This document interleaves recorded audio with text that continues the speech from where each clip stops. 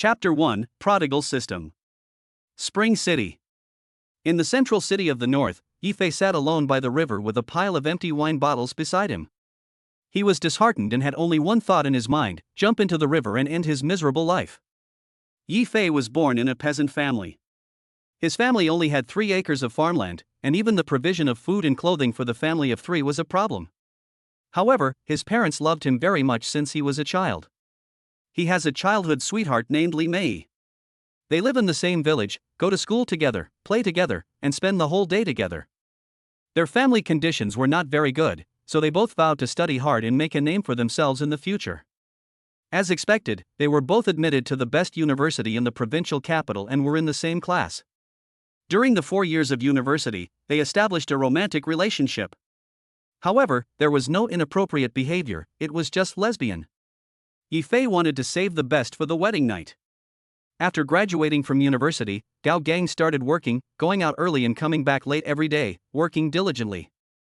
Although it was hard work, Ife was still very satisfied as everything was moving in a good direction. After graduation, Li Mei changed several jobs, but none of them were ideal. Finally, she chose to live broadcast at home. Li Mei has a sweet appearance and is very lovable. Live streaming has also gradually become popular. There is a leader who waits in Li Mei's live streaming room every day to help her PK and score points. A few days later, Li Mei added the number 1 guy on the list on WeChat and got to know each other's names. His name was Wang Lei. She often chatted with him until late at night. In order to get him to give her gifts, Li Mei could only tell some lies to deceive him, but Wang Lei was not satisfied with the lovey-dovey online. He often asked Li Mei to meet him. At first, Li Mei did not agree. Wang Lei saw that he could not get any practical benefits, so he changed to other anchors' live broadcast rooms to give gifts. No matter how Li Mei said nice things, he just had one request: if they met, they would be friends; if they didn't meet, they would say goodbye. Li Mei hesitated for a long time and finally chose to meet him. After they met, Wang Lei often took Li Mei to various high-end hotels and bought brand-name bags. Eventually, Li Mei was corrupted by his money. Just yesterday, Li Mei made an appointment to the campus where they went to school together. "Ife, let's break up. This is where we started, and let this be where we end," said Li Mei. "Mei, why do you want to break up? What did I do wrong? Tell me, can't I change?" Ife didn't expect Li Mei to break up with him.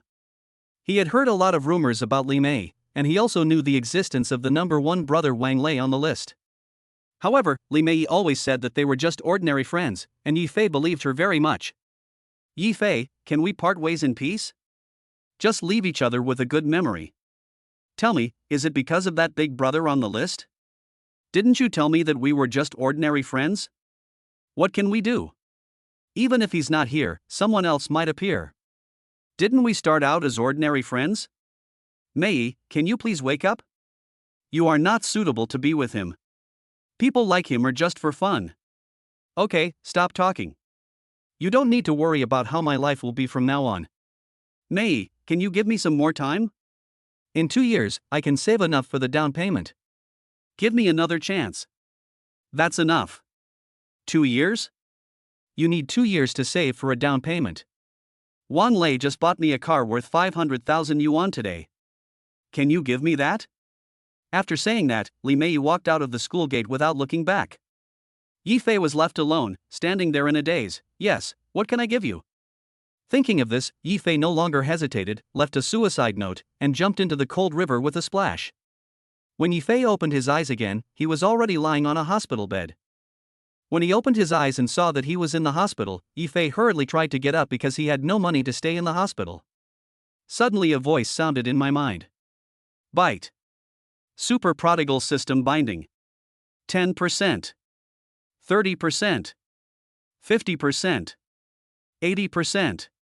100%. The Prodigal System binding is complete.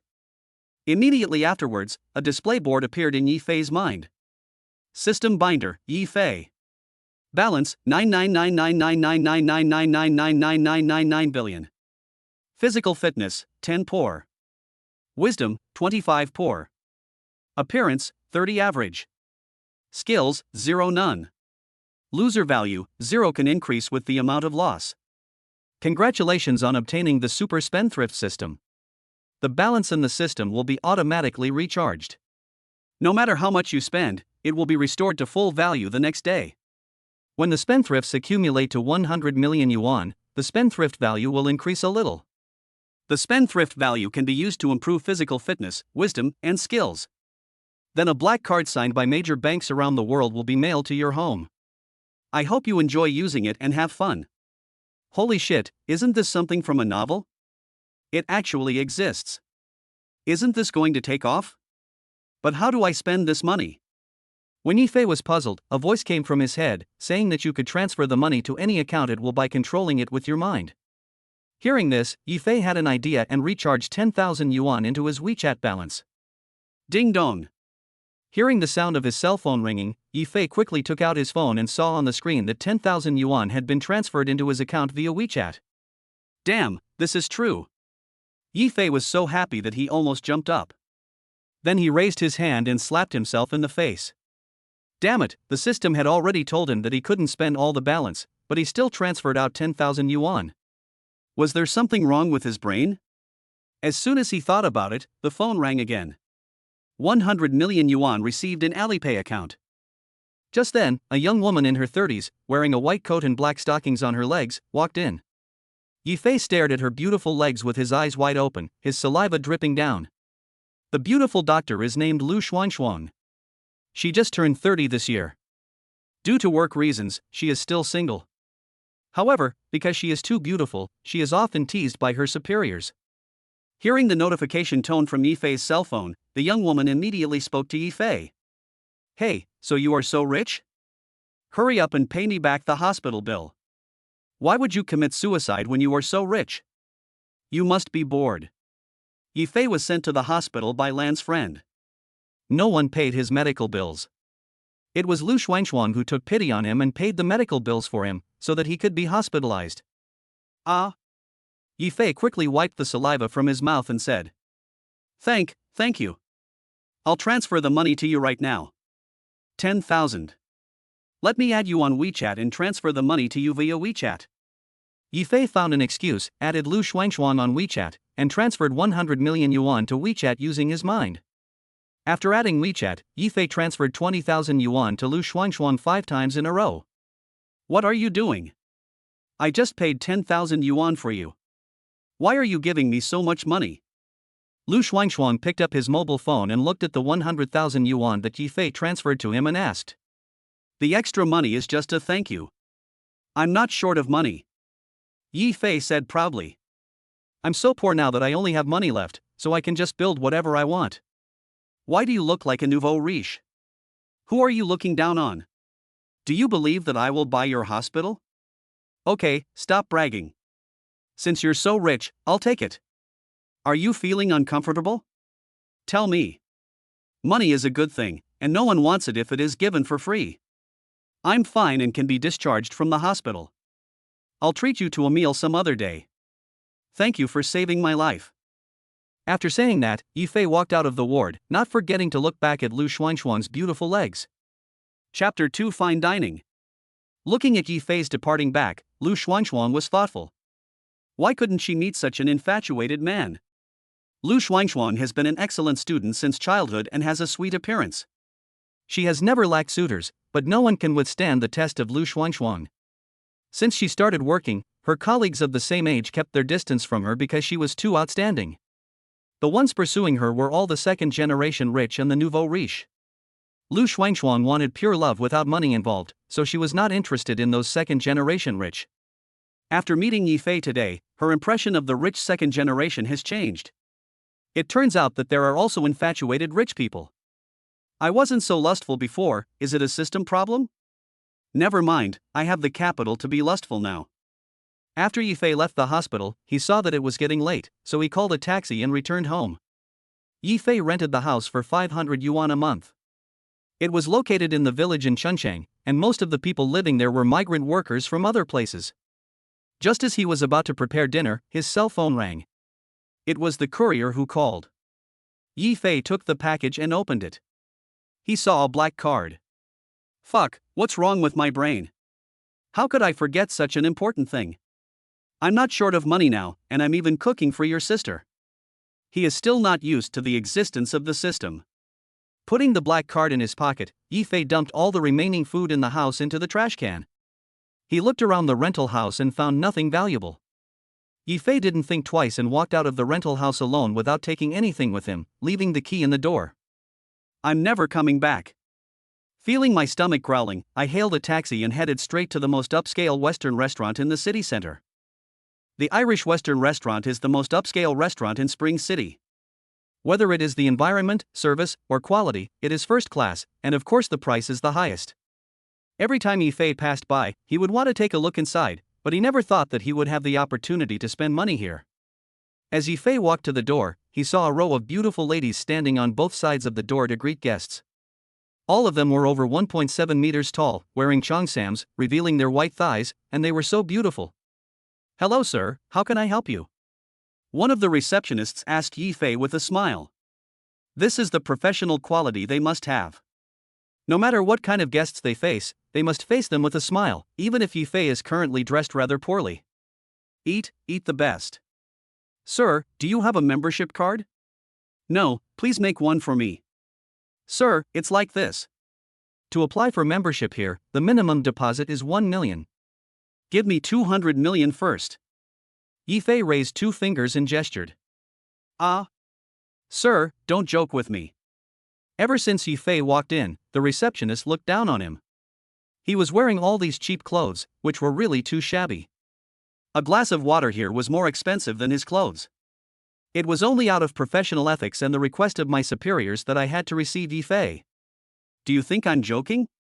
Call your manager. Yifei already felt that the receptionist's words showed some contempt for him. Okay. The receptionist was eager to push this country bumpkin into someone else's hands. He quickly picked up the intercom and called the manager over. Not long after, a beautiful woman in her 20s came towards them. She was wearing a professional suit and black stockings wrapped around her long legs. From the moment he saw the beauty, Yifei didn't even blink. The beautiful manager walked up to Yifei and asked politely, Sir, are you dissatisfied with our service? I want to apply for membership, but she won't let me.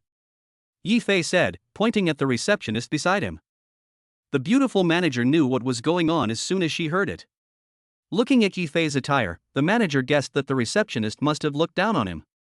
I'm sorry, this is a mistake we made at work. Let me handle it for you now. Is that okay? A manager is a manager. He is a level higher than others in terms of appearance and quality. Okay, give me 200 million first. 200 million? Even though the manager was experienced and knowledgeable, he was still a little confused at this moment. She has been working here for 4 years, and the largest recharge amount she has ever seen is 10 million. 200 million was an astronomical figure for everyone present. No wonder the reception desk refused to receive him. Sir, are you sure it's 200 million? Card swipe. Yifei was too lazy to talk nonsense with them and directly threw the black card he had just received on the bar. Everyone looked at the card Yifei took out and their mouths were wide with surprise. None of them had seen this kind of card, but it was a compulsory course for them. The instructor would explain it once during each training session. This is a supreme black card signed by major banks around the world. Only 5 cards are issued worldwide. Those who own this card are worth hundreds of billions and have an extremely noble status. At this time, no one doubted Yifei's words anymore. The beautiful manager quickly sorted out her thoughts. Sir, I'll do it for you right away. Yifei reported his identity information and mobile phone number, and the membership application was completed soon. The beautiful manager raised her hands and respectfully handed the supreme black card to Yifei. Mr. Yi, the membership has been processed for you. You don't need to show any proof when you come next time. All our service staff will know you. The beautiful manager was ready to report the matter to the general manager immediately, and then held a meeting for all the restaurant employees to make everyone familiar with Yifei's appearance, so as to avoid any unpleasant things happening next time. Okay, I'm hungry, prepare something to eat for me. Mr. Yi, for someone of your status, our restaurant has prepared a private room for you. I'll take you there now. Yifei waved his hand and refused. No, I'll eat in the hall. Bring me the best and most expensive ones. After saying that, Yifei walked towards the center of the hall. The beautiful manager hurriedly followed Yifei. The receptionist just now was regretting her decision so much. A huge commission and a chance to meet a world-class wealthy man were just given away by her. After the beautiful manager settled Yifei down, she immediately ran to the general manager's office upstairs.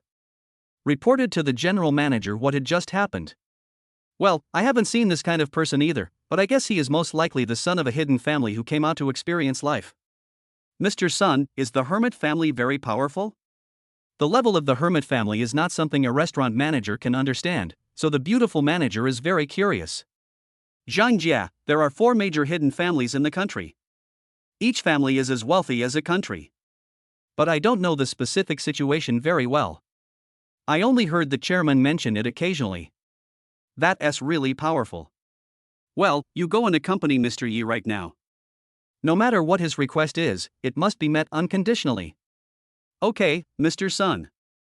Zhang Jia was very happy to receive the order from the general manager.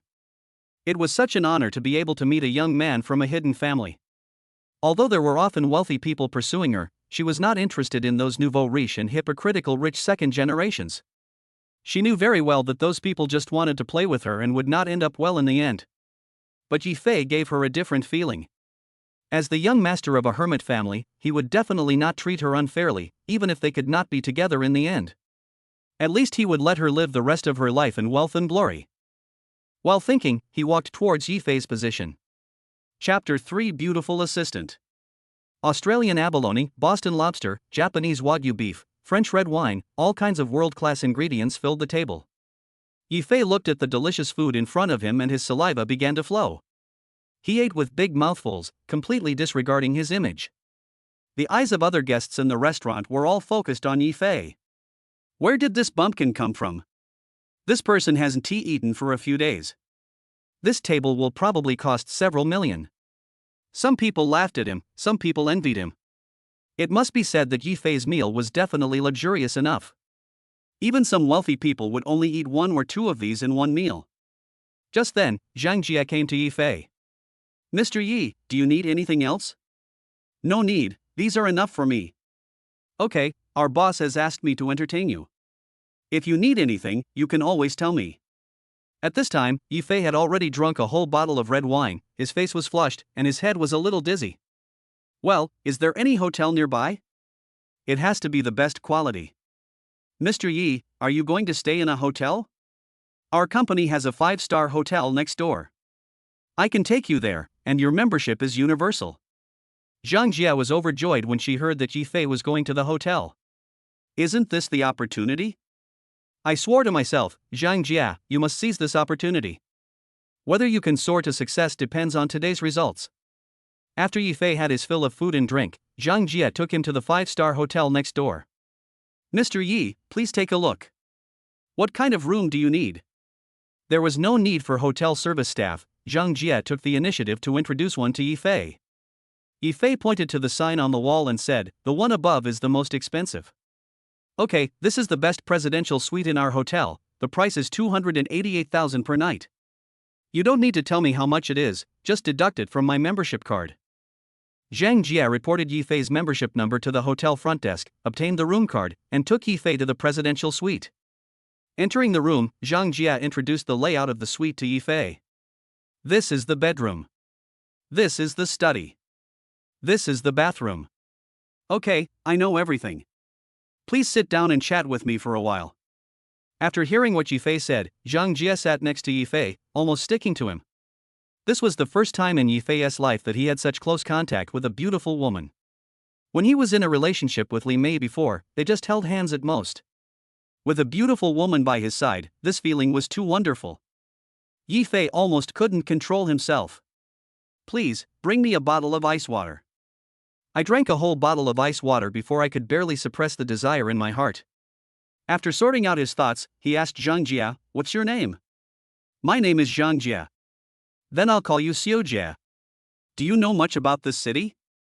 It's okay. I grew up here. What do you mean?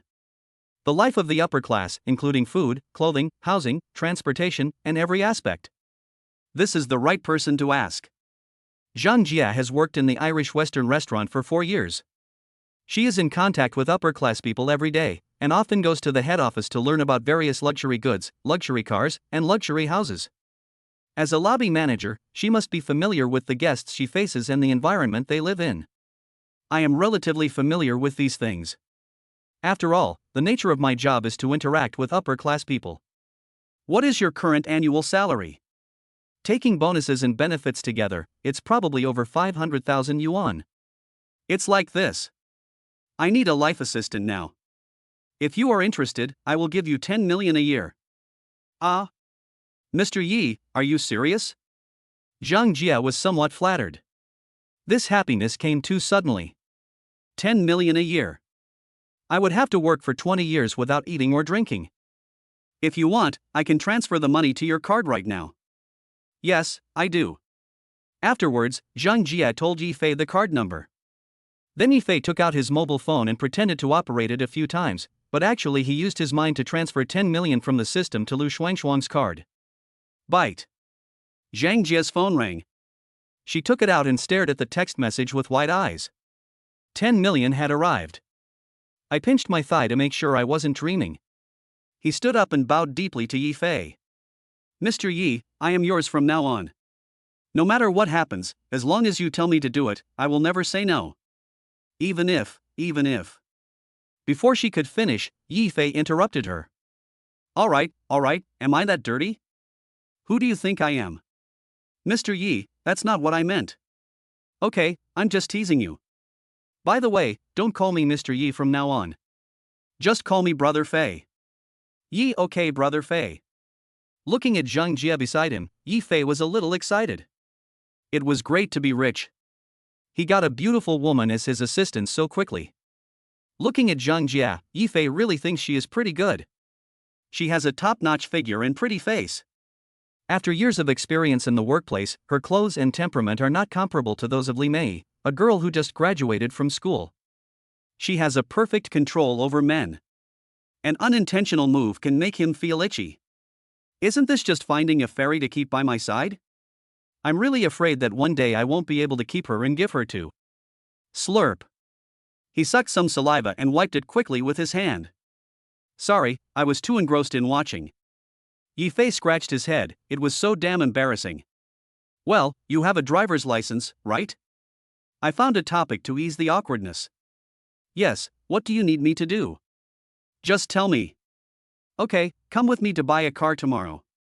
I'm afraid I can't tomorrow. I have to go to the Western restaurant to resign and hand over my work tomorrow. Don't worry about it. At worst, I can buy the Western restaurant and let you run it. Zhang Jia was shocked again. She had no doubt about Yi Fei's words. People holding black cards were worth at least hundreds of billions. Although the market value of Ireland was 20 billion, Yi Fei could afford it, and he was the sole shareholder. This should be the world of the rich. Compared with Yi Fei, the rich people she had met before were not even nouveau riche. Thank you, Brother Fei. It's just a small matter. It's so late. You can use my membership to get a room next door and rest here. Okay, Brother Fei, this is my business card with my phone number on it. If you need anything, you can call me anytime. At this moment, Zhang Jia felt a little disappointed. She thought Yi Fei would let her stay. After Zhang Jia left, Yi Fei simply washed up and went into the bedroom. I lay on the bed and checked the system with my mind. System binder, Yi Fei. Balance, 9999978999999 billion. Physical fitness, 12 poor. Wisdom, 25 poor. Appearance, 30 average. Skills, 0 none. Loser value, 2 can increase with the amount of loss. After increasing the 2 points of spendthrift value, Yi Fei did not hesitate to add them to physical fitness. After all, the body is the capital of the revolution. Strengthening the body first is the most important thing. Instantly, Yi Fei felt extremely comfortable, more comfortable than ever before, and vaguely felt that his body had become stronger. After logging out of the system, he took out his cell phone and Zhang Jia's business card, added Zhang Jia's WeChat according to the number on it, and went to sleep. Chapter 4, Smashing the Phone. The next day. Yi Fei opened his eyes and stretched, feeling comfortable. Without the pressure, even sleeping was sweet. Check the system with your mind. System binder, Yi Fei. Balance 9999999999999 billion. Physical fitness 10 poor. Wisdom 25 poor. Appearance 30 average. Skills 0 none. Loser value 0 can increase with the amount of loss. The balance has been restored to full value, and the 2 points of spending points obtained yesterday have been added to physical fitness. After exiting the system, I picked up my phone and took a look. It was time to change to a better phone. Seeing that Zhang Jia had accepted his friend request, he sent her a message, asking her to prepare breakfast and send it to her room. While I was washing up, Zhang Jia pushed the dining cart in. "Brother Fei, why don't you get some more sleep?" "Well, I am used to getting up early." In addition to working, Yi Fei also worked part-time as a deliveryman. He got up at 4 in the morning, delivered food for 3 hours, went to work at 8, and continued to deliver food until 11 after work. He only wanted to make more money so that Li Mei could live a better life. He didn't expect that in the end. "Oh, I have prepared breakfast for you, you can come and eat it." After washing up, Yi Fei came to the dining table. Zhang Jia had already placed breakfast on the table. It's quite rich, isn't it?" Yi Fei was very glad to find an assistant like Zhang Jia. From this breakfast, it can be seen that she is a very careful person. The combination is just right and the nutrition is balanced. "I didn't know what you like to eat, so I prepared a few more. Let's sit down and eat together. After we finish eating, let's go buy a cell phone." After they finished their breakfast together, they walked out of the hotel together. "Oh, Xiu Jie. I don't have a house yet. Please notify the hotel and reserve the room I stayed in last night for me. Let's reserve it for a month first. I'll buy a house when I have time." "Okay, Brother Fei, I'll call the front desk now." After hanging up the phone, Zhang Jia took Yi Fei to her red Volkswagen. Zhang Jia's car is a Volkswagen Bora, which is quite old. "Brother Fei, please get in the car." "Where do you want to go?" "I'll take you there." "You're just driving this car? This doesn't suit the temperament of a beautiful lady like you." "Brother Fei, you are joking. It's enough to have a way to get around. Women need money for many things. I don't have the financial conditions to buy a better car." "Let's go, I'll buy you one later." "Thank you, Brother Fei." After hearing Yi Fei's words, Zhang Jia smiled happily. There are surprises every day. "Brother Fei, where are we going?" "Go buy a phone first, and you choose the place." Soon, Zhang Jia drove and brought Yi Fei to Hongqi Street. Hongqi Street is the most prosperous commercial street in Spring City. It is located in the city center and is bustling with people coming and going. This is also the area with the highest housing prices in Chuncheon, where every inch of land is worth a lot of money. "Brother Fei, there are stores selling all brands of mobile phones here. I'll take you to any brand you want to buy. Let us go to the fruit store." The phone Yi Fei uses is a cheap phone he bought with his part-time job during his college vacations, and he still uses it today. Last year, he gave Li Mei a new model of Apple phone on her birthday. When buying the mobile phone, Yi Fei's heart was bleeding, as it cost him 2 months' salary. The two walked into the fruit store together. Because new mobile phones were on the market, there were many customers in the store. When they came in, no one came to greet them. Yi Fei walked to the counter and said to the salesperson, "Bring the latest model of mobile phone here for me to see."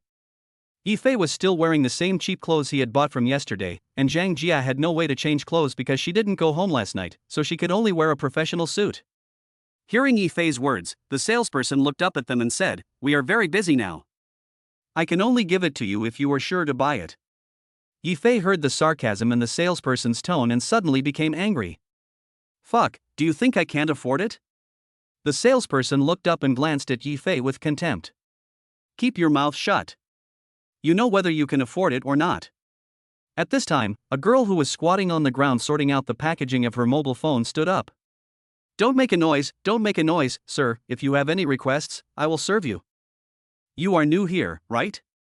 Seeing the girl sorting the goods, Yi Fei guessed that she was new. There is commission for selling mobile phones, so the old employees will find excuses to let the new employees do some meaningless work while they sell mobile phones themselves and get commissions. "How do you know?" "I'm new here and I'm still learning." The girl's innocent look reminded Yi Fei of his own experience when he first started working. He was also full of enthusiasm and energy, but when he started working, he realized that he had to do all the dirty and tiring work, and it was thankless. In the end, he had to bow to reality. Go, bring me 10 of the latest models of mobile phones in your store? 10? Are you sure, sir? The girl couldn't believe her ears. The latest model of Apple mobile phone costs more than 10,000 yuan, and if she sells 10 of them at once, she can get more than 1,000 yuan in commission. Swipe card, no password. Yifei handed the card directly to the girl. Seeing this scene, the salesperson who looked down on Yifei just now was furious. He shouted at the girl, "Hey, how can you steal my customers?" I didn't," the girl said a little aggrieved. The salesperson wanted to snatch Yifei back from the girl. Those were 10 latest models of mobile phones. How could he just let him fly away like that? However, Yifei didn't give her any chance at all. Just when the salesperson wanted to continue speaking, Yifei raised his finger and pointed at her and said, "Shut up, I want to buy it from her. If you sell it to me, I won't buy it." He turned around and urged the girl, "Hurry up and swipe the card. Leave your phone here for me after you're done." Yifei pointed to the counter where the salesperson was, indicating that it must be placed in front of her. Soon, the girl placed 10 mobile phones on the counter. "Sir, all 10 mobile phones are here, totaling 188,000 yuan. Here is your card." After saying that, he returned the card to Yifei. "Take off the packaging," Yifei said to the girl. All demolished?" The girl was a little overwhelmed by Yifei's actions. "Yes, tear them all down." At this time, the counter was already crowded with people, all guessing what Yifei was going to do. Just as the girl opened a package, Yifei reached out, took the phone and threw it to the ground. Click! The phone shattered into pieces and could not be repaired. The onlookers were shocked by the scene before them. How could the newly bought phone be broken? "No, you can give it to me instead." Yifei turned around and looked at the salesperson coldly. "Now, do you still think I can't afford it?" Without waiting for the salesperson to reply, Yifei picked up the phone again and threw it to the ground. Click! Click! Click! He dropped 8 in a row before he stopped. He turned around and continued to say to the salesperson, "Remember, don't look down on others in the future." After saying that, he picked up the remaining 2 mobile phones and walked out of the store. Chapter 5 Top Suit. After walking out of the store. "This is for you." Yifei gave one of the remaining 2 mobile phones in his hand to Zhang Jia. "Ah? For me? Thank you, Brother Fei." Zhang Jia happily took the phone. "It's nothing. As long as you follow me well, there will be many benefits in the future." Yifei had just changed his SIM card when his cell phone started ringing. He took a look and saw that it was his colleague, Zhang Dawei, calling, so he picked up the phone without thinking. "What's wrong? Dawei, is there something wrong?" "Yifei, why didn't you come to work today? The boss got angry during the meeting just now. He specifically scolded you." "Ah, don't worry about him. I had something to do today and forgot to ask for leave. How about this, can you help me get a few days off later?" After hearing what Yifei said, Zhang Dawei was a little surprised. Yifei was a well-known workaholic in the company. He had been in the company for more than 2 years and had never taken a vacation. "What's wrong with you? Is there something wrong? If there is something, you must tell me." Zhang Dawei is his only friend in Chuncheon. He is a little older than him and has worked in the company before him.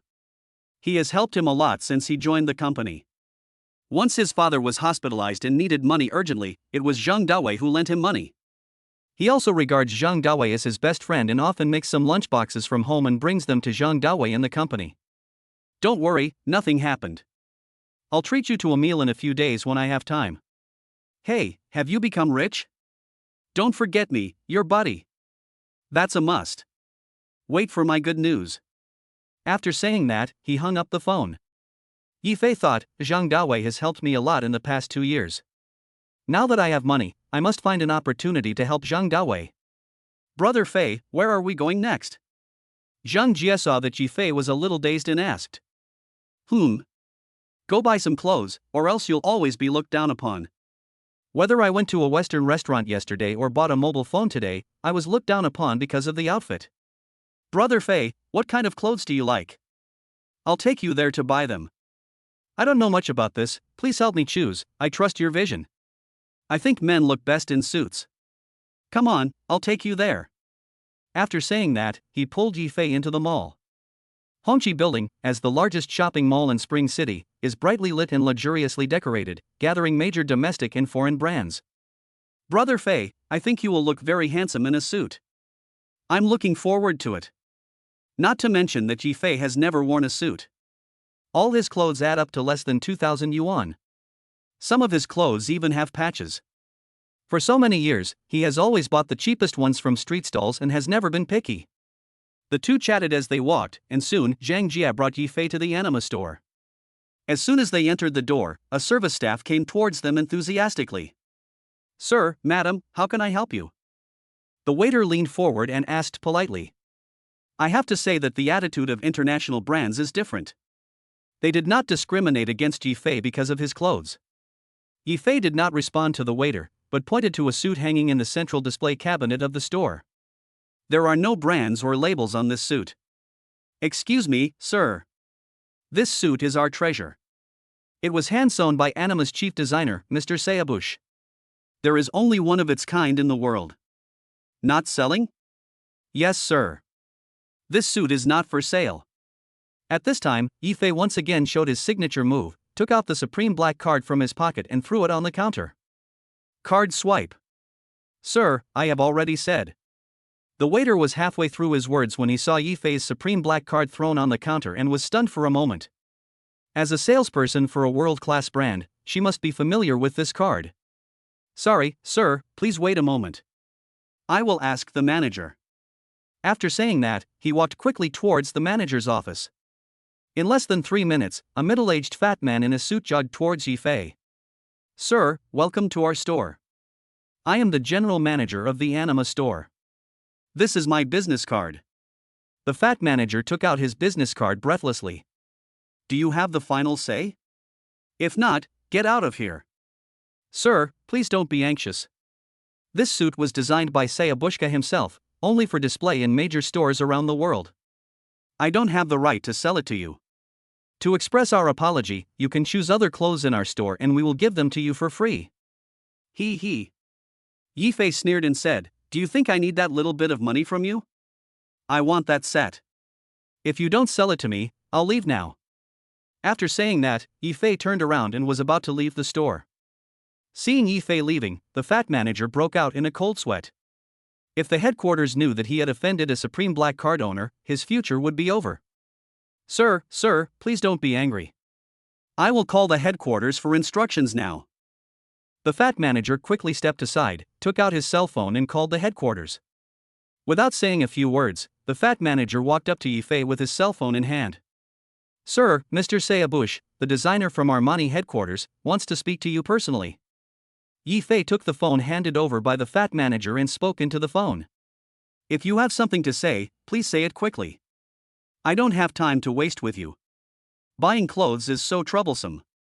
Dear Mr. Supreme Black Card Owner, I want to apologize to you for what happened today. It is our employee who made you unhappy. To express my apology, I decided to give you this suit. I just hope to have a chance to have dinner with you.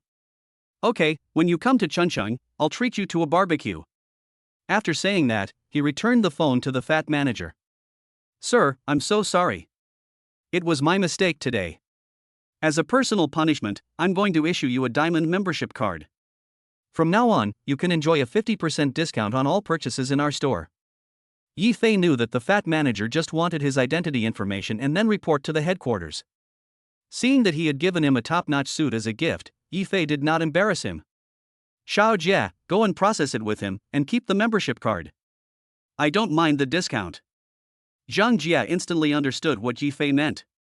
He wanted to use her own information to get rid of the fat manager. Upon hearing this, the fat man didn't dare to say anything else and took Zhang Jia to apply for a membership card. Afterwards, the two of them went to other specialty stores, each picked out a few sets of clothes, and left them all. Chapter 6, Slapping the Ex-Girlfriend. It was already noon and Yi Fei's stomach was growling. Xiao Jia, I'm a little hungry. Let's find a place to eat something. Okay, Phineas, what do you want to eat? Well, it doesn't matter to me. We'll eat whatever you like. Yi Fei is not picky about food.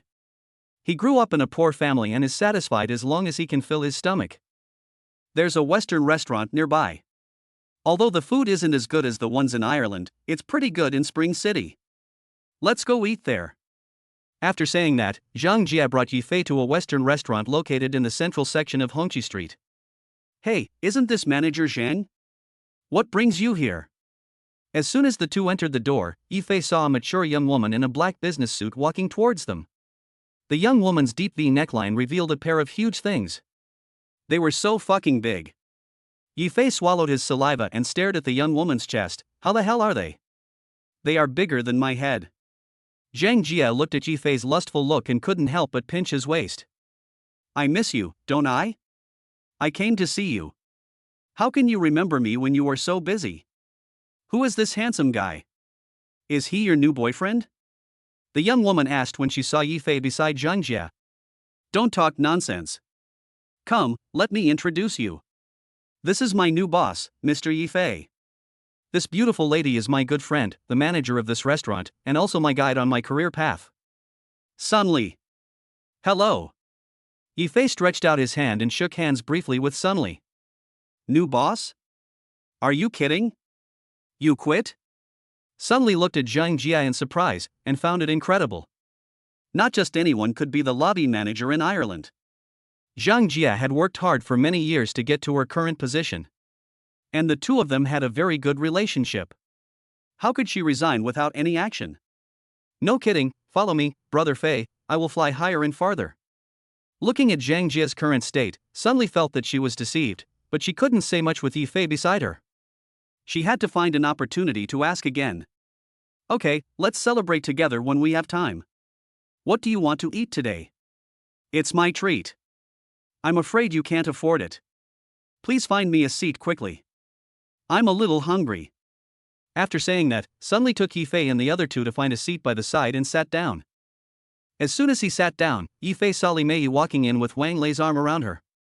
Xiao Jia looked back at the two people coming in through the door. Zhang Jia looked back at Li Mei and Wang Lei, and asked Yifei curiously. I saw it, what's wrong? That girl is my ex-girlfriend. Please cooperate with me later. Zhang Jia understood instantly what Yifei meant. He wanted her to pretend to be his girlfriend. Zhang Jia was happy to oblige in such a matter. Got it, Phineas. Make sure you complete the mission. When ordering food, no matter whether it tastes good or not, just pick the most expensive one for me. Seeing the intimacy between Li Mei and Wang Lei, Yifei was furious. Li Mei, today I will let you know that giving up on me, Yifei, is the decision you will regret most in your life. Sun Li saw Zhang Jia and Yifei's menus and walked over immediately. Hey, you two, are you here to mess things up? We don't have a lot of the top quality ingredients you ordered. Sun Li thought Zhang Jia was joking with her. If you don't have any ingredients, get them from Ireland and deduct them from my membership card. Pay 10 times the price and have them delivered to me immediately. Also, call your boss over. I want to buy your restaurant. After hearing Yifei's words, Sun Li was so surprised that she couldn't close her mouth. She calmed down and said, Little brother, don't joke with me. I'm old and my heart is not good. Upon seeing this, Zhang Jia pulled Sun Li aside, said something to her, and then left quickly. Brother Fei, don't worry. I will definitely complete your mission. Sun Li walked to the office and closed the door, then immediately took out her cell phone and called her boss. Brother Wang, someone wants to buy our restaurant. Xiao Li, please stop making fun of Brother Wang for no reason. Brother Wang, I'm not kidding, please listen to me carefully. Sun Li explained the matter to Brother Wang, including that Yifei was the owner of the Supreme Black Card and had recharged 200 million in Ireland. She reported everything Zhang Jia told her to Brother Wang.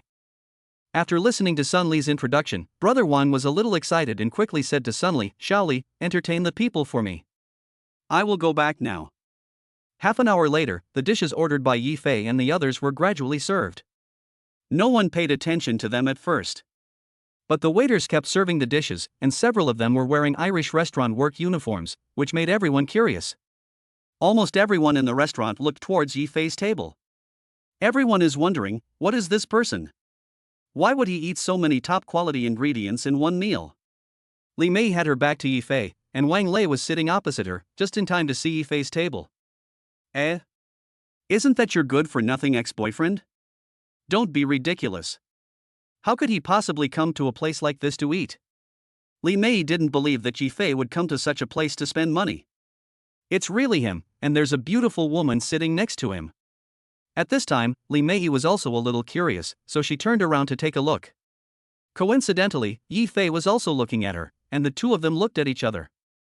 Li Mei immediately withdrew her gaze and turned her head back. Why is he here? Let's go and take a look. Wang Lei took Li Mei's hand and was about to walk towards Yi Fei. Come on, that's so embarrassing. What are you afraid of? He's just a stinky worker. Li Mei couldn't persuade him, so she had to follow him. Hey, since when can a delivery man come here to consume? How do you run this restaurant? Such low-class people can come in. I will not come here in the future. Eating in a restaurant with such people lowers my status. Wang Lei taunted Yi Fei. Zhang Jia knew that it was time for her to show her abilities. She took Yi Fei's arm and said, "Husband, do you know him? How come he is like a mad dog, biting people everywhere?" Wang Lei's eyes kept wandering over Zhang Jia. He had never touched such a stunning beauty before. How could she be tricked into getting by this poor boy? Beauty, don't let this guy fool you. He's just a worker. Don't let him run away in the middle of the meal and ask you to pay for it. Zhang Jia picked up a shrimp and put it into Yi Fei's mouth. It's none of your business what kind of person my husband is. Anyway, he's not someone a nouveau riche like you can compare to. I can't compare to him? Mei, come over and tell her if this guy is a part-time worker. Li Mei didn't want to talk, but she had to listen to Wang Lei. She now relied on Wang Lei to give her gifts and support herself. Yes, beautiful lady, he is just a worker, don't be fooled by him. Only then did Ji Fei slowly raise his head and stare straight at Li Mei. Mei, am I so unbearable in your eyes? Only then did Ji Fei feel that breaking up with Li Mei was the right choice. He should thank Wang Lei for letting him see Li Mei's true face. Chapter 7, Spending 2 billion. Li Mei looked up and said to Yi Fei. Do you think you are so good? I was really blind to fall in love with you. I wasted 6 years of my youth. Don't think that you can be regarded as an upper-class person just because you found a rich woman and took you to eat Western food. You will always be a worker. Zhang Jia really couldn't stand it anymore. Is this girl stupid? She couldn't even catch such an outstanding man, so why did she push him away? Little sister, what you said is wrong. My husband is very good. It is you who have no vision and missed such a good man. This fat upstart next to you is incomparable to my husband. If you don't believe me, you can ask him if he can afford to eat the food on the table. But I want to thank you. If you hadn't given up on him, I wouldn't have such a good man. After saying that, Zhang Jia deliberately rubbed against Yi Fei, almost sticking her whole body to Yi Fei. Wang Lei was furious when he saw this. Such a beautiful woman was actually paying for this poor boy. The food on the table must have cost millions of dollars. He had never eaten anything on the table, let alone the whole thing. He had no place to vent his anger, so he immediately hugged Li Mei next to him and said to Zhang Jia angrily. My beautiful lady, there are some things you may not know.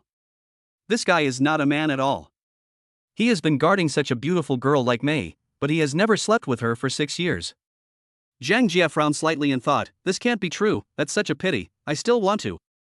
Don't think about it anymore, my task is to deal with the things at hand first. Oh? That just means the little girl's charm isn't enough. My husband and I just came out of the Irish hotel. After saying that, Zhang Jia pouted her sexy little lips and kissed Yi Fei on the face. Hubby, let's continue tonight. Seeing this scene, Li Mei turned around and was about to leave, but was stopped by Wang Lei. Where are you going? They should be the ones to leave. Wang Lei was already a little furious, and he shouted at the waiter, call your manager over and tell her that I'm the nephew of your boss Wang. At this time, Sun Li had just finished reporting her work to brother Wang and walked out of the office. After hearing what Wang Lei said, he walked towards them and said to Wang Lei. Master Wang, what do you want from me? You're here just in time, drive them out for me. Master Wang, we are doing business and we are here to welcome customers. How can we chase them away? I don't care. If you don't kick them out, I'll ask my second uncle to kick you out. Sun Li knew very well what kind of person Wang Lei was. Relying on the money his family had, he spent his days playing with women and pretending to be cool everywhere. Yi Fei saw that Sun Li was in a dilemma, so he said to her, Manager Sun, I won't make things difficult for you. Isn't he trying to kick me out? Let him pay for my table, and I'll leave right away. Okay, Mr. Yi. Sun Li understood what Yi Fei meant. He wanted to slap Wang Lei in the face. Mr. Wang, you heard me. Pay the bill. The total amount is 3.28 million. Would you like to pay in cash or by credit card? I. Wang Lei hesitated for a long time and was speechless. His family had some money, but they only gave him a few 100,000 yuan in pocket money every month, so he had no money to pay for this bill. Not to mention him, even his father would not spend millions on a meal. But at this point he was already in a difficult position and couldn't afford to lose face in front of Li Mei. He had to continue pretending. This restaurant belongs to my second uncle. I don't need to pay the bill. Get out of here now. Wang Lei yelled at Yi Fei at the top of his voice. Snap. A loud slap landed on Wang Lei's face, making him dizzy. Fuck it, who dares to hit me? Second uncle, why is it you? The person who beat Wang Lei was the restaurant owner, Wang Haishan, who had rushed back from outside. Hit you? I want to kill you. Who allowed you to do whatever you want in my restaurant? Snap. Before Wang Lei could say anything, another big slap hit him in the face. Kneel down for me. Wang Haishan kicked Wang Lei again, making him kneel in front of Yi Fei. He walked up to Yi Fei and said to him, Mr. Yi, I'm really sorry. This is my nephew. He has been spoiled by his family since he was a child and has been causing trouble everywhere. When I get back, I will definitely teach him a lesson. Everyone in the restaurant was shocked by the scene. What the hell was going on? They were beating up their own people and they had to apologize to outsiders. Who are you? Yi Fei asked Wang Haishan. My name is Wang Haishan, and I'm the owner of this restaurant. Manager's son just reported to me that you wanted to acquire this restaurant, so I rushed back immediately. Li Mei, the most shocked person at this time, is this Yi Fei? He wants to buy this restaurant? Is this a joke? We grew up together, and I don't know how much Yi Fei is. Is it because of that woman? Tell me, how much? All Yi Fei had to do now was to pretend to be cool. There was no need to say any more nonsense. Just spend the money. My house, decoration, efficiency. Before Wang Haishan could finish speaking, Yi Fei interrupted him. Don't tell me those useless things, just give me the quotation directly. 2 billion. Is that okay? Yi Fei continued to show his signature moves. He took out the supreme black card from his pocket and threw it on the dining table. Swipe the card. Wang Haishan finally saw the legendary supreme black card. He stepped forward with both hands and held the card in his palms. This is the supreme black card. After Wang Haishan swiped the card, he returned to Yi Fei and returned the card to Yi Fei. Mr. Yi, the funds have been transferred to my account. I am very honored to cooperate with you. Would you be so kind as to have dinner with me? No need, you can go now. Also, take them out with you. Wang Lei was still kneeling on the ground, and Li Mei stood aside, staring blankly at everything that was happening before her eyes. Wang Haishan led Wang Lei and Li Mei out of the restaurant. Wang Lei hurriedly asked Wang Haishan, second uncle, who was that guy? Why would you beat me for him? You better be more restrained in the future, or our Wang family will be defeated by you sooner or later. Remember this, Mr. Yi is the owner of the supreme black card. Stay away from him when you see him in the future. Otherwise, you won't even know how you died. After saying that, Wang Haishan left without looking back. After hearing what Wang Haishan said, Li Mei felt like the sky was falling. Although she didn't know what the supreme black card was, from Wang Haishan's attitude towards Yi Fei, she could tell that Yi Fei's identity was not ordinary. And he took out 2 billion without blinking an eye. Li Mei felt nothing but regret in her heart. Recalling the years they had been together, Yi Fei had always been obedient to her and impeccable. It was she who had ruthlessly pushed him away from her. Thinking of this, Li Mei shed tears of regret. However, it was too late. Chapter 8, Yi Gongzi pays for all the expenses. At this time, there were still many guests dining in the restaurant. Yi Fei whispered a few words into Zhang Jie's ear. Zhang Jie nodded slightly, stood up, looked around, and said, Today, all the expenses will be paid by Mr. Yi. Wow! There was warm applause in the restaurant. Mr. Yi, you are so powerful. Mr. Yi, do you want a concubine? Master Yi, I am very good at kung fu. Yifei smiled slightly, ignoring everyone's playful words, and asked Sun Li to sit opposite him. Manager Sun, you will be the one running this restaurant from now on. What do you think? Sun Li was a little confused by this sudden opportunity. It was a great thing for her. She had worked hard for many years and finally got the position of manager. Today, Yifei asked her to run the restaurant alone with just one sentence. This was something she had never dared to think about. Mr. Yi. Is what you said true? Do I look like I'm kidding? Yifei always had a confident smile on his face. Sun Li thought about it and it was right. A 2 billion restaurant was very important to her, but who was Yifei? He was the owner of the Supreme Black Card. This was just a drop in the bucket. Thank you, Mr. Yi. I will definitely live up to your expectations. That's settled then. You can discuss the details with Xiao Jie. When Yifei and Zhang Jie walked out of the restaurant, it had already darkened. Brother Fei, it's so late, I'm afraid we can't buy a car. Well, let's talk about it tomorrow. I'm a little tired today. Let's go back to the hotel. Because of Li Mei, Yifei was not in the mood to buy a car. The two drove towards the Irish hotel. Sitting on the sofa in the presidential suite, Yifei remembered the most important thing he had not done. He now had endless money, but his parents were still suffering in his hometown. He didn't know what to do. I can't let them know all of a sudden that I have unlimited money, because I'm afraid my parents won't be able to accept it right away, and I'm also afraid they'll think my money came from an illegal source. We can only stop them from worrying about their economic life for the time being, and the rest can only be infiltrated slowly later. Thinking of this, Yifei took out his cell phone and called his mother. Xiaofei, are you off work? Have you eaten? Do you have enough money to spend? If not, tell mom and don't make yourself suffer. Hearing his mother's words, Yifei's tears flowed instantly. A mother's love for her children is always selfless. Even if she is hungry, she will make sure her children are well fed and clothed. Mom, I have good news for you. I completed a big project and the company gave me a lot of bonuses and also gave me a promotion. Yifei thought of a reason that his parents could accept and tried to cover up the temporary situation. Really? That's great. I knew our Xiaofei would have a bright future. Mom, now that I can earn money, you and my dad don't have to work so hard. I'll transfer the bonus to you later, and you too can buy whatever you want. Mom has money and doesn't want your money. Keep the money and live a good life with me. At this moment, Yifei could no longer control the tears in his eyes. How could he do such a stupid thing as suicide?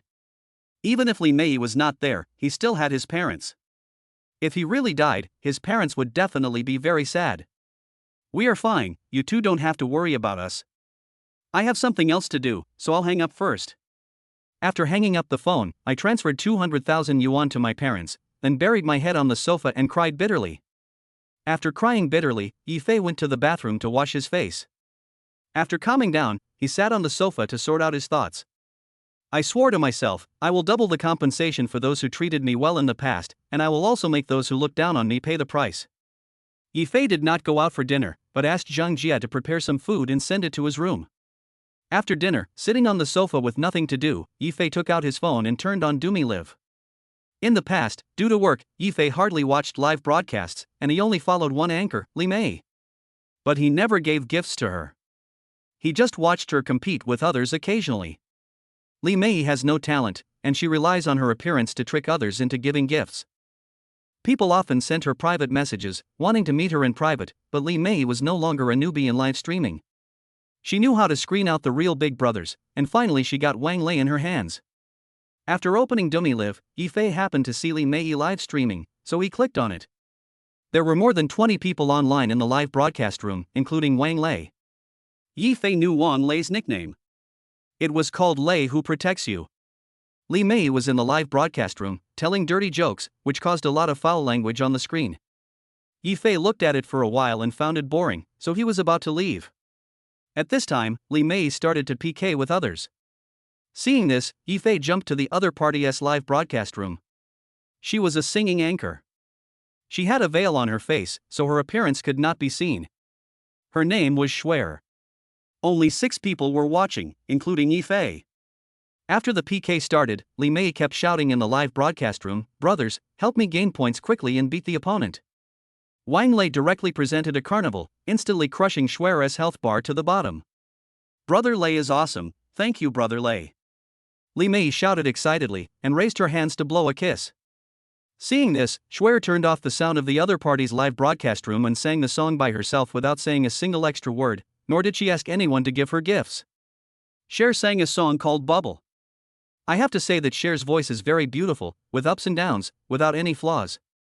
Yi Fei was fascinated by what he heard.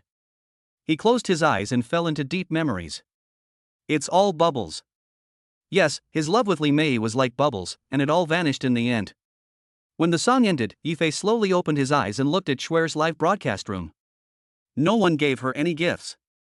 Afterwards, Yi Fei opened the recharge interface and directly recharged 10 million. Golden Dragon 99. In an instant, the entire live broadcast room screen was filled with golden dragons. Announcement to all live broadcast rooms on Dumi platform: little sparks are sent in Schwer's live broadcast room, Golden Dragon 99. Fuck, the super rich man has appeared. Which great god has descended here? Hurry up, go and have a look.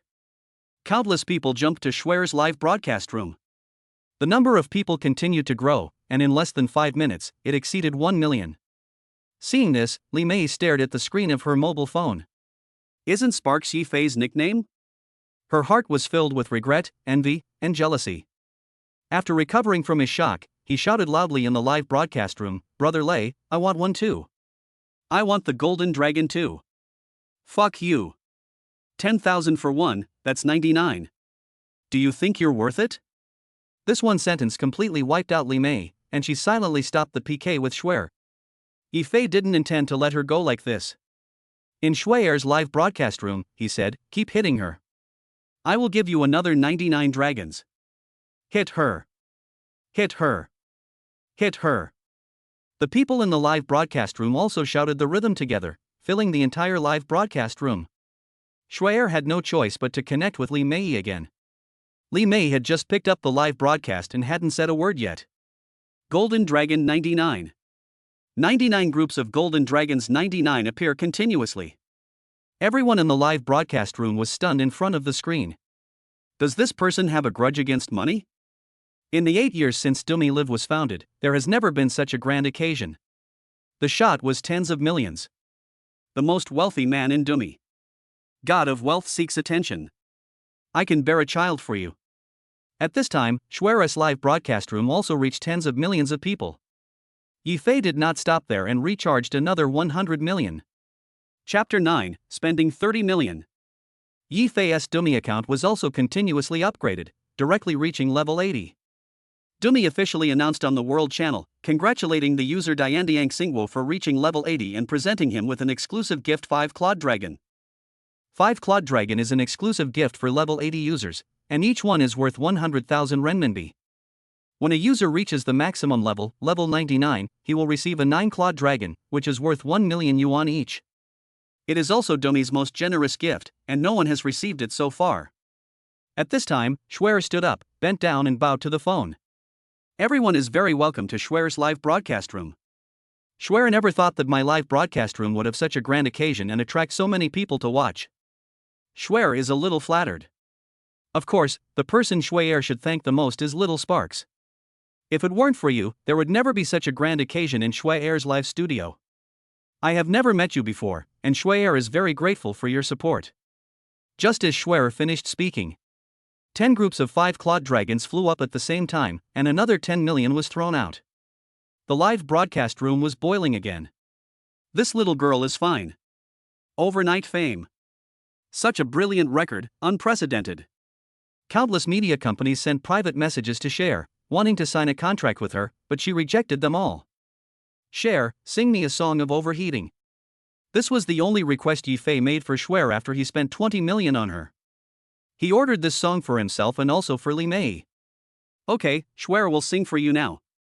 This song encompasses Yi Fei's love, tolerance, selflessness, and hatred for Li Mei over the past 6 years.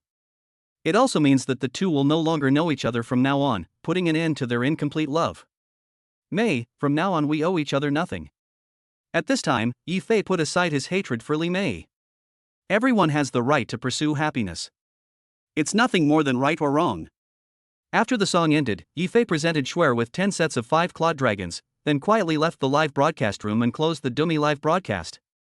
After seeing Yifei quit, Shuer also turned off the live broadcast, took off her veil, and revealed her beautiful face. Cher's peerless appearance can no longer be described as beautiful, it is stunningly beautiful. This is also the reason why she wears a veil during live broadcasts. She does not want others to recognize her by her appearance, she wants to use her singing to find someone who truly understands her. If Shuer relied on her looks to livestream, she would definitely be very popular on Dumi Live. She would become the top anchor on Dumi. Small anchors like Li Mei wouldn't even have a chance to compete with her. Leaning back in her chair, she recalled everything that had just happened. After one live broadcast, her net worth reached tens of millions, which was like a dream to her. She has never thought about becoming an internet celebrity, nor has she thought about making money through live streaming. She chose to sing in the live streaming room purely because of her love for singing. She shook her head and stopped thinking about it. However, she was still really grateful to Yifei. Yifei did not make any excessive demands on her, and did not even send her a private message. He just asked her to sing a song. She also knew very well that Yifei's appearance in her live broadcast room was just a coincidence and her luck. I picked up my phone and sent Yifei a private message, "Thank you." Yifei was feeling a little depressed at this time. He picked up the phone and called Zhang Jia. "Xiao Jia. Is there a place to drink nearby?" "What's wrong?" "Brother Fei, are you in a bad mood?" "Yeah, a little bit." "Come with me for a drink." "Okay, there's a bar on the second floor of the hotel. I'll take you there." Zhang Jia was very happy and thought to herself, "I must seize the opportunity tonight." She immediately took out her cosmetics, put on some exquisite makeup, and picked out a flowing long dress. He came to Yifei's room and knocked on the door. Yifei opened the door and was distracted for a moment when he saw the sexy and beautiful Zhang Jia. "Xiao Jia, you look so beautiful tonight." Yifei praised Zhang Jia. "I am only beautiful for Brother Fei to see." Zhang Jia blushed. Although she was already in her 20s, she was still a virgin. This was also the first time she had seduced someone. "Xiao Jia, I suddenly don't want to drink." Yifei deliberately teased Zhang Jia. The atmosphere also became ambiguous. "So, Brother Fei, what do you want to do?" Although she was well prepared, she was still a little scared when the critical moment came. "Ha, I was just kidding. Look how scared you are." "Oh, Brother Fei, you are so mean. You actually teased me." Zhang Jia felt a little disappointed. Thinking about what Wan Lei said today, she became suspicious. Could it be that Brother Fei really has a problem? "Brother Fei, are we still going to the bar?" "No, I don't want others to see your sexy side. Ask the waiter to bring some wine and we can chat." "Okay." After saying that, Zhang Jia called the restaurant and asked them to send some food and 2 bottles of red wine. "Brother Fei, if you have anything that makes you unhappy, can you tell me about it?" Zhang Jia sat next to Yifei, leaning slightly into his arms.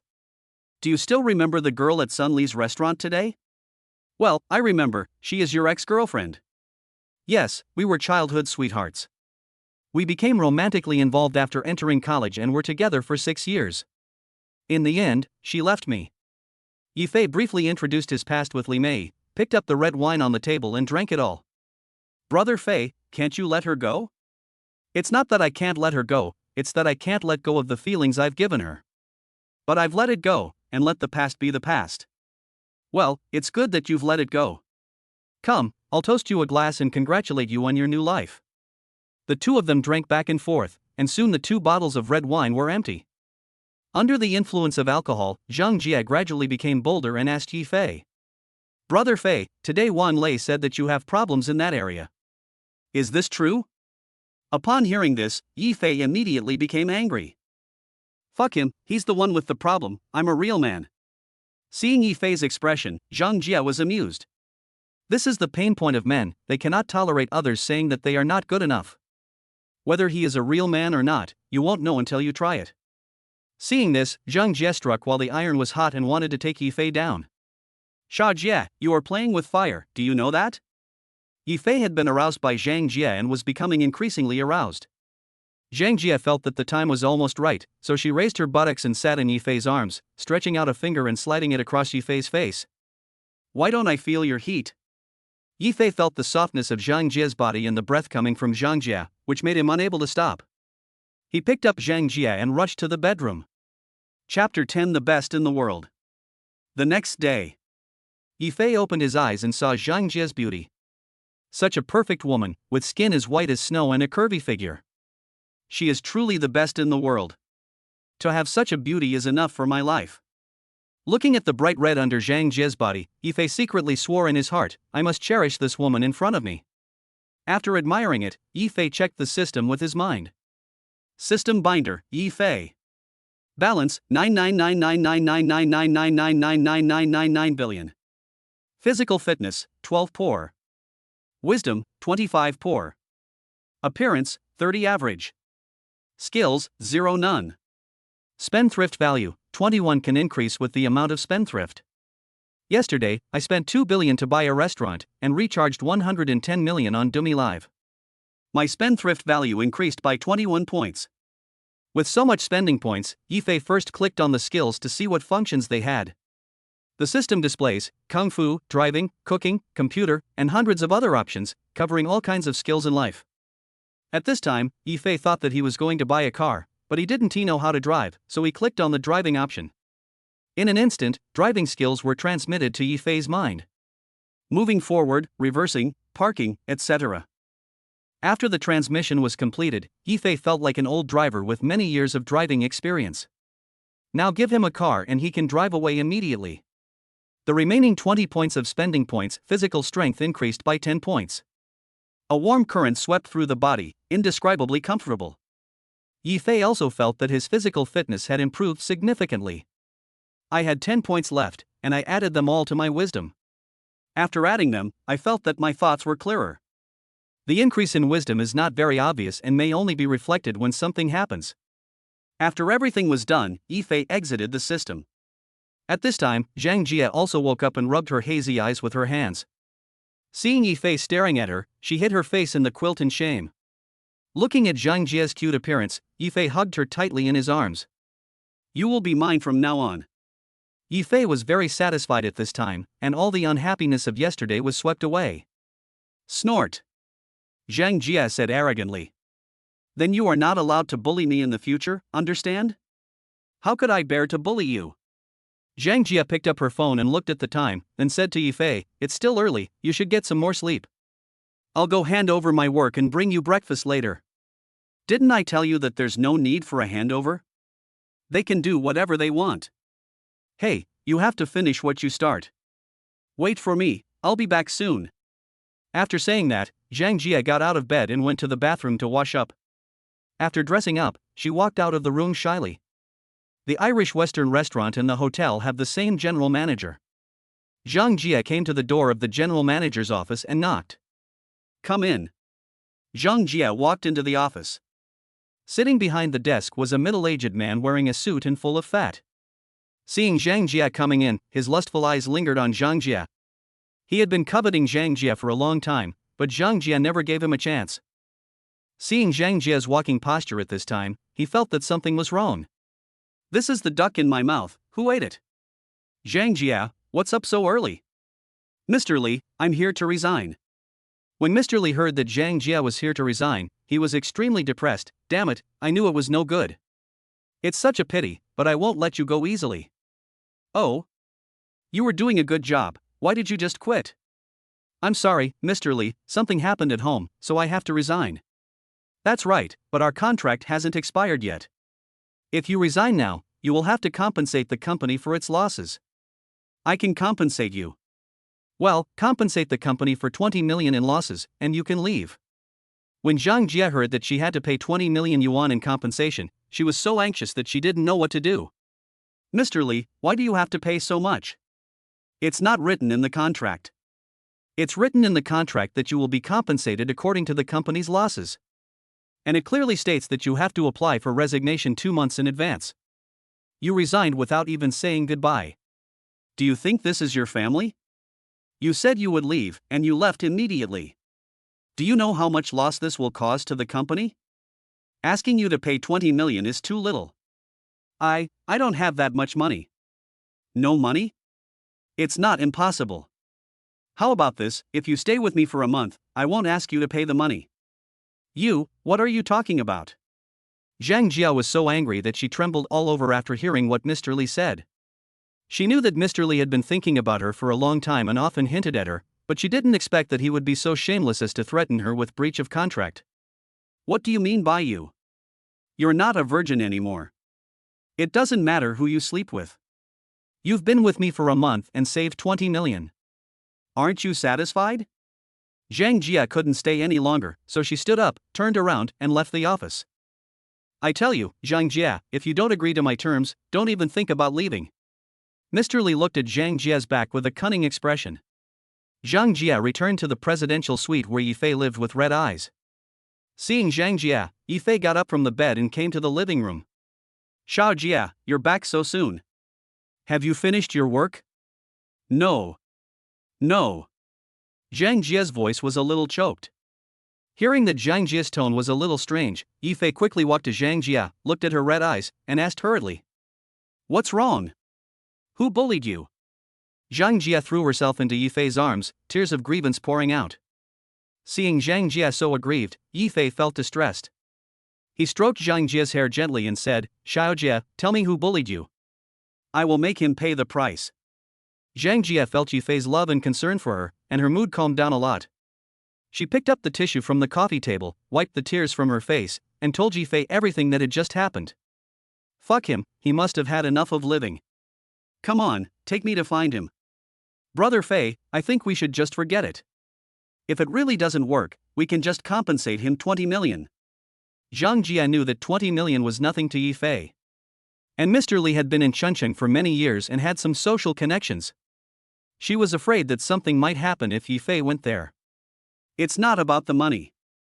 I don't need the 20 million, but if someone bullies my woman, I will make him pay the price. Seeing that she couldn't persuade Yifei, Zhang Jia had to take him to the general manager's office. Chapter 11 Acquisition of Ireland. Arriving at the door of the general manager's office, Yifei kicked the door open.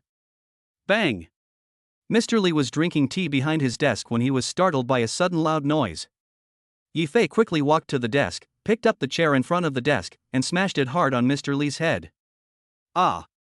Suddenly, Mr. Li's head was broken and bleeding, and he screamed like a stupid pig. Fuck you, you dared to hit me? I'm going to kill you today. Yifei had no intention of letting him go, and picked up the chair again. Click. Click. Click. He hit Mr. Li 4 or 5 times in a row until he knocked him to the ground, then he stopped. Zhang Jia was so frightened by Yifei's actions that she dared not open her eyes. Brother, stop hitting me. Let's talk it over. Yifei pulled out another chair and sat in front of the desk. Get up and talk. Stop lying there like a dog. Mr. Li covered his head with his hands and stood up tremblingly. When he saw Zhang Jia behind Yifei, he understood what was going on. Hey, Xiao Jia, Brother Li was just joking with you, it shouldn't be like this. Without waiting for Zhang Jia to speak, Yifei grabbed the ashtray on the desk and threw it at Mr. Li. Fuck you, is this a joke? Mr. Li was a little scared after being beaten by Yifei, and hurriedly said to Yifei, Brother, I know I was wrong, and I won't dare to do it again. As he spoke, Mr. Li secretly took out his cell phone from his pocket and wanted to make a call. This scene naturally did not escape Yifei's eyes. He once again showed his signature move, took out the Supreme Black card from his pocket and threw it on the desk. If you think you have the ability to deal with me, you can continue to call. Mr. Li stared at the Supreme Black card on the desk. This is. At this moment, Mr. Li's cell phone rang. Hello, Brother Li, what can I do for you? A man's voice came from the phone. Hearing the sound coming from the phone, Mr. Li came to his senses, quickly picked up the phone, and said, It's okay, I called the wrong number. Then he knelt down in the direction where Yifei was sitting. Thump. Brother, I don't know a great man. If you want to punish me, I will do whatever you want. As the general manager of Ireland, he knew the significance of this card too well. Not to mention the card holder himself. If the Irish headquarters knew that he had offended a Supreme Black card owner, they would definitely not let him go. If they investigated the matter thoroughly, he would not even know how he died. You're quite sensible. Seeing that you admit your mistakes quite well, I'll give you a chance. Brother, if you have anything to say, just tell me and I will do my best. I'm going to buy the Irish restaurant and hotel. Go contact the people behind you. Yi Fei knew that Ireland was a chain business and that Mr. Li was just the person in charge sent here. He had no say in the purchase of Ireland. Ah? Buy Ireland? Hearing Yi Fei's words, Mr. Li was a little surprised, but then he was relieved. As the owner of the Supreme Black Card, it would not be a problem for him to buy the Spring City, Ireland, let alone the Irish headquarters. Thinking of this, he hurriedly walked aside and took out his mobile phone to report to the headquarters. Brother Phineas, are you really going to buy Ireland? Zhang Jia was a little surprised. Ireland was like heaven to her. She was already very satisfied to be the lobby manager in Ireland. Now Yi Fei wanted to buy Ireland, so, based on her relationship with Yi Fei, she could be considered half the owner of Ireland. Thinking of this, Zhang Jia couldn't help but feel a little excited. Well, I bought it for you to play with, so they won't bully you. The market value of Ireland is at least 8 billion. It doesn't matter, as long as you are happy. After hearing Yi Fei's words, Zhang Jia burst into tears. She really chose the right man. Thank you, Brother Fei. Just then, Mr. Li walked up to Yi Fei with his cell phone. Brother, the chairman of our Irish headquarters wants to speak to you personally. Yi Fei took the phone from Mr. Li, turned on the speakerphone, and placed the phone on the desk. Dear Supreme Black Card owner, it's a great honor to speak to you. A foreigner's poor Chinese voice came from the phone. I don't like to be fussed. Just tell me directly. How much is it? Sir, it is like this. The market value of Spring City, Ireland is about 8 billion, but in order to express our respect for you, we are willing to make concessions and sell Spring City, Ireland to you for 5 billion. I don't need your concessions. So, I'll give you 10 billion, but I have one condition. Sir, if you have any requests, please let me know. Mr. Li from Spring City, Ireland is a bad person. Your employment mechanism is not strict at all. People like him will only ruin the reputation of Ireland. Okay, sir, I understand what you mean. I will definitely listen to your advice and take this matter seriously. Okay, then I will transfer the 10 billion to your company's account. Sir, can you give me a chance to invite you to dinner together? There will be a chance. After that, Yi Fei hung up the phone and said to Zhang Jia, only you will be responsible for this matter. Give me the account of the headquarters in Ireland. I will only be responsible for spending the money. Don't worry, Brother Fei, I'll get things done in a minute. Zhang Jia lay on Yi Fei's back, her face filled with joy. She had forgotten about being harassed by Mr. Li. At this time, Mr. Li stood aside with a grim face. Yi Fei's words ruined his career. He clenched his fists and secretly swore in his heart, damn it, just wait for me, I will never let you go. But now he didn't show it, and said to Yi Fei with a smile on his face, brother, look, if there is nothing for me to do, I will leave first. Yi Fei didn't even look at him and just responded casually. Zhang Jia was a little worried as she watched Mr. Li leave. After a few years of getting along, she knew that Mr. Li was a vindictive person. She couldn't help but remind Yi Fei, Brother Fei, I know a little about Mr. Li. I don't think he will just let it go. Don't worry, it's just a clown. Yi Fei and Zhang Jia returned to the hotel together. Brother Fei, you didn't get enough rest this morning. You should rest for a while. I'll go take care of the hotel matters. After saying that, Zhang Jia was about to get up and leave, but Yi Fei pulled her into his arms. Oh, it's just a small matter, why rush? That's 10 billion, how can it be a small matter? But you can't let my Sujie get too tired. Let's ask someone else to handle it. Others? There is no suitable candidate at the moment. Chapter 12 The Feeling of Happiness. Yi Fei's eyes turned and he thought of a candidate. Suddenly, a pair of proud breasts made Yi Fei linger. Xiao Jia, how are your good friend Sun Li's abilities? Sun Li is very capable, but she just hasn't had a good opportunity, so she has been working as a restaurant manager for so many years. Then let her help you. When Zhang Jia saw Yi Fei's smirk, she knew he was up to no good. Snort. Bad guy, do you want her to help me or you? Yi Fei coughed guiltily and said, of course I'm here to help you. I'm afraid you'll get tired. Don't I know what you're thinking? However, Sun Li has a hard life. Her husband was murdered. It's been more than 10 years, and the murderer hasn't been caught yet. She has remained a virgin all these years. I've advised her many times to find another man. She always says that she will consider other things only when the murderer is caught. When Yifei heard about Sun Li's life experience, he felt that she had indeed had a difficult life and was truly a good woman. Then you think about it yourself. You can make the decision whether you need her to come over. Yifei thought about it and decided that it would be better to let Zhang Jia make the decision so that she wouldn't think too much. Of course, I want her to help me. She is my best friend. The two of us will definitely work well together. Okay, then you notify her. Well, I'll ask her to come over later. Now I'll go prepare breakfast for you. I'll make up for your hard work last night. After saying that, Zhang Jia made a face at Yifei and skipped out of the room. Not long after, Zhang Jia pushed breakfast into Yifei's room. Zhang Jia placed the dishes one by one in front of Yifei. Sea cucumbers, oysters, seahorses, deer antlers, and a bowl of turtle soup. Yifei widened his eyes and looked at the table of delicacies in front of him. Xiao Jia, what are you doing? I'll make it up to you. You worked so hard last night. I'm so young, why are you giving me something to eat? Well, it's better to take precautions. Zhang Jia hugged Yifei's arm and started to act coquettishly. Yifei was speechless and could only silently enjoy the delicious food that Zhang Jia had carefully prepared for him. Yifei had just finished breakfast when Zhang Jia brought Sun Li in. Sun Li wore a white shirt today, which tightly wrapped her proud breasts, and a hip skirt, which outlined her round buttocks. She wore a pair of black stockings on her legs, showing off her long and beautiful legs. Ever since Sun Li entered the room, Yifei's eyes were fixed on Sun Li's chest, hoping that the button, which was under such great pressure, would break under the heavy load. Sun Li felt Yifei's fiery gaze and felt ashamed. She walked shyly to the sofa opposite Yifei and sat down. Brother Fei, does it look good? Zhang Jia felt jealous when she saw Yifei's eyes. Good, beautiful, huh? Oh, but not as pretty as my Xia Jie. Yifei knew he had said the wrong thing and scratched his hair in embarrassment. Humph, you big pervert. Yifei quickly coughed twice to ease the awkward atmosphere. Ahem.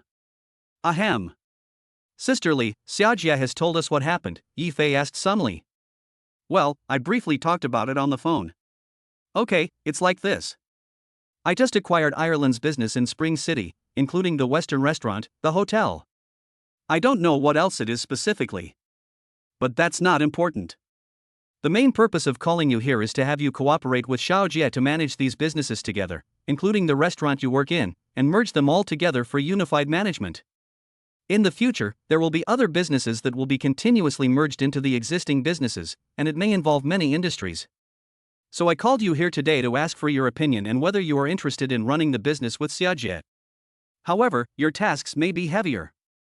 Of course, if you have the ability, I can let you manage the entire business. Please consider it. Sun Li couldn't recover for a long time after hearing Yifei's words. She hadn't digested the surprise of yesterday yet, and today another big pie fell on her head. This was the opportunity she had always dreamed of. Sun Li was a top student in the management industry. She thought she had never had a good platform to display her talents. Today, she finally got what she had been waiting for. Sun Li bent forward excitedly, grabbed Yifei's hand, and said, Mr. Yi, thank you for giving me this opportunity. Please rest assured that I will live up to your expectations. At this moment, Yifei could just see Sun Li's deep cleavage, which made him feel that Sun Li's scent was full of milk. I took a deep breath unconsciously. Seeing Yifei's actions, Sun Li realized that she was exposed and quickly sat up. She covered her chest and said, Mr. Yi, you don't have other purposes, do you? Feeling Yifei's gaze invading her repeatedly, Zhang Jia inexplicably felt a sense of anticipation in her heart. Since her husband passed away, she had not let any man touch her in more than 10 years, and today was the first time she had this feeling. When Yifei saw that his thoughts were exposed, his face turned red and he hurriedly explained. How could that be? I don't get involved in any of the company's affairs. If you have any questions, just report to Xia Jia. Okay, Mr. Yi. Seeing that Sun Li agreed, Yifei felt inexplicably excited, as she was close to the water. Seeing that the two had almost finished their discussion, Zhang Jie said, Brother Fei, since it has been confirmed, I will take Sister Li to deal with the issue of the company handover. Okay. By the way, you can decide how to treat Sister Li. It would be best if you could give her some shares. After we officially take over, the salaries of all employees in the company will increase by 10%. Also, you don't need to work too hard. I don't care whether you make money or not. It's just for fun. After Zhang Jia and Sun Li walked out of the room, Yifei hurriedly got up and took a bottle of ice water from the refrigerator and gulped it down. This is really killing me. I've eaten so many aphrodisiacs and still have to endure such a big temptation. If I don't leave now, my nose will bleed. I had nothing to do, so I dozed off on the sofa. I was a little tired last night, so I went back to the bedroom and continued to sleep. When he woke up, it was already noon. Zhang Jia came in and asked him to have lunch, otherwise he could continue sleeping. Brother Fei, the sun is shining on your butt, hurry up and get up to eat. Yifei opened his hazy eyes and looked at Zhang Jia in front of him. A feeling of happiness came over him. This is life. Chapter 13. Help me get a driver's license. Yifei stretched out his hand and pulled Zhang Jia onto the bed, his hands constantly wandering over her body. This made Zhang Jia giggle. Bad boy, stop making trouble. Get up and eat. Yifei didn't listen at all and continued to caress Zhang Jia's body. Zhang Jia's breathing also became a little rapid, but because last night was her first night and Yifei was so brave, she still felt some pain. So she had to stop Yifei's actions and whispered in his ear, "You hurt me last night. How about I call Sun Li over to you?" When Yifei heard what Zhang Jia said, he was suddenly shocked. This girl is jealous. He quickly sat up and said, No, I don't like her. But I was thinking, if only you could call her over, that couple. Not daring to think any further, he turned over and jumped off the bed. Come on, let's go eat.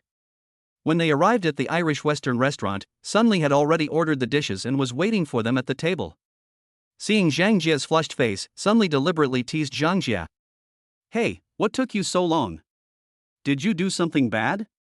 This sentence made Zhang Jia so embarrassed that she dared not show her head and hid behind Yifei and refused to come out. Yifei was also a little embarrassed by Sun Li's words, and said in a deep voice, "During working hours, no discussion of private matters is allowed." Then Mr. Yi, can you do some personal things during work hours? He deliberately emphasized the pronunciation of the word do.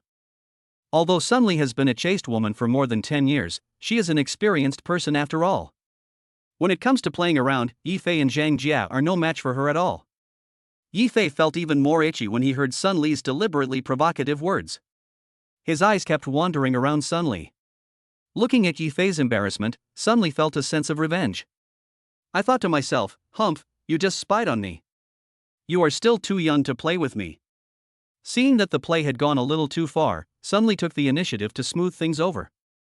You two, don't just stand there like idiots. You can't just let me work without giving me food. Hearing Sun Li's words, Yifei quickly followed up and said, Yes, let's eat quickly. I'm hungry too. The three of them finished their lunch in a playful manner, and Yifei and Sun Li's relationship also improved a lot. Have you finished your work? Yifei asked Zhang Jia and Sun Li. The main tasks have been completed, but there are still many details to be solved. They cannot be completed in 1 or 2 days and need to be gradually adjusted. Well, don't worry, it's nothing, let's go buy a car in the afternoon. Okay, Phineas. Zhang Jia readily agreed. Her most important task was to accompany Yifei well, and nothing else mattered. You two go ahead, I have some work to do. Sun Li didn't want to disturb their time together, so she took the initiative to stay and work. What car do you drive? Yifei asked Sun Li. Zhang Jia was a little confused by Yifei's sudden question. My car is a Honda worth hundreds of thousands of yuan. Is there any problem, Mr. Yi? Yifei reached out and slapped the table hard. Snap. Yifei's action scared Zhang Jia and Sun Li. This is a big problem. You are my people now. If you don't drive a nice car, wouldn't it be embarrassing for me? When Zhang Jia and Sun Li heard Yifei say that they were his, their faces immediately turned red with shame. Fortunately, Zhang Jia has already established a substantial relationship with Yifei. But Sun Li doesn't think so. Mr. Yi, do you want to support me? As she said this, she threw a coquettish glance at Yifei. Yifei knew that he was no match for Sun Li, so he didn't dare to continue the topic and said quickly, That's not what I meant. Let's go buy a car. The three of them drove to the largest car sales center in Chuncheon, where there were all kinds of vehicles. Yifei has only one principle, which is to choose the expensive ones, not the right ones. After a quick look around, the most expensive one was a Rolls-Royce worth 20 million. But it didn't meet Yifei's requirements at all, so he had to find the manager of the sales center. The manager is a middle-aged man with deep eyes and clear brows. From his appearance, you can tell that he is a smart and capable person. The manager saw Yi Fei and the other two sitting on the sofa from a distance and looked at them carefully. Yi Fei and Zhang Jia were both wearing high-end clothes that they had just bought from Hongqi department store. The manager could tell at a glance that they were either rich or noble. Zhang Jia was still wearing the clothes she wore this morning. Although they were not particularly expensive, her proud figure could highlight her temperament and gave people the feeling of a noble lady. After taking a look, the manager guessed that Yi Fei and the other two must be big customers. Thinking of this, the manager quickened his pace and walked quickly towards Yi Fei and the other two. "Hello, sir and madam. I am the manager here. This is my business card." Sun Li took the manager's business card and took a look at it. "Zhao Yu." "Hello, Manager Zhao, do you have any better cars?" "That's right. All the models we have are here. And there are no better cars in Chongqing than what we have here." "That's a shame. You don't have the car our boss likes." "Your boss?" Although Zhao Yu was experienced, Yi Fei was too young, so he never thought that Yi Fei would be the boss, let alone the boss of such a sexy woman like Sun Li. "Yes, this is my boss. Mr. Yi." Sun Li introduced Yi Fei to Zhao Yu. "Oh, you really didn't recognize the great man. Please forgive me, Mr. Yi. If you need anything, you can tell me and I will find a way for you." Yi Fei was very satisfied with Zhao Yu's attitude, which was neither humble nor arrogant, and not at all pretentious. He spoke to him. "It's okay, Manager Zhao. I want a few top-notch cars. Do you have any ideas?" "Of course, money is not a problem. It's like this, Mr. Yi. This company is our branch in Chongqing, and its headquarters is in Shanghai. If your time permits, I can transport the car you need from Shanghai to you. What cars worth over 100 million yuan do you have at your headquarters?" Zhao Yu immediately asked the staff to bring the laptop over. He opened the computer and personally selected a vehicle for Yi Fei. In the end, Yi Fei chose a global limited edition Bugatti Veyron, which cost 850 million. Zhang Jia chose a red Ferrari sports car, which cost 20 million yuan. Sun Li chose a black Porsche sports car, which also cost 20 million. Yi Fei selected 4 Rolls-Royces and 20 Mercedes-Benz cars for the company. Since the vehicle needs to be transported from the Magic City, Yi Fei does not have a car for the time being, so he can only choose one from Zhao Yu first. "Finally, I chose a Brabus worth 8 million. The total value is nearly 1 billion. Mr. Yi, thank you very much for your trust in me. I promise that all the vehicles will be in place within 10 days.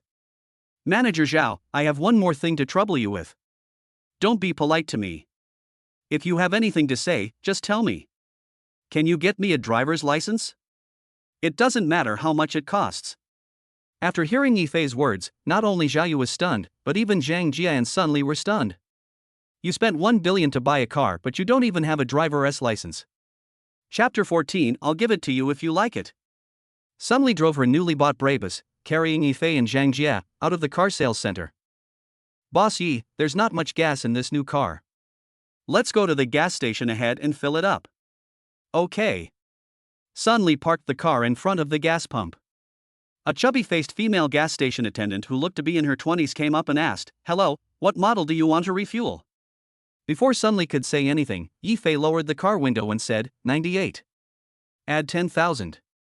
After saying that, he picked up his phone and pointed it at the QR code on the salesperson's chest, scanned the code and paid 10,000 yuan. "Sir, you must be kidding. This car can't even be filled with 10,000 yuan of gas. I can't add any more, throw it on the ground." After hearing what Yi Fei said, the gas station attendant filled up the tank and only put in more than 1,000 yuan worth of gas.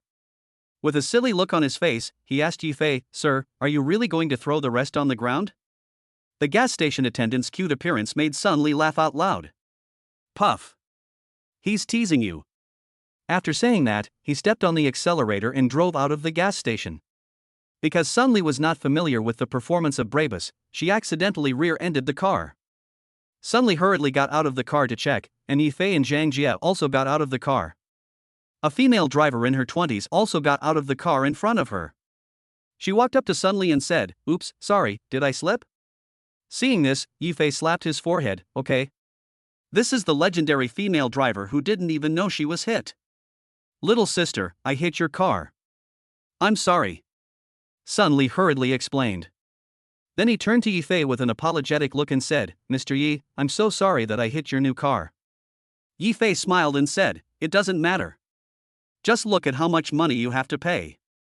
At this moment, the female driver of the car in front suddenly screamed, which scared Yifei and the other two, and they thought they were going to scam someone.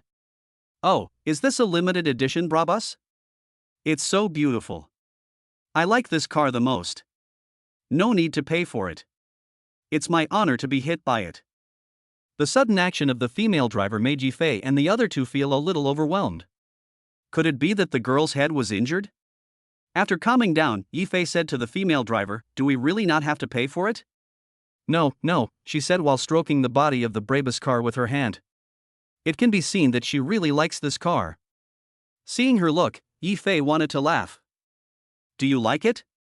Yeah, I like it more than just like it. I like it too much. I'll give it to you. Ah? Stop it. No joke, I'm really giving it to you. I told you, stop making trouble. I really didn't make a scene.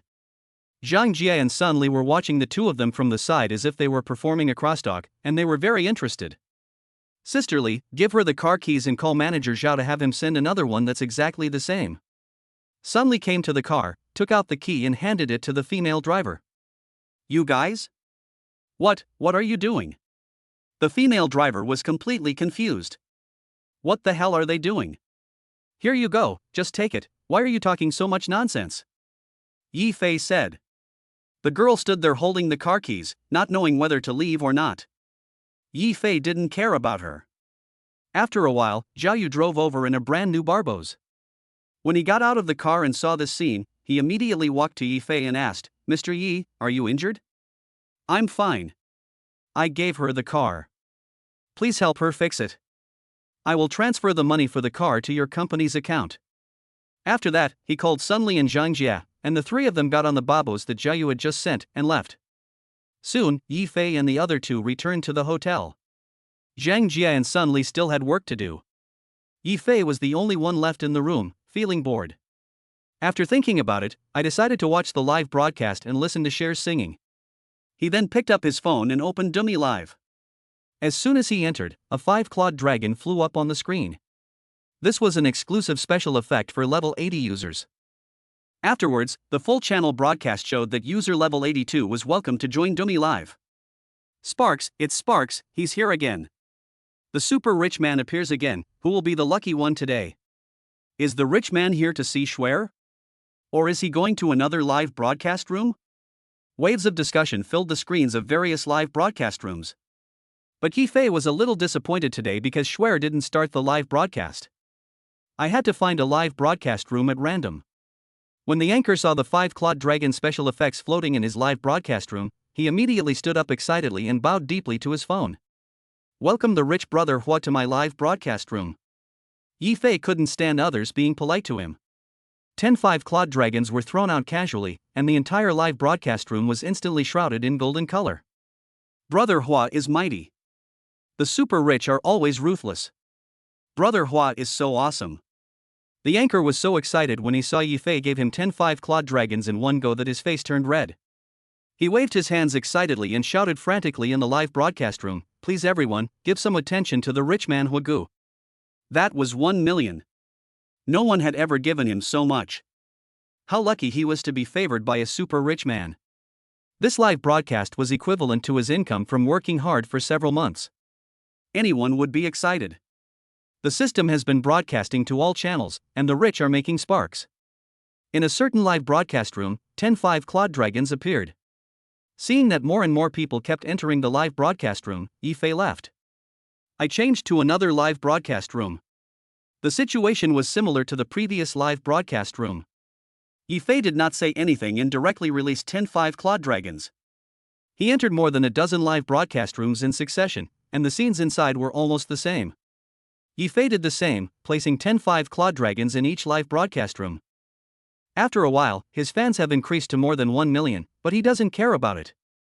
It seems that I can't go to watch the live broadcast in peace.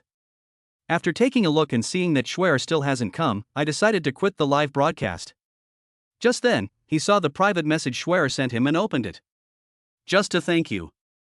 Yifei also sent a private message to Schwer. I came here specially to listen to your singing today, but I am really disappointed that you didn't start the live broadcast. If it is convenient, add my WeChat and notify me when you start the live broadcast next time. 465. After posting, I exited Dummy Live. Chapter 15 Appearance Change. Li Mei shares a 3-bedroom, 1 living room apartment with others, all of whom are girls. Like Li Mei, they are also anchors. Mei, did you see that?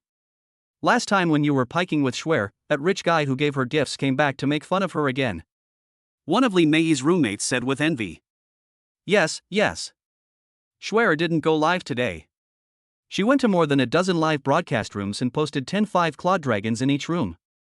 That was so generous. Another roommate echoed. It would be great if you could come to my live studio. I really envy those people. Of course not. Why don't we have such good luck? Tell me, how can we attract the attention of this rich man? Hey, Mei, can you say something? Don't you want the super rich to come to your live broadcast room? Li Mei listened to her children's conversation, feeling mixed emotions. Everything that originally belonged to her was ruined by her own hands. The two girls didn't pay any attention to Li Mei and continued talking. What do you think the identity of this rich man is in real life? I think he should be the chairman of a certain group. He's worth hundreds of millions. At this time, Li Mei could no longer bear the words of the two girls. He stood up and yelled, "That's enough. Stop talking. He's my ex-boyfriend and I dumped him." The two girls were stunned for a moment, then burst into laughter.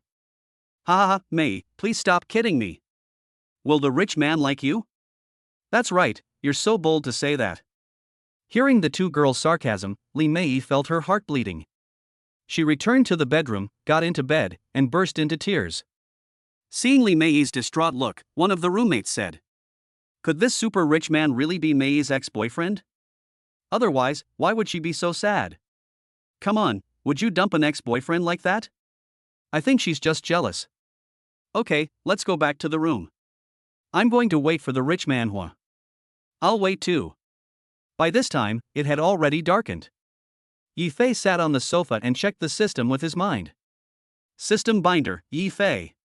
Balance, 999999999998888 billion. Physical fitness, 20 poor. Wisdom, 35 poor. Appearance, 30 average. Skills, 1.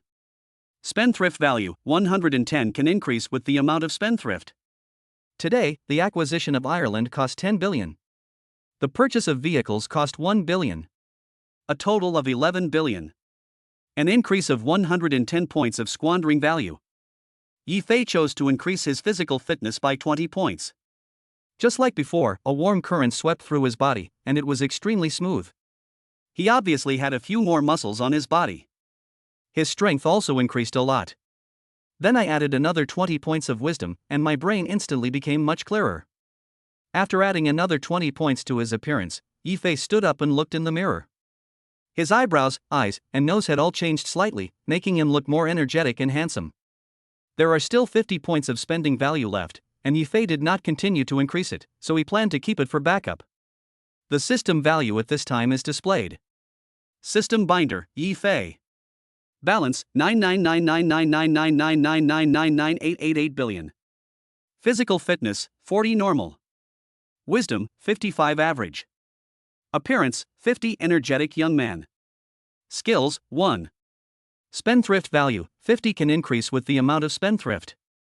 After finishing everything, Yifei logged out of the system and sat alone on the sofa thinking about things. Just then, Zhang Jia came to Yifei's room, walked into the room, and saw Yifei sitting alone on the sofa in a daze.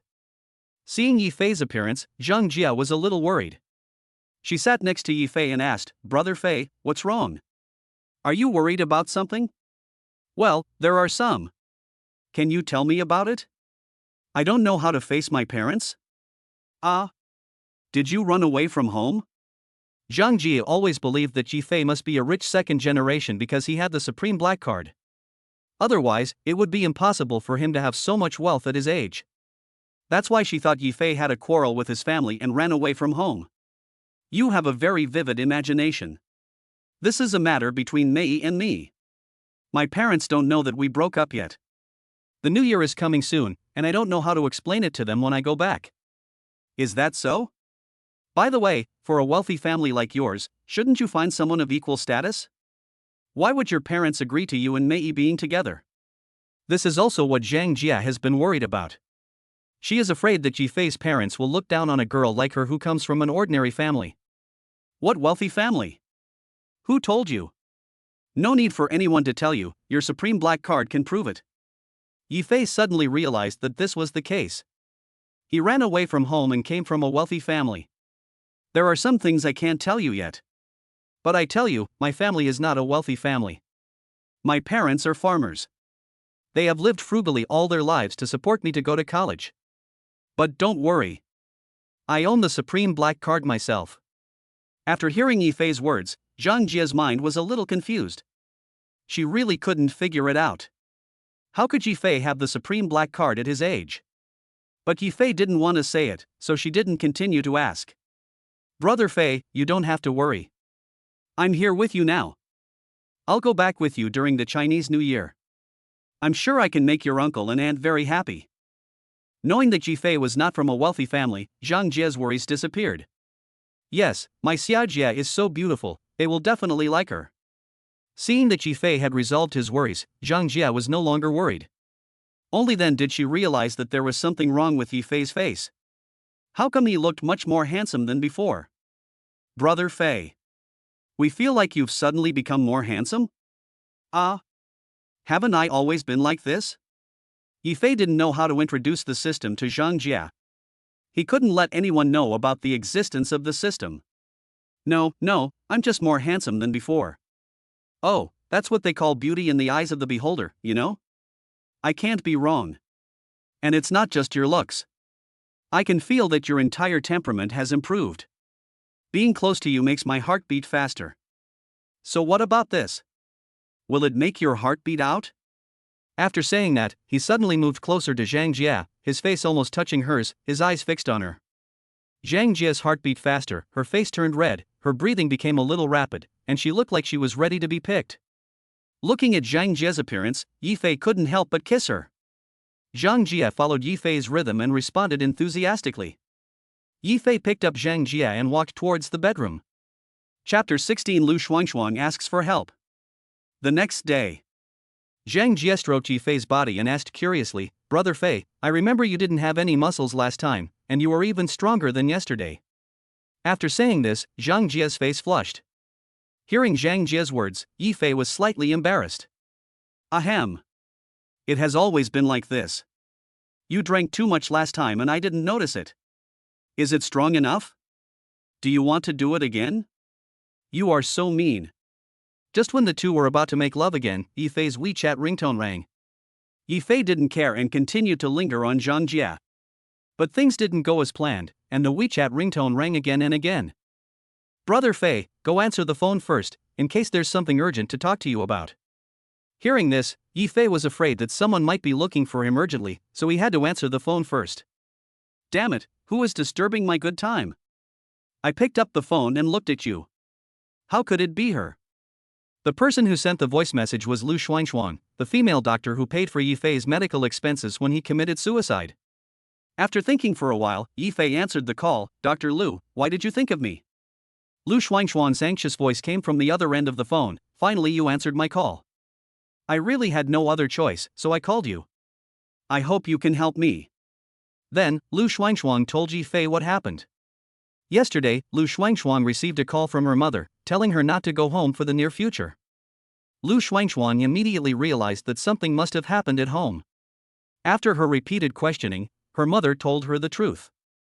Due to her father's operational errors, his business failed. Not only did he lose all the company's money, he also had to borrow a lot of usury, which he is now unable to repay. The loan sharks are watching downstairs of their house every day. Her parents dare not go home at all and can only live in her uncle's house. Her father also fell ill because of this incident, which made the situation even worse. Upon hearing the situation at home, Lu Xuanxuang was extremely anxious. She drove to her uncle's house despite her mother's dissuasion. Lu Xuanxuang's uncle's home is in a county town below Chuncheon, more than 2 hours drive from Chuncheon. It was almost evening when Lu Xuanxuan arrived at her uncle's house. After entering the room, Lu Xuanxuan saw her mother's haggard appearance and couldn't help but hug her and cry. "Silly child, didn't I tell you not to come back? If they find this place, you will be in danger." Lu Xuanxuan's tears flowed like beads from a broken string. Even with such a big change at home, her mother was still worried about her safety. "Mom, where's my dad? How is he?" "Your father is in his room, refusing to eat or take medicine. What do you think we should do? If this continues, even if the debt collectors don't come, your father will collapse. I'll go and persuade him." Lu Xuanxuan came to the room and saw her father lying on the bed smoking, looking pale and thin, haggard. She couldn't believe that her father, whom she hadn't seen for only 2 months, had become like this. The tears that Lu Xuanxuan had just wiped away flowed out again. "Dad, why are you like this?" Hearing her daughter's voice, she raised her head, looked at Lu Xuanxuan with guilt and said, "Xuanxuan, I'm sorry for you and your mother for making this family like this." Lu Xuanxuan squatted on the ground, held her father's hand, and comforted him. "Dad, as long as our family is together, no matter what happens, it will pass. Let's find a solution together. I couldn't get over it. I tried every possible solution, but it only made things worse and I ended up owing a huge amount of loan sharks. Dad, can you tell me why?" "Alas! Due to my misjudgment, the investment exceeded the company's capacity, resulting in a broken capital chain. I had to borrow money from the bank, but the company was already in debt and could not be mortgaged to the bank, so the bank could not issue a loan. In the end, I had to borrow from loan sharks. But unexpectedly, an accident occurred in the project and 2 workers died. Now the project cannot be started and it is impossible to complete it on schedule. Now the company is facing breach of contract, huge compensation, and loan sharks. Ah, that's serious." After Lu Xuanxuan heard what happened, she realized the seriousness of the matter. No wonder her father became like this. Father Lu lit another cigarette and continued smoking. "Dad, how much money do you need now to solve the problem?" "Now we need at least 50 million to solve these problems.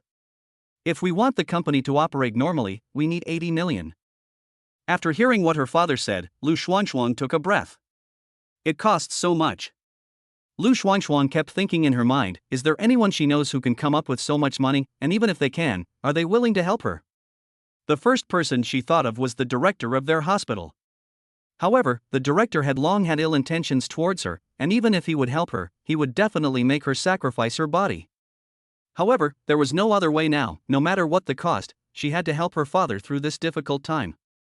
Otherwise, her father might really get into trouble. Lu Xuanxuan walked to the empty room next door, took out her cell phone and called the dean. At this time, the dean was working overtime with a female nurse in the office. When he saw that it was Lu Xuanxuan's call, he thought that this girl had figured it out, so he quickly answered the phone. "Xuanxuan, what's going on so late?" "I'm sorry to bother you so late, Dean. I have something I would like to ask you for help with. Just tell me if you have anything to say." "It's absolutely no problem." After hearing the dean's words, a glimmer of hope ignited in Lu Xuanxuan's heart.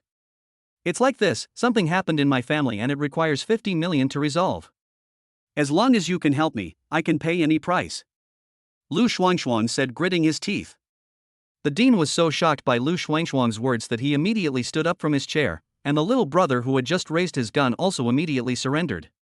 He completely ignored the little nurse beside him and shouted loudly. "How much did you say? 50 million? Are you crazy? I would give you 50 million if I had it. You think too highly of yourself." After saying that, the dean hung up the phone angrily. The glimmer of hope that Lu Xuanxuan had just ignited was also extinguished. Then, Lu Xuanxuan contacted several rich second generations and local tyrants who were interested in her, but all ended in failure. Leaning against the window, his eyes showed helplessness. Suddenly, she thought of Yifei. When she was in the hospital ward, she heard the notification sound of Yifei's Alipay. 100 million yuan arrived, and he was very generous. She didn't know if he would help her. No matter what, even if there was a glimmer of hope, she had to give it a try. He picked up the phone and was about to send a voice message to Yifei on WeChat, because the two of them had only added each other on WeChat at that time and did not leave their phone numbers. I glanced at the time and it was already late at night, so I could only contact him tomorrow. Chapter 17 Give you 100 million. After listening to Lu Shuangshuan's narration, Yifei had a general understanding of their family affairs. Strictly speaking, Lu Shuangshuan was also half his lifesaver. If Lu Shuangshuan hadn't paid for his medical expenses, he would have been kicked out of the hospital.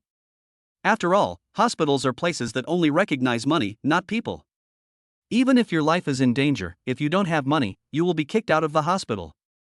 It's just that I didn't have time during this period, otherwise I would have gone to the hospital to thank Lu Shuangshuan a long time ago. Mr. Yi, this is the current situation at home. I know it's very presumptuous of me to call you. There are not many people around me who can come up with 50 million. I have asked everyone, and no one wants to help me. You are my last hope.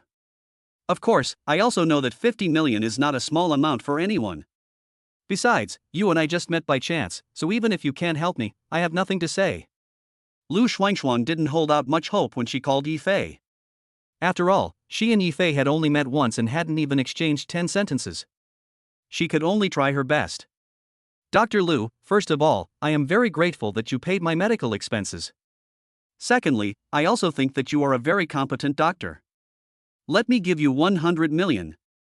After all, your father's company still needs to operate, and this is my way of repaying your kindness to me. Moreover, you don't need to feel any pressure. I don't need you to return this money. Lu Shuangshuan was stunned, her mouth wide open, and she stood there in a daze. She couldn't believe her ears.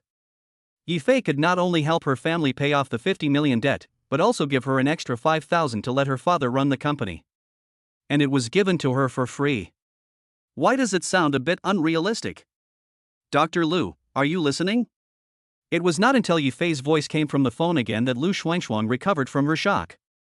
I'm listening. Mr. Yi, you are not kidding me, right? Yifei was speechless. Do I look like such an unreliable person? Dr. Lu, how can I joke when human lives are at stake? Here, give me your father's company account number and I will transfer the money right away. Hearing Yifei say this, Lu Shuangshuan finally felt relieved. Mr. Yi, thank you so much. You really helped our whole family. But I will definitely return the money to you. It's nothing. Compared to you saving my life, it's nothing. Mr. Yi, just tell me how you want me to repay you. Lu Shuangshuan has already prepared to pledge herself to the man. For her, this is the best outcome. Following Yifei is much better than following an old pervert like the dean. Dr. Lu, you're joking. I won't do anything like that, taking advantage of someone in distress. I don't care. I've already decided to be your woman, even if it's just your lover. Yifei felt a headache. What the hell was going on? Why was he blamed for this? Dr. Lu, the most urgent task is to resolve the issue of your father's company. That's more important. What do you think? Yes, I will go ask my father about the company's account number now. After saying that, he hung up the phone and rushed to Lu's father's room. Dad, give me the company account number quickly. Father Lu was frightened by Lu Shuangshuan's sudden action. He thought something had happened again and his face turned pale. Shuangshuan, has something happened again? Seeing her father's expression, Lu Shuangshuan realized that she was too impulsive. She calmed down her excitement, smiled, and continued, Dad, don't worry, it's a good thing, but you have to be mentally prepared. Lu's mother also said, it's already this time, what good things can happen? They have lost all hope, and now no good thing can help them. Dad, Mom, this is really good news. I just called a friend of mine and he agreed to lend us money. Not only will he help us pay back the 50 million, but he will also give us another 50 million to keep the company running. Shuangshuan, do you have a fever? Lu's mother reached out and touched Lu Shuangshuan's forehead. They didn't dare to believe what Lu Shuangshuan said, and thought she was confused because of anxiety. It's no wonder that Lu's father and mother didn't believe it. That was 100 million yuan. Who would lend it to others easily, and in cash? In Chunshine, there were only a handful of people who could take out 100 million yuan in cash at one time.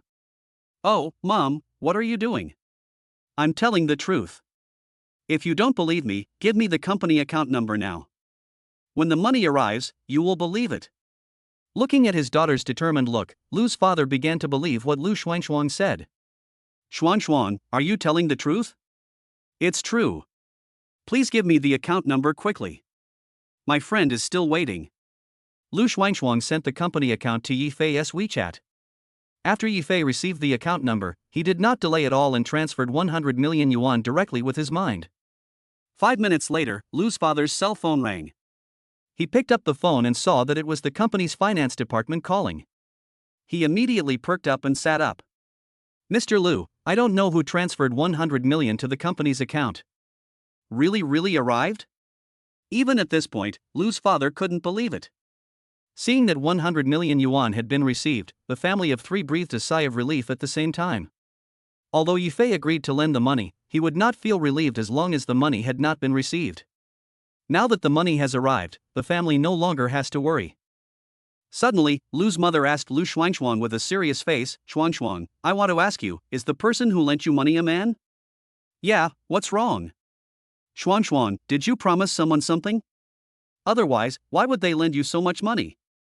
Lu Xuanchuang knew her parents would be worried about this matter, so she didn't dare to say that the money was not given to her by Yifei, but was lent to her. She had already thought of an excuse. "Oh, Mom, what are you thinking? I won't do such a stupid thing. This money was lent to me by one of my patients.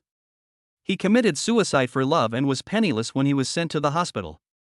I paid his medical expenses, so he helped me out of gratitude." Committing suicide for love? How old is he?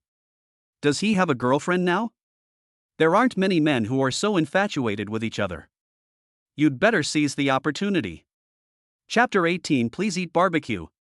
After breakfast, Yifei originally planned to go to the company where he worked to resign, and by the way, meet with Zhang Dawei to see how he could help him. Just when Yifei was about to go out, Zhang Jie hurriedly walked in with a cell phone in hand. "What's wrong?" "Xiaojie, you're so anxious." Zhang Jie quickly handed him the phone. "Hey, someone's looking for you, the foreign designer from Anima." Then, Yifei thought of the last time he bought clothes at Anima. The membership information was Zhang Jie's, so he called Zhang Jie's cell phone. Yifei took the phone from Zhang Jie. "What's up?" "Dear Supreme Black Card owner, hello, I am Sayobushika, a designer at Anima headquarters. I had the honor of speaking to you on the phone before." A foreigner's voice came from the phone. "Yeah, I remember you, what's up?" Yifei was a little surprised. Why would he call him? "Sir, it's like this. I just arrived in Chuncheng today. I would like to invite you to have lunch together and tailor a suit for you. I don't know if it will disturb you, sir." Yifei thought about it and decided that resigning was not a big deal, so he agreed. "Okay, send the time and address to my phone, and I'll be there later." After hanging up the phone, Yifei received a message on his phone, 11:30. At Dal Pescatori restaurant. Yifei had never heard of the name of this restaurant, nor did he know where it was located, so he had to ask Zhang Jie to look at the information. "Xiao Jie, do you know where this restaurant is?" "Oh. This is an Italian restaurant, just over Hongqi Street. I've been there several times. Sayobosi asked me to have lunch here. You can come with me later." "Okay, Phineas." Soon it was noon, and Zhang Jie drove the Barbos and took Yifei to the Dal Pescatori restaurant located in the center of Hongqi Street. Before I reached the restaurant entrance, I saw Anima's manager waiting at the restaurant entrance from afar, with a tall foreigner standing next to him. At this time, the manager of Anima also saw Yifei and Zhang Jie, pointed in their direction, and spoke to the foreigners around him. "Mr. Sayabush, they are here. The young man in front is the owner of the Supreme Black Card, and the one next to him is his girlfriend." Hearing this, Shei Bushi turned to look at Yifei and quickly walked towards him. He walked to Yifei, stretched out his hand, and shook hands with Yifei. He said excitedly, "Dear Mr. Supreme Black Card owner, hello, it is a great honor to have lunch with you and your wife. Don't be so polite, just call me Yifei." After saying that, he pulled Zhang Jie to his side and introduced her to Shai Bushi. "This is my girlfriend Zhang Jie." "Hello, ma'am. Nice to meet you. I will personally design a set of clothes for you two later." "Thank you so much." Hearing this, Zhang Jie was a little excited. The clothes were tailored for her by Anima's chief designer himself, which meant that they were limited to one piece worldwide. You're welcome, let's go in first." Shai Bushi made a gesture of invitation and invited Yifei and Zhang Jie into the restaurant. Yifei and Zhang Jie walked in front, and Shai Bushi followed with Anima's manager. Led by the restaurant waiter, they came to a private room with a very charming decoration. Mr. Yi, this is the luxurious private room of this restaurant. Are you satisfied? Well, it's okay, just a meal, it doesn't matter. Yi Fei looked around. Whether it was the decoration materials or the design concepts, they were not only one level lower than those in Ireland. As long as you are satisfied, please order your meal with your wife. After Sayabush finished speaking, Anima's manager handed the menu to Yi Fei, acting completely like a waiter. The reason why he was brought here was because he had met Yi Fei, otherwise he would not even be qualified to meet Xia Yibushi, let alone eat at the same table. Yi Fei opened the menu and took a look. What the hell is this language? I can't understand it either. He quickly handed the menu to Zhang Jia and whispered, Xiao Jia, I don't understand. You order. Zhang Jia replied somewhat embarrassedly, Brother Fei, this is Italian, I don't understand it either. My friends always brought me here before, and they ordered the dishes. When Yi Fei heard this, he thought, this is really embarrassing. It suddenly occurred to me that there should be a function for learning Italian in the system. I quickly opened the system with my mind. System binder, Yi Fei. Balance, 999999999999999 billion. Physical fitness, 40 normal. Wisdom, 55 average. Appearance, 50 energetic young man. Skills, 1. Spendthrift value, 50 can increase with the amount of spendthrift. Open the skill options and search for Italian. There really is. Not only is there Italian, but there are also many options about Italy. Yi Fei chose Italian language and Italian food, and added 3 points respectively. In an instant, Yi Fei's mind was flooded with content about Italian language and Italian food. The system display also changes accordingly. System binder, Yi Fei. Balance, 999999999999999 billion. Physical fitness, 40 normal. Wisdom, 55 average. Appearance, 50 energetic young man. Skills, 3. Spendthrift value, 44 can increase with the amount of spendthrift. Yi Fei opened the menu again and saw that the Italian text, which was originally like a mysterious book, had become simple and clear, and he couldn't help but feel happy. Then, he started ordering in standard Italian with the blonde-haired, blue-eyed waiter standing behind him. Parmesan cheese, panini, chicken parmesan, more than a dozen famous Italian dishes, and several precious seafood dishes. Such a scene left everyone at the table stunned. Especially Zhang Jia, who was just asking about the contents of the menu. How could she understand it so quickly and speak so fluently? Was she kidding herself? However, because there were outsiders present, Zhang Jia did not ask. Mr. Yi, I didn't expect that you speak Italian so well. Have you received professional training? Sayabush said to Yi Fei with great admiration. No, it's just that I like watching mafia movies. I learned it after watching a lot. Yi Fei said nonsense seriously. The manager of Anima actually believed Yi Fei's nonsense. Damn, this is also possible. When he went home at night, he started watching mafia movies. Not long after, the waiter brought all the dishes. Yi Fei would comment on each dish he ate, just like a food judge, and his comments were extremely accurate. Mr. Yi, I didn't expect you to have such a deep understanding of Italian cuisine. I really admire you. It's not really a research, but your Italian food is really not as good as our Chinese food. Oh? Then may I ask, Mr. Yi, what Chinese food do you think is the most delicious? I would like to try it if I have the chance. There are so many delicious Chinese delicacies. How about this, as a thank you for this meal, I'll take you out for a barbecue tonight. Skewers? What kind of delicacy is that? Sayabush looked confused, which looked a little funny. The lunch ended happily with a few people toasting each other. Afterwards, Shibusi took measurements for Yi Fei and Zhang Jia, and planned to design clothes for them as soon as she returned to Italy. Yi Fei made an appointment with Shibusi to pick him up in the evening and go to the riverside food stall to eat skewers. Chapter 19, Unexpected Events. Yi Fei and Zhang Jia returned to the Irish hotel. Brother Fei, what's wrong with your Italian? Didn't you know how to speak it when you were ordering? How come you suddenly speak it so fluently? Zhang Jia couldn't help but wonder, and asked Yi Fei. Yi Fei scratched his head. He really didn't know how to answer Zhang Jia's question. He didn't want to expose the fact that there was a system in his mind. It wasn't that he didn't believe Zhang Jia, but this matter was too mysterious. Xiao Jia, do you believe in the existence of geniuses? That's right, I am the legendary genius. Ha ha ha ha. Yifei laughed loudly and casually fooled her. TSK, forget it. Seeing that Yifei didn't want to talk, Zhang Jia didn't ask any more questions. In this regard, Zhang Jia was very sensible. She would never ask more questions about things Yifei didn't want to talk about. This was also one aspect that Yifei valued about her. Women should understand men's psychology. Brother Fei, isn't it a bit too shabby to ask Sheibushi to go to a food stall to eat skewers? After all, he is the chief designer of anima. I am respectful to him by inviting him to dinner. Let alone a food stall, even if I treat him to a bowl of porridge, it would be an honor for him. This is not Yifei bragging, he has inexhaustible wealth, even the richest man in the world is not as rich as him. Not to mention being a designer of anima, even if it is the president of anima, it can be said that it is a great honor to have a meal with Yifei. As the two chatted, it soon became dark. The riverside food stalls were also open for business. Yifei asked Zhang Jia to call Sunli, and the three of them drove to the hotel where Sha Yibushi was staying. The riverside food stalls are located in the night market on the bank of the Songhua River.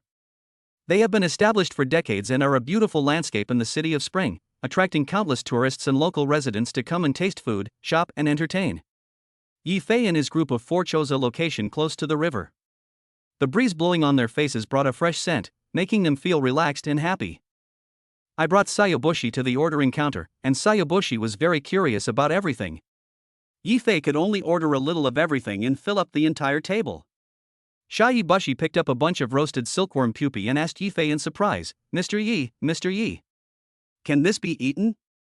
Seeing his frightened look, Yifei had no choice but to pick up one, put it in his mouth and started eating it with relish. Shibushi saw Yifei eating it, and then he started eating it with confidence. Then he gave Yifei a thumbs up. Mr. Yi, Chinese food is really delicious. This is just the tip of the iceberg. There are so many more delicious things in China. Afterwards, Sunli introduced each dish to Shibushi and they tasted them one by one. At this moment, a middle-aged man covered in blood bumped into the dining table of Yifei and others, knocking the table to the ground, and the food on the table was scattered all over the floor. The four were so frightened by this sudden scene that they took a few steps back.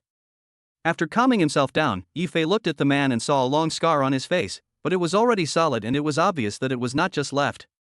There were 5 or 6 knife wounds on his body, deep enough to see the bone, and blood was constantly flowing out. If he did not receive timely treatment, he would probably die. Brother, please save me. I, Scar, will reward you handsomely in the future. The injured man stretched out his hand and asked Yifei for help.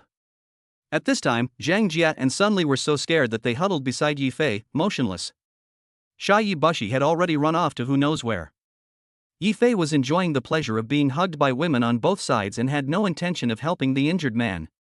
It is better not to get involved in such things, so as not to get into trouble. Just when Yifei wanted to take the 2 girls away. Hula!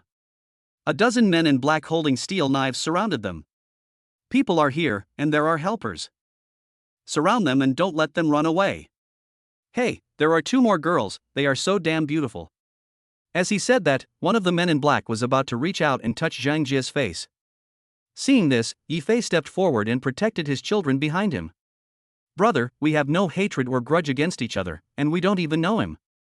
It's not nice for you to do this. Fuck you. I said you guys are in the same group, so you're in the same group.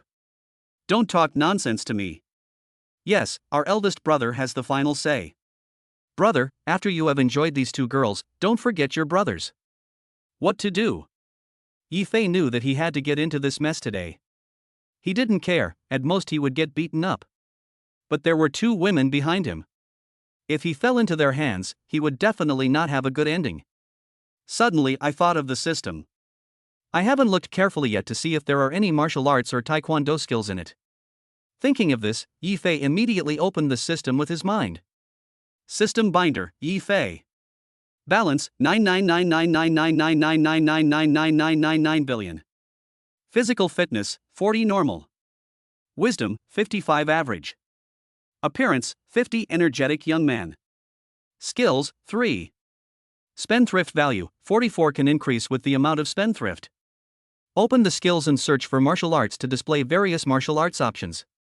Fighting, boxing, taekwondo, and dozens of other martial arts. Due to the urgency of the situation, Yifei had no time to check carefully and directly chose fighting, filling the points to 10. Instantly, Yifei felt a large number of various fighting techniques flooding into his mind, and his body felt a little light. He moved his limbs and heard a crackling sound. The system display also changes accordingly. System binder, Yifei. Balance, 999999999999999 billion. Physical fitness, 40 normal. Wisdom, 55 average. Appearance, 50 energetic young man. Skills, 4. Spendthrift value, 34 can increase with the amount of spendthrift. At this time, the leader of the men in black could no longer hold back and gave orders to his men. Brothers, let's finish this quickly. I'll buy you all a drink after we're done. After saying that, he took the brunt of the attack and walked towards Yifei and the other two with a steel knife in his hand. Seeing this, Yifei took the initiative and flashed in front of the leading man. The man was slightly stunned when he saw Yifei suddenly appearing in front of him. Just as the man was stunned, Yifei raised his right foot and kicked the man in the chest. The kick was so powerful that the man was kicked 5 or 6 meters away and lay on the ground groaning in pain. If he wasn't physically strong, he would have been half dead even if he didn't die. Fuck, you dare to hit our boss, I think you are tired of living. Brothers, come together and kill him to avenge the boss. The man's dozen or so men felt extremely insulted when they saw their boss being beaten. All were extremely angry. Kill him. Revenge for the boss. More than a dozen people, wielding steel knives, slashed at Yifei. Chapter 20 Scars Past. In an instant, more than a dozen people surrounded Yifei. At this point, Yifei had no way to retreat and could only fight hard. He rushed towards a man, nimbly dodged the attack of the steel knife, punched the man directly, then moved his body, kicked him hard, and kicked him away. After this man flew out, he knocked down several people behind him, and they fell down instantly. The wisdom points that had been increased before were also revealed at this time, as well as the increase in physical strength. He was full of strength, and with top-level fighting skills, he was like a wolf among a flock of sheep, extremely brave. He was like a god of war, moving in and out freely, unstoppable. Who else but me could look down on the world and sweep away thousands of enemies? More than a dozen people were no match for him at all. Just when Yifei thought that the warm-up had just begun, more than a dozen people were all knocked to the ground. They were howling like ghosts and struggling to get up, but they were so powerless. The night market was bustling with people, and was now filled with people watching the fun. Fuck, are we filming a movie? Damn, you're filming a movie about your sister. Did you see the camera? This is even more powerful than the Kung Fu Emperor. There were bursts of surprise from the crowd. Seeing that more than a dozen people had no ability to fight back, Yifei walked up to Zhang Jia and Sun Li and asked with concern, "Are you okay?" Sun Li said with lingering fear, "Something happened. I was afraid of them just now, but now I'm afraid of you." Yifei's might left a deep impression in Sun Li's heart. This is a real man, capable and powerful. She is very glad that she can follow him. "Brother Fei, are you hurt?" Zhang Jia asked worriedly. "I'm fine. They're just a bunch of hooligans. I don't take them seriously." Yifei started to act pretentiously again. Zhang Jia was even more cooperative, like a little fangirl, saying, "Brother Fei, I knew you could do it, you're so awesome, you're such a man. Let's go, it will be troublesome if the police come." Just when Yifei was about to take the two girls away, Scar, who was lying beside him, struggled to crawl to Yifei's feet. "Brother, please stay." "Oh? I've already defeated your enemy. Do you have anything else to say?" "Brother, I cannot repay you for saving my life. I am willing to acknowledge you as my elder brother and follow you forever." Yifei looked at Scar with disdain and said, "What's the point of a grown man like you following me? I only like beautiful women." Then he thought again, now he seems to have nothing except money. No matter how good he is at fighting, he can't be busy and take care of every important person. He must have a strong force to protect his relatives. The man with Scar in front of him is actually a useful person. Anyway, things have come to this point. These dozen men in black will definitely not let him go. And there must be a bigger force behind them. Why not use them to test Scar's strength? Thinking of this, Yifei decided to treat Scar first, understand the situation, and then make plans. "Well, let me take you to the hospital first." After saying that, Yifei brought the two girls and Scar to the car. "Brother, I can't go to the hospital. I have knife wounds on my body. It will be very troublesome to go to the hospital. Shit, what the hell should I do?" Can't I go to the hospital? Am I supposed to watch you die? Yifei felt a little regretful and didn't know how to deal with the scar. Suddenly, Yifei thought of a person, Lu Xuanxuang. He had just given her 100 million yuan, so she should be able to help him with this matter. It's okay. I have a solution. After saying that, he took out his cell phone, found Lu Xuanxuang's WeChat, and made a voice call. Dr. Lu, I need your help with something urgent. Mr. Yi, don't be so polite to me. I will do my best as long as I can do it. Hearing Yifei's anxious tone, Lu Xuanxuang didn't ask any more questions. It's like this. A friend of mine was seriously stabbed, but for some reason, he can't go to the hospital, so I want him to be treated privately. However, there may be some trouble. Of course, it's okay even if you don't help. After all, this involves violations. Hearing this, Lu Xuanxuang realized the seriousness of the problem. If she helped Yifei, it would likely involve legal issues. At the very least, she would lose her job, and at worst, she would go to jail. Hearing that Lu Xuanxuang didn't reply for a long time, Yifei knew that this matter was too difficult for her, so he hung up the phone directly. Unexpectedly, just after hanging up the phone, Lu Xuanxuang called again. Mr. Yi, please don't misunderstand me. I will always remember your kindness to me. Well, you guys come to the back door of our hospital now, I'll be waiting for you there. Hearing this, Yifei finally let go of the worry in his heart and told Sun Li to rush to the hospital where Lu Xuanxuang was. When we arrived at the hospital, Lu Xuanxuang had already prepared a stretcher and was waiting there. Seeing Scar's injuries, Lu Xuanxuang couldn't help but gasp. As a doctor, she was used to seeing life and death. But this was the first time she had seen such a severe knife wound like Scar's. The fact that he has been able to hold on until now shows that Scar is a real man. Without any delay, Yifei and his colleagues pushed Scar into the operating room without stopping. Since Lu Xuanxuang had accepted the patient privately, she did not dare to tell anyone else and could only suture the Scar herself. Anesthesia, hemostasis, and suturing. But Scar had been injured for a long time and was bleeding all the time, so he had to be given a blood transfusion. However, the hospital's plasma could only be taken after a procedure. Lu Xuanxuang had no choice but to explain the situation to Yifei. After hearing what Lu Xuanxuang said, Yifei also felt a headache. There was nothing he could do. Since he had already decided to help, he had to help to the end. Take mine. I have type O blood. Yifei said helplessly. Even if you have type O blood, it may not be a match. Go check it out first. If it doesn't work, I'll find another way. A few minutes later, Lu Xuanxuang found Yifei with the test report. Mr. Yi, your blood type matches his, but he needs at least 2,000 milliliters. I'm afraid your body can't handle it. It's okay, go ahead. A steady stream of blood was transferred from Yifei's body to Scar, and Scar's breathing gradually became stable. Mr. Yi, it's already 3,000 milliliters. It's already exceeded the human body's limit. You can't continue to give him blood. Otherwise, your life will be in danger. Lu Xuanxuang believed that the person Yifei tried so hard to save must be the most important person in his life. But she couldn't gamble with Yifei's life. Without waiting for Yifei to speak, Lu Xuanxuang took out the blood transfusion tube. How is he doing? He has made it through the first stage. Whether he can wake up depends on his own will. Lu Xuanxuang just didn't say it too bluntly. If he can't wake up, he will be separated from the yin and yang. Chapter 21 Wake Up. Yifei looked at Scar's pale face, feeling helpless, afraid that his efforts would be in vain.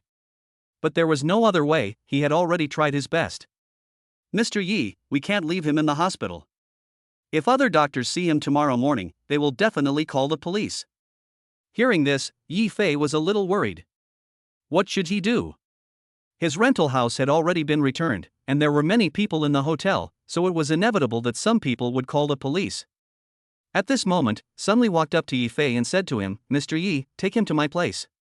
I live alone, and nothing will happen to him. Well, this is the only way now.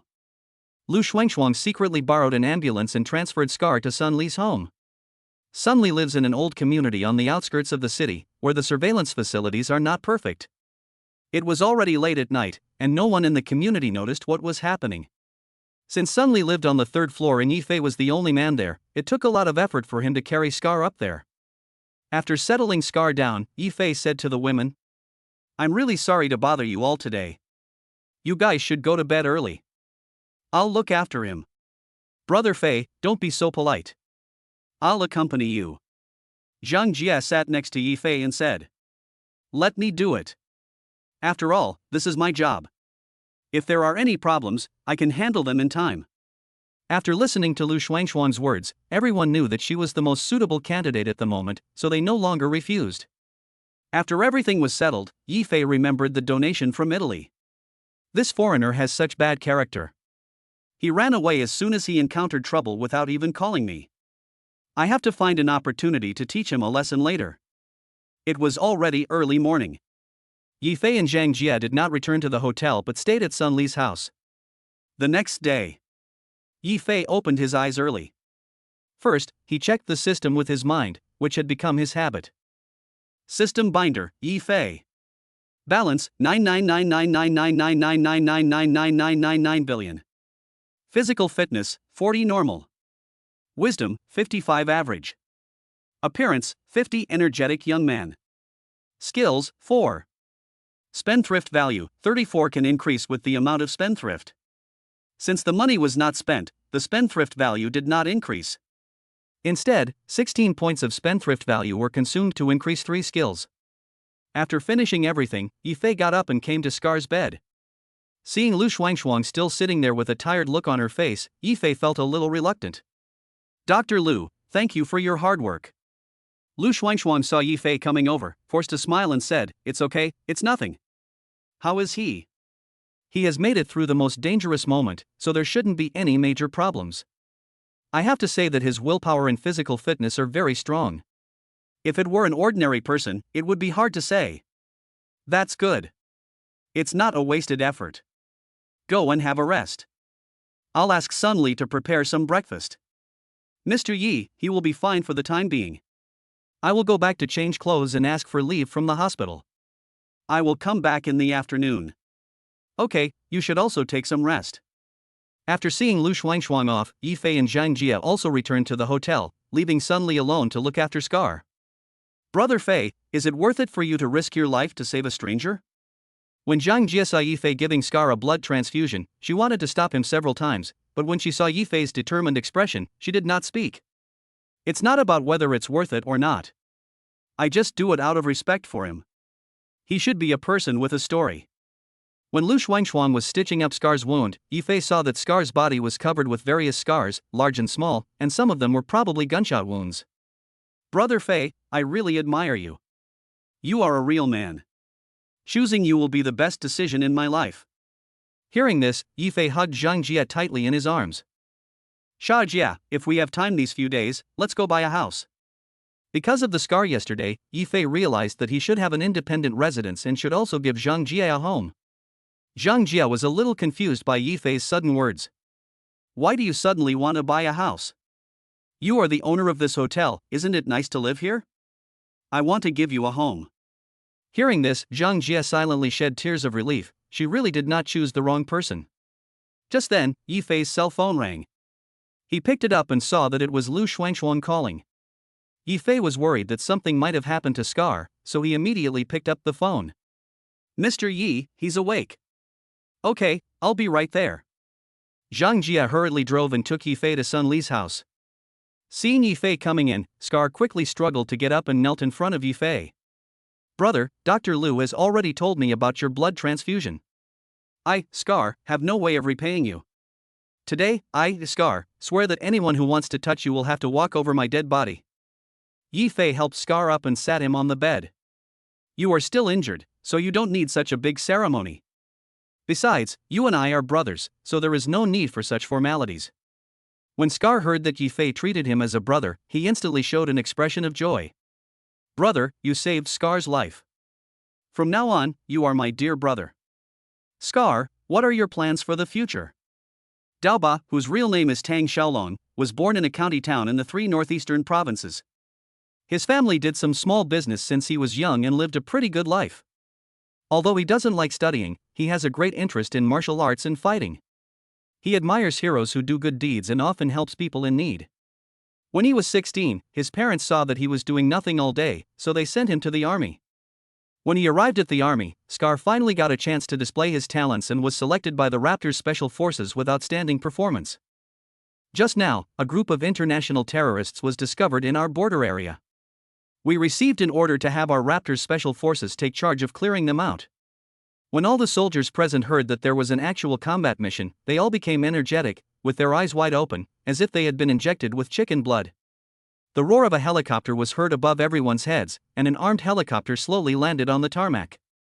Captain Li Yan pointed to a military truck nearby and said, "There are weapons you need on the truck. Choose your own. We will leave in 5 minutes." As soon as Scar got on the bus, he saw the carriage was filled with all kinds of weapons. He looked around and finally saw his favorite 95 sniper rifle in the corner. Damn, I almost missed it. Who put such a good gun in the back?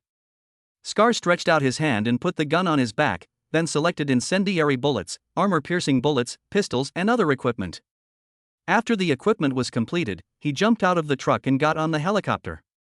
In less than 5 minutes, everyone had chosen their own suitable equipment. Set off.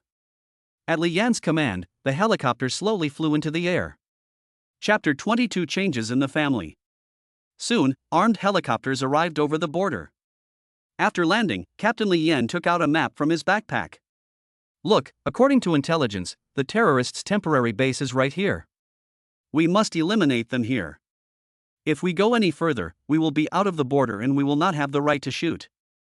Scar looked at the map carefully and said, "The terrain here is very complicated, and there is a swamp. It is very difficult to eliminate them in such a short distance. No matter how difficult it is, we must eliminate them." Li Yan led the team and advanced into the depths of the jungle. Gradually, it began to drizzle. The journey was full of difficulties and the progress was very slow. It was almost dark when they approached the outskirts of the terrorists. "Stop." Li Yan ordered everyone to rest where they were. "We are still 5 kilometers away from the terrorists. We will rest here and make one last supply. We will launch an operation after dark to wipe them out in one fell swoop." Everyone simply ate some canned food and compressed biscuits. They were no longer as excited as when they came here, but were replaced by a solemn look. After all, their lives were in danger. The sky gradually darkened, and Li Yan, with Scar and others, quietly sneaked towards the terrorist base. From a distance, I could see flames and swaying figures ahead, and I could vaguely hear voices talking. Li Yan raised his hand and signaled everyone to stop. Li Yan looked around the terrain and told Scar, "Tang Xiaolong, you are responsible for the sniper mission." Upon hearing this, Scar immediately found a hidden sniper point and hid himself. Li Yan led the others and continued forward. There were only 2 sentries guarding the huge camp. One of them was holding a cigarette and talking about something. Li Yan pointed at the 2 sentries to the 2 Special Forces members beside him, then stroked his neck with his hand, signaling them to get rid of the sentries. Everyone split up and Li Yan saw 5 or 6 people gathered around a campfire not far away. He took out a grenade and threw it at them. Suddenly, violent explosions were heard in the terrorists' camp. Da-day-day, da-day-day. Then, everyone launched a fierce attack on the terrorists. It didn't take long for everyone to take care of all the terrorists. After the battle, Scar walked out of the woods and saw the broken limbs and arms all over the ground. The shock in his heart could not be described in words. This was his first time to participate in a battle, and it made him feel the cruelty of war. Just as everyone was immersed in the joy of victory. Bang! A gunshot rang out, and a team member slowly fell to the ground, blood flowing from the bullet hole between his eyebrows onto the ground. A life was lost in front of everyone. "Take cover, there are snipers." Boom! Boom! Immediately afterwards, several rockets landed near the crowd, and several team members were injured one after another. "Tang Xiaolong, what are you doing? Quickly snipe them away from me." Seeing his teammates getting injured one after another, Li Yan shouted angrily. At this time, Scar also recovered from his shock, and immediately adjusted his posture and looked for where the enemy was hiding. He sniped several enemies in succession. "Captain, the enemy's firepower is too strong. If we continue to fight, we will not have enough ammunition. Damn it, this is too different from the intelligence. Take the injured brothers and retreat to the woods." Due to insufficient firepower, everyone had to fight and retreat at the same time, with the enemy chasing them relentlessly. It was already early morning, and the sun would come out in 2 hours, exposing them to the enemy's guns. Seeing that everyone was exhausted, Li Yan had no choice but to order them to rest on the spot. Everyone, take a rest first. I have contacted the headquarters and soon our comrades will come to support us. Captain, let's fight them. Yes, we are not afraid of death. Everyone knows that under the current circumstances, there is no time to wait for support. Stop talking. Now is not the time to fight hard. I can't watch everyone die in vain. After saying that, he arranged for Scar and Li Yan to stand guard while the other team members rested on the spot. Just as Li Yan was bandaging the muzzle of a team member's gun, suddenly, a black shadow holding a long knife jumped out from the darkness. The long knife chopped straight towards Li Yan's head. When Li Yan saw the black shadow, it was too late to dodge. Seeing this, Scar dodged and rushed towards the shadow, raising his foot and kicking him. But the figure was extremely skilled, and he turned the blade and chopped towards Scar. As Scar was standing on one foot, he could not dodge, so he could only fall backwards to avoid the head. Brush. Although the blow didn't hit Scar's head, it left a deep wound on his face, which is how he got his name Scar. At this time Li Yan also reacted and shot the black shadow in the chest, and the black shadow slowly fell to the ground. Get up quickly, the enemy is attacking. Li Yan shouted loudly to his teammates who were still resting. Everyone had made up their minds to die, holding their guns without any hesitation, ready to fight the enemy to the death. At this moment, fierce gunfire and shouting came from their left and right wings. Brothers, fight them to death. Our comrades are inside. Fuck them all to death. Hearing that the reinforcements had arrived, everyone immediately became excited and started to fight back from inside with their guns raised, creating a situation of attacking from both inside and outside. Soon, the enemies were wiped out. The rescue team was led by the captain of the Raptor Special Forces, who led his team to the rescue. The captain walked up to the crowd and looked at his injured comrades, feeling heartbroken. These were his elite subordinates, brothers who ate and lived with him. Brothers, thank you for your hard work. This is what a soldier is like. No need for too many words. One sentence can express the deep feelings of comradeship. After a period of rest, Scar started training again with full energy. Scar, there's a phone call for you. Ah, coming right up. Scar happily ran to the switchboard room to answer the phone. He thought that his parents must be missing him and called the army. It was almost time for him to visit his relatives, so he just happened to tell his parents the news. Xiaolong, I'm your second uncle. Just yesterday, Scar's parents' house in the county town was facing demolition, but because the compensation was too little, Scar's parents refused to sign.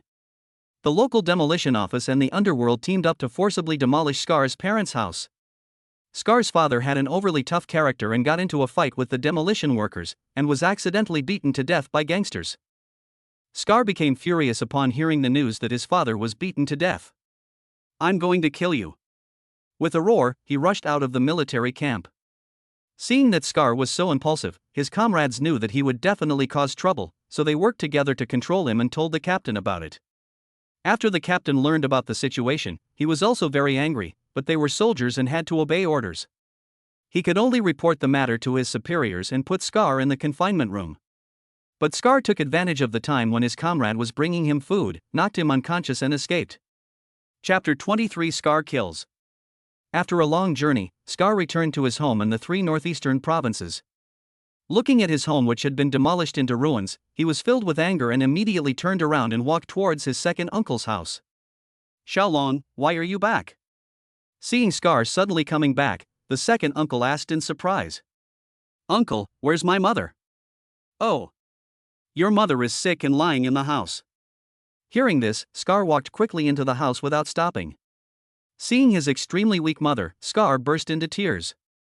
He was a man of great stature, fighting for his country and his people, and he could be said to have made great contributions to the country.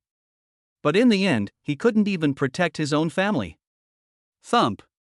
Scar knelt in front of his mother's bed and said with a guilty look on his face, Mom, Xiaolong is unfilial. I'm back late. When she saw that it was her son who came back, Lu Yufan's tears flowed like beads that had broken off the string. Xiaolong, your father. Mom, you don't have to tell me. I already know. I'm going to kill them all and avenge my dad. There was a bloodthirsty light flashing in Scar's eyes, and a terrifying aura emanated from his body. Looking at Scar's appearance at this moment, Lu Yufan was very worried.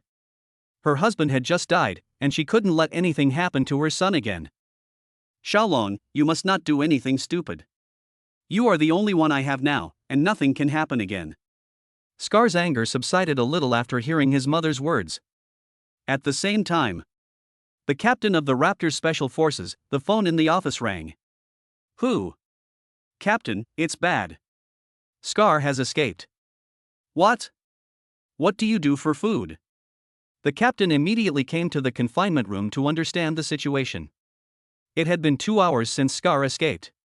With Scar's skills and anti-reconnaissance methods, 2 hours was enough for him to escape the control of the troops.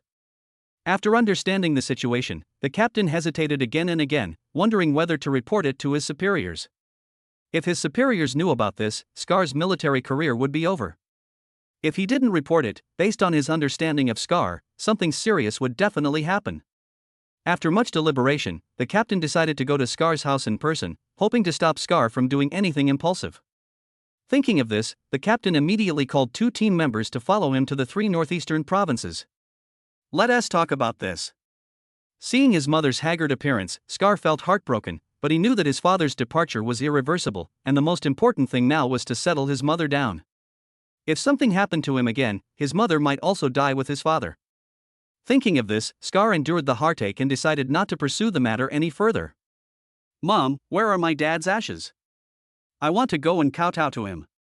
Your father's ashes are stored in the funeral home. After all, this is not our home. Mom, I'm going to see my dad. Hearing this, Lu Yufan grabbed Scar's hand and said, No, you can't go there. Just stay here with me. Lu Yufan knew Scar's character. If she let him out, he would definitely seek revenge on those people. Mom, don't worry, I just want to say goodbye to my dad. Things don't always go as planned. Just as Scar was comforting his mother, there was a noise outside the house. Fuck you, you dare to call the police? I think you are really tired of living. One death is not enough, right? I will kill all of you today. Oh, we didn't dare to call the police.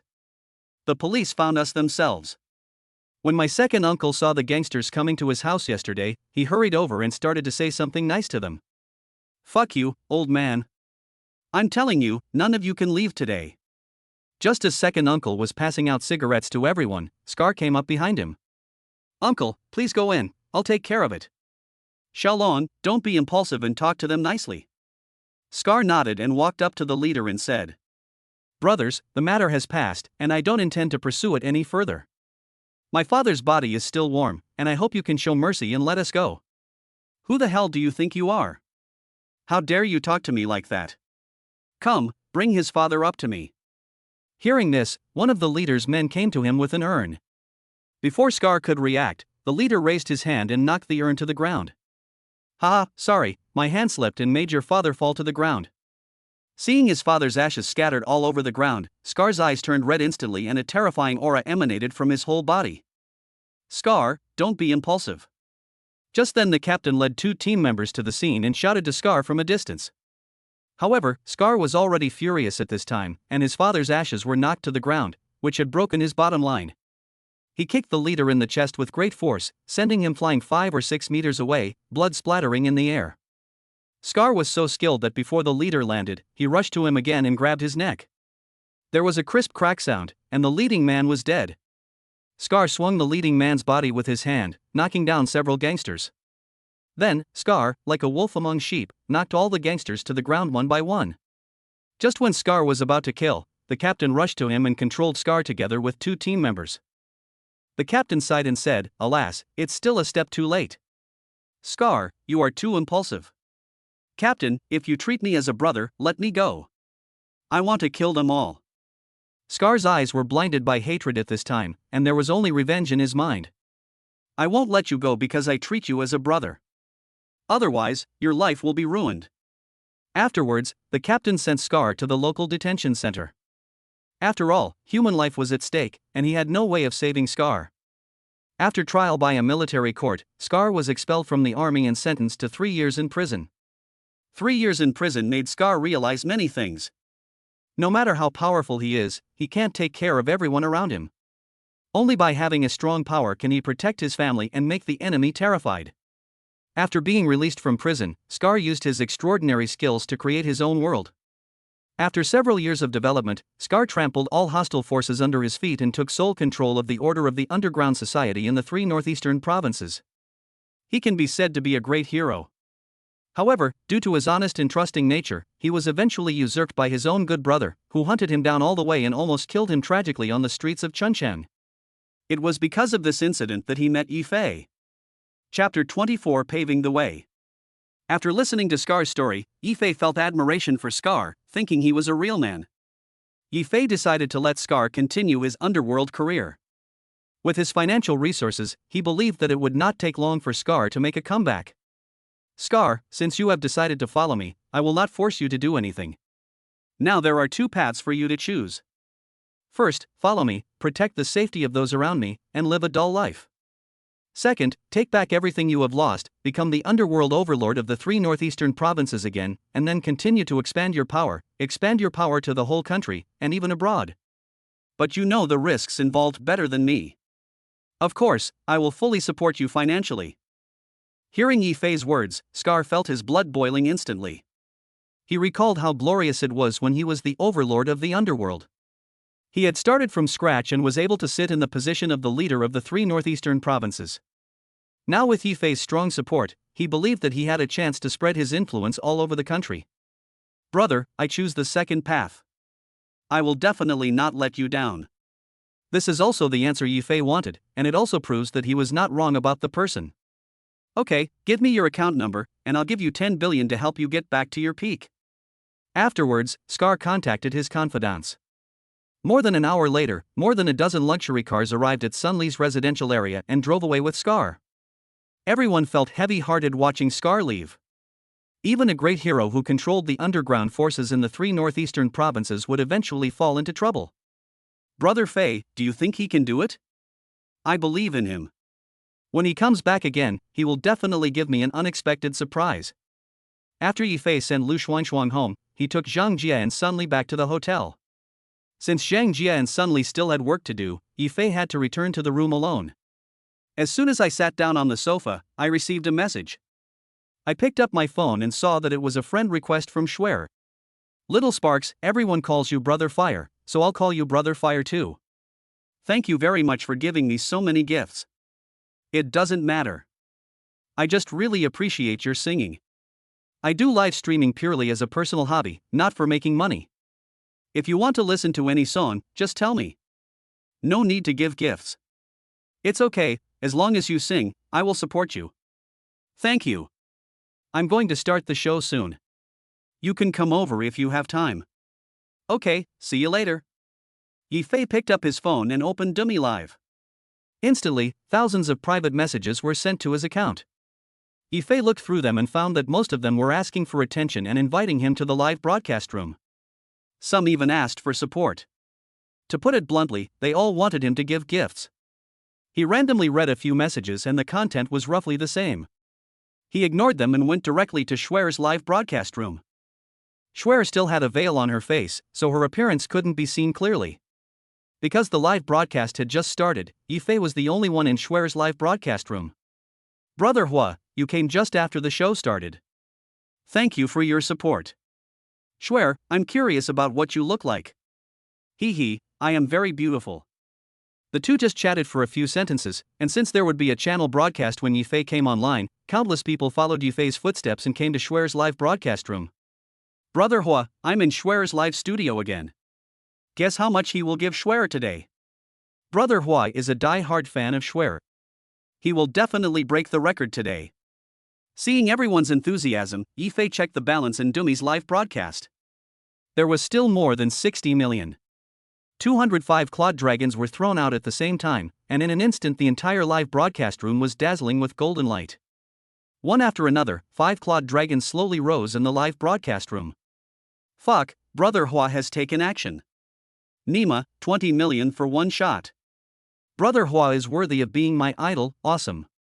When Schwer saw that Yi Fei had spent another 20 million on her, she was so excited that she was speechless. Last time he had spent 30 million, and today he had spent 20 million just at the beginning. Thank you, Brother Hua, for sending me the 205 Claude Dragons. If you want to hear any song, Schwer will sing it for you. Yifei thought for a moment and played a song called What to Leave For You. Schwer found some accompaniment and started singing. I have not dared to touch this issue for a long time. Every time it appears on a windy night. It makes me, who doesn't care much about loneliness, feel sad and want to cry. The voice is still so delicate, sweet, and pure. I have to say that Cher's singing is very good. The live broadcast room was silent and everyone was immersed in Cher's singing. Only when the song ended did everyone wake up from their immersion. Wow, Schwer's singing is so good. That's right, why didn't I notice it before? Is Schwer some famous singer? Take off your veil and show it to everyone. The live broadcast room was instantly in an uproar. Everyone was shouting for Schwer to take off her veil. Seeing the situation, Schwer had no choice but to explain to everyone. Thank you very much for your support for Cher. Cher is not a star, she just likes singing. The reason why Cher wears a veil is that she doesn't want the live broadcast to disturb my peaceful life. I hope everyone can understand. But everyone ignored Schwer's explanation and started to make trouble in the live broadcast room. Everyone asked Schwer to take off her veil. Seeing Schwer was at a loss, Yifei released 305 clawed dragons again. In an instant, everyone's rhythm was overshadowed by the special effects of the 5 clawed dragon. Fuck, another 30 million. Brother Hua is helping Schwer. Brother Hua dotes on Schwer too much. Seeing that the rhythm had calmed down, Schwer quickly apologized to everyone and closed the live broadcast. Schwer leaned back in the chair, took off her veil, and revealed her beautiful face. At this moment, she was still a little frightened. She had never experienced such a situation before. If Yifei hadn't helped her calm down, she would have no idea what to do. Moreover, she paid a price of 30 million. If she continued to broadcast it and the scene just now happened again, she didn't know whether Yifei would take out another 30 million to help her. Adding the 20 million at the beginning of the show and the 30 million last time, Yifei has already made nearly 100 million. This has never happened in the 8 years since Dumi Live was founded. Thinking of this, Schwer picked up her phone and sent a WeChat message to Yifei. Brother Hua, I don't know how to thank you. You can pledge your love to me. Although Schwer was wearing a veil and her face could not be seen clearly, Yifei guessed that Schwer must be a great beauty, judging from her temperament and figure. Brother Hua, you're joking. Schwer hasn't planned to get married yet. I won't tease you anymore. Go to bed early. Good night. Yifei recalled Schwer's singing, which echoed in his mind over and over again, and took a long time to dissipate. Suddenly I thought, I can set up an entertainment company to train singers like Cher who have talent but no platform. Well, I can try it out if I have the chance.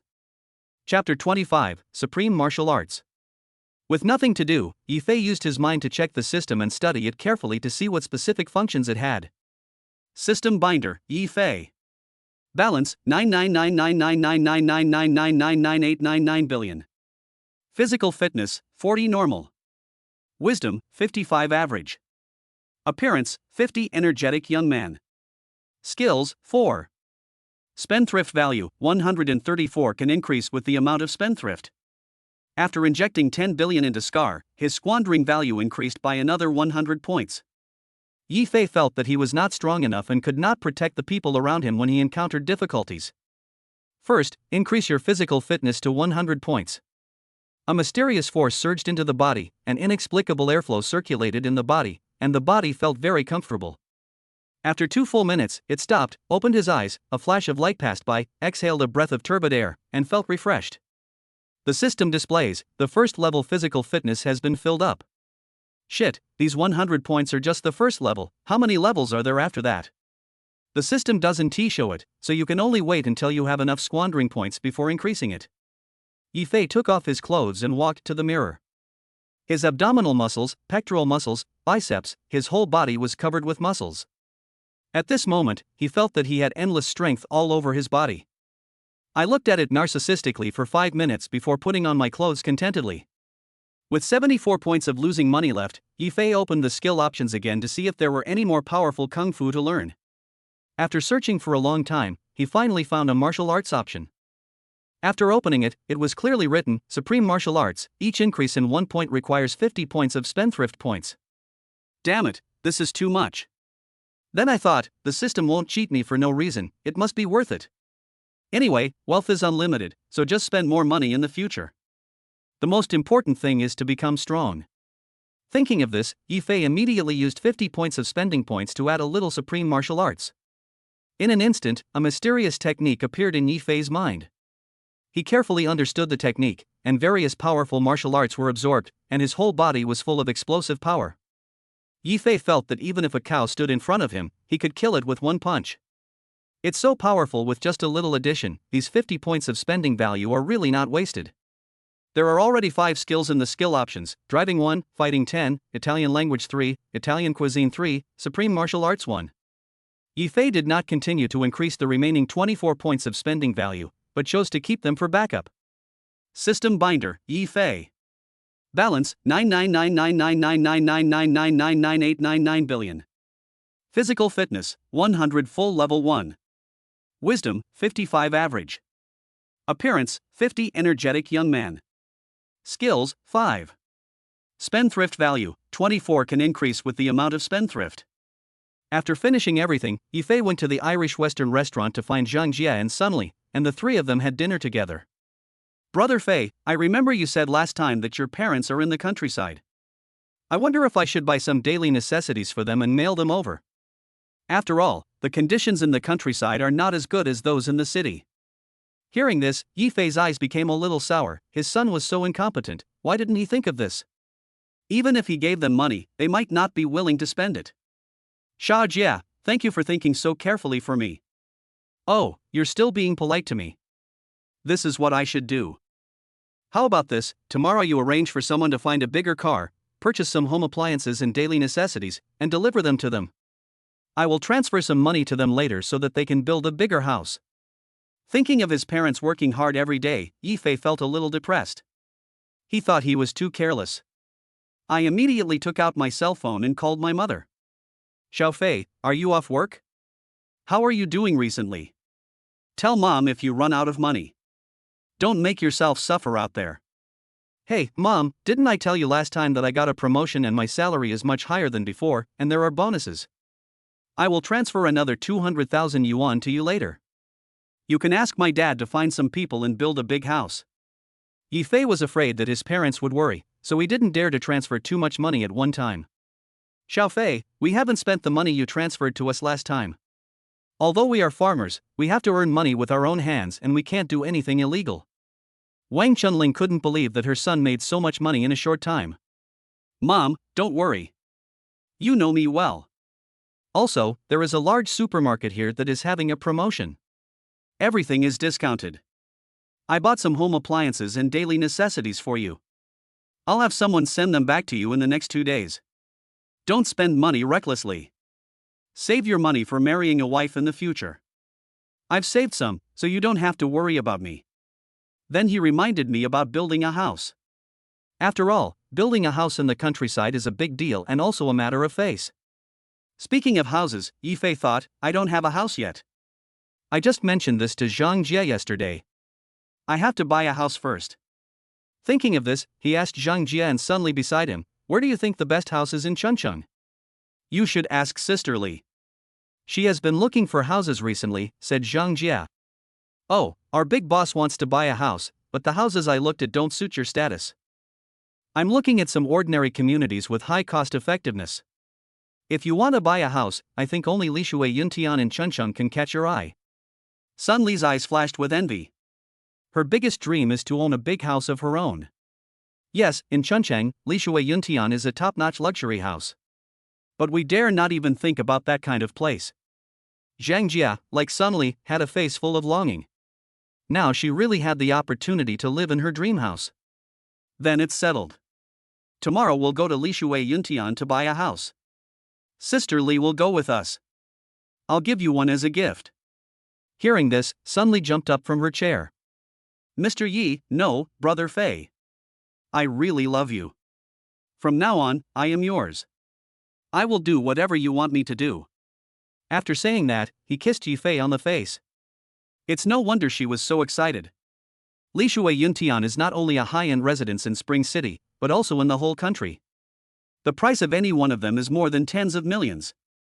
Sun Li's behavior made Yifei feel itchy, and his eyes were fixed on the pair of huge breasts on her chest. He thought, should I take her in? It's really unbearable to have her hanging around in front of me all day long. Sun Li also realized that she had lost her composure. After all, Zhang Jia was still sitting here. She quickly sat down, covered her chest with her hands, and laughed at Yi Fei. "You big pervert, aren't you satisfied with Xiao Jie? I don't care, as long as Brother Fei is happy. And I can't bear it myself." Every time she did something with Yi Fei, because Yi Fei had extraordinary physical strength, she would become extremely weak. Zhang Jia had figured it out long ago. A man like Yi Fei would definitely have many beautiful women throwing themselves at him. Rather than letting him be with other women, it would be better for him to be with Sun Li. At least there would be no conflicts between the two of them. After hearing what Zhang Jia said, Yi Fei was immediately overjoyed, but he didn't dare show it. Chapter 26 Li Shui Yuntian. Early the next morning. Yi Fei and Zhang Jia had not yet gotten up when Sun Li came to their room. "You are so young, don't waste your time lying in bed, get up quickly." Sun Li didn't sleep at all last night. She almost went to the sales office of Bishui Yuntian to sleep. "Hey Sister Li, why are you in such a hurry? It's only a few hours now and the sales office isn't open yet." Zhang Jia's lazy voice came from the bedroom. Zhang Jia was really exhausted, and thought to herself, "This can't go on, Yi Fei is too fierce, I have to think of a way to let Sun Li help me share some of the burden." Because Yi Fei strengthened his physique again yesterday, his strength and endurance have been greatly improved. After tormenting Zhang Jia for a whole night, she still felt a little sore. "This is a big event in my life. How can I not be anxious? What if I go too late and the good rooms have been picked up by others? Okay, Sister Li, come in and help me." Yi Fei was just about to get up when he heard Zhang Jia calling Sun Li in, and he quickly covered himself with the quilt. "I'm not dressed yet, why did you ask her to come in?" "Humph, I'll let you enjoy yourself. Staring at Sister Li's chest all day, are you getting horny?" Just then, Sun Li opened the door and walked in. "How shameless of you two to ask me to come in without any clothes on. My waist is a little uncomfortable, Sister Li, come over and help me." Just as Sun Li reached out to pull Zhang Jia suddenly exerted force, pulled Sun Li to the bed, pulled up the quilt and stuffed her into it. Little girl, what are you doing?" The moment Zhang Jia pulled back the quilt, Sun Li saw that Yi Fei was naked, with a muscular body and a perfect figure. Sun Li's heart was beating non-stop.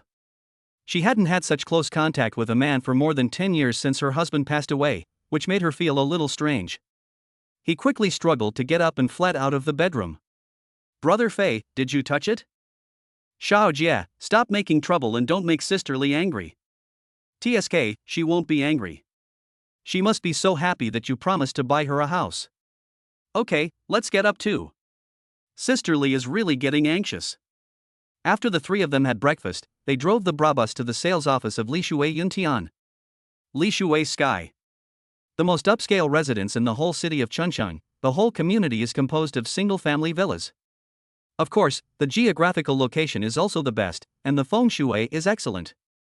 The whole Li Shui Yuntian is surrounded by the Songhua River and faces the river on three sides. Whether it is the scenery or the climate, it is impeccable. The selling price starts at 300,000 renminbi per square meter. This is truly a gathering place for the rich. The three of them came to the sales office. The empty hall seemed a bit deserted. Due to the high housing prices, few people came to see the houses. Even some people who wanted to buy a house here would make an appointment in advance through their connections. There were two salesmen chatting not far away. They looked back at Yi Fei and the other two. Although they were well dressed, judging from their ages, they were definitely not here to buy a house. So the two of them continued chatting and had no intention of coming over to receive them. "Fuck, I want to buy a house, are you blind?" When Yi Fei saw the salesperson's attitude, an invisible anger surged in his heart. "You are so stupid, I can kill you with my money." Here I am. "Don't be angry, sir. I will introduce you." Just then, a girl carrying a lunchbox ran towards them, swallowing food as she ran. Li Yuanyuan has been working at Li Shui Yuntian for a year, but she has not sold a single house. She can only rely on hard work, doing more dirty and tiring work, and living on a basic salary. It's just because the people who buy houses here are rich, so there are issues of unspoken rules involved.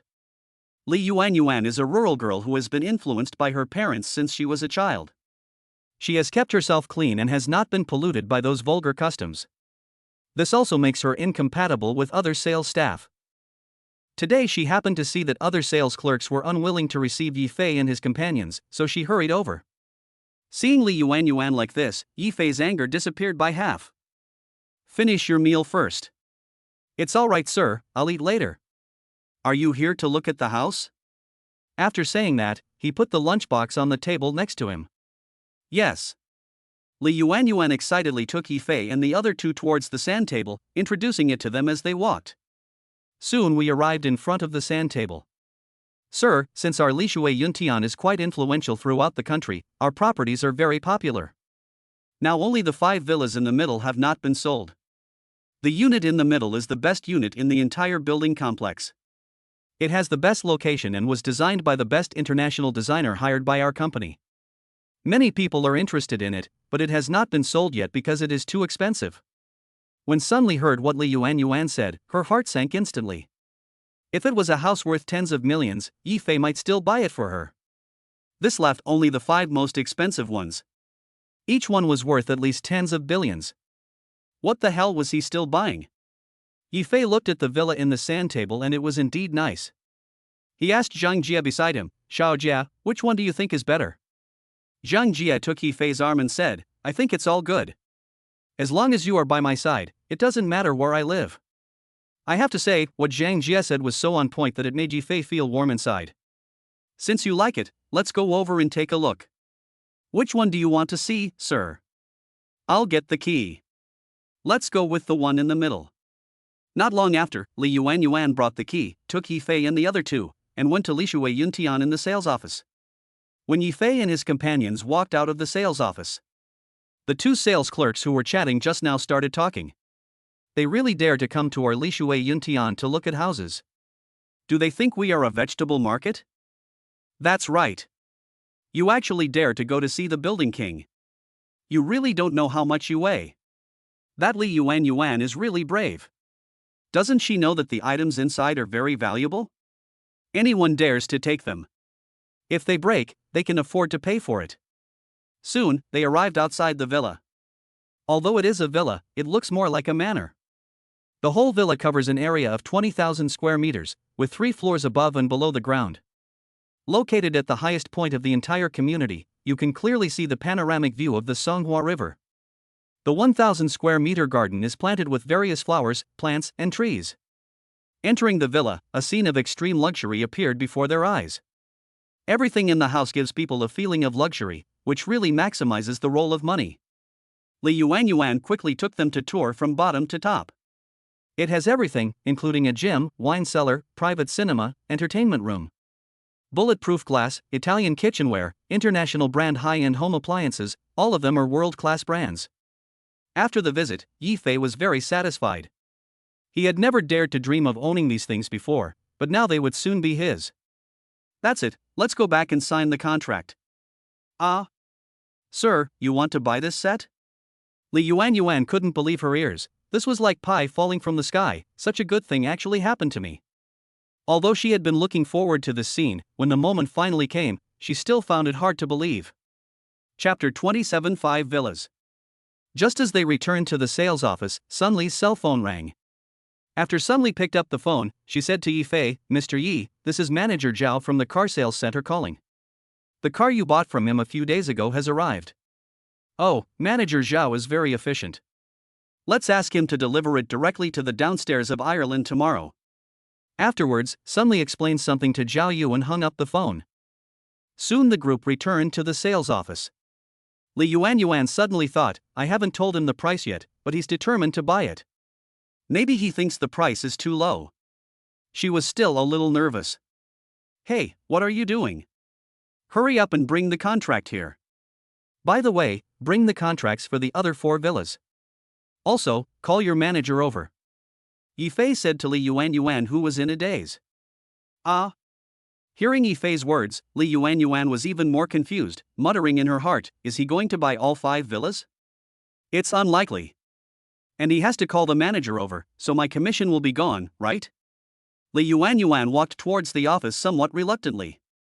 The 2 salesmen who were watching the excitement from a distance started muttering again when they heard Yi Fei's words. Today I am going to open my eyes. You want to buy 5 top-notch villas at once and even call the manager over. You really don't know your place. I am just waiting to see how you step down. I have to notify the security. Isn't this just to cause trouble in our Lishui Yuntian? Zhang Jia was also a little confused and asked Yi Fei. Brother Fei, what do you want the contracts for the other villas for? Only Sun Li showed a joyful smile. She wondered if she had a chance to win. Although the hope was slim, she still had a chance to live in the house even if it was not bought for her. The more she thought about it, the brighter her smile became. You'll find out soon. Yi Fei did not directly answer Zhang Jia's question. Soon, Li Yuan came over with a stack of file bags and a middle-aged woman in her 40s. The woman was the person in charge of Lishui Yuntian in Chunchang. When she heard Li Yuan's report, she felt it was simply a fantasy. Let alone 5 sets, even if she could sell 1 set, it would be the good fortune she had earned in her previous life. Yi Fei knew that they would definitely doubt the authenticity of his purchase of these villas, so he was too lazy to waste any more time talking to them. Just as Li Yuan and the middle-aged woman walked up to him, he showed his signature move again. He reached into his pocket, pulled out the Supreme Black card, and threw it on the coffee table. Swipe the card and take all 5 villas. Instantly, the entire sales office was so quiet that one could hear a pin drop, and everyone stared at the Supreme Black card on the coffee table in amazement. No one made a sound. As Lishui Yuntian is a top domestic real estate company, its employees naturally recognize the Supreme Black card, but they have only seen it on the screen during training. Seeing the legendary Supreme Black card at this time, they can't help but be surprised. The ones who regretted the most at this moment were the 2 women who had ignored Yi Fei and his companions. I was really blind. That was a Supreme Black card, a customer worth at least 100 billion, and I just let him slip away from me like that. Oh, forget it. We can only blame ourselves for being blind. From now on, no matter who comes in, I will rush to receive them.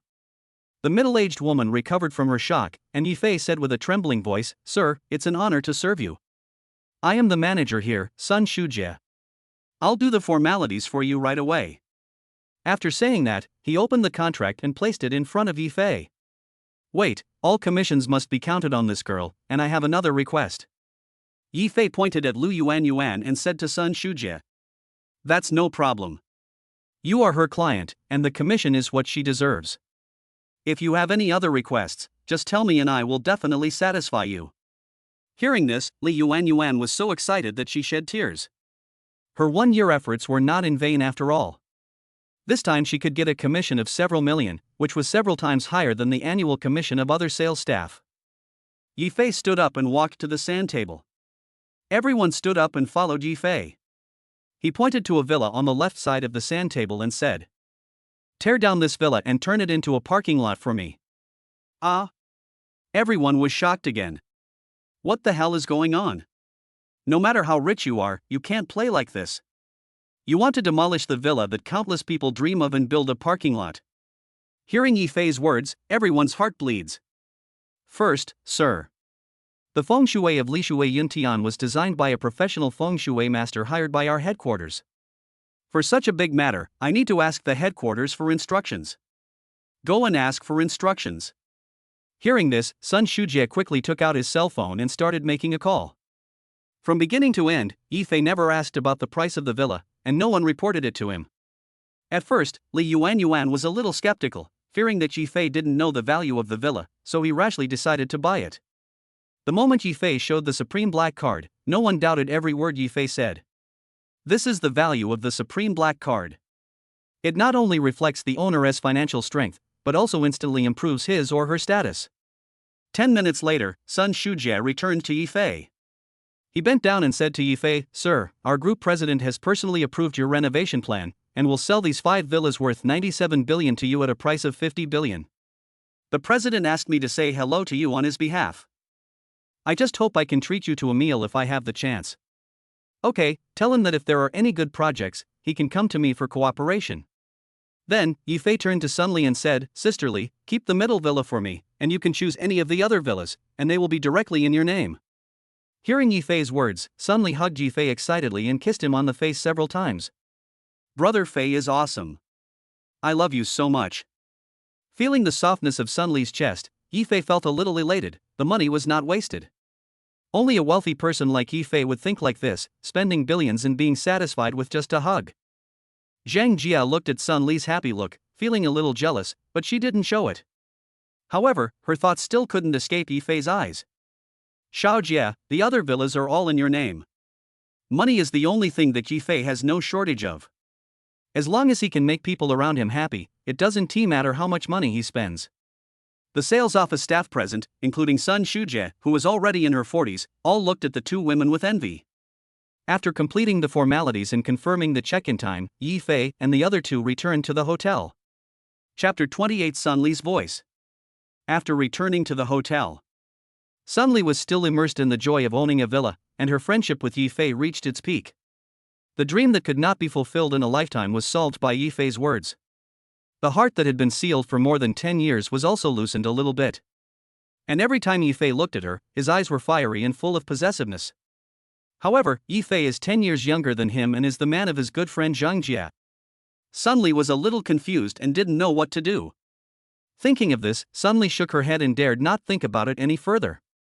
At this moment, she felt a little sorry for Zhang Jia. It was Zhang Jia who introduced her to Yifei, which enabled her to live such a good life. But now, she had evil intentions towards her man. Xiao Jia, I want to tell you something. Sun Li found it difficult to speak and didn't know how to tell Zhang Jia. Hey sisterly, if you have anything to say, just tell me, don't be so nagging. I want to change my job. Sun Li doesn't want to lose her friend Zhang Jia. After much thought, the only way to avoid cheating is to stay away from Yifei. What? You want to leave? Where else can you work that will pay better than here? Zhang Jia was very surprised to hear that Sun Li wanted to resign. It's not about the treatment, it's, yes. I don't know how to tell you. Seeing Sun Li like this, Zhang Jia became a little worried. Sister Li, are you having any trouble? Well, let me tell you the truth. I'm afraid that something will happen between Mr. Yi, something that goes beyond the relationship between an employee and a boss. Fearing that Zhang Jia would worry about her, Sun Li had to tell the truth hesitantly. I thought it was something else. Sun Li thought Zhang Jia would be angry, but she didn't expect her to laugh instead, which made Sun Li feel a little uneasy. Xiao Jia, don't get me wrong. I want to leave because I don't want to ruin the relationship between you two. Let me tell you, I've already thought about this. As long as you're willing, I'll welcome you anytime. A man like Brother Fei will surely have many women throwing themselves at him. Rather than letting others get away with it, it's better for you to be with him. Xiao Jia, do you really think so? Don't worry, I can't lie to you. How can you be so stupid? If you love him, you must tolerate him.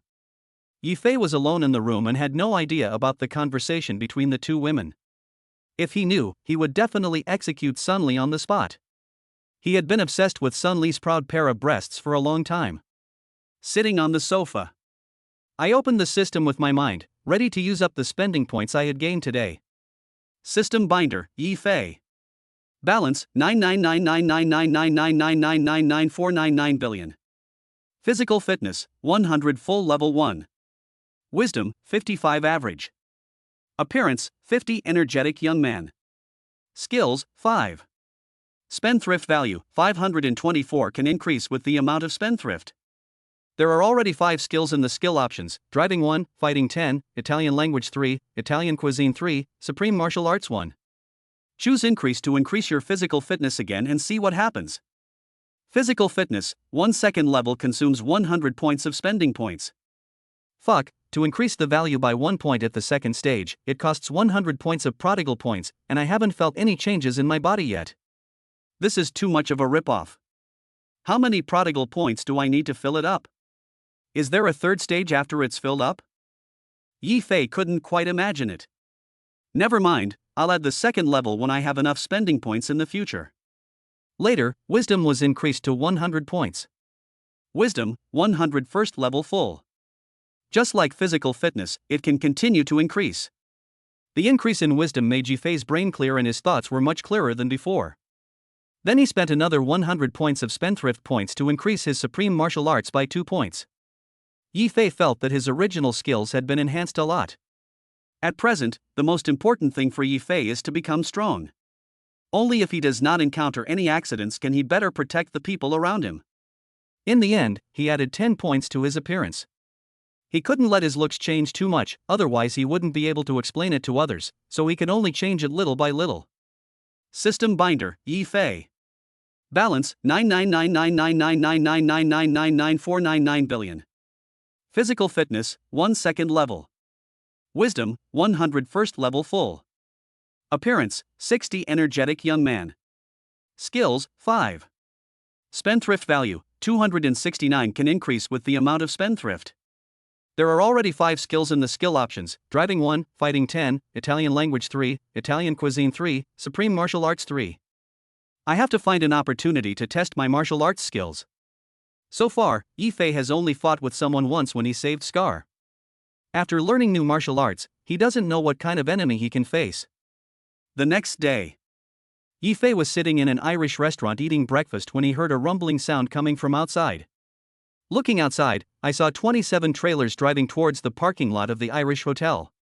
The leading trailer was pulling the global limited edition Bugatti Veyron selected by Yi-Fei, followed by Zhang Jie and Sun Li's Ferrari, and a Porsche sports car, followed by 4 Rolls-Royces and 20 Mercedes-Benzes. This scene was unprecedented in Chuncheon. More than 20 luxury cars appeared on the street at the same time, and among them was a world-class supercar worth over 100 million yuan.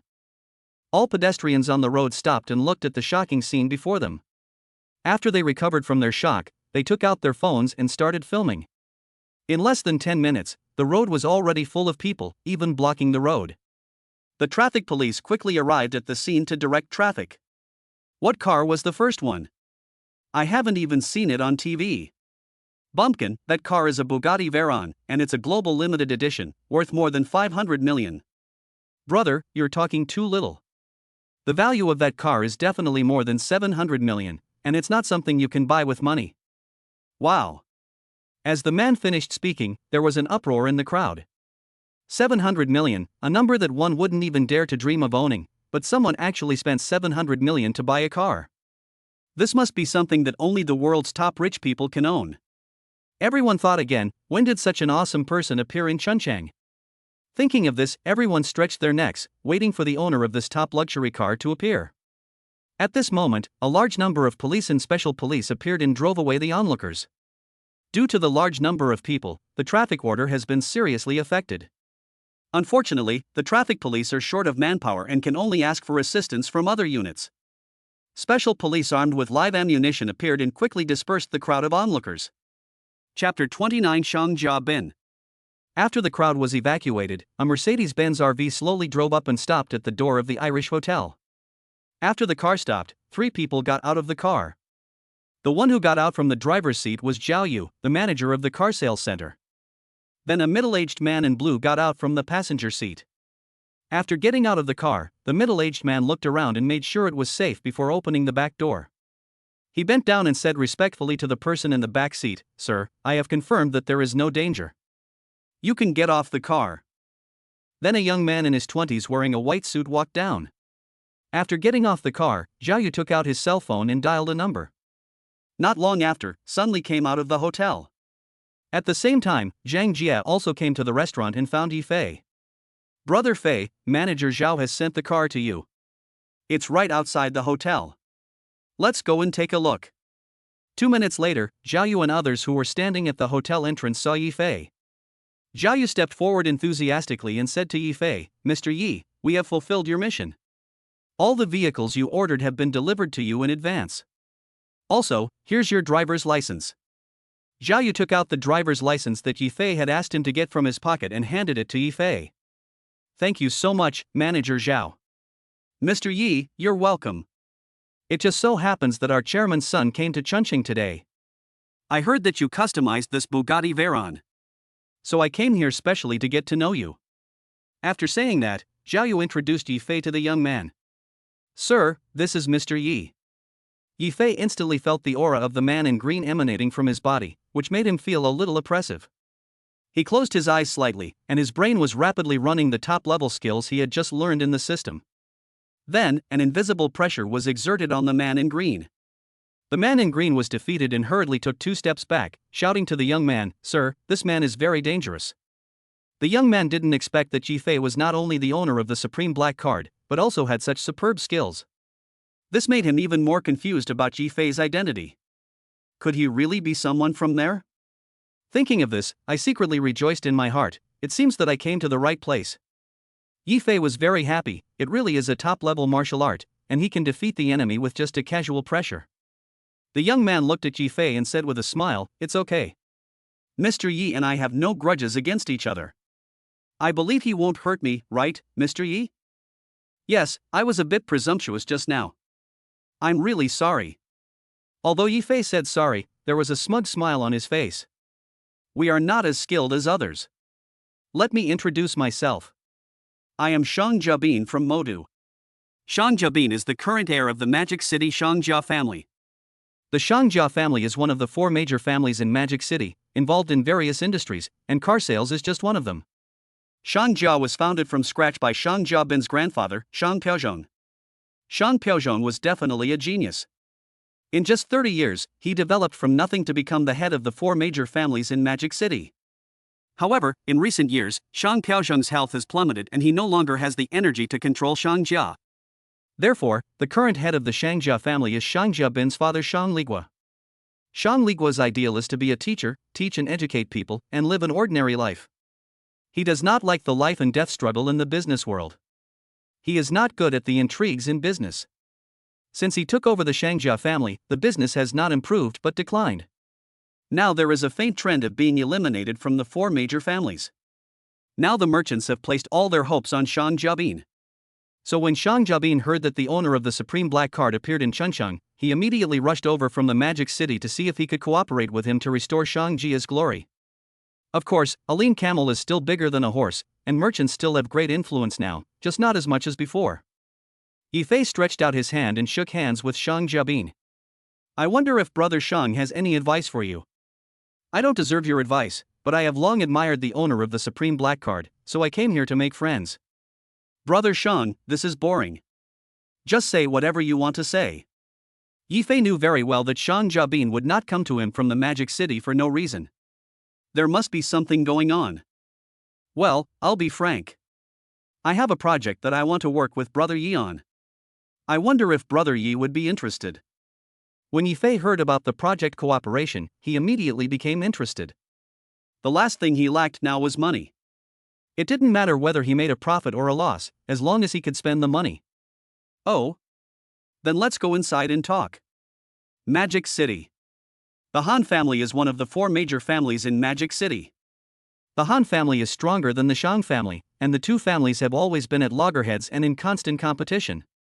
By the generation of Shang Jiabin, he and Han Song, the current heir of the Han family, were in a hot relationship. Just a few days ago, the man in blue next to Shang Jiabin beat Han Song's bodyguard to a crippling state. Han Song couldn't swallow this humiliation, so he spent a lot of money to hire an expert, hoping to find an opportunity to teach Shang Jiabin a lesson. Just as Shang Jiabin went to Chuncheon, Han Song got the news. He casually took the experts he had hired at a high price and rushed to Chuncheon. "Let us talk about this." Yi Fei took Shang Jiabin and the other 2 into the hotel and asked Sun Li to take them to an empty private room. Since Zhao Yu had met Sun Li when Yi Fei and his friends went to buy a car, and today when he saw her in Ireland wearing a business suit with a Deputy General Manager label on her chest, he realized that the boss of Ireland was Yi Fei. "Mr. Yi, is this hotel yours?" Zhao Yu opened his mouth to confirm. "Yes, I just bought it a few days ago. Brother Yi is really powerful. Ireland is an international brand. I didn't expect them to give it up with great reluctance." Shang Jiabin didn't expect that Yi Fei would be the owner of this hotel. "No big deal, just for fun. How much money do you need me to invest, Brother Shang?" Yi Fei's actions made Shang Jiabin truly realize what it meant to be wealthy and powerful. He decided to invest without even asking what the project was. "It's like this, Brother Yi. According to reliable information, a gold mine with amazing output has been discovered 100 kilometers south of Chuncheon. An initial investment of 20 billion is required. I am looking for 2 partners in Chuncheon. After all, mining projects involve too many things, and local people must come forward to handle these matters. We have already raised 15 billion yuan, and we still need 5 billion yuan. If Brother Yi is interested, you can consider it." When he heard that they were only short of 5 billion, Yi Fei instantly lost interest, but then he thought about making some connections and decided to invest. What he lacks most now is connections, and he urgently needs to develop his own network. Okay, give me your account number and I'll transfer the money to you. But I have something else I want to trouble you with, Brother Shang. Seeing Yi Fei so straightforward, Shang Jabin finally felt a little relieved. If he could get Yi Fei's help, Shang Jabin would definitely be able to take off again. Brother Yi, you don't have to be so polite. If there is anything I can help you with, just tell me. Brother Shang, please help me get some top-notch cars. Oh, I thought it was something else. Leave it to me. Then thank you, Brother Shang. You're welcome. I have an appointment with 2 other partners at noon. Brother Yi, would you like to come over and sit with me? Well, since we are all working together, I will go over with you to get to know each other. Chapter 30 Han Song arrives. Shang Jabin brought Yi Fei to a private club called Yulengshuan. From the outside, the club looked ordinary, just like an ordinary office building. But the decoration inside was extremely luxurious. Yulengshuan is the most upscale private club in Chuncheon. It has a membership system and provides services exclusively for wealthy and prestigious people. High-end people in Chuncheon are proud to be members of Yulengshuan. As Shang Jabin is the heir of one of the 4 major families in Shanghai, he can naturally become a member here and enjoy special treatment, and can bring anyone in and out. Shang Jabin brought Yi Fei to a private room where 2 young men were already waiting. They looked about the same age as Shang Jabin. Seeing Shang Jabin coming in, the 2 of them hurriedly stood up and greeted him, saying, "Brother Bin, you're here. Brother Bin, I miss you so much." Shang Jabin responded simply, turned around and let Yi Fei stand in front of him and said, "Brother Yi, let me introduce you. This is Chen Hao." His family is mainly engaged in the building materials business, which almost monopolizes the entire Chuncheon market. Now they also dabble in other businesses. This is Gao Wei. His father is the mayor of Chuncheon, his mother is the secretary of the Political and Legal Affairs Commission, and he also runs some small businesses. What Shang Jabin didn't say was that Chen Hao and Gao Wei had been good friends since childhood. Now one of them was rich and the other was powerful. The 2 supported each other and were among the best in the young generation of Chuncheon. This is Yi Fei, the owner of the Supreme Black Card that I mentioned to you yesterday. Yi Fei shook hands with the 2 of them and then sat down. I have just told Brother Yi about the mineral resources, and he has agreed to cooperate. We have the people and the money for this cooperation. We will definitely make a lot of money. Brother Bin, I have to thank you for this. Yeah, Brother Bin, if you don't take us to play, we won't make any money. Chen Hao and Gao Wei were very respectful to Shang Jabin. Although they had a high status in Chuncheon, it was still far from enough compared with the 4 major families in Modu. None of this matters. The most important thing today is meeting Brother Yi. This is more worthy of happiness than making any amount of money. Brother Shang, you flatter me too much. At this time, Yi Fei didn't know that Shang Jabin was befriending him not just for this cooperation. Yes, Mr. Yi, I'm really happy to meet you today. If you have any problems in Chuncheon in the future, just tell me. You're welcome. Gao Wei said to Yi Fei. Yes, Mr. Yi, you must not be polite to him. This guy has powerful connections in Chuncheon. Chen Hao also echoed. Okay, then I won't be polite to you too. If you have any projects that need investment, you can also come to me. Hearing this, Chen Hao and Gao Wei were very happy. This was the god of wealth and they would serve him well in the future. I wonder what kind of project Mr. Yi is interested in. It's all right, as long as it can be invested. At this time, Chen Hao was a little worried. He was afraid that Yi Fei wanted to enter the Chuncheon market. With Yi Fei's financial resources, he would definitely turn Chuncheon upside down. If so, he would have to be prepared. Chen Hao asked Yi Fei directly, "Boss Yi, are you planning to make a fortune in Chuncheon? Do you think I'm short of money? I only invest and don't participate in any management. Don't worry, just come to me if you need money." Okay, you two don't have to worry about it. With Brother Ye's financial resources, would he be interested in this small market in Chuncheon? Shang Jabin stepped out to smooth things over. Just as the 4 were chatting happily, the man in blue next to Shang Jabin walked in. "Uncle San, what's the matter?" Shang Jabin knew that something important must have happened, otherwise his uncle would not have rashly barged into his box. "Master, I saw Han Song. He's in the next box." Hearing this, Shang Jabin stood up from the sofa. Why is he here too? "Master, I think he is here to seek revenge for what happened last time." "He didn't come alone, did he?" Shang Jabin also felt that his uncle's analysis was correct, otherwise there wouldn't be such a coincidence. He has a man with him who should be stronger than me. When Chen Hao and Gao Wei heard that Han Song was coming, they felt a little scared. Whether it is Han Song or Shang Jabin, they are an insurmountable gap. They don't want to offend either of them. Brother Yi, you three go first. I'll go meet him. Oh? Who is it that makes Brother Shang so afraid? He is Han Song from the Han family, one of the 4 major families in Magic City. I am not afraid of him, but I just don't want you to get into unnecessary trouble. We are partners now. I can't watch you face the enemy alone. Come on, I'll go with you. After saying that, Yi Fei stood up first and walked out, followed by Shang Jabin and his uncle. Chen Hao and Gao Wei originally wanted to leave, but when they saw that Yi Fei hadn't left, they had no choice but to follow him out. Everyone came to the next box and was blocked outside the door by the middle-aged man brought by Han Song. Uncle San stood directly in front of the man and confronted him. Both of them exuded a captivating aura that made everyone feel suffocated. Of course, Yi Fei didn't care about the momentum of the two at all. Shang Jabin shouted loudly at the door. Han Song, are you scared? You don't dare to let me in. As soon as he finished speaking, Han Song's voice was heard from inside. Let them in. Shang Jabin stretched out his foot, kicked open the door of the box, and walked in first. In addition to Han Song, there was also an extremely beautiful girl in the box. She has black and smooth hair, delicate face, regular features, a hint of charm between her eyebrows, outstanding temperament, and fair skin, as if spotless.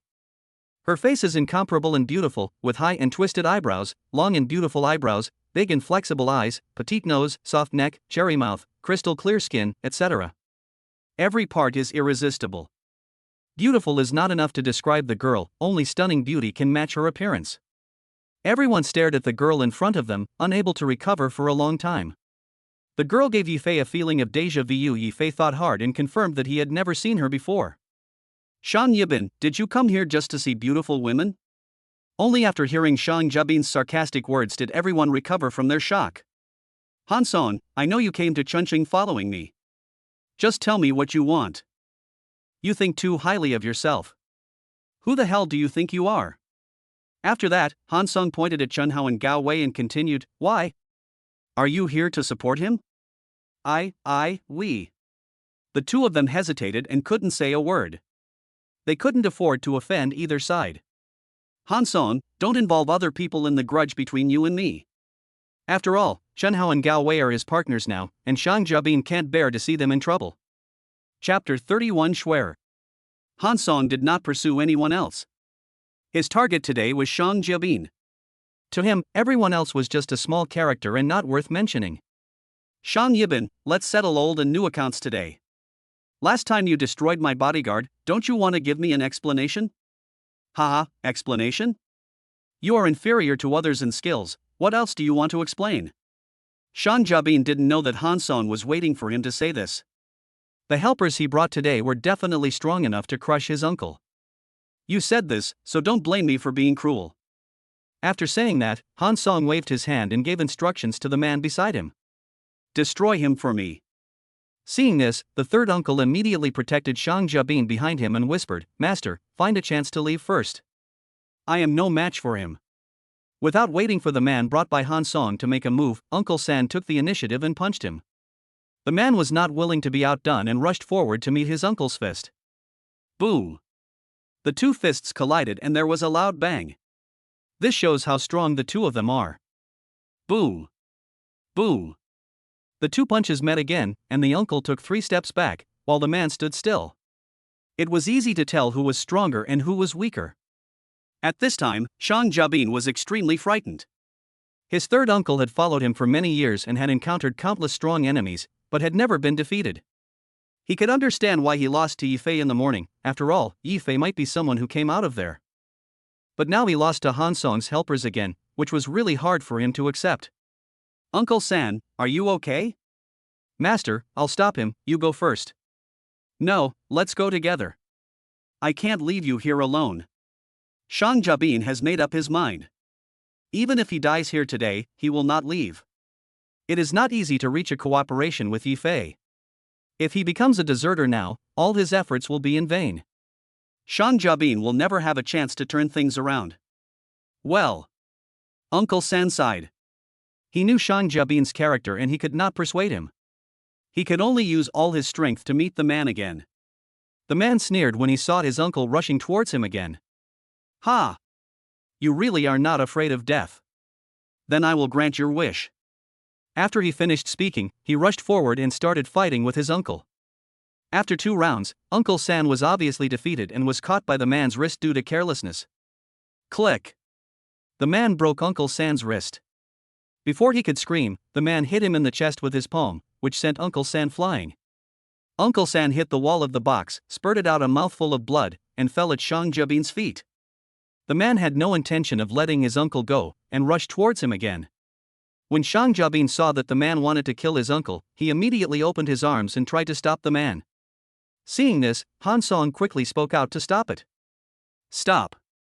Although he and Shang Jabin were sworn enemies, it would be okay if he beat his bodyguard to death, but it would be troublesome if he beat Shang Jabin to death. Shang Jia would definitely do whatever it took to fight the Han family to the death, and that was not the result he wanted. But at this time the man had already drawn the arrow onto the string and had to shoot. Everyone watched as the man's fist was about to hit Shang Jabin in the chest. At this moment, Yi Fei suddenly moved, flashed to Shang Jabin's side, and kicked the man in the chest. The man flew backwards instantly and hit Han Song. Han Song was furious. He pushed the man away, stood up and yelled at Yi Fei, "Fuck you, you dare to hit me? I'm going to kill you today." Hearing Han Song's curse, Yi Fei's whole body burst out with a terrifying murderous aura, his eyes were red, and he stared straight at Han Song. Everyone present was frightened by Yi Fei's terrifying aura and dared not move. Parents are Yi Fei's taboo and also his bottom line. When he heard Han Song insulting his mother, he became furious and went into a state of madness. Since he had not yet fully comprehended the top-level skills, he was severely stimulated at this moment, which disrupted the direction of the skills and caused him to go astray. At this moment, there was only hatred in Yi Fei's eyes, and he walked slowly towards Han Song step by step. Han Song was so scared that he sat down on the sofa.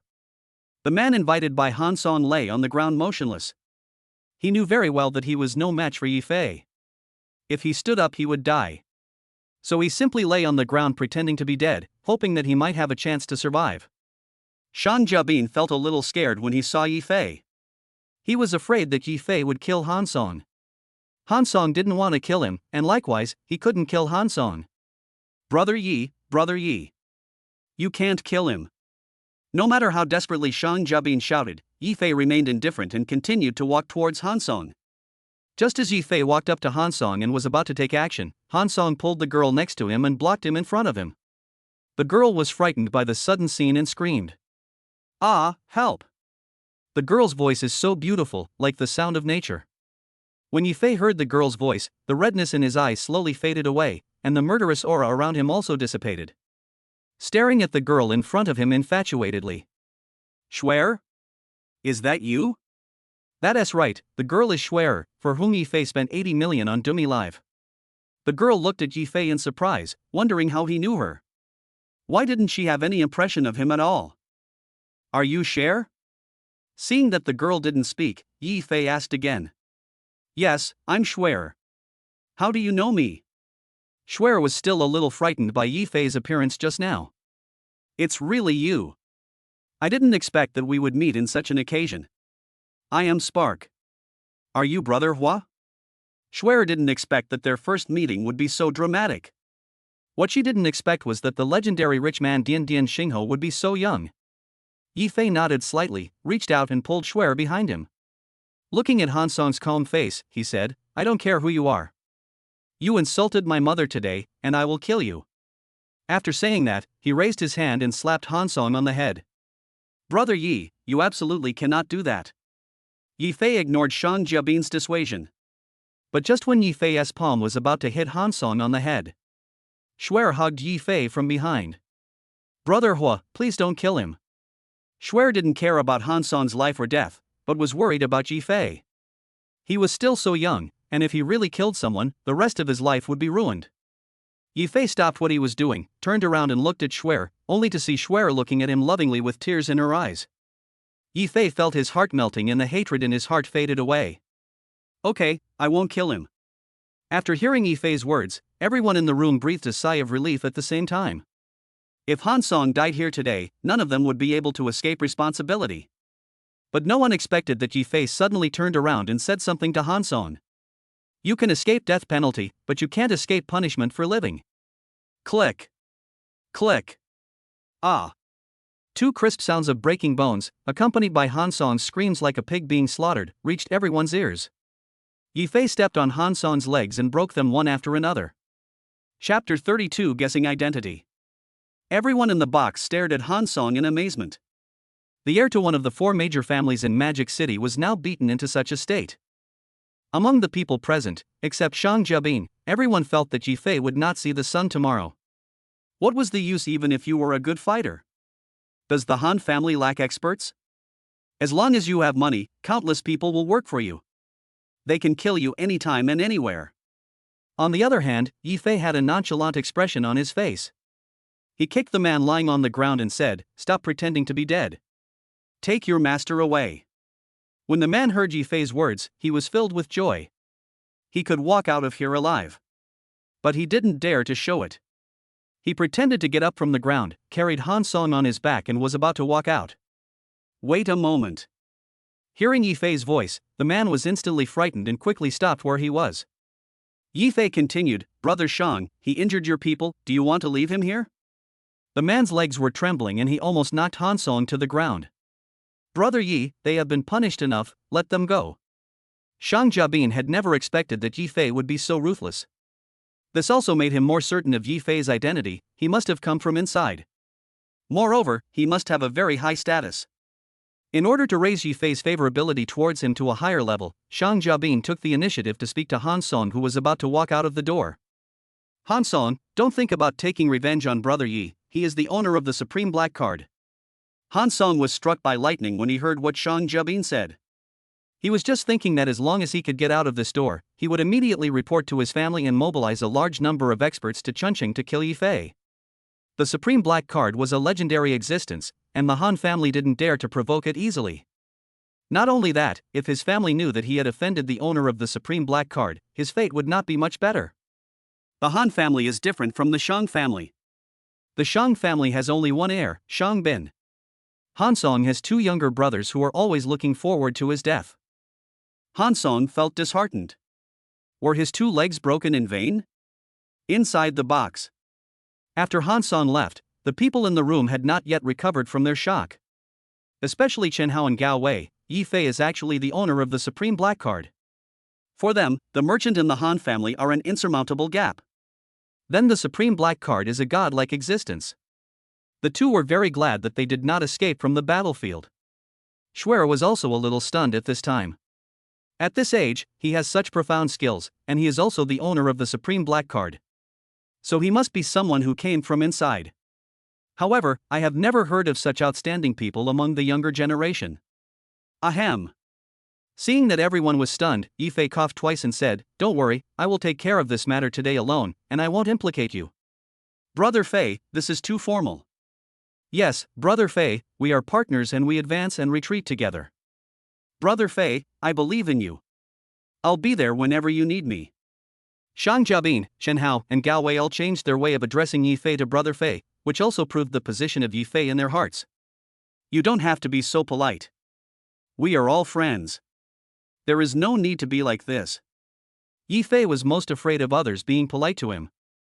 After all, he had just obtained the system and had not yet fully adapted to the social interactions of the upper class. The attitudes of Shang Jiabin and the other two made him feel a little uncomfortable. At this time, Schwer's beautiful voice was heard in the box. "So should I call you Brother Fei or Brother Hua?"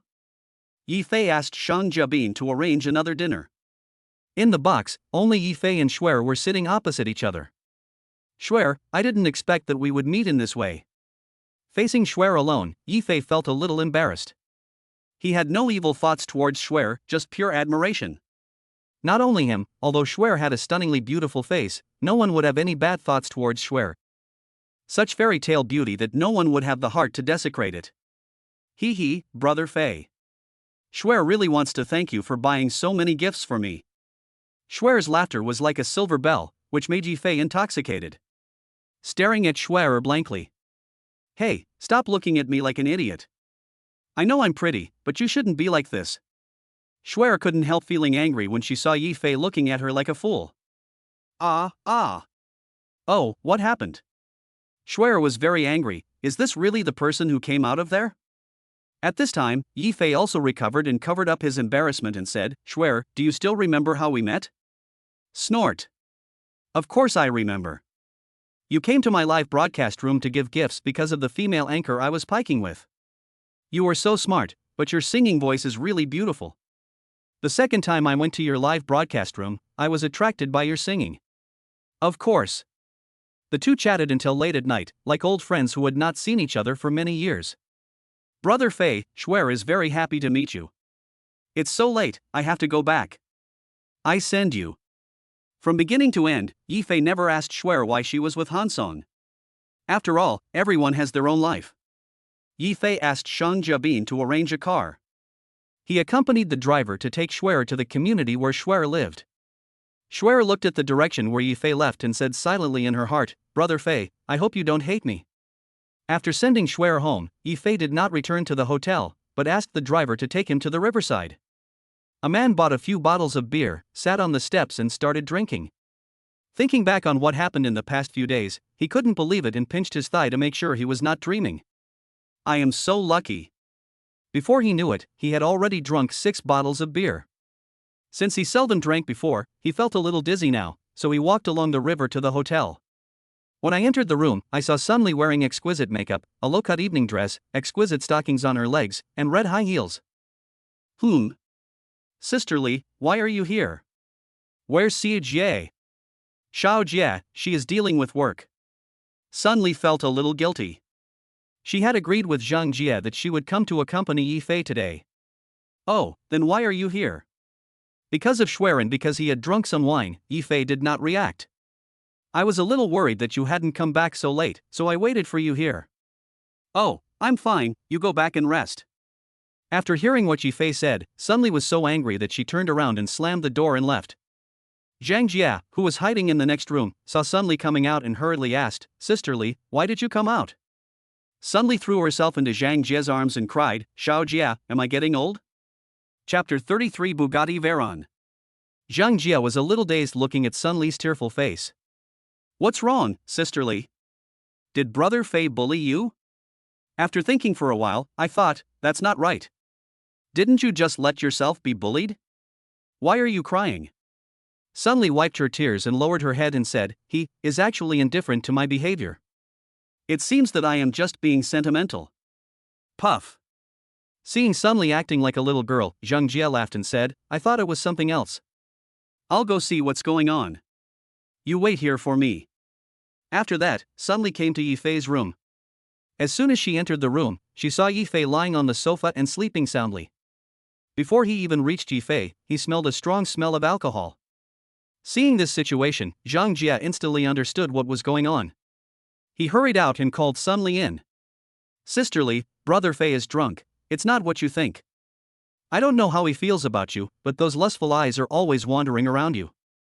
Then. Sunli felt that what Zhang Jie said made sense, and she hesitated for a long time but couldn't say anything.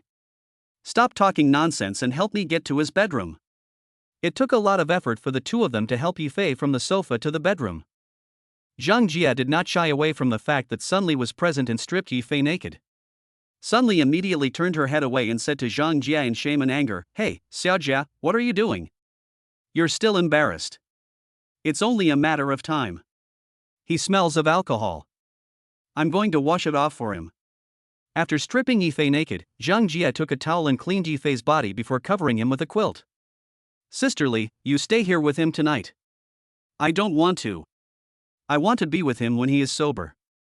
Sunli didn't want to give herself to Yifei when he was unconscious, as that would make her seem too cheap. Early the next morning, Zhang Jie prepared some chicken soup and bird's nest porridge for Yifei to warm his stomach. As soon as I entered the door, I saw Yifei washing up. Brother Fei, you drank so much last night, why don't you get some more sleep? With Yifei's current physical condition, even if he drinks a lot of alcohol, it will not cause any harm to him. Moreover, since he is not yet proficient in the martial arts, if he does not want to get drunk, he can use the martial arts to excrete the alcohol from his body. I'm fine. I'm used to getting up early. Well, come over for breakfast, I've got everything ready. While Yifei was having breakfast, Zhang Jia told him what happened last night. After hearing this, Yifei felt so regretful. Why did he drink at this time when he never drank? He missed a romantic encounter in vain. He didn't know when he would have the chance again. After breakfast, Yifei couldn't wait to go to the parking lot outside the hotel. He walked to the newly bought Bugatti Veyron, circled it 3 times to the left, 3 times to the right, and caressed it lovingly. I never thought that I would be able to own this world-class sports car in my lifetime. Looking at the cool Bugatti Veyron in front of me, I couldn't wait to sit in it. Boom! The engine roars. The V16 engine is equipped with 4 turbochargers and has a maximum speed of 410 km/h. Yifei thought about it and opened the system with his mind. He felt that his basic driving skills were not worthy of this world-class sports car. System binder, Yifei. Balance, 9999999999999 billion. Physical fitness, 1 second level. Wisdom, 101st level full. Appearance, 60 energetic young man. Skills, 5. Spendthrift value, 319 can increase with the amount of spendthrift. There are already 5 skills in the skill options: driving 1, fighting 10, Italian language 3, Italian cuisine 3, supreme martial arts 3. Cooperating with Zhang Jiabin and others, he invested 5 billion and increased the squandering value by 50 points.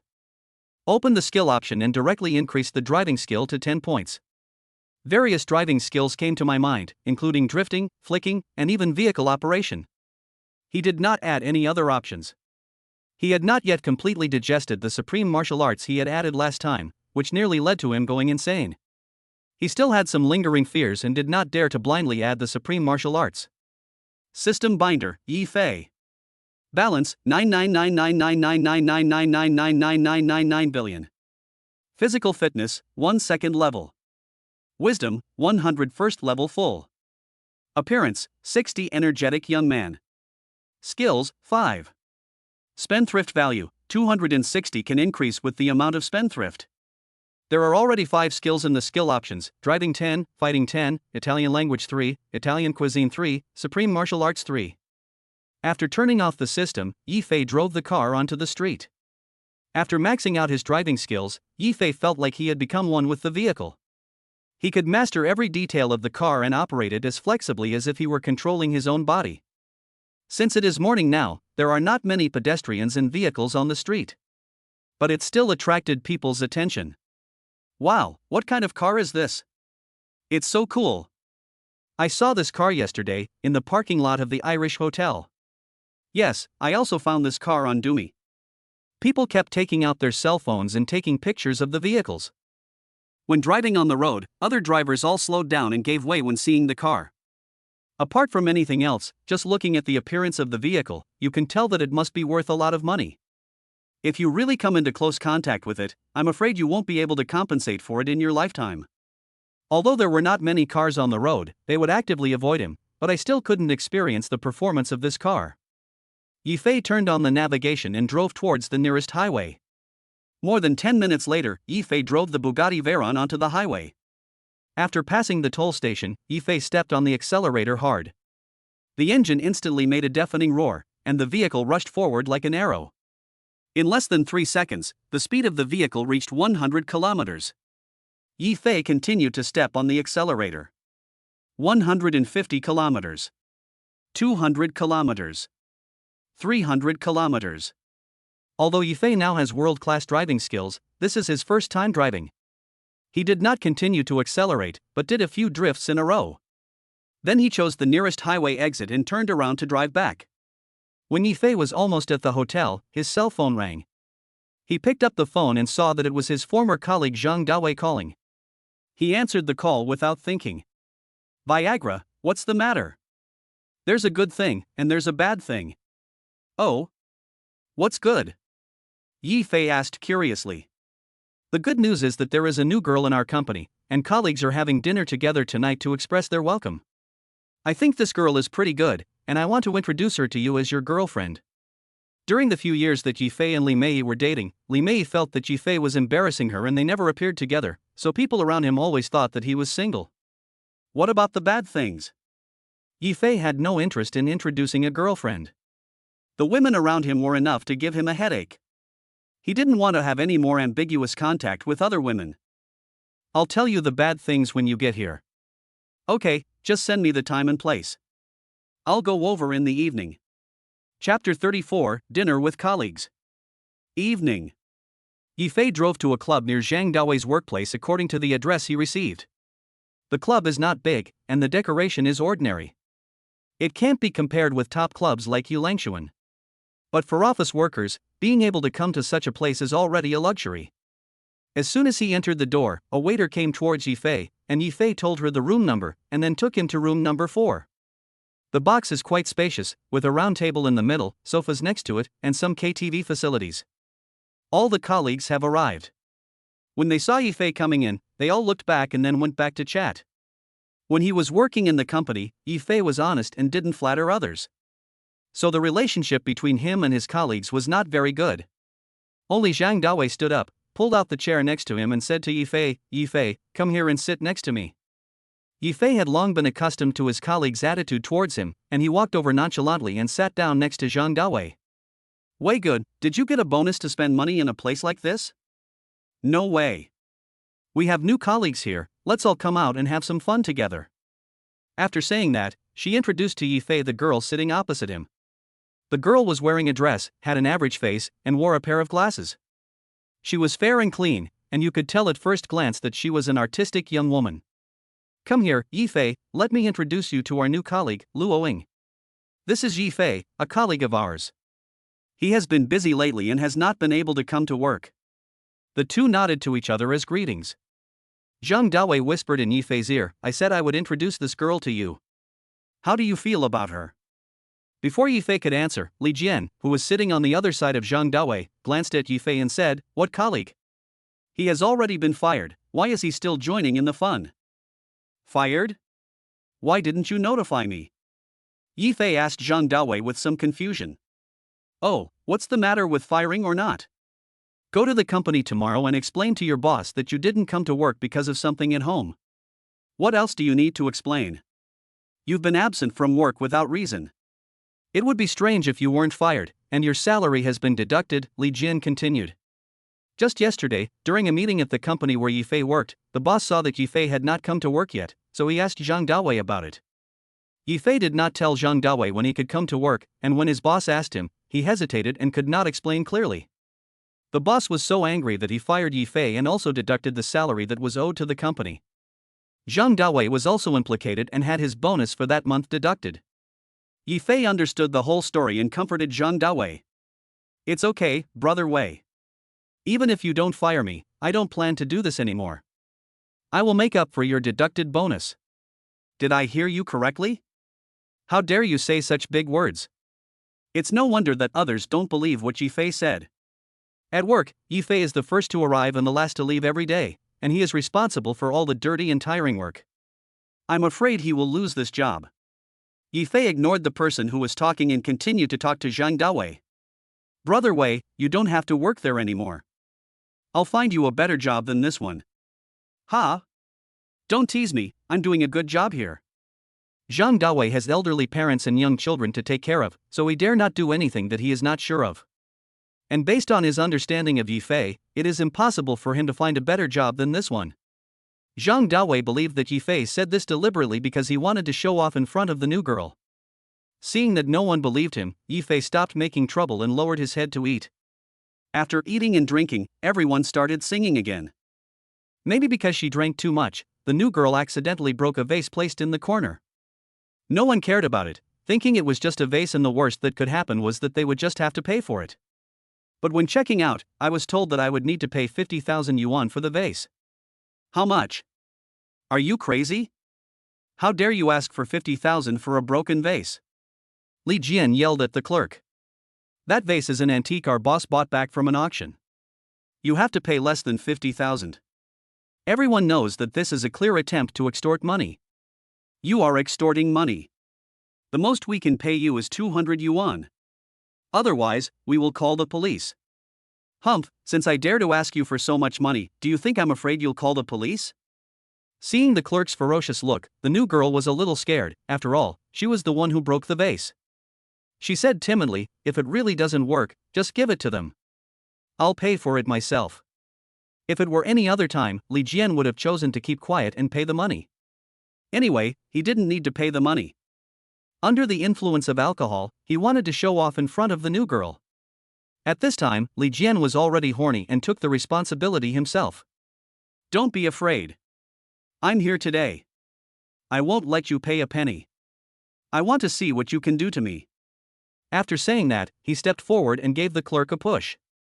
The clerk didn't expect that Li Jian would fight with him. He lost his balance and fell towards the table behind him.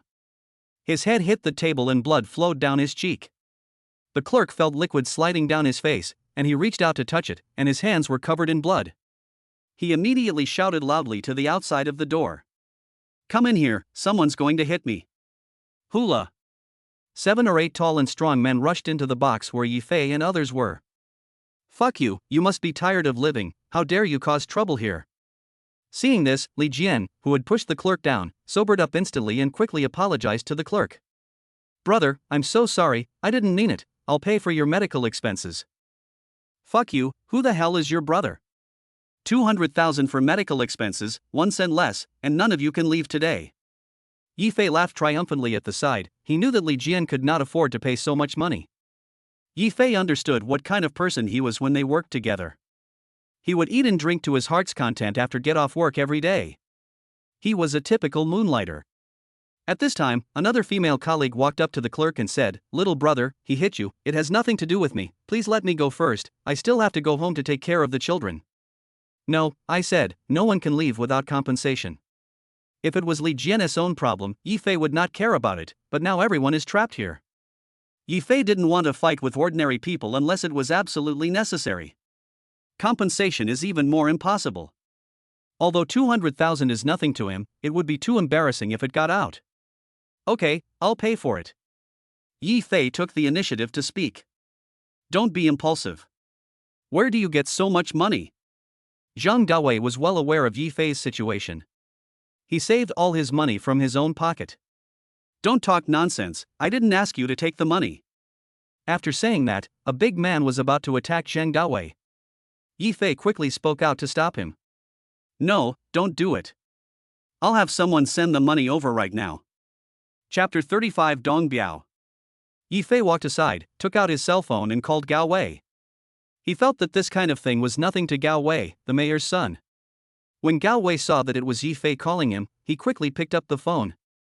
"Brother Fei, why did you think of me?" "That's it." Yi Fei told Gao Wei what had just happened, including the address. "Brother Fei, Chen Hao and I are having dinner nearby and will be there in 5 minutes." At this time, Gao Wei and Chen Hao were entertaining an important guest nearby.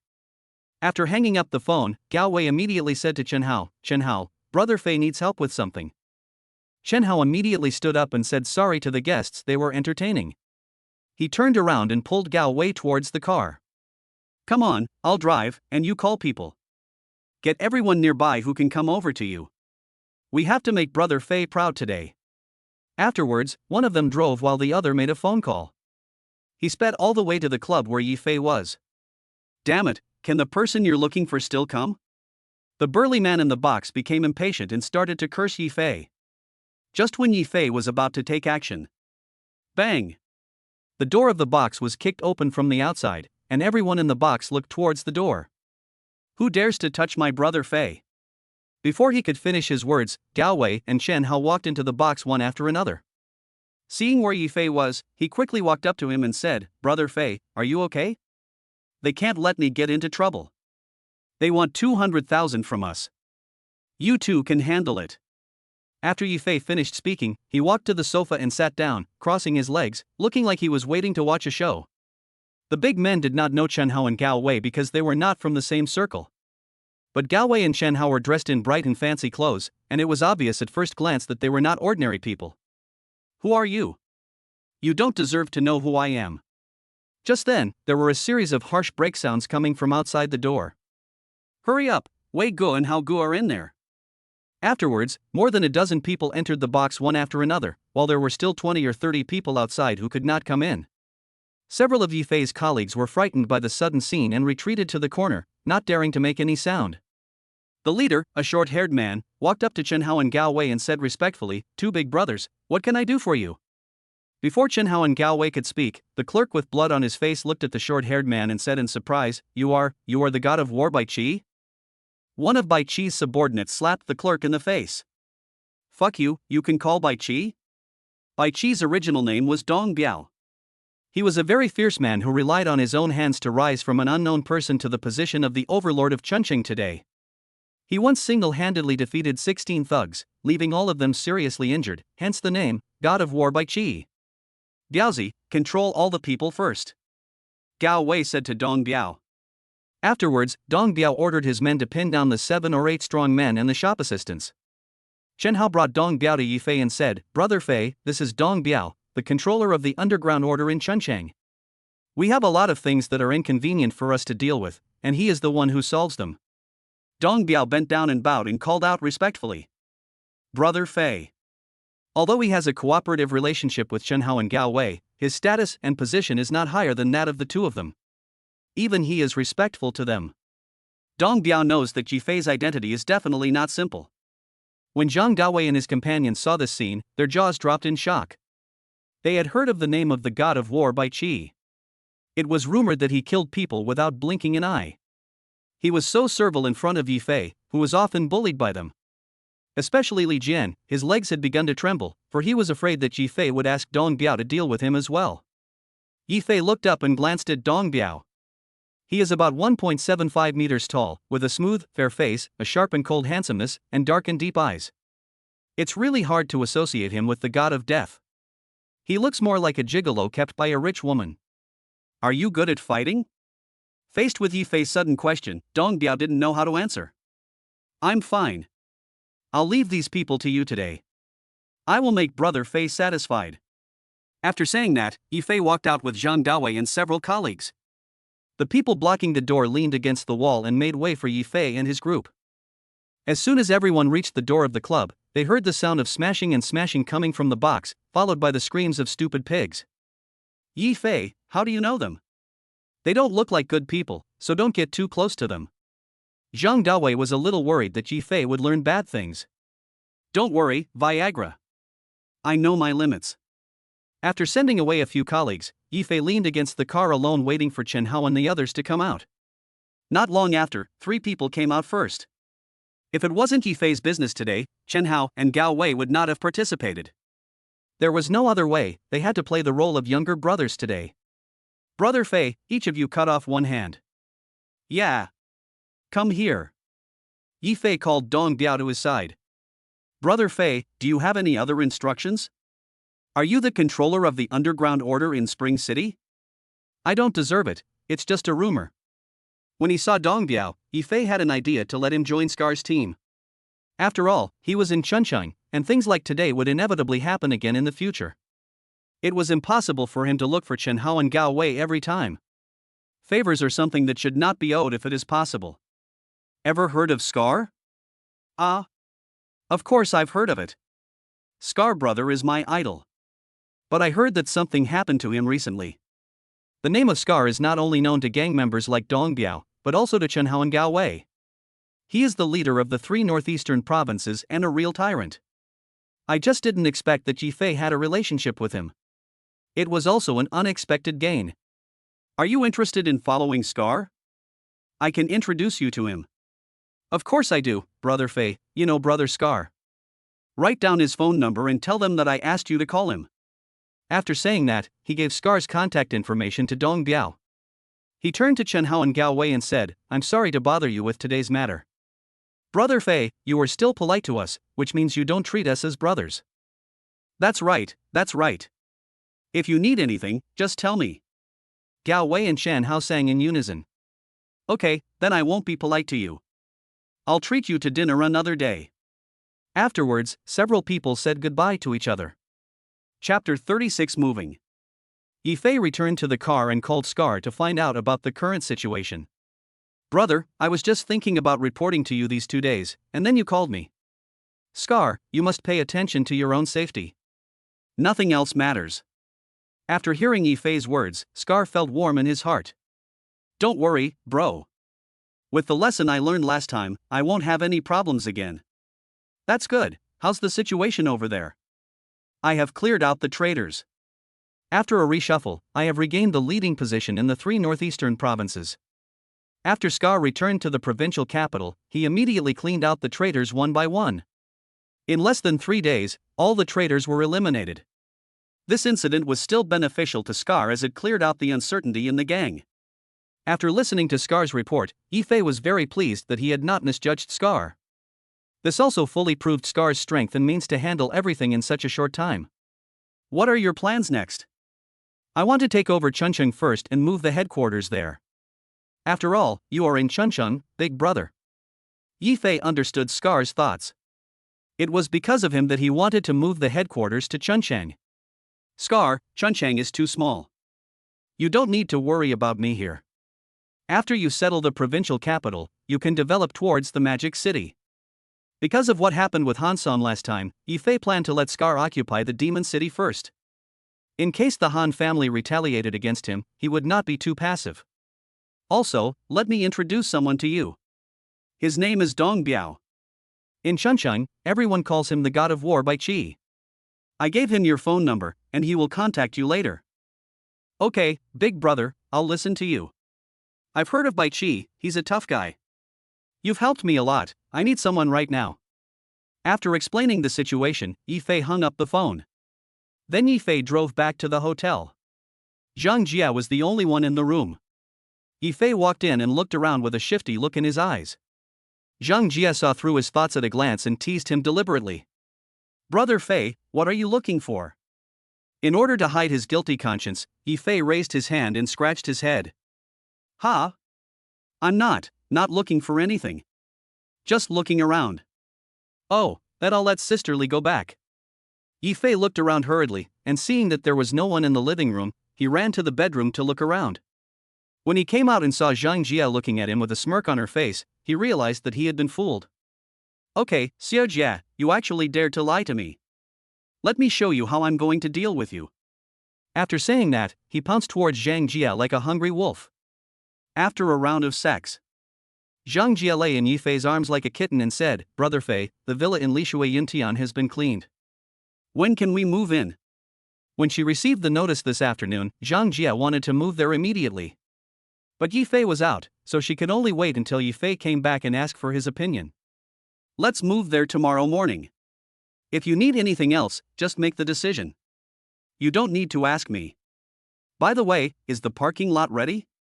Yifei suddenly remembered that he had asked Shang Jiabin to help him get some more cars over.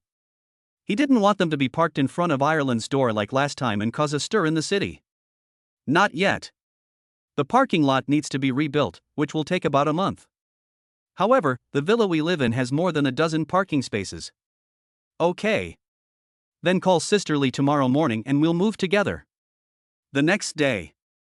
Before Yifei got up, Sunli and Zhang Jia were busy moving all of Yifei's clothes and daily necessities to the Brabus they had bought earlier. In fact, there weren't many things in total. The villa had everything you needed. You just needed to take your own clothes. However, Zhang Jia and Sunli still worked hard for the whole morning. Hey, you two, aren't you tired? Can't we just find a moving company? Sunli glanced at Yifei and said, What do you know? It's so important that you have to do it yourself.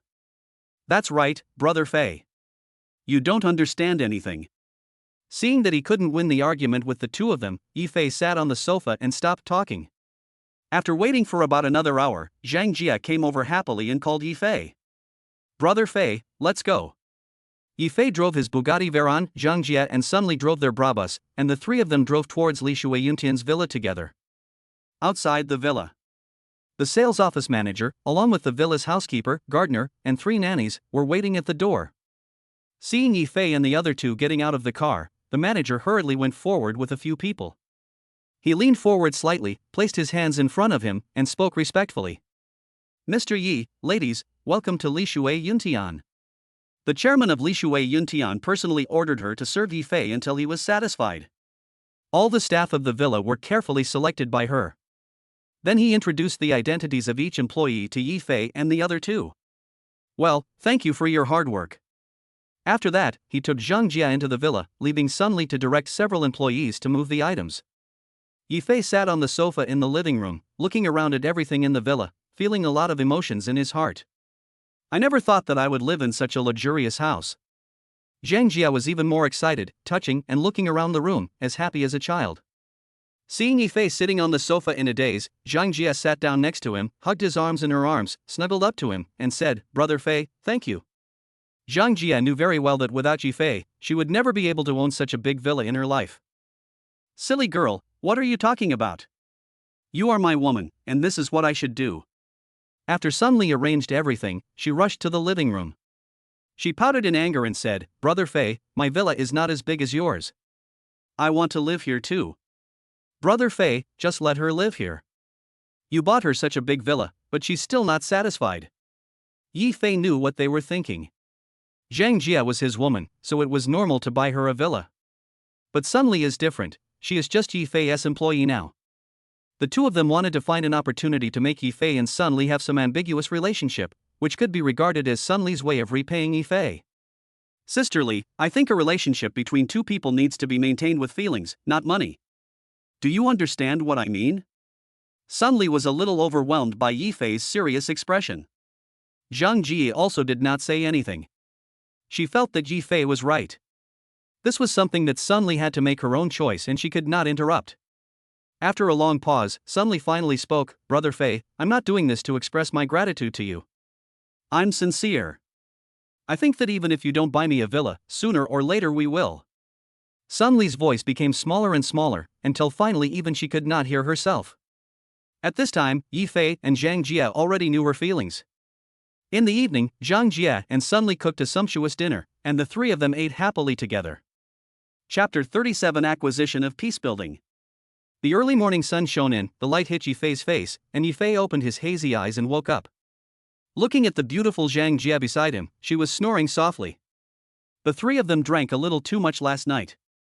Zhang Jia, taking advantage of the alcohol and her happy mood, exercised very hard. She and Yifei worked out until the early morning before falling into a deep sleep. Yifei did not take the opportunity to win over Sun Li. Yifei was afraid that she would develop feelings for him on impulse. He decided to give Sun Li enough time to think about it, so as to avoid any regrets in the future. Seeing that it was still early, Yifei did not wake up Zhang Jia, but walked out of the bedroom and into the living room. He had originally planned to go to his former workplace yesterday to see how he could help Zhang Dawei. As a result, I was delayed by the moving matter. I picked up my phone and called Zhang Dawei to confirm that he would go to work today. Afterwards, Yifei asked the nanny to prepare some breakfast, and after eating, he drove towards the Peace Building. The Peace Building has a total of 42 floors, and hundreds of small and medium-sized companies rent offices here for their work. Yifei works at the company on the 28th floor of the Peace Building. When he arrived at the gate of Peace Building, the security guard would not let him in because he had been fired by the company. This made him a little annoyed, but he also thought of a way to help Zhang Dawei. He took out his cell phone, found Chen Hao's number and dialed it. "Chen Hao, I hope I didn't disturb you so early." No. It's an honor for me that Phineas chose me." At this time, Chen Hao was still having an erotic dream with a third-tier celebrity in his arms. When he heard his cell phone ringing, he wanted to hang up directly, but he took a look and saw that it was Yifei calling. He rubbed his eyes before answering the phone. "It's like this, do you know the owner of Peace Building?" "Ah. What's wrong?" "Peace Building is my home." Chen Hao's heart was beating fast. Why did Yifei suddenly ask about his family's assets? Was he going to take action against his family? Yifei was also a little surprised. He didn't expect that Peace Building was actually an asset of Chen Hao's family. "I want to acquire the Peace Building." After hearing Yifei's words, Chen Hao lost all his sleepiness. He jumped directly onto the bed without caring that he was naked. "Fei, brother Fei. Did our Chen family offend you?" After hearing Chen Hao's words, Yifei realized that Chen Hao mistakenly thought that he was going to attack their Chen family. "No, it's like this." Yifei explained the matter to Chen Hao. Only then did Chen Hao feel relieved. "How about this, brother Fei? You wait there for me, I'll be there soon." 10 minutes later, Chen Hao arrived downstairs of the Peace Building. As soon as he got out of the car, he saw Yifei standing at the entrance of the Peace Building. He quickly ran to Yifei and said, "Brother Fei, why don't you go in?" Yifei pointed at the security guard who had just stopped him and said, "He wouldn't let me in." Hearing this, Chen Hao turned around and started cursing at the security guard. "What the hell, you don't want to do this anymore? Who dares to stop us?"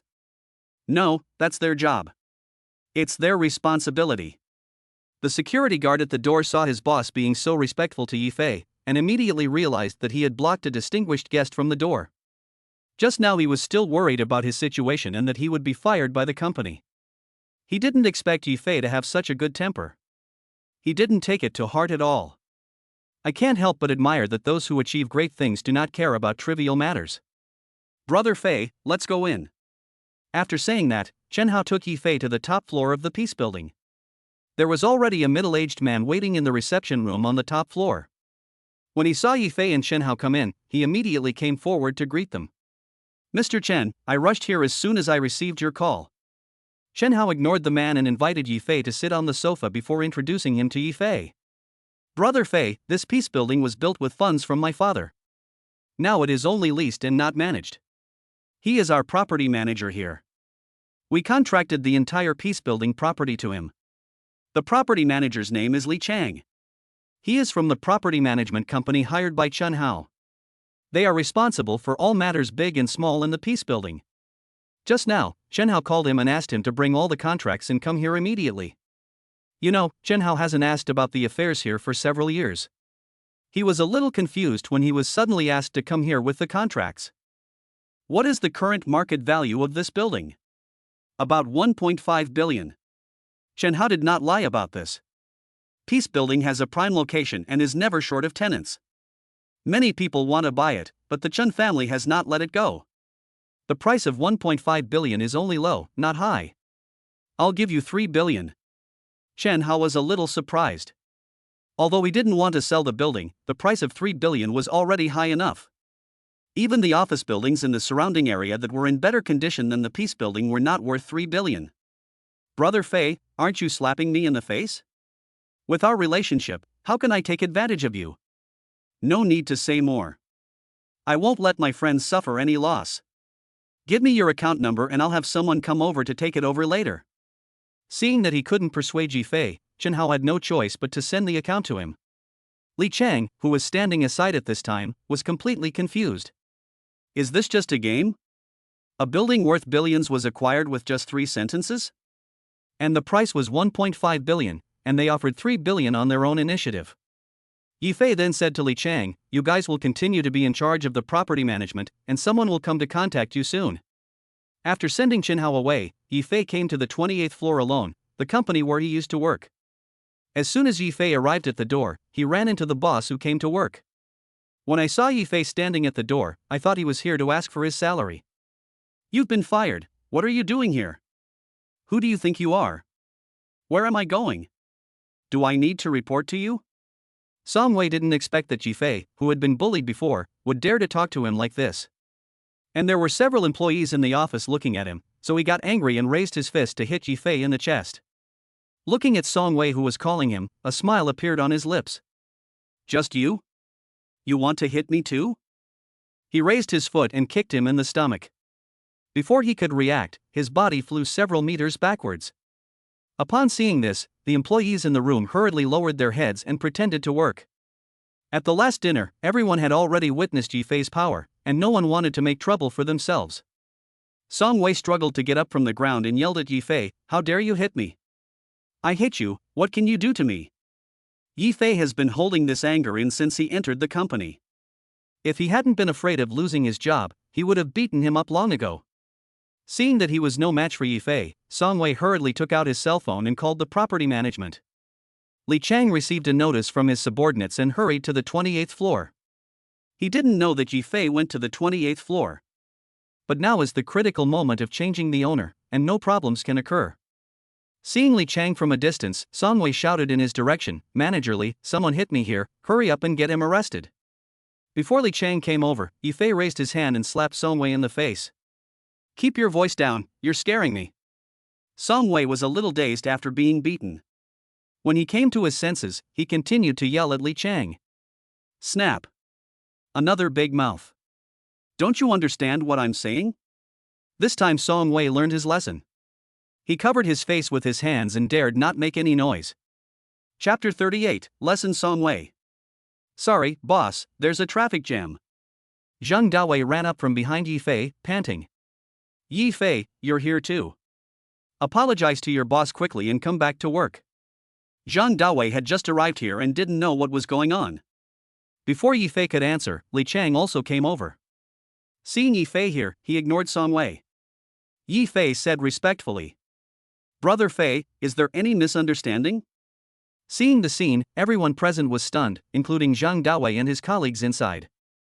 Although they had seen Yi Fei's abilities, they did not expect that Yi Fei, who also worked here before, would now be so respectful to even the supervisor of the peace building. The person who could not accept it the most was Song Wei. Manager Li. Manager Li, he hit me, why are you still so polite to him? Li Chang was speechless and ignored him. How could this boss be so tactless? Yi Fei asked Li Chang. Manager Li, how long is their contract? If I remember correctly, it seems to be less than a month. After the expiration date, they will be asked to move out immediately and will not be allowed to stay for even a day. Okay. After listening to the conversation between Yi Fei and Li Chang, Song Wei suddenly burst into laughter. Ha ha ha, you two are playing a double game here. This peace building is the Chen family's property. You want me to move? Who the hell do you think you are? Li Chang, do you have a fever? Do you think you can make decisions for the Chen family? Not only Song Wei didn't believe it, even Zhang Dawei, who was standing beside him, didn't dare to believe it. He said to Yi Fei, stop making a fuss here, that's enough. Brother Wei, just wait and see. I will let you be the boss of this peace building in the future. Oh shit, you really amuse me. How dare you, a person who was just fired by me, say such things in front of me? I was originally planning to give you some time to find another office space, but now it seems you don't need it anymore. After saying that, Yi Fei took out his cell phone from his pocket and dialed. Chen Hao, notify Song Wei on the 28th floor to move out of the peace building today. I will pay the penalty for breach of contract. Got it, Brother Fei. I'll do it right away. After hanging up the phone, Yi Fei stood there, looking at Song Wei with a joking expression. When Song Wei heard Chen Hao's name, he didn't take it to heart at all. Everyone knew the name of the eldest son of the Chen family, Chun Cheng. He thought that Yi Fei was just using Chen Hao's name to scare him. Pretend, keep pretending, I want to see if you can. Before Song Wei finished speaking, his cell phone rang. He took out his cell phone and saw the words Chen Hao on the screen. He couldn't help but look up at Yi Fei and thought to himself, this can't be true. I answered the phone tremblingly. Mr. Chen, do you have any instructions? Crack. After hearing what Chen Hao said, Song Wei couldn't help but drop his phone to the ground and smash it to pieces. He muttered to himself like a fool. How could it be? How could it be like this? If he were to move out today, he would not only face financial losses. There are many companies in the peace building and he would be exposed to people from all walks of life. This would bring many benefits to the development of his company, and he would be able to come into contact with many external customers, which would not only increase his income but also help him build connections. He had spent a lot of money to rent an office here in the first place. If he were to move out immediately, the company would have to shut down for at least 2 months to find a suitable house, renovate it, and set up equipment. Adding all this up, his loss could not be compensated by money at all. Even if he was compensated for breach of contract, he did not dare to ask for it. With the strength of the Chen family in Chuncheng, if he accepted the breach of contract, the Chen family could drive him out of Chuncheng in minutes. Song Wei didn't dare to think about it anymore. Pretending to be calm, he said to Yi Fei, the things that happened before were all misunderstandings. I'm sorry that I didn't recognize you before. Please forgive me if I have offended you. You have been in the company for a while before, and you know that this period of time is very important to our company. Every minute and every second is precious. If we fail to achieve our goals, our company will suffer huge losses. I beg you to be tolerant. Yi Fei said to Song Wei calmly. There's a saying, Boss Song, you must have heard it before. What are you talking about? Please enlighten me. Even if I give you a chance, you are useless. After hearing what Yi Fei said, Song Wei immediately said angrily, Yi Fei, you can kick me out of here if you know Chen Hao. I have cooperated with the old man of the Chen family many times, and we have some friendship. You can give him a call and ask. After saying that, Yifei turned around and called Zhang Daowei and Li Chang and walked towards the top floor. Song Wei was left standing there in a daze. Thinking of Yifei's confident expression, Song Wei looked ashen. He only had Qin Hao's father's phone number, and the other party might not even know who he was. He was no match for Yifei's friendship with Chen Hao. After arriving at the reception room on the top floor, Yifei and Zhang Daowei sat on the sofa, and Li Chang took the responsibility of serving tea and water. Brother Wei, I want to let you take care of the peace building. What do you think? What? Leave it to me? The Chen family can't let me take care of it. Zhang Daowei looked confused.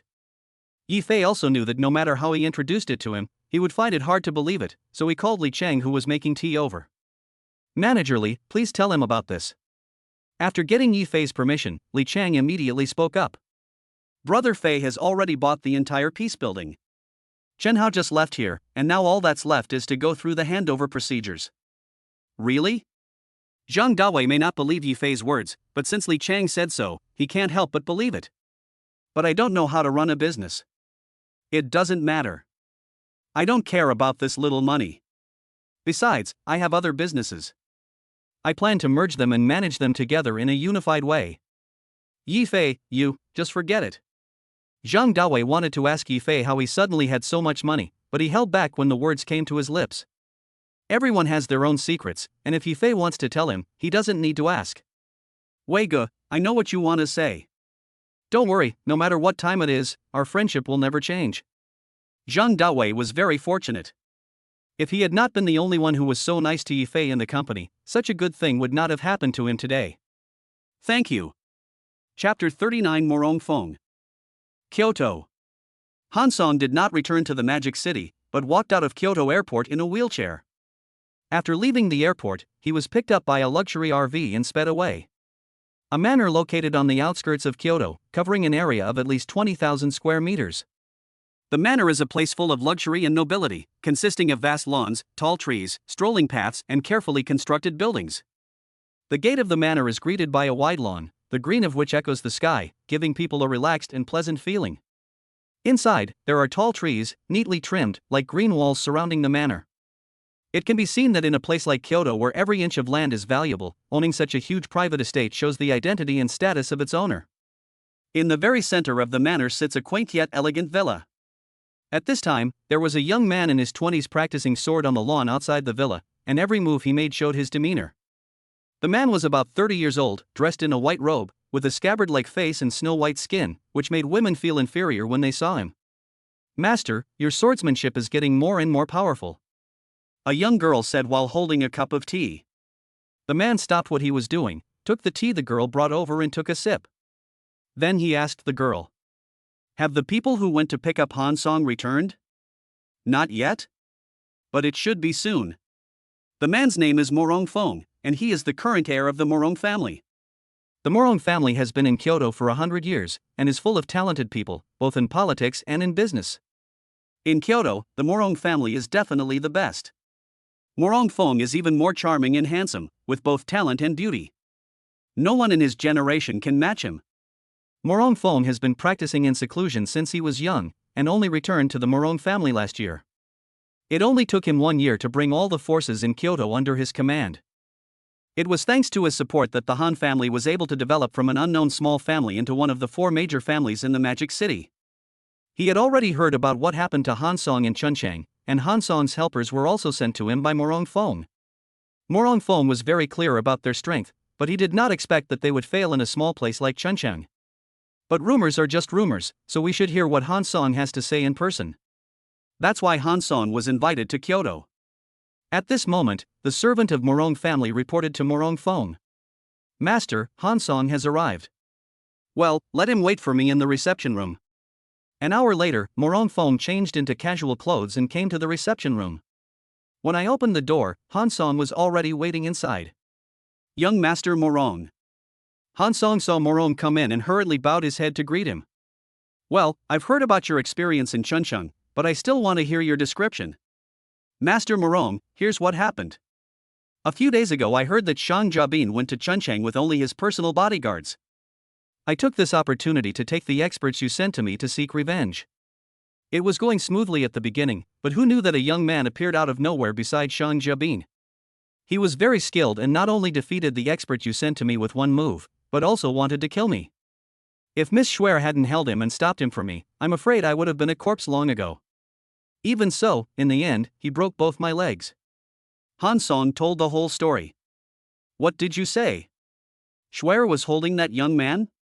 Yes, Miss Schwer wanted to stop him. Click. Before Han Song could finish his words, Morong Fong smashed the table beside him with a palm. Schwer's full name is Qin Schwer, and she is the second daughter of the hidden Qin family. Because Morong Feng's grandfather once saved the current head of the Qin family who was training in the secular world. That is, Qin Schwer's father, Qin Outyan. So in order to repay the Morong family for saving his life, Qin Outyan brought the young Morong Fong to the Qin family and taught him the Qin family's unique martial arts. Morong Fong did not return to the Morong family until last year. He had been in the Qin family for more than 20 years and could be said to have been childhood sweethearts with Qin Schwer. His love for Qin Schwer gradually deepened, but Qin Schwer only treated him as a brother. Hearing that Qin Schwer was hugging a strange man, Morong Fong was furious. He had never even held Qin Schwer's hand, and now this was happening. Do you know the identity of that young man? Morong Fong asked Han Song after calming down. I don't know, but when I was leaving, Shang Jiabin told me that the young man was the owner of the Supreme Black Card. Supreme Black Card? Morong Fong exclaimed.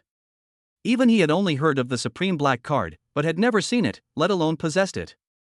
He had just planned to kill Yi Fei directly, but after hearing about the Supreme Black Card, he had to think about it carefully. He has the Supreme Black Card in such powerful force. Could it be that he also came from there? Inside that?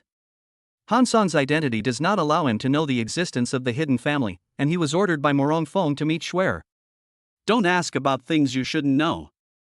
Morong Fong looked at Han Song coldly, feeling somewhat dissatisfied with him. If he hadn't gone to Chuncheng to seek revenge on Shang Jiabin, this incident wouldn't have happened. Han Song felt uncomfortable under Morong Feng's gaze. He knew a little about Morong Feng's character. On the surface, Morong Fong looked gentle and elegant, but in reality, he was a calculating and ruthless person. Han Song was really afraid that Morong Fong would let him rest here forever. Morong Fong did think so, but considering that he had put a lot of effort into cultivating the Han family, if he killed Han Song now, all the previous efforts would be wasted. After thinking about it, Morong Fong gave up the idea of killing Han Song. You should go back to the Magic City first. You don't have to worry about the affairs of Chuncheng. Put aside the conflict between you and Shang Jiabin for the time being. I will inform you later. Before confirming Yi Fei's identity, Morong Fong did not dare to act rashly. Although their Morong family was already a top existence in Kyoto, facing the mysterious existence of the hidden family, their Morong family was not enough to be stepped on by one person. Although Morong Fong has lived in the Qin family for more than 20 years, his understanding of the Qin family is just the tip of the iceberg. When Han Song heard Morong Feng's words, he felt as if he had been pardoned. He hurriedly said goodbye to him and left Morong's house. After Han Song left, Morong Fong used his connections to retrieve the surveillance footage from the Yulangchuan Club and sent Yi Fei's image back to the Qin family to see if anyone in the Qin family had seen Yi Fei. Chapter 40 Lu Xuanxuang asks for help again. Spring City. Yi Fei had no idea what was happening in Kyoto. At this moment, he was leisurely drinking afternoon tea in the pavilion of his villa, looking at the beautiful scenery by the river, feeling very comfortable. Just then, a cell phone ring disturbed this peaceful moment. I picked up the phone and saw that it was Lu Xuanxuang calling. I picked up the call without thinking. Dr. Lu, do you have any instructions? Because I was in a good mood, I started to speak humorously. Mr. Yi, I'm sorry to bother you again. I need your help with something. Are you short of money again? Just tell me how much you need. For Yi Fei, anything that can be solved with money is not a big deal. It's not about money. It's because you helped our family through a difficult time last time, and my mother kept asking me to invite you to our house for a meal to express her gratitude. I was pressed by her and had no other options, so I called you. Since Yi Fei gave Lu Xuanxuang 100 million yuan to help their family through the difficult times, Lu's father and mother were very grateful. Lu's mother learned from Lu Xuanxuang that Yi Fei had committed suicide for love, and felt that Yi Fei was a man who valued love and friendship, so she wanted to match him with Lu Xuanxuang. She invited Yi Fei to her home as a guest to express her gratitude. Yi Fei thought about it and felt that he should bring some gifts when he went to visit the elders at Lu Xuangshuang's house for the first time, so he said to Lu Xuangshuang, "How about this, we'll meet at the entrance of Hongqi building, pick out some gifts for your parents, and then go to your house." "Mr. Yi, I've troubled you enough. You don't need to bring a gift." "If you don't need to bring a gift, I won't go." Lu Xuangshuang had no choice but to agree. Half an hour later, Yi Fei drove the Bugatti Veyron to the Hongqi building. Because it was located in the city center, there was a large flow of people. When pedestrians saw Yi Fei's car, they stopped and exclaimed, "Isn't this the legendary Bugatti Veyron?" "Yeah, I didn't expect to have the chance to see this car today. Look at the person driving the car. He seems to be in his 20s. Yi Fei didn't care about the gazes of passers-by. After parking the car, he walked straight towards the Hongqi building. From a distance, he saw Lu Xuangshuang standing at the door waving at him. "Mr. Yi, I'm here." Lu Xuangshuang wore a pink dress today, which matched her delicate face and gave her a youthful vibe. "Dr. Lu, you look so pink today." Lu Xuangshuang lowered her head shyly. Yi Fei looked at her shy appearance and stopped teasing her. He continued, "Let's go in." After entering, Yi Fei took Lu Xuangshuang to the anima store, because he felt that Anima's suits were more reasonable in terms of comfort and design concept. So he planned to pick a suit for Lu Xuangshuang's father. "Buy your father a suit first." Lu Xuangshuang followed Yi Fei, acting like a little wife, letting Yi Fei make the decision. The clerk was shocked to see Yi Fei coming in. "Isn't this the gentleman who bought the suit that was personally sewn by the chief designer of Shea Bushi a few days ago?" However, the beauty next to him today is not the same person as last time, but she is equally breathtakingly beautiful. Come to think of it, a man of his status will never lack beautiful women around him. Then he reacted and hurried forward. He smiled warmly and said, "Sir, Anima is very happy to see you again." "Oh? You still remember me?" "Of course, your grace will never go away from my mind." Puff. Lu Xuangshuang laughed at the waiter's words. "Mr. Yi, you are still as charming as ever." Yi Fei was a little embarrassed by Lu Xuangshuang's teasing. He quickly said, "Hurry up and pick out clothes for your father." Yi Fei had never met Lu Xuangshuang's father, so he had to let Lu Xuangshuang choose alone. He sat on the sofa nearby and read a magazine leisurely. Less than 2 minutes later, there was a loud noise. Yi Fei listened carefully and realized that it was Lu Xuangshuang's voice. He quickly stood up and walked towards the direction of the voice. "I'm a member here. If I choose one, it's mine." A middle-aged woman put her hands on her waist and yelled at Lu Xuangshuang. Lu Xuangshuang was not to be outdone and retorted to the middle-aged woman, "What's wrong with being a member? I was the one who picked this suit first, why should I give it to you?" The waitress stood aside at a loss. Lu Xuangshuang was brought by Yi Fei, and the middle-aged woman was a member. Neither of them was someone she, a waitress, could offend. "What's wrong?" Yi Fei walked over and asked Lu Xuangshuang. "I was the one who selected this suit first, and she wanted to snatch it from me by virtue of her membership." "Oh, so you have a pretty boy backing you up. I was wondering why you are so arrogant. But do you think I'm afraid? Xingzi, come here now." After saying that, a sturdy man in black, about 1.8 meters tall, walked up from behind the woman. "Baby, whoever makes you angry, I will destroy him." The middle-aged woman pointed at Yi Fei and Lu Xuangshuang and angrily cursed, "It was these two dogs who dared to steal my things." The sturdy man raised his head and looked in the direction the woman was pointing. Thump. The sturdy man knelt on the ground without any warning. What's going on? Everyone was expecting a bloody scene. Why did they surrender before the fight even started? "Brother Fei, I didn't know it was you. If I knew you were here, I wouldn't dare come here even if I had 10 guts." The sturdy man was Dong Biao's younger brother. When he saw Dong Biao, he respectfully called Yi Fei Brother Fei. After the incident, Dong Biao repeatedly instructed his younger brothers not to offend Yi Fei. He has followed Dong Biao for many years and knows Dong Biao's temper very well. If Dong Biao knew that he had offended Yi Fei, he would definitely get rid of him. "Oh? You know me?" "Yes, I am Brother Biao's younger brother, and I have the honor of meeting Brother Fei once." After hearing what the sturdy man said, Yi Fei had some impression of him. The last time he had dinner with his colleagues, it was he who slapped the waiter in the face. "Xingzi, did you get kicked in the head by a donkey? They bullied me and you actually knelt down before them." Xingzi was furious. How could this woman not see the situation? He stood up, raised his hand and slapped the woman in the face, then kicked her on the hind legs. The woman could not withstand Xingzi's strength and knelt down on her knees in front of Yifei.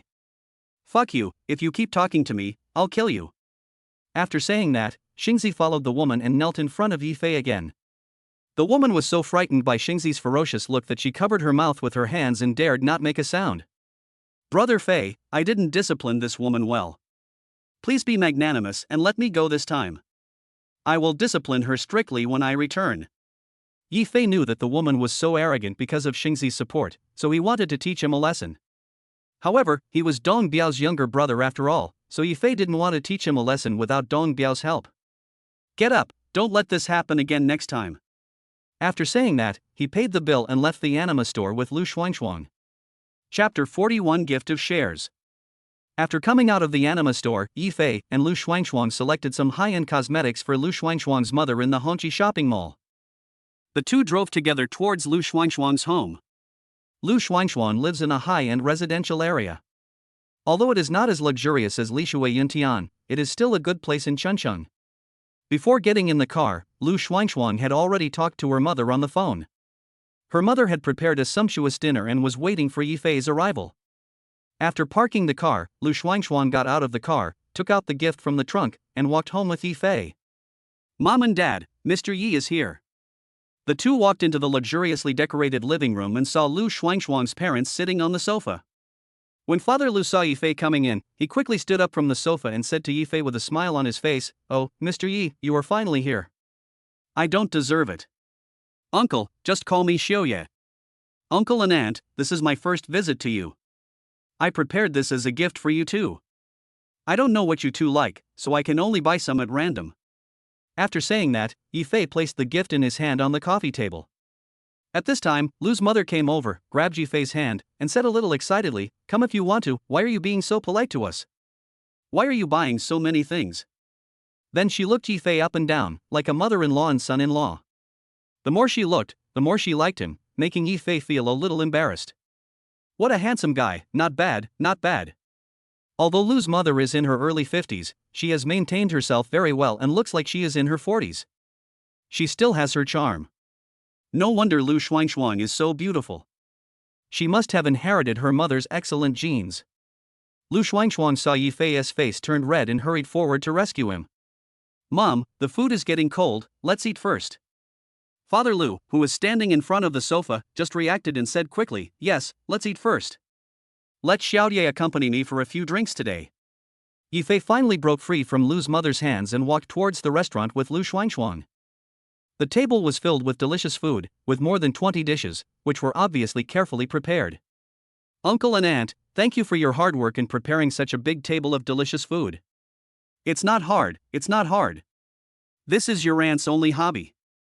She spends her free time at home learning about various delicacies. You can try it and see how it tastes. If you like it, come often in the future." As Father Lu spoke, he took out a bottle of mutai from the deepest part of the wine cabinet next to him. "I have treasured this bottle of wine for a long time, but I have never been willing to drink it. Today, I am taking advantage of Xiaoye's kindness." Lu Xuanxuang and her mother both knew that this bottle of wine was given to him by an old leader of Lu's father. It had been more than 20 years ago, but he had never been willing to drink it. "Mr. Yi, you're in for a treat today. This bottle of wine is my father's treasure. It's more important to him than to me," Lu Xuanxuang said sourly. "Thank you, uncle. I will have a few drinks with you today. Xiao Yi, let me toast you first. Thank you so much for helping our family get through this difficult time. I'll drink first to show my respect." After saying this, Father Lu drank the wine in his hand. "Uncle, this is not a big deal. Besides, Dr. Lu was my savior. This is what I should do." Yifei also drank the wine. "Xiaoyi, don't just drink, eat more vegetables." Mother Lu kept picking up food for Yifei. She had already filled a bowl with food and was now peeling shrimps for him with her own hands. Looking at the scene in front of her, Lu Xuanxuang was furious. From childhood to adulthood, her mother had never peeled shrimps for her, for fear of hurting her delicate hands. "Come to Xiaoye and eat shrimp. I picked them myself at the seafood market this morning. They are absolutely fresh. Yi Fei was not polite. He took the shrimp handed to him by Lu's mother and stuffed it into his mouth. It's delicious. Auntie's cooking skills are amazing. When Lu's mother heard Yi Fei praising her cooking skills, she was so happy that she couldn't stop smiling.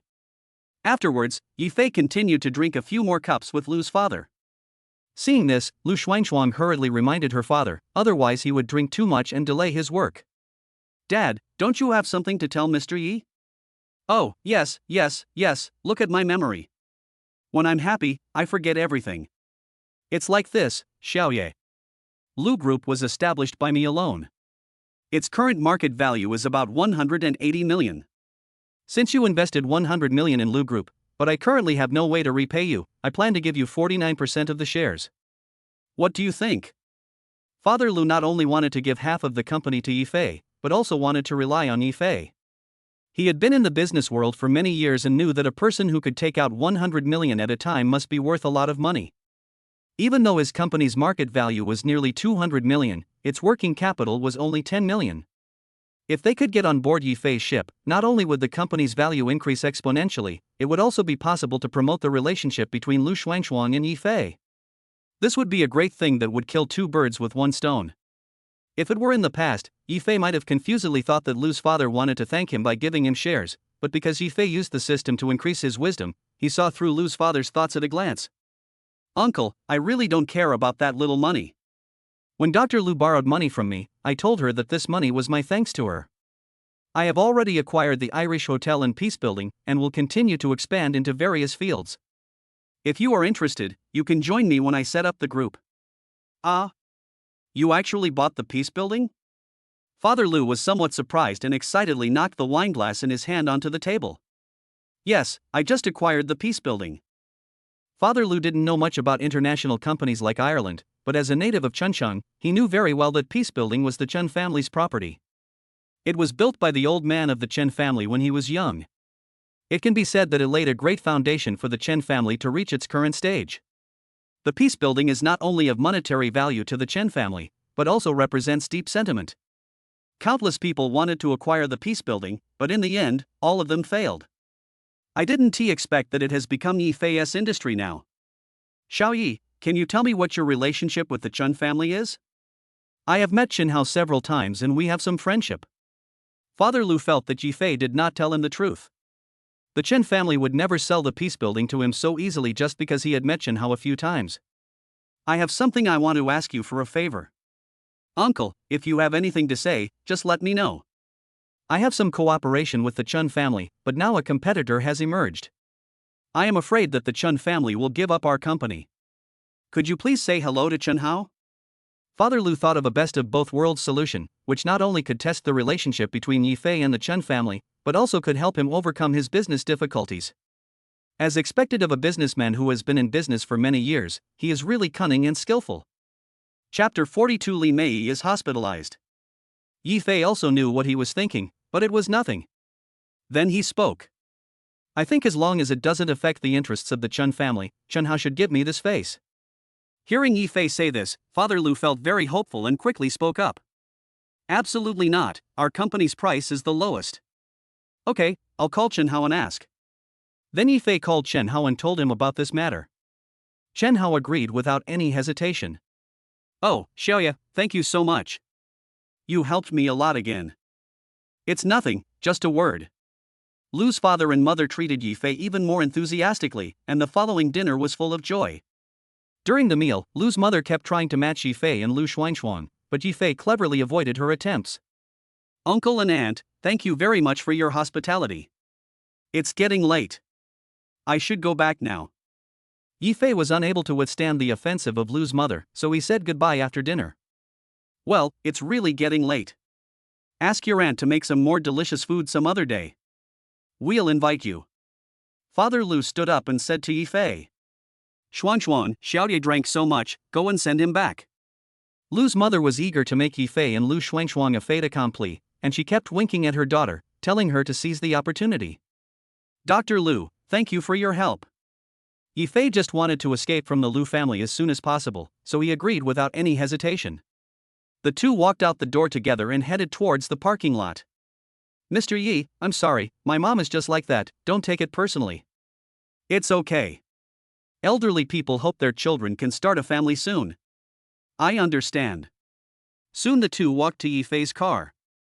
Yifei felt that it was so late and he didn't want to trouble Lu Xuanxuang. Dr. Lu, why don't I find a designated driver? Let me take you there. I've never been in such a nice car before. The world's top supercars are not only loved by men, but also by women. After getting in the car, Lu Xuanxuang asked, Mr. Yi, where do you live? I just moved and now live in Lishui Yuntian. Lishui Yuntian? That's my dream house. Lu Xuanxuang showed an envious expression. Then he started the car and drove towards Lishui Yuntian. As there were few vehicles on the road at night, they soon arrived at Yifei's villa parking lot. At this time, Zhang Jia and Sun Li were chatting outside the villa, waiting for Yifei to come back. Seeing Yifei's car driving into the parking lot, the two of them hurriedly got up and walked towards the parking lot. He was a little surprised to see Lu Xuanxuang and Yifei getting out of the car together, but did not show any dissatisfaction. Zhang Jia said to Lu Xuanxuang with a faint smile on her face, Dr. Lu, welcome to our hospital. Then he turned to Yifei and said, Brother Fei, Dr. Lu is coming, why didn't you tell me in advance so that I could make some preparations? No need. It's because Mr. Yi drank some wine, so I sent him back. Don't misunderstand. Lu Xuanxuang hurriedly explained. No, Dr. Lu, please come inside and sit down. Lu Xuanxuang originally wanted to send Yifei to the place and go back, but when she saw such a luxurious villa, she couldn't help but want to go in and take a look. Then I'm sorry to bother you. After saying that, Zhang Jia took Lu Xuanxuang's hand and walked towards the villa, leaving Yifei staring at their backs in a daze. Hey, everyone's gone in, what are you still looking at? Sun Li looked at the dazed Yifei, patted his shoulder and said. Nothing, let's go in too. Zhang Jia took Lu Xuanxuang to visit the villa from top to bottom. Lu Xuanxuang was stunned by the various top-notch decorations and facilities in the villa. This is the life of rich people. At this moment, she was a little jealous of Zhang Jia. As a woman, she was no worse than Zhang Jia in terms of figure or appearance. Why didn't she have a life like hers? Lu Xuanxuang felt that her thoughts were very dangerous and did not dare to think about them any further. Dr. Lu, there are many guest rooms here. You can stay here tonight. As a woman, Zhang Jia can see that Lu Xuanxuang likes this place. She can only play her role well. Even if something happens between Yifei and Lu Xuanxuang, she can't control it. It is better to be open and not make things difficult for Yifei. Dr. Lu, we are worried about you going back alone. I will take you to work tomorrow morning. Hearing Yifei say this, Lu Xuanxuang pretended to be reluctant and agreed. Oh well. The next day, Zhang Jia especially prepared a sumptuous breakfast. As soon as everyone sat down at the table, a cell phone rang rapidly. This ringtone was specially set by Lu Xuanxuang for the office's emergency phone. When she heard the ringing, Lu Xuanxuang knew there must be an emergency patient. She picked up the phone without thinking. Before Lu Xuanxuang could say anything, an anxious voice came over the phone. Dr. Lu, this is an emergency. The director asks you to come to the hospital immediately. Okay, I'll be there now. After that, he hung up the phone and said to Yifei and the others, I'm so sorry, there's an emergency in the hospital, I have to go back right away. Seeing Lu Xuanxuang so anxious, Yifei immediately picked up the car keys and walked out, saying to Lu Xuanxuang as he walked. Let's go, I'll take you there. Yifei drove Lu Xuanxuang towards the hospital. At this time, Yifei fully demonstrated his driving skills and the performance of a top supercar. He drifted continuously, ran through countless red lights, and sped all the way. The journey that originally took half an hour now took him less than 10 minutes to arrive downstairs of the hospital. Lu Xuanxuang got out of the car in a hurry and ran towards the emergency room without even saying goodbye to Yifei. Yifei, who had completed the task, was about to drive away when he heard someone calling him.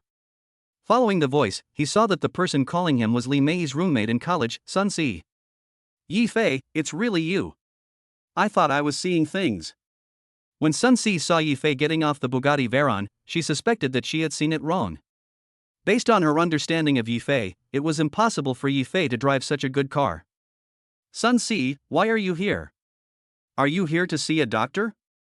When he first entered college, Yifei and Li Mei had a very good relationship, and Li Mei often took him to meet her roommates. So Yi Fei and Sun Si are quite familiar with each other. Don't you know? Aren't you here to see Mei? Sun Si asked with some confusion. Mei is here? What happened to her? Although Yi Fei had let go of Li Mei in his heart, after all, the two had been in love for 6 years. No matter how Li Mei treated him, his feelings for Li Mei were pure. Well, go ask her yourself. I can't say such things behind her back. Yi Fei had not planned to see Li Mei, but when he heard Sun Si say this, he knew that something bad must have happened. So Yi Fei still planned to go in and take a look. After all, his parents still live in the same village as Li Mei's parents. Chapter 43, The Beast Dean. Yi Fei walked to the hospital entrance and bought 2 fruit baskets, then followed Sun Si to Li Mei's ward. Seeing Li Mei's haggard face, Yi Fei felt a little sad. During the 6 years that Yi Fei and Li Mei were together, Yi Fei took care of her meticulously and never let her suffer any grievances, not even catching a cold. Li Mei was also a little surprised to see Yi Fei coming in. Why are you here? Did Si tell you? Li Mei thought that Yi Fei came to see her specially, and a happy smile appeared on her face. No, I came here to do some things and happened to run into Sun Si downstairs. Yi Fei placed the fruit basket on the cabinet above Li Mei's bed and continued to ask, What's wrong with you? What's wrong with your body? I'm fine. Hearing Yi Fei's question, Li Mei found it difficult to speak and hesitated, not knowing how to answer. Just then, Wang Lei's voice came from outside the ward.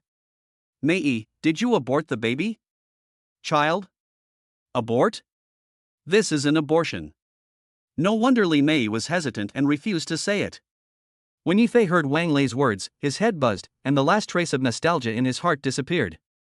For 6 whole years, he gave so much to Li Mei. I work part-time as a delivery man for Li Mei. In order to save money to buy a mobile phone for Li Mei, he ate white rice for 2 months.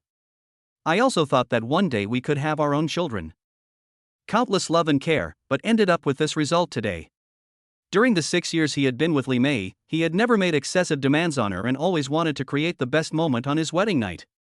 But I didn't expect that Li Mei would come to the hospital for an abortion, and she was with a top guy who she had just met for a few days. Yi Fei found it so ironic that the feelings between childhood sweethearts could not withstand some gifts in the live broadcast room. Why are you here? Wan Lei was a little confused when he saw Yi Fei standing in front of Li Mei's bed. He turned around and said to Li Mei, Li Mei, didn't you tell me that you had broken up with him a long time ago? Why did he come to see you? Shit, this child can't be his. Wang Lei felt like he was being cuckolded and instantly became furious, starting yelling in the ward. No, Wan Lei, it's not what you think. He just came up because he ran into Si downstairs by chance. Fuck you, do you think I'm a fool?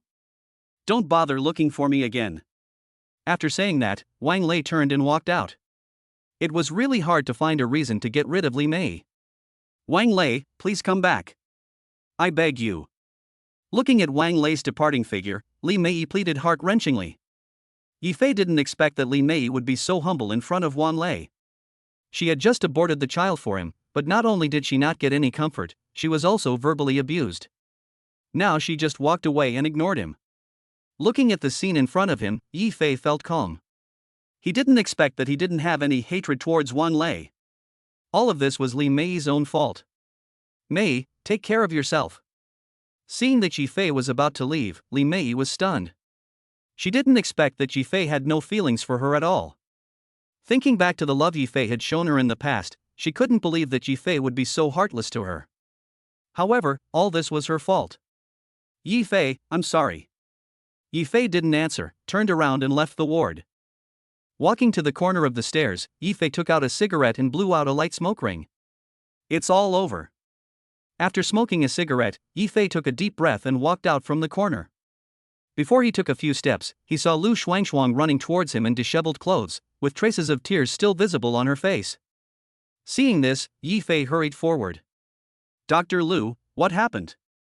Lu Shuangshuang raised her head and saw that the person coming was Yi Fei. She could no longer hold back the grievance in her heart and started crying. Don't cry, what happened? Yi Fei was a little at a loss.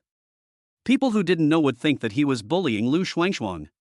Lu Shuangshuang also realized that she had lost her composure, wiped the tears from her face, pulled Yi Fei into her office, and told Yi Fei what had just happened. Lu Shuangshuan received the director's order and returned to the hospital to perform emergency treatment on the patient. The operation went smoothly and everyone was very happy. But just when Lu Shuangshuan went to the locker room to change clothes, the dean rushed in from outside. Lu Shuangshuan was frightened by the sudden scene and was at a loss. She quickly covered her chest with both hands and said to the dean, "Dean, this is the women's locker room. What are you doing here?" The dean didn't know that the person in the locker room was Lu Shuangshuan. He thought it was a young nurse with whom he had been having an ambiguous relationship for a long time. However, he had been thinking about Lu Shuangshuan for a long time, and when he saw Lu Shuangshuan alone in the locker room, he did not want to miss this opportunity. "Shuangshuan, you know how I feel about you. I have liked you for a long time. As long as you obey me, I will make you the vice president within 2 years. Dean, please respect yourself." After saying that, Lu Shuangshuan put on her coat and walked towards the door.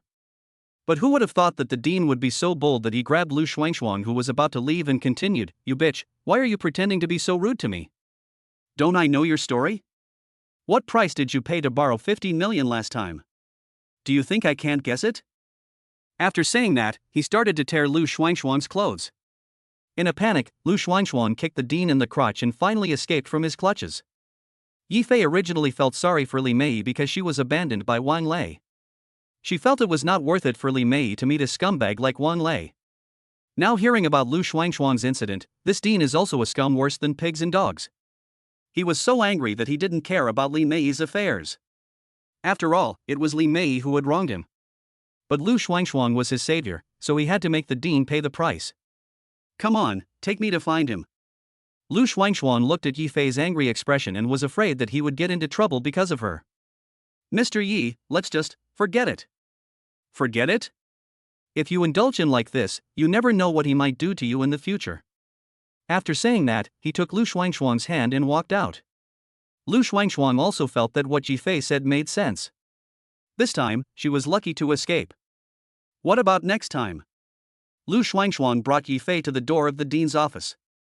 In the office, the dean was sitting on the sofa, with a young nurse giving him a massage. "Damn it, Lu Shuangshuan, just wait and see how I deal with you." Feeling the pain in his lower body, the dean hated Lu Shuangshuan. What if he was kicked to death? Bang! The office door was kicked open by Yi Fei from outside. Chapter 44, Besieging the Dean. Bang! The dean was so frightened by the sudden noise that he pulled up his pants. Afterwards, Yi Fei took Lu Shuangshuan in. Yi Fei saw the fat and big-eared dean sitting on the sofa, with a bewildered young nurse squatting in front of him. Needless to say, he could guess that the two of them were doing something dirty. When the dean saw that it was Lu Shuangshuan who broke in with his men, he became furious and shouted, "Lu Shuangshuan, what do you mean? You just beat me up, why are you bringing a man here?" The dean never thought that Lu Shuangshuan would have the courage to come to him. "Why did I hit you? Don't you know it clearly? Don't talk nonsense to him." Yi Fei's eyes were filled with murderous intent. He glared at the dean and walked straight towards him. Seeing this, the young nurse in front of the dean hurriedly ran to the side. The dean was frightened by Yi Fei's ferocious appearance and trembled. He curled up on the sofa and said tremblingly, "What are you going to do? I'm the dean here. If you dare to hit me, I'll make sure you're in big trouble." Yi Fei ignored his words, walked up to him, and kicked him in the chest. Both the man and the sofa fell to the ground. The dean felt pain, covered his chest with his hands, lay on the ground and cursed loudly at Lu Shuangshuan. "Lu Shuangshuan, do you really want to quit? How dare you bring people to beat me up?" Yi Fei had no intention of letting him go. He walked around the sofa, came to his side again, and raised his foot to kick him. Just then, the cell phone in Yi Fei's pocket rang. Yi Fei took out his cell phone and saw that it was Li Mei's number. Fearing that something might have happened to her, he picked up the call. Sun Si's voice came from the phone. "Yi Fei, Mei regrets it now. I hope you can give her a chance. Stop talking about it. It's impossible for us now." After saying that, he hung up the phone. But just as Yi Fei answered the phone, the dean rushed to the door, pushed away Lu Shuangshuan, who was standing beside the door, and ran out of the office. Seeing this, Yi Fei became even more angry. "Damn it, where can you run to? Dr. Lu, let's go out and find him." Lu Shuangshuan took Yi Fei to search for more than 10 minutes and also asked some colleagues, but they all said that they didn't see the dean. Mr. Yi, forget it. Anyway, you just beat him up, which can be regarded as venting my anger. At this moment, Yi Fei suddenly remembered something and said to Lu Xuanxuan, go and see if his car is still there. Hearing this, Lu Xuanxuan walked to the window and looked around the hospital parking lot. After a while, she turned around and said to Yi Fei, his car is still parked downstairs. Seeing this situation, Yi Fei showed a sinister smile on his face. Hee, I'll have some fun with you today. He took out his cell phone from his pocket, found Dong Biao's number, and dialed it. Dong Biao, where are you? Ah. Brother Fei, I'm in the Magic City with Brother Scar now. Dong Biao was very surprised when he received Yi Fei's call. He didn't expect that a person like Yi Fei would remember him. Notify your responsible person who is staying in Chuncheng to bring all the people and gather at Chuncheng 3rd Hospital. Dong Biao heard this and knew that Yi Fei must be making a big move. He didn't dare to delay and immediately replied, Brother Fei, I'll do it now. After hanging up the phone, Dong Biao immediately notified his trusted subordinates and brought them over immediately. Yi Fei thought about it and called Gao Wei again, telling him to come over immediately. He thought the dean might call the police, so it would be safer to let Gao Wei handle the matter. After arranging everything, Yi Fei came to the hospital entrance and waited for everyone to arrive. 10 minutes later, the sound of cars roaring continuously came from the direction of the hospital. 1, 10, 50 cars. Various vehicles were constantly parked in the hospital parking lot and even on the streets outside the hospital. At this time, there were many patients in the hospital, all of whom were attracted by the constant sound of brakes. They all cried out in surprise when they saw the scene before them. Fuck, is some big shot coming?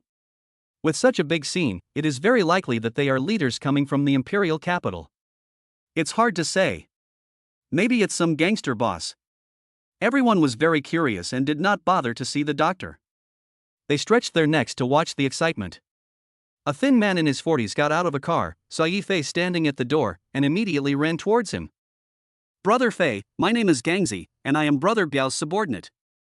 I immediately brought people here after receiving Brother Biao's call. Just tell me what you need me to do. Yi Fei didn't waste time talking to him. He reached out and pulled down the photo of the director from the notice board at the entrance of the hospital. He said to Gangzi, send some people to guard the front and back doors of the hospital, and the rest of you go into the hospital and find this person for me. After saying that, he handed the photo to Gangzi. Gangzi took the photo, took several photos with his mobile phone, sent them to several WeChat groups of the gang, and gave instructions to his subordinates. In an instant, hundreds of people began searching the hospital for the director's whereabouts. At this time, Gao Wei also rushed to the hospital. Yi Fei did not tell him what happened, but just told him that he might need him to deal with some things later. Seeing Yi Fei mobilizing such a large-scale force, Gao Wei felt a little nervous. Is he going to tear down the hospital? At this time, the dean was hiding in a corner on the top floor, watching everything happening downstairs. When the dean saw that it was Yi Fei who was commanding everyone, he was so scared that he almost fell down from the building.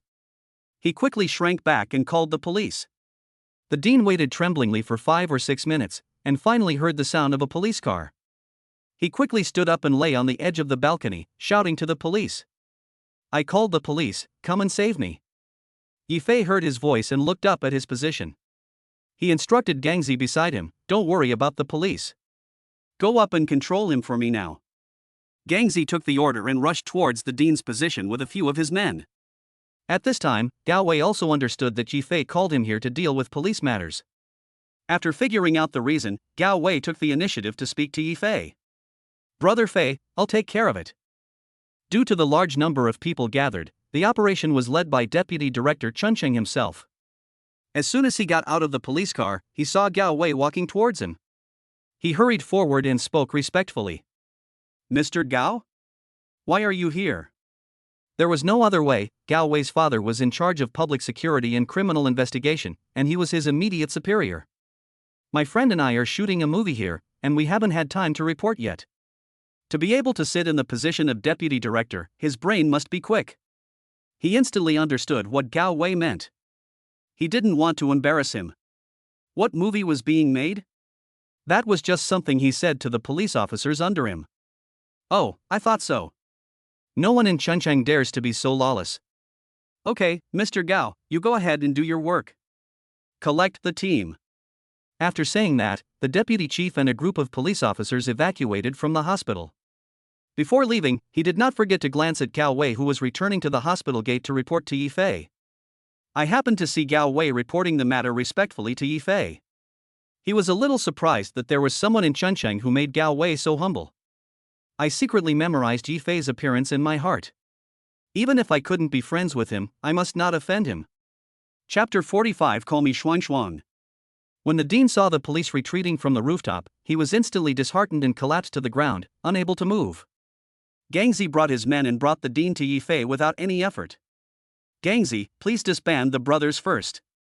Yifei also knew that the hospital had a large number of staff, and such a large-scale operation would sooner or later run into problems, and Gao Wei could only be saved temporarily. Gangzi took out his cell phone and issued several orders in succession. Within a few minutes, all his brothers evacuated the hospital in an orderly manner. Such highly efficient operations are inseparable from the training of Dong Biao, the boss.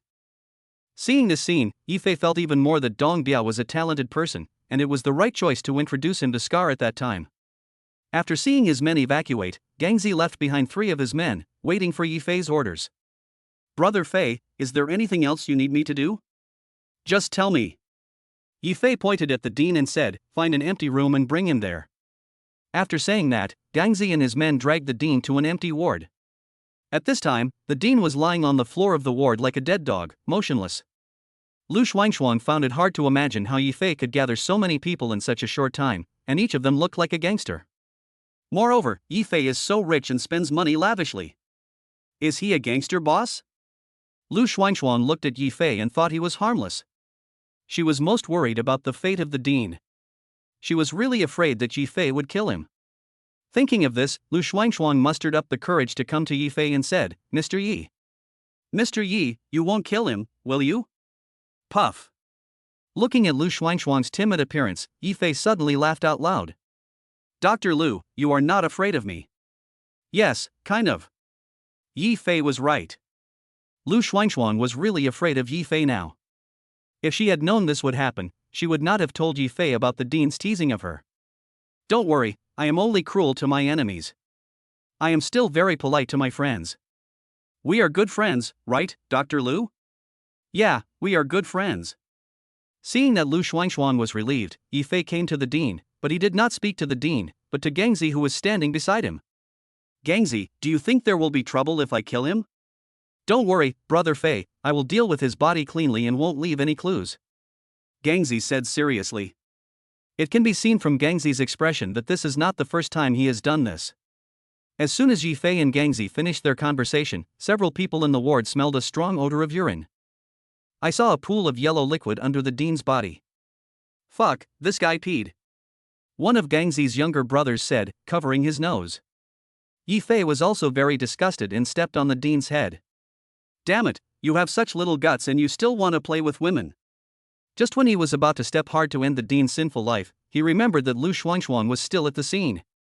Letting a girl see such a bloody scene would probably leave a traumatic impression on her. Thinking of this, Yifei stopped what he was doing, turned around and said to Lu Shuangshuang, Dr. Lu, please go out first. I'll talk to the dean. How could Lu Shuangshuang believe Yifei's words? She had just clearly seen Yifei trying to kill the dean. If she had not been there, the dean would have become a corpse by now. Mr. Yi, I think the punishment for him is enough, why don't we just leave it at that? No, that's not my style. At this time, Gao Wei, who had been standing by the wall without saying anything, came to Yifei and said, Brother Fei, I also think it's not worth killing him because of this. How about this? I'll ask the Discipline Inspection Commission to investigate him. A man like him who has committed so many crimes should be in prison for the rest of his life. Only then did Yifei realize that since obtaining the system, his emotions seemed to be somewhat out of control and more violent than before. In fact, what Yifei didn't know was that this was the confidence given to him by his endless money. Yifei thought for a moment and said, Gao Wei, you make the arrangements. But this seems too good for him. After saying that, Yifei came to the dean. Click. Click. Yifei stepped on the dean's legs and broke them one after another. The crisp sound of broken bones reached the ears of several people present. It was a comminuted fracture, and he would never be able to stand up again in this life. The dean didn't even have time to scream before he fainted from the pain. The eyes of several people looking at Yifei were full of fear. Gangzi felt that he was cruel enough. Since following Dong Biao, he had experienced countless battles of all sizes, and had taken several lives. But after seeing this scene, Gangzi realized that he was still far from it. Lu Xuanxuan was so frightened that she covered her eyes with her hands, not daring to look at the miserable scene in front of her. She regretted it now. If she had known this would happen, she would never have told Yifei about it.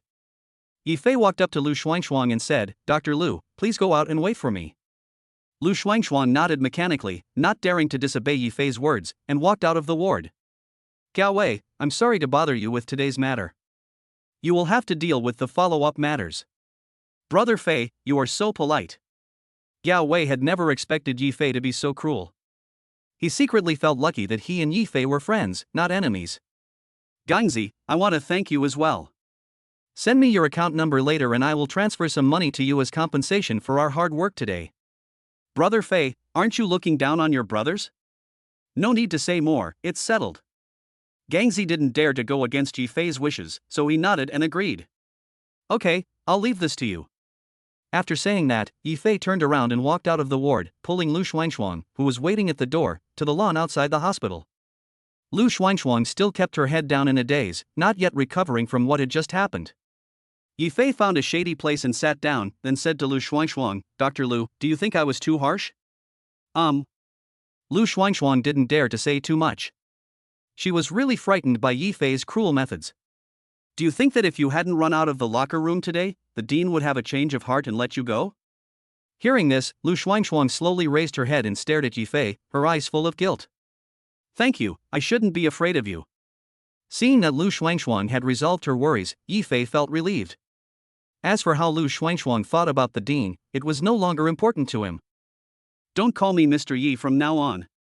Just call me Yifei. Then you have to call me Xuanxuan too." At this time, Lu Xuanxuan was not only no longer afraid of Yifei, but her liking for him also rose to a new level. Chapter 46 Han Family. Magic City. The Han family manor is located halfway up the South Mountain in Magic City. Standing on the mountain, you can overlook the entire Magic City. The manor covers an area of about 60,000 square meters and has everything you need, including swimming pools, gardens, gyms, etc. Although the Han family does not have a long history and is not the best, since it received the support of Morong Fong, the overall strength of the Han family has been greatly improved, and in just 1 year it has developed to the position of the 4 major families in the Magic City. It can be seen how powerful the means and wisdom of this Prince of Kyoto are. Click.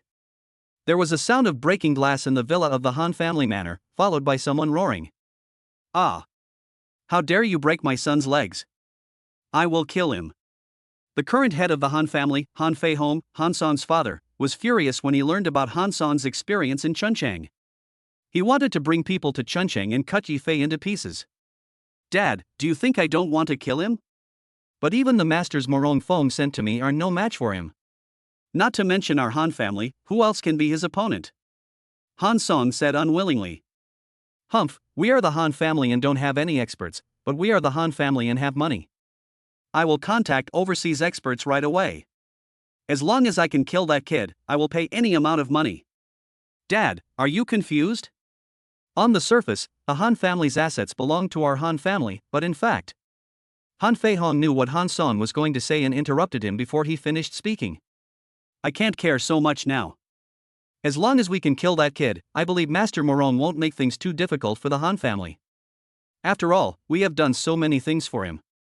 Even if we don't have any credit, we have worked hard." Han Fei Hong looked determined, and it seemed that he had made up his mind to kill Yifei. Han Song was indeed a little worried. When he was at Morong's house, Morong Fong had clearly told him not to act rashly. However, seeing his father's determined expression, he stopped trying to persuade him, because he wanted Yifei's life more than anyone else. Spring City. After Yifei and Lu Xuanxuan parted ways, he drove alone on the street. Suddenly, he saw Chen Hao in front of the Spring City Theater. Thinking that he had nothing to do, he parked the car and went to say hello to Chen Hao. At this time, Chen Hao was directing the workers to move some supplies. Chen Hao.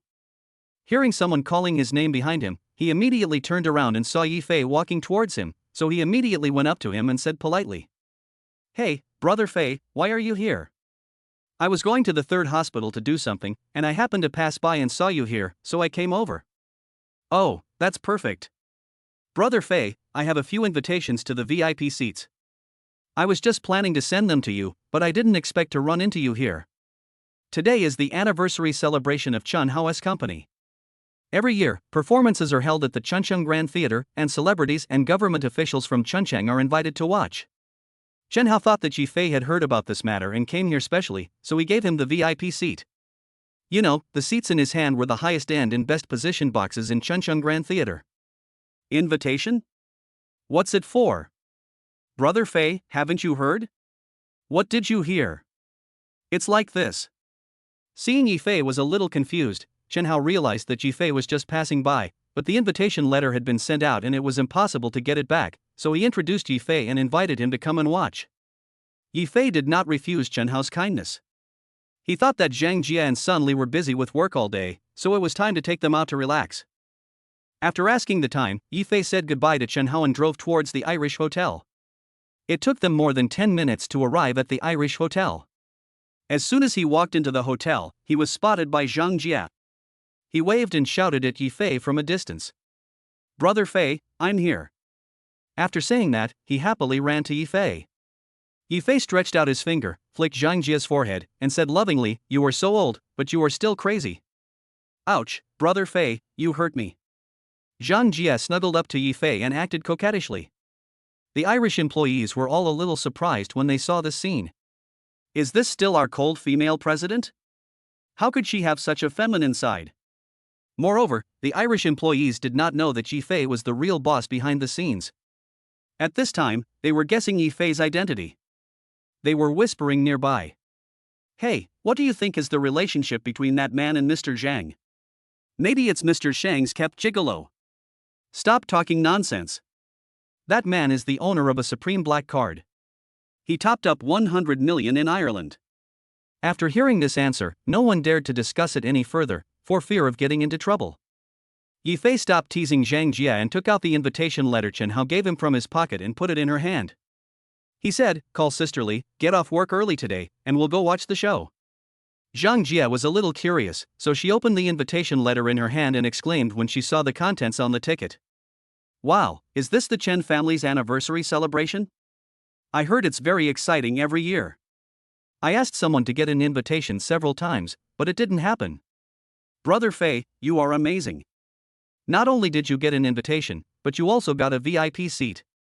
After saying that, she happily kissed Yi Fei on the face. The two called Sun Li and went to Chuncheon Grand Theater after dinner. Since the Chen family invited many VIPs, the ticket-checking work was all handled by the Chen family's security, and it was very strict, for fear that some outsiders would sneak in and disturb the VIP's interest. Yi Fei brought the two girls to the security check and took out the invitation letter for the VIP seats. The staff saw that Yi Fei was so young, how could he get the invitation letter for the VIP seat? He checked the invitation letter in his hand again and again to confirm that it was real, but he still didn't dare to be careless. He asked Yi Fei, "Sir, where did you get your invitation?" Before Yi Fei could answer, the people in the queue behind him became impatient and saw Yi Fei holding the invitation to the VIP seat. They became jealous and said sarcastically, "This guy doesn't look like a good person at first glance. Maybe he stole the invitation letter." That's right, why would the Chun family give such an important VIP seat to a young man? I think he is tired of living and dares to cause trouble at the Chen family's celebration. Everyone commented one after another, saying that Yi Fei was a petty thief and a swindler. Hey, what are you talking about?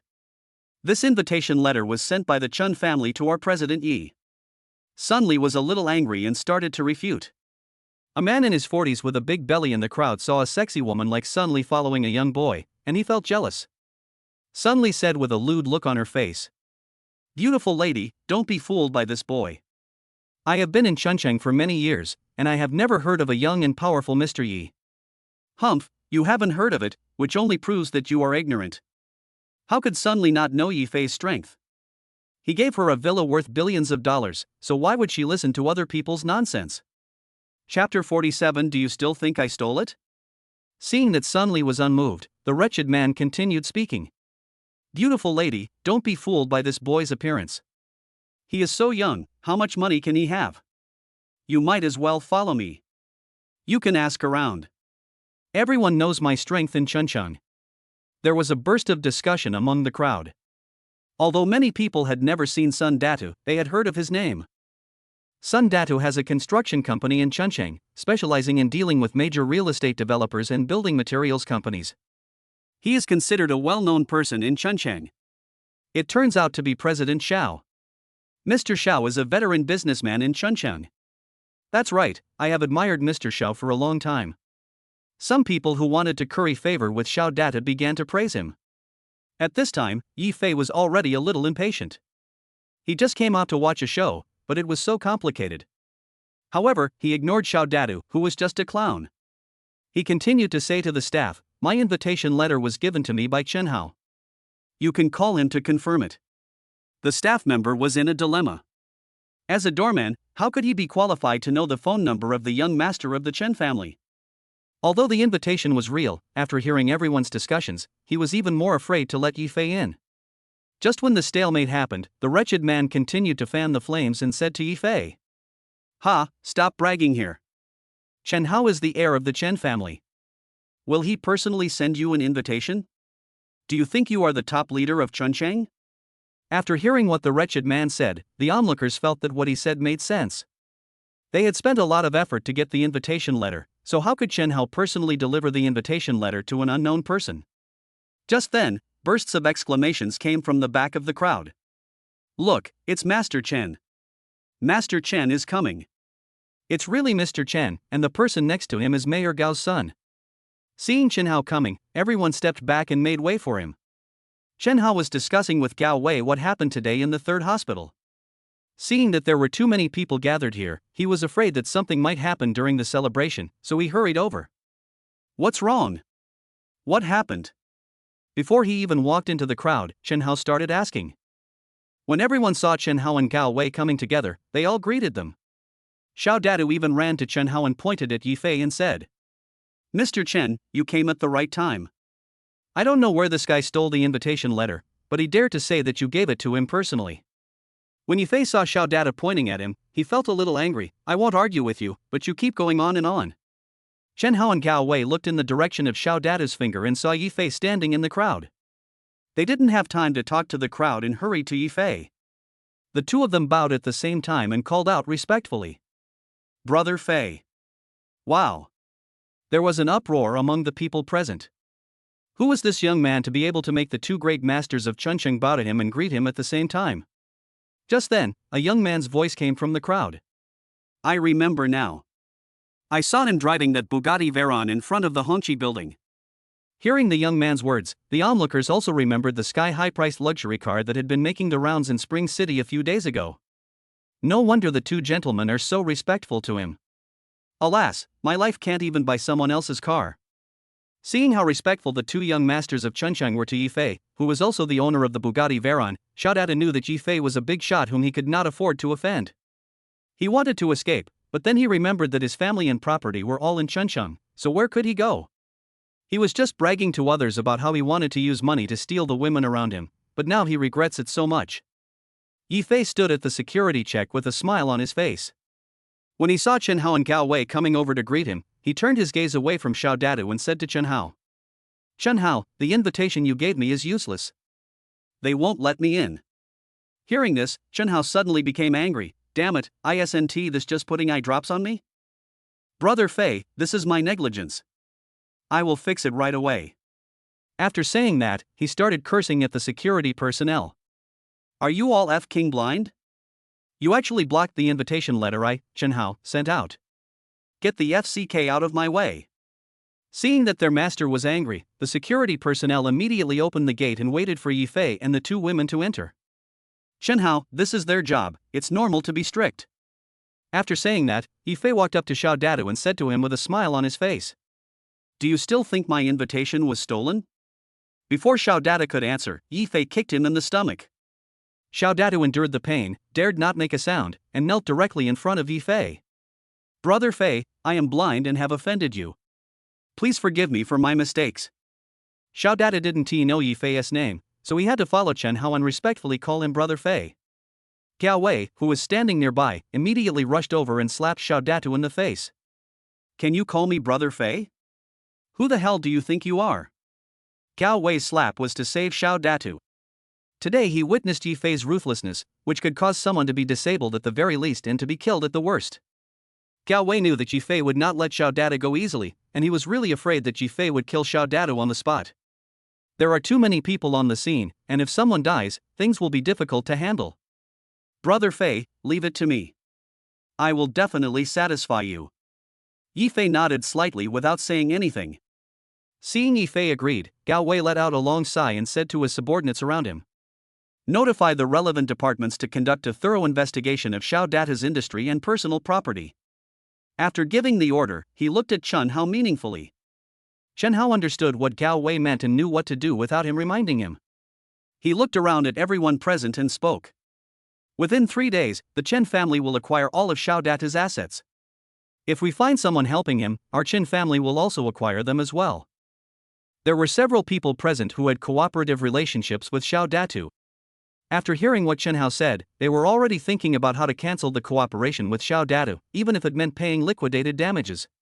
At this time, Xiao Datu looked ashen. The two great masters of Chuncheng joined forces to block him, and he was facing not only bankruptcy, but also spending the rest of his life in prison. Thinking of this, Xiao Datu kowtowed to Yi Fei desperately. "Please, let me go this time. I won't dare to do it again." Yi Fei ignored them, turned around and took the two girls into the theater. Chen Hao waved his hand and several of his men came immediately and dragged Xiao Datu away. Afterwards, he and Gao Wei followed Yi Fei and the other two and walked in together. Chapter 48 Chen Family Celebration. Chen Hao brought Yi Fei and others to the most luxurious box in the theater. Since many people entered the theater before Yi Fei and did not see what happened at the door just now, when they saw Chen Hao leading the way in front like a waiter, and Gao Wei following behind, he introduced Yi Fei and the other two to the number 1 box of the theater as they walked. Everyone became curious about the identities of Yi Fei and the other two. However, after all, those who could come here were not ordinary people, so no one ran over to ask. Everyone knows that there are always people better than you, and the person who can make the two young masters of Chuncheng so respectful must be of extraordinary status. Most people of this status have strange tempers, and no one wants to get into trouble.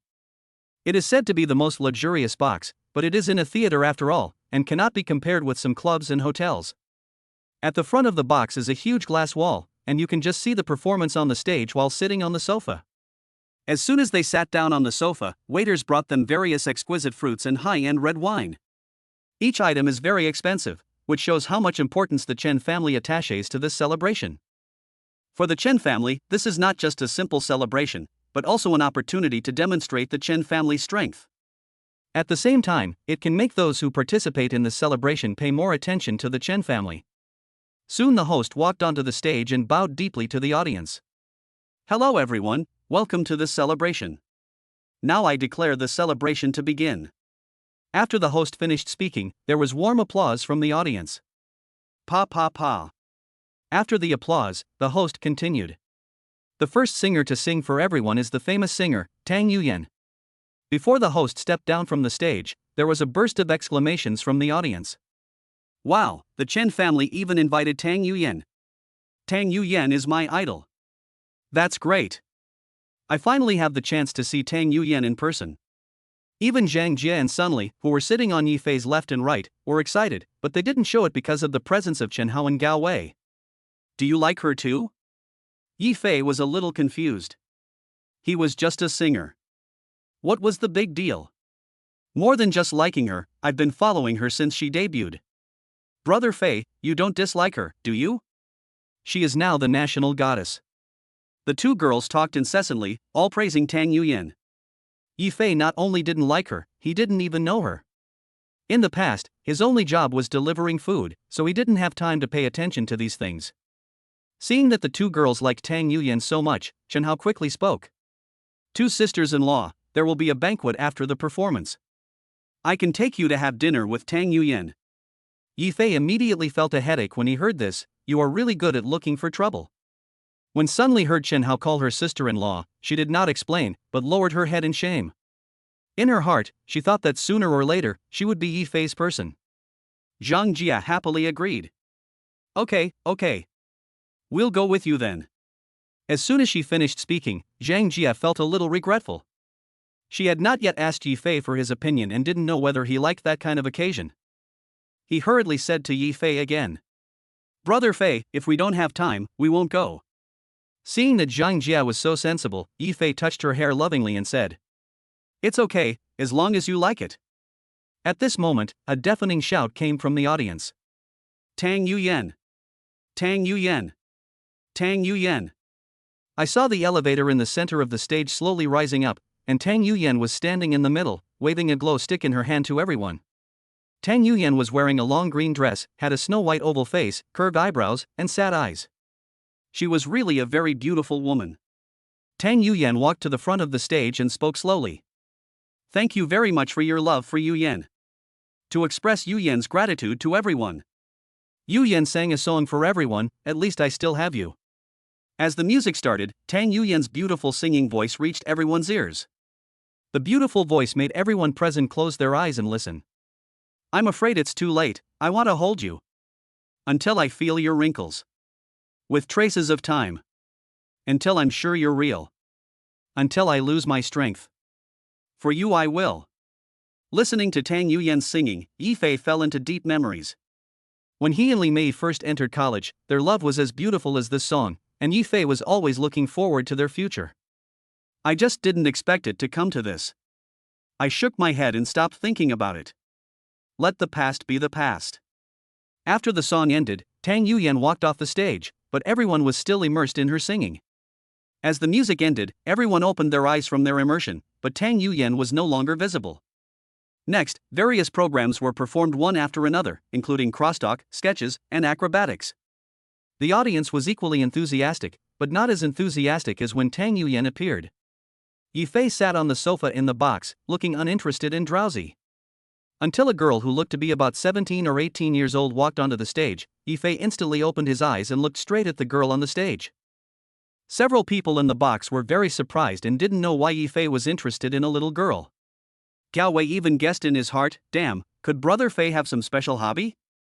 Just as Zhang Jia was about to ask, Yi Fei returned to his previous state, and Zhang Jia swallowed the words that were about to come out of her mouth. The girl was performing a magic trick, transforming a living person into a living person. The girl was seen crawling into a wooden box in the center of the stage, but when the box was opened again, there was nothing inside. At this moment, the girl's voice came from behind everyone. Everyone looked back and saw the girl waving at everyone at the back of the theater. Everyone was secretly amazed at this magical scene. Clap and cheer together. Afterwards, the girl performed a small magic trick for the audience, shooting a cow from behind a mountain, and then walked off the stage. Yi Fei slowly spoke to Chen Hao in the box. "Chen Hao, go make the arrangements. I want to meet them both." 2. "Brother Fei, did you not watch the show? Where did these two people come from?" Sun Li was a little confused. After all, she only saw a girl performing. Why did Yi Fei say he wanted to meet two people? At this time, Zhang Jia on the side reacted and exclaimed, "Oh! I see, they are twins." After hearing Zhang Jia's words, only a few people except Yi Fei reacted. "What the hell, what kind of magic is this?" Chen Hao cursed out loud and felt that the money he spent on hiring this actor was wasted. The real magic is not the magic of transforming living people, but the little show at the end. That is her real ability. Several people were puzzled. If he was really that good, why would he perform magic tricks? Chapter 49 Twin Sisters. After the performance, Chen Hao brought Yi Fei and others to the Chen family's private club. The Chen family's private club is located in the suburbs of Chuncheng and is only used to receive some of the Chen family's partners and government officials. After getting off the car, Chen Hao led the way to the second floor of the club. "Welcome." At the entrance of the hall, there were 2 rows of receptionists standing. All of them were over 1.7 meters tall and dressed in exquisite cheongsams, attracting the attention of a group of perverts. The waiter opened the door to the hall, and Chen Hao made a gesture of invitation, inviting Yi Fei and the 2 girls into the hall. What came into view was a magnificent hall, which was very spacious and decorated in the utmost luxury. The banquet had already begun, and there were estimated to be hundreds of people in the hall, gathered in groups of 3 or 4. Although Yi Fei had endless money, it was his first time to attend such an occasion, so he couldn't help feeling a little nervous. Holding Zhang Jia's hand tightly, he walked towards the hall. Gao Wei arrived at the club earlier than Yi Fei and his friends. When he saw Yifei and his friends coming in, he hurried over and said to Yifei, "Brother Fei, you're here. Go sit over there." After saying that, he took Yifei and a few others to an empty sofa and sat down. Then Chen Hao asked the waiter to bring some exquisite snacks and red wine. He raised the red wine and toasted Yifei, saying, "Brother Fei, how do you feel? I built this place myself." Chen Hao looked at the magnificent banquet hall in front of him, his tone full of pride. "Yes, I also plan to open a club in the near future. Please give me some advice then." Yifei really thought this place was nice and thought that he should also have such a club to entertain friends and important people. "No problem. I'm quite experienced in this area." Just now at the theater, many people saw Chen Hao's respectful attitude towards Yifei. Seeing Yifei also coming to the banquet, they came over to greet Yifei and gave him business cards. Although they didn't know Yifei's identity, they all wanted to make friends with him. After dealing with it for a while, Yifei felt a little bored, so he talked to Chen Hao. "Chen Hao, are the two people I want to meet here? I have asked them to wait in the box. They can come over any time. Sha Jie, sisterly, you can move freely here. I'll go over first." After saying that, he asked Chen Hao to take him to a quiet box. "As soon as I entered the door, I saw a pair of extremely similar twin sisters. They were the two girls who had just performed in the theater. They were sitting motionless on the sofa in the box, and various foods and drinks were placed on the coffee table. However, the two sisters did not dare to move rashly. They looked timidly at Yifei, who was standing at the door. At this time, Chen Hao tactfully closed the door and left the box. Yifei walked to the sofa opposite the two sisters, sat down and said to them, "Don't be afraid, I mean no harm." The two didn't dare to speak, and their four big watery eyes stared at Yifei. Yifei was speechless. It felt like a butcher facing two lambs to be slaughtered. Seeing how frightened the two girls were, he could only continue to comfort them. "I'm just a little curious about your identities. Can you tell me about it?" We are magicians." "Yes, we do magic." Yifei immediately heard the lies told by the two girls and realized that they must be trying to hide something.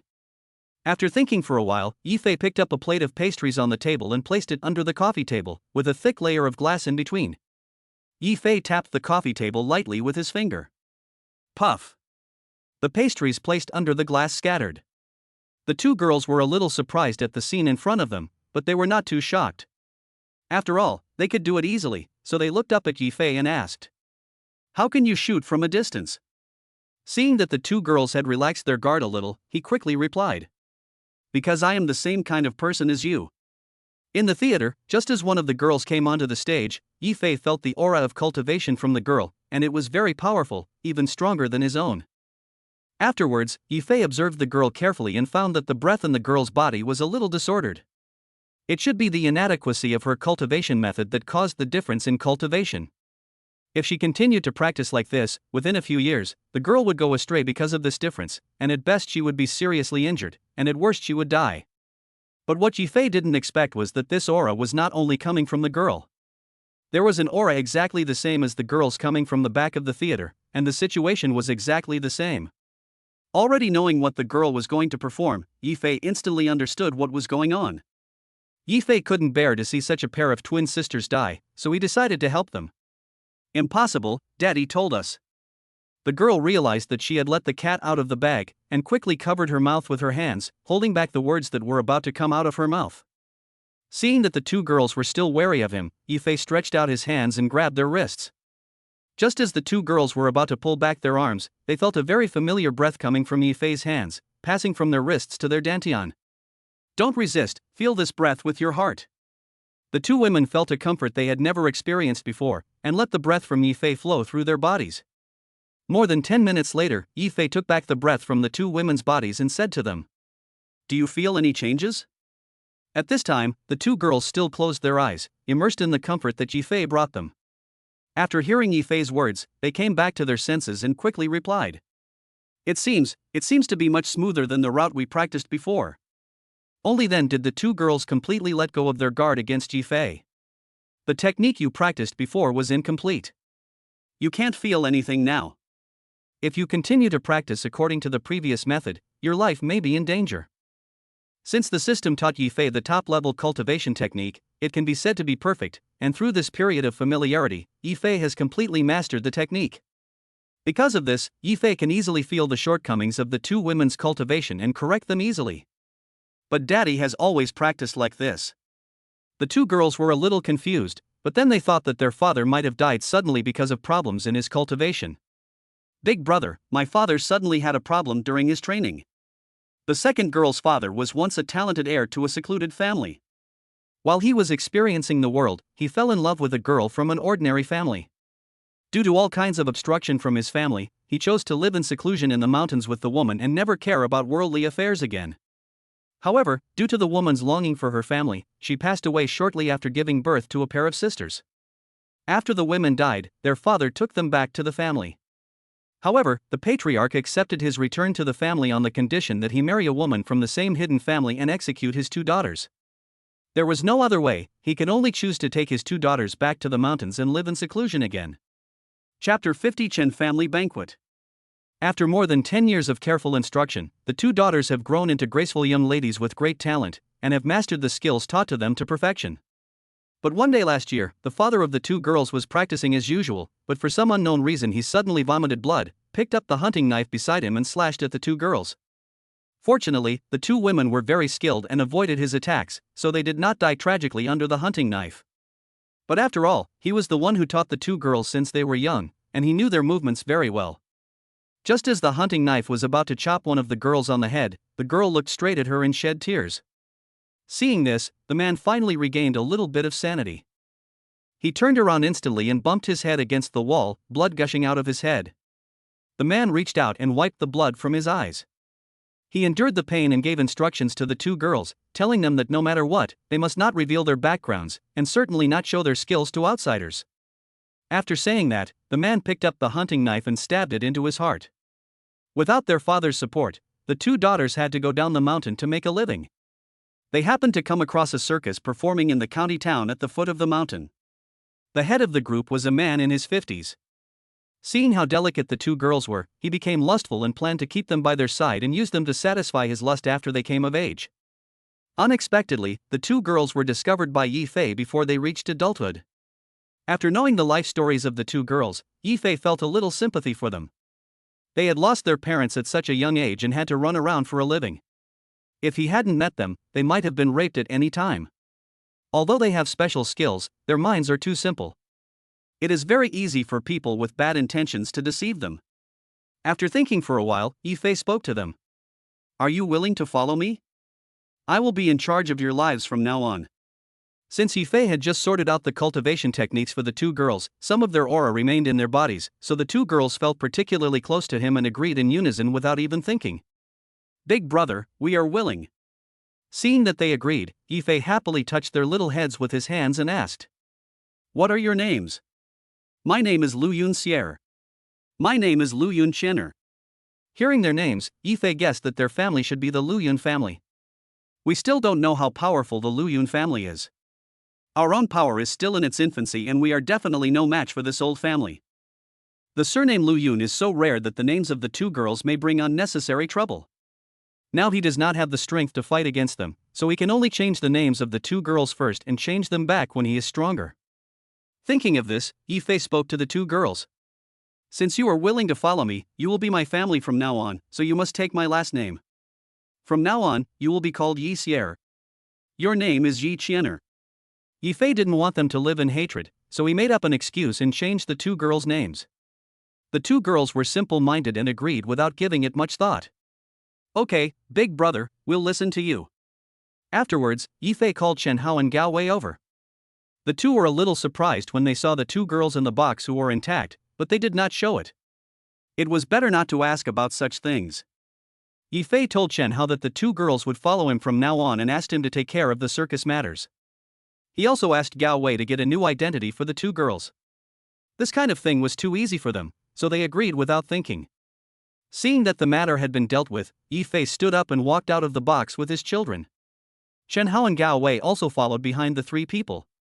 After Yifei left, Sun Li spoke to Zhang Jia. Xiao Jia, what do you think Brother Fei was going to do with those two girls? At this moment, the scene of two girls being bullied by Yifei appeared in Sun Li's mind. Sisterly, don't let your imagination run wild. Brother Fei is not that kind of person. How old are those two girls? Brother Fei is only interested in curvaceous beauties like you. Zhang Jie still trusts Yifei very much and believes that he is not the kind of person who would play with women casually. TSK, then he didn't touch me after all. Didn't you see that when that girl came on stage, Fei Ji's eyes went wide open? Sisterly, you are very dangerous like this. After listening to Zhang Jie's words, Sun Li realized that she shouldn't think about these things. Even if Yifei really did something to the two girls, she shouldn't show any dissatisfaction. Being able to stay with Yifei is the greatest gift God has given her. After thinking it through, he stopped talking about this topic and stood up and said to Zhang Jie, "Come on, Xiujie, let's go for a walk. This is my first time attending such a high-end banquet. I'll wait for Brother Fei here, in case he can't find us later." Seeing that Zhang Jie was not going, Sun Li had to walk to the center of the hall alone. Not long after walking, I saw Tang Yuyan standing not far away. He hurried over to her. "Tang Yuyan, I love listening to your singing so much. Can I take a photo with you?" Sun Li said in surprise. "Thank you, I will try harder." After that, the two women took a few photos together. After taking the photo, Sun Li happily screamed while holding her phone. "Oh, I'm so happy today." Then he realized that it was a bit inappropriate in this situation, so he walked aside and put away his phone. Sun Li's scream caused dissatisfaction among many people, but no one said anything. Those who can come to such occasions are either rich or noble, and looking at Sun Li's sexy and enchanting appearance, it is hard to tell which big shot brought her here. Sun Li. At this moment, a hand suddenly patted Sun Li on the shoulder and called her name. Sun Li turned around and saw a heavily made-up woman, arm in arm with a bald man, appearing behind her. "Oh, Sun Li, it's really you. I thought I recognized the wrong person. Who are you?" Looking at the heavily made-up woman in front of her, Sun Li was a little unrecognizable. "Huh, what? You don't even recognize me. I'm Xin Xiaoting." "Oh, it's you.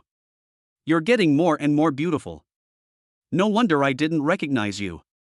Sun Li said what she wanted to say, but there was nothing she could do. As a restaurant manager, she was already accustomed to saying different things to different people. Xin Xiaoting was a waitress in the restaurant where she used to work. It seems that she should be a wealthy person now. She used to call her sister Li all the time, but now she calls her by her name. "Oh, Sun Li, how can you, a restaurant manager, be qualified to come to a place like this? You didn't sneak in, did you?" "I came here with my boss." "Oh, I knew you were having an affair with that restaurant owner, but you didn't dare to admit it at the time." Chapter 51. Two women humiliated. When the bald man heard Xin Xiaoting's words, his eyes suddenly lit up, and his lustful eyes stared at Sun Li's chest. "Xiaoting, is this beautiful lady your friend?" How could Xin Xiaoting not understand his thoughts? This was a bad intention towards Sun Li. She answered very reluctantly. "She was my former colleague." The bald man took out a business card from his pocket and handed it to Sun Li, saying, "Hello, my name is Xin Hong. This is my business card." Sun Li glanced at the business card Xin Hong handed over and said in surprise, "Hey, Xiaoting, your father is the chairman, why are you still working as a waiter in a restaurant?" Hearing this, Xin Xiaoting was stunned for a moment, then she realized that Sun Li was deliberately humiliating her. "Sun Li, what are you talking about? I think you are tired of living." "Oh? Am I wrong? I saw that both of you had the last name Xin, and I thought he was your father." After saying that, Sun Li covered her mouth with her hands and laughed softly. "You still said, this is my husband, not my father." At this time, Xin Xiaoting looked like an angry rooster, with her hands on her waist and roaring at Sun Li. "My lady, you are insulting me. I hope you will apologize to me. I am an important partner of the Chun family. If you don't apologize, I will ask the security guards to kick you out now." Xin Hong is just a supplier of the Chen family. He just wants to use the Chen family's name to scare Sun Li and regain some face. Sun Li knew that she would not be kicked out because of the relationship between Yifei and Chen Hao. She did not take Xin Hong's words to heart at all. She snorted coldly and said to him, "Okay, if you have the ability, you can kick me out at any time." Not wanting to bother with them anymore, Sun Li turned around and walked back to the sofa next to Zhang Jie without waiting for them to speak. Zhang Jie looked at the angry Sun Li and asked her, Sisterly, did anyone offend you? Why are you back so soon? Don't mention it. We met a pair of bastards. Don't bother with people like that. It's not worth it to make yourself angry. Zhang Jia comforted Sun Li. Well, let's go back when Brother Fei comes out. Sun Li was no longer in the mood to stay any longer. She looked around, hoping that Yi Fei would come back soon. At this moment, Shen Xiaoting and Shen Hong came to Sun Li with a security guard. It was her. I saw her sneaking in with my own eyes. Shen Xiaoting pointed at Sun Li and said to the security guard. Xiaoting, did you really see it? Don't say such things casually. Shen Hong whispered in Shen Xiaoting's ear. Oh, it's correct, don't worry. Seeing Shen Xiaoting's confident look, Shen Hong was relieved. If Shen Xiaoting was making up stories and offended the VIP of the Chen family would not let her off easily. But Shen Hong had no idea that Shen Xiaoting was just guessing. She thought Sun Li was not qualified to attend the Chen family's banquet and must have sneaked in to curry favor with some important people. Hello, ma'am. Could you please show us your invitation letter? The security guard said to Sun Li. Sun Li was brought in by Chen Hao along with Yi Fei, so there was no invitation letter. Sun Li was very angry when she saw Shen Xiaoting's smug look. Just as she was about to stand up and confront her, she was held down by Zhang Jia beside her. Hello, we came in with Chen Hao, so we don't have an invitation letter. Zhang Jia said to the security guard. Zhang Jia didn't want Sun Li to argue with them, so as not to bring unnecessary trouble to Yi Fei. Ha, I said she sneaked in without even an invitation. You even dared to say that Master Chen brought her in. You didn't even look in the mirror to see what you look like. Does Master Chen like someone like you? Hearing the woman's sarcastic words, Zhang Jia became a little angry and retorted. Whether Master Chen will be attracted to me is my business, but he will definitely not be attracted to a slut like you who can only live by relying on an old man. When Shen Hong heard that Zhang Jia was so beautiful, he had originally planned to have a kiss with her, but she actually said that he was an old man. He immediately became angry and said to the security guard. How are you responsible for security? How can people without an invitation get in? At this moment, everyone in the hall's attention was drawn over, and they all wanted to see who dared to cause trouble at the Chen family's banquet.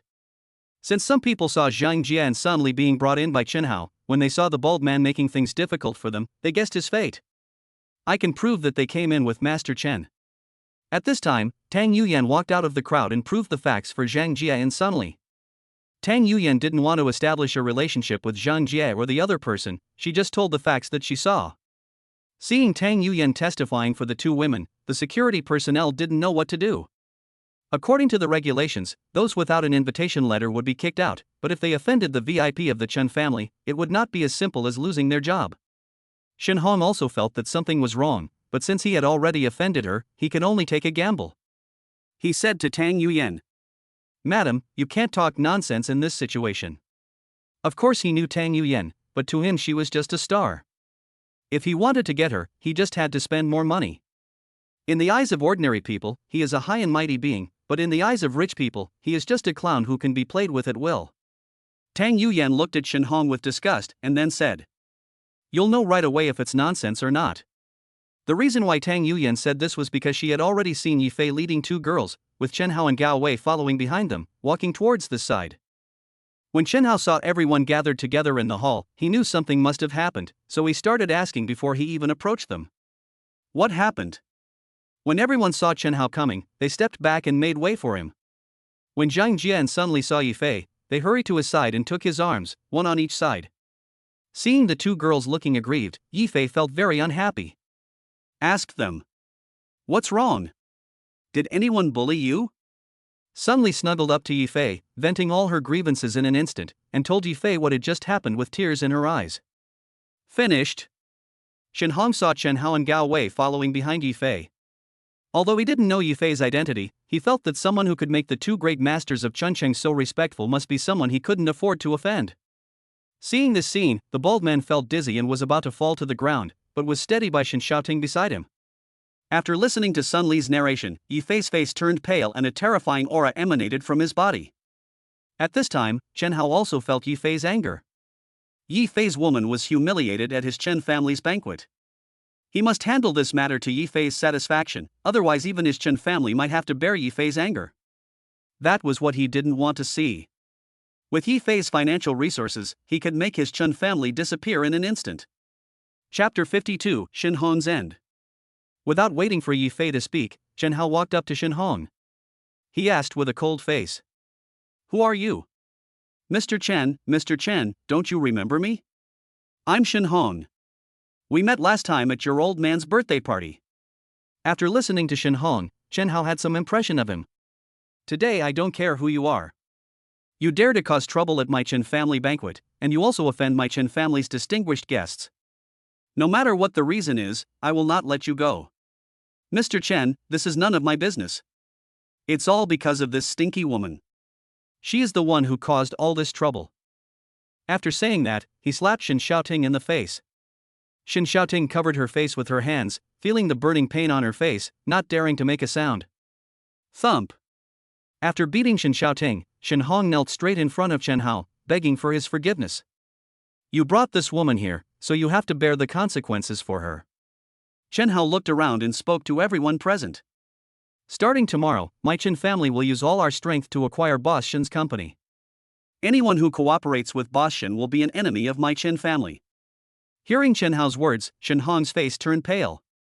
All his businesses in Chuncheon were fixed assets, which could not be converted into cash in a short period of time. Moreover, Chen Hao had already spoken now, even if he lowered the price to the lowest, no one would take it over, and no one would offend the Chen family for him. Now the only outcome facing him is bankruptcy. At this moment, Gao Wei also walked to Chen Hao's side and spoke to everyone present in the same manner. Brother Fei is not only a distinguished guest of the Chen family, but also the person whom I, Yao Wei, respect the most. Boss Shen's disrespect to Brother Fei today is tantamount to slapping me, Gao Wei, in the face. I will ask my father to conduct a thorough investigation of Boss Shen's company. Boom! The onlookers exclaimed in surprise. Everyone present saw Chen Hao and Gao Wei's respectful attitude towards Yifei, but they did not expect that they would mobilize the entire family's strength for such a small matter. Although Gao Wei's words were very tactful, after all, his father's position was very sensitive and it was impossible for him to say it as bluntly as Chen Hao, but no one present could fail to understand the meaning of Gao Wei's words.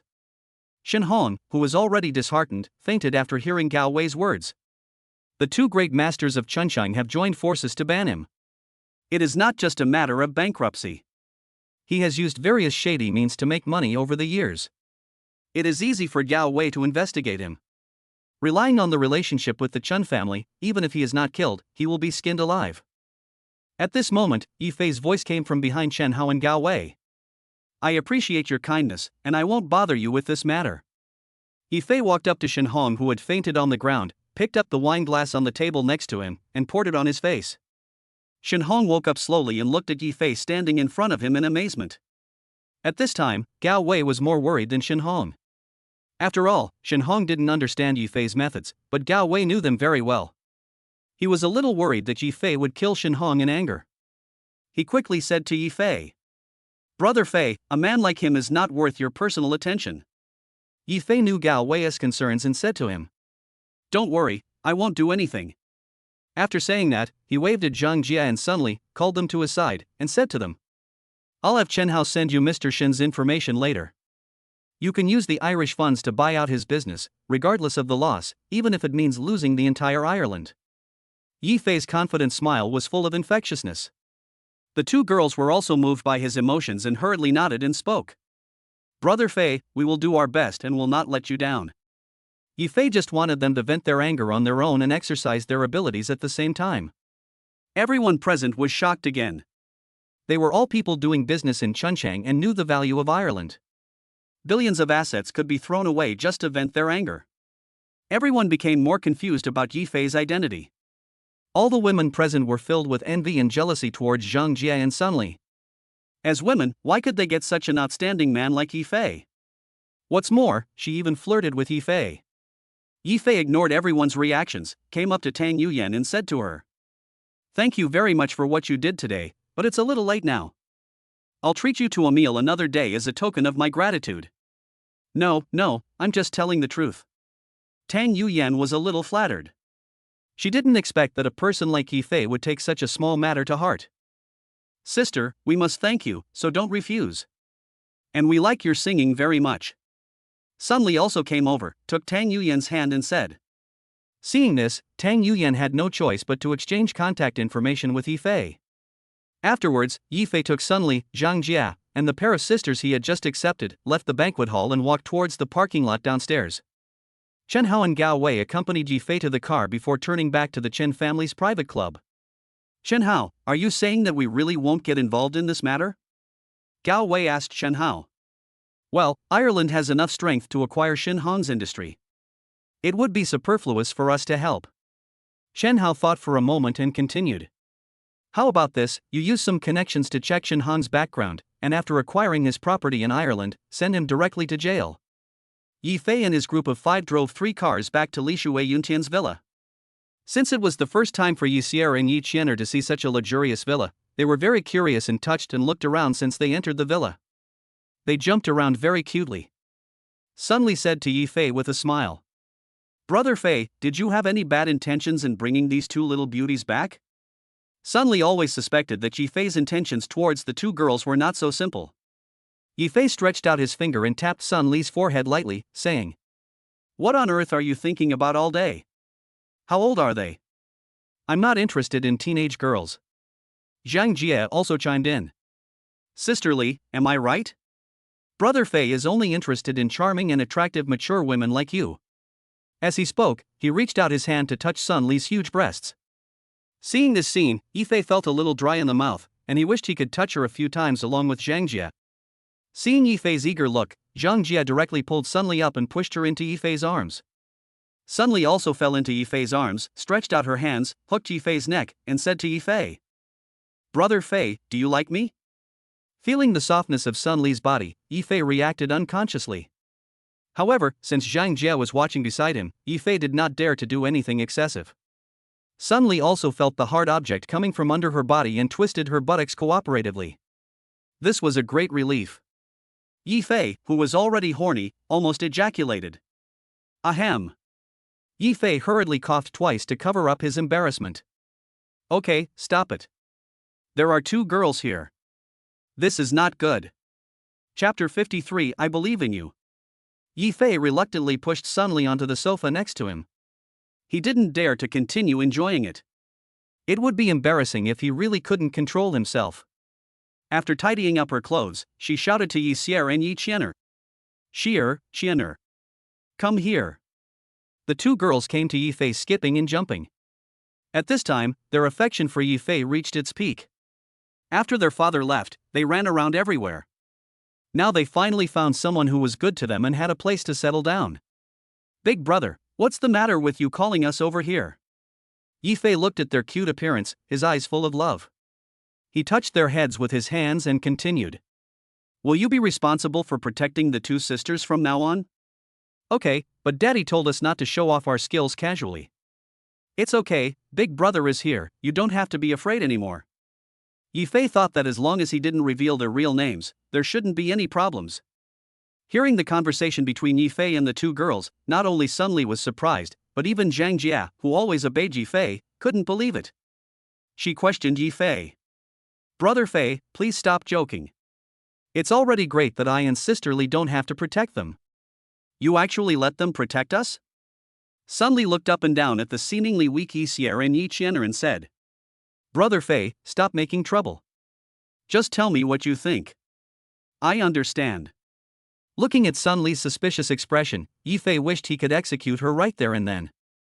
But it was just a thought, after all, Zhang Jie and 2 girls were present. Yi Fei knew that no matter what he said to Zhang Jie and Sun Li, they would not believe him. It was not their fault. The 2 girls did look a little weak. He had no choice but to let the 2 girls show their strength. Thinking of this, Yi Fei placed a crystal ashtray on the coffee table on the floor, and then said to Yi Xier, break it. Oh. Yi Xier responded casually, stretched out her fair and tender little hand, and lightly slapped the ashtray on the floor. The seemingly weak and powerless palm turned the crystal ashtray, which was as hard as steel, into a pile of powder in an instant. Zhang Jie and Sun Li were stunned by the scene before them. Sun Li even reached out to touch the powder on the floor, then held it in her hand and looked at it. Then he praised Yi Xier. Xier, you are so amazing. When Yi Qianer heard Sun Li praising Yi Xier, she immediately showed a disdainful expression. "TSK, that's nothing, Jenner can do it too." At this time, Zhang Jia thought of a reason and said to Yifei, "Brother Fei, they are magicians. This can't be a trick." Yifei had to admire Zhang Jia's intelligence. She thought of the key to the problem immediately. This was because she had never seen the power of people who practiced cultivation, so she had this idea. Thinking of this, Yifei patiently explained to Zhang Jia, "Xiao Jia, this is their real ability. Their performance of transforming a living person is just a trick, but what they performed afterwards is indeed their real kung fu. And their ability is not inferior to mine." Zhang Jia also recalled the scene in the theater. No wonder Yifei, who was always steady, was so surprised. It seemed that the two girls really had some skills. Zhang Jia was very happy when she thought of this. Yifei brought the two girls back to protect her and Sun Li because of their safety. "Brother Fei, I believe you." After a brief chat, Zhang Jia asked the nanny to arrange a room for the two girls. After Yifei and Zhang Jia returned to the bedroom, Zhang Jia said to Yifei, "Brother Fei, when are you going to take Sister Li in?" Yifei was a little overwhelmed by Zhang Jia's sudden question.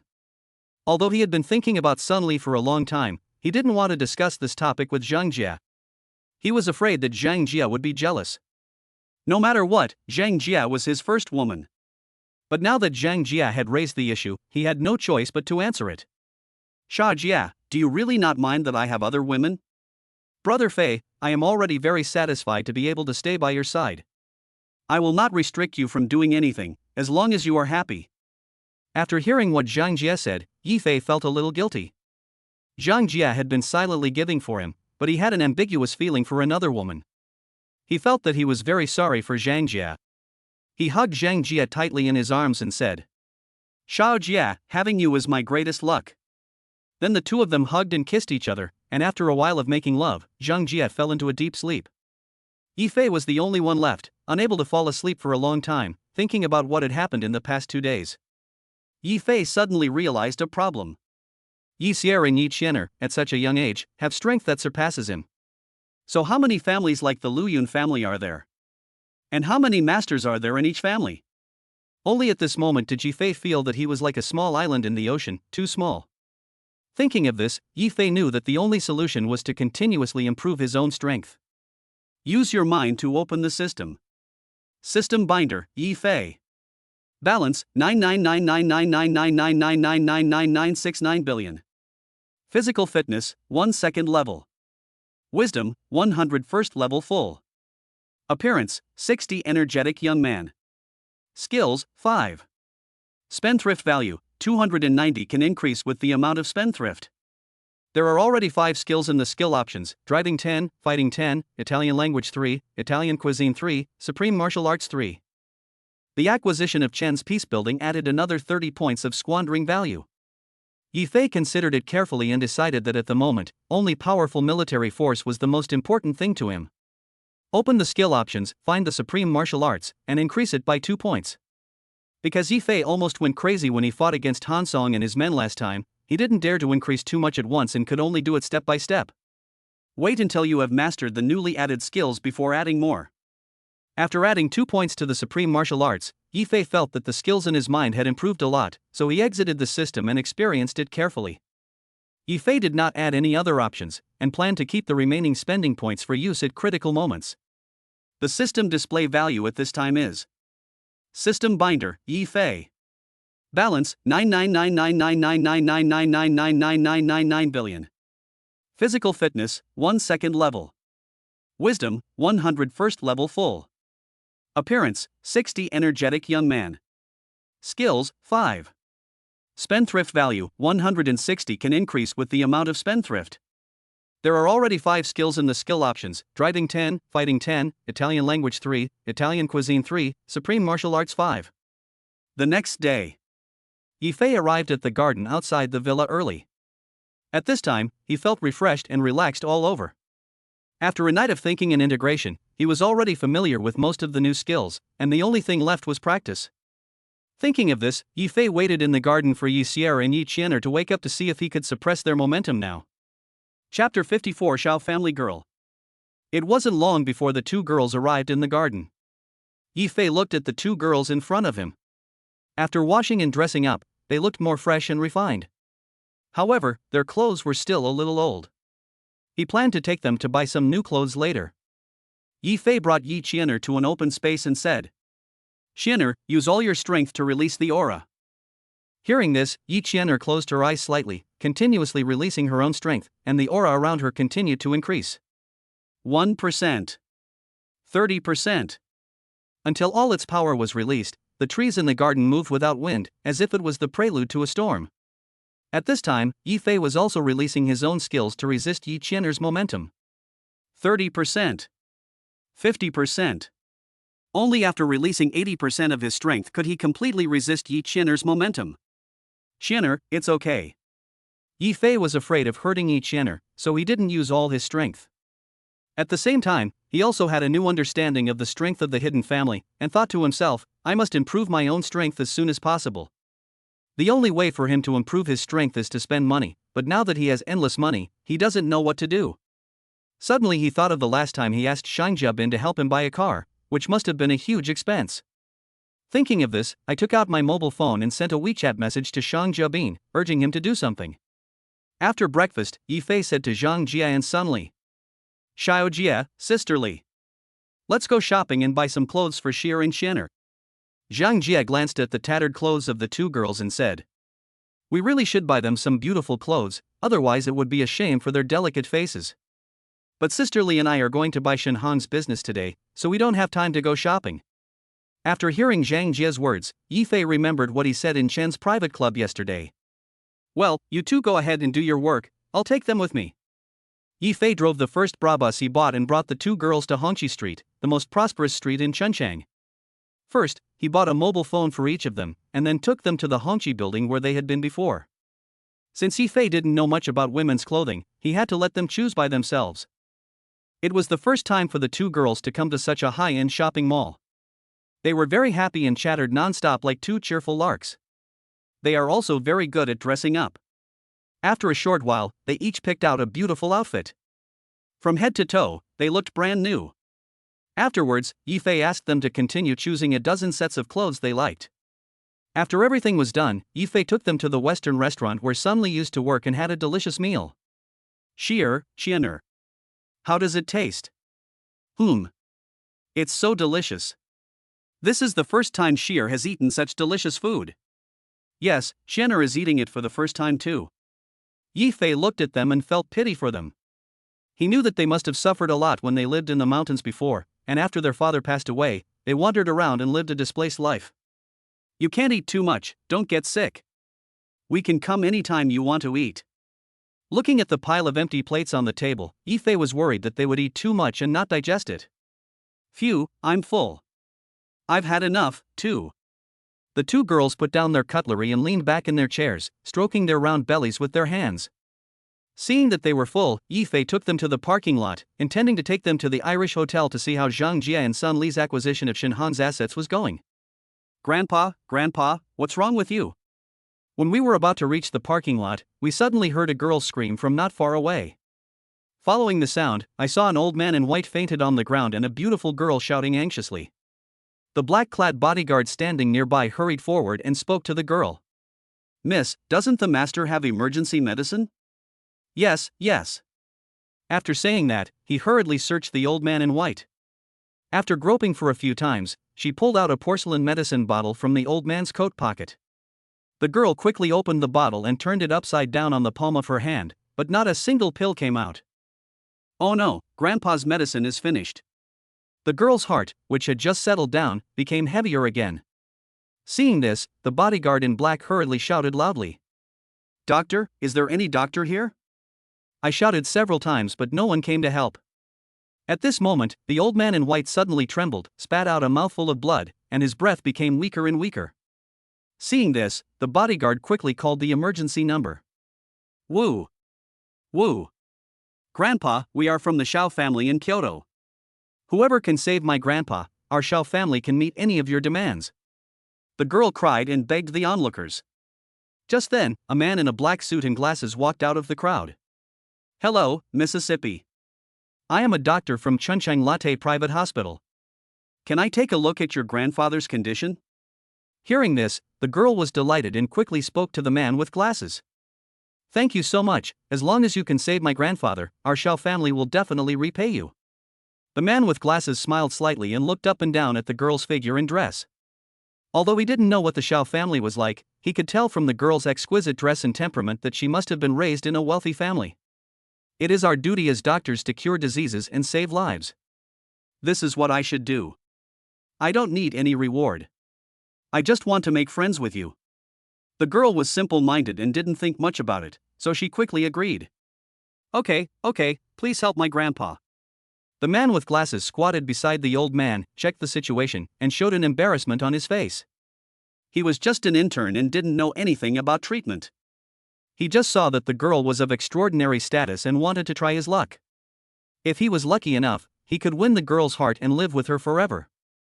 The girl saw the expression on the man with glasses and asked with some concern, "How is it? Do you have a way to cure my grandfather?"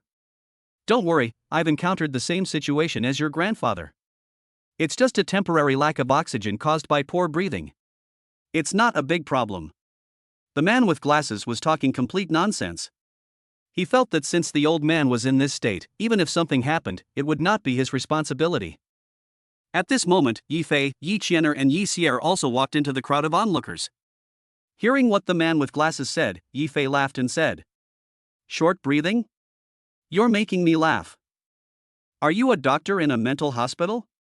Although Yi Fei did not know medicine, he possessed top-level cultivation techniques. Before he walked into the crowd, he felt that the old man had fallen into a coma because something had gone wrong in his cultivation, his breathing was disordered, and he became angry. Chapter 55 Xiao Zitong. The girl from the Xiao family turned her head and looked at Yi Fei.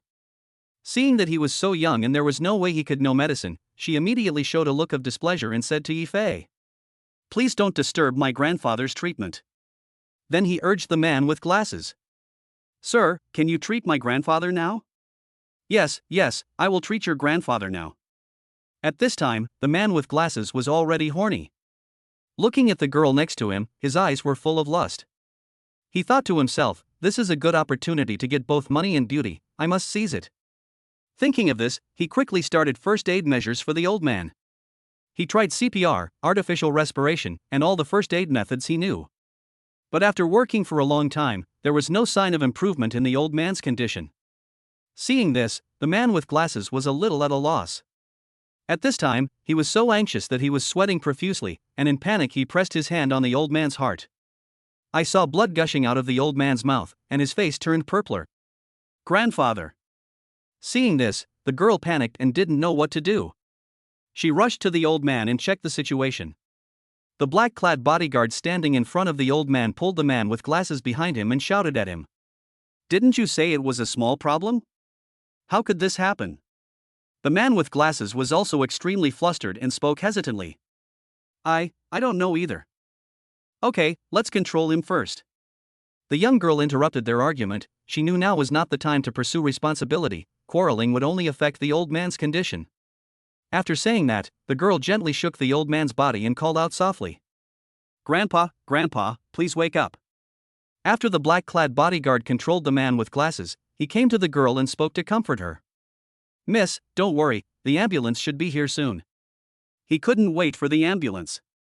At this time, Yi Fei's voice came out from the crowd again. "What do you mean?" The girl stood up and said to Yi Fei angrily, "Don't you understand me? His condition is too bad to wait for an ambulance to arrive, and even if a doctor came, he wouldn't be able to be saved." In fact, the girl could see the old man's situation without Yi Fei's explanation, but she just didn't want to believe the facts before her.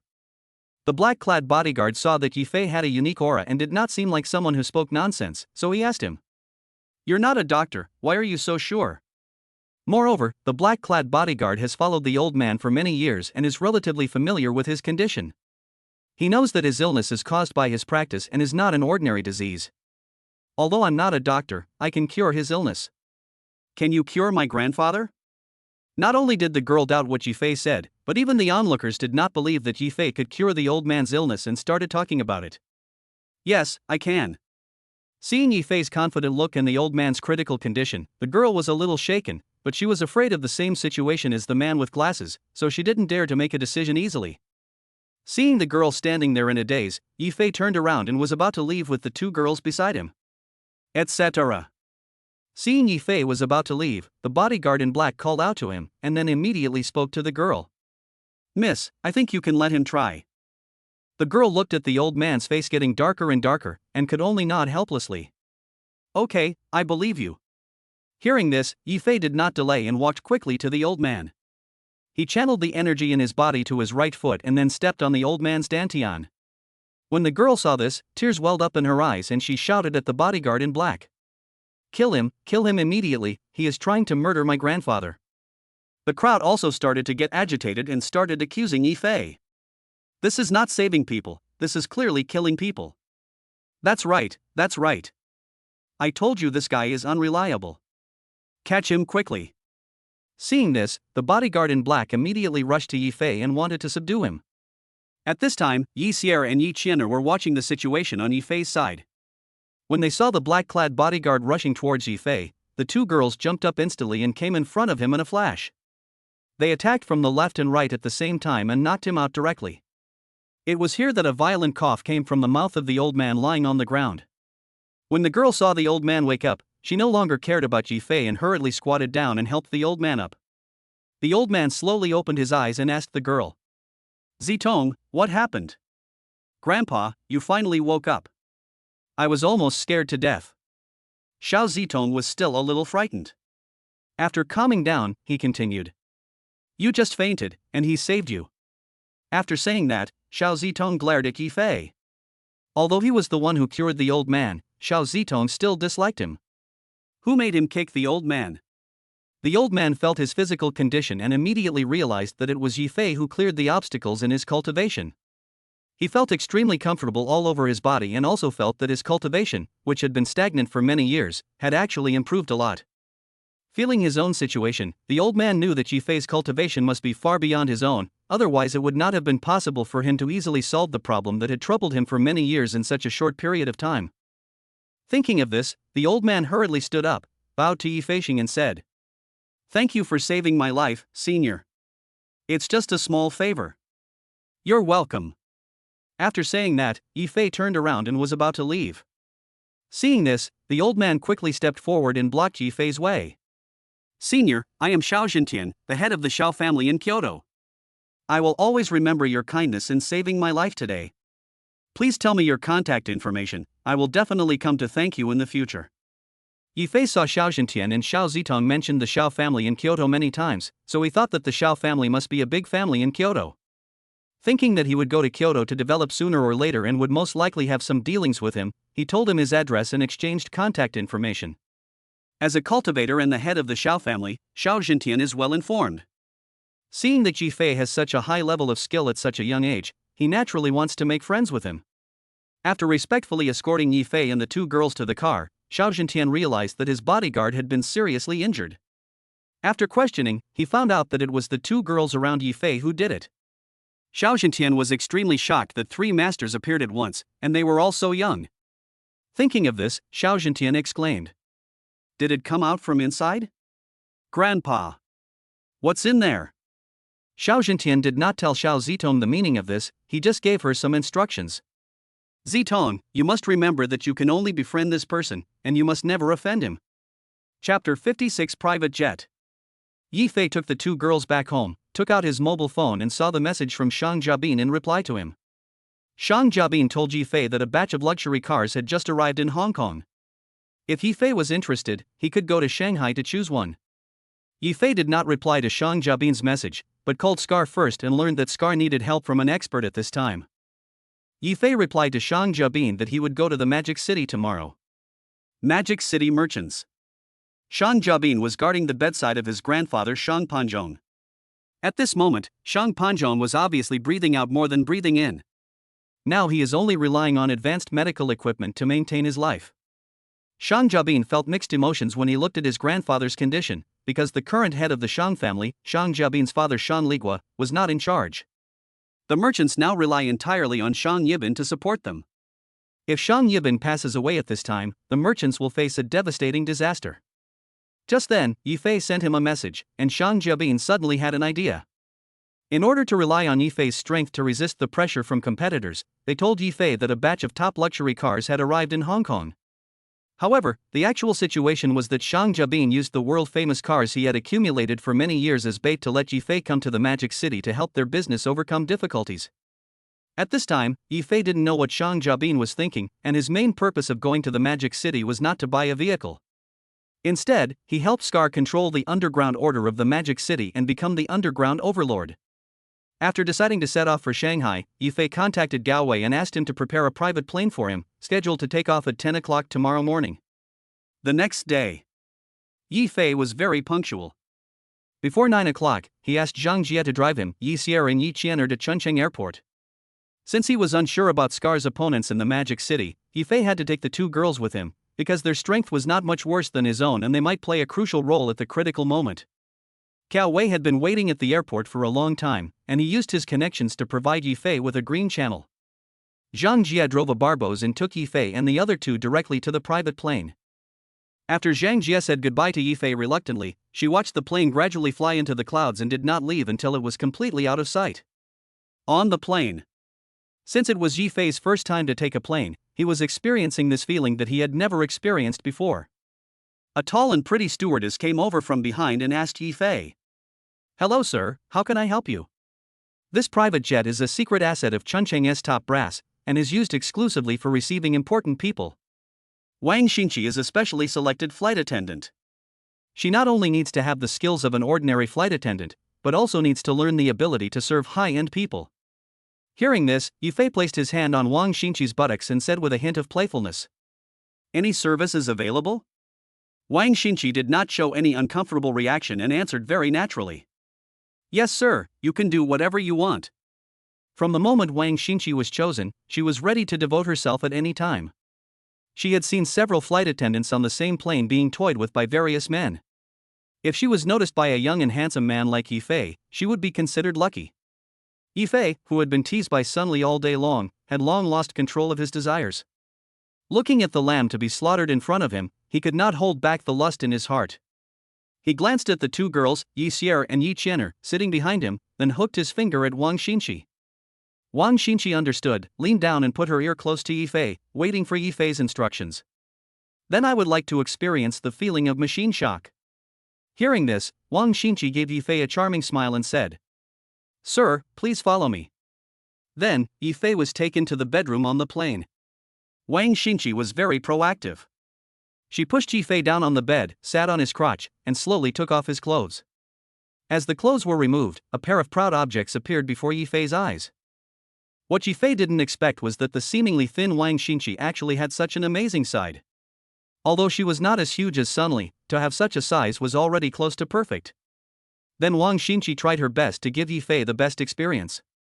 Similarly, Yifei also worked harder than ever before. It was not until 2 hours later that the plane announced that it had arrived over the Magic City. The two of them reluctantly tidied their clothes. Before leaving, Yifei saw a bright red plum blossom on the bedsheet.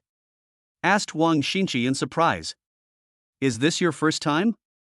Wang Xinqi responded shyly, After saying this, he returned to his work with awkward steps. Yifei returned to his seat in a daze. What he didn't expect was that this was the first time for Wang Xinqi, who was so enthusiastic, and she didn't ask for anything in return. Until the plane landed, Yifei still didn't figure out the reason. "Brother, it's time for us to get off the plane." Only after hearing Yi Xier's voice did Yifei wake up from his doubts. He took the two girls to the airport entrance. Outside the airport, the two teams had been waiting for a long time. One side was led by Zhang Jiabin with several luxury cars, and the other side was led by Scar with several men. When both sides saw Yifei and the other two coming out of the airport entrance, they immediately stepped forward to greet them. "Brother Fei. Brother Fei." Since Zhang Jiabin and Daoba didn't know each other, Yifei gave them a brief introduction. Zhang Jiabin showed great respect after hearing the name of Daoba. You know, he has really heard about Daoba's deeds, and he sincerely admires such a brave man.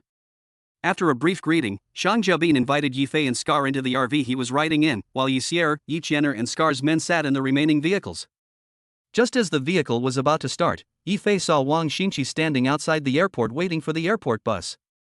After thinking for a while, Yifei said to Zhang Jiabin, Give me one of the cars behind. I'm going to pick someone up. Shang Jabin didn't dare to ask about Yifei, and hurriedly took him to the back of the RV and gave him a brand new sports car. After Yifei said a few words to Shang Jabin, he drove the car to Wang Xingqi and said, "Come up, I'll take you back." After getting on the car, Wang Xingqi told Yifei the destination. Yifei turned on the navigation and drove towards Wang Xingqi's residence. The two of them sat in the car a little awkwardly and did not say a word. Yifei didn't speak until Wang Xingqi was about to get off the car. "Tell me your phone number and I'll contact you when I have time." Chapter 57, Conquering the Magic City. The Han family in the Magic City. At this time, the 5 top masters that Han Feihong had hired from overseas at a huge expense had already arrived at the Han family. Han Feihong was discussing with Han Song how to trick Yifei to come to the Magic City. After all, Demon City is their base camp, so there is no need to worry about anything. Just then, one of Han Song's younger brothers ran in a panic. Han Song looked at his flustered younger brother and scolded him. "How many times have I told you to be steady in doing things? It's not good to be so impetuous." Ignoring Han Song's scolding, the younger brother said breathlessly, Brother Song, I have something important to report." "What's the matter? Tell me quickly." According to the spies around Shang Jabin, he just mobilized a large force with more than 20 vehicles. "I met a young man at the airport. According to the spy's description, he looks very much like the one who beat you in Spring City." Hearing this, Han Song was a little excited. He was just thinking about how to trick Yifei over, but he didn't expect that he would come to him on his own. "Are you sure it was him?" "It must be him." Han Feihong heard the conversation between the two, walked up to Han Song and said to him, "Xiao Song, there can't be any mistakes in this matter. I'm going to call Director Liu of the Transportation Bureau right now. Tell him to check the surveillance cameras near the airport to confirm whether the person Shang Jabin picked up was that guy." "Yes, Dad, you are right." After saying that, Han Feihong quickly took out his cell phone and dialed. Half an hour later, Han Feihong and Han Song sat in front of the computer checking the surveillance footage near the airport. When he saw Yifei walking out of the airport, Han Song threw the mouse in his hand to the ground and said angrily, "Dad, it's this kid. I didn't expect he would dare to come to the Magic City. This time, let him have no return." After saying this, Han Feihong gathered all his trusted men in the living room of the villa and gave them instructions. "From now on, stop everything you are doing. And hide all your men in Shangjia's territory. Keep a close eye on the activities of Shang Jabin and a young man around him." Han Song sent Yifei's photo to the mobile phones of everyone present for identification. After giving instructions to his subordinates, Han Feihong invited 5 masters from overseas. The 5 masters were trained by the same master. They have been eating and living together and carrying out tasks together since their debut. They have a very good understanding and have never failed so far. "Everyone, my enemy has arrived in the Demon City. I have sent people to monitor him. I will let you know as soon as I get a chance, and the rest is up to you." "No problem," the eldest of the 5 answered in broken Chinese. Afterwards, Han Feihong asked his men to arrange 5 masters into the merchant's territory. After Yifei sent Wang Xingqi back, he drove to Shang Jabin's private club to meet up with Shang Jabin and Dao Ba. In a private room of the club, Yifei and 2 other people were sitting around a coffee table. "Jabin, tell me about the situation of the underground forces in Demon City." Yifei's main purpose of coming to the Magic City was to help Scar dominate the Magic City, so the first thing he asked about was the situation in the Magic City. Shang Jabin is young and can be independent in business, which shows that his mind is not comparable to that of ordinary people. At the airport, when Yifei introduced Scar to him, he guessed the real purpose of Yifei's visit. Although the underground forces in Magic City also have a part of their merchants, they are now gradually being swallowed up. If the merchants are unable to turn the tide, it won't be long before the territories occupied by the merchants will be divided up by other forces. In this case, they might as well fully support Yifei and Scar. If they can really unify all the underground forces in the Magic City, their merchants will at least be partners of Yifei and Scar.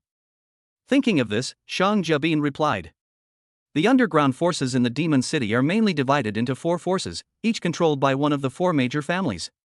My business is one of them. The other 3 are the Han family, the Liu family, and the Lin family. There are still some small forces outside the Demon City, but they are too scattered to pose a threat. Among them, the Lin family is the strongest, followed by the Liu family and the Han family.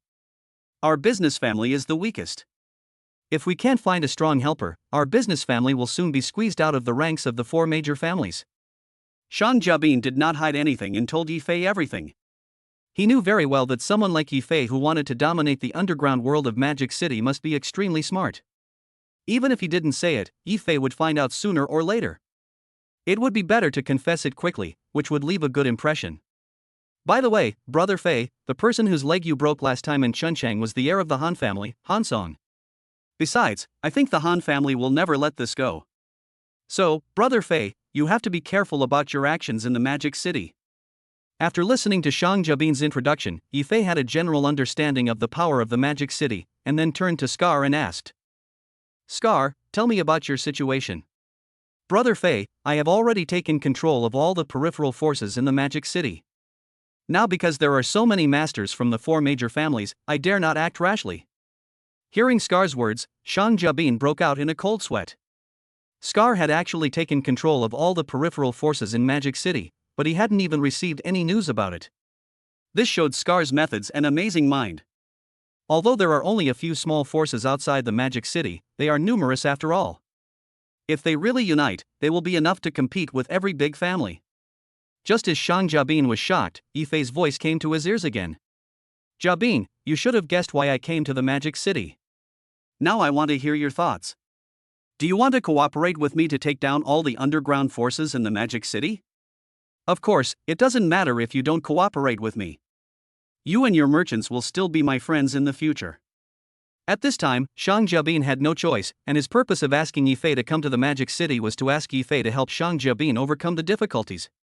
However, what he did not expect was that Yi Fei's ambition was so big that he actually wanted to dominate the entire Magic City. Brother Fei, I am willing to cooperate with you. I just hope that after you unify the underground world of Magic City, you can help the merchants in business.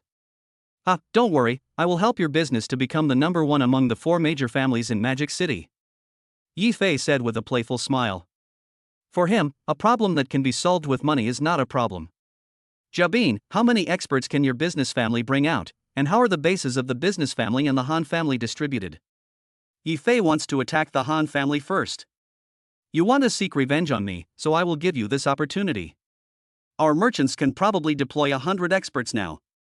Okay, we will take action tonight. I will take care of the Han family's masters, and you and Scar will work together to clean up all of the Han family's territories. Chapter 58, Fierce Battle in the Park. In the evening, before it was completely dark, Yi Fei brought two girls, Yi Qianer and Yi Xier, out of the merchant's private club. As soon as the three of them walked out of the club, they were spotted by the Han family's spies hiding in the dark. Seeing this, the spy immediately reported to Han Feihong. Han Feihong learned that there were only two girls around Yi Fei, so he immediately ordered 5 overseas masters to go there and look for an opportunity to kill Yi Fei with one blow. Just in case, Han Feihong also dispatched all the masters of the Han family to prevent Yi Fei from escaping. Yi Fei took the two girls and wandered aimlessly on the merchant's territory. It was not until it was completely dark that Yi Fei and the other two walked towards a remote park. Seeing this, everyone in the Han family immediately sneaked into the park and surrounded the three people. Yi Fei took the two girls to a deserted place, stopped, looked around, and said in the direction where the 5 overseas masters were hiding. Come out, what's the point of being timid? Hearing this, the 5 people were a little surprised. They didn't expect Yi Fei to find them. It seemed that he deliberately led them here. Baga, you actually discovered us. As soon as he finished speaking, 5 similar figures walked out of the darkness. They were wearing the same clothes and were of similar height and build. Fuck, you are little devils. How dare the Han family collude with the Japanese pirates? Hearing Yi Fei shouting that they were Japanese devils, one of the Japanese devils spoke angrily to the leader. Kamita Koen, he actually dared to insult us. Let me kill him. Asshole, do I need you to teach me how to do things? When the Japanese saw that Kamita was angry, they immediately retreated behind him. Sir, there is an old Chinese saying that goes, it is a great pleasure to have friends coming from afar. We are guests who have come from afar. How can you insult us? Puff. Yi Fei was immediately amused by Kamita's words. You guys are here to fucking kill me, and you still want me to be polite to you? At this moment, Yi Xier stood on tiptoe and spoke in Yi Fei's ear. Brother, I feel like there are still many people around watching us. Yifei reached out and touched Yi Sierra's head. Yes, I know. After saying that, Yifei shouted into the darkness again. Come out, everyone. Are you afraid that I will run away when there are so many people here? As soon as Yifei finished speaking, he heard rustling footsteps coming from the surrounding bushes. Soon he saw a dark crowd of people surrounding Yifei and his friends. Yifei looked coldly at the Han family members in front of him and spoke. The Han family really thinks highly of me. They actually sent so many people to kill me. Although the Han family has a large number of people, Yifei did not take them seriously at all. They were just some martial artists who had just entered the martial arts world. There were only 5 devils, which made Yifei feel a little afraid. Yifei felt an aura from them that was comparable to that of Yi Sierra. Seeing this, Yifei whispered to the 2 women beside him. Qianer. I'll deal with these 5 devils, and leave the others to you. After saying that, without waiting for the 2 women to respond, Yifei rushed towards the 5 Japanese devils first. The 5 Japanese soldiers felt Yifei's sudden burst of powerful momentum at the same time. Knowing that they were no match for Yifei, they retreated one after another, not daring to fight him head-on. Baga, this guy is so powerful. Don't fight him head-on. Consume his strength first. At the same time, seeing Yifei taking the initiative, the 2 girls also attacked the Han family's masters. The 2 girls were like wolves among a flock of sheep, moving among the Han family with ease. In a short while, they knocked down more than a dozen masters. Yifei saw 5 Japanese soldiers hiding everywhere and did not dare to fight him head-on. Standing there with a scornful smile. The Japanese soldier who was about to attack at first saw Yifei's expression and instantly forgot what Kamita had taught him.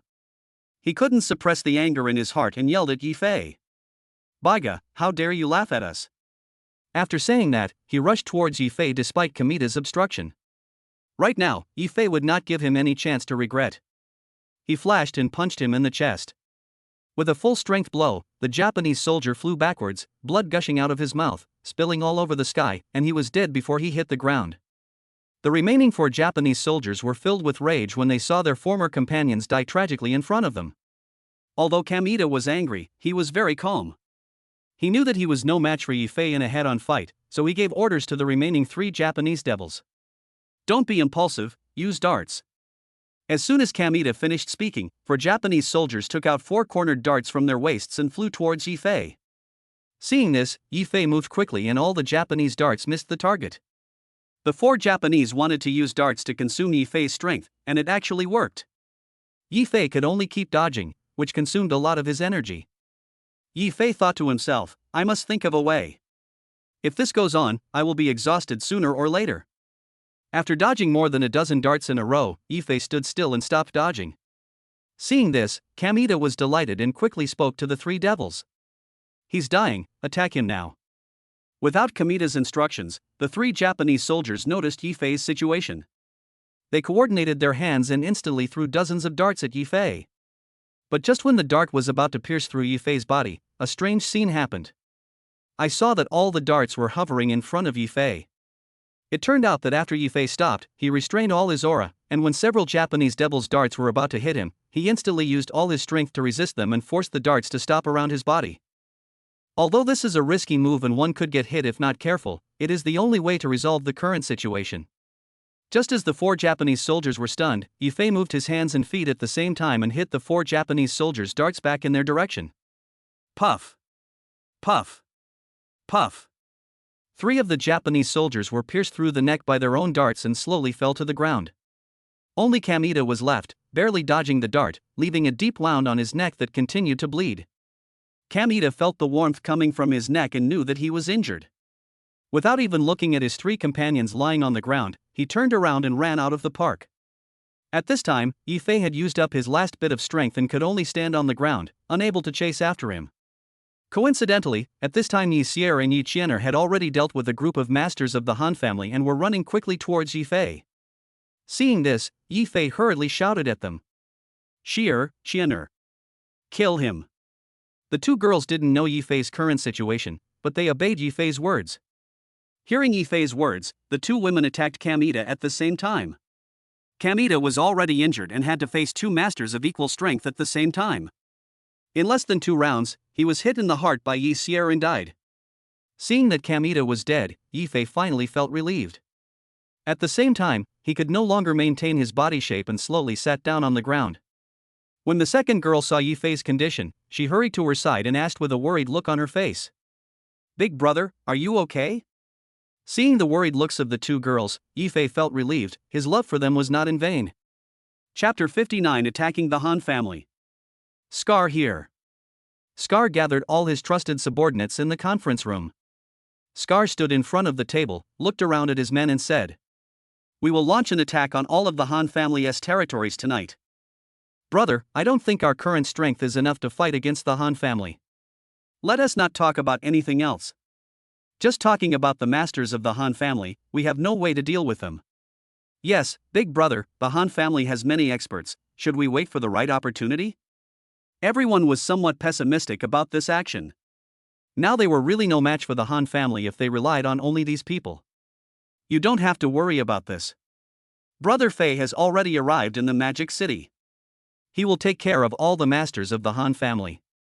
We are only responsible for cleaning up the Han family's territory. When Dong Biao heard that Yifei had arrived in the Demon City, he immediately stood up and said, "If Brother Fei takes action, I am sure I will win this operation." Everyone no longer had any objections.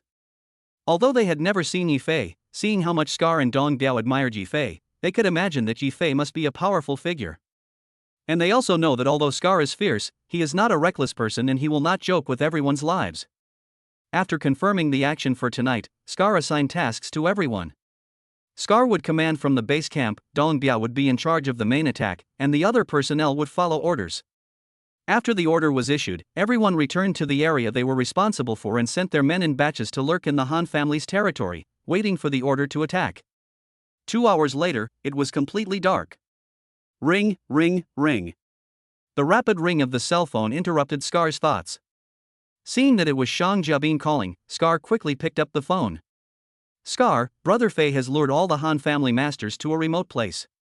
"Okay, I understand." After hanging up the phone, Scar immediately issued the order to attack. The prelude to the war officially began.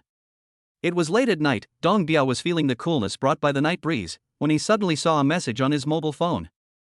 Dong Biao stepped on the cigarette butt in his hand and said to his men behind him, "Brothers, follow me." After saying that, 2 steel knives appeared in Dong Biao's hands. Holding the 2 steel knives, Dong Biao's murderous aura became stronger and his momentum reached its peak. The god of war by Qi is not called that casually. He is like a ghost on the battlefield, causing screams wherever he goes.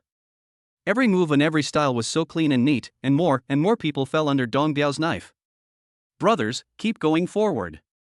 Seeing Dong Biao so brave, the morale of his men also increased. They followed Dong Biao's footsteps and continued to advance towards the center of the Han family. The Han family was blamed and beaten, and their morale fell to the bottom.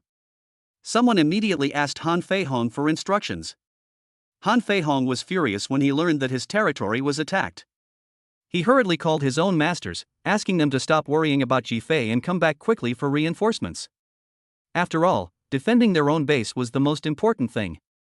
But Han Fei Hong made more than 10 calls in a row but no one answered. Click. Han Fei Hong was furious and smashed his phone to pieces. "What's wrong with Dad? Why are you so angry?"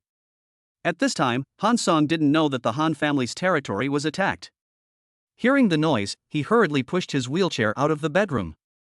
"Damn it, I don't know who organized all the peripheral forces in the Demon City, and now they are attacking our Han family. They are just a bunch of rabble. There is nothing to worry about." Upon hearing that they were peripheral forces from the Magic City, Han Song didn't take them seriously at all. "I don't think things are that simple. If there are only peripheral forces, I wouldn't worry." Han Fei Hong did not take those external forces seriously, but he had a bad feeling in his heart.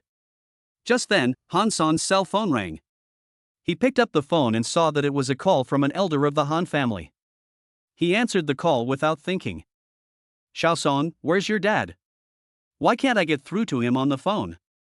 There was an urgent voice from the other end of the phone. Seeing that he was so anxious, Han Song quickly handed the phone to Han Fei Hong and said, "Uncle San is looking for you, he's very anxious." "Old 3, what's wrong?" "Brother, the merchant has sent a large number of troops and is attacking our territory with all their might." "What?" Hearing this, Han Feihong almost dropped Han Song's phone. Dad, what happened again? Han Feihong leaned on the sofa, staring at the ceiling with lifeless eyes, muttering to himself. It's over.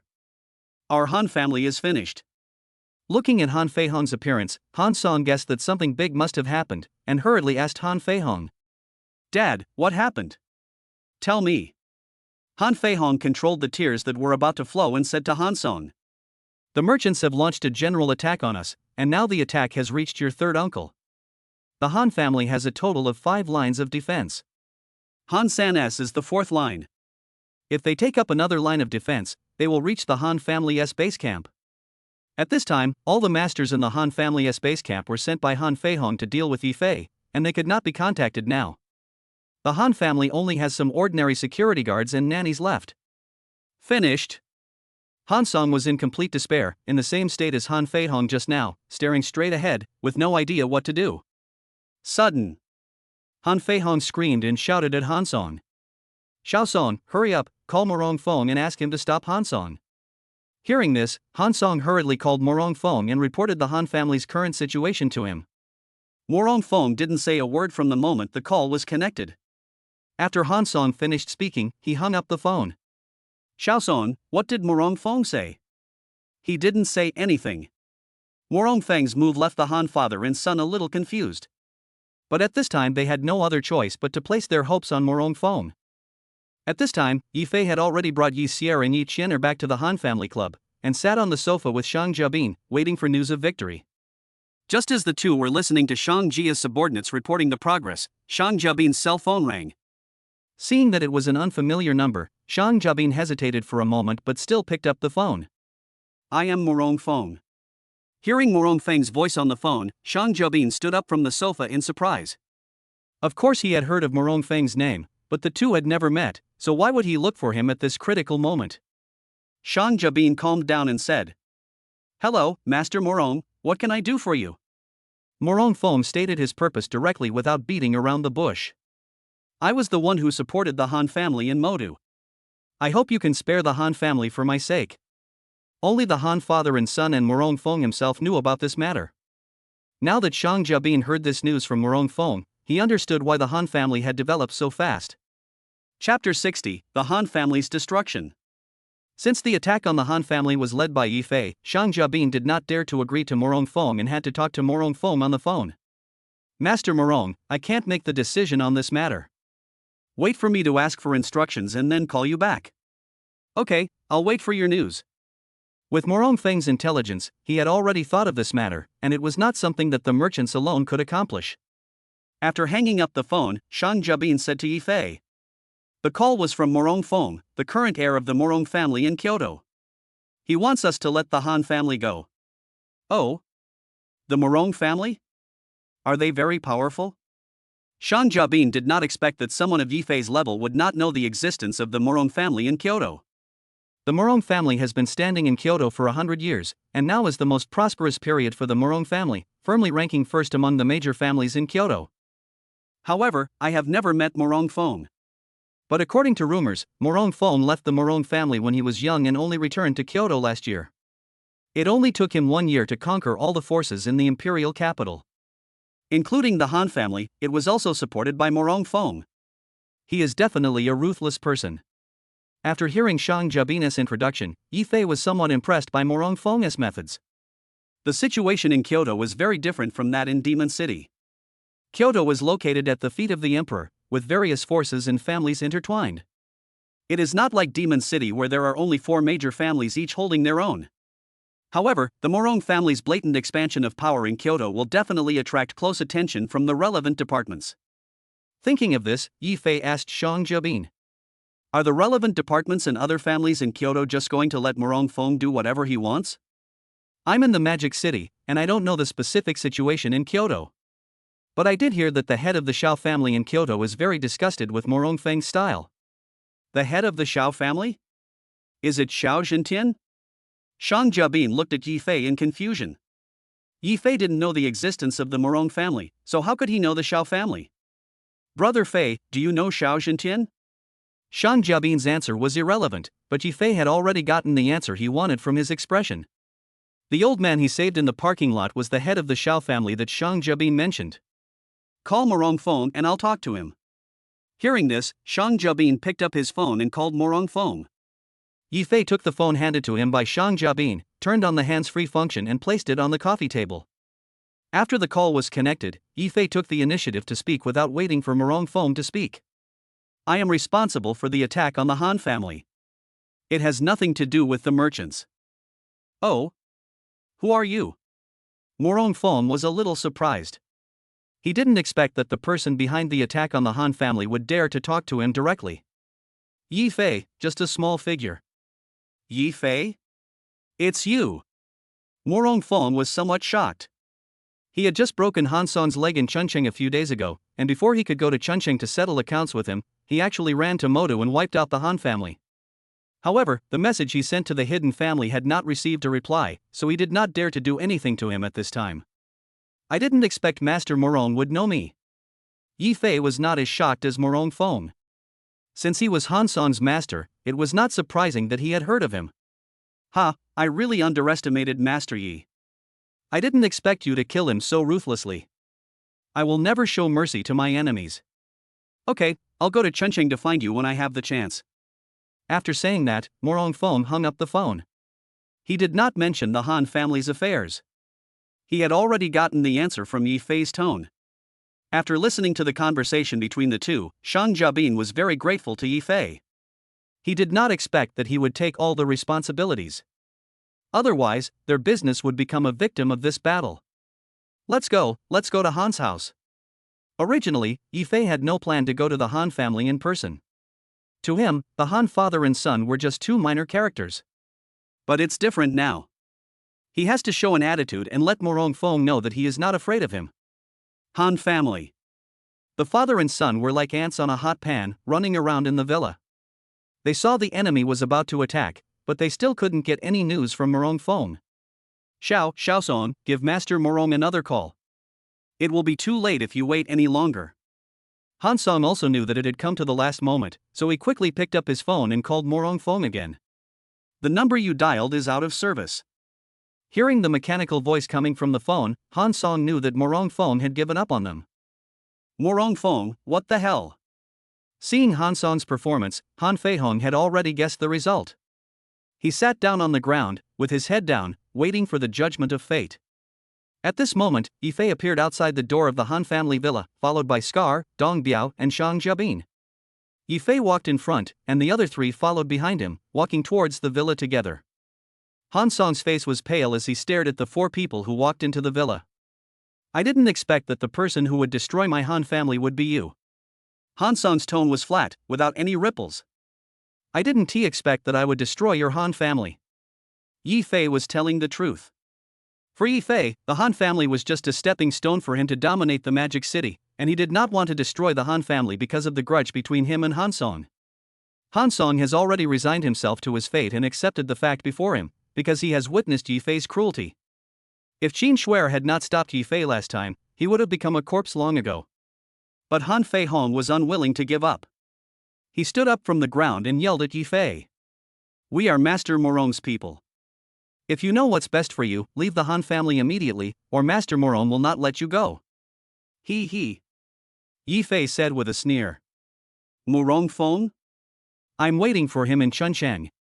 After saying that, he took the steel knife from Dong Biao's hand and ended Han Feihong's life with one stroke. At this time, Han Song was grabbed by Scar's hair and stared at Han Feihong like a fool. Brother Fei, what about him? Scar asked Yi Fei. Yi Fei stroked his neck with his fingers as if wiping his neck, then looked up at the surveillance camera on the corner of the wall, turned around and walked out of the villa. Scar understood, and with a sharp move of his sword, Han Song followed in Han Feihong's footsteps. At this time, Morong Fong was watching the scene happening in the Han family villa through the monitor. When he saw Yi Fei's provocative eyes, he became extremely angry and smashed the monitor in front of him with a punch. He had never been insulted since he returned to Kyoto, and this was a naked provocation to him. A nanny in her 50s heard the sound of breaking and came over to check immediately. Morong Fong was worrying about where to vent his anger, and when he saw the nanny come in, he pushed her down on the sofa and started to abuse her. If Yi Fei were present, he would definitely tell him.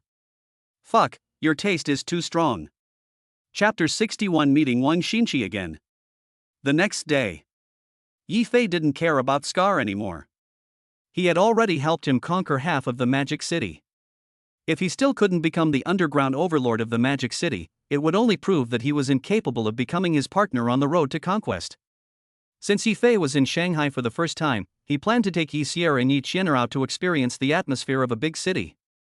The three of them spent a day visiting various major tourist attractions in Shanghai before they asked Shang Yibin about a local specialty restaurant.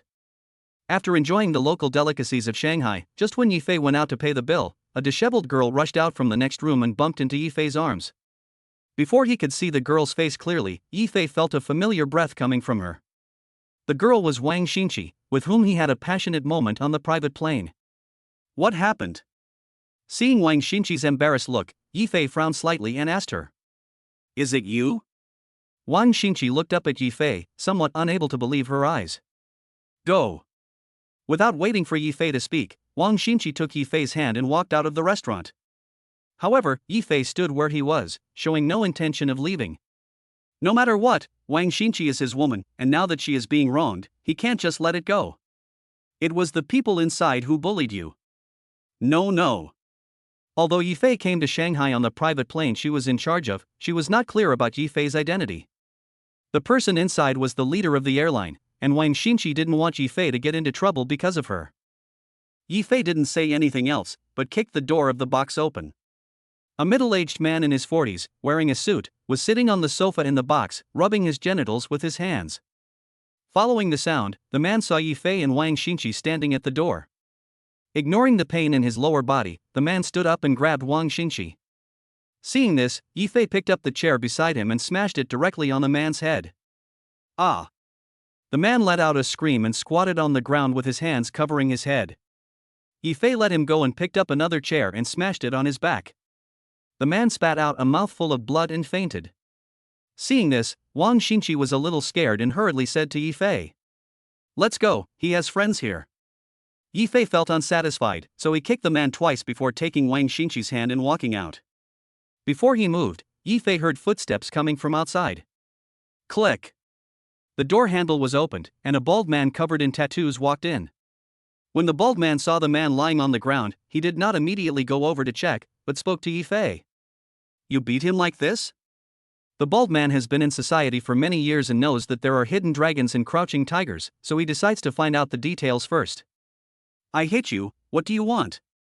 At this moment, Yi Xier's voice came from outside the door. Big brother, why are you here? The food in Magic City is so delicious. After saying that, he skipped over to Yi Fei. When the bald man heard what Yi Xier said, he had an idea in his mind. So you are from other places, I will kill you. The bald man walked up to the man lying on the ground. Brotherly. Hearing the bald man's call, Brotherly woke up slowly, and when he saw the bald man in front of him, he immediately shouted out.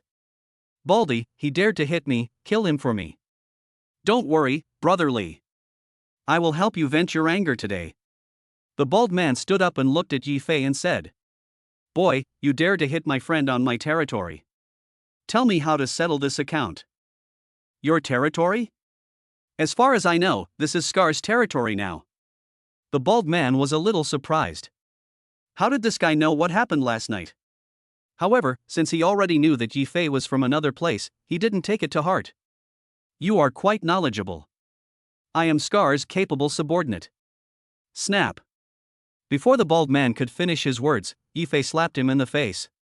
How dare you call yourself the master in front of me? If it weren't for the fact that you are Scar's younger brother, I would kill you right now. The bald man was frightened by Yi Fei's aura and fierce eyes and was a little at a loss.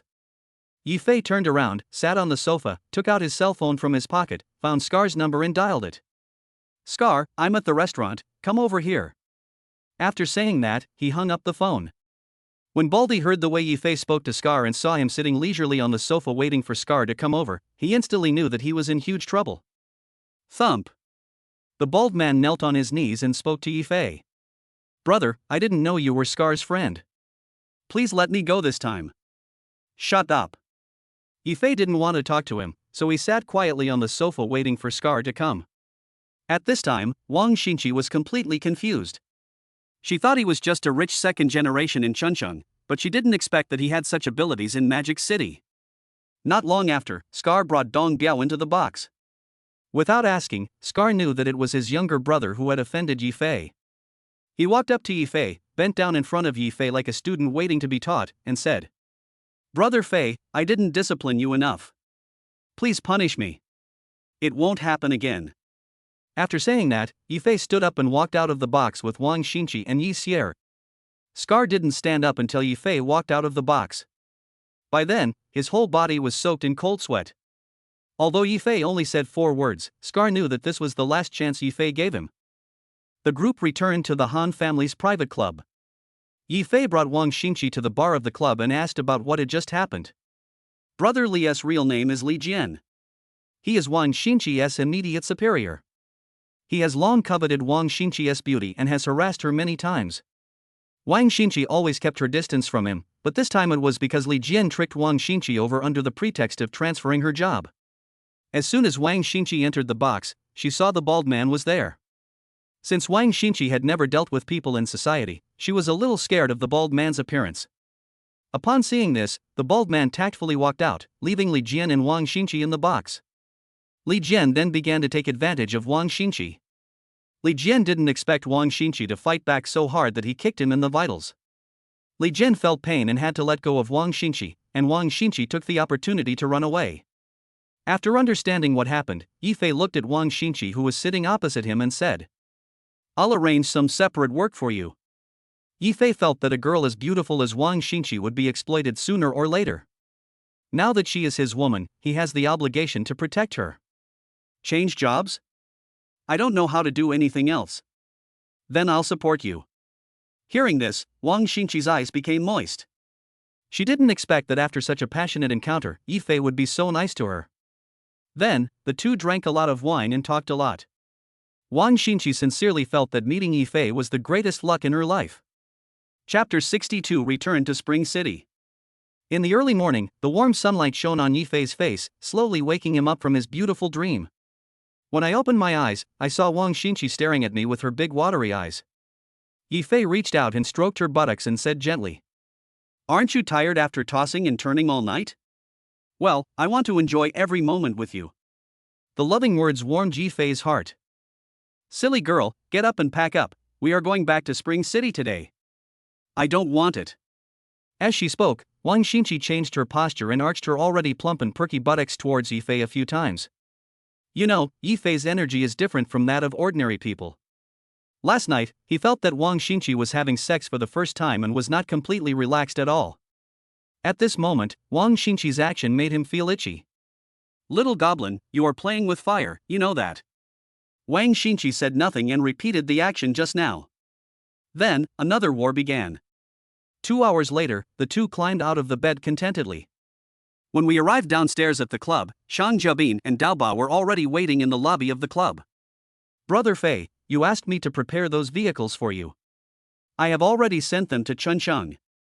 Shang Jiabin gave all his collection of luxury cars to Yi Fei.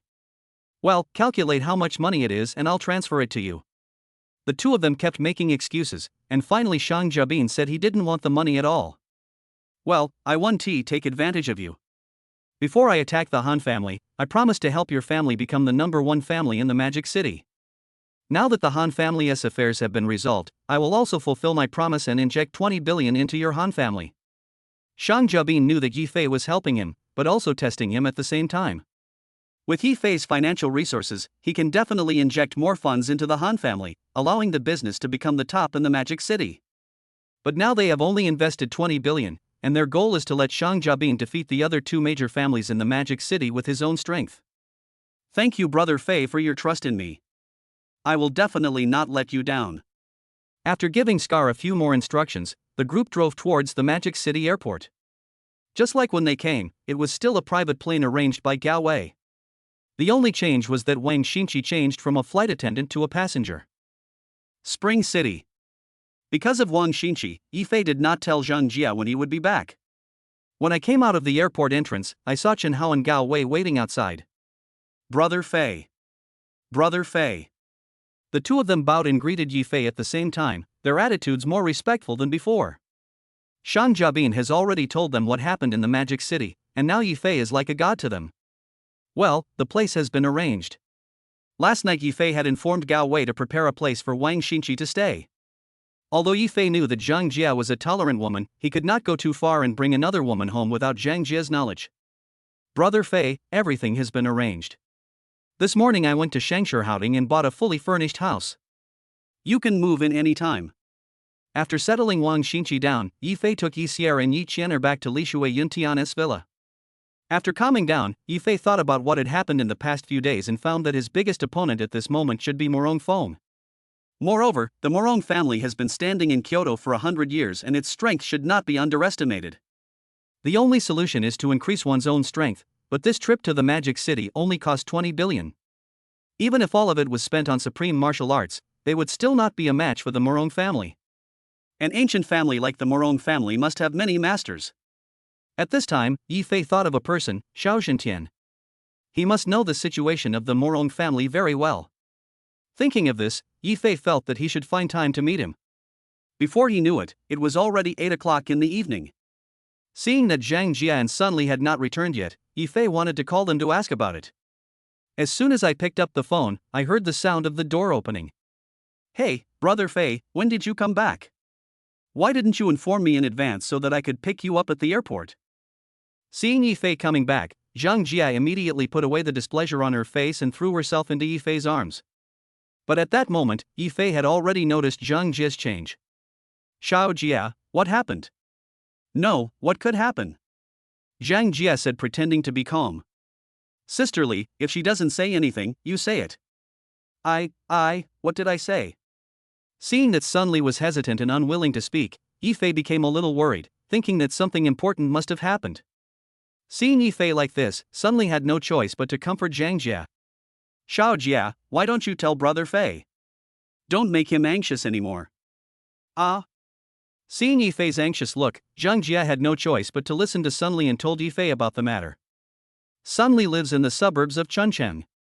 There are 4 people in her family, her parents, her brother, and her sister-in-law. Her brother Zhang Chang is 40 years old and has been married for many years. However, a car accident occurred on the eve of Zhang Chang's wedding, causing Zhang Chang to lose his male function and he has been unable to have children ever since. Zhang Jia's parents are relatively traditional and want to continue the family line, so they force Zhang Jia to find a live-in son-in-law to have a child for their family. Zhang Jia's parents had come to the hotel to make trouble several times because of this matter, so Zhang Jia looked so distracted. After listening to Zhang Jia's narration, Yifei finally let go of his worries. He said to Zhang Jia with a smile, I thought something big had happened. You can still laugh, do you really want to see Xiao Jia find a live-in son-in-law? Sun Li spoke her mind. She knew that it was impossible for someone of Yifei's status to become someone else's son-in-law. I didn't tell my Xiao Jia to find a son-in-law. Then why are you laughing? Why don't we just give birth to a child and give it to them? After saying that, Yifei looked around Zhang Jia with a wicked smile on his face. Zhang Jia was shy and quickly lowered her head. Okay, stop making trouble.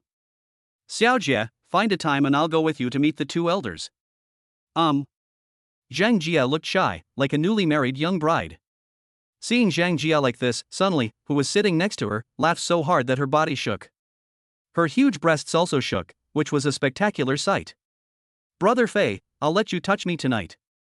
As she spoke, Sun Li pinched her chest twice. Yeah, okay. Slurp. Yifei finally reacted. He was so engrossed in watching that he quickly wiped the saliva from the corner of his mouth. At this moment, Yifei felt like a stud, with endless energy. Chapter 63 Mixed Blood Beauty. No matter what, Sun Li is an experienced person, and Yifei is no match for her at all. She dare not continue to make trouble, otherwise she will be embarrassed again. He sat up straight and spoke to the 2 girls in a serious tone. Okay, stop making trouble. Let me tell you something. Sun Li glanced at Yifei and said, Humph, what good can a bad guy like you do? Yifei ignored Sun Li and continued. It's like this. I want to set up a company and now I want to find a capable person in charge. Do you have a suitable candidate? Brother Fei, my education is limited and there are no such talented people around me. Zhang Jia said after thinking for a while. I do have one here, but I don't know if she would agree. It's my niece. She just graduated with an MBA. I don't know whether she wants to stay abroad to develop or come back to China. Then you can ask her first, and then make plans. Okay, but you have to be prepared. She is a top MBA graduate and has handled many projects worth hundreds of millions of yuan while studying abroad.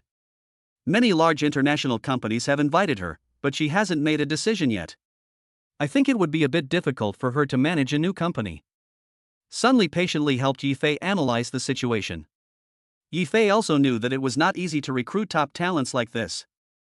How about this, Sister Li, if she returns to China in the near future, please make an appointment for me and I will come and talk to her. At this moment, Sun Li suddenly screamed. Oops. What's wrong, Sister Li? You look so startled. It's over, it's over. This is like a sheep walking into the tiger's mouth. Yifei and Zhang Jia were both confused by Sun Li's action. Sister Li, are you possessed by evil spirits? You are the one who is possessed. My niece is a beauty. Am I not pushing her into a pit of fire? Yifei didn't take Sun Li's words to heart at all. She's just a beauty. Not only have I seen her, I've also slept with her. By the way, Brother Fei, during the few days you were away, an old man named Xiao came to see you several times with a young girl. Hearing this, Yifei knew that the person coming was Xiao Zhentian from the Xiao family in Kyoto. I know who it is, just ignore him for now. For Yifei, the most important thing now is to spend the money and to determine the person in charge of the company first. Brother Fei, did you get the granddaughter pregnant? That's why you're here to get her. Sun Li would never miss any opportunity to tease Yifei. Do you believe me and I'll make you pregnant first? Yifei felt that unless he dealt with this seductive enchantress, she would not stop. Seeing that Yifei was going to get serious, Sun Li hurried into the bedroom. Don't be fooled by her good words. She was very cowardly at the critical moment, especially since Zhang Jia was present. As the saying goes, a short absence makes the heart grow fonder. Yifei and Zhang Jia returned to the bedroom and started a passionate sex life. The next day, Zhang Jia and Sun Li went to the Irish hotel early because their acquisition of Shinhong's assets had reached the final moment. Although Yifei didn't care about the money, they didn't want Yifei to think that he was just a vase. Yi Xier and Yi Qianer were also sent to protect the two girls. Yifei was the only one left at home. Thinking that he could inject 20 billion yuan into Shangjiabin in Shanghai and increase his spending value by 200 points, he opened the system with his mind. System binder, Yifei. Balance, 999999999999999 billion. Physical fitness, 1 second level. Wisdom, 100 first level full. Appearance, 60 energetic young man. Skills, 5. Spendthrift value, 360 can increase with the amount of spendthrift. There are already 5 skills in the skill options: driving 10, fighting 10, Italian language 3, Italian cuisine 3, supreme martial arts 5. After opening it, without even thinking, I directly found the option of supreme martial arts. Select add. As soon as he increased 1 point, Yifei found that 100 points of spending value were consumed. What the hell, what's going on? How come the loser value has increased by another 50 points? When I saw that the supreme martial arts that previously required 50 points of spendthrift value to increase by 1 point now required 100 points of spendthrift value to increase by 1 point. Yifei cursed in his heart. But apart from complaining in his heart, he had no choice but to continue increasing the number. He consumed another 100 points of squandering value and raised the commission of the supreme martial arts to 7 points before exiting the system. The system display value at this time is System binder, Yifei. Balance, 999999999999999 billion. Physical fitness, 1 second level. Wisdom, 100 first level full. Appearance, 60 energetic young man. Skills, 5. Spendthrift value, 160 can increase with the amount of spendthrift. There are already 5 skills in the skill options: driving 10, fighting 10, Italian language 3, Italian cuisine 3, supreme martial arts 7. After exiting the system, Yifei carefully felt the changes in his body and felt that his aura was much stronger than before. Just as Yifei felt the changes in his body, the cell phone on the coffee table rang. Sun Li called to inform Yifei that her niece would arrive in Chuncheon on a flight tonight, and asked Yifei if he had time to go to the airport to pick her up. Evening, Spring City International Airport.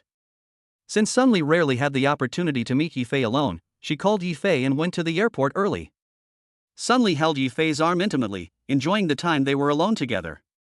More than an hour later, after hearing the airport announcement that the flight from Country M had landed, Sunli let go of Yifei's arm. She didn't want her niece to see this. Soon, Yifei saw a mixed-race beauty waving towards him. Her long and thin eyebrows, high nose bridge, pointed jaw, and a pair of eyes as bright as diamonds, sometimes flashing with a look of contempt, make her look like a haughty Persian cat. Her beautiful pink thin lips are slightly upturned, with a hint of arrogance. All her facial features combine to form a perfect look on her face. She is wearing high-end branded clothes, wrapped around her slender yet masculine body. Her arrogant look of not taking anyone seriously is particularly noticeable in the crowd. Sunli felt a little jealous when she saw Yifei's background, and said to Yifei, "Is your niece mixed race?" "No, my brother-in-law is just from the western regions." "Brother Fei, you can't have any ideas about my niece." "Ah? How come?" "Your niece is my niece." Yifei said something against his conscience that he himself did not believe. "Yanran, here it is." Sunli walked forward and waved to Song Yanran. "Aunt, I miss you so much." Yifei looked at Song Yanran, who looked like a big ocean horse and spoke fluent Chinese, and felt a little uncomfortable. Sunli and Song Yanran hugged each other, and Yifei tactfully took Song Yanran's luggage, standing aside and watching them with a smile. "Yanran, hurry up and show your aunt what changes you have made in the past few years. You didn't even mention coming back to see me." After Sunli and Song Yanran separated, she looked at Song Yanran with a bit of resentment. "Aunt, are you still angry with me? I'm really too busy. I don't even have time to fall in love." Chapter 64, Conquering Song Yanran. The three of them arrived at a luxurious box in the hotel in an Irish Rolls-Royce. Zhang Jia had already prepared a sumptuous dinner and left after the three people arrived. After all, Yifei had important business to discuss. "Yanran, let me introduce you, this is my boss, Yifei. This beauty is my niece, Song Yanran." After sitting down, Zhang Jia introduced the identities of the two people. Song Yanran was a little surprised. If Sunli hadn't introduced him to her, she would have thought Yifei was Sunli's assistant. "I never expected that Mr. Yi would achieve such success at such a young age. It's really admirable." Although Song Yanran said polite words, she actually thought in her heart that Yifei was just a rich second generation. Ms. Song's achievements are admirable. Seeing that Song Yanran was not very interested in Yifei, Sunli tried to smooth things over. "Yanran, why did you suddenly decide to return home?" "I received an invitation letter from a company in Kyoto, so I decided to come back on short notice." As she spoke, Song Yanran's face showed a proud expression and was full of joy. Seeing Song Yanran's look, Sunli looked at Yifei with some concern, meaning that the company that could allow Song Yanran to return to China must be no simple company, so you must be prepared. "Oh? Which company is it? What makes you so happy?" "It's Kyoto Morong Group." "Holy shit!" Sunli didn't know about the Morong family, but Yifei knew it very well. No wonder Song Yanran was so happy. As the leading family in Kyoto, the Morong family's group was definitely the most powerful in the country. However, Yifei was not worried. Instead, he was a little excited. The talent that the Morong family favored was definitely not a simple person. "Then your auntie would like to congratulate you. Don't forget your auntie when you become rich in the future." Sunli is truly happy for Song Yanran. No matter where she goes to work, Sunli hopes that she will have a bright future. After a brief greeting, the three began to eat. During the meal, Yifei kept smiling and listened to the conversation between the two women. The two girls haven't seen each other for several years, so they must be given some time to express their longing for each other. When the meal was almost over, Song Yanran looked at Yifei and spoke directly. "Mr. Yi, just tell me what you have to say." Song Yanran knew that Yifei would not appear at today's dinner for no reason, and because of the different education she received, she directly raised the questions in her mind. Yifei and Sunli looked at each other and then spoke. "Miss Song is indeed different." At this time, Sunli continued. "Yanran, it's like this, Brother Fei wants to set up a company and is in urgent need of a person in charge, so I recommended you to him. However, the choice is yours. Auntie is just introducing you to someone else." Sunli didn't want Song Yanran to make the wrong decision because of her. Although she really wanted to help Yifei, she also didn't want Song Yan to regret it. "Don't worry, Auntie. I know you are doing this for my own good." After saying that, Song Yanran shifted her gaze to Yifei. "Mr. Yi, I speak directly, please don't mind." Miss Song, if you have anything to say, just say it. Song Yenran sorted out her thoughts and continued. Excuse me, do you know the Morong family in Kyoto? I know. I know a little about the Morong family, and Morong Fong and I are enemies. Yi Fei said without hiding anything. Hearing this, Song Yenran was a little surprised. Since Yi Fei could become Morong Feng's enemy, it proved that Yi Fei was not a simple person. If an ordinary person offended the Morong family, he would never see the sun again. That's something I didn't expect. Then I want to know, what abilities do you have to fight against the Morong family? Do you want me to set up a new company for you to compete with the Morong family? If that's the case, I can only say that you think too highly of me. Song Yenran knew very well that although she was considered a business genius, it would take more than just talent to fight against a behemoth like the Morong family. What Song Yenran didn't know was that the Morong family was not only powerful in business, but also had considerable strength in military force. Miss Song, do you have any other questions? You answer my questions first, then I will know whether there is any need for us to continue the conversation. Yi Fei knew that it would be useless to deal with a woman like Song Yenran even if he said there was a hole in the sky. Only by showing his strength could he conquer her. Continuing to show his signature moves. Snap. Yi Fei threw the supreme black card in front of Song Yenran and said, "Is this enough?" As a business genius, how could Song Yenran not know the supreme black card jointly signed by major banks in the world? You are the owner of the supreme black card? Song Yenran couldn't believe it. Even though she thought Yi Fei would persuade her with various reasons, she never expected that a card would block all her subsequent words. He is a knowledgeable man and knows the importance of the supreme black card far better than others. Not to mention the Morong family, even a small country would find it difficult to compete with Yi Fei's financial resources. The supreme black card has a very strong appeal. As long as you take out the supreme black card, you can get help from any consortium in the world, and it is unconditional. This is something that the Morong family cannot match. And she is very confident that she can destroy any consortium as long as she provides herself with enough funds. What does Mr. Yi need me to do? Do whatever makes you happy. Yi Fei doesn't understand business operations at all. His purpose is to spend money. As long as he spends the money, he doesn't care what you do with it. Ah. Hearing this, Song Yenran was a little confused. What was going on? I'll give you 100 billion first, and you can set up a company. You can decide what you want to do. Besides, I won't be involved in anything in the company. Of course, you don't need to ask me if you have any questions. You can handle it on your own. The only thing I can do is invest. If you don't have enough money, just tell me at any time. Mr. Yi, it's an honor to be your employee. After saying that, he extended his hand to Yi Fei with a smile. Yi Fei did the same. He raised a smile and stretched out his hand, and the two of them held each other tightly. At this moment, a future business queen was created.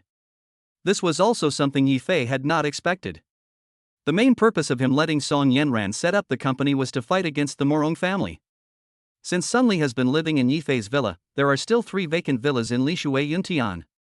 After asking Zhang Jie to notify the nanny to tidy up the villa and arrange accommodation for Song Yenran, the group drove to Lishui Yuntian's villa. Chapter 65 Warrior Level Classification. The next day, Yi Fei asked Zhang Jie to inform Xiao Zhentian that he had returned to Chuncheng and asked him to come to Lishui Yuntian's villa when he had time. Yi Fei urgently needs to know the situation of the Morong family, so he took the initiative to invite Xiao Zhentian. He learned that Xiao Zhentian was still in Chuncheng and would come to see him at 10 o'clock. After breakfast, Yi Fei waited in the garden outside the villa. Xiao Zhentian was riding in a domestically produced Hongqi sedan and arrived outside the villa at 10 o'clock on time. After getting off the car, under the guidance of the nanny, they came to the pavilion where Yi Fei was. "Senior, I finally see you again." Xiao Zhentian bowed slightly and said respectfully. Yi Fei couldn't stand Xiao Zhentian's attitude towards him. There was such a big age gap between him, and he always felt a little awkward. "Master, I can't bear you like this. For those who practice martial arts, the emphasis is on achieving the best first. This is what I should do." Seeing that Xiao Zhentian was a little stubborn, Yi Fei had to deliberately put on a stern face and said, "I don't have anything to say. From now on, I will call you Mr. Xiao, and you can just call me Xiao Yi." "That's okay." Seeing that Xiao Zhentian agreed, Yi Fei invited him to sit at the tea table. "Xiao Yi, to thank you for saving my life, I have come here several times, but you were not at home, so I have been waiting in Chuncheon. Mr. Xiao, that matter has passed, so don't mention it again. After saying that, Yifei saw that the water had boiled, so he poured tea for the two of them. How can that be possible? How can I not repay the favor of saving my life? Well, if you want to repay me, tell me something. That's no problem, just ask whatever you want to know. I want to know how you categorize warriors. Hearing this, Xiao Zhentian was a little surprised. Yifei's cultivation was obviously much higher than his, so how come he didn't even know such basic things? Xiao Yi, didn't your master tell you? To be honest with you, Mr. Xiao, I don't have a master. Ah? Xiao Zhentian's eyes almost popped out. With slightly trembling hands, he picked up the teacup and took a sip, suppressing the shock in his heart. However, everyone has their own secrets. Xiao Zhentian did not continue asking, but introduced the division of warrior levels to Yifei. Warriors are divided into 3 levels: external strength, internal strength, and transforming strength. Among them, external strength is the lowest and transforming strength is the highest. Each level is divided into 3 levels: early, middle, and late. However, the difficulty of upgrading from the earth rank to the heaven rank is like the gap between heaven and earth, which is difficult to cross. After introducing the classification of warrior levels, Xiao Zhentian continued. I've also heard that there are some special weapons that can improve a warrior's own combat effectiveness, but they're hard to obtain, and I've never seen one. After listening to Xiao Zhentian's introduction, Yifei had nothing to worry about. As long as he had enough spendthrift points, he could be promoted to any level. However, the gains were still considerable, and I understood that the energy in the body is internal strength, which is the so-called internal martial arts master. I originally thought that I could be like the legendary gods and finally become an immortal, but it seems that I was overthinking. Mr. Xiao, can you please tell me what level you are at now? Speaking of this, I also want to thank you. Because I was entangled in worldly affairs, I didn't have much time to practice, so my cultivation has been stagnant in the late stage of external strength for 20 years. I thought that before I died, I wouldn't be able to improve anymore, but after you treated me, my cultivation actually improved and I have reached the initial stage of internal strength. Yifei carefully felt the aura in Xiao Zhentian's body, and by comparison, he felt that his cultivation should have reached the middle stage of internal strength. Mr. Xiao, do you know what realm Morong Foam is in? Yifei suddenly changed the subject and suddenly asked about Morong Foam. Xiao Zhentian felt that this was the real purpose of Yifei asking him to come. Xiao Yi, do you have a grudge against the Morong family? It can be said that old people are shrewd and old horses are slippery. Yifei only said one sentence, and Xiao Zhentian guessed the key point. To be honest with you, Mr. Xiao, I do have some issues with Morong Foam. Well, then let me tell you about Morong Foam and the Morong family. Because Morong Feng's grandfather had done a favor to the reclusive Qin family. Morong Foam was taken away by the Qin family to be trained since he was young. He only returned to Kyoto last year, and his cultivation has reached the late stage of internal strength. The Morong family has existed for many years and has achieved great success in both business and politics. He also invested heavily in training many martial arts masters, including 2 in the late stage of internal strength, 5 in the early stage of internal strength, and 3 in the middle stage of internal strength. There are countless masters of external force. Fuck, how can we play this game? If this Morong Foam brings people to kill me, I will just be waiting to die. Yifei cursed in his heart. But Xiao Ya, you don't have to worry.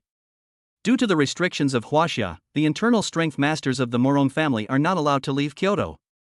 Hearing this, Yifei finally let go of his worries. Morong Foam was the only one left, so he didn't have to worry. He added all the spendthrift points he had just obtained yesterday to the supreme martial arts, which should allow him to reach the late stage of internal strength, just enough to deal with Morong Foam. Even if he couldn't kill him, he should be able to save his life. Mr. Xiao, how does your Xiao family compare to the Morong family? Our Xiao family and the Morong family are 2 different concepts. The Xiao family has been engaged in politics for generations and has devoted themselves to the Chinese nation without any greed. Xiao Zhentian's tone was firm and full of pride. However, the Morong family would never dare to attack our Xiao family. Although Xiao Zhentian did not explain the reason, Yifei knew that the Xiao family's backer was China. Mr. Xiao, what kind of existence is that hidden family? Xiao Zhentian looked at Yifei meaningfully, as if to say, you kid, do you have a grudge against the hidden family? I only know a little bit about the hidden families. Only the ruler of a country can view the information about the hidden families, and naturally they will have some interactions with them. and masters of Hua Jin can only be found in secluded families. According to legend, the highest level of cultivation has reached the middle stage of Hua Jin. Xiao Zhentian's trip today was not in vain. Yi Fei had a completely new understanding of the world and also understood the approximate strength of the enemy. Mr. Xiao, thank you for telling me the truth today. Xiao Yi, you don't have to be polite to me. But I want to ask you something. Just ask if you have any questions. Xiao Yi, are you interested in serving the Huaxia country?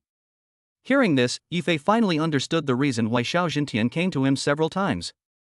Gratitude was just an excuse, and his real purpose was to win over talents for the Chinese nation. Mr. Xiao, I don't have such plans for the time being. If I do, I will inform you as soon as possible. Okay, I'll wait for your news. It seems that this old guy is not going to give up yet. Yi Fei asked the nanny to prepare lunch. After the two of them had their meal together, Xiao Zhentian said goodbye to Yi Fei and planned to return to Kyoto in the afternoon. Chapter 66 Yanran Capital. Yi Fei has been staying in the villa these days, repeatedly integrating the skills in his mind. After several days of continuous practice, he finally mastered the newly added skills to perfection. To prevent accidents, Yi Fei used his mind to open the system and continued to increase the level of supreme martial arts. System Binder, Yi Fei. Balance, 9999999999999 billion. Physical fitness, 1 second level. Wisdom, 100 first level full. Appearance, 60 energetic young man. Skills, 5. Spendthrift value, 2160 can increase with the amount of spendthrift. There are already 5 skills in the skill options: driving 10, fighting 10, Italian language 3, Italian cuisine 3, supreme martial arts 7. Because of the 200 billion yuan of startup capital given to Song Yanran a few days ago, the squandering value has increased significantly, rising by 2,000 points at once. Looking at the numbers in the system, Yi Fei felt a little excited. If all of this is added to the supreme martial arts, it should be able to completely defeat Morong Feng. Thinking of this, Yi Fei felt like giving it a try. He controlled his mind and frantically clicked on the plus sign that indicated the increase in supreme martial arts. But after a round of crazy operations, Yi Fei discovered that the points of the supreme martial arts had only increased by 2 points, while the points of the prodigal value had decreased by 1,500 points. What is going on? Yi Fei carefully checked the system prompts. To upgrade the supreme martial arts from level 7 to level 8, 500 points of spending power are consumed. To upgrade supreme martial arts from level 8 to level 9, 1,000 points of spending points are consumed. 10,000 alpacas galloped through Yi Fei's heart. This is too much of a scam. It looks like it will take at least 2,000 points of squandering value to increase it a little bit. If I had known this, I would have invested an extra 200 billion in Song Yanran. Yi Fei was helpless, but he had no way to deal with the system. After feeling my own cultivation level, I found that I was still at the early stage of the earth rank, but there were signs of a breakthrough. It seems I have no choice but to work hard to spend money. Look everyone, this is what a human being would say. After finishing everything, Yi Fei exited the system. At this time, the system displays the value. System Binder, Yi Fei. Balance, 9999999999999 billion. Physical fitness, 1 second level. Wisdom, 100 first level full. Appearance, 60 energetic young man. Skills, 5. Spendthrift value, 660 can increase with the amount of spendthrift.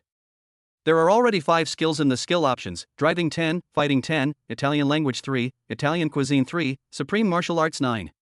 Just when Yi Fei was thinking about how to spend the money, Song Yanran sent him a WeChat message saying that the company was ready and asked him to take a look when he had time.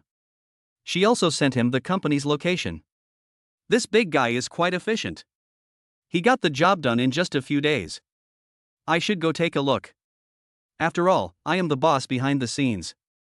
Thinking of this, Yi Fei drove away from the villa. However, he did not go directly to the new company. Instead, he called Wang Xinqi, and after making sure she was at home, he drove towards Wang Xinqi's residence. This is the first time Yi Fei has come here since returning to Chuncheng. As soon as I entered the room, I saw Wang Xinqi wearing a purple lace nightgown. The sunlight outside the window was shining on her body, and her curvy outline was faintly visible through the nightgown. Only then did Yi Fei realize that light also has a shape. Wang Xinqi came to Yi Fei, put her arms around Yi Fei's neck, and hung on Yi Fei like a koala. Little goblin, do you miss me that much? Feeling the softness on his chest, Yi Fei could hardly control his desire. Wang Xinqi did not reply, but proved her longing for Yi Fei with her actions. She pouted her sexy lips and kissed Yi Fei on the mouth. After a passionate collision, Yi Fei stroked Wang Xinqi's hair gently and said, "Xinqi, are you used to it here?" "It's okay, I just felt a little bored when you were not around. By the way, brother Fei, didn't you say you would arrange a job for me?" Wang Xinqi was aware of her status and did not dare to expect Yi Fei to be with her all the time. As long as he came to see her occasionally, she would be satisfied. "If you're bored, I'll find you something to do." Speaking of this, Yi Fei felt that he could arrange her to work in Song Yanran's company, so that Wang Xinqi could be prevented from being harassed. After all, he is the boss, so Song Yanran should give him this face. "Sure, I'm going to get moldy." Wang Xinqi was very happy to hear that Yi Fei had arranged a job for her. She had been worried that Yi Fei would not let her go to work because of the harassment she had suffered last time. "Then let's go now. I'll take you to see someone." After saying that, the two got up, fixed their makeup, and went to the location that Song Yanran sent to Yi Fei. The new company is located in a building not far from the Peace Building. At the top of the building stand four big characters, Yanran Capital. As the name suggests, Song Yanran chose to establish a venture capital company. Yi Fei brought Wang Xinqi to Song Yanran's office. After entering the door, Yi Fei made a brief introduction to the two girls. Seeing Wang Xinqi beside Yi Fei, Song Yanran did not show any surprise. Although Song Yanran is also Chinese, she received a different education since childhood and has a very open mind. She believes that an excellent man should be surrounded by many women. "Yanran, thank you for your hard work these past few days. Is there anything I can do for you?" Song Yanran rolled her eyes at Yi Fei and said, "Didn't you tell me that I don't need to look for you no matter what happens?" Yi Fei scratched his head guiltily and said, "Ha, I can also contribute something to the company. Well, let's put it this way. Since I just returned to China, I don't have any connections. You will be responsible for inviting some people to the opening ceremony tomorrow. That's all?" "No problem." This kind of thing was extremely simple for Yi Fei. He simply took out his cell phone and sent a WeChat message to Chen Hao and Gao Wei, asking them to invite all the important figures in Chuncheng. After thinking about it, he notified Dong Biao's subordinate, Gangzi, who is now the underground leader of Chuncheng, and asked him to come and participate in the celebration. After all, the company is established on the land of Chuncheng, and some vicious incidents are inevitable in the future, so it is necessary to let Gangzi come and support the situation. "Yanran, I have solved the problem you gave me. Now I need you to do me a favor." "What favor? Is it her business?" After saying that, Song Yanran glanced at Wang Xinqi, who was sitting next to Yi Fei. "I really can't hide anything from you. Can you help me arrange a job for Xinqi?" At this moment, Yi Fei felt as if he had been seen through, and thought, "This woman is so damn smart, I have to stay away from her in the future. How dare I say no if you, the big boss, give me the order? Let her come to work tomorrow. Yanran, look at Xinqi, she is so beautiful." "Okay, I understand." It wasn't until Yi Fei took Wang Xinqi out of the company that he reacted. "I'm the boss, how could I let this bitch take control of me?" Chapter 67 Setting Sail. The celebration begins. Chen Hao and Gao Wei invited all the business celebrities and government officials in Chuncheng to the celebration. Gangzi led more than 100 men, all dressed in black suits and black sunglasses, to be responsible for the security of the celebration. Zhang Jie and Sun Li also came to the scene to help Song Yanran deal with various matters. The moment of ribbon cutting is approaching. But everyone couldn't find Yi Fei. Even Song Yanran, who is usually steady, became a little anxious at this moment, and hurried to find Sun Li to ask, "Aunt, where is Yi Fei? The ribbon cutting ceremony is about to begin, why haven't we seen him yet?" Sun Li was also anxiously sweating. She looked around and replied, "I don't know either. Xiao Jie and I left home first this morning. Give him a call and ask him." Hearing this, Sun Li quickly took out her cell phone and called Yi Fei. "Ha? Who is it? Calling so early?"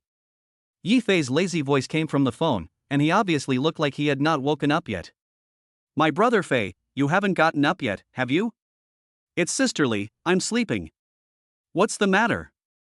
Hearing that Yi Fei was still sleeping, Sun Li was furious and said unhappily, Don't you know that today is the opening ceremony of Yanran Capital? Why haven't you come yet? I know. Yanran told me yesterday. I plan to go too. Sun Li was speechless and thought, you are really a qualified hands-off boss. After hanging up the phone, Sun Li immediately informed Song Yanran to start cutting the ribbon without waiting for Yifei. With the deafening sound of firecrackers, Yanran Capital Company, Limited was officially established in Chuncheng. After the ribbon-cutting ceremony, the staff led everyone to the most luxurious hall of the Irish Hotel and began the banquet dinner. Not long after the banquet began, Yifei also arrived at the hotel, but he did not appear in everyone's sight. Instead, he came to the presidential suite where he had lived before. Having participated in a celebration of the Chun family, he felt that this kind of activity had no meaning to him at all. It was nothing more than an occasion for people to get together and communicate. It was not until the end of the banquet that Yifei asked Zhang Jie to book a private room and prepare a table of sumptuous food.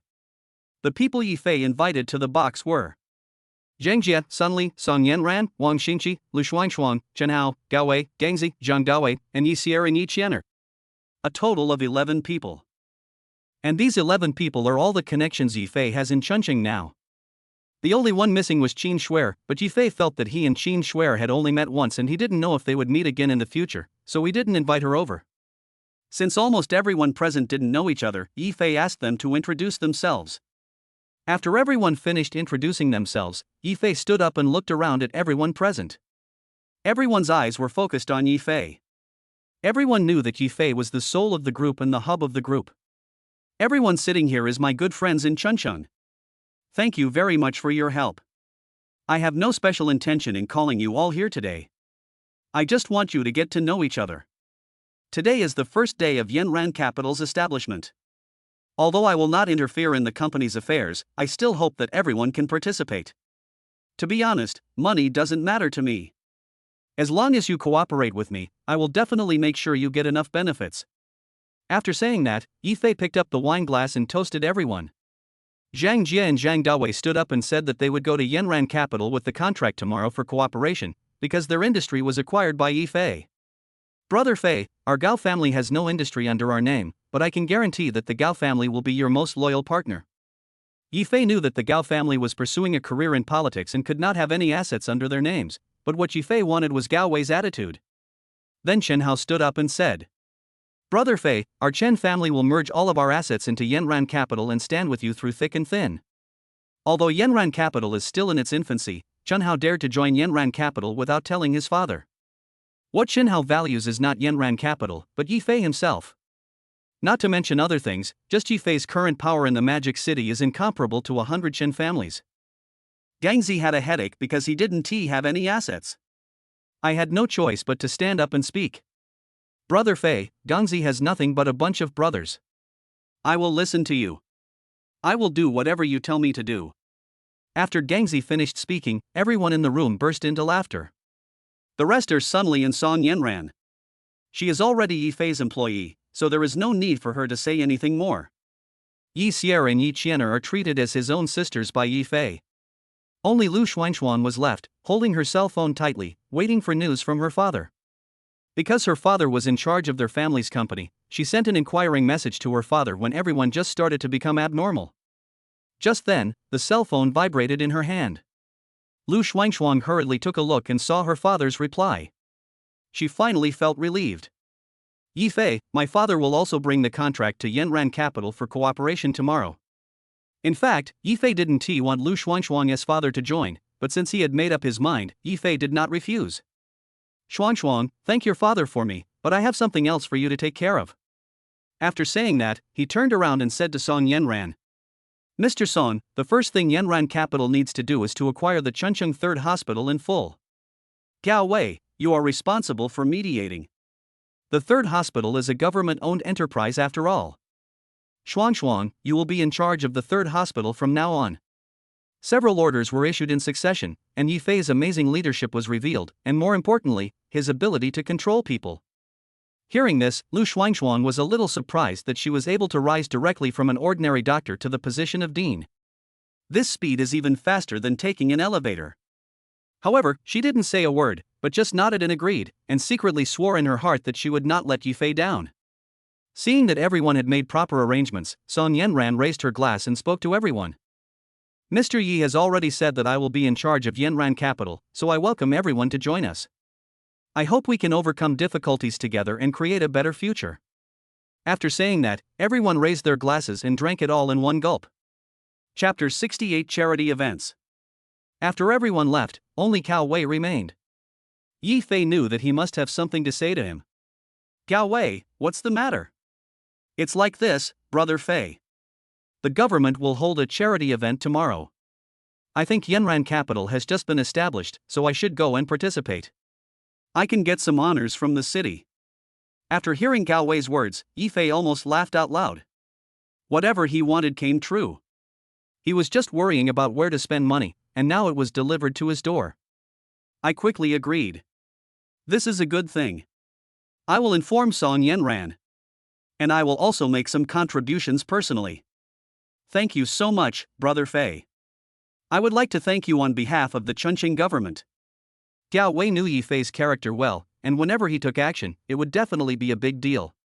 After seeing Gao Wei off, Yi Fei also drove towards Li Shui Yuntian's villa with a few women. The next afternoon, Yi Fei brought only Song Yenran to the charity event officially organized by Chunqing. Gao Wei had been waiting at the door for a long time. When he saw Yi Fei and Song Yenran, he hurriedly trotted over to them. Brother Fei, Mr. Song, you are here. I'll take you there now. After saying that, Gao Wei took Yi Fei and Song Yenran into the hall. There were rows of simple sofas in the hall, and only the sofas in the first 3 rows looked relatively soft.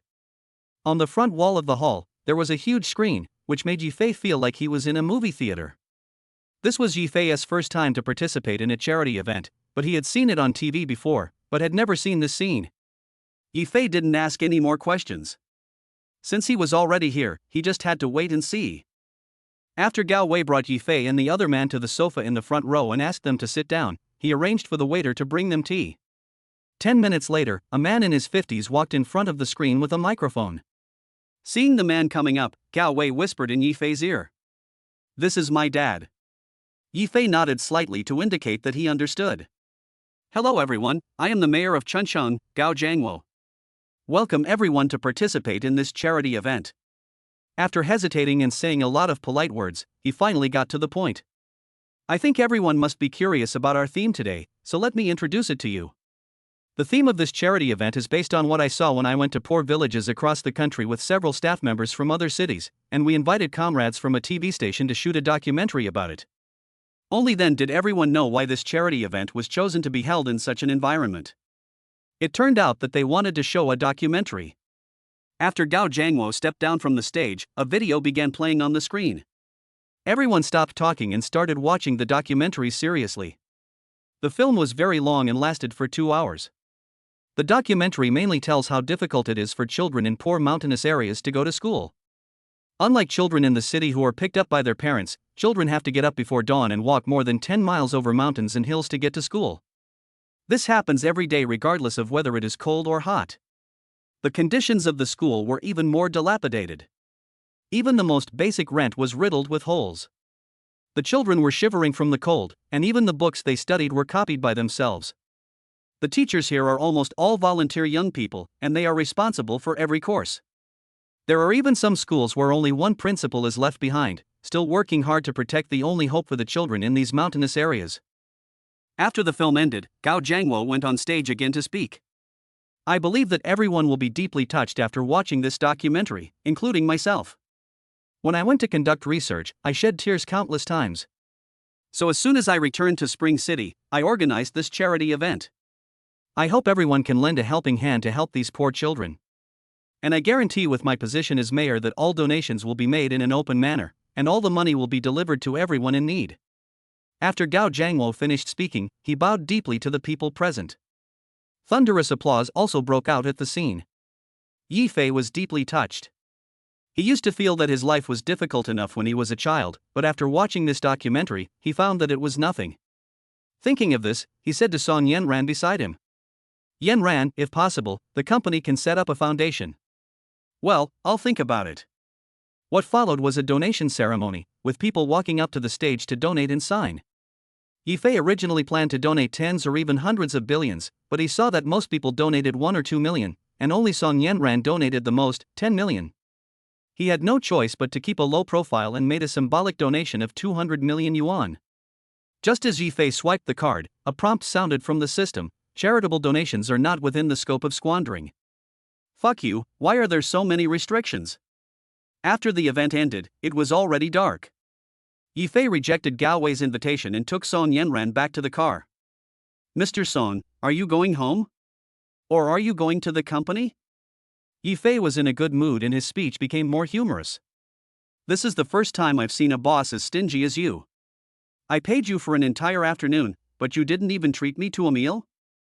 Yifei slapped his forehead and remembered after hearing what Song Yanran said that he had not eaten yet. I'm sorry for neglecting it. Just tell me what you want to eat. I know an Italian restaurant, let's go try it.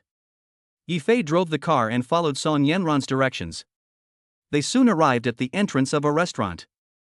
As soon as Yifei got off the car, he remembered this restaurant. No wonder it looked familiar.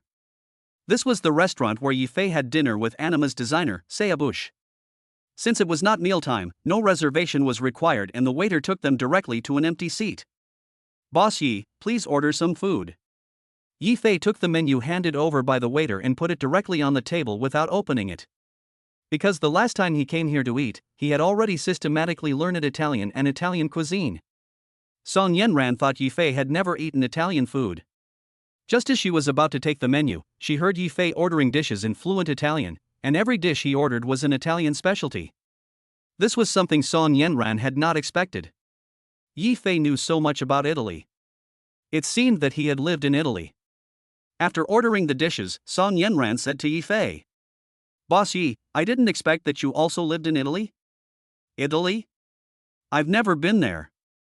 Also, don't call me Boss Yi anymore. Call me Brother Fei like them. Yifei always felt that the title of Boss Yi sounded a bit like a nouveau riche, which sounded awkward. My aunt calls you Brother Fei, do you want me to call you Brother Fei too? It's just a name? Okay, Brother Fei, then you have to answer me a question. What is your relationship with my aunt? Chapter 69, Charming Li Meiying. Song Yanran's question gave Yifei a headache. He was not sure what his relationship with Sun Li was now. If they were friends, it was still a bit ambiguous. If they were in a relationship, nothing had happened yet. Seeing Yifei in a daze, Song Yanran continued. I know even if you don't tell me that you must have deceived my aunt. Yifei cried out in his heart that he was wronged. I was almost pushed back by your aunt, so how did it become me who deceived her? Don't think too much, we are just superiors and subordinates. Cut. Song Yanran rolled her eyes at Yifei with an expression of disbelief. Afterwards, the two chatted about some work matters and returned to Lishui Yuntian's villa together. As Zhang Jia's parents urged her many times, Zhang Jia had to take Yifei to meet her parents. While the two were driving on the way, Zhang Jia told Yifei about her family situation. Zhang Jia's family is not well off, so her elderly parents still run a small restaurant outside their community. Since they have been running the restaurant for decades and have many regular customers, the business is relatively stable. Zhang Jia's brother and sister-in-law live with her parents. Zhang Chang and Li Meiying grew up together. Zhang Chang is a simple and honest man, while Li Meiying is a charming beauty. She is not only beautiful, but also charming and captivating. Li Meiying had no shortage of suitors since she was young, but she just liked Zhang Chang. After they graduated from college, they got married as they wished. The accident happened at this time.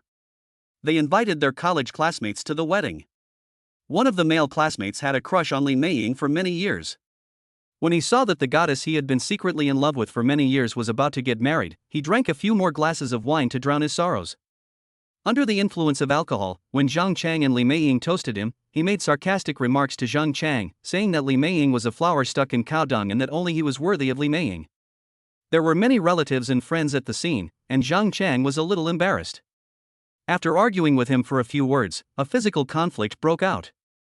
The two of them pulled each other, causing Zhang Chang's lower body to be injured and he was unable to use the functions that a man should have.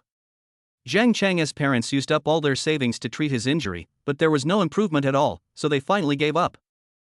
Zhang Chang was injured and had to rely on odd jobs to supplement his family income for many years.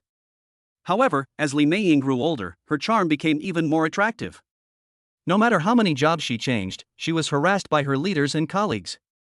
Even when she went out to buy groceries, she was followed. In the end, she had no choice but to stay at home and be a housewife. She dared not contact anyone and even had to wrap herself tightly when going out. Li Meiying has indeed suffered a lot over the past decade.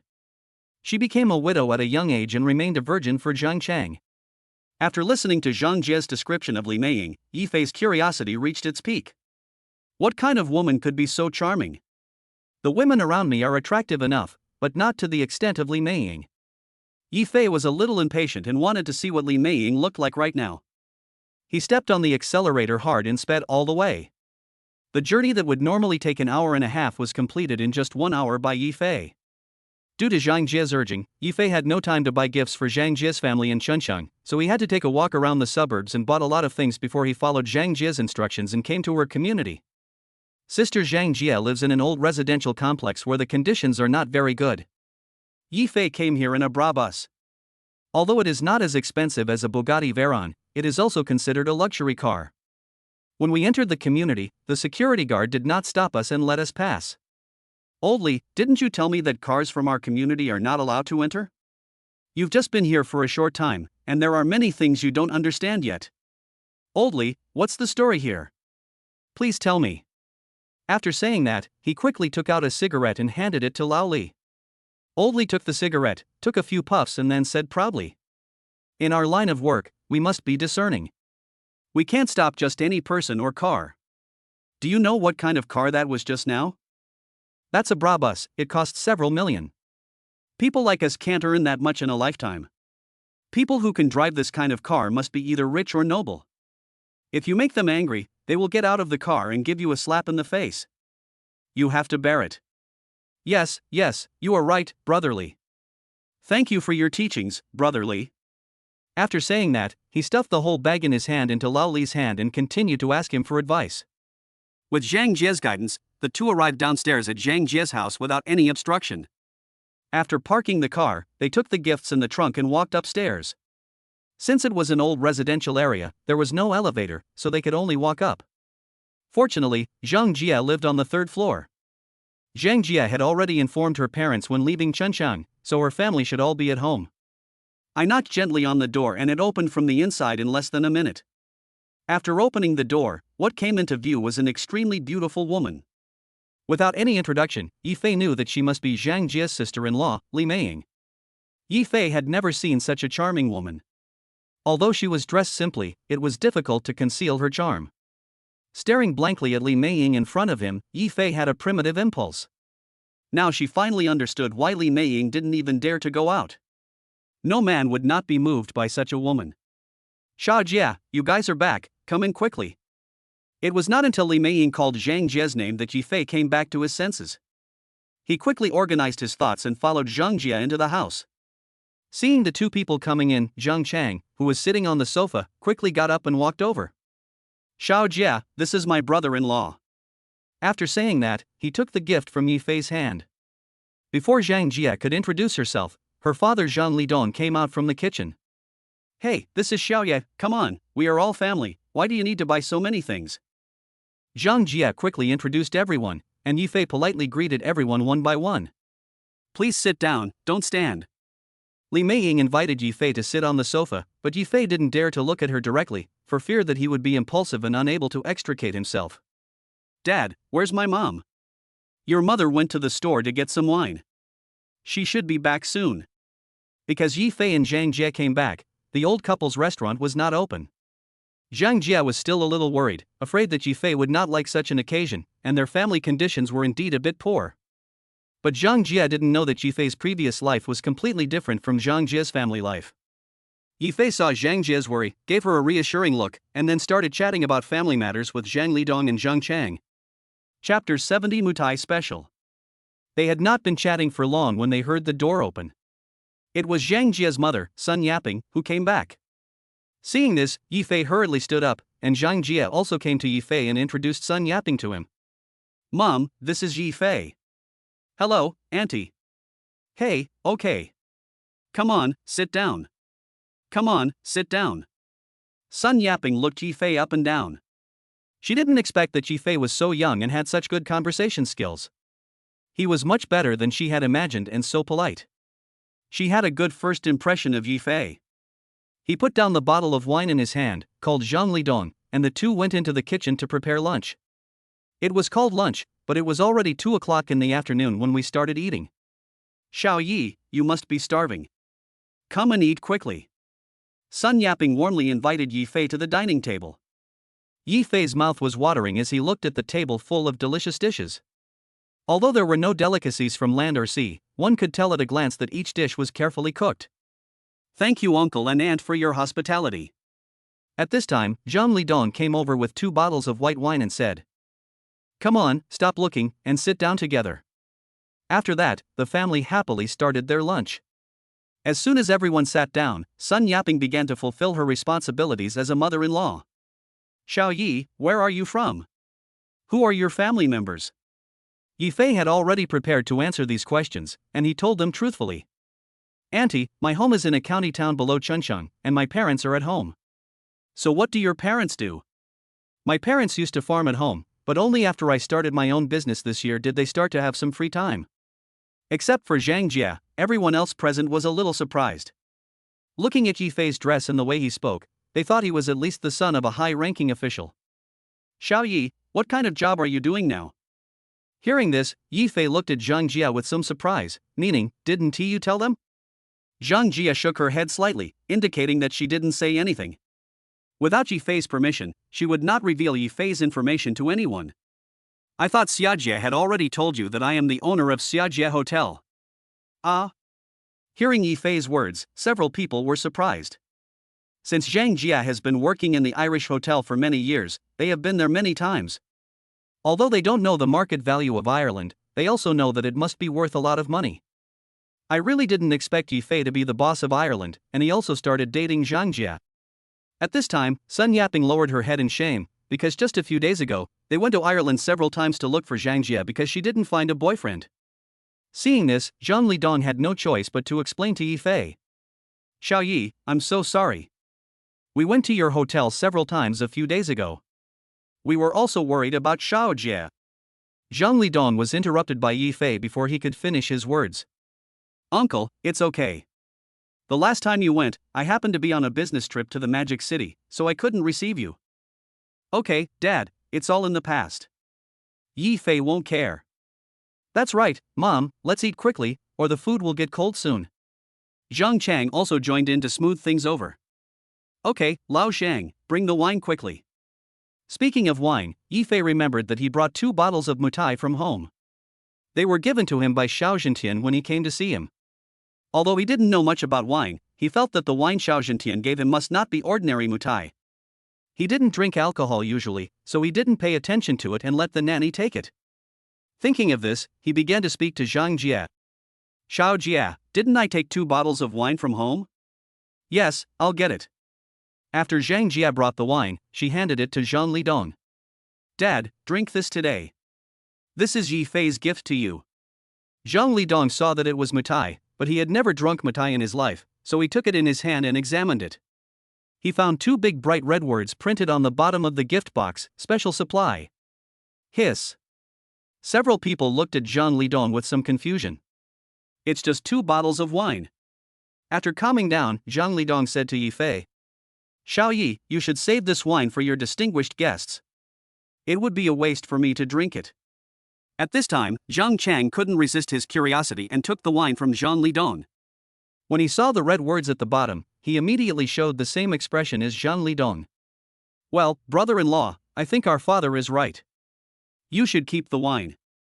Although they don't know much about wine, all Chinese people understand the meaning of the word special supply. Brother Chang, what are you talking about? You are all people I respect. Not to mention 1 bottle of wine, even if I give you 10 or 100 bottles, it can't express my respect for you. It must be said that Yifei's polite words went straight to the hearts of Zhang Jie's family, and their favorable impression of him immediately rose to a higher level. At this time, Zhang Jia was also a little confused. Isn't it just a bottle of mutai? Although it costs several thousand yuan a bottle, it shouldn't be so expensive. Brother Fei, what's wrong with this wine? This wine was given to me by Mr. Xiao. You know I don't usually drink, but I know the wine he gave me must not be too bad, so I brought it to Uncle today. I think it was Uncle who compared the Dongjio with Brother Chang and saw the value of this bottle of wine. Hearing this, Zhang Jie thought to herself, what kind of wine do they know? If you talk about Erguotu, they might understand, but they definitely won't understand Mutai. Brother-in-law, although I have never drunk this Mutai, I do recognize these two words. After saying that, Zhang Chang turned the Mutai gift box over and presented the words special supply in front of the people. Only then did everyone understand the value of these two bottles of Mutai. Quick, give me the wine and let Xiao Ye take it back. This is the wine for the big boss. Sun Yaping stood up and was about to snatch the wine from Zhang Chang's hand, but Yifei took it from her in the middle. It's just 2 bottles of wine, it doesn't matter, I'll ask him for more after we finish them. While he was talking, his hands never stopped moving and in just 3 or 5 seconds he opened the gift box. Although Zhang Jie's family members were not very knowledgeable, when they saw Yifei opening such expensive wine nonchalantly, they knew without thinking that the person who sent the wine must have a special relationship with Yifei. But the person who can give this kind of wine to others must be someone with extraordinary status. Thinking of this, the look in his eyes as he looked at Yifei gradually became serious. Yifei opened the wine, poured a glass for everyone at the table, stood up and said, "This is my first visit, so I'm a little rushed. Please forgive me, uncle and aunt, brother and sister-in-law." After saying that, Yifei glanced at Li Meiying, then instantly retracted his gaze, thinking, this woman is really a crime-provoking woman. Chapter 71 Nothing delicious than dumplings. After 3 rounds of dishes and 5 kinds of wine, except Yifei, even the 3 ladies were a little drunk. Today is the happiest day for the family since Zhang Chang and Li Meiying got married. Yifei looked at such a harmonious family, but his elderly parents were still struggling for life. What he lacked the least now was money, so he decided to help them. After all, Zhang Jia was his woman now. But we must find a suitable excuse. Although Yifei can fully support them, people have self-esteem and it is impossible for them to accept his favor for no reason. After thinking about it, Yifei poked Zhang Jia a few times under the table with his hand, and then said, "Xiao Jia, is the person in charge of logistics at the hotel going to resign?" After hearing Yifei's words, Zhang Jia finally understood what Yifei meant. "Yes, I have tried to keep him several times, but he just insisted on leaving." Seeing that Zhang Jia understood what he meant, Yifei continued, "Just go ahead. In fact, I think it's more appropriate to hire one of our own for such an important position." Zhang Jia knew what Yifei wanted to say, but now she had to cooperate with Yifei. "One of our own? Brother Fei, do you have a choice?" "Ha, I do have a suitable candidate. I just don't know if he is willing to go. I think it's okay. Our hotel treats you so well." Yifei and Zhang Jia performed a duet at the dinner table. Zhang Jia and her family were also listening quietly. After all, since it involved the management of the hotel, they didn't dare to interrupt. "I think Brother Chang is the most suitable candidate. Brother Chang, are you willing to work in Ireland?" Before Zhang Chang could answer, Sun Yaping spoke first. Yes. Xianzi can go anytime." Zhang Chang's health and work have always been a concern for the old couple. Zhang Chang has been relying on odd jobs to make a living and has no proper job. The old couple can still help out a little now, but what about when they are gone? That's why he was so excited when Yifei said that he could let Zhang Chang go to Ireland to work. "I can't go. I don't want to leave Mei Ying alone at home." Zhang Chang felt that after all, there was a certain distance from Chunqing to the suburbs, and it would take 2 hours to drive. It was impossible to commute back and forth every day. He had already felt sorry enough for Li Meiying, and he didn't want to let her stay alone at home anymore. "Sister-in-law can go with you, too. Xiao Jie and I need some staff in our villa, and we can't have contact with outsiders." After saying this, Yifei felt a little regretful. He had brought this seductive demon to his home, and he had suffered a lot. But since he had already said it, he couldn't take it back. Li Meiying quietly shed tears at this time. She was the only one who knew best how difficult it was for Zhang Chang and his parents over the years. They got up early and went to work late every day and gave so much for this family, but she herself could do nothing. But she still raised her glass and said to Yifei, "Xiaoyi, thank you for thinking so carefully for us, but we can't go and cause trouble for you." Hearing this, Sun Yaping was afraid that Yifei would go back on his word, so she spoke hurriedly. "Silly boy, how can you not go when you have such a good opportunity?" Yes, sister-in-law, it's settled. Tomorrow you and my brother will pack up and come back to Spring City with us. Zhang Jie was also thinking about striking while the iron was hot and finalizing the matter. Out of consideration for the men's reputation, Zhang Lidong and Zhang Chang never expressed their opinions. In fact, Li Meiying still wanted to go from the bottom of her heart because she wanted to find something to do. No matter how much money she made, as long as it could increase the family income, it would be fine. Besides, she had been staying at home for more than 10 years and had long been eager to go out and breathe some fresh air. Since Yifei solved a big problem for the Zhang family, Zhang Lidong opened another bottle of wine and ended the banquet only when everyone was drunk. We drank from 2 in the afternoon until 10 in the evening. Although Zhang Jie's house is old, it is spacious enough with 3 bedrooms, a living room and a bathroom. After a quick cleanup, only Yifei was the most sober. For him, both alcohol and food would be converted into energy, so he didn't feel drunk at all. Li Meiying was slightly tipsy. She simply cleaned up the place and took Yifei to send the others back to the bedroom. Although Zhang Jie's family lives in the suburbs, they are very open-minded and have already decorated their bedroom. When Yifei put Zhang Jie on the bed, Zhang Jie stretched out her arms and hugged him tightly, saying, "Thank you for everything you've done for our family, brother Phineas." "Silly girl, this is what I should do. You are my woman after all. Being your woman is my greatest happiness." After saying that, Zhang Jie pouted her sexy lips and pulled Yifei down on the bed with a little force. Afterwards they passionately embraced each other. Due to the effect of alcohol, Zhang Jie was very proactive and open today, showing her superiority to the fullest. Just when the two of them were forgetting themselves and enjoying themselves to the fullest. Li Meiying walked out of her bedroom and wanted to go to the bathroom, but when she passed by Zhang Jie's bedroom, she heard a voice coming from inside. Li Meiying was already at an age of being as hungry as a wolf and had never experienced sex before, so hearing this kind of voice really made her feel itchy. Lying at the door of Zhang Jie's bedroom and imagining all the beautiful things, when the noise in the house stopped, Li Meiying also felt happy. Due to the dual relaxation of mind and body, she fell into a deep sleep. Inside the house, Zhang Jie, who was satisfied, started snoring after a while, just like Li Meiying. Yifei was the only one left. He leaned against the head of the bed for a long time, unable to fall asleep. Thinking of his powerful enemy, he felt a little annoyed and planned to go to the living room to smoke a cigarette. I opened the bedroom door quietly, but as soon as I opened it, I saw a charming woman lying at the door in the moonlight, with her breasts half exposed and one hand under her nightgown. Looking up again, damn, isn't this the deadly goblin? Why is she sleeping here? Without caring about anything else, he quickly looked away and wanted to go back to the bedroom, but he didn't expect to step on the water stain under Li Meiying's body. He slipped and fell directly on Li Meiying, landing squarely on top of her. Li Meiying was awakened by the sudden pain. Just when she was about to scream, Yifei hurriedly blocked Li Meiying's mouth with his own. Their lips touched, their eyes met, and they remained in a daze for several minutes without separating. But they felt a strange feeling in their bodies, and then they hugged and kissed each other naturally. The two of them completely forgot about the occasion and responded to each other enthusiastically, just like a couple who hadn't seen each other for many years. After satisfying each other, the two of them also woke up from their desires. Li Meiying lowered her head in shame, tidied up her nightgown and walked back to the bedroom. Yifei was left sitting on the sofa alone, lighting a cigarette and staring blankly at the door of Li Meiying's bedroom. He thought, what kind of thing is this? Chapter 72, Guilty Conscience. The next day, before Yifei and Zhang Jie got up, they heard the sound of chattering coming from the living room. Xiao Jia, it seems like a lot of people are outside.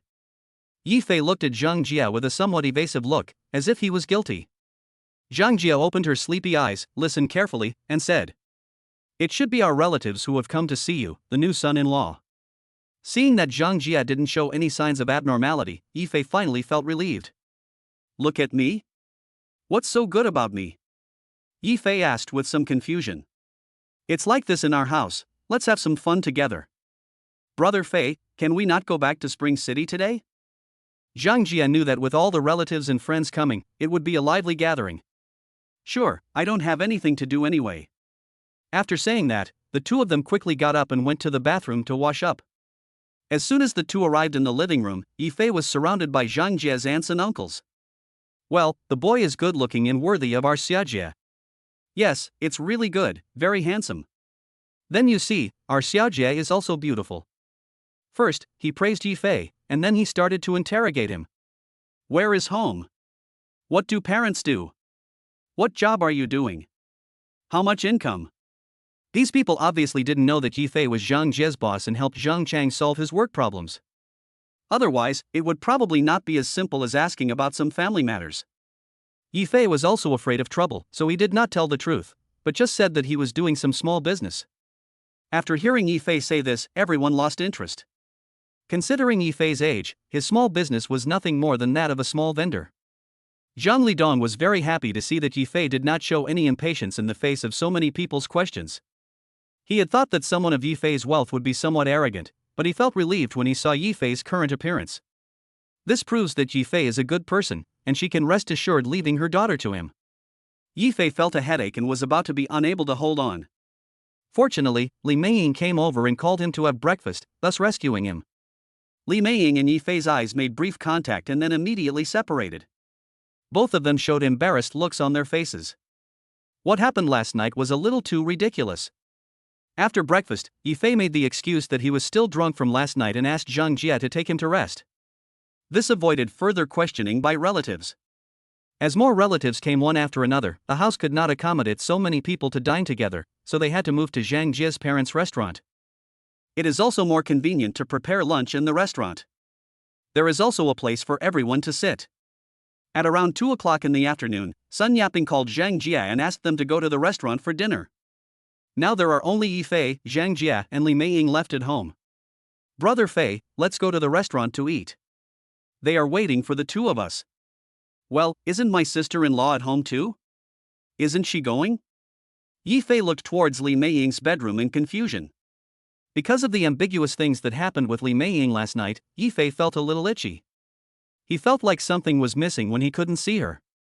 My sister-in-law doesn't attend such occasions. After saying that, Zhang Jie looked at Yifei straight in the eyes, which made Yifei feel uncomfortable all over. He always felt that Zhang Jie seemed to have discovered something. Oh, let's go then. Feeling so guilty, Yifei walked out the door first without waiting for Zhang Jie to reply. The two of them walked downstairs, and Zhang Jie took Yifei's arm as if nothing had happened and spoke kindly. Thank you, Brother Fei. Thank you? Thank me for what? I know you endured the questioning of those relatives for my sake. After hearing this, Yifei finally understood why Zhang Jie wanted to thank him. I thought it was something else. Yifei scratched Zhang Jie's nose with his finger and continued. Xiao Jie, you are my woman. No matter what I do for you, it is my duty. Don't say thank you to me again in the future. Got it. Yeah, I understand, Brother Fei. Zhang Jie felt warm in her heart, thinking that her efforts were not in vain. She had a certain place in Yifei's heart. Zhang Lidong's restaurant is just outside the community, so Yifei and Zhang Jie did not drive and walked to the restaurant in a few minutes. The restaurant is about 100 square meters, which is quite spacious.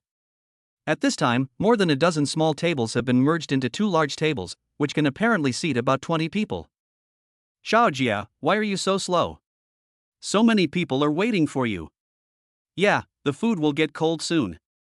Seeing that Yifei and Zhang Jie arrived a little late, Zhang Jie's relatives began to complain. Although Yifei's appearance and character are okay, he is just a small businessman after all, so these people don't care much about Yifei. So I complained directly to his face. Yifei didn't argue with them. After all, they were Zhang Jie's relatives, and he had to give Zhang Jie face. Sorry auntie, I overslept. Zhang Jie could only apologize to her elders. Alright. You're here now, come sit down. Sun Yaping was afraid that these relatives would continue to blame Yifei and the others, so she quickly stood up and tried to smooth things over. After seeing Sun Yaping speak, no one continued to take it seriously. Yifei and Zhang Jie sat down next to each other. Before anyone could pick up their chopsticks, Zhang Lidong started speaking. Today is the happiest day for our Zhang family in more than a decade. Thank you all for coming to celebrate together. Everyone present here is a relative of the Zhang family, so everyone knows Zhang Chang's situation. It has indeed not been easy for him over the years. I want to toast Xiaoye with this first glass of wine today. It is Xiaoye's arrival that has given our Zhang family new hope, and it has also solved Shangzi and Meiying's work problems. Yifei quickly picked up the wine glass, stood up and said, Uncle, this is what I should do. I toast to you with this glass of wine. After saying that, the two of them clinked their glasses and drank it all in one gulp. Brother-in-law, isn't it just introducing a job to Chunzi? How old is he? Zhang Jia's aunt, Sun Yajuan, said with a hint of sarcasm. Not only her, but everyone present thought that Yifei could at most introduce Zhang Chang to an ordinary job. Everyone knows Zhang Chang's physical condition. If things don't go well, he can only get a job like a security guard. That's right, Li Dong. I told you a long time ago that our neighborhood is short of security guards, but you didn't let Shanzi go. Seeing that Zhang Lidong was too polite to Yifei, Zhang Jia's aunt also started to mock him. At this time, Sun Yaping could not stand the ridicule of the two sisters and said to everyone, "What kind of security guard is this?" Xiaoye arranged for Qiangzi to work at the Irish hotel in Chuncheng as the person in charge. Everyone present knew that it took Zhang Jia many years of hard work to get a job in Ireland, and they also knew that Ireland was a large hotel country, and that it was not an easy thing to work there. I don't believe that a small businessman like Yifei can arrange for Zhang Chang to work in Ireland. Sun Yajuan continued to speak. Sister, don't be fooled. Xianzi has no work experience at all. The boss in Ireland is not a fool. How could he let him be the person in charge? Chapter 73 The Faces of Zhang Family Relatives. Zhang Jia felt uncomfortable when she saw her parents being questioned. He asked in a low voice into Yifei's ear. Brother Phineas, can I reveal your identity as the Irish boss? Zhang Jia did not mention Yifei's Supreme Black Card, because she knew that her relatives had no idea about the existence of the Supreme Black Card, and it would be useless even if she told them. Yifei didn't say anything, but nodded slightly to show his agreement. He also felt that Zhang Jia's relatives were really going too far. The Zhang family is already in this state, and they are still here making sarcastic remarks. To put it bluntly, they are afraid that the Zhang family will turn things around, and they can't stand seeing others living better than themselves. After getting Yifei's permission, Zhang Jia picked up the wine glass and said to Yifei, My dear, I also want to thank you for not only taking good care of me at work, but also arranging a job for my brother in Ireland, solving the biggest problem of our family. I toast to you with this glass of wine. After saying that, Zhang Jia drank the wine in her hand. Seeing this scene, everyone present has believed Yifei's identity, but they just don't want to admit it. After all, Zhang Jia has worked in Ireland for many years, it is impossible that she doesn't even know her boss. Sha Jia, you're not looking for this boy to make your parents happy, are you? Sun Yajuan is still making her last struggle, trying to sow discord between the Zhang family and Yifei. If Yifei hadn't taken out 2 bottles of specially supplied Mutai liquor yesterday, Zhang Jia's family might really have believed what Sun Yajuan said. But Yifei has already proved the authenticity of his identity, so Zhang Jia's family will not listen to anyone's instigation. Most of the people present have already believed Yifei's identity and have begun to make plans in their minds. Yifei in front of him looks to be in his 20s. He is the owner of a hotel at such a young age. It is definitely impossible that he earned the money by himself. He must be a rich second generation. However, his parents could easily give a large hotel to a young boy to run. What does this mean? This only shows how strong Yifei's family's financial strength is. He is very likely the legendary top rich man. Thinking of this, everyone has begun to think about how to please Yifei in order to gain the greatest benefit. Come on, Xiaoye, auntie is offering you a drink. Don't listen to what your auntie says, she just loves to joke around. Zhang Jia's aunt already regretted the sarcastic words she had just said to Zhang Jia. She stood up, picked up the wine glass and started drinking with Yifei. It's okay, auntie. I should be the one respecting you. Although Yifei's words were very polite, he had no intention of standing up. He just held the wine glass and made a toasting gesture in the air, and only took a sip. Zhang Jia's aunt didn't think Yifei didn't know etiquette. Instead, she thought that someone of Yifei's status should have some airs. This is the human heart, and this is the role of money. Hey, brother-in-law, I'm glad to meet you today. I'll toast you a glass too. You can do whatever you want after I finish it. Afterwards, one after another, they took turns to toast Yifei. Everyone who toasted would drink a full glass in one gulp, and Yifei only needed to drink enough. Yifei knew their purpose and saw through their true faces. They just wanted to curry favor with him and ask him to arrange some work for them or borrow money from them. Although I knew it in my heart, I didn't expose them. As the saying goes, don't hit a smiling person. I'll talk about it later. If it doesn't work, I can just find an excuse to deal with it. There's no need to turn against them in this situation. Seeing that everyone was so respectful to Yifei, Zhang Jia was no longer worried. She packed some food and sent it back to Li Meiying, who was alone at home. Brother Fei, my sister-in-law hasn't eaten yet. I'll bring her some food. You can go back with me later. Okay. Just after Yifei sent Zhang Jia out, an uninvited guest suddenly came in. The man who came was a bald man with tattoos all over his exposed skin. He looked ferocious and had a few younger brothers following him. It was obvious that he was not a good person. Boss, please prepare some good dishes for us and bring us some wine. After saying that, he pulled out a chair from an empty table and sat down. Seeing this, Zhang Lidong hurried to the table and said, "Brother, I'm so sorry, today is our family gathering, so we can't receive other guests." Hearing this, the bald man patted Zhang Lidong on the shoulder and said, "Fuck, who is your big brother? How old are you? And you still call me big brother? Hurry up and prepare some food for us, or I'll smash up your crappy store." Sun Yaping knew that Zhang Lidong had a quick temper and was afraid that he would get into trouble, so she quickly came over and pulled him behind her and spoke to the bald man. "Brother, we don't have any extra ingredients today. Can you come back tomorrow and I'll treat you?" "Fuck you, do you think I look like someone who can't afford to eat?" But before Sun Yaping could finish her words, she was interrupted by the bald man. "Don't bother saying that. Since there's no food prepared, let's just sit here and eat." The bald man saw that there were a few young girls among the younger generations of Zhang family sitting at another table with Yifei and his group, so he squeezed in between them. Sun Yaping thought that her family was running a business and she didn't want to offend anyone, so she just tried to persuade them to leave.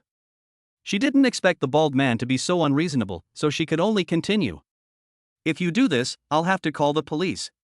Ha ha ha. Hearing this, the bald man and his little brothers all laughed. Then the bald man took out his cell phone and threw it on the table and said, "Come on, call the police right now, and don't even bother asking around. Who in this suburb doesn't know my name, Steel Egg? You use the police to scare me, I will make sure you don't see the sun tomorrow." Hearing Gangdan's words, all the Zhang family members in the room, except Yifei, shrank their necks. Although they have never seen Gangdan himself, everyone living in the suburbs has heard of the name Gangdan.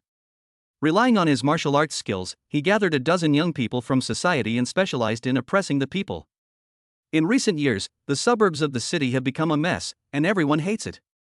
But no one dared to confront him.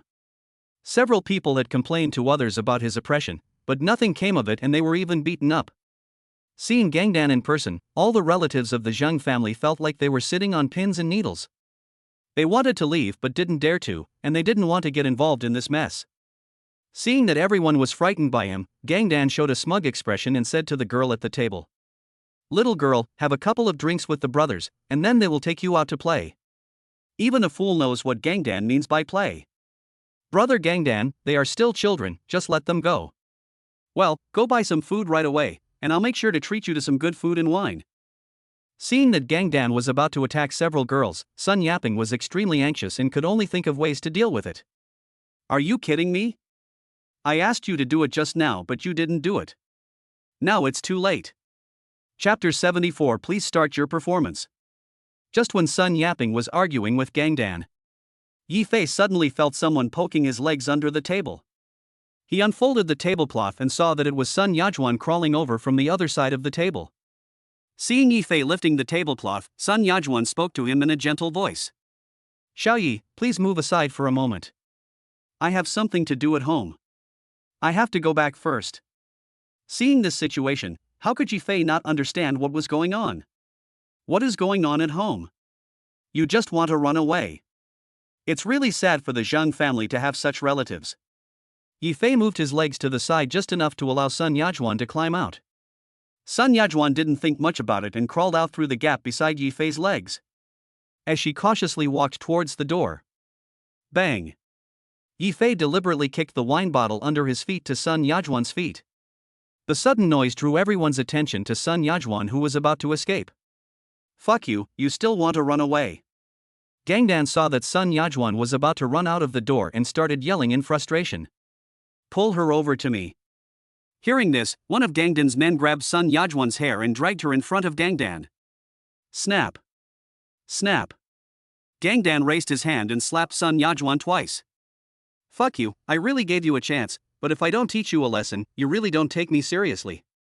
At this time, Sun Yajuan hung her head, not daring to even fart, and allowed Gangdan to insult her. After dealing with Sun Yajun, Gangdan stood up, looked around at the people sitting there, and continued. Don't think I don't know what you mean. I'm going to make this clear today. I'm going to have fun with these girls today. After saying that, Gangdan's hand was about to touch a girl's face. Just when Gangdan's hand was about to touch the girl's face, a strong hand clamped his hand tightly, preventing him from moving forward or backward. Although what the Zhang family relatives did was a bit excessive, these young people are innocent and Yi Fei cannot just watch them being persecuted. Fuck, you're going to force me. Gangdan used all his strength but still couldn't break free from Yi Fei's hand. He then turned to look at Yi Fei and said, Kid, this is not your business, so you'd better not make yourself uncomfortable.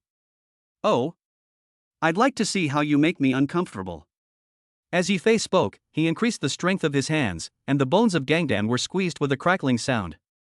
Stop pinching, stop pinching. At this time, Sun Yajun suddenly spoke. Xiaoyi, please let go of your hand quickly. Don't hurt brother Gangdan. Holy shit, Yi Fei really wants to be like Gangdan and slap her in the face. She is so fucking cheap. When Gangdan's younger brother saw his big brother being bullied, he immediately wanted to step forward to deal with Yi Fei. Click. At this moment, everyone heard a crisp sound of breaking bones, followed by a pig-like scream from Gangdan's mouth. Ah! Yi Fei broke Gangdan's wrist with force, and then pushed him towards his younger brother who was about to rush over. All eyes in the room were filled with fear. This boy looked gentle and polite, but his attack was too ruthless. What worries them even more is that Gangdan might not cause trouble for them because of this matter. Yi Fei said as he looked at Gangdan rolling on the ground in pain. Take your people and go. I won't bother with you today. Gangdan was in so much pain that he couldn't speak at all. It took him several minutes to speak. You want me to leave after you beat me up? You are just daydreaming. Today, I, Gangdan, am making this clear. None of you, one by one, will be allowed to leave this door. Well, please start your performance. Yi Fei returned to his seat and said nonchalantly. When Gangdan saw Yi Fei's brutal attack, he thought to himself, this guy must be a martial artist, but you are only one person, I don't believe you can beat dozens of people. Then he took out his phone and dialed. Seeing this scene, Zhang's relatives began to blame Yi Fei. Xiaoyi, why did you make such a big fuss? That's right. If you want to cause trouble, don't involve us. Xiaoyi, you have to bear the consequences of this matter yourself. They completely forgot how they had just tried to please Yi Fei at the dinner table. Looking at the behavior of his relatives, Zheng Chang said angrily. Brother-in-law, don't be afraid. No matter what happens, I will carry it with you. It's okay, Brother Chang, it's just a small matter, it's nothing. Yi Fei was too lazy to fight with these people, so he ignored what they said, took out his cell phone, found Gangzi's number, and dialed it. Gangzi, who was washing his hair in the hair salon, saw that the call was from Yi Fei, so he quickly picked up the phone and waited for instructions. Gangzi, notify all the brothers near the outskirts of the city to come to me and I will send you the location. Brother Fei, I'll notify them right away and I'll rush over as soon as possible. After hanging up the phone, Gangzi quickly jumped off the shampooing bed. Hey, Brother Gang, I haven't even finished washing yet, why are you in such a hurry to leave? Wash your mother's clothes and wait until I come back to wash them. You have no sense at all. After saying that, he ran towards the car while notifying his men on the phone. 10 minutes later, 20 or 30 people came one after another, filling the restaurant. Seeing this, Gangdan immediately toughened up. All the relatives of the Zheng family huddled together, not daring to make any sound. Boy, you can fight, right? Come on, beat them all down. Snap. I saw a big slap on Gangdan's face, and the person who did it was the leader of these people. Everyone was stunned by this sudden scene. What's going on? Why are they fighting each other? Fuck it, why are you talking to me, Brother Fei? The leader was none other than the god of war by Qi, Dongbiao's younger brother, who had met Yi Fei once at the anima store. And it was Gangzi who notified him to come here with his men. But Gangdan mistook him for his man. You are Xingzi, right? Yi Fei still had some impression of him and called out his name directly. Brother Fei, it's me. I'm honored that you still remember my name. Take him away, it's unlucky here. As his cultivation level improved, Yi Fei's mentality gradually became more relaxed and he no longer wanted to worry about these unnecessary things. But things don't always go as planned. At this moment, Gangdan's 30 or so helpers also arrived at the scene. A man ran up to Gangdan, panting, and said, "Brother, we don't have a car in the country, so we had to run over here. Fuck you, if you don't come, I'll have someone beat you to death." The two sides began to confront each other, and a war was about to break out. Gangdan took the iron rod handed over by his subordinate and said to Yifei, "Kid, don't think you're awesome just because you have someone. I've already told you that this suburb is my world. You are a jerk. Do you think you are invincible just because you are awesome in the suburbs?" Without waiting for Yifei to speak, Xingzi stood directly in front of Gangdan and confronted him. Chapter 75, Slapping Zheng Family Relatives. Crunch! Crunch! Just when Jia Xingzi and Gangdan were about to start fighting, a series of rapid break sounds were heard from outside the restaurant. 5, 10, 50. There were so many cars parked from the beginning of the street to the end that I couldn't count them. The entire street was blocked and some shops that were open immediately closed their doors for fear of causing trouble. Finished. This was the only thought in the minds of all the Zheng family's relatives. "Brother Gangdan, this matter has nothing to do with us." "Yeah, it was this guy who beat you up, it's none of our business." "Xiao Yi, please admit your mistake to Brother Gangdan." Even Sun Yaping had the idea of making Zhang Jie draw a line between herself and Yifei. No amount of money would be of any use. Saving one's life was the most important thing at this moment. At this moment, Zhang Chang saw how cowardly his relatives were and wished he could find a hole to crawl into. The resentment that had been in his heart for more than 10 years had now reached its peak and he had to vent it out. He turned around and rushed into the kitchen, bringing out 2 kitchen knives. "Brother-in-law, don't be afraid. I'll be with you today. The worst that can happen is that you die." After saying that, he handed one of the 2 kitchen knives in his hand to Yifei. "Xiangzi, you can't do anything stupid." When Zhang Lidong saw Zhang Chang take out the knife, he hurried forward and tried to snatch the knife away. However, Zhang Chang held the kitchen knife tightly in his hand, looking like he was the only one who could do it better than him. Zhang Chang's actions made Yifei laugh. With just a bunch of hooligans like Gangdan, no matter how many of them came, they couldn't hurt him. And the people who came. At this time, Gangdan was even more confused. When did he have so many followers? Even if there are so many brothers, there are not so many cars. Just when everyone was puzzled, Xingzi glanced at the car parked outside the restaurant, and then said to Yifei respectfully, "Brother Fei, Brother Gang is here." After saying that, Xingzi pushed away Gangdan who was blocking him and made way for Yifei from the door. At this moment, the door of the restaurant was opened, and a middle-aged man in a black suit and a slightly thin figure walked in. After standing at the door and taking a glance, he walked straight to Yifei and bent down in front of Yifei. "Brother Fei, I'm late. Please punish me." Boom! Such a scene was like a heavy hammer, hitting the hearts of everyone in the room. It was obvious that the people in cars outside the restaurant were brought by Gangzi. Everyone in the Zhang family was born and raised in the suburbs, and they knew very well that no one in the suburbs could gather hundreds of vehicles and hundreds of people in just half an hour. Only a top figure in Chuncheng could have such tremendous power, but this legendary figure was so respectful to Yifei, a young boy. Zhang's relatives became even more confused about Yifei's identity. This was not something that could be achieved just by having money. At this time, one of Gangdan's men recognized Gangzi and spoke to Gangdan tremblingly. "Brother, he seems to be Gangzi. He is the top subordinate of the God of War Bai Qi. Since Bai Qi left Chuncheng, the underground order of Chuncheng has been in charge of him." Hearing this, Gangdan began to tremble all over and almost fell to the ground. Brother Gangdan's voice was not loud, but it reached everyone's ears. The suburbs are connected to Spring City, and all the big and small events that happen in Spring City will be spread to the suburbs. Ordinary people like Zhang's relatives like to hear rumors about the underworld the most. Because of this, the name of God of War Bai Qi is known to everyone. At this moment, no one in the restaurant dared to make a sound, and all eyes were focused on Gangzi standing in front of Yifei. Gangzi remained in the bowing posture and did not dare to move at all unless Yifei gave the order. Click! The kitchen knife in Zhang Chang's hand fell to the ground, breaking the silence in the room. That brother-in-law, is he really a subordinate of the God of War Bai Qi? Zhang Chang looks honest, but he has a manic ambition. In his heart, he has admired Dong Biao for many years and has always wanted to be a brave man like Dong Biao. But ever since he got hurt, he felt that he was not even a real man, let alone a gangster like Dong Biao. "Brother Chang, the God of War Bai Qi you mentioned was originally named Dong Biao. After I sent Dong Biao to the Magic City, Gangzi was in charge of all the affairs of Chuncheng. After these words were spoken, the reactions of the people in the room could no longer be described as shock, they were petrified on the spot. No one would have thought that the famous god of war by Qi would actually obey Yi Fei's orders. But seeing Gangzi's attitude towards Yi Fei, they had no choice but to believe it. Get up! Hearing this, Gangzi stood up straight, stepped behind Yi Fei, and waited for Yi Fei's instructions. Yi Fei picked up the kitchen knife that Zhang Chang handed to him and said to Zhang Chang with a calm face, "Brother Chang, why do I feel like you like a life of fighting and killing?" I'm just thinking about it." Zhang Chang lowered his head in shame. What's the point of liking someone? He still has to bow to reality.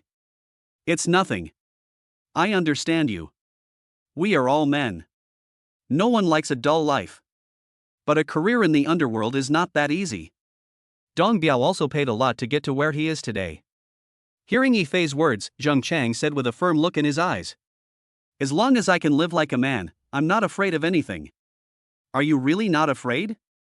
After saying this, Yi Fei still had a calm expression on his face, but the hand holding the kitchen knife began to move. Shua! Yi Fei threw the kitchen knife in his hand directly towards Gangdan and stabbed him directly in the thigh. Ah! Gangdan covered his thighs with his hands and screamed like he was about to be killed. At the same time, Gangzi's men also subdued all of Gangdan's minions. All the relatives of the Zheng family were trembling with fear at the bloody scene. No one expected that Yi Fei would be so cruel. But Yi Fei never even looked at Gangdan, who was rolling on the ground. "Brother Chang, do you still want to be in the underworld? As long as you want, I can arrange for you to go to the Magic City to find Dong Biao at any time." Zhang Chang was staring at the kitchen knife stuck in Gangdan's leg in amazement. He came to his senses when he heard Yi Fei's words. "Huh? I don't know." Yi Fei did this to make Zhang Chang give up the idea of a gangster life, as gangster life is extremely dangerous and one may lose his life at any time. Zhang Chang is Zhang Jia's only brother, and Yi Fei doesn't want to see him die tragically at the hands of the enemy. Of course, if Zhang Chang's attitude was extremely firm, Yi Fei would also fulfill his wish, but the fact that he couldn't even withstand such a small scene only showed that he was not cut out for it. "Okay Gangzi, take care of them." "Yes, brother Fei." Gangzi knew exactly what Yi Fei meant by deal with and took his men to carry Gangdan and his 20 or so men out. Then, Gangzi returned to Yi Fei and asked respectfully, "Brother Fei, is there anything else you need me to do?" Yi Fei thought for a moment and said, "Well, everything is fine here. Go back and make some arrangements to recruit all the forces around Chuncheng." "Yes, I'll arrange it tonight." After saying that, Gangzi went back to prepare for the action of conquering the border forces. Yi Fei felt that small gangs like Gangdan could only gain some benefits by harming the people. Yi Fei was also born a commoner, and he didn't want to see scum like Gangdan harming the people, so he decided to subdue them and unify their management. Chapter 76 Conversation Between Men. Gangzi led his men to take Gangdan and his brothers away. At this time, only Yi Fei and Zhang's relatives were left in Zhang Lidong's restaurant. The relatives of the Zheng family once again displayed their shameless spirit. "Oh, I knew that Xiao Yi would be the winner in the end. Yes, I believe in Xu Jie's judgment. She will never make a mistake in choosing someone. That's right. Who the hell is that Gangdan? How dare he show off to Xiao Ye?"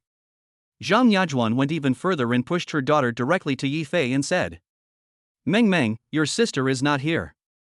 Go and keep your brother-in-law company so he won't be lonely." Sun Yajuan felt that her daughter was no worse than Zhang Jia in terms of figure and appearance. If Yi Fei really fell in love with her, she would have no worries for the rest of her life.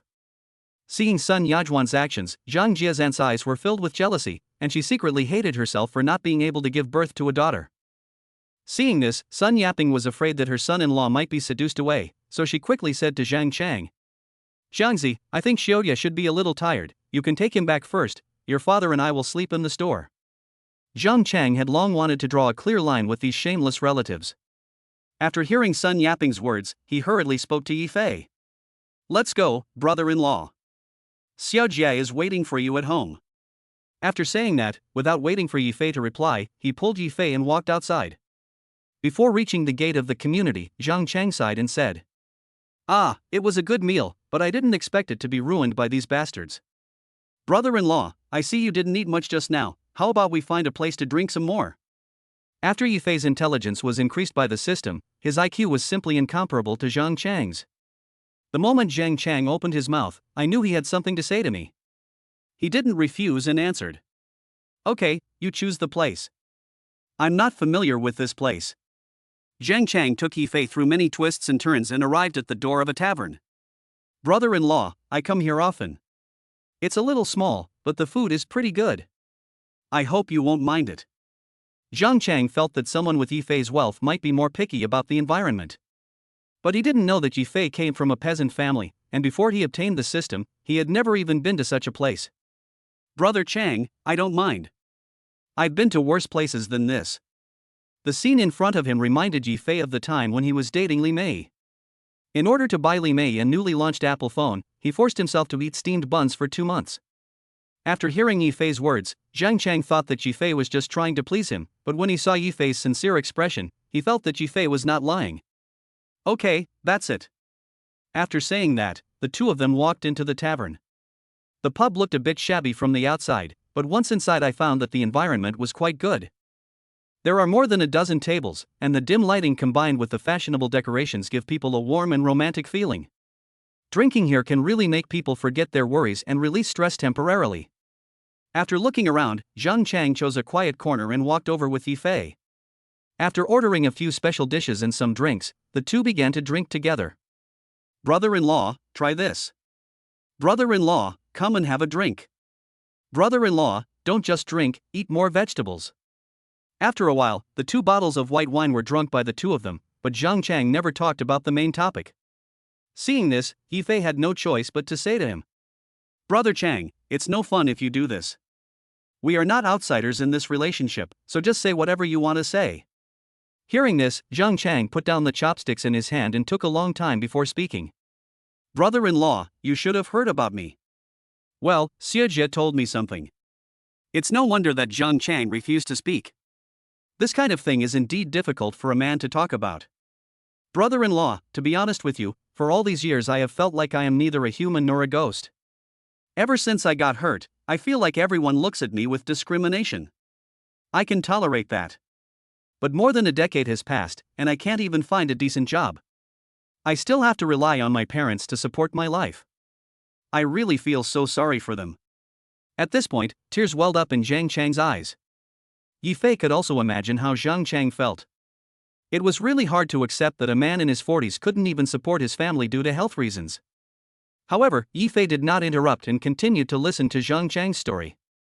Zhang Chang wiped the tears from his eyes, took a gulp of white wine and continued. The person I feel most sorry for is your sister-in-law. Since I was injured, she has been treating me better than before. She was afraid that I would feel inferior, so she cared about me all the time. If it weren't for her, I don't think I would be alive today. But the more she does this, the more I feel bad. I am already a useless person and cannot give her a happy sexual life. With her conditions, she could have found someone better than me at any time, but she didn't, and she always stayed with me. I have mentioned divorce to her countless times, but she just doesn't agree. Hearing this, Yifei recalled the absurd incident last night. He felt really sorry for Zhang Chang. He secretly made up his mind to find a chance to make amends.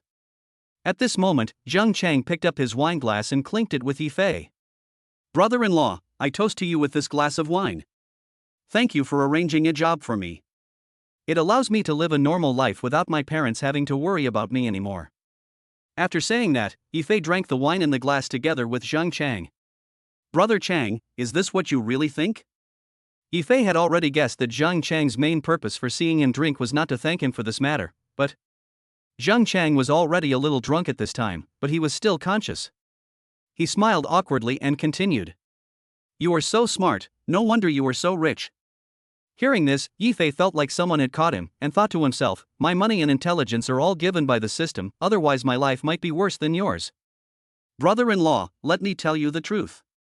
I don't want to live like this in vain. I have lost the functions that a man should have, so I want to prove myself as a real man in other ways. Seeing that Zhang Chang had already stated the main purpose, Yifei took over his words and spoke. Brother Chang, do you want to go to the Magic City to find Dong Biao? Well, the moment I saw you shove the kitchen knife into Gangden's leg, I realized that men can prove themselves in other ways. So, I hope you can give me a chance to follow Dong Biao and try your luck. Perhaps it was because of the alcohol. Zhang Chang was particularly determined at this moment, as if he had to go. Brother Chang, you have to know that this road is difficult, dangerous, and extremely long. If you are not careful, you may lose your life. In your eyes, Dong Biao is the underground overlord of Chunchang. To ordinary people, he is already a god-like existence. But Dong Biao can only be a subordinate in the Magic City now. There are many people who are more powerful than Dong Biao. Chapter 77, Zhang Jia, the Considerate One. Hearing about Dong Biao's current situation, Zhang Chang was a little confused. The name of God of War by Qi is so famous, but he is only worthy of being someone else's younger brother. Yi Fei didn't want to provoke Zhang Chang too much. If he told Zhang Chang that Scar, who was 100 times more powerful than Dong Biao, also wanted to be someone else's subordinate, he didn't know how Zhang Chang would feel.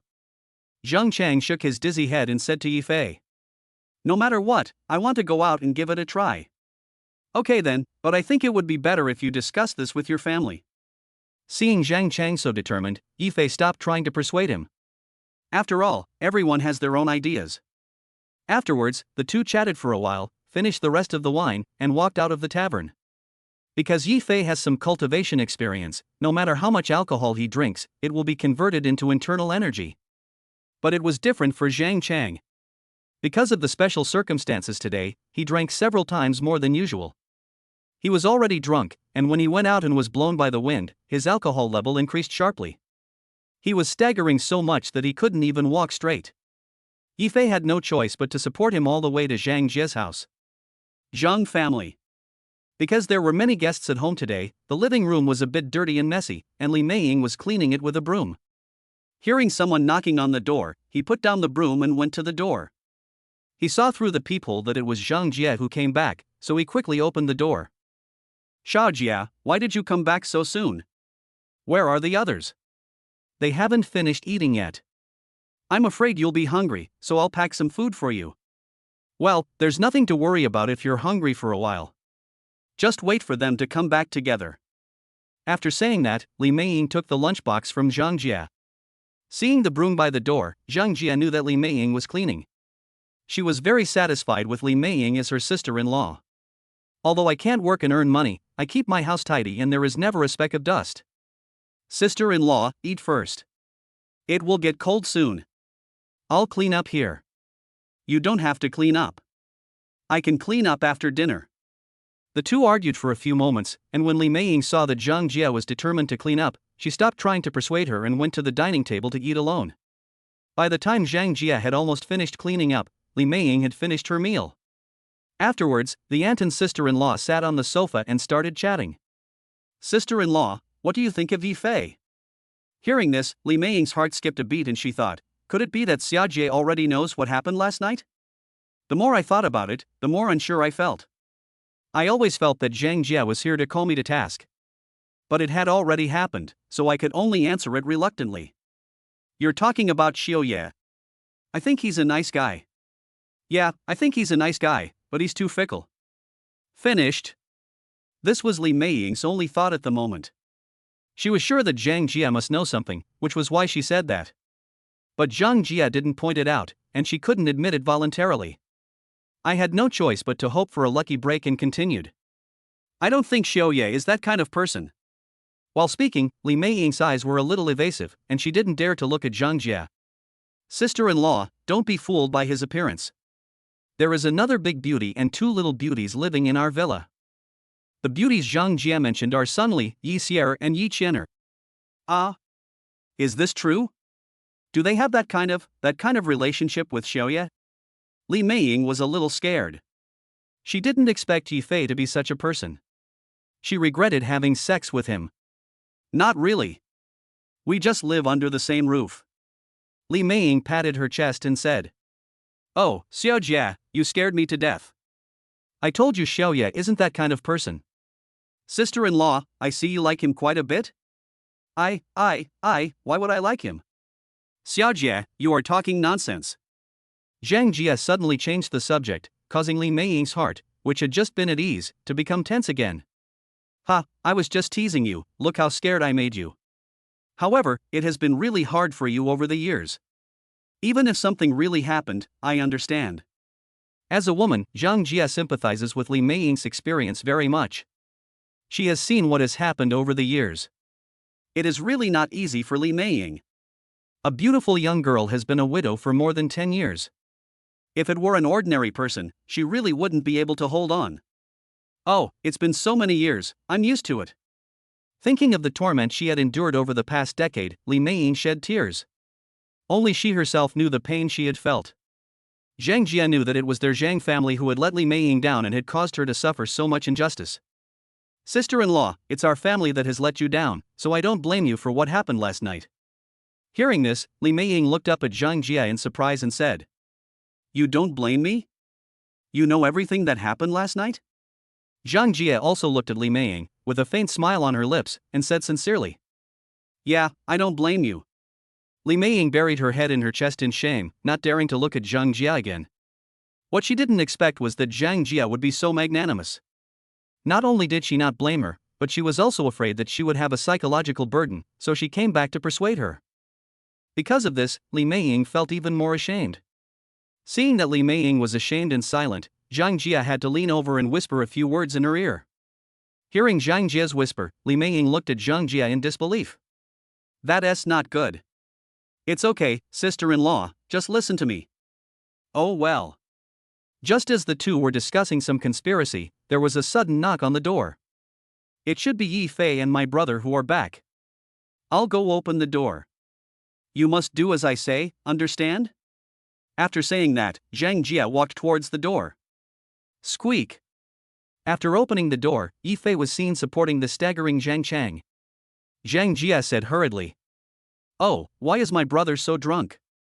Sister-in-law, please come and help. Hearing this, Li Meiying quickly walked to the door and together with Zhang Jia took Zhang Chang from Yi Fei. When Yi Fei handed Zhang Chang to Li Meiying, he accidentally touched her skin. This touch made Yi Fei feel like an electric shock in an instant. Yi Fei felt helpless and thought, this woman is such a disaster. Every time he saw her, his heart would beat uncontrollably. Brother Fei, stop standing there and help get my brother to the bedroom. The three of them helped the unconscious Zhang Chang to the bedroom.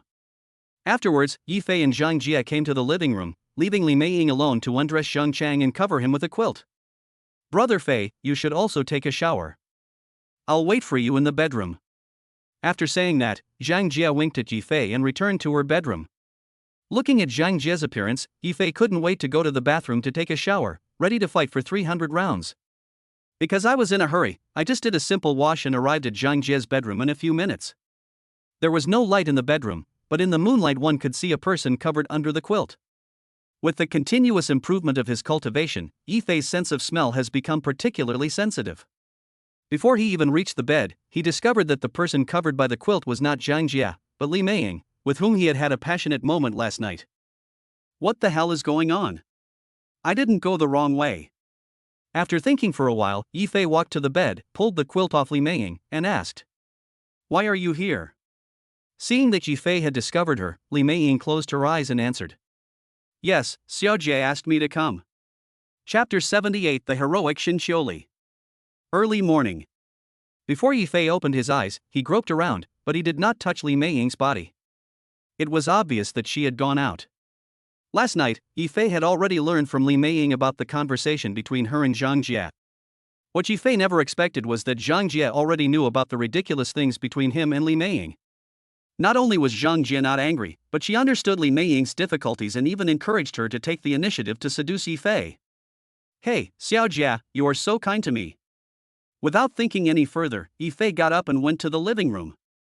When I walked out of the bedroom, I saw that Zhang Jia's family were all sitting on the sofa in the living room, and they all had sad faces. Seeing this, Yi Fei felt a little guilty. Could it be that the affair between me and Li Meiying is known to the whole family? Seeing Yi Fei coming out, Zhang Jia calmed down, stood up, smiled slightly, and said, Brother Fei, why are you up so early? Ah, the sudden change of location makes me feel a little uneasy. Did something happen? Uncle and aunt seem a little unhappy. Yi Fei asked nervously. Seeing that Yi Fei looked a little worried, Zhang Chang didn't know what he was worried about and thought he was worried about his family's affairs. He quickly stood up and greeted Yi Fei. Brother-in-law, please sit down first. Seeing Zhang Chang's attitude, Yi Fei finally felt relieved and walked to the sofa next to Zhang Chang and sat down. Then Zhang Chang told Yi Fei about the matter. It was because Zhang Chang told his family that he was going to the Magic City, and the Zhang family was worried about it, so they were frowning. After understanding what happened, Yi Fei didn't say anything, because he had no way to persuade Zhang Chang in this kind of situation. If something really happened to Zhang Chang, he would not be able to explain to the Zhang family. Well, Xianzi, since you have made up your mind, just do it. Zhang Lidong is also a man and can understand Zhang Chang's feelings. Without the functions of a man, he has to prove it from other aspects. Brother Chang, I support you. Li Meiying's eyes were filled with tears. Although some improper things had happened between her and Yi Fei, her feelings for Zhang Chang would not change. She also hoped that Zhang Chang could live like a real man. Only Sun Yaping sat there, secretly wiping her tears without saying a word. Afterwards, Yi Fei and Zhang Jie tried many times to persuade Zhang Lidong and Sun Yaping to go live with them in Chuncheng, but the two old people refused to go no matter what, saying that they did not want to cause them trouble. After a simple breakfast, Yi Fei drove Zhang Jie, Zhang Lidong, and Li Meiying towards Chuncheng. After a 2-hour drive, the group of 4 arrived at the door of Li Shui Yuntian's villa. Before getting out of the car, Zhang Jie saw a military green SUV parked outside her villa. Brother Fei, that looks like a military vehicle, why is it parked outside our house? Before Zhang Jie spoke, Yi Fei saw the car. He was also a little confused because he had never dealt with people from the army. I don't know either. Let's go and take a look. Just as Yi Fei drove to the side of the off-road vehicle, a young woman in green camouflage military uniform, with a heroic look and extraordinary temperament, got out of the car. At the same time, Yi Fei and Zhang Jie also got out of the car and looked at the woman. But the woman was full of hostility towards Yi Fei. She raised her aura to the peak and put pressure on Yi Fei with all her strength. What the hell? What the hell is going on? I haven't even met you before, why are you trying to show off to me as soon as we meet? Yi Fei showed no sign of weakness. He also released his aura towards the woman and walked towards her step by step. The woman's momentum was obviously inferior to Yi Fei's. Every time Yi Fei took a step forward, he took a step back. Even so, the woman did not show any expression of surrender on her face, and she continued to fight against Yi Fei with all her strength. Snort. Seeing this, Yi Fei snorted angrily and took a big step forward. The woman suddenly felt the pressure increasing and could not bear it anymore, so she sat down on the ground. At this time, Zhang Chang and Li Meiying also got out of the car. Li Meiying asked Zhang Jie with a worried look on her face. Why did Xiao Ye get into a fight with the soldiers? Is this okay? Zhang Jie didn't know what was going on, but she couldn't let them worry, so she had to pretend to be calm and answered. It's fine. Because the woman was a soldier, Yi Fei did not make things too difficult for her. He restrained his aura, but kept his eyes fixed on her. If she dared to move again, Yi Fei would kill her here and there. The woman sensed the strong murderous intent in Yi Fei's eyes and quickly spoke. Mr. Yi, did Mr. Xiao ask me to come to you? Hearing this, Yi Fei wondered, what does this old guy want to do with me? And doesn't he know my phone number? Seeing that Yi Fei had withdrawn his murderous intentions, the woman quickly stood up, took out her cell phone from her pocket and made a call. Mr. Xiao, I have found Mr. Yi. After saying that, he handed the phone to Yi Fei. Xiao Yi, I finally found you. Xiao Zhentian's anxious voice came from the phone. Then why didn't you call me? I couldn't get through to you on the phone, so I asked Xiuli to come look for you. Did she give you any trouble? The woman's name was Xin Xiuli, and she was the captain of an elite female team in Huaxia. The team had a total of 6 people, and they were top talents selected from special forces across the country, and then trained with emphasis, specifically for carrying out difficult tasks. They were definitely a sharp blade in Xiao Zhentian's hands. Xiao Zhentian knew the nature of these proud girls very well. He had already told them about Yi Fei's cultivation and repeatedly reminded them to show enough respect to Yi Fei. But Xiao Zhentian didn't expect that Xin Xiuli completely turned a deaf ear to his words. He gave Yi Fei a show of force right from the start. Not only did he not pose any threat to Yi Fei, but he was also subdued by him. Yi Fei glanced at Xin Xiuli and replied. She wants to disrespect me, but she needs the strength to do it. Hearing this, Xin Xiuli shrank her neck. She knew that when she returned this time, Xiao Zhentian would inevitably nag her again. This girl is really disobedient. I'll deal with her for you when she comes back. Yi Fei knew that Xiao Zhentian said this because he was afraid that he would make things difficult for Xin Xiuli. Okay, stop being so hypocritical with me and get down to business. Xiao Zhentian's face turned red as Yi Fei saw through his thoughts, and he continued speaking. Xiao Yi, I want to ask you for a favor. A biologist from our Huaxia country was abducted to northern Myanmar while studying abroad. As soon as we received the notification, we sent out a regular special forces team to carry out the rescue, but the intelligence was wrong. Now the special forces we sent out have also been detained in northern Myanmar, so we plan to send a team led by Shinshuli to rescue them. But the intelligence this time shows that the enemy has a mid-stage internal energy expert, and all our internal energy experts are on missions, so I would like to ask you to cooperate with this operation. I wonder if you can give me this favor, old man. Chapter 79, Fierce Fight in the Factory. Yi Fei almost laughed out loud when he heard Xiao Zhentian's words. Since his cultivation level reached the middle stage of internal strength, he had never fought with anyone.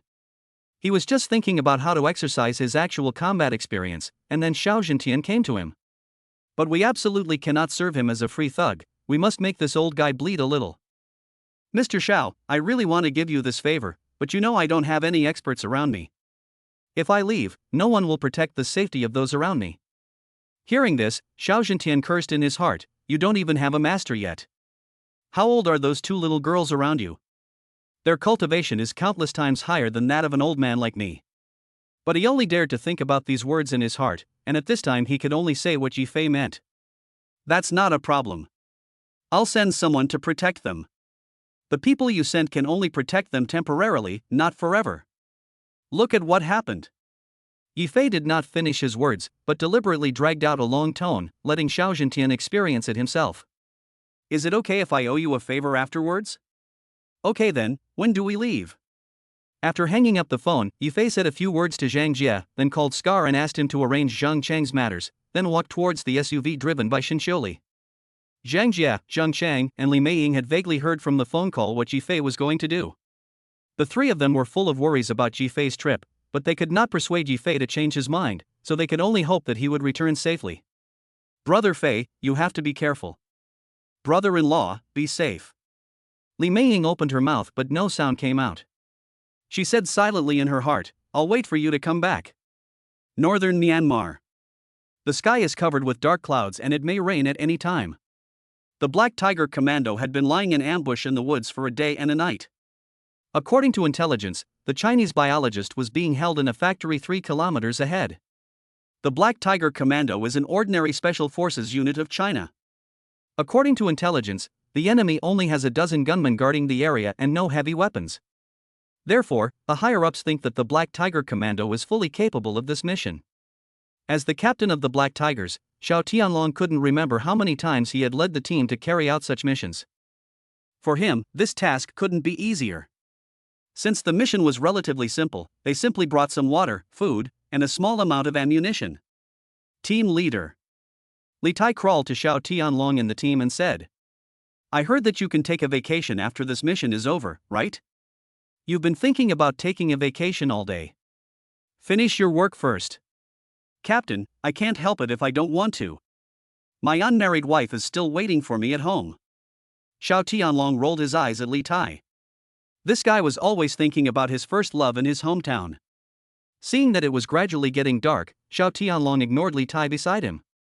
Said to all the commandos behind. Brothers, we'll start our action after dark. Now organize your equipment and leave all the useless stuff where it is. Travel light and fight quickly.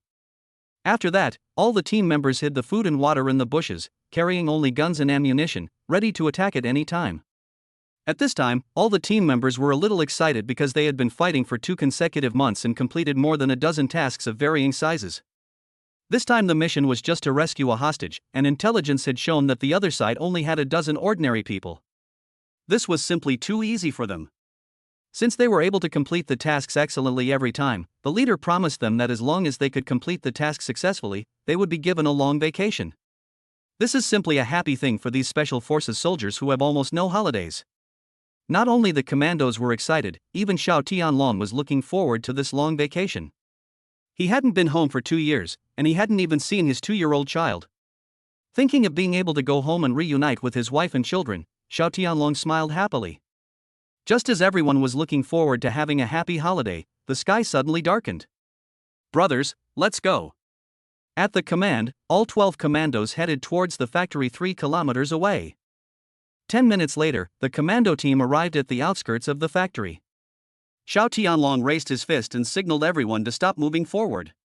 Then he took out a telescope and began to investigate the situation around the factory. He quickly got a clear picture of the factory situation.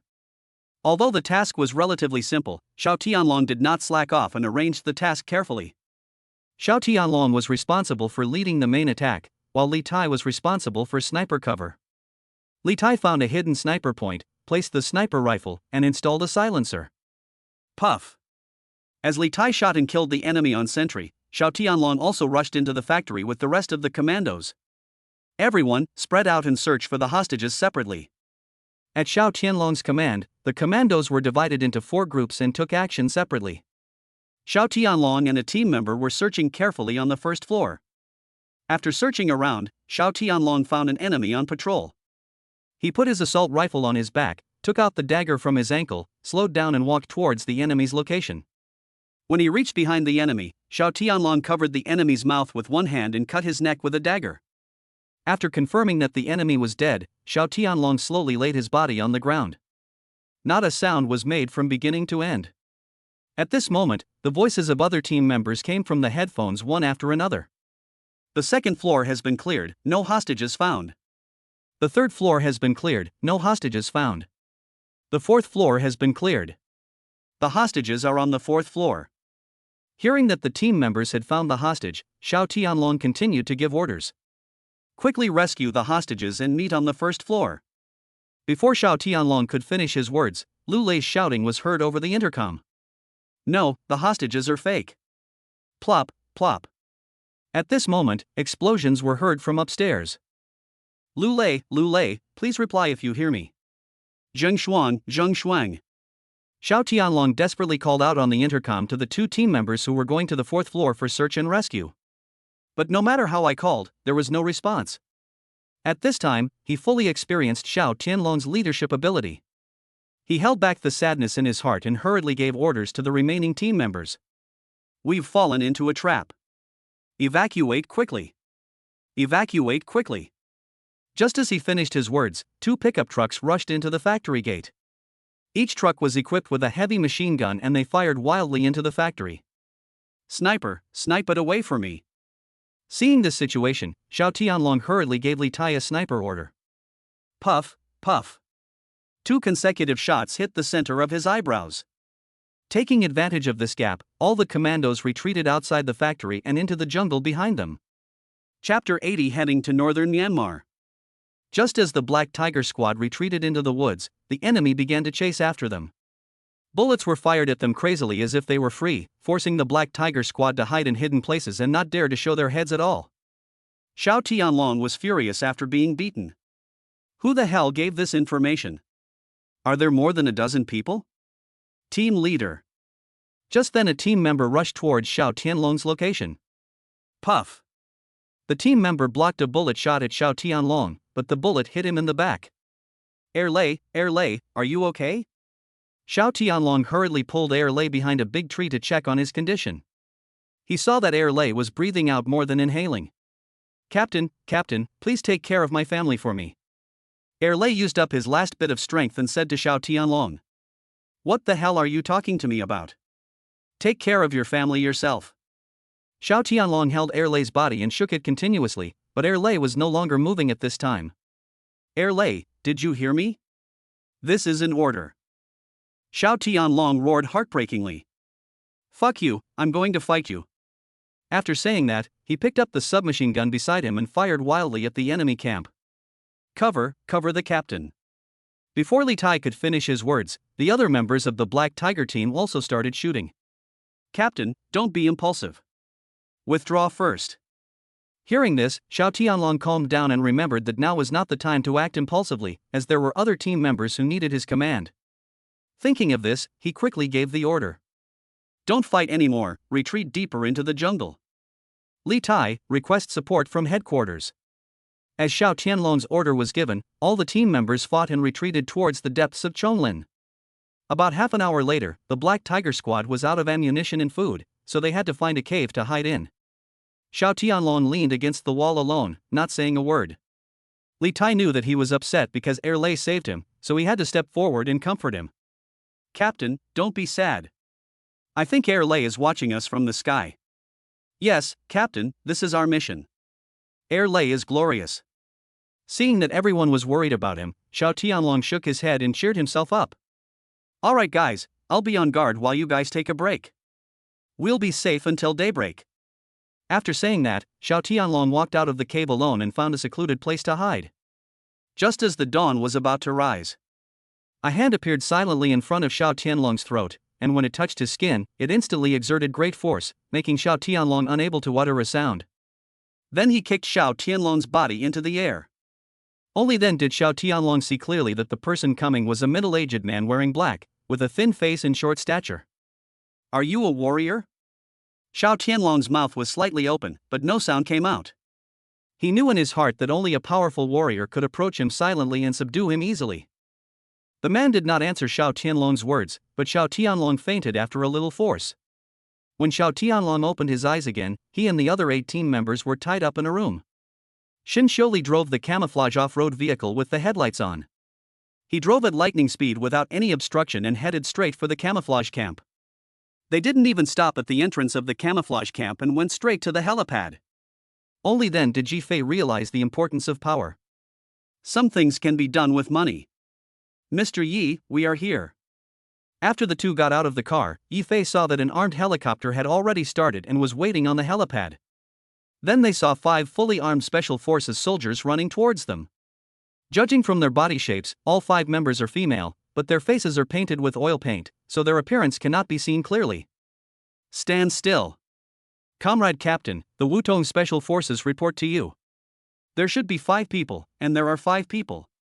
Please give me your instructions. The loud voices moved Yi Fei so much that he felt as if he had become one of them. The 5 female team members all looked at Yi Fei with eager eyes. Obviously they already knew of Yi Fei's existence, and they all looked unconvinced. As their captain, Xin Xiuli knows them very well. Okay, stop looking. I've tried, and I'm no match for him. Hearing this, the 5 team members looked incredulous. Xin Xiuli was already the person with the highest cultivation among them, and even they were no match for her. How powerful must she be? Captain, you didn't lie to us. Yeah, Captain, why am I a little bit unconvinced? When Xin Xiuli thought of being suppressed by Yi Fei's aura, she sat down on the ground with a blush on her face. Feeling the heat on my cheeks, I shouted out loudly. Don't hesitate, let's go. Upon hearing this, all 5 team members turned around and ran towards the helicopter. Mr. Yi, we can set off now. Since it was the first time Yi Fei saw a helicopter, out of curiosity he kept looking back and forth at the helicopter since he got off the car, and had no idea what had happened between Xin Xiuli and the 5 team members. Seeing Yi Fei standing there in a daze, Xin Xiuli stretched out his hand and waved it in front of Yi Fei and spoke again. Mr. Yi, we can go now. Let's go then. On the plane, Xin Xiuli helped Yi Fei put on a set of special combat equipment, and also gave Yi Fei a submachine gun and a pistol, as well as necessary equipment such as a dagger. After Yi Fei took the gun, he couldn't let it go and started playing with it. He didn't even care when Xin Xiuli introduced the terrain of this mission to everyone. When Xin Xiuli called Mr. Yi several times in a row and he didn't respond. The 6 people, including Xin Xiuli, all stared at Yi Fei. About 10 minutes later, Yi Fei had enough of playing with the gun in his hand and planned to ask Xin Xiuli when they could reach the destination. But I saw that everyone was looking at me as if I were a fool. What happened? Is there something on my face? Puff. The 6 of them laughed out loud in unison. This made Yi Fei even more confused, and he quickly took a few photos of the helicopter's glass. Captain, you are kidding us.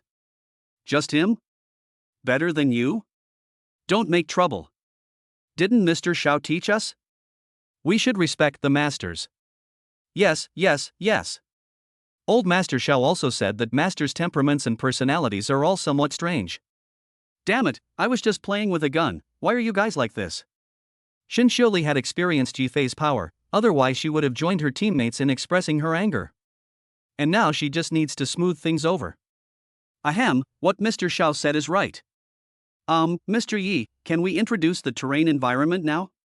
Chapter 81 Special Forces Skills. After more than 3 hours of flight, Yifei and his team arrived at the border. Since the helicopter could not cross the border, the group of 7 had to move forward on foot. Although Yifei had some cultivation experience, he had no experience in surviving in the jungle, and the terrain in the jungle was very complicated, so the team moved very slowly. Stop moving forward. Shinsholi, who was walking at the front of the team, raised his fist and gave the order to stop moving forward. Rest where you are. By this time it was completely dark. The group had been walking non-stop for 5 hours, but had only walked a dozen kilometers. However, it is still nearly 100 kilometers away from where the hostages are being held. Captain, this won't work. We've only advanced 10 kilometers in 5 hours. It will take several days to reach our destination. That's right, it's all because of this burden. He's considered an expert? He can't even walk as fast as us. The 2 team members started complaining to Shinsholi. Without them telling her, Shinsholi knew that she couldn't delay any longer. Every minute she delayed would put the hostages in greater danger. After thinking for a while, he said, "Well, we'll rest here tonight. We'll send a team member to take Mr. Yi back tomorrow morning, and we'll complete this mission ourselves." Although Shinsholi knew that there was a mid-stage internal energy master in the enemy camp and that she was no match for him with her early-stage internal energy cultivation, and that she would most likely die there, she had no choice. For a soldier, mission is above all else. And there is no other way now. It is too late to mobilize experts from the country. Only the Wutong team could complete this rescue mission alone. Okay, it's settled. Everyone take turns to rest, and we'll continue moving forward after daybreak. After Shinsholi finished speaking, he left 2 Special Forces members to keep watch while the other members went into rest. After listening to the conversation between the girls, Yifei felt a little aggrieved. Damn, this is not the first time I have entered the primeval forest. As for you looking down on me like this, didn't you also go through special training to have the strength you have today? No matter how frustrated he felt, Yifei had no other choice. He also wanted to reach his destination quickly, but the road in the jungle was too difficult to walk on. Lying on the ground, staring at the stars in the sky with wide eyes. Suddenly, Yifei stretched out his hand and patted his forehead. Damn it, how could I forget this? I have a system. Only then did Yifei remember that he should be able to learn Special Forces skills in the system. Quickly use your mind to open the system. System Binder, Yifei. Balance, 999999999999999 billion. Physical Fitness, 1 second level. Wisdom, 101st level full. Appearance, 60 energetic young man. Skills, 5. Spendthrift value, 660 can increase with the amount of spendthrift. There are already 5 skills in the skill options: driving 10, fighting 10, Italian language 3, Italian cuisine 3, supreme martial arts 9. Search the system for Special Forces skills. Soon I found the option for Special Forces skills. It is divided into 10 levels, including the use of firearms, jungle combat, fighter piloting, and so on. Yifei was a little surprised when he looked at the various options in his mind. This is too awesome, I can even learn how to fly a fighter jet. I checked and found that I still had 660 points of spending value, which should be enough to learn these skills. Then he directly increased the value of the Special Forces option to 10 points, consuming a total of 200 points of spending value. After adding to 10, the plus after the option disappears. Yifei knew that this had reached the maximum level. Afterwards, Yifei felt a lot of knowledge about Special Forces, combat skills, the use of various firearms, etc. pouring into his mind continuously. Because too much knowledge was added at one time, the transmission lasted for half an hour before it stopped. After the transmission was completed, Yifei shut down the system. At this time, the system displays the value. System Binder, Yifei. Balance, 9999999999999 billion. Physical Fitness, 1 second level. Wisdom, 101st level full. Appearance, 60 energetic young man. Skills, 5. Spendthrift value, 460 can increase with the amount of spendthrift. There are already 6 skills in the skill options: driving 10, fighting 10, Italian language 3, Italian cuisine 3, supreme martial arts 9, special forces skills 10. After shutting down the system, Yifei has mastered all the skills of the world's top special forces. Yifei planned to adapt to the skills of a special forces soldier, so he stood up and walked out of the camp. Who? Just as Yifei was about to walk out of the camp, Shinsholi's voice came from behind a big tree. Because he was too focused on checking the system with his mind just now, Yifei did not notice that the person on guard had been replaced by Shinsholi. It's me. Is it your turn to stand guard? After seeing clearly that the person coming was Yifei, Shinsholi put away the gun and said, It's Mr. Yi, what are you going to do? I need to go to the bathroom. After saying that, without waiting for Shinsholi to reply, Yifei walked into the woods alone. Shinsholi was aware of Yifei's skills, so he didn't worry about his safety and stayed there to continue keeping watch. As soon as he reached the woods, Yifei sped up and galloped forward. Yifei was planning to adapt to the Special Forces skills he had just acquired. He didn't run far before he saw a snow-white rabbit in the moonlight. Seeing this, Yifei squatted in the grass behind the rabbit, reached out and took out the dagger at his ankle, and moved it behind the rabbit little by little. Bang, bang. Just then, a loud crash came from the front of the woods. The rabbit was frightened by the sound, jumped a few times and disappeared from Yifei's sight. Yifei raised his head and stared at the woods in front of him, feeling angry. Damn, what the hell? It ruined my first hunting trip. After saying that, Yifei bent down and walked, like a cheetah hunting, and rushed quickly towards the source of the sound. When he arrived at the place where the sound came from, Yifei only saw a few large trees that had just been hit, each of which was more than half a meter in diameter. It goes without saying that it must have been broken by a ferocious beast of enormous size. Walking further, Yifei saw a row of deep footprints extending deep into the jungle. Because Special Forces skills already include various jungle survival techniques, Yifei recognized at a glance that it was a wild boar's footprint. Judging from the depth and size of the footprint, this wild boar weighed at least 500 kilograms. After confirming the direction the wild boar was moving, Yifei did not stop and quickly chased in the direction the wild boar was moving. After galloping all the way and following the wild boar's trail for more than 10 minutes, Yifei stopped behind a big tree. About 10 meters in front of Yifei, there was a wild boar lying there that was as big as a hill. Chapter 82, Fierce Wild Boar. Yifei didn't expect to encounter a giant wild beast, so he only had a pistol and a dagger with him when he came out. However, a pistol is completely useless against a wild beast with thick skin and flesh like a wild boar. Now I have no choice but to take out my dagger and be ready to fight at any time. At this time, the wild boar seemed to sense Yifei's presence. It stood up and stared straight in the direction where Yifei was. Without waiting for the wild boar to attack, Yifei ran to the side of the wild boar. At the same time, the wild boar also noticed Yifei, who was moving, and rushed towards him quickly. Yifei knew that it was impossible to fight the wild boar head-on, so he kept running around the wild boar, looking for an opportunity to attack. After dodging for a few minutes, Yifei chose to run straight forward, and the wild boar chased him closely. Suddenly, Yifei changed direction sharply and ran to the other side. Due to its large size, the wild boar was not as flexible as Yifei. It rushed forward for more than 10 meters before it stabilized its body and began to adjust its direction. Right now, just as the wild boar turned around, Yifei rushed to the side of the wild boar. When he reached the wild boar, he made a flipping motion and flipped to the other side of the wild boar. Puff! The dagger came in at the sound, and while climbing over, the dagger in the hand stabbed out quickly and accurately inserted into the wild boar's neck. Yifei knew that a wild boar of this size would not be killed so easily. After landing on the ground, he did not stop at all, but rolled over and ran away again. The injured wild boar became even more crazy, and the speed of its pursuit increased a lot compared to before. Seeing this, Yifei knew that this wild boar could no longer be dealt with by the Special Forces skills alone. Thinking of this, Yifei did not hold back at all and released all his aura.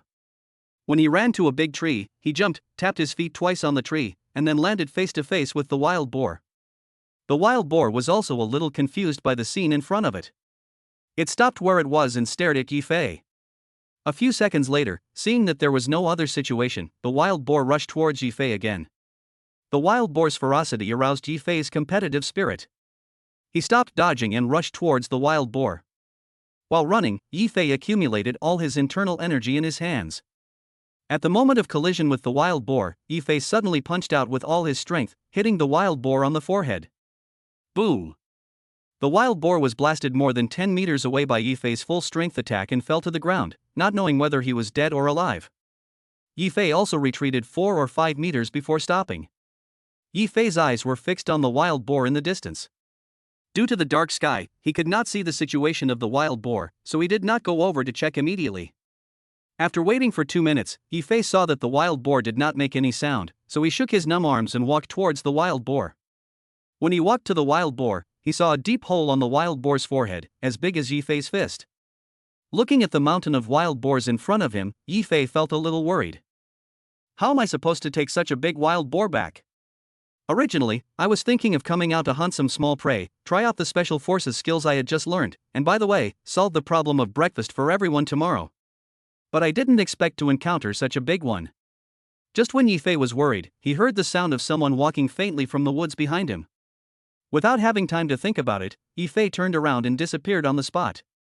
Soon, Shinsholi and a team member came to the wild boar. The two men stared in amazement at the wild boar lying on the ground as big as a mountain. Captain! Captain! Am I dreaming? I hope this is a dream. The Wutong team has reached its current level after rigorous training, and during their training, they have entered the primeval forest countless times and faced countless ferocious beasts. They had encountered wild boars of this size before, but they did not dare to confront them. Once you meet them, you can only turn around and run away. Could it be him? Seeing the dent on the wild boar's head, Shinsholi felt that it was very likely that Yifei had killed the wild boar. Him? Who is he? At this time, Yifei was hiding in a big tree above the two of them. Seeing that the people coming were Shinsholi and a special forces member, Yifei planned to play a trick on them to prevent them from looking down on him. Thinking of this, Yifei quietly came to the tree, picked up a stone on the ground, and threw it behind the two of them. Quick, hide! Before the stone fell to the ground, Shinsholi heard the sound of the stone cutting through the air. At the command, the two of them rolled into the grass beside them. Seeing this scene, Yifei sighed in his heart. They are worthy of being a top special forces team. Their reaction speed is extremely fast and their hiding place is also very clever. If Yifei hadn't been watching nearby, it would have been hard to spot them. Seeing Shinsholi's reaction, Yifei changed his approach. He picked a leaf, wrapped it up with his internal energy, and without making any sound, threw it on Shinsholi's butt. Shinsholi was startled by the sudden touch and broke out in a cold sweat. Her intuition told her that there must be an expert nearby watching her, and his cultivation was much higher than hers. Thinking of this, Shinsholi stopped dodging and stood up and said, "Mr. Yi, haven't you had enough fun yet? Damn, this woman is so smart, she actually guessed it was me." Hearing this, Yifei slowly walked out from behind the big tree. "Captain Shin, you are really amazing. How did you know it was mine?" Seeing that the person coming was indeed Yifei, Shinsholi showed a smug expression on his face and said, "I guess. Damn, I've been fooled. This woman is cheating me. Damn it, it turns out that his IQ drops to 0 when he sees a beautiful woman." Seeing that the danger was over, another team member also came out from his hiding place, pouted angrily, and asked Yifei, "Mr. Yi, why are you here so late at night instead of sleeping? I have to accompany the captain to look for you." "Qingdo, don't talk nonsense, or you'll be put in solitary confinement by Master Xiao." Hearing this, Yifei felt helpless, thinking, this woman is really calculating everywhere. She is afraid that I will tell Xiao Zhentian about them, so she shuts my mouth first. Yifei ignored their duet and pointed at the wild boar lying on the ground and said, "I came out to get you breakfast." "What? You killed this wild boar?"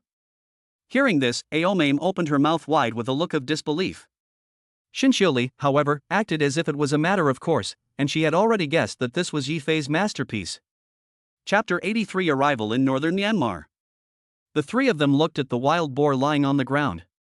More than 10 minutes passed, but I still hadn't figured out how to bring it back.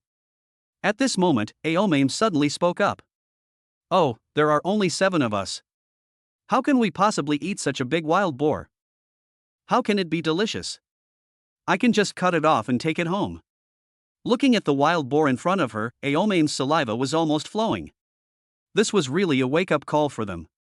Before this, they had just thought that it was not easy to kill such a big wild boar, and they must bring all of them back.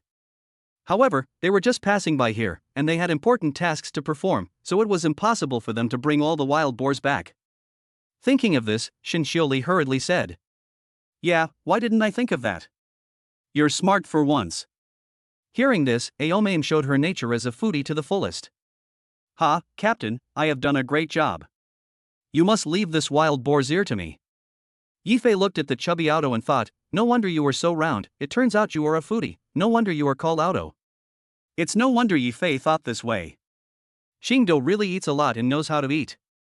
Whenever the special forces are on a mission, they will undergo high-intensity training. Everyone who joins the special forces will become thinner and build up muscles. Only Aomame was a special case. Not only did she not lose weight, but she became even rounder. Moreover, her bust is getting bigger and bigger, and her round face coupled with a pair of impressive weapons makes her a definite otaku killer.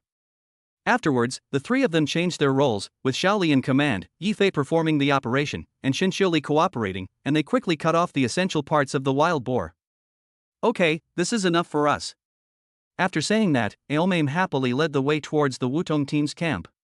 On the way back, Xinqiuli looked back at Yifei many times, worried that he would not be able to keep up with the pace. But every time he would find that Yifei was following him leisurely, without any of the difficulty he had when walking during the day. However, Xinqiuli did not think much about it. He thought it was because he could not see the obstacles clearly in the dark, so he took advantage of his high level of cultivation and rushed forward recklessly. 10 minutes later, the three arrived at the camp of the Wutong team. Captain, you are finally back. If you don't come back, we will look for you.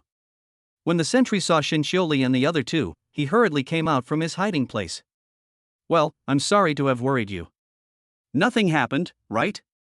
No, everything is fine. Afterwards, they placed the spoils in the camp and went to rest. The early morning sun shone on Yifei's face, waking him up from his sweet dream. When I opened my eyes, I saw a round face with a pair of big eyes staring at me. What the hell? What is that? Yifei was so scared that he rolled over from where he was and fell into the bushes behind him. Ha ha ha. You look so frightened. I wonder how you managed to kill that wild boar. Aomame looked at Yifei's embarrassed appearance and laughed out loud. Seeing Qingdou laughing at him, Yifei really wanted to pin her to the ground and spank her on the butt. At this moment, Yifei suddenly smelled a burnt smell. Is something fuzzy? Hearing this, Aomame suddenly slapped her thigh, turned around and ran towards the center of the camp, talking non-stop. Don't burn my pig ears. Before the members of the Wutong team finished their breakfast, Yifei was the first to walk out of the camp. After a few steps, he disappeared from everyone's sight. Captain, am I dazzled? Why is Mr. Yi gone? After hearing Qingdou's words, all the team members looked in the direction where Yifei left. Indeed, no trace of Yifei was found. Not good. Since there are often some hunters setting traps for animals in the primeval forest, Xinqiuli was afraid that Yifei would accidentally fall into one of them, so he hurried to the place where Yifei disappeared to check. At this moment, Yifei took a branch and pressed it against Xinqiuli's butt. Said with a proud look on his face, Captain Xin, surrender your weapons and we won't kill you. This made Xinqiuli so angry that he almost swore, how come you don't have the demeanor of a master at all? Didn't you have enough fun last night? Mr. Yi, do you think this is interesting? You're just afraid that I'll send you back.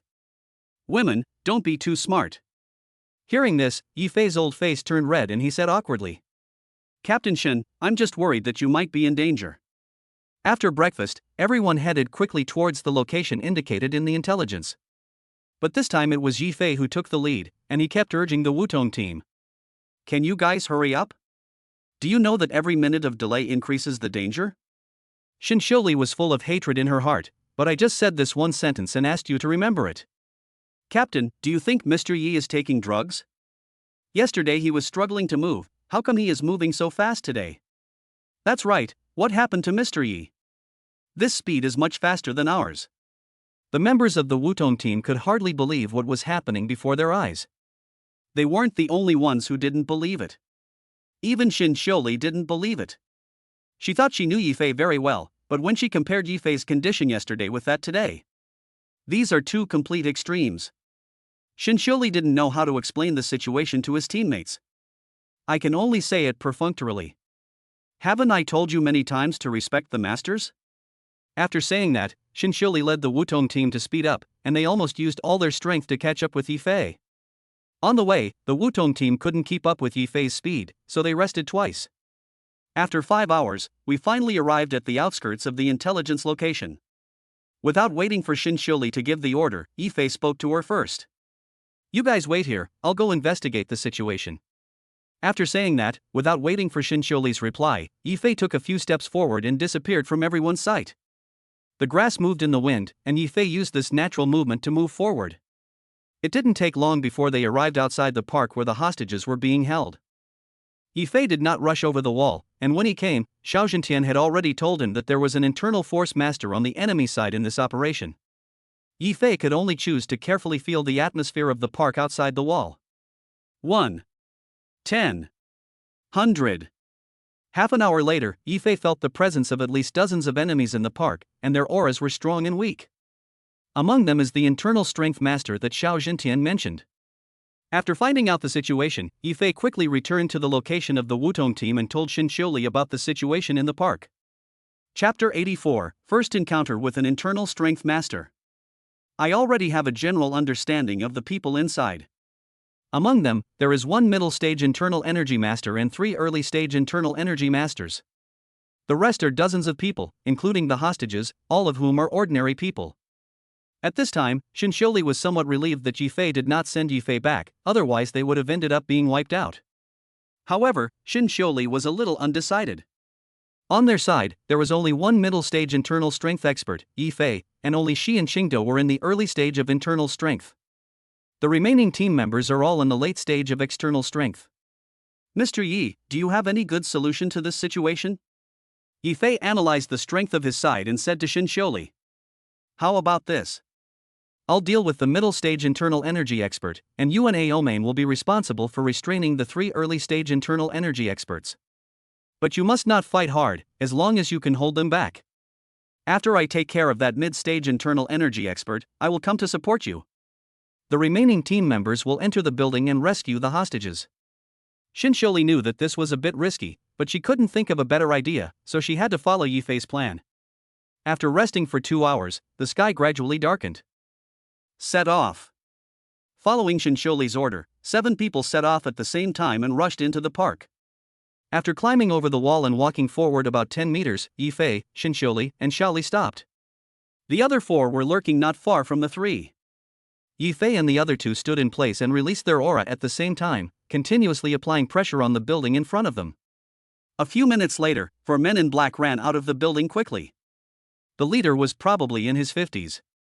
He was the mid-stage internal strength master, and he was leading 3 subordinates in the early stage of internal strength. 4 people stood opposite Yifei, and the leader stared at Yifei with a look of surprise. Young man, you have such accomplishments at such a young age. I really admire you. Yifei was a little surprised to hear the man's accent. You are Chinese? Why are you here helping the tyrants? There's nothing strange about this. It's just asking for food. Yifei knew that he was not telling the truth. With his skills, he could live a rich life in his country. Since you don't want to tell me, I have no choice but to send you back home. Yifei didn't want to delay time with them. The hostages inside could be in danger at any time. The most important thing now was to tie up these 4 people and let the other members of the Wutong team go in to rescue the hostages. Yifei released all his aura, attracting all the attention of the 4 people. Feeling that Yifei was putting pressure on the enemy, Xin Xiuli gave the 4 members of the Wutong team an attack order. Seeing that the 4 men had already sneaked into the building, Yifei and the other 2 attacked at the same time and engaged in a fight with the 4 enemy masters. Seeing this, the leader said to his 3 men, "You 3, come with me and get rid of that young man first." The leader wanted to resolve the battle in the simplest way possible. However, Xin Xiuli and Qingdou were very experienced in combat and did not give the 3 early-stage internal strength masters any chance at all. They kept interrupting their attacks. Gradually, the 3 of them had to fight Xin Xiuli and Qingdou with all their strength. Otherwise, they might die under their fists and feet if they were not careful. At this time, Yifei had already completely fought with the leader. Yifei did not hold back at all, and used all his strength right from the start, wanting to quickly get rid of the leader, and then go to support Xin Xiuli and the others. But the leader did not give Yifei this opportunity. He did not fight Yifei head-on and kept dodging Yifei's attacks. There was another fierce attack, but the leader hid here and there like a rat. Damn it, why are you like a turtle? Yifei cursed the leader angrily. Ah, young man, you are still too naive. This is called tactics, you know.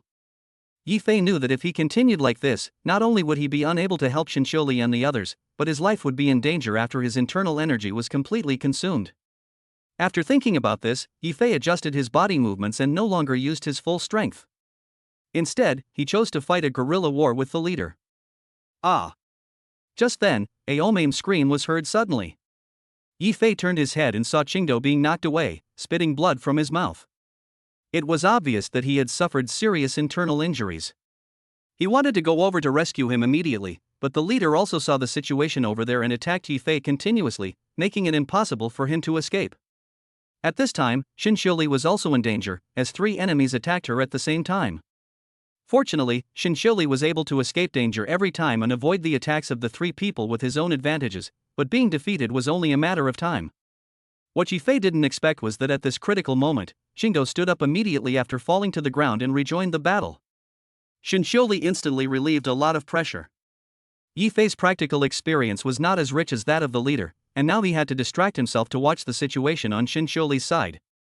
It can be said that there was danger every moment. It seemed that Xin Xiuli and the other man were already at the end of their strength and could not hold on for much longer. Yi Fei could only raise his aura to its peak again, ready to deliver a fatal blow to the leader at any time. At this moment, the leader suddenly paused while dodging, giving Yi Fei a chance to attack. Seeing this situation, Yi Fei instantly transferred all his internal energy into his fist and punched the leader in the chest. But just when Yi Fei was about to hit the leader with all his strength, he slipped and fell to the ground, and kicked Yi Fei in the abdomen with his other foot. Damn it, I got fooled.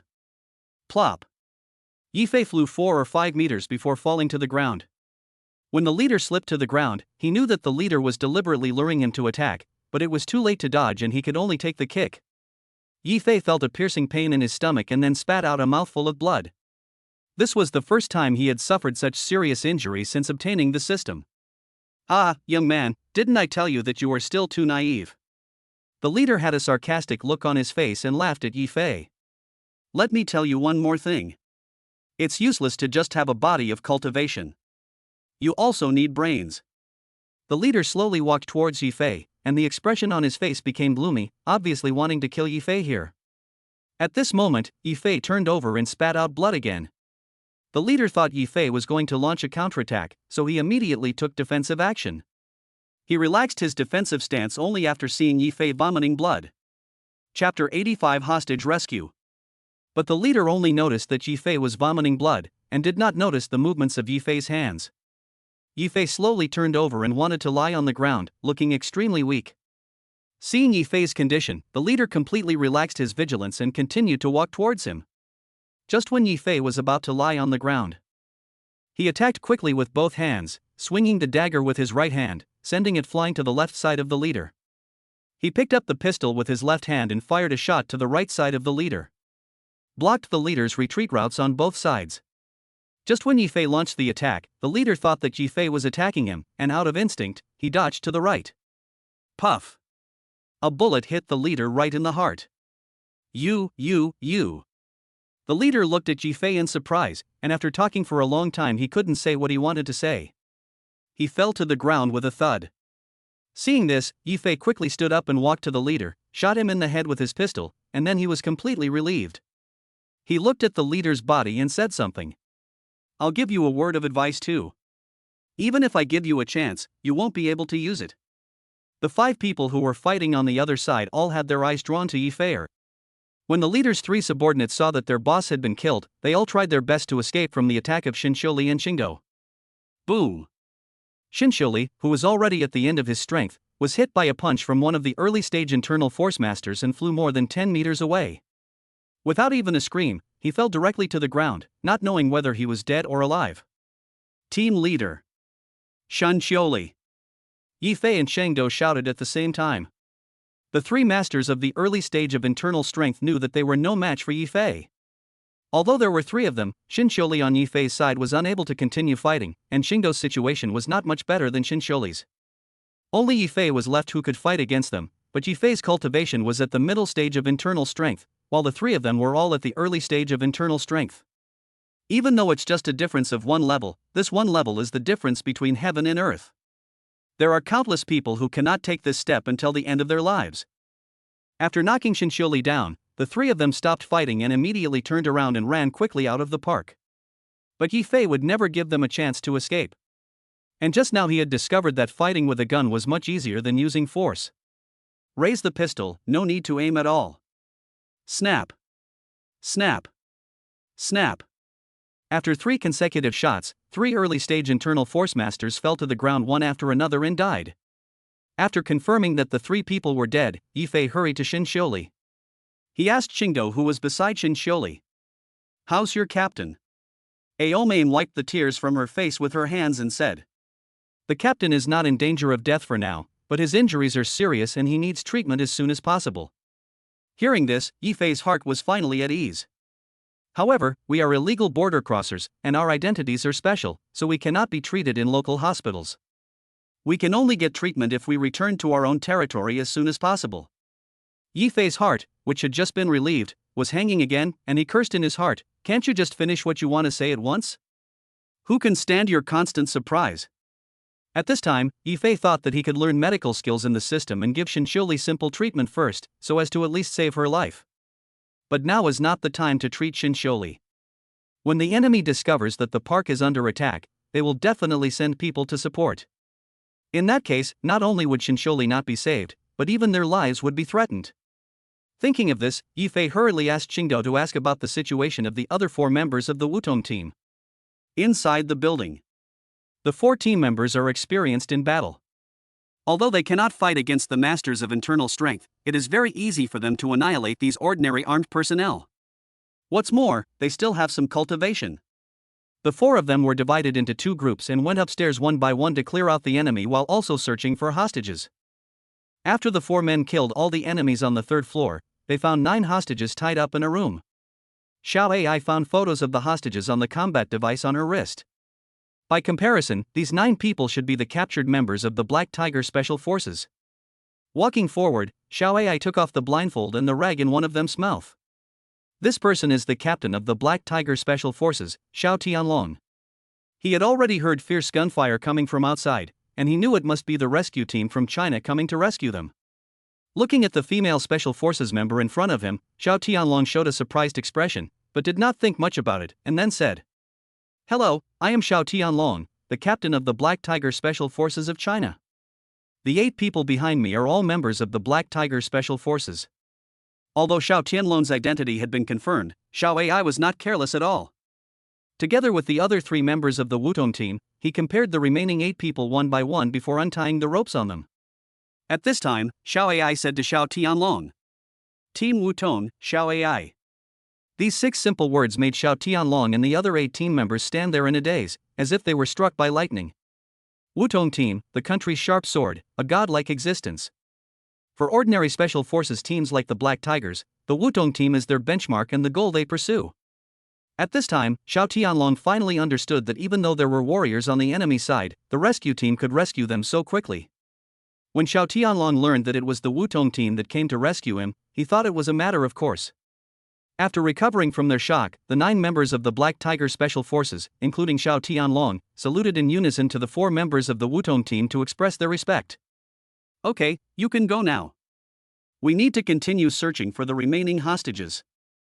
After saying that, Xiao Ai and the other 3 turned around and walked upstairs. At this time, there was still one most important biologist who had not been found.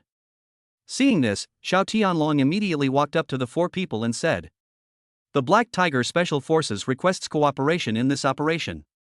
As soon as Xiao Tianlong's voice fell, the other 8 members of the Black Tiger Special Forces shouted at the same time. "The Black Tiger Special Forces requests cooperation in this operation." Xiao Ai and the other 3 team members looked at each other. They understood the feelings of Xiao Tianlong and others very well. Chapter 86, Black Tiger Special Forces died. As Special Forces members of the Chinese country, they were captured by the enemy and became prisoners.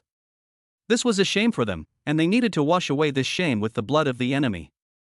Because Xin Xiuli was not with them, Xiao Ai was responsible for commanding the operation. The other 3 team members all focused their attention on Xiao Ai, waiting for her to give orders. Xiao Ai glanced at the 9 members of the Black Tiger Special Forces and could see from their eyes their eagerness for this action. The Wutong team approved the Black Tiger Special Forces' request for cooperation. "Configure your own weapons and we will fight side by side." Hearing this, the 9 people's faces were filled with smiles of honor. Not only could they avenge their comrades, but they could also join forces with the legendary Wutong team. This is the honor of a lifetime for them. Afterwards, the 9 people picked up the guns used by the enemy from the ground and cooperated with the Wutong team. With the support of the Black Tiger Special Forces, the Wutong team seemed to be even more powerful and acted even faster. Keep moving forward and you will soon reach the top of the floor. There is a huge open space on the top floor, and the structure here can be seen at a glance. There was only one hostage sitting in the middle of the hall, and it seemed that he was the hostage who needed to be rescued in this operation, a biologist from China. At this moment, Xiao Tianlong suddenly shouted loudly, "Take cover, there are people in the building opposite." Upon hearing this, everyone hurriedly looked for cover to hide.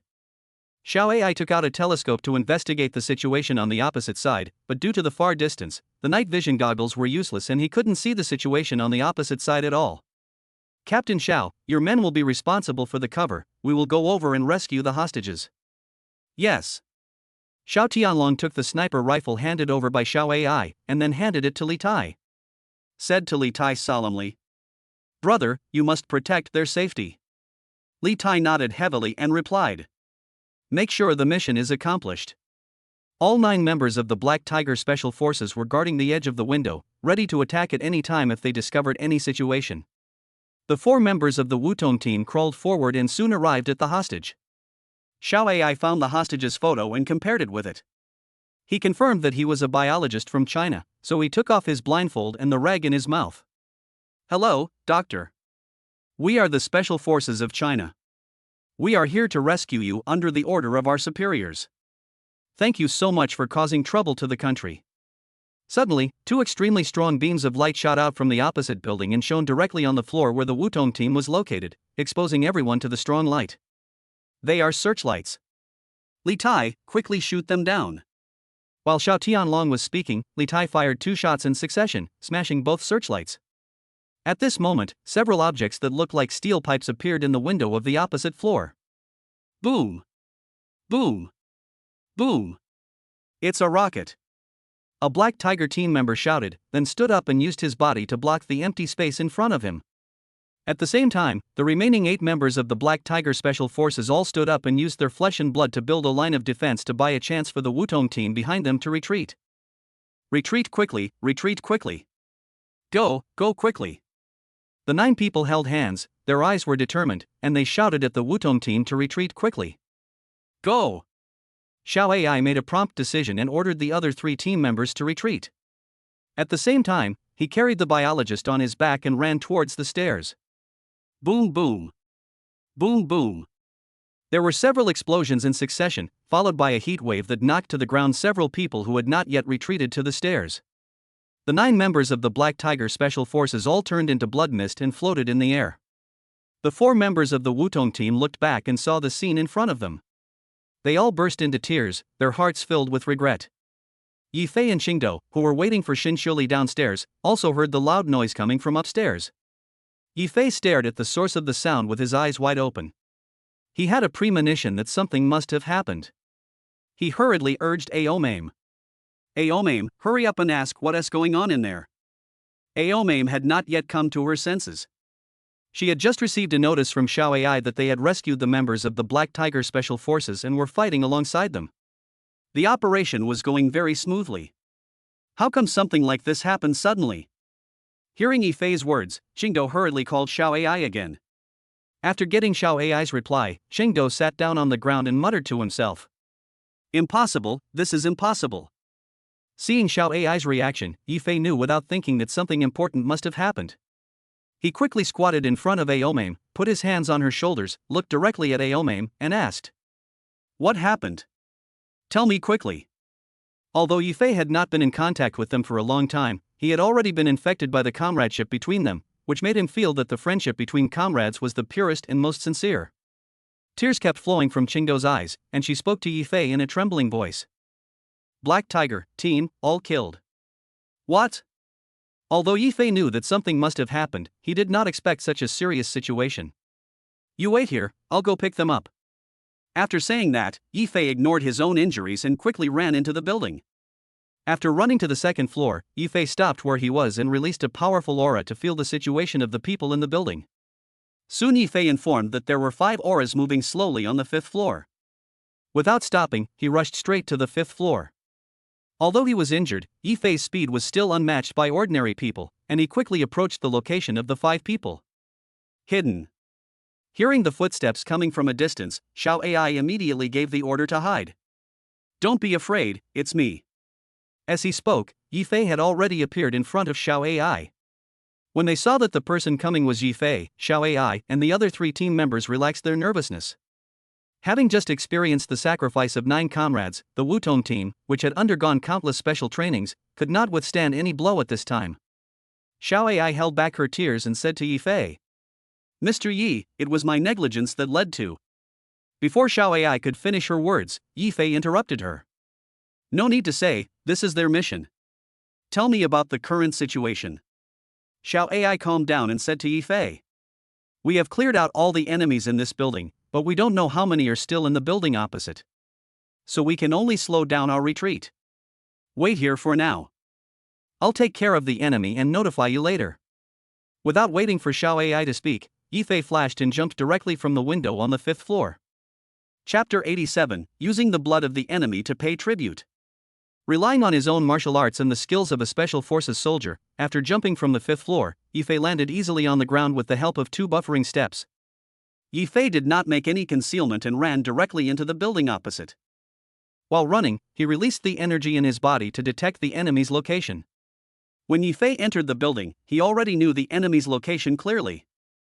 Yifei slowed down, bent down, picked up a long knife from the ground, and walked upstairs step by step.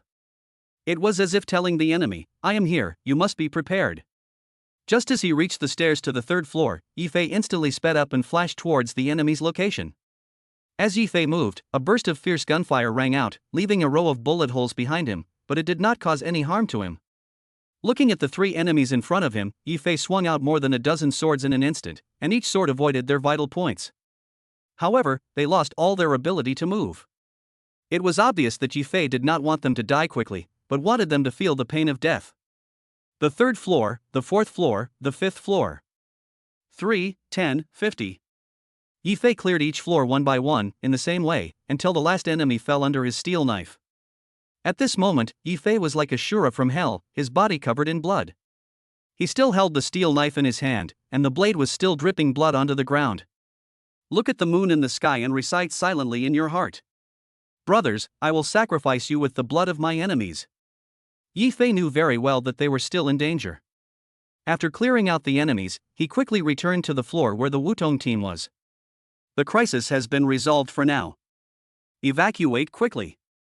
Although Yifei looked a little scary with blood all over his body, the Wutong team had participated in actual combat many times after all, so they couldn't help but feel worried when they saw Yifei's appearance. Xiao Ai walked straight up to Yifei and asked, Mr. Yi, you are so badly injured, do you want to take a rest? Yifei knew from Xiao Ai's words that she thought she was injured. I'm fine, hurry up and retreat. However, the biologist couldn't accept the strong smell of blood on Yifei's body and vomited on the spot.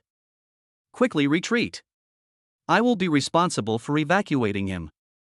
Yifei didn't have time to let him adapt, so he just carried him on his shoulders and evacuated towards where Shinxiuli and Xingdo were. Soon, everyone arrived at Shinxiuli's position, and Yifei threw the biologist to the ground with a little force on his shoulder. You are safe now. I don't have to carry you anymore. When the 4 members of the Wutong team saw Shinxiuli lying on the ground, they rushed directly to her. Captain, what's wrong? Captain, wake up. The 4 of them were crying their hearts out, not looking like special forces soldiers at all. At this time, Shinxiuli woke up slowly and saw several people around him calling his name like they were crying at a funeral, and said in a weak voice, Don't cry, I'm not dead yet. Seeing that they seemed to be in a scene of life and death separation, Yifei had no choice but to urge them. We should leave now. We must retreat to the deep jungle before daybreak.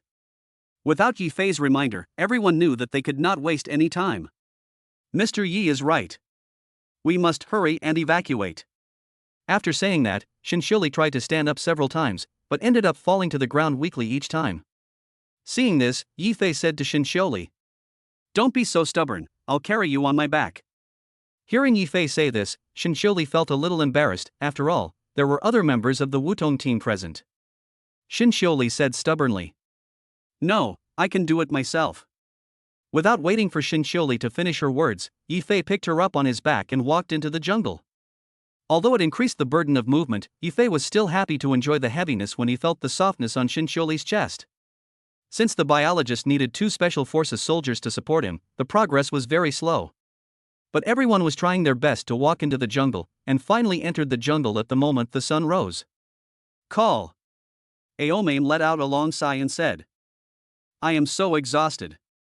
Although they had undergone various special trainings and carried out various special missions, none of them were as tragic as this one. The main reason was that their sole figure, Shinsholi, was seriously injured at this time, making them unable to muster up their spirits. How can you not be tired? You are as fat as a pig. Humph, you are the pig. Xiao Ai had no place to vent her emotions and could only complain to Qingdao. Hey, stop making trouble, both of you. Ask Mr. Yi if he has any solution. Yi Fei didn't hear anything they said at this time. From the moment he put Shinsholi on the ground, he had already turned on the system. System binder, Yi Fei. Balance, 999999999999999 billion. Physical fitness, 1 second level. Wisdom, 101st level full. Appearance, 60 energetic young man. Skills, 6. Spendthrift value, 460 can increase with the amount of spendthrift. There are already 6 skills in the skill options: driving 10, fighting 10, Italian language 3, Italian cuisine 3, supreme martial arts 9, special forces skills 10. After opening the system, Yi Fei directly searched for medical skills in the search box. Displayed, traditional Chinese medicine, Western medicine. 2 options. After seeing the options, I chose traditional Chinese medicine without hesitation and filled it up directly. Like the special forces skills, it consumed 200 points of spending value. We are now in the forest and there is no medical equipment, only a simple first aid kit, so Chinese medicine is the most practical method for Shinsholi's injuries. Instantly, a large amount of traditional Chinese medicine knowledge flooded into Yi Fei's mind. After the transmission was completed, he slowly opened his eyes and shut down the system with his mind. At this time, the system data display value is System binder, Yi Fei. Balance, 999999999999999 billion. Physical fitness, 1 second level. Wisdom, 101st level full. Appearance, 60 energetic young man. Skills, 7. Spendthrift value, 260 can increase with the amount of spendthrift. There are already 7 skills in the skill options: driving 10, fighting 10, Italian language 3, Italian cuisine 3, supreme martial arts 9, special forces skills 10, and traditional Chinese medicine 10. After turning off the system, Yi Fei hurriedly stood up and walked to Shinsholi, stretched out 3 fingers and placed them on her wrist. Based on the knowledge of traditional Chinese medicine in his mind, Yi Fei made a judgment on Shinsholi's injuries. Chapter 88. What a big chicken claw! Shinsholi's internal organs had suffered a severe blow and were slightly displaced, with signs of bleeding. Although it is not life-threatening at the moment, effective treatment must be received now and cannot be delayed any further. The most serious thing is that Shinsholi's cultivation aura is very disordered, but this is the easiest thing for Yi Fei to treat. Yi Fei possesses top-level cultivation techniques, and can easily help others sort out the deficiencies and damages in their cultivation. However, Yi Fei had a selfish thought and did not immediately sort out Shinsholi's disordered aura. Because this will only cause trouble to Shinsholi's practice and will not aggravate his injuries. After finishing the diagnosis, Yi Fei withdrew his fingers from Shinsholi's wrist and thought in his mind how to use the Chinese medicine knowledge he had just learned to treat Shinsholi's injuries. When seeing Yi Fei diagnosing Shinsholi, all the members of the Wutong team were waiting quietly by the side, and no one spoke to disturb Yi Fei. Now that they saw that Yi Fei had finished the diagnosis, everyone's faces showed an expectant look. They didn't expect that Yi Fei actually knew Chinese medicine. Now their captain was saved. The 5 girls looked at each other, and finally all focused their attention on Qingdao, meaning, you should quickly ask Mr. Yi about the captain's condition. Aomame thought helplessly, why is it always me? But there was no way, she was also very anxious to know about Shinsholi's situation. Ahem. He coughed twice deliberately to give himself courage and asked Yi Fei. Mr. Yi, how is our captain doing? Yi Fei did not answer immediately. After thinking for 2 minutes, he slowly opened his eyes and said, your captain is not in danger of death yet, but I need to find some herbs to temporarily stabilize her injuries. After hearing this, the 5 members of the Wutong team felt relieved. Qingdao had been in a state of extreme tension because of Shinsholi's injuries and the sudden casualties. As soon as she relaxed, she felt the pain herself. Wow! A mouthful of blood spurted out beside Yi Fei. If he hadn't dodged in time, Qingdo would have spit on him. Without time to take care of all this, Yifei hurriedly helped Qingdo down, laid him flat on the ground, and took his pulse. Based on his experience in treating Shinshuli just now, Yifei quickly diagnosed Qingdo's condition this time. His situation was similar to Shinshuli's, with internal organs also damaged, but his injuries were much lighter than Shinshuli's. You guys find a cave to hide first. I'll go find some herbs to help them recover from their injuries. After saying that, Yifei turned around and walked into the depths of the forest. The rest of the members also started looking for a cave nearby. Since Yifei was also injured and the internal energy he had consumed had not been recovered, his movements were a little slow. After several hours of searching, only 2 herbs for treating internal injuries were found. The most important herb is still missing, called Lithospermum officinale.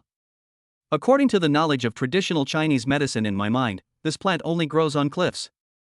Seeing that it was getting dark, Yifei hurriedly turned on the individual combat device on his wrist and checked the terrain in the mountains. After confirming the direction of the cliff, Yifei raised the remaining energy in his body to the maximum and ran towards the cliff with all his strength. Fortunately, the distance was not very far, and when Yifei had consumed the last bit of his internal energy, he finally reached his destination. Since his internal energy had been completely consumed, Yifei could only rely on his skills as a special forces soldier to go down the cliff to look for stone grass. He took off the rope on his body, tied it to a thick tree, and looked down along the top of the cliff.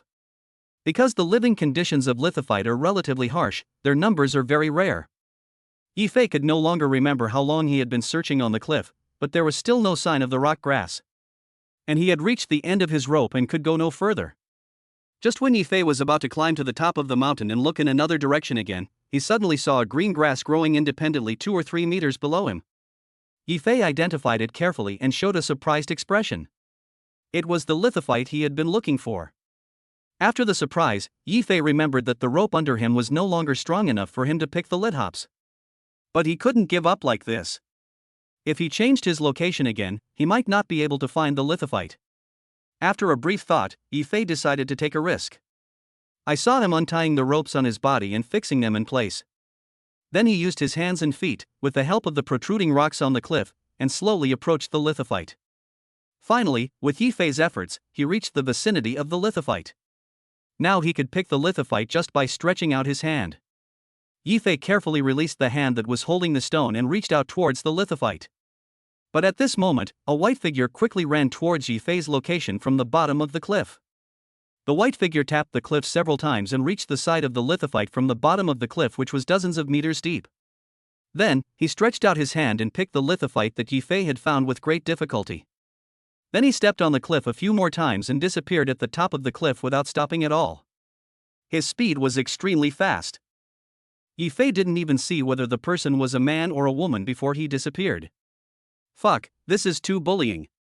Yifei was extremely depressed, but there was nothing he could do, and the sky was gradually getting dark. Yifei looked carefully again near the area where the stone grass grew, but found nothing. I could only think in my heart, I have tried my best, and I can only blame Shinshuli and Qingdo for their bad luck. Thinking of this, Yifei returned to the place where the rope was fixed, hung the rope on his body again, and climbed to the top of the cliff. Just when Yifei was about to reach the top, a slender hand stretched out from above his head, and it was white and tender, without a trace of blood. Fuck, why are these chicken feet so big? Seeing this scene, Yifei was so scared that he loosened the rope in his hand and was about to fall off the cliff.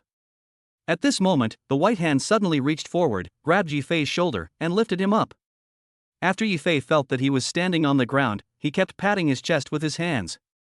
It almost cost me my life. Cluck. The white figure looked at Yifei's embarrassed appearance and let out a silver bell-like laugh, like a lark in the forest, breaking the tranquility at the moment. After hearing the laughter, Yifei came back to his senses from the shock of surviving the disaster and remembered that he was lifted up by someone just now. He slowly raised his head and his eyes met with the white figure in front of him. Chapter 89, Biologist's Surprise. What appeared in front of Yifei was an extremely white face, which was not only handsome but also very beautiful, with long black hair, making it impossible to tell whether it was a man or a woman. Yifei looked at the other party in astonishment and asked a brainless question.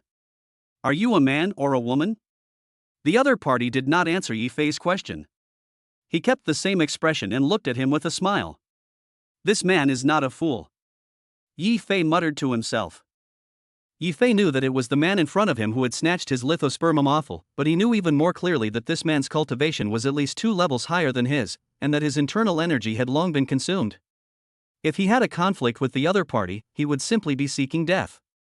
Thinking of this, Yifei had to find a way to exchange lithophyte with the other party. Can you give me that lithops? I can exchange it with other things. After he finished speaking, seeing that the other party still didn't respond, Yifei had to continue. My friend has serious internal injuries and needs lithospermum officinal to save his life. If you don't have an emergency, can you give it to me? Seeing that the other party still didn't speak, Yifei became a little impatient. Hey, can you please tell me straight out loud whether you want to change or not? Can you hear me? Fuck, this guy is fucking deaf. After saying that, Yifei didn't want to waste any more time with it, so he turned around and was about to leave. Just as Yifei turned around, the other party suddenly spoke, took out the stone grass from his arms and said, "Is this what you want?"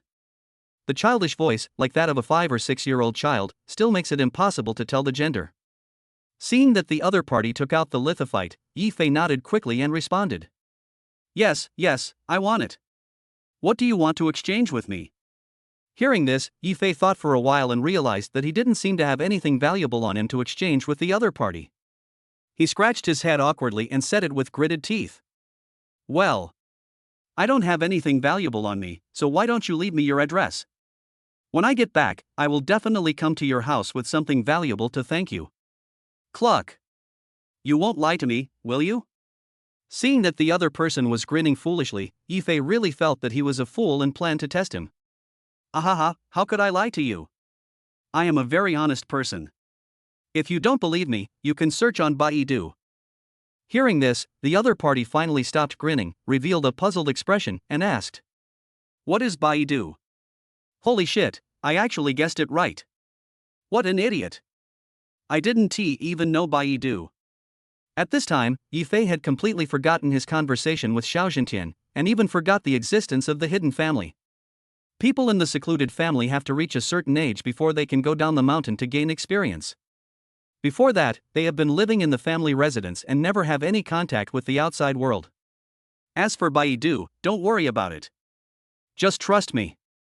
Okay, but you won't be able to find my house, so just tell me your name and address and I'll come find you. Thinking that the day would come for him to go out and gain experience, he thought it would be better to go to Yifei in person to ask for it. Upon hearing this, Yifei told the other party his name and address. After hearing Yifei's words, the other party handed the lithophyte in his hand to Yifei without hesitation. Without waiting for Yifei to thank him, he turned around and jumped off the cliff. Hey, I don't know your name yet. Looking at the other person's departing figure, Yifei shouted loudly towards the bottom of the cliff. My name is Lu Yuntong. Yifei woke up suddenly. Flowing cloud pupil. Hidden family. Lu Yun family. Aren't Yi Xier and Yi Qianer from the Lu Yun family? Today, they actually met another person from the Lu Yun family here. Moreover, although he is so young, his cultivation is so high. Moreover, he told the other party his address. If Lu Yuntong really came to his house, would he recognize Yi Xier and Yi Qianer? Yifei felt a headache, having gotten into such trouble for no reason. After thinking for a long time, I couldn't come up with any good solution, so I just shook my head and stopped thinking about it. The most important thing right now is to treat Xinqiuli and Xingdou first, and we can talk about the future later. Thinking of this, Yifei quickly returned in the direction he came from. After arriving at the temporary camp where they had rested, Yifei looked nearby for the mark left for him by the Wutong team. Soon, Yifei followed the marks and found the cave where Xinqiuli and others were hiding. Xiao Ai was on guard at that time. When he saw Yifei coming back, he hurried to greet him. Mr. Yi, you are finally back. It was still morning when Yifei went out, but it was already completely dark, which inevitably made the members of the Wutong team a little worried.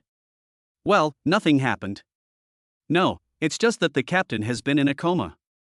After saying that, Xiao Ai brought Yifei into the cave and went out to continue keeping watch. When everyone saw Yifei coming back, they felt relieved a lot and asked Yifei about the situation.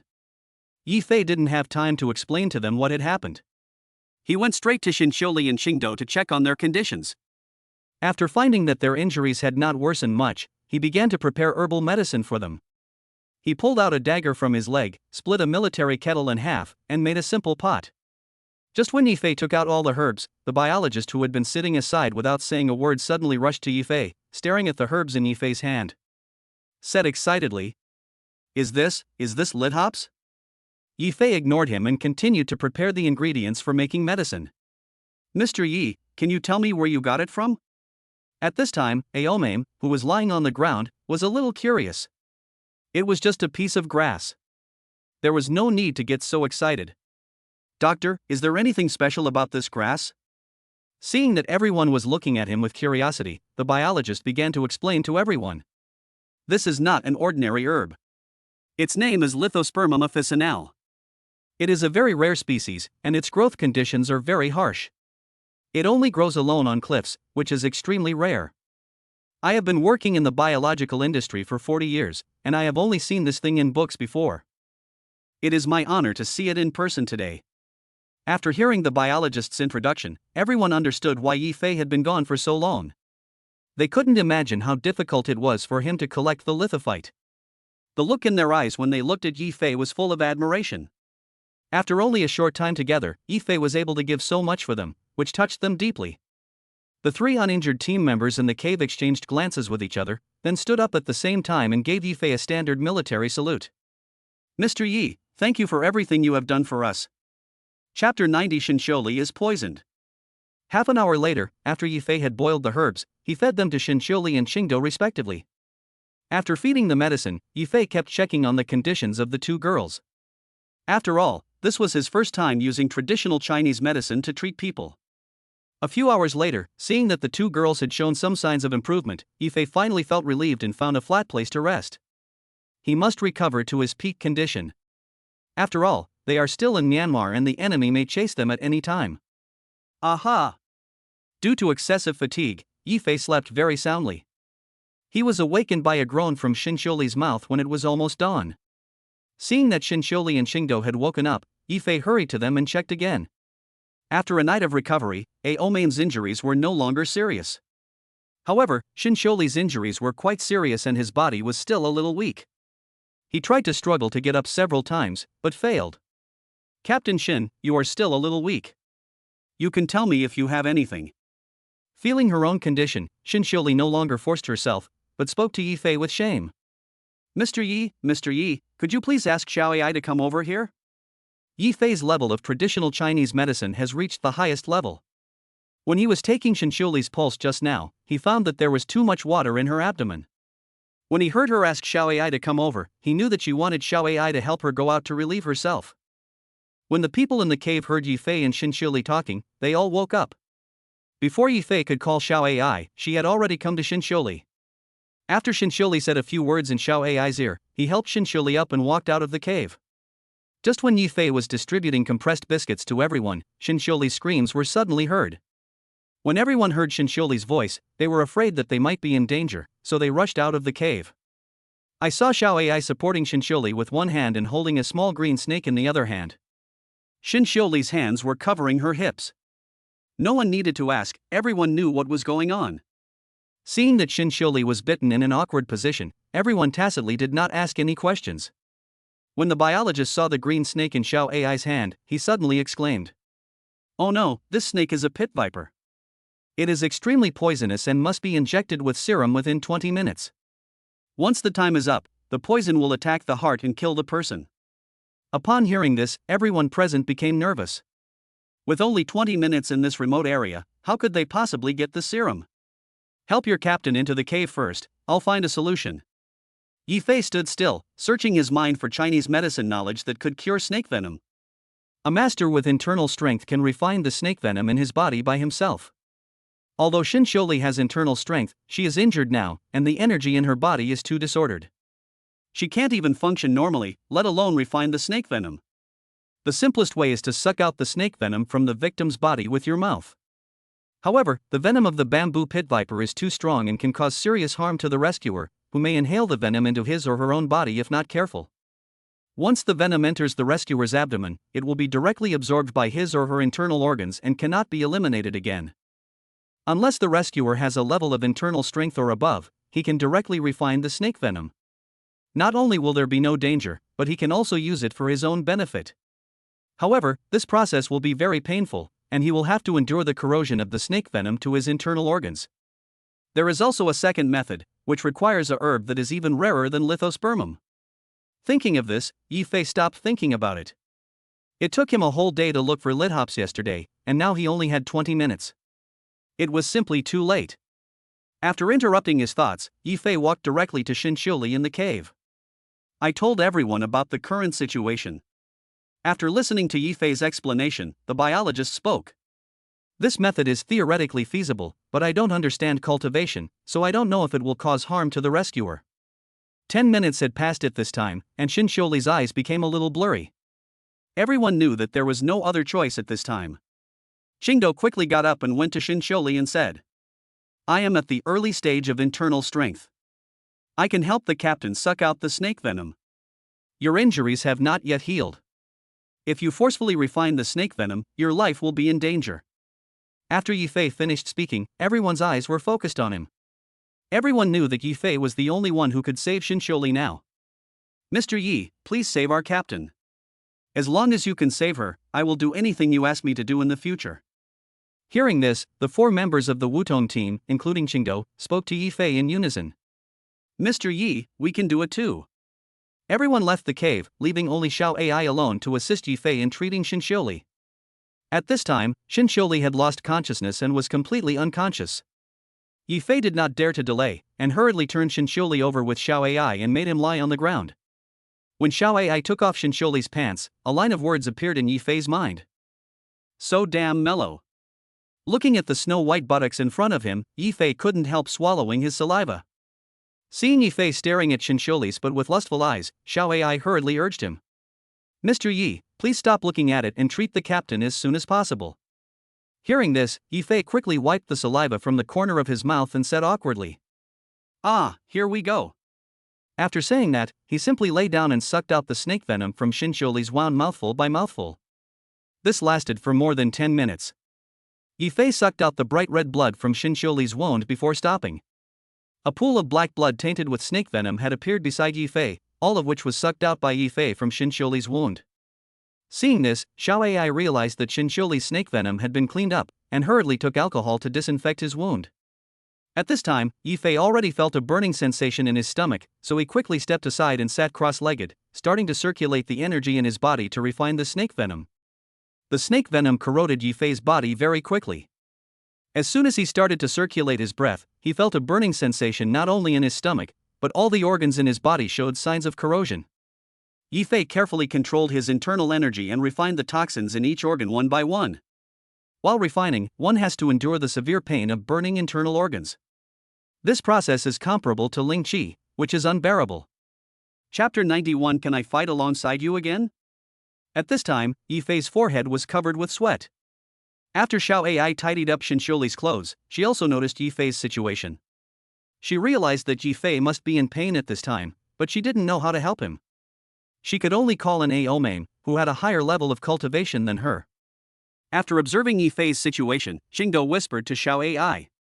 Mr. Yi should be refining the snake venom in his body. Let's not disturb him to avoid any accidents. After saying that, the two of them guarded Yifei and Shinshuli respectively. An hour passed, and Yifei had reached the most critical moment. Because he was too careful when refining the poison eroded too quickly and was about to reach his heart. Seeing this situation, Yifei could only speed up and seize the time to refine the toxin, but the faster the refining speed, the greater the pressure on his internal organs. The piercing pain almost made Yifei faint. He gritted his teeth and endured the severe pain in his body, refining the last bit of poison around his heart. Puff! Yifei spat out a mouthful of blood and fainted. Fortunately, the snake venom had been completely refined before it was about to corrode his heart. Mr. Yi! Mr. Yi! Seeing this, Xiao Ai and Shangdou shouted Yifei's name at the same time and came to him to check on his condition.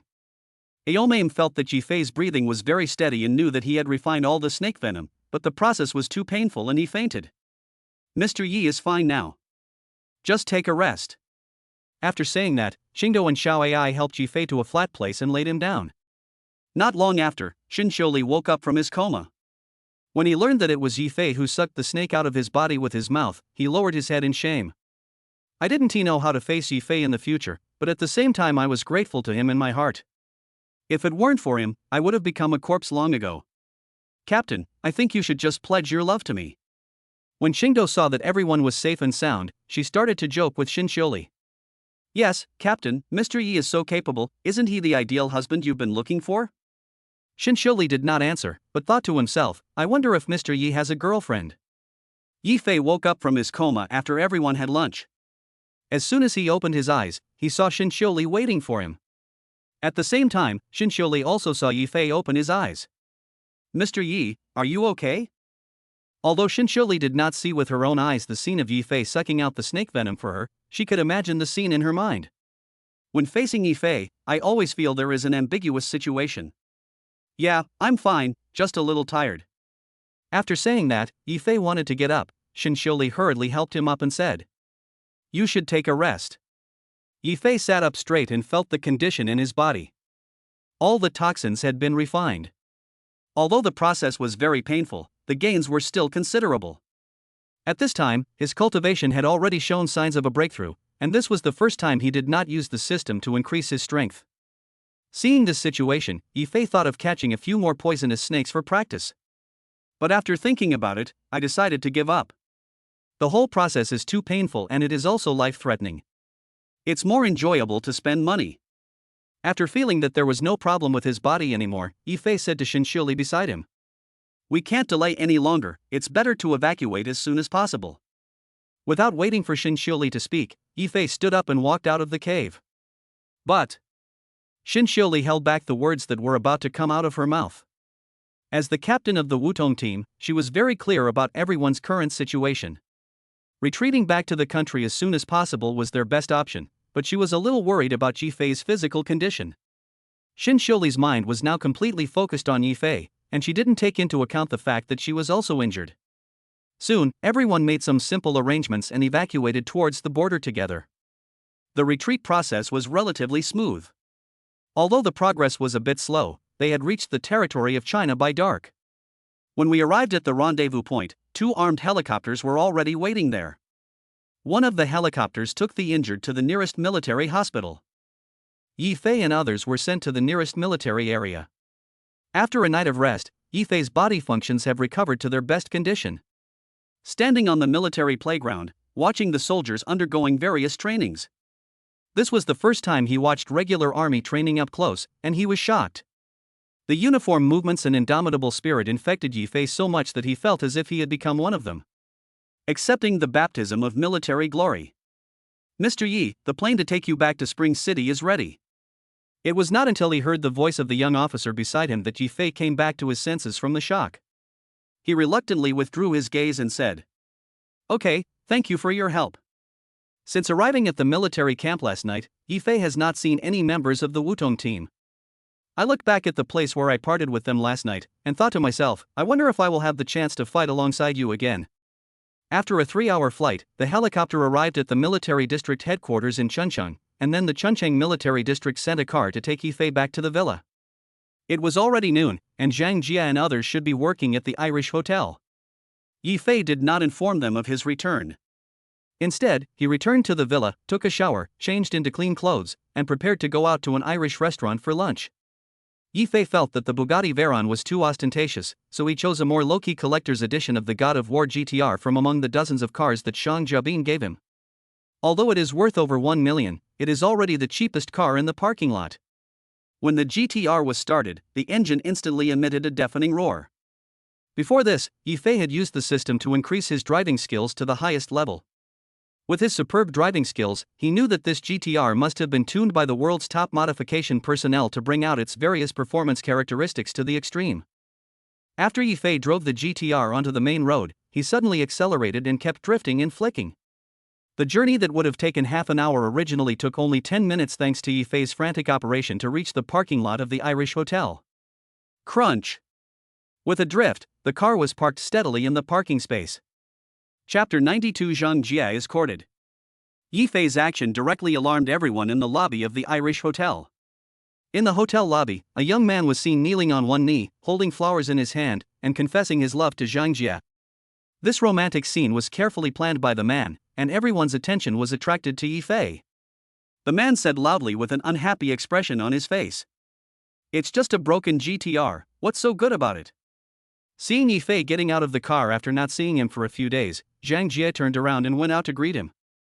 But the man refused to give in and changed direction, blocking Zhang Jie's way and continued speaking. Sha Jia, just promise me, I really like you. The man's name was Cheng Tianyu. He was the third generation of a military family from Kyoto. His grandfather and father both held important positions in the military, and they were very doting on him, the only descendant of the Cheng family.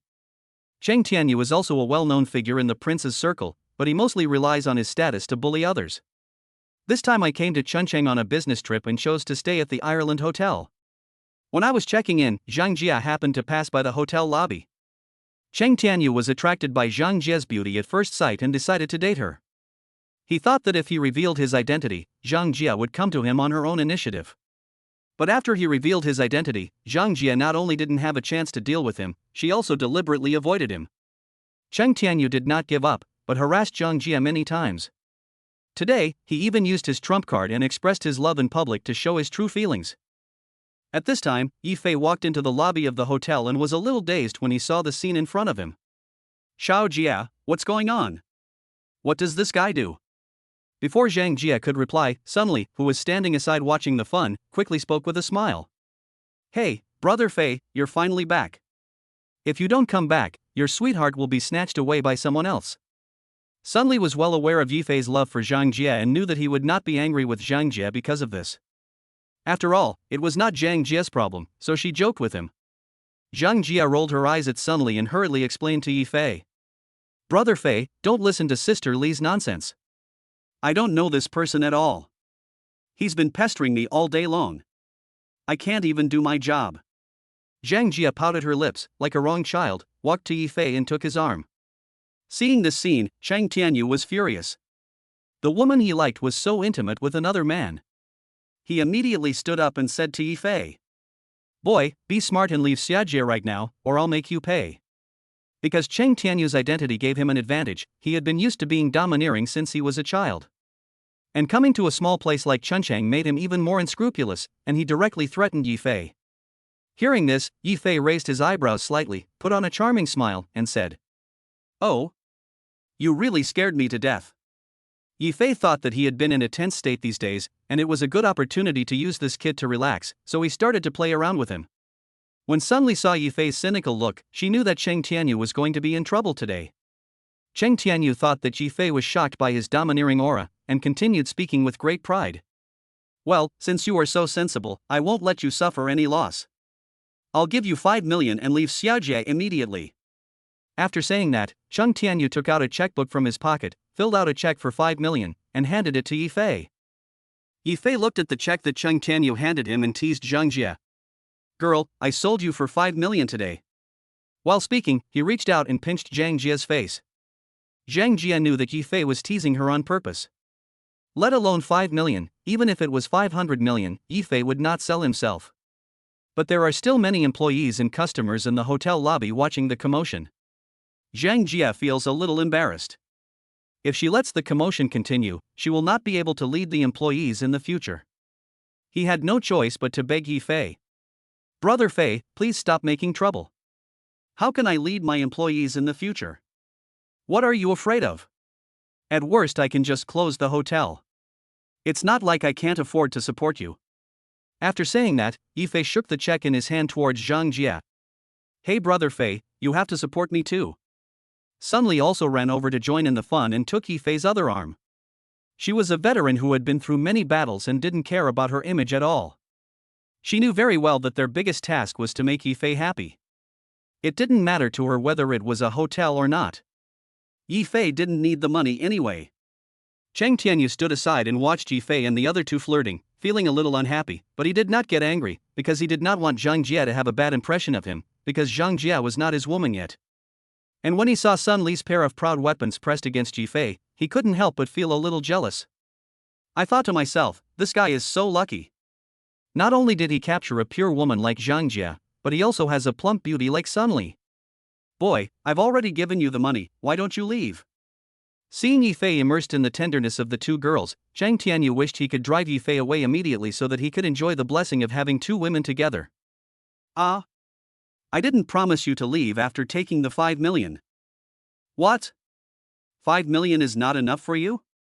Well, I see that the car you drive isn't that good, so I'll give you the Lamborghini I drove from Kyoto. What Zhang Tianyu didn't know was that the GTR that Yifei drove was not as expensive as a Lamborghini, but it was modified by the world's top masters. Not to mention the various modified accessories, the labor cost alone could buy a Lamborghini. Puff. Hearing this, Sunli couldn't help laughing and said, Brother Fei, when did you start to keep a low profile? Why don't you drive your coolest Bugatti Veyron? That car costs gas. Yifei directly gave Sunli the simplest reason. Haha, you really made me laugh to death. I have never heard of anyone who can afford a Bugatti Veyron caring about that little bit of gas money. Zhang Tianyu didn't believe what Sunli said to Yifei at all. Due to his love for cars, he did hear that a top-of-the-line Bugatti Veyron, which was limited to only a few cars in the world, appeared in Chunchang. But that was a car worth hundreds of millions, and even someone of my status couldn't drive it, let alone an ordinary young man like Yifei. You're right. I shouldn't care about that little bit of gas money. I'll drive that car tomorrow so that others won't look down on me. Chapter 93, Destroying Zhang Tianyu. Yifei felt that Zhang Tianyu was like an idiot and there was no point in continuing to argue with him. So he tore up the check in his hand and threw it directly at Zhang Tianyu's face, saying, Stay away from Xiajie from now on, or I will destroy you. After saying that, he put his arm around Zhang Jie's waist and walked towards the restaurant. But how could a young master from Kyoto like Zhang Tianyu tolerate such an insult? He immediately cursed at the bodyguard behind him. Damn it, what the hell are you guys looking at? Kill him for me. Hearing this, a bodyguard in black stepped forward and said, Mr. Chang, we are only here to take care of your safety, not to help you fight or pick up girls. Fuck you, you are so rebellious that you even dare to talk back to me. Believe it or not, I will peel off your skin right now and let you go back home to farm. Zhang Tianyu's bodyguards are all elite members of the special forces. His father used his power to secretly deploy them to protect him. The bodyguard was somewhat helpless, so he walked up to Yifei and said, Sir, please apologize to Master Chang, otherwise you can't blame us. Yifei realized that the bodyguard was also oppressed by Zhang Tianyu and had to do this. Last time, he was invited by Xiao Zhentian to cooperate with the Wutong team to rescue hostages in Myanmar. After a few days of getting along with them, he still admired these brave soldiers, so he didn't want to have any conflicts with these bodyguards who were born in the military. I think you are from the army. I won't mind your recklessness towards me today. But I'll only give you one chance, get out of the way. Yifei continued to walk forward holding Zhang Jia. Then I have no choice but to take offense. After saying that, the bodyguard in black reached out and grabbed Yifei's shoulder, but when he just raised his hand, Yifei's foot had already kicked him in the chest. Bang! Yifei did not use his full strength, he just lightly kicked the bodyguard in the chest. Even so, the bodyguard was kicked 4 or 5 meters away by him. Come on, all of you, come on together and beat him to death. Seeing this, Zhang Tianyu hurriedly shouted to the remaining 3 bodyguards. But before the 3 bodyguards could make any move, 2 girls rushed in front of them. Don't hurt their lives. The 2 girls who rushed over were Yi Xier and Yi Qianer. Yifei was afraid that they would hurt several bodyguards, so he warned them. Bang! Bang! Bang! With 3 clean and neat moves, the 2 of them knocked all 3 of Zhang Tianyu's men to the ground. The 4 bodyguards knew that Yifei was doing this for their own good and not wanting to let them get hurt. They also completely accepted Yifei's kindness. He lay on the ground groaning and didn't get up. After doing everything, the 2 girls came to Yifei as if nothing had happened and spoke affectionately. Big brother, when did you come back? Yeah, why didn't you tell us so we could pick you up? Yifei reached out and rubbed their heads and said, Don't you still have to protect your 2 sisters? Zhang Tianyu was even more jealous when he saw this scene. It was not enough to have 2 gift women, Zhang Jia and Sunli, but he also had a pair of Lolita sisters. However, all the bodyguards he brought with him had been knocked down, so he could only utter harsh words in an attempt to make Yifei surrender. Boy, you probably don't know my identity yet. I am the eldest son of the Chang family in Kyoto. My grandfather and my father both hold important positions in the military. If you don't want to get into trouble, get out of here right now. After saying these words, Cheng Tianyu immediately felt a lot more confident and acted in a high-handed manner. Hearing this, Yi Fei's face instantly turned cold. He let go of Zhang Jie beside him and walked towards Cheng Tianyu step by step. "Whose father are you?" Cheng Tianyu was frightened by Yi Fei's cold eyes and stepped back repeatedly. You, what are you going to do? I'm telling you, if you dare to hit me, I'll let my father. Before Cheng Tianyu could finish his words, Yi Fei reached out and grabbed his neck, lifting him up from the ground. Seeing this, the 4 bodyguards dared not to pretend anymore. If Cheng Tianyu was killed under their protection, they would definitely be buried with Cheng Tianyu. "Sir, please show mercy." They did not attack Yi Fei because they knew that if they dared to attack Yi Fei, the 2 seemingly weak girls would definitely kill them on the spot. "Brother Fei, let him go." When Zhang Jie heard that Cheng Tianyu was from a military family in Kyoto, she was afraid that Yi Fei would get into unnecessary trouble. In fact, their worries were unnecessary. Although Yi Fei wanted to kill Cheng Tianyu, he was in public after all. Killing someone in this situation is not just about getting into trouble. Yi Fei threw Cheng Tianyu to the ground. At this time, Cheng Tianyu's whole body was soaked with cold sweat. Yi Fei's cold eyes and the feeling of suffocation just now made him feel like he had walked through the gates of hell. Cheng Tianyu lay on the ground, gasping for breath. At the same time, Yi Fei walked to his side again. "I won't kill you today, but I will teach you a lesson. Not everyone can mess with me." After saying that, Yi Fei put his foot on Cheng Tianyu's calf. Click. Ah! Cheng Tianyu screamed like a stupid pig, covered his calves with both hands, and rolled over on the ground. "Please carry him away and don't disturb my business here." Upon hearing this, 4 bodyguards hurriedly carried Cheng Tianyu into the car and drove quickly to the hospital. One of the bodyguards made a call as soon as he got into the car. They absolutely dared not hide the fact that Cheng Tianyu was beaten to a disability. Although they would be punished, it was better than losing their heads. There was a middle-aged man on the other end of the phone, who was sitting at his desk reviewing documents. Seeing that it was the bodyguard he assigned to Cheng Tianyu calling, he picked up the phone immediately. He knew his son too well and knew that he must have caused him some trouble again. "Tell me, what happened?" "Commander, young Master Chang was beaten." The bodyguard then reported to Cheng Huaiyan what happened to Cheng Tianyu in the Irish hotel. "What?" After listening to the bodyguard's narration, Cheng Huaiyan immediately stood up from his chair, his eyes filled with anger. After hanging up the phone, Cheng Huaiyan sat in a chair and thought for a while, then called his comrade in arms who was the secretary of the municipal party committee in Chuncheon, asking him to help investigate Yi Fei's identity. Half an hour later, the news received was that Yi Fei was born in a peasant family and had no identity background. But Cheng Huaiyan did not believe this information. To be the head of a military region, one cannot just rely on connections. One also needs to have extraordinary strength and an amazing mind. Chapter 94, Decision to Participate.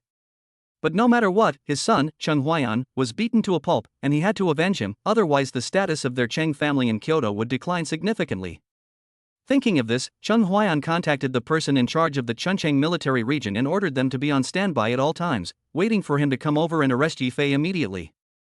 After Yi Fei sent Cheng Tianyu away, he started to eat with the girls. "Brother Fei, that Cheng Tianyu seems to be a very important person, will he be in trouble?" Zhang Jie was still worried about what had just happened. She felt that someone of Cheng Tianyu's status would not let Yi Fei go so easily. She never knew when he would come to cause trouble for Yi Fei. "Yes, Brother Fei, I also think that Cheng Tianyu must be a vindictive person." When it came to serious business, suddenly stopped joking. "Big brother, don't be afraid. If he dares to come again, Shanner and I will beat him up." Yi Xier waved her little fist while speaking. Yi Qianer kept nodding her head. Seeing the girls' concern for him, Yi Fei was very pleased and spoke to them. "It's okay, he's just a clown, don't take it to heart." Although he said this, he was still a little worried in his heart. He was not afraid that Cheng Tianyu would cause trouble for him, but he was worried that Cheng Tianyu would attack the people around him. "It seems that we have to quickly arrange for everyone's safety." After dinner, Yi Fei went to visit Song Yanran, Lu Xuanshuan, etc., his friends in Chuncheng. He found that everyone was busy and nervous, as if he was the only one who was free. Since Gao Wei went on a business trip to Kyoto, Yi Fei finally came to Chen Hao. Chen Hao was sitting on the sofa in the office, listening to his business manager's work report, when suddenly the phone on his desk rang. "Mr. Chen, there is a Mr. Yi who wants to see you." "The surname Yi?" No. Chen Hao never thought that Yifei would come to the company to find him. Every time there was something, he would call him to inform him, and he had never come to see him before. Shit. Could it be Brother Fei coming to see me? As soon as he put down the phone, Chen Hao suddenly remembered that his surname was Yifei and he only knew Yifei. Thinking of this, Chen Hao immediately stood up, pushed open the office door, and ran towards the elevator. All the employees in the office were confused by Chen Hao's action. What important thing must have happened that caused Mr. Chen, who was always steady, to act so hastily? Front desk. After asking Chen Hao, the front desk receptionist said to Yifei, "I'm sorry, sir. Our CEO Chen is in a meeting and doesn't have time right now. Is this a real meeting or a fake one? Don't lie to me." Yifei looked at the receptionist with a playful expression. He was a little suspicious.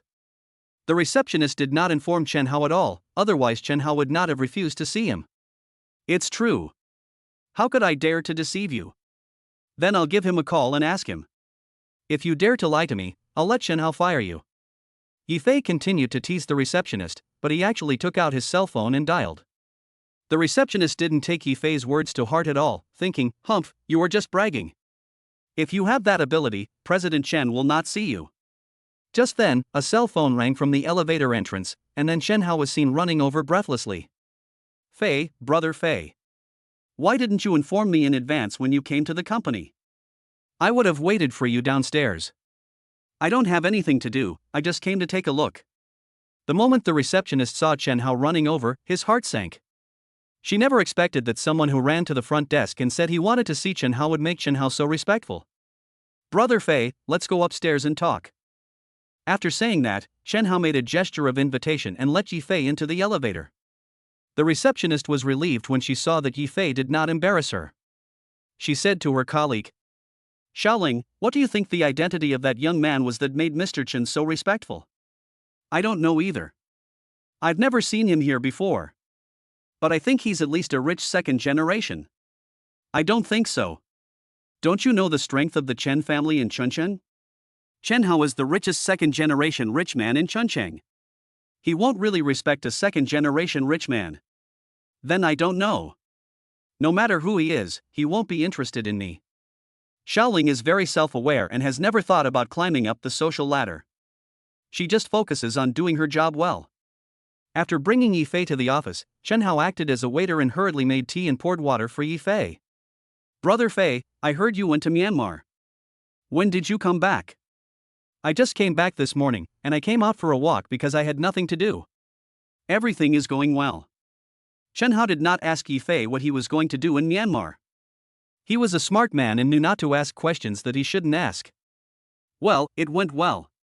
Mentioning Myanmar reminded Yifei of the life-saving Black Tiger Special Forces members who died in Myanmar. Although he had never met them, Yifei admired them from the bottom of his heart. "By the way, nothing has happened in Chuncheng these days, right?" Chen Hao thought for a moment and replied, "Well, it's nothing big, just a prince from Kyoto organized a few car races in Chuncheng.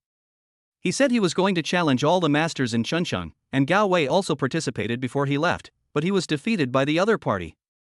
Hearing this, Yifei showed a curious expression.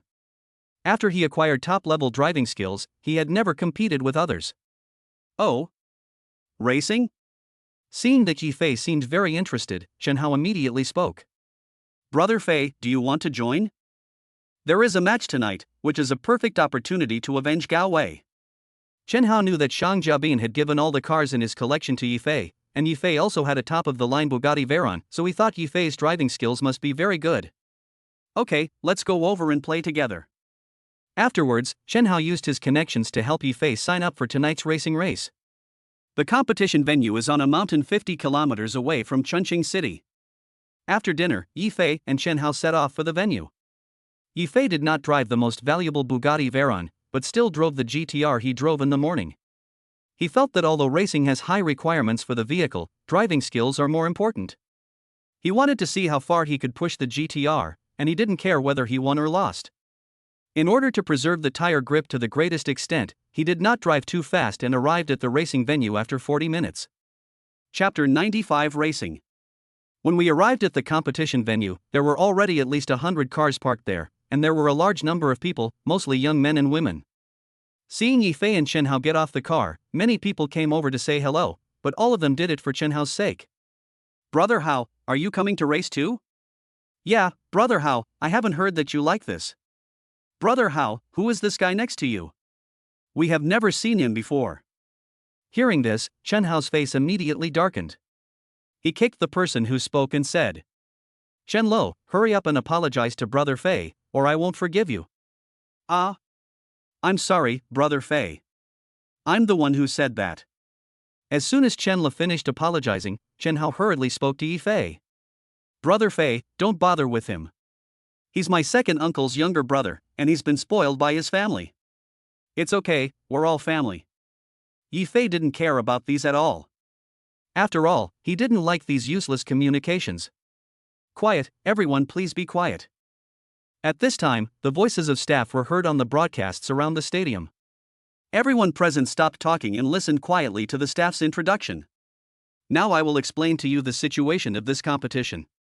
The starting point of this race is right where you are standing. From here, go all the way to the top of the mountain, then go down the other side of the mountain. The end of the slope is the finish line. The total distance is 80 kilometers. There are 5 contestants participating in this competition. Please be ready and enter the venue in 15 minutes.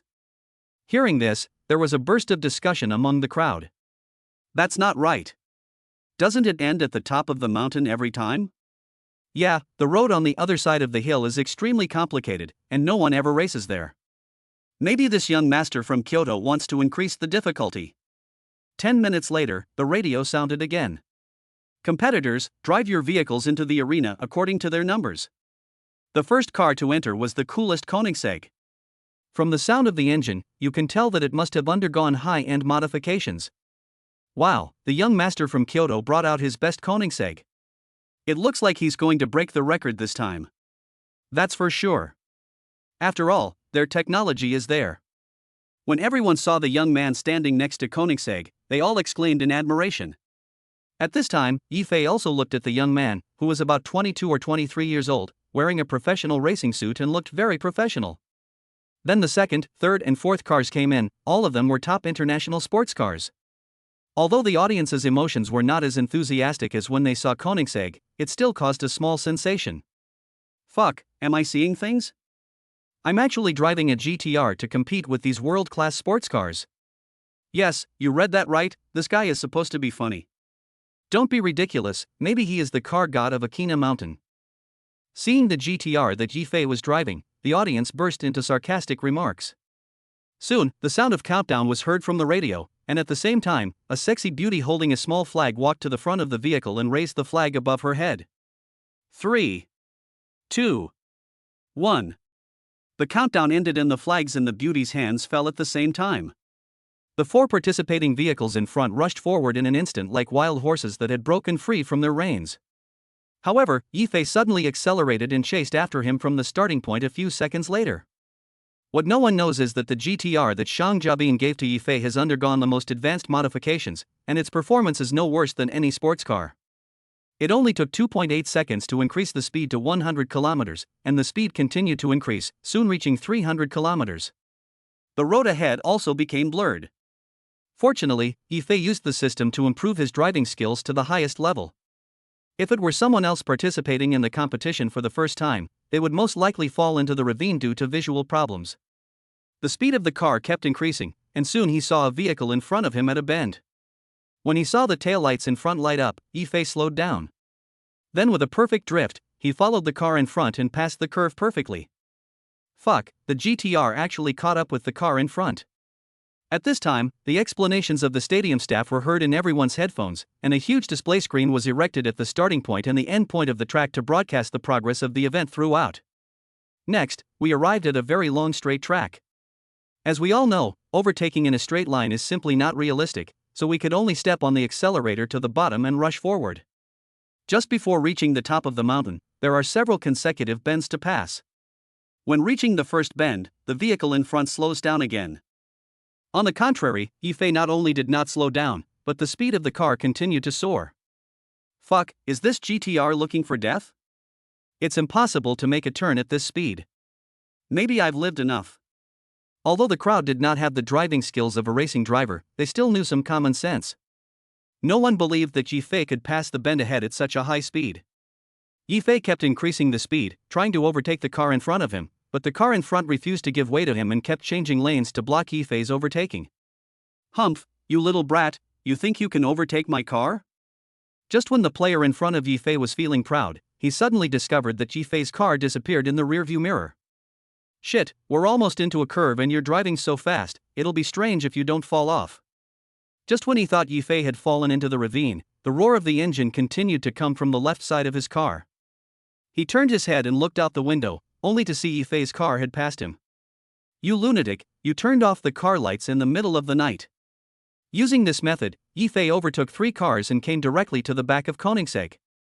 Seeing this, the aerial cameraman rubbed his eyes vigorously and asked the commentator next to him, "I am not seeing things, how come the GTR ran directly behind the Koenigsegg?" Upon hearing this, the commentator discovered the situation on the field below and started to swear. "Oh my god, what's going on? Is this GTR possessed by a ghost? Why does it look like a ghost?" Most of the people watching the race in front of the big screen were from Chungcheong. They were all racing enthusiasts. When they saw the people from Kyoto crushing the Chungcheong side one after another, they were all holding back their anger. Now that they saw that the representatives of Chungcheong had a hope of defeating the young master from Kyoto, they all cheered rhythmically for Yifei. GTR. GTR. GTR.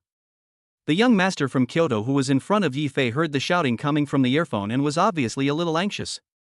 He was afraid that he would be stuck in this small place, so he kept increasing the speed of the car.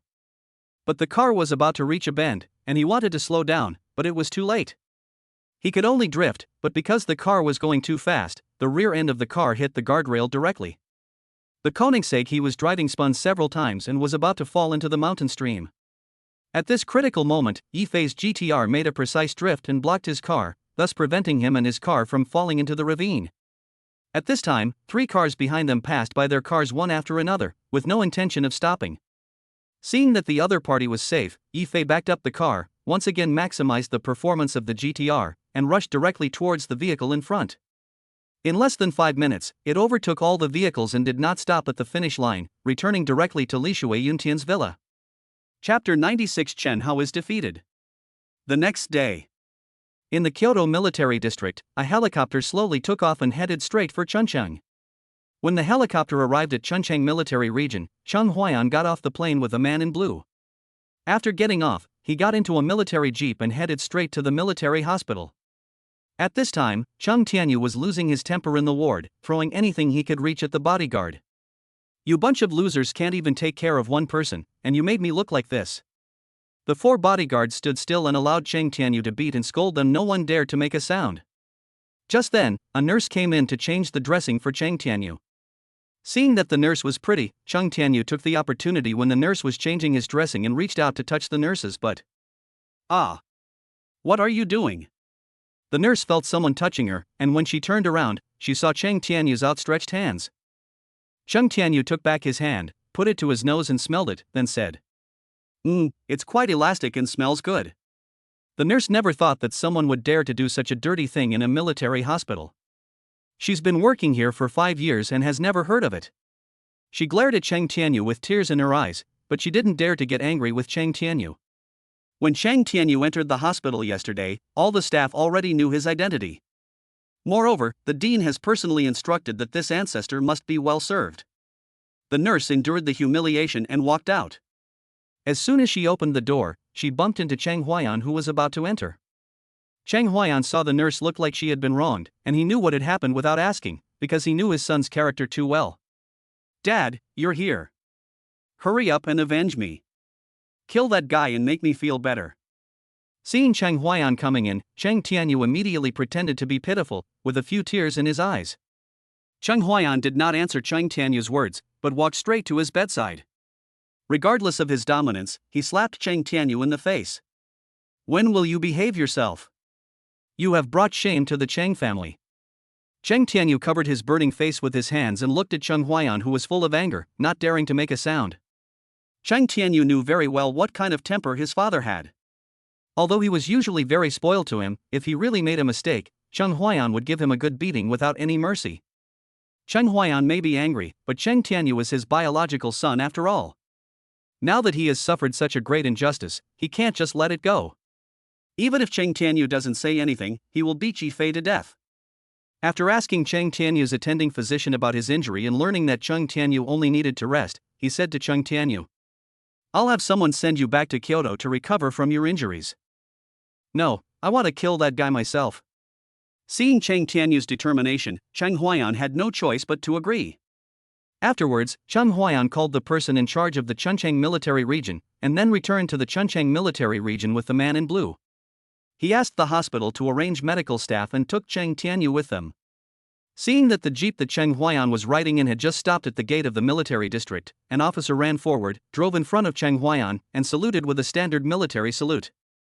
"Comrade Commander, we have assembled as you ordered. Please give us your instructions." 3 military trucks were parked neatly in a parking lot not far away, each loaded with fully armed soldiers. Seeing this, Cheng Huaiyan nodded with satisfaction and said to the officer in front of him, "Destination, Lishui Yuntian Villa District, set off immediately." After saying that, Cheng Huaiyan turned around and got on the jeep, driving towards Lishui Yuntian first. Lishui Sky. Yifei was hugging Zhang Jie and immersed in a sweet dream.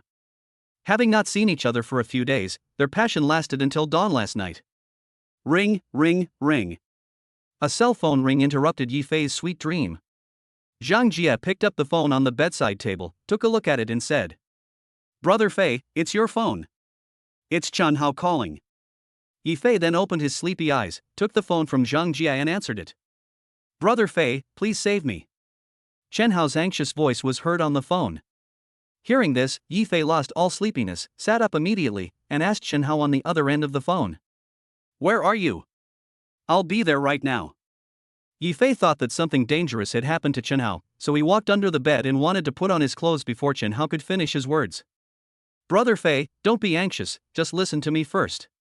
The thing is, after the game ended last night, Yifei didn't stop at all and went straight home alone. Instead, Chen Hao was left alone at the starting point of the race. Chen Hao knew that Yifei didn't like to show up in public, so he didn't think much about it and went back to his own club with his second uncle's younger brother to celebrate. After all, Yifei won today's race, and as people from Chuncheng, they were also proud. Just when the two were halfway through their drink, a young man suddenly rushed in with a dozen bodyguards. As the light in the box was dim and Chen Hao had drunk some wine, he could not see clearly who the visitor was. But Chen Hao was also considered a top figure in Chuncheng. When he saw someone breaking into his box, he immediately stood up, picked up a wine bottle, and cursed at the intruder. "Damn it, are you tired of living? How dare you barge into my path?" Before Chen Hao could finish his words, 4 bodyguards rushed to him and Chen Lu and pinned them to the ground. At the same time, the young man slowly walked to the sofa where Chen Hao had just sat and sat down. Only then did Chen Hao see the young man's face clearly.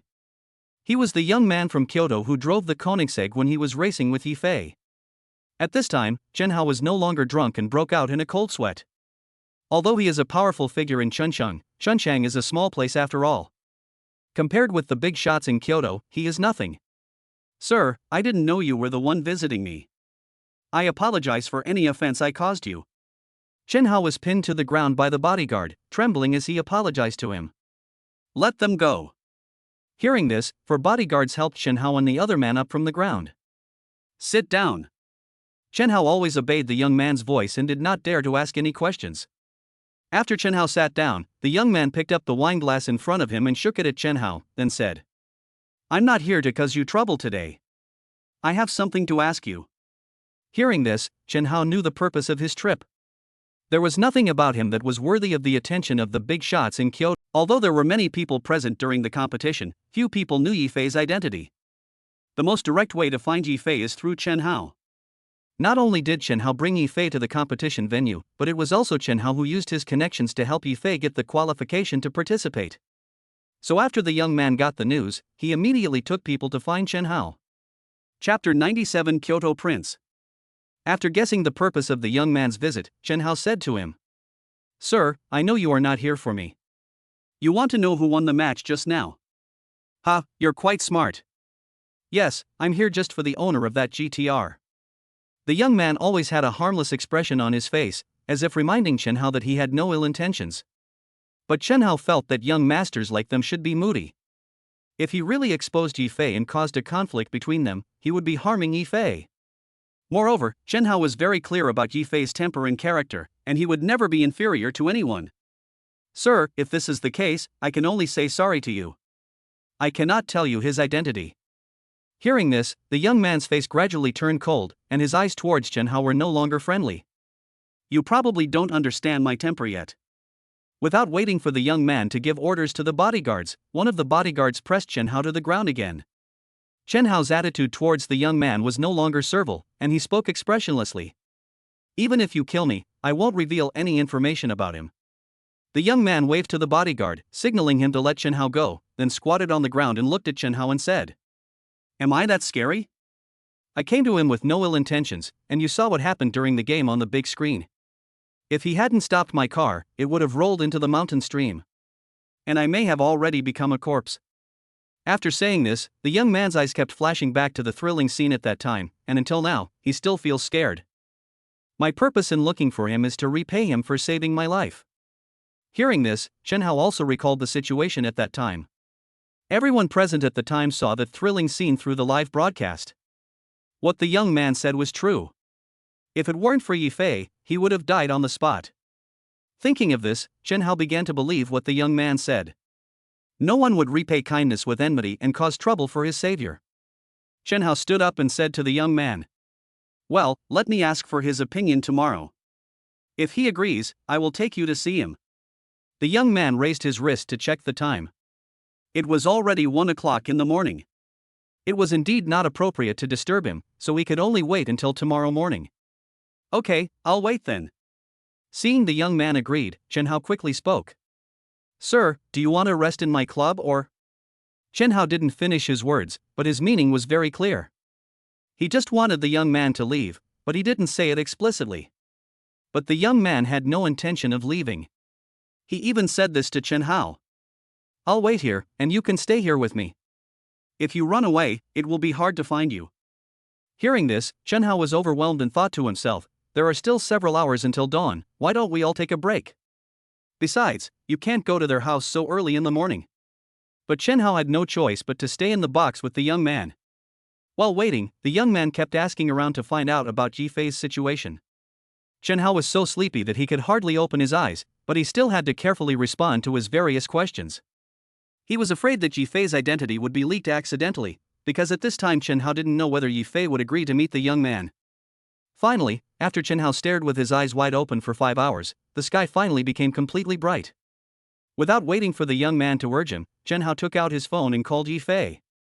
After listening to Chen Hao's story, Yi Fei also had a general understanding of what happened. Brother Fei, I beg you, please meet him. He won't let me sleep, and I really can't stand it anymore. Chen Hao had dark circles under his eyes and looked like he was about to cry.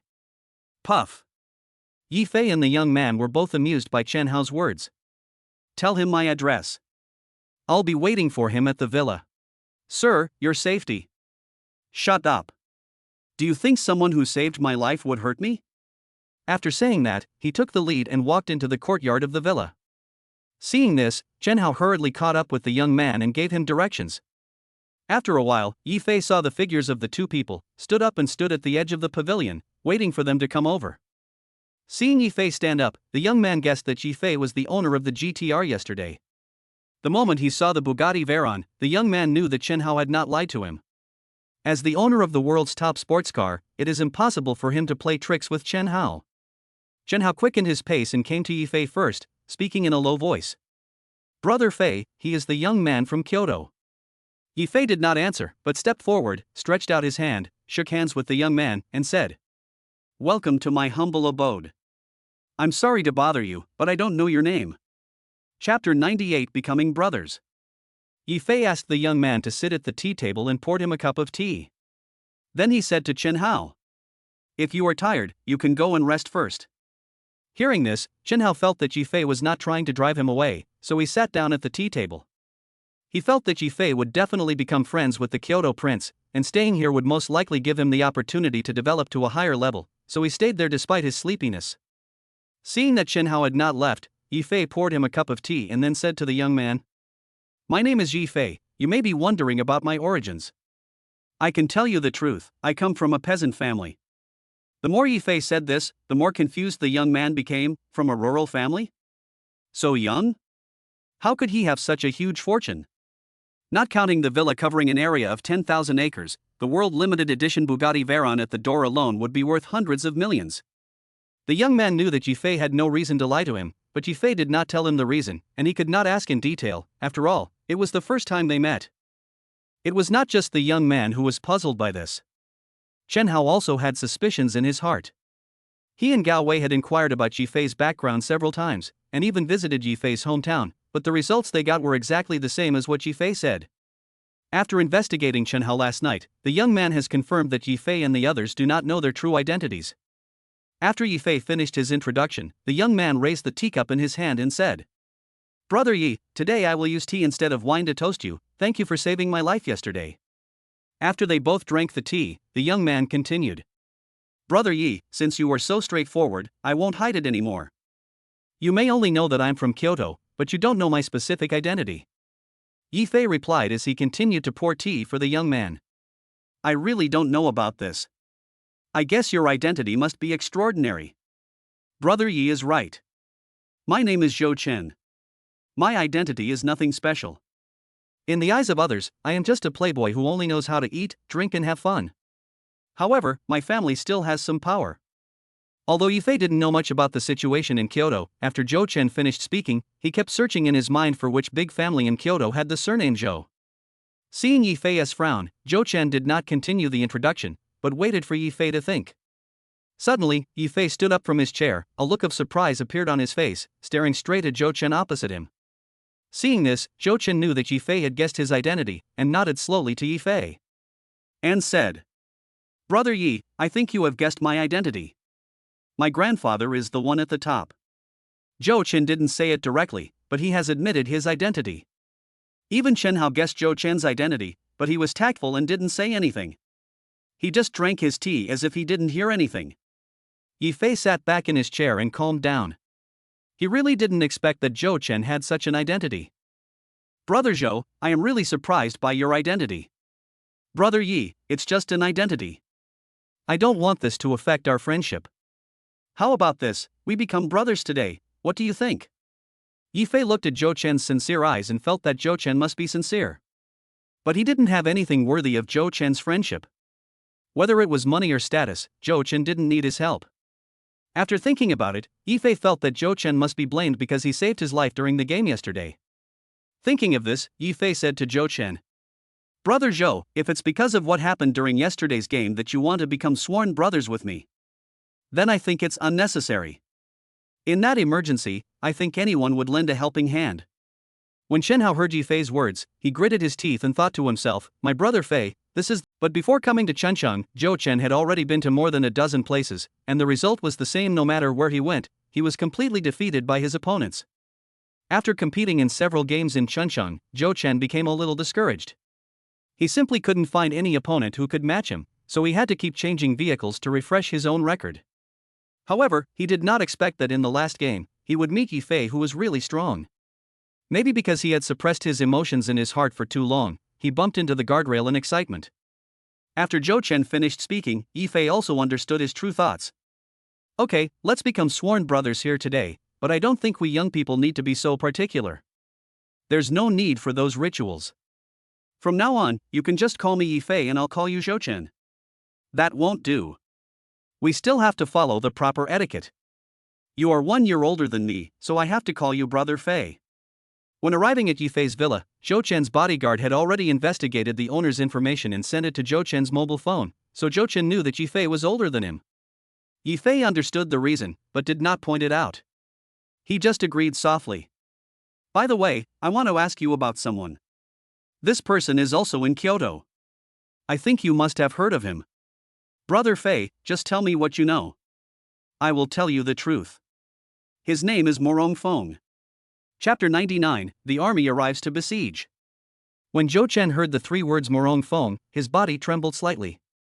Ever since Zhou Chen was old enough to understand, he has become the nightmare of all his peers in Kyoto, no matter if they are the son of an official or a rich man.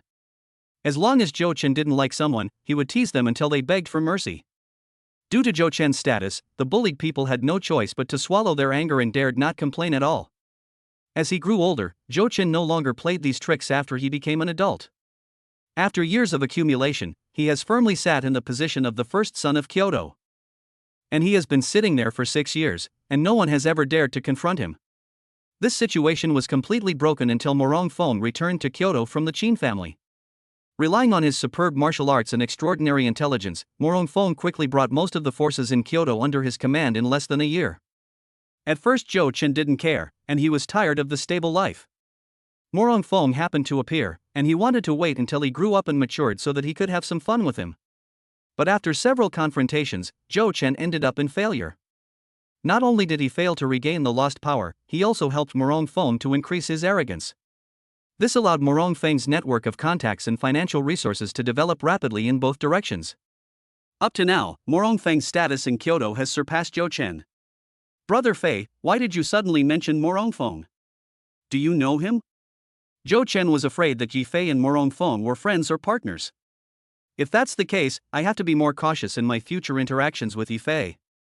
Yi Fei raised a barely perceptible sneer at the corner of his mouth and said, I guess we know each other, but we've never met. Strictly speaking, we should be enemies. Afterwards, Yi Fei told Zhou Chen about how he had beaten Han Song to a pulp at the Yilangchuan Club, and about how Morong Feng had talked to him on the phone when the Han family was destroyed in the Magic City. After listening to Yi Fei's introduction, Zhou Chen felt very fortunate that his trip was not in vain. Not only did he meet a racing master, but they also had a common enemy. I've heard about the Han family in the Magic City. I thought some great god had such a big hand, but I didn't expect it was you, Brother Fei, who did it. Brother Fei, since you've said this, I'll tell you the truth. Morong Feng and I have been competing against each other for the past 2 years. Although we are not mortal enemies, he is the best in Kyoto and I am the worst. Zhou Chen told everything he knew about Morong Feng, but it was basically the same as what Xiao Zhentian said and did not contain any valuable information. The only thing worth noting is that Morong Feng has an arranged marriage, but Morong Feng doesn't seem to be interested in the girl. After talking about Morong Feng, Zhou Chen changed the subject and said to Yi Fei, Brother Fei, most of the members of the racing club I founded in Kyoto have been recruited by Morong Feng. So I want to start another one. Are you interested? Yi Fei thought for a moment and replied, well, if it's in Spring City, I can participate. It would be fine if it was built somewhere else. After all, I have a lot of business in Chunchang and I really don't have time to travel around. What Yi Fei can't let go of is not business, what he cares least about is money. What he can't let go of are the friends around him. If someone is in danger and he is not in Chunchang, he is afraid that he will miss the best time to rescue them. Of course he would not tell anyone about this, after all, this was his weak spot. Brother Fei, I just want to build the club in Chunchang. With a super racing expert like you here, we won't be afraid of anyone challenging us. Hearing this, Yi Fei felt like he had been cheated. But I couldn't take back what I had said, so I had no choice but to agree. Okay, just tell me how much money you need me to contribute. Also, I have some cars in the parking lot. They are all international collector's editions. I can bring them all to the club. I won't be able to use them anyway. At this time, Chen Hao, who had been speaking, suddenly spoke up. My 2 brothers, I happen to have a piece of vacant land in Chunchang, which I can provide to you for free as a venue for your club. Chen Hao knew very well that this kind of racing club was a complete waste of money and had no possibility of making any money. Not to mention anything else, the annual maintenance and repair costs of Yi Fei's dozens of world-class sports cars alone are an astronomical figure. Only top bosses like Yi Fei and Zhou Chen can afford this huge amount of useless consumption. But Chen Hao still participated without hesitation. He believed that Yi Fei and the others would never let him suffer any loss, and that he would most likely get more room for development. This was also the reason why he had been waiting here. Take us to have a look later. If it's suitable, I'll buy it at the market price. Yi Fei felt that it was enough for Chen Hao to have this attitude. He would definitely give the money. What he was worried about now was how to spend the money. Chen Hao didn't say anything else. He knew Yi Fei's character. If he insisted on giving it to the 2 of them, it would seem a bit artificial. Just then, there was a sudden sound of a car roaring outside the villa. The sudden roar surprised Yi Fei a little. Li Shui Yuntian is a high-end villa area, and such a situation has never happened since he moved in. Following the sound, I saw a military jeep, an ambulance, and 3 military trucks parked outside my villa. Then hundreds of soldiers got off 3 military trucks one after another, standing in neat rows, waiting for orders. At this time, Chung Huayan slowly got down from the military jeep, came to the soldier and said, "Surround this place and don't let anyone out." "Yes." At the command, hundreds of soldiers quickly dispersed and surrounded Yifei's villa, making it impossible for anyone to get in or out. Seeing this, Yifei stood up from his chair and wanted to walk outside to see who had the courage to surround him. At the same time, Chen Hao took out his mobile phone and called Gao Wei, who was on a business trip in Kyoto. He felt that it would be better to let Gao Wei handle such official matters. "Brother Fei, don't worry about them for now. Today I want to see who is so bold as to mobilize the army without permission. No matter who it is, I will make him kneel down in front of Brother Fei and admit his mistake." As he spoke, Zhou Chen's momentum continued to rise, and a sense of majesty as a superior emerged spontaneously. Yifei thought, this must be the innate aura of a king. The Zhou family has served the country for generations. He has been influenced by the family atmosphere since he was a child. For him, national interests are supreme.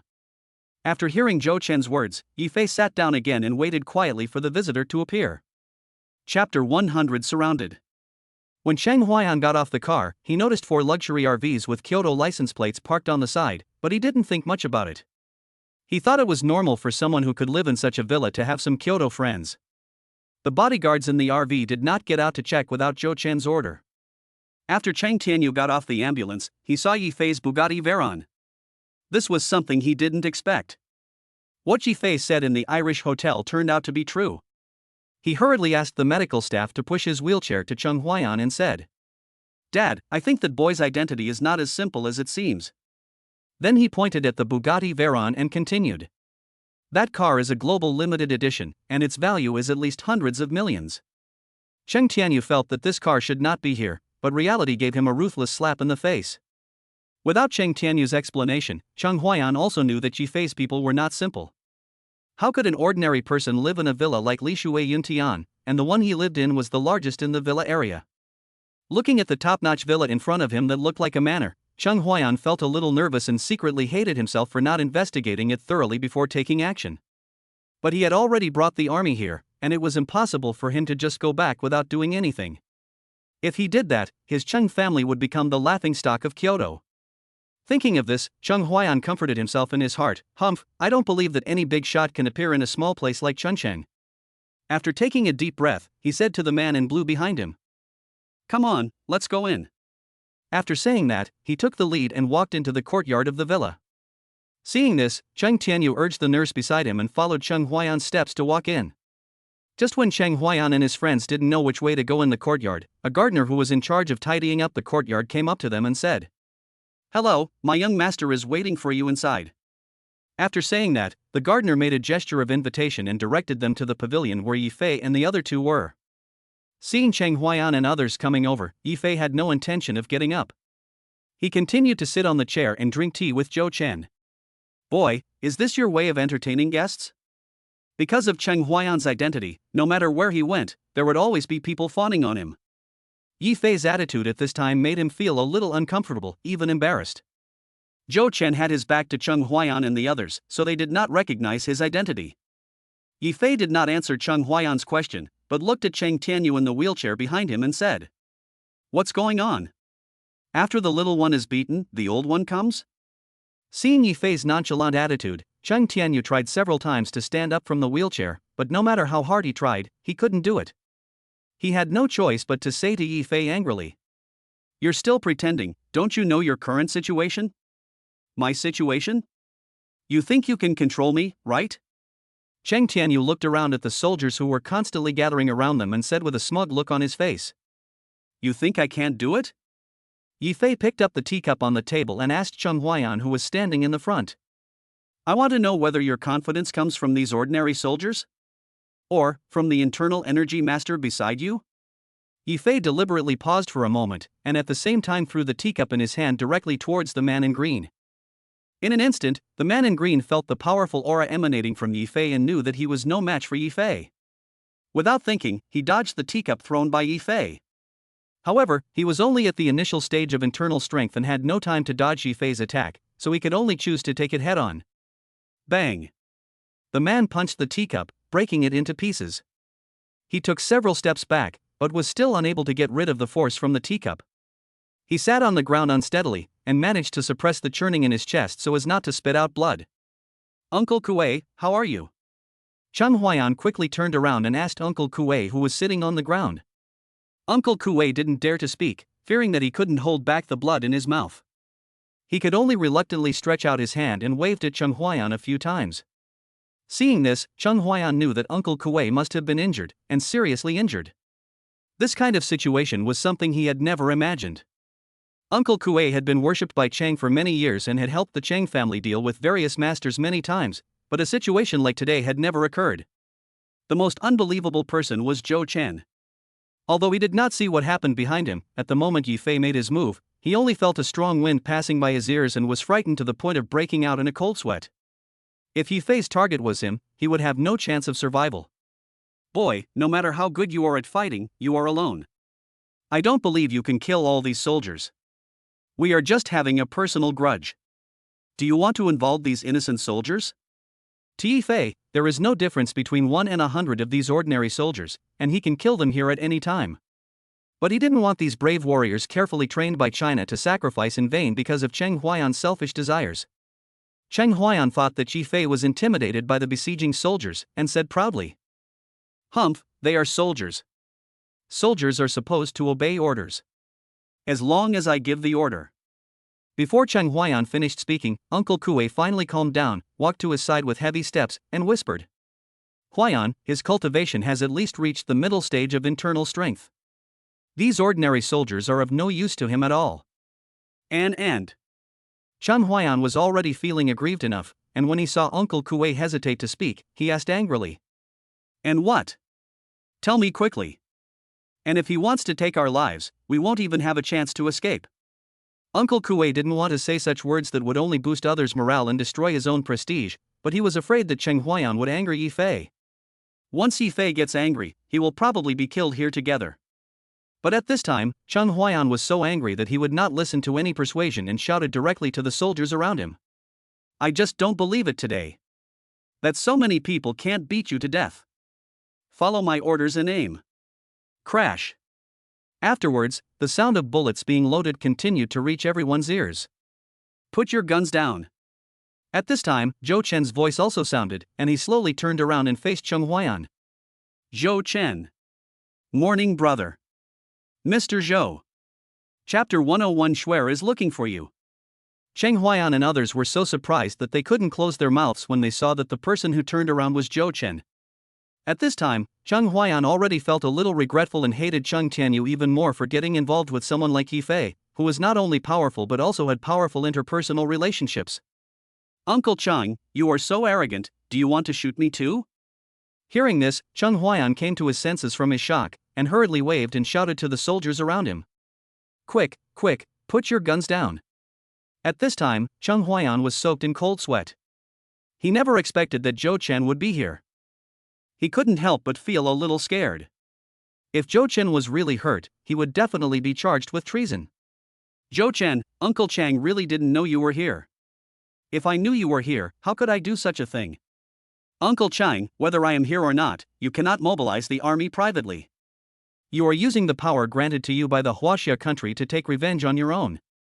In fact, things like what happened today often happen among senior executives, but everyone just turns a blind eye and lets it go with mutual understanding.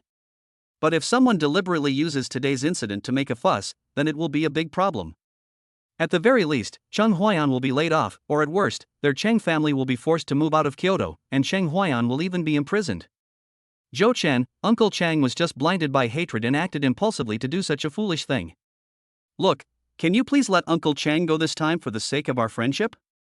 It would have been fine if Cheng Huaiyan didn't mention the friendship between the two families. Zhou Chen became even angrier when he mentioned this matter. In the beginning, he took care of Cheng Tianyu in every way because of the friendship between the two families, but in the end, Cheng Tianyu joined Morong Feng's camp. Zhou Chen stared at Cheng Tianyu, who was sitting in a wheelchair with a cold look, and said, "Tianyu, if Uncle Cheng hadn't mentioned this today, I would have really forgotten about it. I think Zhou Chen, have been very kind to you. But how did you treat me? Do I need to tell you? Hearing this, Cheng Tianyu hung his head, not daring to look up at Zhou Chen. He knew that he was ashamed of Zhou Chen. At the beginning, Cheng Tianyu felt that Zhou Chen lacked courage and was always cautious, so he turned to the camp of the ambitious Morong Feng. But when he arrived at Morong Feng's place, Cheng Tianyu did not have a comfortable life. Morong Feng was good at calculating and was wary of everyone around him. He squeezed everything out of them. Later, Cheng Tianyu thought it through and realized that everyone, including himself, were just Morong Feng's pawns. But he could no longer return to Zhou Chen, so he could only choose to continue following Morong Feng. At least he had someone to rely on. Seeing that Cheng Tianyu kept his head down and remained silent, Zhou Chen had no choice but to direct his criticism at Cheng Huaiyan again. Uncle Cheng, since Tianyu doesn't want to talk, then you should come and explain what happened today. Cheng Huaiyan looked at Zhou Chen's relentless attitude and felt angry as well, but he couldn't show it. He could only think about dealing with the current situation first. Zhou Chen, can Uncle Cheng apologize to you? I was wrong about what happened today. After saying that, Cheng Huaiyan bowed deeply to Zhou Chen. Uncle Cheng, it's not me, Zhou Chen, who won't give you this face today. It was you who led people to besiege my brother Fei's house. If he says he doesn't forgive you, I will tell my grandfather the truth about what happened today. Upon hearing this, Cheng Huaiyan and others were stunned as if struck by lightning. Brother Fei? Who on earth is this Yi Fei that Zhou Chen could call him Brother Fei? Although Zhou Chen's momentum has been suppressed by Morong Feng in the past 2 years, not just anyone can be called brother by him. At this moment, Yi Fei slowly walked towards Cheng Huaiyan. Seeing this, the man in blue behind Cheng Huaiyan immediately walked up to him. Yi Fei didn't need to do anything. He just released all his energy and instantly put pressure on the man in green. Bang! Not only did the man in green fail to protect Cheng Huaiyan, he also caused Cheng Huaiyan to be knocked out along with him. Yi Fei suddenly sped up and came in front of Cheng Huaiyan before he landed. He looked around at the soldiers and thought to himself, if Zhou Chen had not been here today, these more than 100 soldiers might have become Cheng Huaiyan's burial objects. Thinking of this, Yi Fei directly stepped on Cheng Huaiyan's head and asked Zhou Chen. Zhou Chen, if I kill him, you won't be in trouble, right? Fuck, big brother, can you stop making trouble? Cheng Huaiyan is a senior military officer of China after all. How can there be no trouble if we kill him? Zhou Chen was extremely shocked. He never expected that Yi Fei would be so cruel. If he really let him kill Cheng Huaiyan, he would not be able to protect him. At this time, Cheng Huaiyan was shaking all over and couldn't even make a sound to beg for mercy. Brother Fei, don't be impulsive. I don't think it's worth killing him for such a small matter. Hearing this, Yi Fei already understood Zhou Chen's attitude. He withdrew his gaze from Zhou Chen, looked down at Cheng Huaiyan, and said, Zhou Chen, go ahead and pretend you don't know anything about what happened today. After hearing Yi Fei's words, Zhou Chen knew that all his previous efforts were in vain. He also understood the gap between him and Morong Feng. He was still too young and could not be as ruthless as Yi Fei and Morong Feng, so he was destined to be a supporting role. Thinking of this, Zhou Chen plucked up the courage to speak to Yi Fei. Brother Fei, I will always be your brother no matter what time it is. I will accompany you today. Hearing this, Yi Fei showed a relieved smile, thinking that he was right about Zhou Chen. At the same time, he increased his strength, trying to make Cheng Huaiyan understand. Wait a moment. Fei, Brother Fei, Schwer is looking for you. Kyoto. Early this morning, I opened my eyes before 5 o'clock and woke up the nanny who was in her 50s beside me. Get out. Don't let anyone know what happened last night, otherwise your family's lives will be in danger. The nanny picked up the clothes scattered on the ground and walked out of the bedroom tremblingly. Morong Feng is the only child in the family.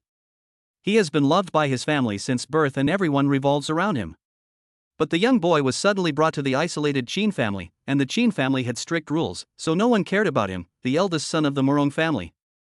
The neglected Morong Feng gradually became psychologically distorted, and he was particularly obsessed with those ants over 50 years old. However, he didn't dare to show it at all in the Qin family, but after returning to Kyoto, he couldn't suppress the evil thoughts in his heart. In the past few years, countless middle-aged women have suffered horrific humiliation due to his coercion and inducement. Chapter 102 Qin Family Crisis. After getting up, Morong Feng dressed up carefully, with a happy smile on his face, and walked out the door humming a little tune all the way. What happened to Master Morong today? Yeah, he looks very happy. Yeah, I think so too. He usually has a stern face. The servants of the Morong family looked at Morong Fong, who was different from usual, and gathered together whispering. Kyoto Airport. Morong Fong held a bouquet of bright red roses in his hand, looking forward to the arrival of his beloved. Not long after, a young woman in a white dress walked out from the airport entrance. She had clear and bright pupils, curved eyebrows, and long eyelashes that trembled slightly. Her fair and flawless skin was faintly blushed, and her thin lips were as tender as rose petals. It is like a fairy descending to earth, attracting passers-by to stop and admire it. Schwer, here, here.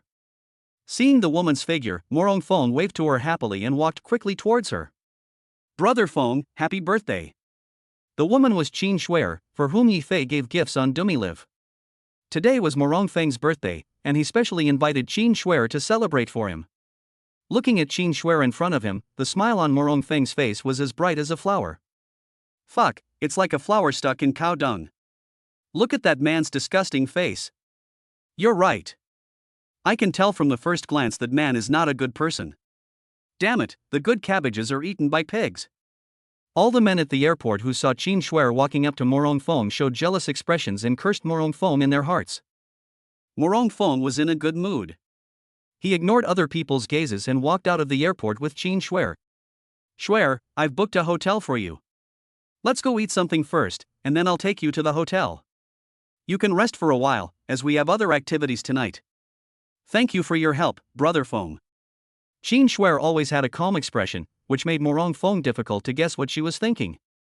Morong Fong has been secretly in love with Qin Schwer for many years and has expressed his love for her many times, but Qin Schwer seems to have no feelings for him at all. Soon, the two arrived at a high-end restaurant. There was no table of guests in the restaurant. Only a dozen staff members were standing neatly on both sides of the door, waiting for Morong Fong and Qin Schwer to arrive. It is obvious that this restaurant has been booked by Morong Fong. Master Morong, Miss Qin, welcome to both of you. When Morong Fong and Qin Schwer walked in, all the staff bowed to them in unison, expressing their welcome with the highest gesture. Schwer, do you remember this restaurant? We had dinner here when you first came to Kyoto.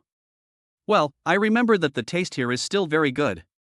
Morong Fong gentlemanly pulled out the chair in front of the dining table, let Qin Schwer sit down, and then sat down opposite Qin Schwer.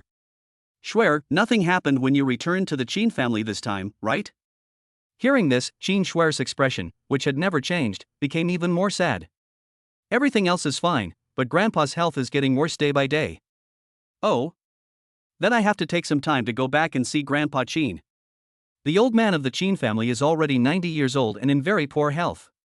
Logically speaking, as the previous patriarch of a secluded family, 90 years old is not very old.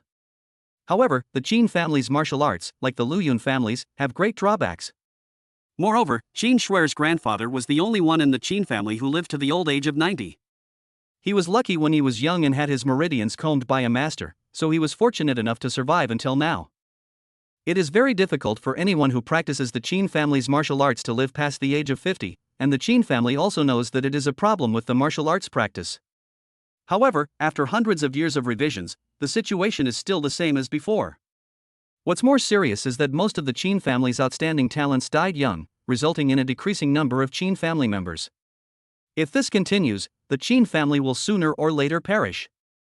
Qin Schwer left the Qin family and entered the secular world under the order of the current head of the Qin family, Qin Outyan. He came to the secular world to look for outstanding martial arts talents, hoping to use their excellent genes to try to change the problems with the Qin family's practice methods. Although Qin Schwer found it very difficult to accept this method of finding a partner for herself, as a member of the Qin family, she had no choice but to sacrifice herself for the future of the Qin family. Fortunately, she met Yi Fei. Although Qin Schwer didn't care about money, in this age where money is paramount, Yi Fei could spend tens of millions in the live broadcast room for her, a stranger, and did not make any excessive demands. Although she had not seen Yi Fei's appearance at that time, she already had a good impression of him. Later, the two met by chance at the Yulengshuan Club. Yi Fei displayed his powerful martial arts and tenacity that was rare among his peers, which made Qin Schwer even more attracted to him. But on the second day after the two met, Qin Schwer received a call from her family and returned to the Qin family. She did not return to Chuncheng until yesterday. She originally wanted to ask Yi Fei out for a meeting, but unexpectedly she received a call from Morong Fong, inviting her to come to Kyoto to attend his birthday party. Qin Shuer and Morong Fong have lived together since childhood and she has always regarded Morong Fong as her brother, so it was difficult for her to refuse Morong Feng's invitation. She had to come to Kyoto first and make an appointment with Yifei when she returned to Chuncheon. When the two were halfway through their meal, Morong Fong suddenly asked Qin Shuer, "Shuer, are you on good terms with Yifei?" This incident was like a nightmare that had been bothering Morong Fong. This was the main reason why he called Qin Shuer here this time. Hearing this, Qin Shuer showed a puzzled expression and replied, "Who is Yifei? I don't know him?" Morong Fong was also puzzled, thinking, doesn't Shuer know Yifei? Impossible. With Shuer's personality, it is impossible for her to make such intimate actions to strangers, but looking at her expression, she doesn't seem to be lying. Afterwards, Morong Fong found the surveillance video of the Yulangchuan Club on his mobile phone. Pointing at Yifei's image, he asked again, "He is Yifei, don't you know him?" "Oh, I know him, isn't he Brother Hua?" "Brother Fong, why are you asking about him?" Qin Shuer was still very interested in the topic about Yifei, but she didn't know Yifei's real name.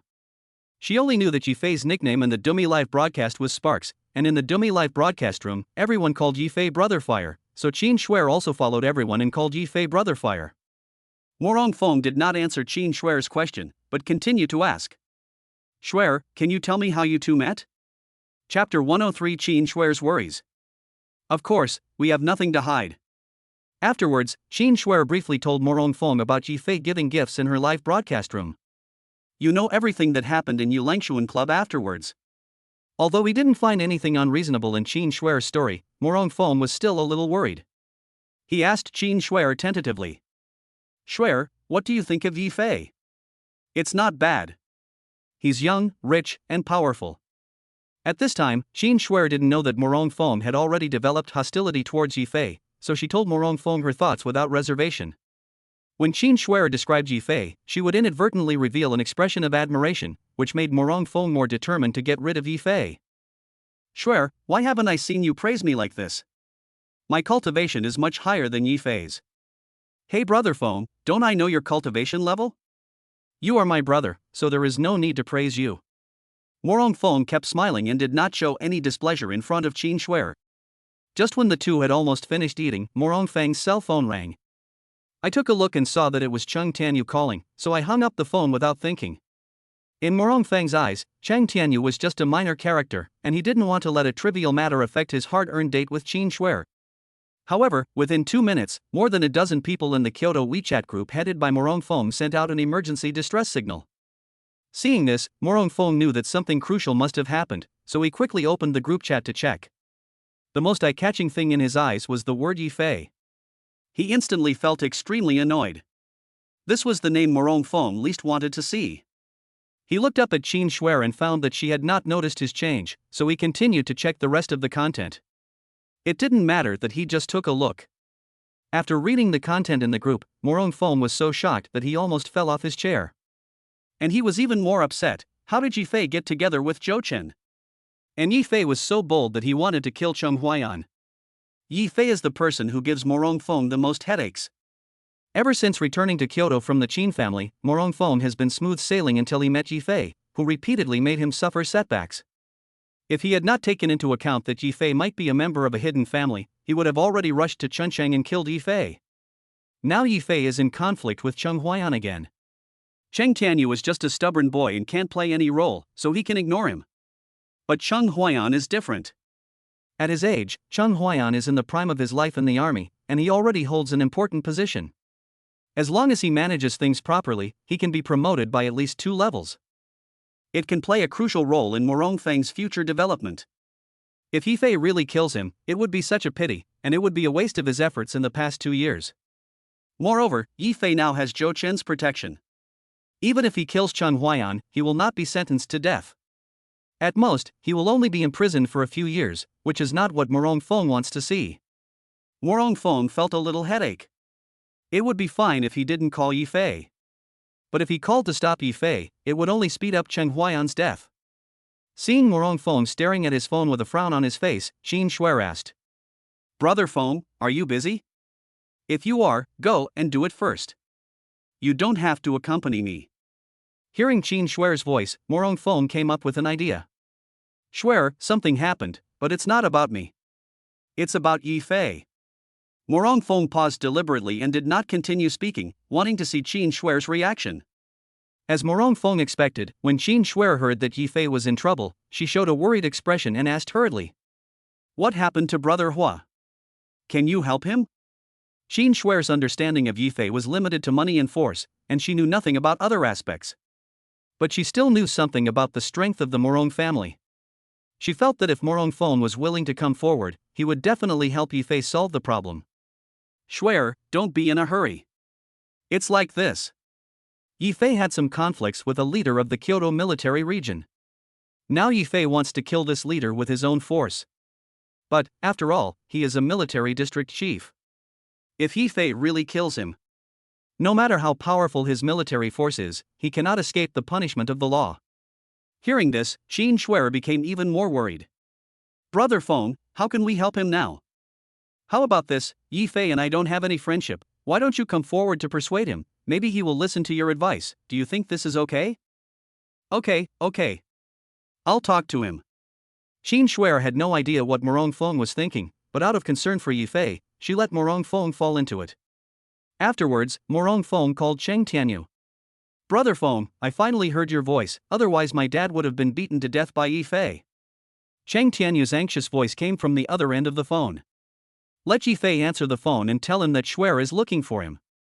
After resolving the matter, Morong Feng sent Qin Shuer to the hotel to rest, and he once again urged the Qin family's insider to find out as soon as possible whether Yi Fei was a member of the hidden family. Morong Feng's patience with Yi Fei has reached its limit. If he doesn't take action now, Qin Shuer will most likely fall into Yi Fei's arms. Thinking of this, Morong Feng felt that he could not just start with Yi Fei. The most important thing was to find a way to win Qin Shuer's heart as soon as possible. Once Qin Shuer falls in love with him, he won't have to worry about Yi Fei anymore. Morong Feng then arrived at the birthday party and began to assign tasks to the staff present. "Brother Feng, are you proposing to me?" "Yeah, Brother Feng, is that girl so lucky? The girl that Brother Feng likes must be as beautiful as a fairy." When everyone saw what Morong Feng asked them to prepare, they knew what Morong Feng wanted to do, and they all surrounded Morong Feng and began to flatter him. "You'll know tonight. Make sure you do your job well for me, or else don't blame me for being rude." Hearing this, everyone nodded heavily and hurried to prepare the necessary things. Everyone knew Morong Feng's character very well. If you really mess up something that he cares about, you will definitely not end up well. At this time, a person left everyone's sight, walked to the corner, and secretly sent a message. Chapter 104: Morong Feng's Nature. As night fell, Morong Feng arrived at the hotel where Qin Shuer was staying. "Shuer, the banquet is ready, let's go over there." "Okay, Brother Feng." The banquet was held on an open lawn, a location Morong Feng had specially chosen to create a romantic atmosphere. At this time, the scene was filled with ribbons of various colors, balloons, and various decorations to set off the atmosphere. The hotel where Qin Shuer stayed was not far from the banquet venue. Not long after, Morong Feng and Qin Shuer drove to the scene. Morong Feng deliberately parked the car next to the red carpet, asked Qin Shuer to get out of the back seat, and motioned for her to hold his arm. Qin Shuer thought that today was Morong Feng's birthday, so she didn't care too much. She followed Morong Feng's wish, took his arm and slowly walked towards the center of the banquet. To outsiders, it looked like a newlywed couple walking towards the marriage hall. At this moment, hundreds of people suddenly appeared on both sides of the red carpet, constantly waving flowers at them, and tens of thousands of balloons flew into the sky. All the girls at the scene looked at the romantic scene with envy, imagining that they were the heroine today. Qin Shuer is also a young girl in her prime. She also likes warm and romantic scenes. Looking at the scene in front of her, she feels like the happiest princess. Morong Feng felt the change in Qin Shuer's mood and knew that it was a critical moment. He took out the diamond ring he had prepared long ago from his pocket, knelt on one knee, and expressed his love to Qin Shuer. "Shuer, I have liked you for a long time. Will you be my most beautiful bride?" Seeing this, Qin Shuer's face instantly turned cold. "Brother Feng, this is why you called me here, right?" After saying that, Qin Shuer turned around and ran out of the banquet without caring about Morong Feng's face. "Share! Share!" No matter how Morong Feng shouted, Qin Shuer had no intention of stopping and ran straight away. Is this girl stupid? She is not satisfied with being with such an excellent man like Brother Feng. Yes, this is the first time I've seen Brother Feng confess his love to a woman. It's true that if you compare yourself to others, you will die. If you compare goods to others, you will throw them away. Everyone present saw this scene and started whispering. You've all had enough of this, haven't you? After saying these harsh words, Morong Feng also left the banquet. Seeing Morong Feng leave, everyone felt that there was no need to stay here any longer. It should have been a lively banquet, but it ended in a bad mood. After everyone left, a young and beautiful woman walked to the place where Qin Shuer had just stood. Looking at the scene in front of me, it took me a long time to come back to my senses. After Qin Shuer left the banquet, she walked alone along the moat. Thinking back to everything that happened with Morong Feng over the years.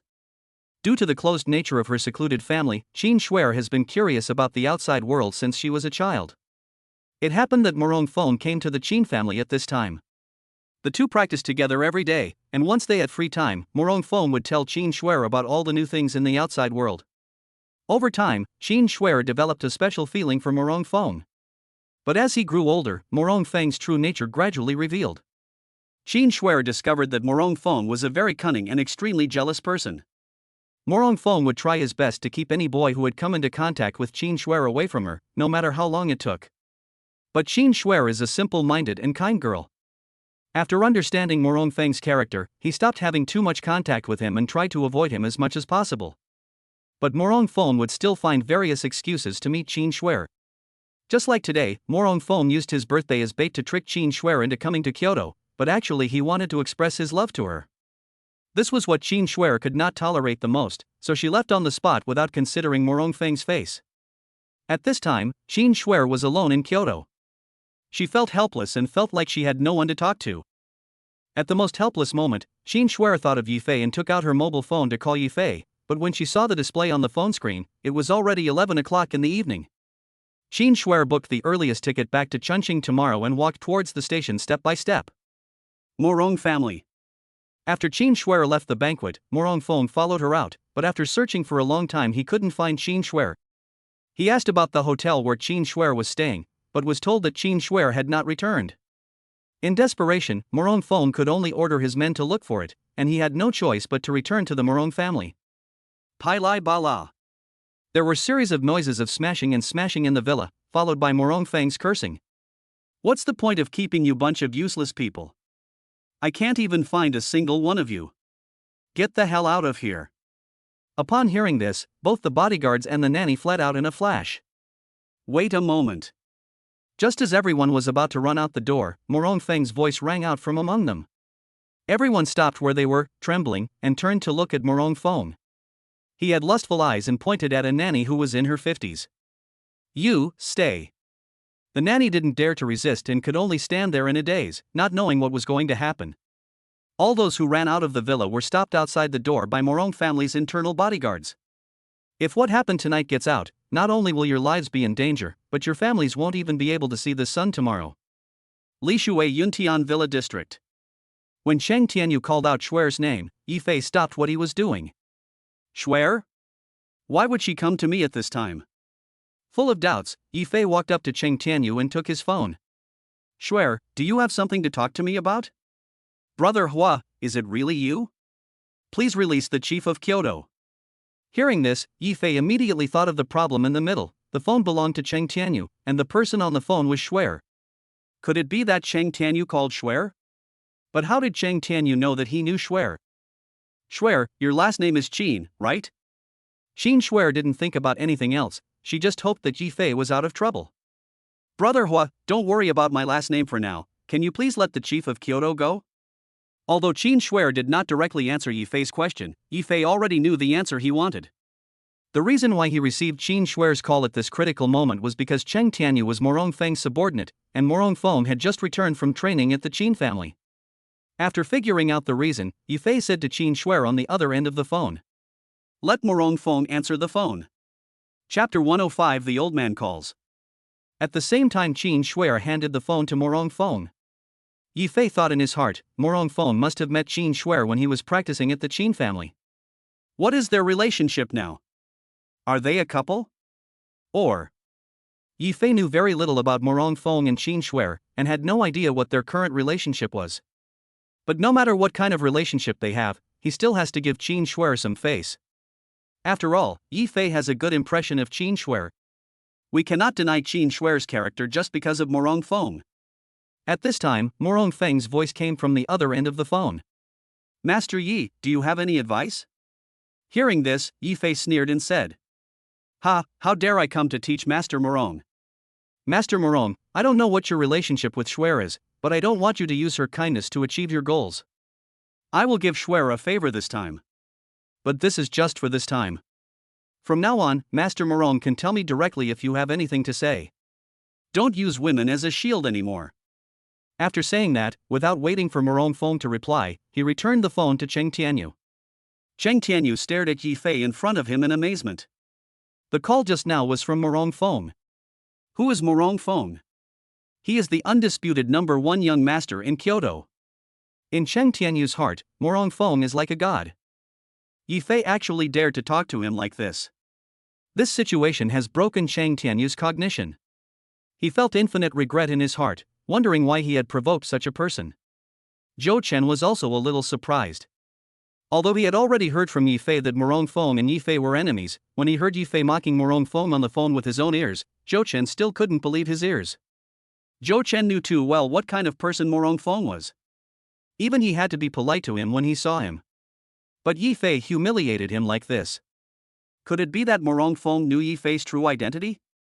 Thinking of this, Morong Feng took out his cell phone and quietly reported what had just happened. After recovering from the shock, Cheng Tianyu asked Yi Fei tremblingly. Fei, brother Fei, look, can we go now? Cheng Tianyu didn't want to stay here for even a minute longer. He felt his life was in danger at any moment. Yi Fei ignored Cheng Tianyu, but came to Cheng Huaiyan again, looked around, and said with a cold face. The power that Huaxia has given you is not for you to use to satisfy your own selfish desires, but to allow you to provide better services to the people. If Zhou Chen hadn't been here today, all these warriors would have become your burial objects. I can let you go this time, but you have to remember that Morong Feng can protect you temporarily, but not forever. You guys go. Hearing this, Cheng Huaiyan nodded like a fool. When Yi Fei wanted to kill him just now, he was so scared that his limbs became weak. Now he didn't even have the strength to stand up. Seeing this, the man in blue hurriedly thanked Yi Fei repeatedly, helped Cheng Huaiyan up and walked out of the villa. Just as Cheng Huaiyan and the soldiers he led were retreating, Zhou Chen walked to a quiet place and answered the phone. Grandpa, have you found out? The results of the investigation are the same as what you sent me. No abnormalities were found. The person on the other end of the phone was the leader of Huaxia, Zhou Gowen. Zhou Chen was reporting to Zhou Gowen just now and told him all about Yi Fei's situation. The purpose is to let Zhou Gowen investigate whether Yi Fei has another identity. But no one expected that Yi Fei's experience was like a blank sheet of paper, so ordinary that it couldn't be more ordinary. Grandpa, could it be that his information has been hidden by someone? This possibility is not very high, unless it is. Zhou Gowen thought of a possibility, but did not say it out loud. Instead, he continued. How about this, bring him over tomorrow. I want to meet him. After hanging up the phone, Zhou Gowen sent Yi Fei's image to the 4 hidden families to see if he could get any useful information from them. Zhou Chen walked to Yi Fei, glanced at Chen Hao who was standing beside him, and said, Brother Fei, I have something I want to tell you alone. Hearing this, Chen Hao immediately understood what Zhou Chen meant and hurriedly spoke. Ah, Brother Fei, I'm really too sleepy.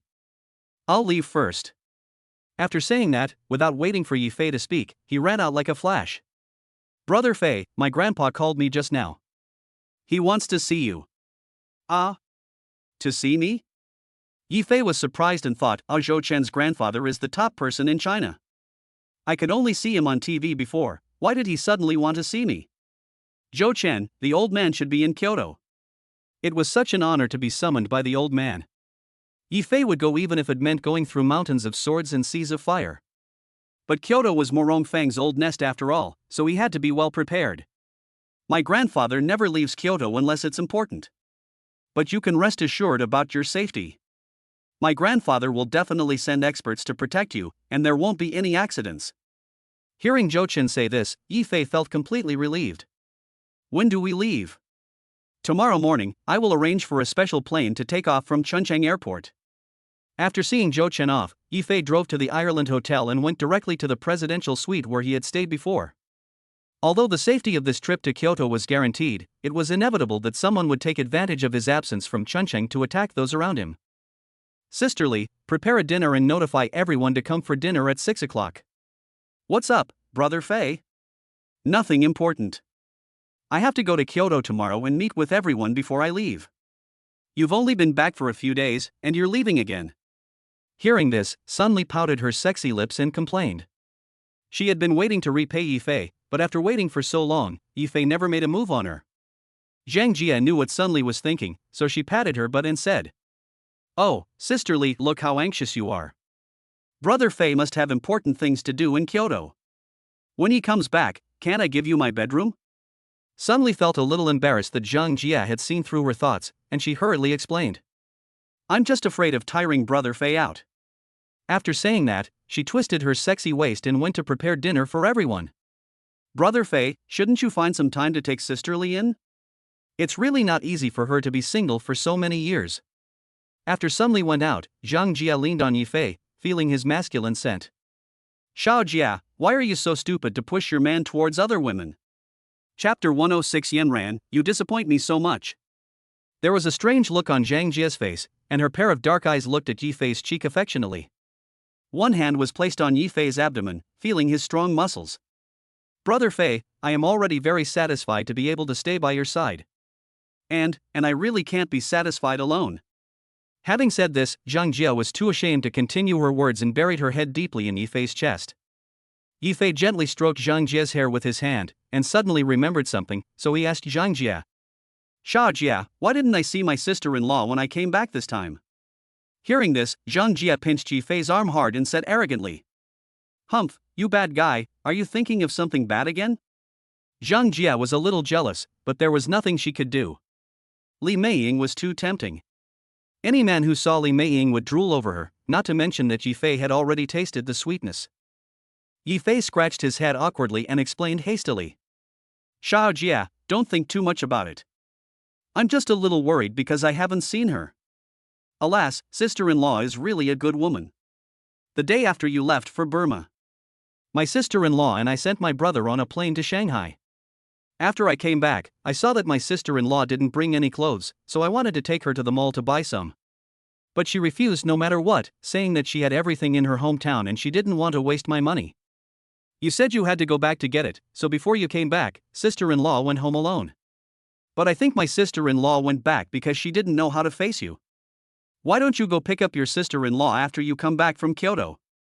Not only did Li Meiying not know how to face Yi Fei, but Yi Fei also didn't know how to face her. If they really lived under the same roof, they would see each other every day, and Yi Fei simply could not resist Li Meiying's charm. Thinking of this, Yi Fei didn't know how to deal with this matter. He could only put it behind his mind and make plans after he returned from Kyoto. Afterwards, Yi Fei called Scar and asked about Zhang Chang's situation in Shanghai. After hearing that everything was fine, he asked Zhang Jia to report to Li Meiying that he was safe. Just then, Sun Li came in to inform Yi Fei that everyone had arrived and was waiting for him in the box. "Brother Hao, do you know why Brother Fei asked us to come here?" Chen Hao didn't know what exactly happened, but he knew it must be related to Zhou Chen. When they were at Yi Fei's villa, Zhou Chen deliberately sent him away, and he had no idea what was said between the two of them afterwards. However, Chen Hao didn't dare to guess on his own, so he had to tell Gangzi. "I don't know what happened to Brother Fei. I rushed here after receiving the notification from Sister Li." At this time, Song Yanran followed up and spoke. "I think Brother Fei must have something important, otherwise he wouldn't have summoned us here so urgently." After this period of contact, everyone has gradually merged into a team and can help each other without Yi Fei's mediation. While everyone was waiting, the waiters brought a variety of top-quality delicacies to the dining table in the box. Everyone was drooling at the sight. Although they were all wealthy now, this table of delicious food would cost at least $1 million. Normally, no one could afford such luxury. I have to tell Yi Fei later to get together with everyone when we have nothing to do, so that we can enjoy the delicious food more. Zhang Dawei stared at a big lobster on the table, wishing he could take a bite of it right now. "Look at your achievements. You are already impressed by a table of delicious food. Ha, you still have the nerve to say that to me. Look at your saliva dripping out." Hearing this, Gangzi quickly wiped the corner of his mouth with his hand. Ha ha ha. Seeing Gangzi's actions, everyone burst into laughter. What makes you so happy? Just as everyone was laughing, Yifei brought Zhang Jia and Sun Li into the box. Yifei was very pleased to see everyone having fun. This was the scene he wanted to see. Brother Fei, you're finally here. If you hadn't come, Zhang Dawei would have run away with the lobster. Gangzi has been in society for many years, and his ruffian character has not changed. He speaks very casually and is very funny. This one sentence made everyone laugh again. Okay, there's nothing important here. I'm going to Kyoto to meet someone tomorrow. So I want to meet with you all before I leave, and find out how you are doing. Afterwards, everyone reported their situation to Yifei while eating. Lu Xuanxuang stood up first, toasted Yifei with a glass of wine, and said, Brother Fei, the hospital I'm in charge of is running very well, and the number of patients it receives has surpassed that of the first hospital in Chunchang. So I'm in urgent need of funds and land for the expansion of the hospital. To build the hospital to this point, Lu Xuanxuang has put in several times more effort than ordinary people, and only then have she achieved the current results. She wants to repay Yifei's kindness in this way. Among all the people present, the first person Yifei met was Lu Xuanxuang, and Lu Xuanxuang could be considered half of Yifei's savior. Yifei had a very good impression of her, but because of many unexpected changes later on, the two of them were unable to be together. Hearing this, Yifei nodded slightly to show his approval of Lu Xuanxuang, and then spoke to Song Yanran and Gao Wei respectively. Yanran, you have to solve the funding gap at Xuanxuan Hospital. Gao Wei, you will be responsible for coordinating the land matters with the authorities. Okay, Phineas. Got it, I'll do it tomorrow. Yifei did not transfer the funds directly to Lu Xuanxuang from the system because he felt that everyone was now a whole and must do things as a whole, so that everyone could be firmly united together. Afterwards, everyone introduced their current situation and needs one by one. Song Yanran worked with Yifei to solve everyone's problems before she stood up and spoke. Brother Fei, the situation of Yanran Group is also very good, except for the companies of everyone present here. Yanran Group has invested in various projects in Chunchang, including real estate and electronics. If nothing unexpected happens, the funds will start to be recovered within 2 months, and profitability will be achieved within half a year. Hearing this, Yifei's heart skipped a beat. Damn, this woman is really good at it, she can make a profit so quickly.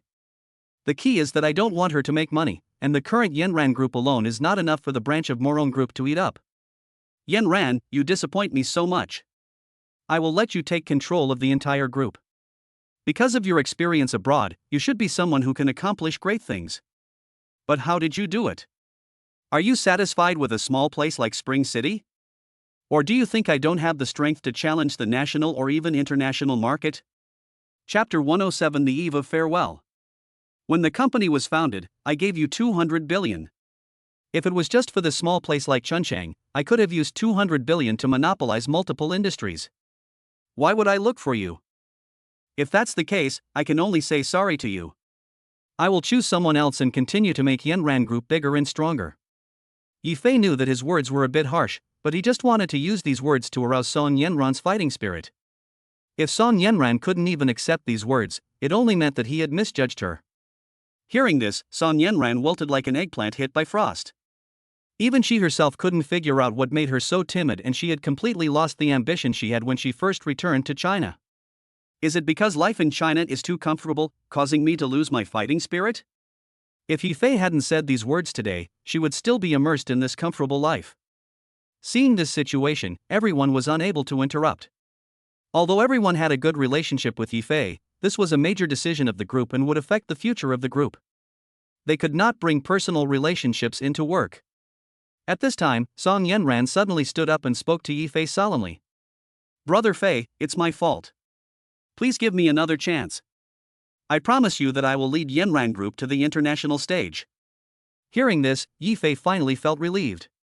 He was really afraid that Song Yanran would lose her fighting spirit and leave.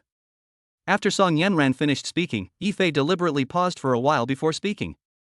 Okay, I'll trust you again. At the same time, I'll inject another 200 billion into Yanran Group to expand new businesses.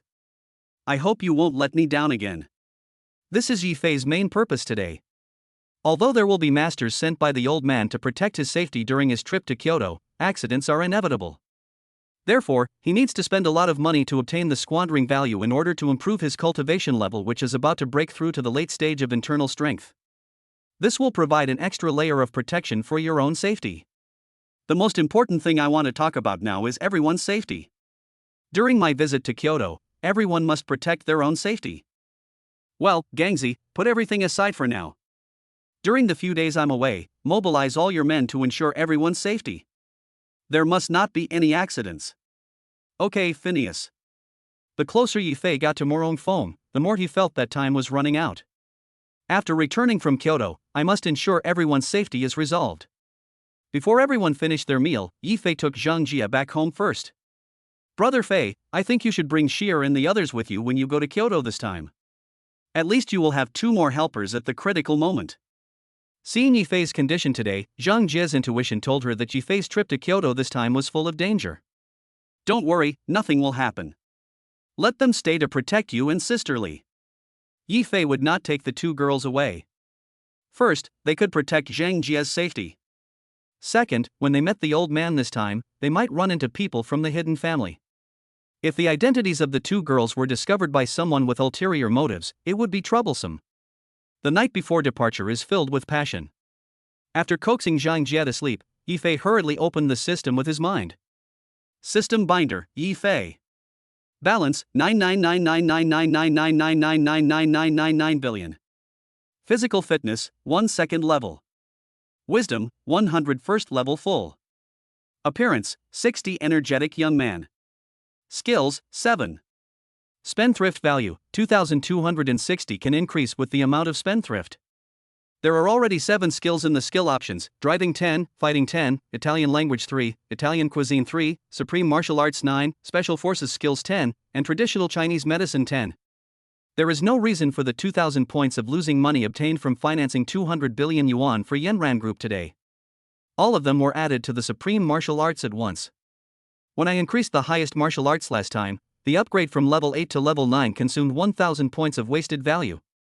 So Yi Fei was a little worried whether 2,000 points of spending value could meet the requirements for upgrading from 9 to 10. Fortunately, after Yi Fei increased his spending value by 2,000 points, it just reached the highest value.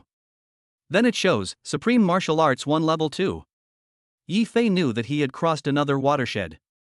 Then I thought, shouldn't T1 have to reach the level of Huajin before advancing to the next level?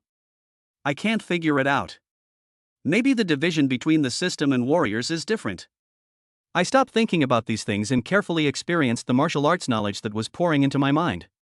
At the same time, I also felt the aura in my body becoming stronger. He practiced it over and over in his mind until the early morning, and only after he had barely adapted to the new level of martial arts did he exit the system. At this time, the system displays the value. System binder, Yi Fei. Balance, 9999999999999 billion. Physical fitness, 1 second level. Wisdom, 101st level full. Appearance, 60 energetic young man.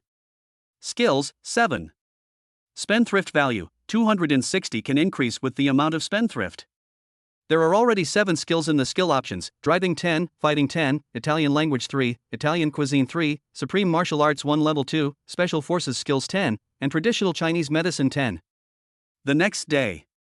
Because the old man was very busy and had a hard time squeezing out time to meet Yi Fei, Zhou Chen arrived early and stood outside Yi Fei's villa. He took out his cell phone and called Yi Fei.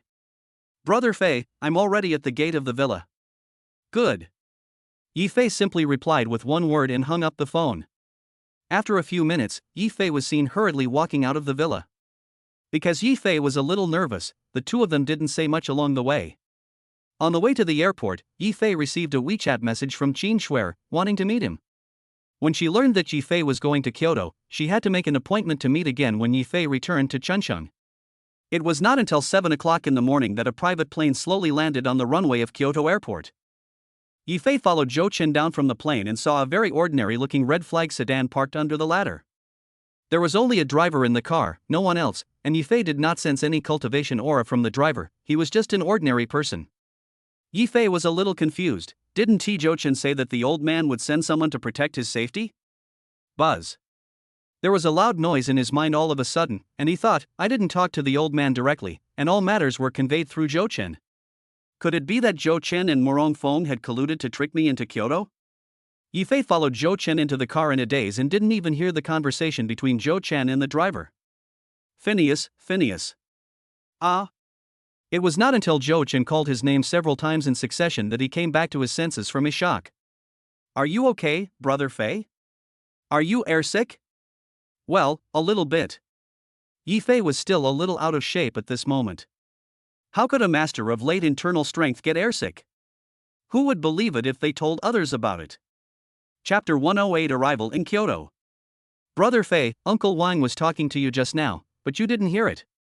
Let me introduce you again. Uncle Wang is my grandfather's personal secretary. It was my grandfather who asked him to come and pick us up. Hearing this, Yifei greeted Uncle Wang, who was driving. Uncle Wang, thank you for making such a special trip for you. Uncle Wang glanced at Yifei through the rearview mirror and found that he looked a little gloomy.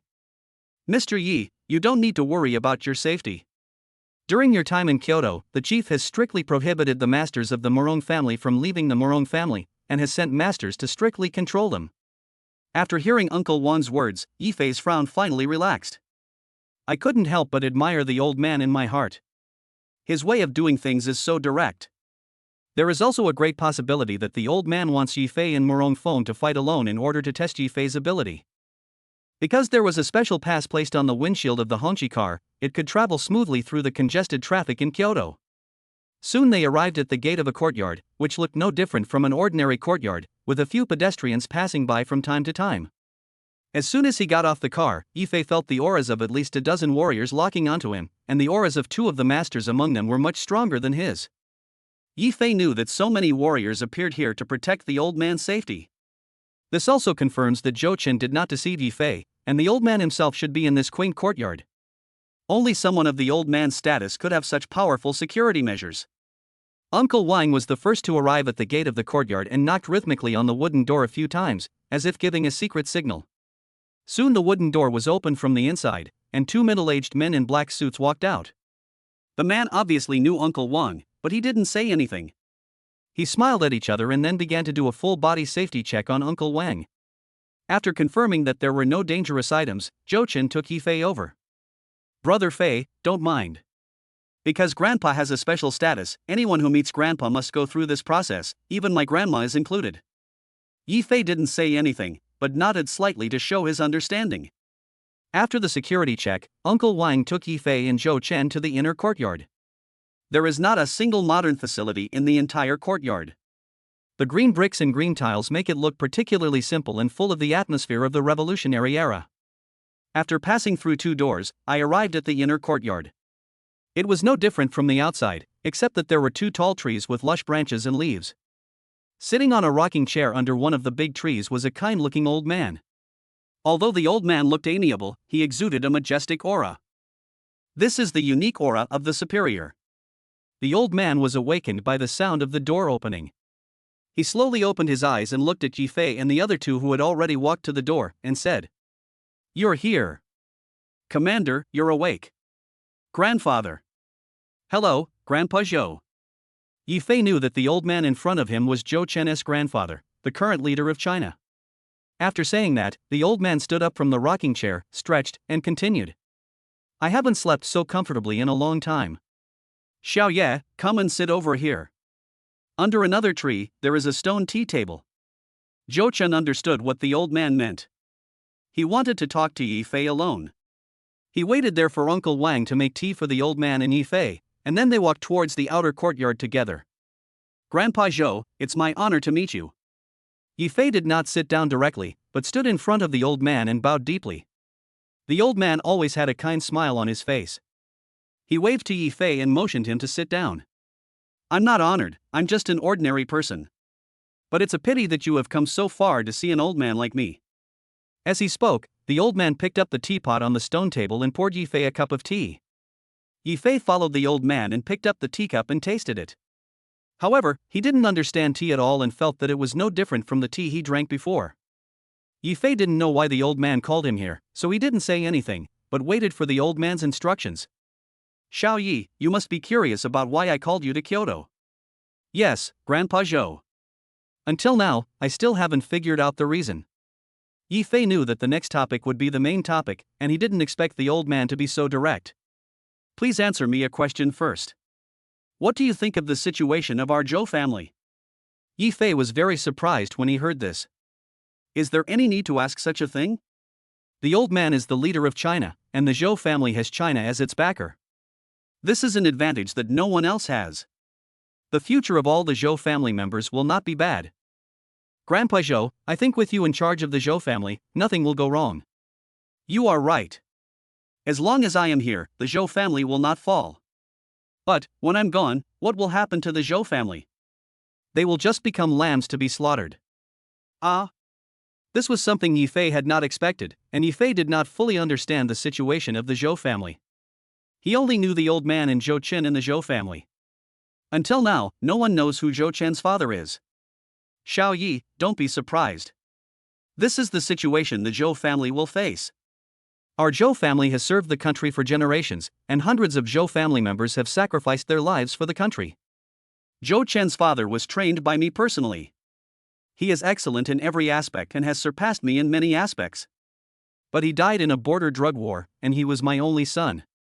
Because of his sacrifice, Zhou Chen's mother was devastated and chose to commit suicide by jumping into the river. It can be said that there are only me and Zhou Chen in the entire Zhou family now.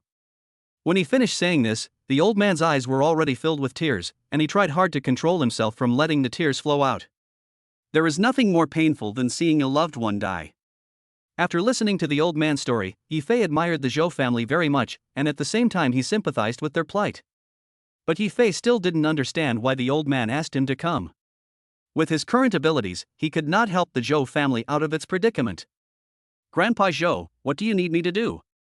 Yi Fei directly asked the doubts in his mind. He knew very well that as the leader of a country, the old man's state of mind was not comparable to his own, so there was no need to beat around the bush. I'm already this old, I can't take care of Zhou Chen for a few more years. I hope you can help Zhou Chen, or at least protect his safety. I don't want the Zhou family to be cut off. I have already checked your information. I can only describe it in 4 words, out of nowhere. Chapter 109 Private Meeting. The old man has received news from the 4 hidden families, confirming that Yi Fei was not one of them. You were born in a rural family. You did nothing before the age of 23, and you even committed suicide because of your ex-girlfriend. After being rescued, you become a different person, constantly refreshing others' perception of you.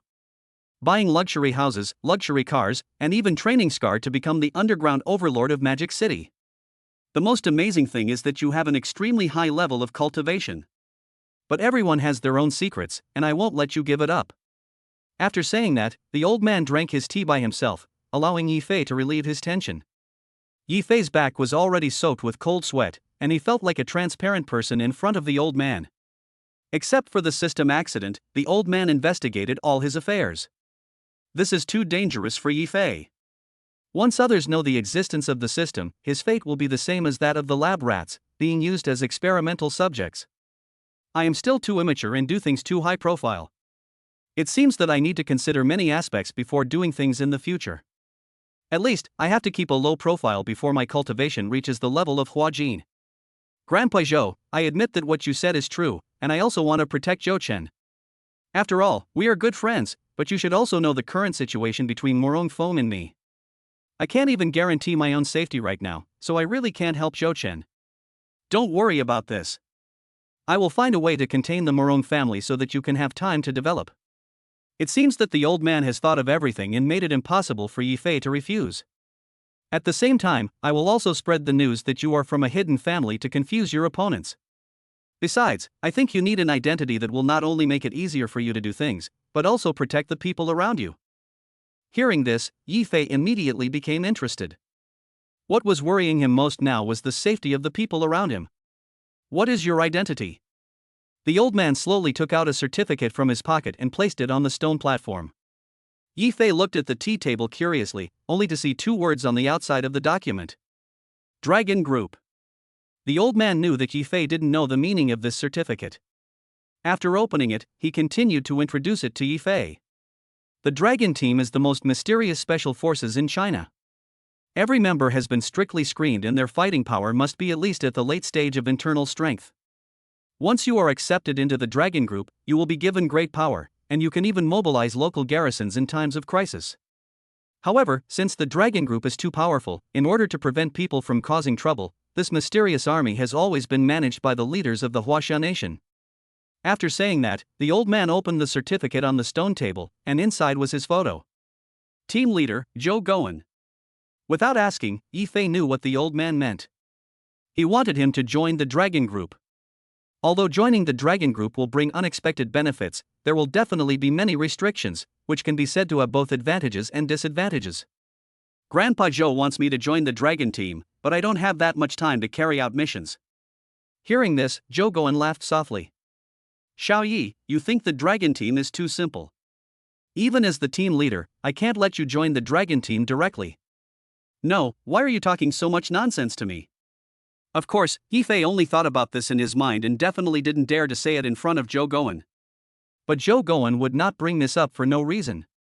Yi Fei did not respond and waited quietly for Zhou Gowen's next words. Zhou Gowen took a sip of tea and continued. Although I cannot allow you to join the Dragon Group directly, I have the right to recommend you to become a peripheral member of the Dragon Group first. After a 3-year review period, you can officially join the Dragon Group. Your current status as a peripheral member of the Dragon Group is enough for you to solve the troubles around you. Hearing this, Yi Fei felt somewhat dissatisfied. After talking for so long, he only had one peripheral member. However, it was better than having nothing. Grandpa Zhou, what do I need to do for the Dragon Group? As a peripheral member, it is mainly to assess your ability. There are not too many requirements. You just do what you are supposed to do. When there is a need, we will notify you to cooperate with the action. Having said that, Zhou Gowen deliberately paused before continuing. Just like the time you helped Xiao Zhentian. Damn it, Yi Fei cursed in his heart. Yi Fei knew that Zhou Gowen said this on purpose. When Yi Fei helped Xiao Zhentian, it was a secret action. Even the people around Yi Fei didn't know where he was doing. Zhou Gowen was clearly telling Yi Fei, I know everything you have done. Okay, I accept your opinion. Yi Fei pretended to accept it reluctantly, and then said to Zhou Gowen. Grandpa Zhou, I have agreed to your request. Can you do me a favor? Zhou Gowen did not answer directly, but stared at Yi Fei, thinking, what a little fox, but I was right about you. I gave you such a big benefit, and you still want to put forward conditions? Tell me, I will satisfy you as long as I can. It's not a difficult thing actually. I just want to ask you about someone. This time it was Zhou Gowen's turn to be surprised. Who was it that could have let Yi Fei find out where he was? Oh. This person must be very important to you. I guess so. I don't know if Grandpa Zhou would know him. I am a little curious about this. Tell me, who is this person? Lu Yun pupil. Lu Yuntong was the man in white that Yi Fei met in Myanmar. This matter had always been a source of worry for Yi Fei, because Lu Yuntong might become an enemy that was even more difficult to deal with than Morong Fong. The young master of the hidden family, Lu Yun family? How do you know him? Zhou Gowen was so surprised that he couldn't close his mouth. According to Yi Fei's information, he had never had any contact with anyone from the Lu Yun family, so how could they mention Lu Yuntong's name? Seeing Zhou Gowen's surprised look, Yi Fei felt a little proud. Don't you know everything? You are dumbfounded this time. At this time Yi Fei thought of two more people, Yi Xier and Yi Qianer. He wondered if Zhou Gowen knew their true identities. However, as long as Zhou Gowen did not mention this matter, Yi Fei would not ask about it, as doing so would expose their identities. Grandpa Zhou knows this person? Yi Fei did not tell Zhou Gowen how he met Lu Yuntong, so as to make himself more mysterious in Zhou Gowen's heart. Lu Yuntong is a rare genius in cultivation that only appears once in 1,000 years. When he was 16 years old, his cultivation had reached the initial stage of Huajin. And the highest level of cultivation among the 4 major families is currently the early stage of Huajin. Lu Yuntong is now 18 years old. He has the greatest hope of breaking through to the middle stage of Huajin. Chapter 110, Ginger is still spicy with age. After listening to Zhou Gowen's story, Yi Fei instantly felt a huge pressure. He had just reached the late stage of internal strength, and there was still a huge gap between him and the early stage of transformation strength. Moreover, Lu Yuntong is a genius in cultivation, and it is impossible for him to stagnate like this. Perhaps one day he will be able to improve his cultivation to the middle stage of Huajin, or even higher. Xiao Yi, do you have a grudge against him? Zhou Gowen couldn't help but feel a little worried. If Yifei and Lu Yuntong were really enemies, then Zhou Chen would also be in danger. If that was the case, he would have to reconsider whether to tie Zhou Chen to Yifei's boat. Well, I don't have any hatred against Lu Yuntong. Zhou Gowen felt relieved after hearing Yifei say this. However, there is a high possibility that they will have a grudge against the Lu Yun family. Ah. Hearing this, Zhou Gowen really wanted to scold Yifei. Can't you just finish what you want to say at once? I'm already old, and I can't stand your tormenting me like this. Try not to conflict with the Lu Yun family. I will mediate for you. Zhou Gowen did not ask Yifei what specific conflict had occurred between him and Lu Yun. He felt that even if he asked, Yifei would not tell him. Having already handed Zhou Chen over to Yifei, Zhou Gowen could only try his best to help Yifei and make him have as few enemies as possible. Just then, Uncle Wang pushed open the door to the inner courtyard and walked to Zhou Gowen. Commander, there is something I need to report to you. Zhou Gowen knew that the secretary came in to report at this time. It must be something related to Yifei. Well, just say it directly. Xiao Ye is not an outsider. Okay, Chief. I received a message from the observers around the Morong family. Just 10 minutes ago, Cheng Huayan and Cheng Tianyu and his son entered the Morong family. The three people present knew that the purpose of Cheng Huayan and the others going to Morong's house was to join forces with Morong Feng to deal with Yifei. Notify everyone to keep a close watch on all the experts of the Morong family. If you find anything unusual, kill them immediately without reporting. Also, notify all military districts in Kyoto that any mobilization of troops must be approved by me. When giving the order, Zhou Gowen immediately showed a majestic expression. Hearing the order given by Zhou Gowen, Yifei sighed in his heart. No wonder he can sit in the position of the leader of China. He does things without any hesitation, as if killing the masters of the Morong family is just like stepping on a few bugs. Yifei was somewhat suspicious that Zhou Gowen was using the excuse of protecting his own safety to avenge Zhou Chen. Old ginger is still spicy. After bidding farewell to Zhou Gowen, Zhou Chen took Yifei to a private club located in the suburbs. Brother Fei, this is my property, specially built to host some of my friends. After getting off the car, Yifei looked around the club. The club covered a very large area. Not only did it have beautiful scenery, it also contained various projects that upper-class people loved. Golf, shooting, bowling, etc., everything is available. To own such a vast piece of land in Kyoto, where every inch of land is valuable, only the big families with deep roots in Kyoto can do so. When Zhou Chen brought Yifei into the club, there were already 4 young men in their 20s sitting together chatting. Seeing Zhou Chen coming, the 4 of them stood up at the same time and called out respectfully. Brother Chen. Zhou Chen waved to a few people and said, Today I will introduce you to an important guest. While speaking, Zhou Chen moved Yifei in front of him. This is Yifei from Chuncheon, and he is also my sworn elder brother, Zhou Chen. Besides, Brother Fei came to Kyoto this time at the invitation of my grandfather. Although Yifei looks ordinary on the surface, the fact that Zhou Chen considers him as the big brother makes him definitely not an ordinary person. Moreover, he was invited by the old man himself, which further proves that Yifei must be extraordinary. Why do I say this? Because in China, no one will be valued by the leader because of his family, unless this person has something special. The 4 of them bent down and followed Zhou Chen in shouting Brother Fei to express their respect for Yifei. After sitting down, Zhou Chen said to Yifei, Brother Fei, the 4 of them are my good brothers and members of the racing club. But now it exists in name only. When talking about the racing club, Zhou Chen's eyes dimmed a little. The racing club in Kyoto was built by Zhou Chen from scratch, and it took him 5 years to build it. However, Morong Feng took less than a year to poach almost all the members of the club. This was indeed a big blow to Zhou Chen. Don't worry too much, there's still a chance. Looking at Zhou Chen, who was in a negative mood, Yifei spoke to comfort him. Yes, Brother Chen, we are still with you. Yes, Brother Fei is right. We still have a chance. That's right, Brother Chen. I heard that you met a racing expert when you went to Chuncheon this time. Hearing this, Zhou Chen remembered that he wanted to set up a racing club in Chuncheon again, and there would be a master like Yifei in charge. Thinking of this, Zhou Chen calmed down and continued. Speaking of this, I have to thank Brother Fei.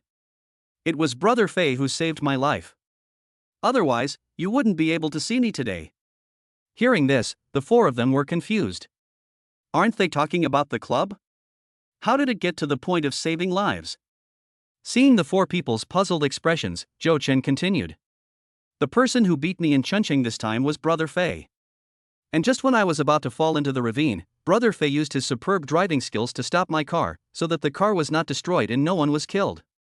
The four people only knew that Zhou Chen met a racing master in Chunqing, and they didn't know that such a thrilling scene happened. Brother Fei, I really admire you. You are so great that you can give up the game in the middle of the game to rescue your opponent. Who said Phineas gave up the race? After saving me, Phineas re-entered the race, surpassed the other 3 cars, and won. If these words had not come from Zhou Chen's mouth, the four would not have believed it. They are all racing enthusiasts and have participated in competitions. On the track, even a delay of 1 second may result in losing the game, let alone a situation like Zhou Chen's. Feeling the four people's fiery gazes, Yifei instantly understood what they were thinking. Zhou Chen and I have decided to set up a racing club in Chunqing. Everyone come over and I will take the time to explain the racing techniques to you. Yeah. Very good. Hearing Yifei's words, the four of them were as happy as children. While Yifei was chatting with Zhou Chen and others, a conspiracy against Yifei was quietly brewing. Chapter 111 Scapegoat. Morong family. After receiving the news that Yifei was coming to Kyoto, Cheng Huaiyan and his son immediately came to Morong's house, wanting to ask Morong Feng to help them get revenge. Master Morong, you know the humiliation my father and I suffered in Chunqing. Now that Yifei has come to Kyoto, I hope you can help us vent our anger. Since Zhou Chen was protecting Yifei, Cheng Huaiyan no longer dared to mobilize troops privately. If Zhou Chen made a fuss about this, he would lose his position. Yes, Brother Feng, look at me now. If others saw me like this, it would be shameful for you. Everyone in Kyoto knows that I am your subordinate. While speaking, Cheng Tianyu deliberately moved his wheelchair forward, fearing that Morong Feng didn't know that Yifei had crippled his legs. It's not that I don't want to help you. Even if you didn't do this, Yifei and I would still be mortal enemies.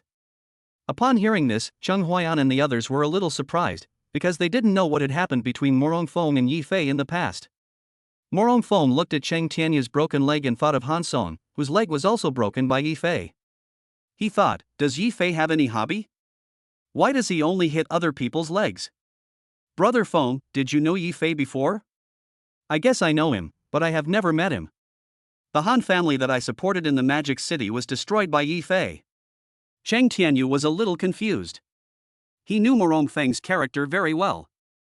If this was true, Morong Feng should have killed Yifei long ago. How could he have let him live until today?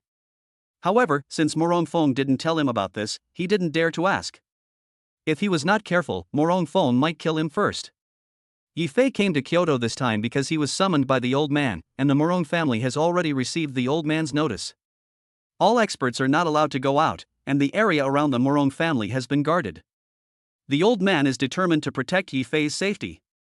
Do you think I dare to send someone to kill him?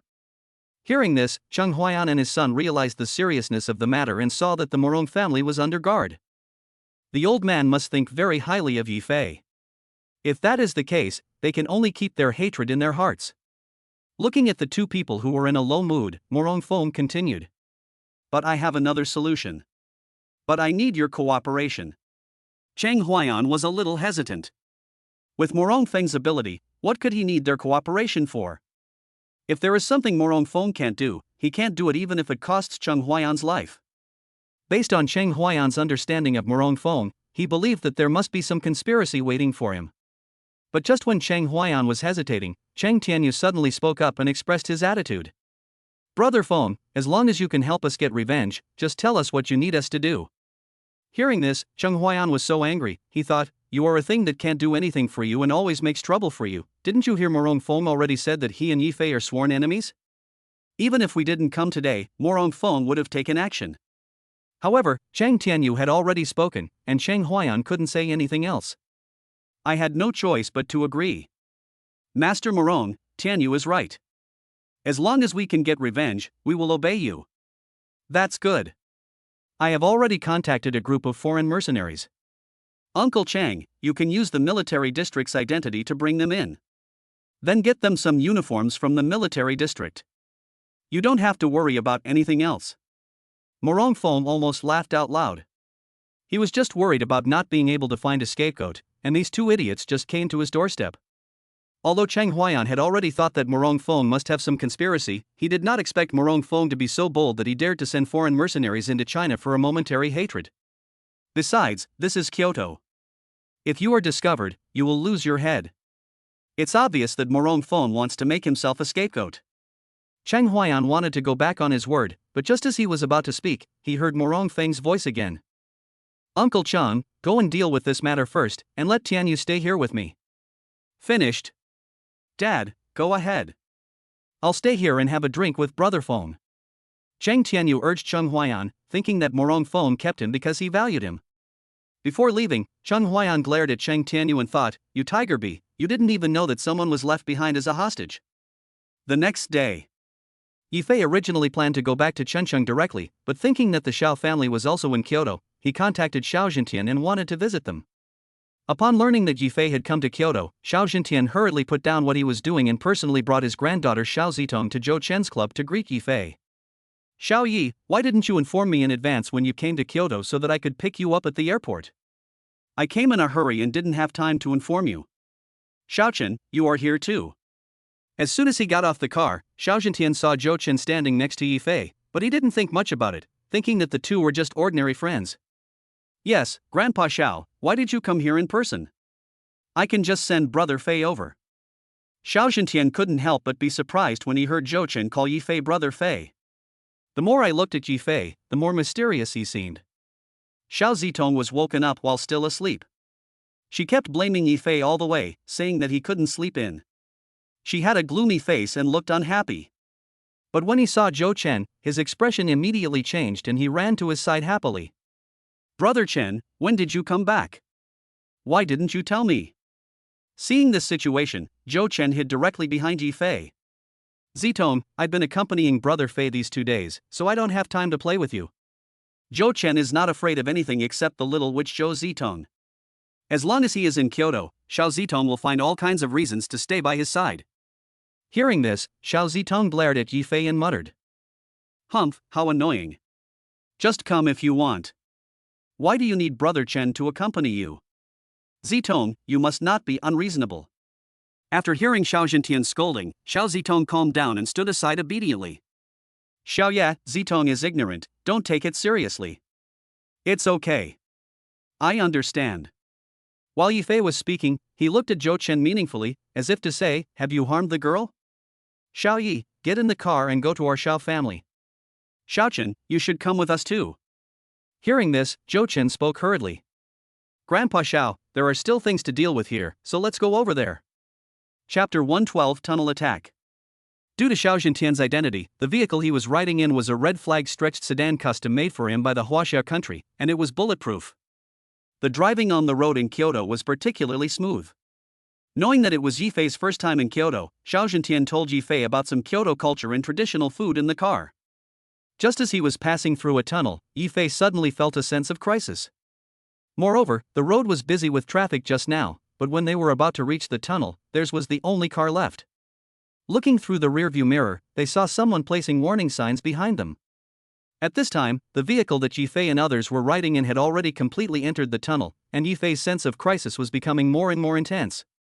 Knowing that there must be danger, Yifei hurriedly said to the driver, "Stop the car.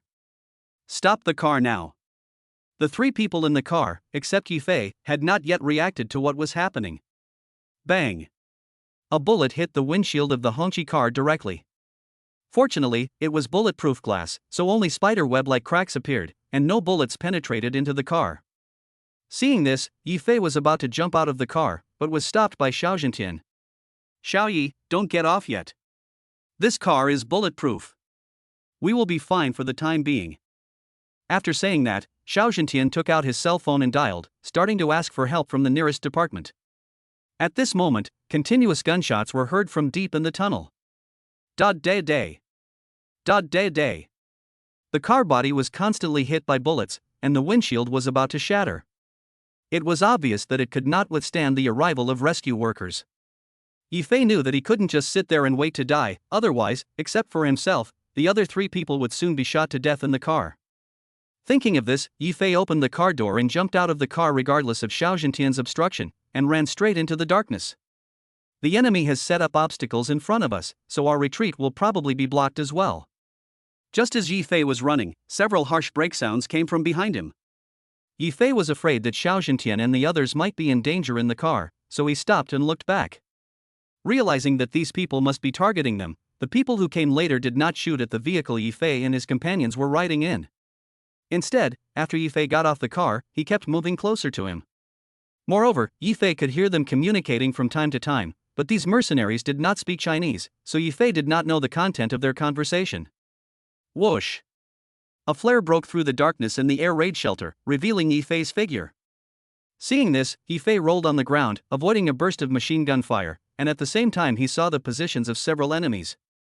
While rolling, he picked up a few stones from the ground and threw them directly at several enemies. Swish, swish, swish. The sound of stones tearing through the air was heard, and several mercenaries who were firing machine guns were hit in the forehead by the stones thrown by Yi Fei, and fell straight to the ground. Boom! Yi Fei, who had just dodged a round of bullets, suddenly heard a muffled sound coming from deep in the tunnel. Due to his experience in the last battle in Myanmar, Yi Fei recognized that this was the sound of a rocket launcher being fired. Without time to think, he directly raised his own aura to the highest point, dodged his body, and released his internal energy at the same time to resist the shockwave of the explosion. Boom!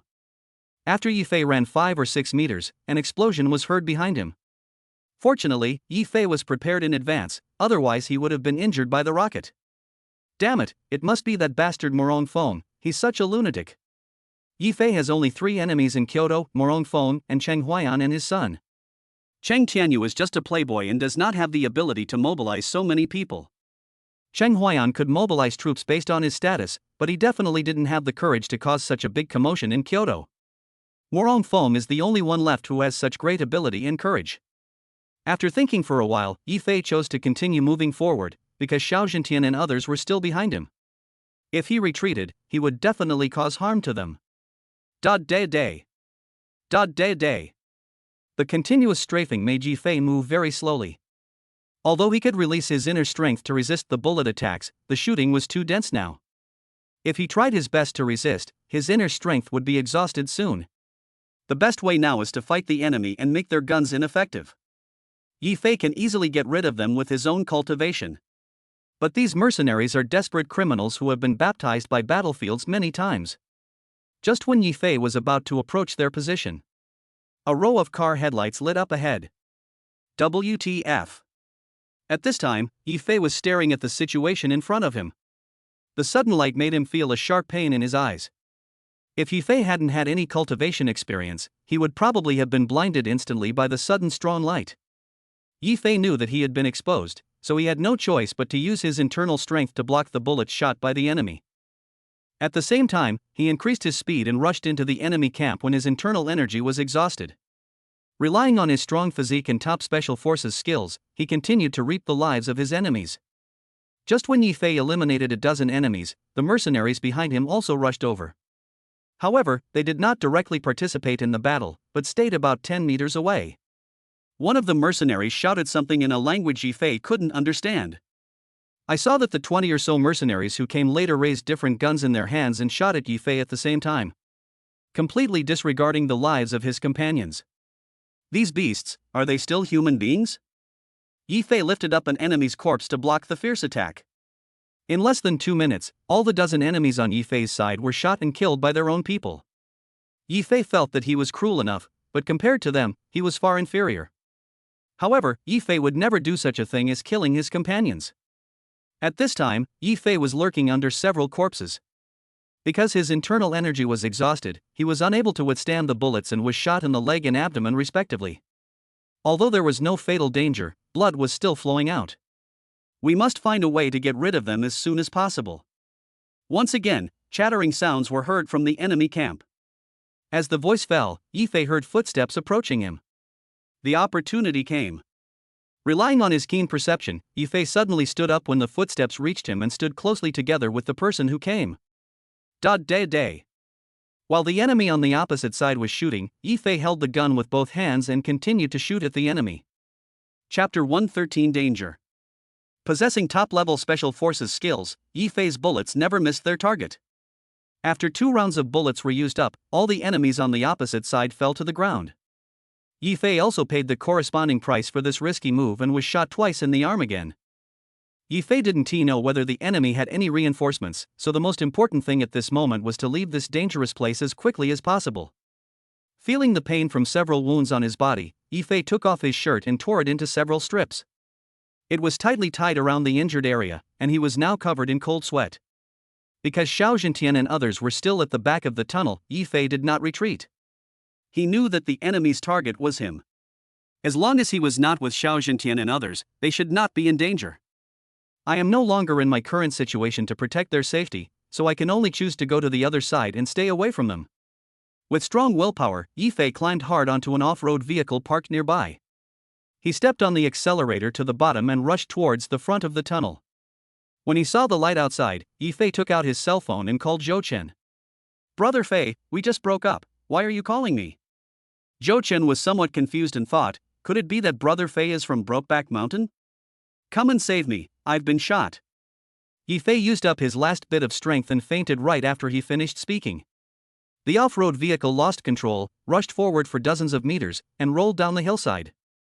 "Phineas, Phineas." Zhou Chen kept calling the phone, but received no response. He quickly hung up the phone and called Xiao Zitong.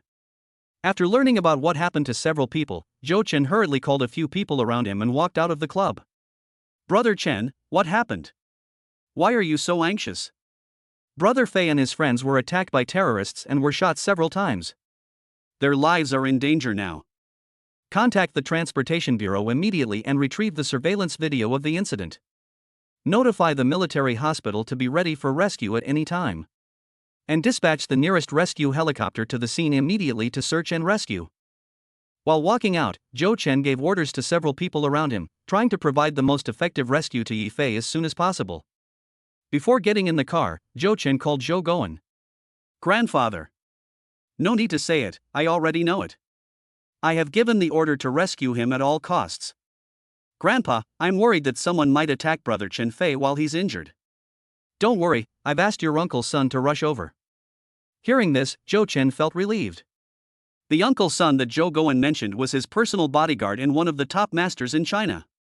His cultivation had reached the initial stage of Huajin. After hanging up the phone, Zhou Chen stepped on the accelerator and pushed his racing skills to the extreme.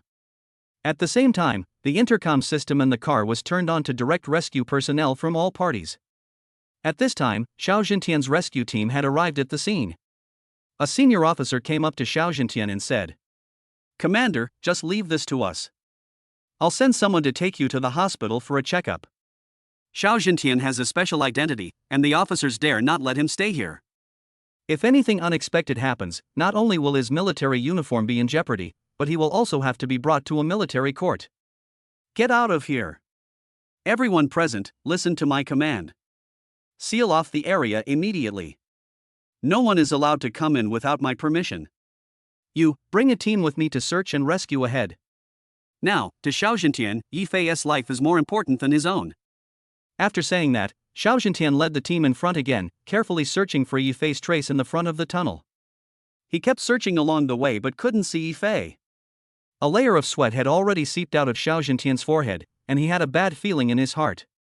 He heard with his own ears the fierce fighting in the tunnel just now. Although Yifei had a high level of cultivation, the enemies were numerous and had strong firepower. I really don't know if Yifei can escape from danger. After all parties had searched for more than 10 minutes, a sound was heard from the intercom. Report, report. An abnormal off-road vehicle was found 2 kilometers from the tunnel exit. As soon as he finished speaking, Zhou Chen's voice came from the intercom. Check it out now. Hearing this, Xiao Zhentian led the soldiers following behind him, and rushed to find a nearby vehicle that could be driven out of the tunnel. A few minutes later, Xiao Zhentian arrived at the scene first. Ignoring the obstruction of the soldiers around him, Xiao Zhentian rushed directly to the off-road vehicle. Through the car window, we saw that the person lying on the steering wheel was Yifei, the person everyone was looking for. He hurriedly gave orders to the soldiers behind him. Quick, hurry up and save people. At this time, people kept rushing to the scene. Everyone get out of the way. No one is allowed to approach without being ordered. After Zhou Chen got out of the car, he asked everyone to stop what they were doing. Xiao Zhentian looked at Zhou Chen with some confusion. Zhou Chen hurriedly began to explain to Xiao Zhentian. Grandpa Xiao, at this critical moment, it's better to be careful.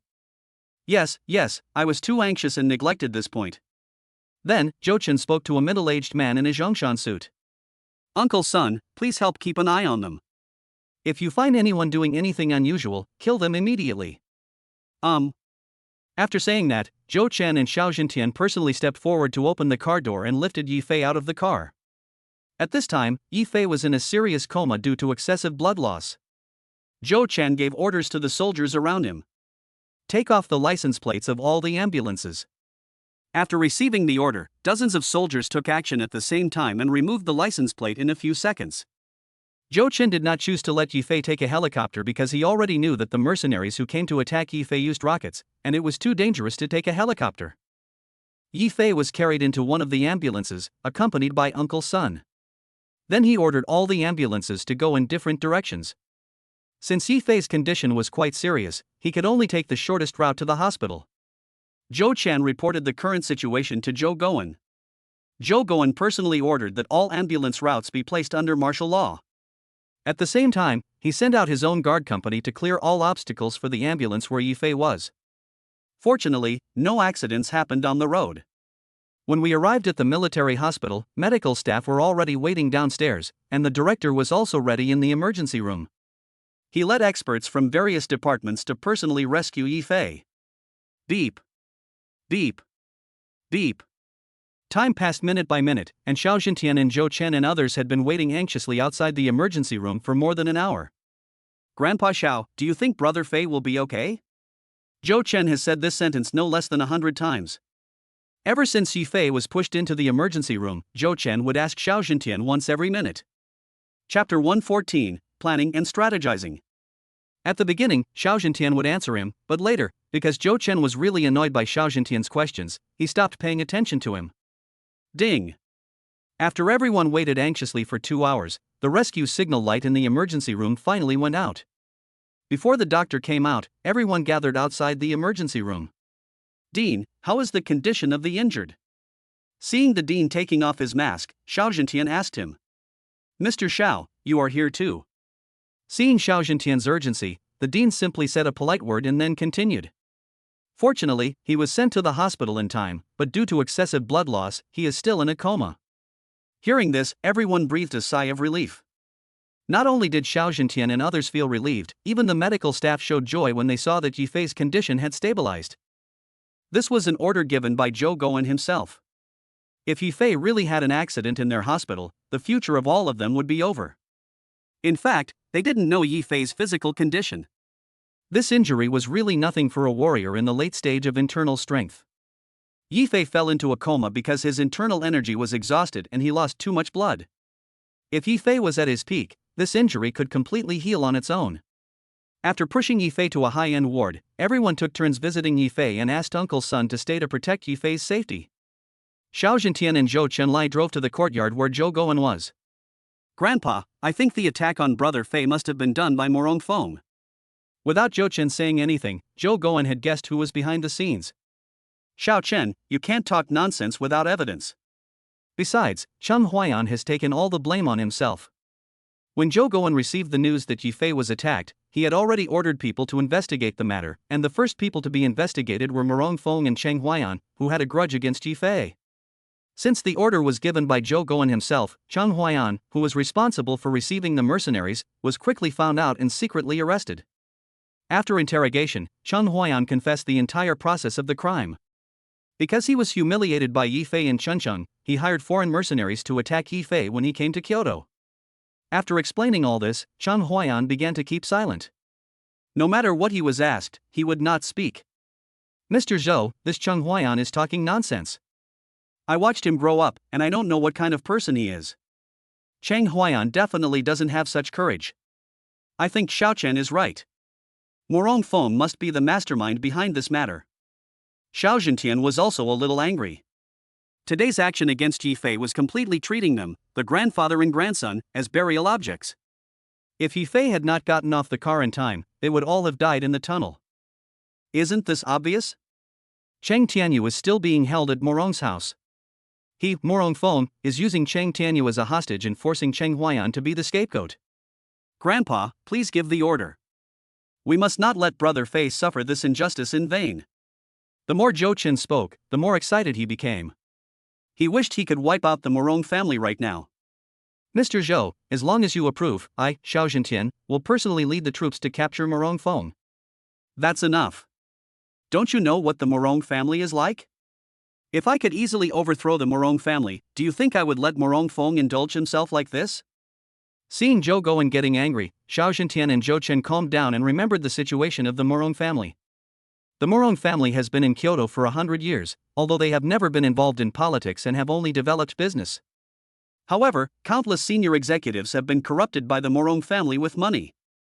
Even an important military figure like Cheng Huaiyan can only be regarded as an ordinary pawn of the Morong family.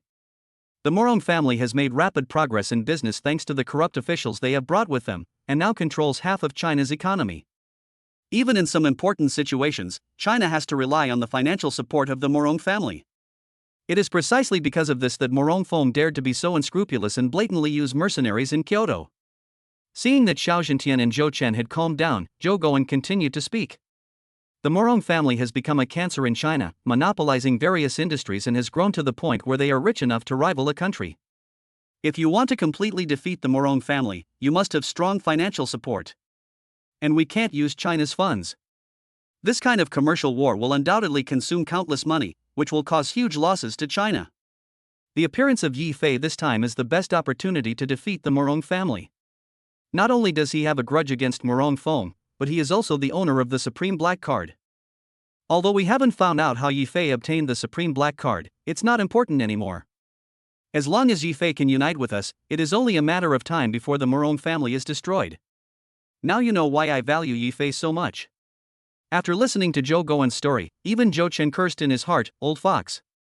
Zhou Chen thought that Zhou Gowen really cared about him, which was why he personally issued various orders when Yi Fei was injured and even sent out his personal bodyguards. If what Zhou Gowen said today could be realized, the Morong family, this cancer that is harming China, would be eliminated. Then Zhou Gowen's name will be recorded in history and will be passed down through the ages. Grandpa, since you think so highly of Brother Fei, you must help him vent his anger. Otherwise, based on my understanding of Brother Fei, he will definitely attack the Morong family, and then. Zhou Chen didn't finish his words, but Zhou Gowen already understood what he meant. There are many masters in the Morong family. If Yi Fei goes to the Morong family to take revenge, he will definitely be besieged by the masters of the Morong family. Morong Fong doesn't even need to take action, Yi Fei will be beaten to death. How could I miss this opportunity to weaken the Morong family's strength? After the Han family in the Magic City was destroyed by Yi Fei, Morong Fong once again integrated the dark forces around the Magic City, intending to capture the Magic City and avenge his previous humiliation. If this incident hadn't happened, Yi Fei would have probably lost his power in the Magic City, which would have been a huge blow to Yi Fei. After all, when he first entered the Magic City, it was the result of Yi Fei desperately transferring all the masters of the Han family. This time I will let Morong Fong hand over the forces around the Magic City, and let Yi Fei consolidate Scar's position so that he can start preparing to develop towards Kyoto. Make comprehensive arrangements for the future war with the Morong family. Also, Zhentian, do you know why Yi Fei came to you this time? I really don't know about that. Before we could say anything, we were attacked. Chapter 115 I Want Team Wutong. Only at this moment did Xiao Zhentian feel the gap between himself and Zhou Gowen. He was in control of the situation, as if everything was within his calculations. Try to meet his requirements. Zhou Gowen did not directly state his guess because it was just a guess. At this time, Zhou Gowen's phone rang. He glanced at the screen and picked up the phone. Yes, I understand. He simply responded and hung up the phone. Yi Fei is awake, you guys go to the hospital. Hearing this, Xiao Zhentian and Zhou Chen were a little surprised, because they saw the gunshot wound on Yi Fei's body with their own eyes. Although it didn't hit the vital points, so much blood was shed after all. I sighed in my heart, this is the advantage of a warrior. After saying goodbye to Zhou Gowen, the two drove to the hospital. In the ward. May I ask what your cultivation level is? Yi Fei asked as he looked at the man in a Zhongshan suit standing in front of his bed. Yi Fei did not sense any aura of cultivation from the man, but he felt danger. His intuition told Yi Fei that this man must be a master, and much stronger than himself. Ha, my friend, you don't have to worry about my cultivation. The fact that you have such strength at this age is enough for you to be proud of. The man was Zhou Guan's personal bodyguard, Sun Maochang. Moreover, Yifei roughly guessed his identity, and he must have been sent by Zhou Guan to protect him. Thank you, but I'm still far behind you. Feeling Sun Maochang's power filled Yifei's heart with desire for strength. If I had the same strength as Sun Maochang, I could easily get rid of those mercenaries today. How could he be so embarrassed and even almost lose his life? Seeing that Yifei was in a low mood, Sun Maochang comforted him. One must progress gradually on the path of cultivation, and never be impatient.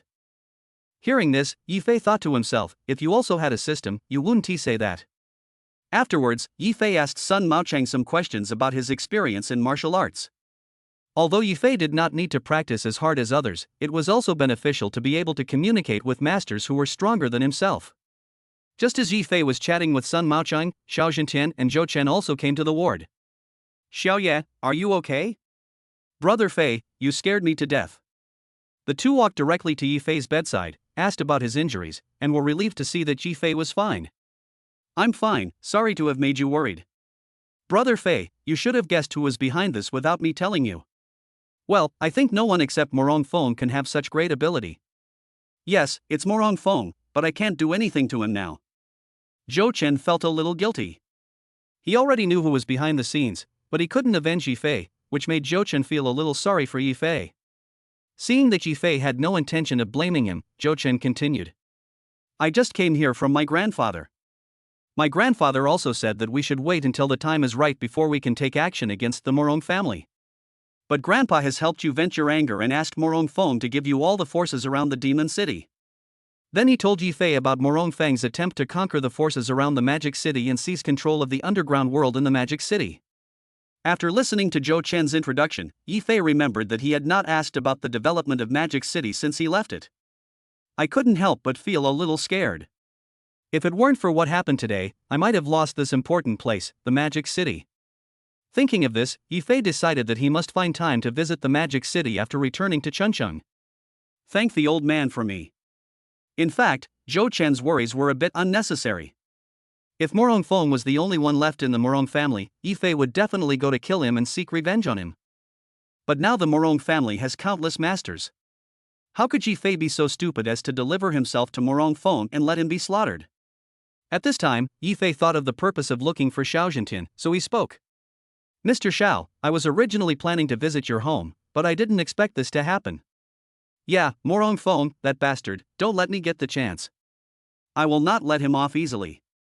When mentioning this matter, Xiao Zhentian was furious. Ha, Mr. Xiao, calm down. It's not worth it to get yourself upset. Things like revenge can be left to us young people. However, I do need some help from Mr. Xiao. Originally Yifei didn't know how to start, but now he had the perfect opportunity. Xiao Yi, if there's anything I can help you with, just let me know. As long as it's something an old man like me can do, I won't say no. Looking at Xiao Zhentian's appearance, one feels that as long as he can kill Morong Feng, he will give up his life without hesitation. It's not a difficult thing. You saw the emergency this time. And now the war between Morong Feng and I has officially begun, and this situation may happen again at any time. So I would like to ask Mr. Xiao to find me some helpers. Hearing this, Xiao Zhentian recalled Zhou Guan's words.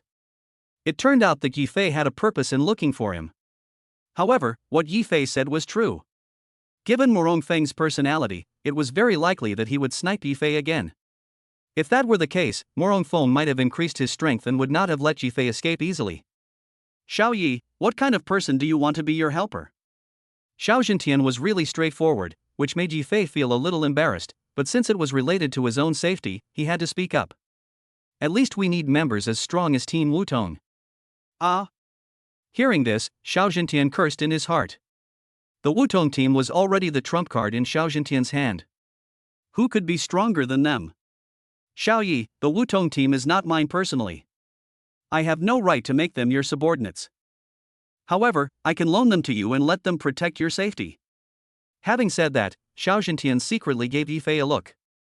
Yifei understood what Xiao Zhentian meant. That is to let the Wutong team stay by Yifei's side to carry out the mission. This can prevent some people with ulterior motives from taking advantage of this and causing unnecessary trouble to Xiao Jintian. Then I would like to thank Mr. Xiao first. Xiao Jintian waved his hand and continued. It's nothing, but I can contact some masters who retired from the army due to injuries and ask them to help you do the work. Xiao Jintian was very happy to do this kind of thing. Not only could he gain Yi Fei's favor, but he could also help those veterans solve their employment problems. Chapter 116, Iceberg Goddess. After 2 days of recuperation in the military hospital, Yi Fei's injuries had completely recovered and his body functions had reached their peak state. There was nothing else to do in Kyoto, so Yi Fei planned to return to Chuncheon. I just took out my cell phone and was about to call Zhou Chen to ask him to arrange a special plane. But at this moment I saw a message from a stranger.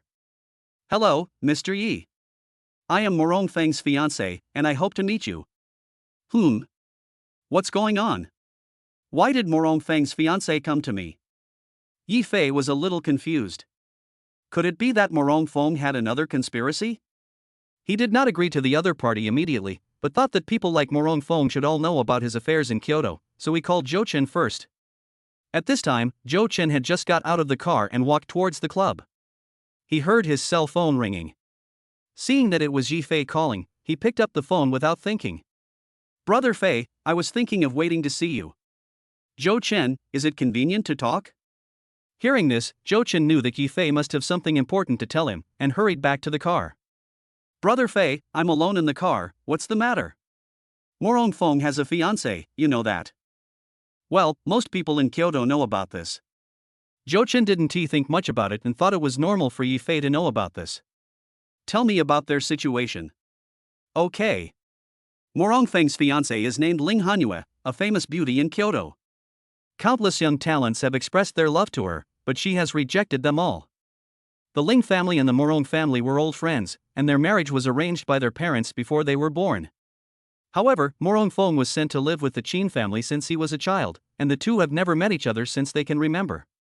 After Morong Feng returned to Kyoto, Ling Hanyue also learned of his return. She waited at home for Morong Feng to come and propose marriage, but after waiting for several months, she still didn't see Morong Feng. Ling Hanyue took the initiative to find Morong Feng, but she didn't expect that Morong Feng directly denied their marriage in front of Ling Hanyue. It doesn't count because their marriage was not agreed upon by me. Moreover, Morong Feng publicly proposed to an extremely beautiful woman at a birthday party some time ago. But he was rejected by the woman in public. At this point, Yi Fei had already guessed that the beautiful woman Morong Feng proposed to should be Qin Shuer. Moreover, the reason why Morong Feng refused to marry Ling Hanyue should also be Qin Shuer's reason. After understanding the general situation, Yi Fei decided to meet with Ling Hanyue. After hanging up the phone with Zhou Chen, Yi Fei replied to Ling Hanyue's message, agreed on the meeting time and place, and then Yi Fei walked out of the hospital. In order to conceal their tracks, the two met in a very ordinary tea house.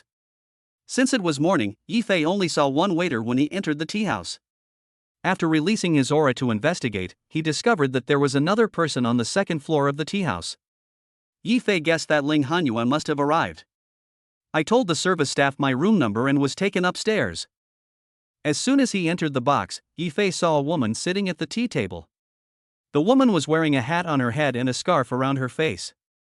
Yi Fei ignored everything else and sat directly opposite Ling Hanyue and said, "You must be Miss Ling."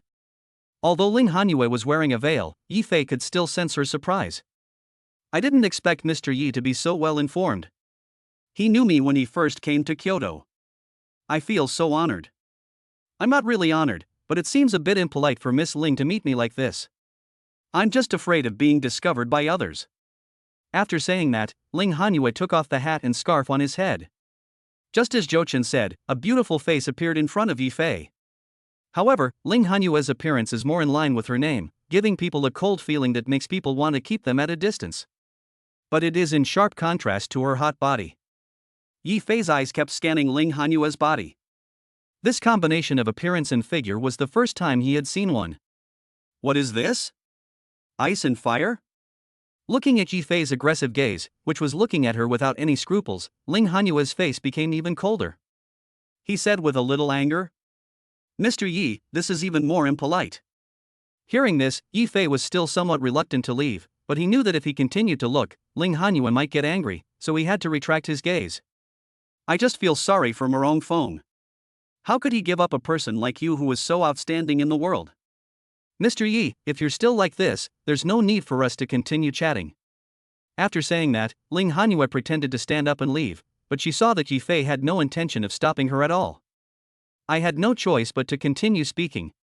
Mr. Yi, don't you want to defeat Morong Feng? Yi Fei stretched out a finger, hooked it under Ling Hanyue's chin, leaned forward, and just as he was about to touch Ling Hanyue's face, he stared into her eyes and said, Ling Hanyue, don't think I don't know what you are thinking. The reason you called me here is to use me to get rid of Morong Feng. If that's the case, don't act so noble in front of me. After saying that, Yi Fei let go of his hand and sat back in the chair. Okay, let's be frank. I admit that you are right. I just want you to kill Morong Feng and avenge me. Since we have a common goal, I hope Miss Ling can tell me why you want to kill Morong Feng. Is it because he doesn't want to marry you? Hearing this, a trace of sadness appeared on Ling Hanyue's cold face. I was engaged to Morong Feng, and I remained chaste for him for 20 years, rejecting all suitors. However, not only did he not keep his promise, he even proposed to another woman in public. Before that, I had no idea about it. I rushed to the scene only after receiving the notification. But unfortunately, I didn't see the scene where Morong Feng was rejected. I stood alone in the empty field, looking at everything Morong Feng had arranged for that woman. How I wished that woman was me. Because of this incident, I have become a laughingstock in Kyoto. If I cannot avenge this, it will be a lifelong regret for me. After saying these words, Ling Hanyue had already turned into a tearful person, completely losing the image of the ice goddess. From love to hate, being sad for someone who doesn't love you, is it worth it? Yi Fei looked at the pitiful Ling Hanyue and wanted to comfort her, but they were only in a cooperative relationship now, and Yi Fei felt that there was no need for him to do so. Chapter 117 Demonstrating Strength. So I want to know, what are you going to do to cooperate with me? Yi Fei pushed the tissue in front of Ling Hanyue, signaling her to calm down. Thanks. Ling Hanyue picked up the tissue, wiped the tears from her face, and replied. When you fight against Morong Feng, I can mobilize all the forces of the Ling family to cooperate with you. Ha, Miss Ling, although I don't know much about your Ling family, I think your Ling family is nothing compared to the Morong family. Yi Fei's guess was correct. Although the Ling family could be considered an upper-class family in Kyoto, it was completely incomparable to the Morong family. Ling Hanyue didn't even have the courage to question Morong Feng. Once Morong Feng got angry because of her, the Ling family would disappear from Kyoto in a matter of minutes. But, there's nothing to worry about. You know this matter better than I do, so I don't think there's any need for me to cooperate with you. Then what strength do you rely on to fight against Morong Feng? Ha, this is such a joke. You don't even know my strength, yet you come to me for cooperation. You're really going to make me laugh to death. Indeed, Ling Hanyue did not know Yi Fei's strength, but because Morong Feng's strength in Kyoto was too strong, even if someone disliked him, they did not dare to confront him. I just heard that Yi Fei was attacked by Morong Feng, and the two were mortal enemies. Ling Hanyue didn't think much about it and found Yi Fei's contact information through his connections. Ling Hanyue lowered his head again, feeling that it was quite ridiculous for him to come to the other party for cooperation without knowing anything. Do you know why I came to Kyoto? I don't know. Then do you know how much assets I have? No, I don't know. Then I hope Miss Ling can investigate it thoroughly before coming to me for cooperation. After saying that, Yi Fei stood up and walked out of the box. Mr. Yi. Seeing Yi Fei was about to leave, Ling Hanyue hurriedly spoke out to stop him. If she let Yi Fei go like this, she didn't know if she would ever meet someone who dared to confront Morong Feng again, so she didn't want to miss this opportunity. Miss Ling, is there anything else? Ling Hanyue stood up and walked in front of Yi Fei, gritted her teeth and said. As long as you can kill Morong Feng, I am willing to give everything, including myself. But I want to see your strength first. Although Ling Hanyue was very beautiful, Yi Fei felt that he already had enough women around him and had never thought of flirting with her. However, what he didn't expect was that this silly woman actually came to him on her own initiative. Even if Ling Hanyue was not there, a hostile relationship between Yi Fei and Morong Feng would not change, and they would meet on the battlefield sooner or later. You want to know my strength in that area? Yi Fei's aggressive eyes swept over Ling Hanyue again. However, this time Ling Hanyue did not stop him, but cooperated with Yi Fei and spoke. All. Seeing Ling Hanyue like this, Yi Fei lost interest, sat back in his chair and said. I came to Kyoto this time because of Master Zhou's summons. I can't tell you the reason. After saying that, he once again displayed his signature move, took out the supreme black card from his pocket and threw it on the tea table. You should know this one. Ling Hanyue was already very surprised when she heard that it was Mr. Zhou who summoned Yi Fei to Kyoto. At this time, he stared at the supreme black card with wide eyes. As the daughter of an upper-class family, how could she not know the supreme black card? However, she had only seen it in information before, and this was the first time she saw it in person. Although he noticed Ling Hanyue's surprise, Yi Fei felt that this was not enough and continued speaking. Miss Ling, do you know about the attack Morong Fong hired overseas personnel to attack me a few days ago? I know, that's why I came to you.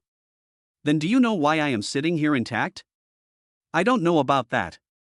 Maybe you are just lucky. You're right. My luck is indeed better, but the main reason is that Morong Fong and I have the same cultivation level. After saying that, Yi Fei gently placed his hand on the tea table, and he applied a little force. When he raised his hand, Ling Hanyue saw a palm print identical to Yi Fei's palm appear on the solid wood tea table. Seeing this, Ling Hanyue covered her mouth in surprise. Ling Hanyue knew that there were many cultivators in this world, and she also knew that Morong Fong had been sent to the Qin family to practice since he was a child, and that he was very powerful. What she didn't expect was that Yi Fei possessed the same strength. It seems that I have found the right person this time.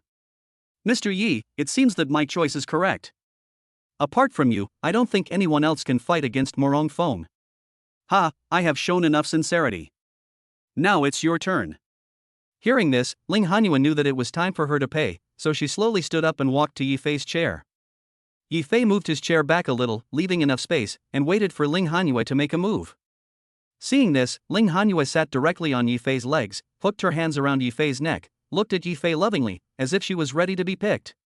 Yi Fei felt the softness on his leg and reached out to touch it.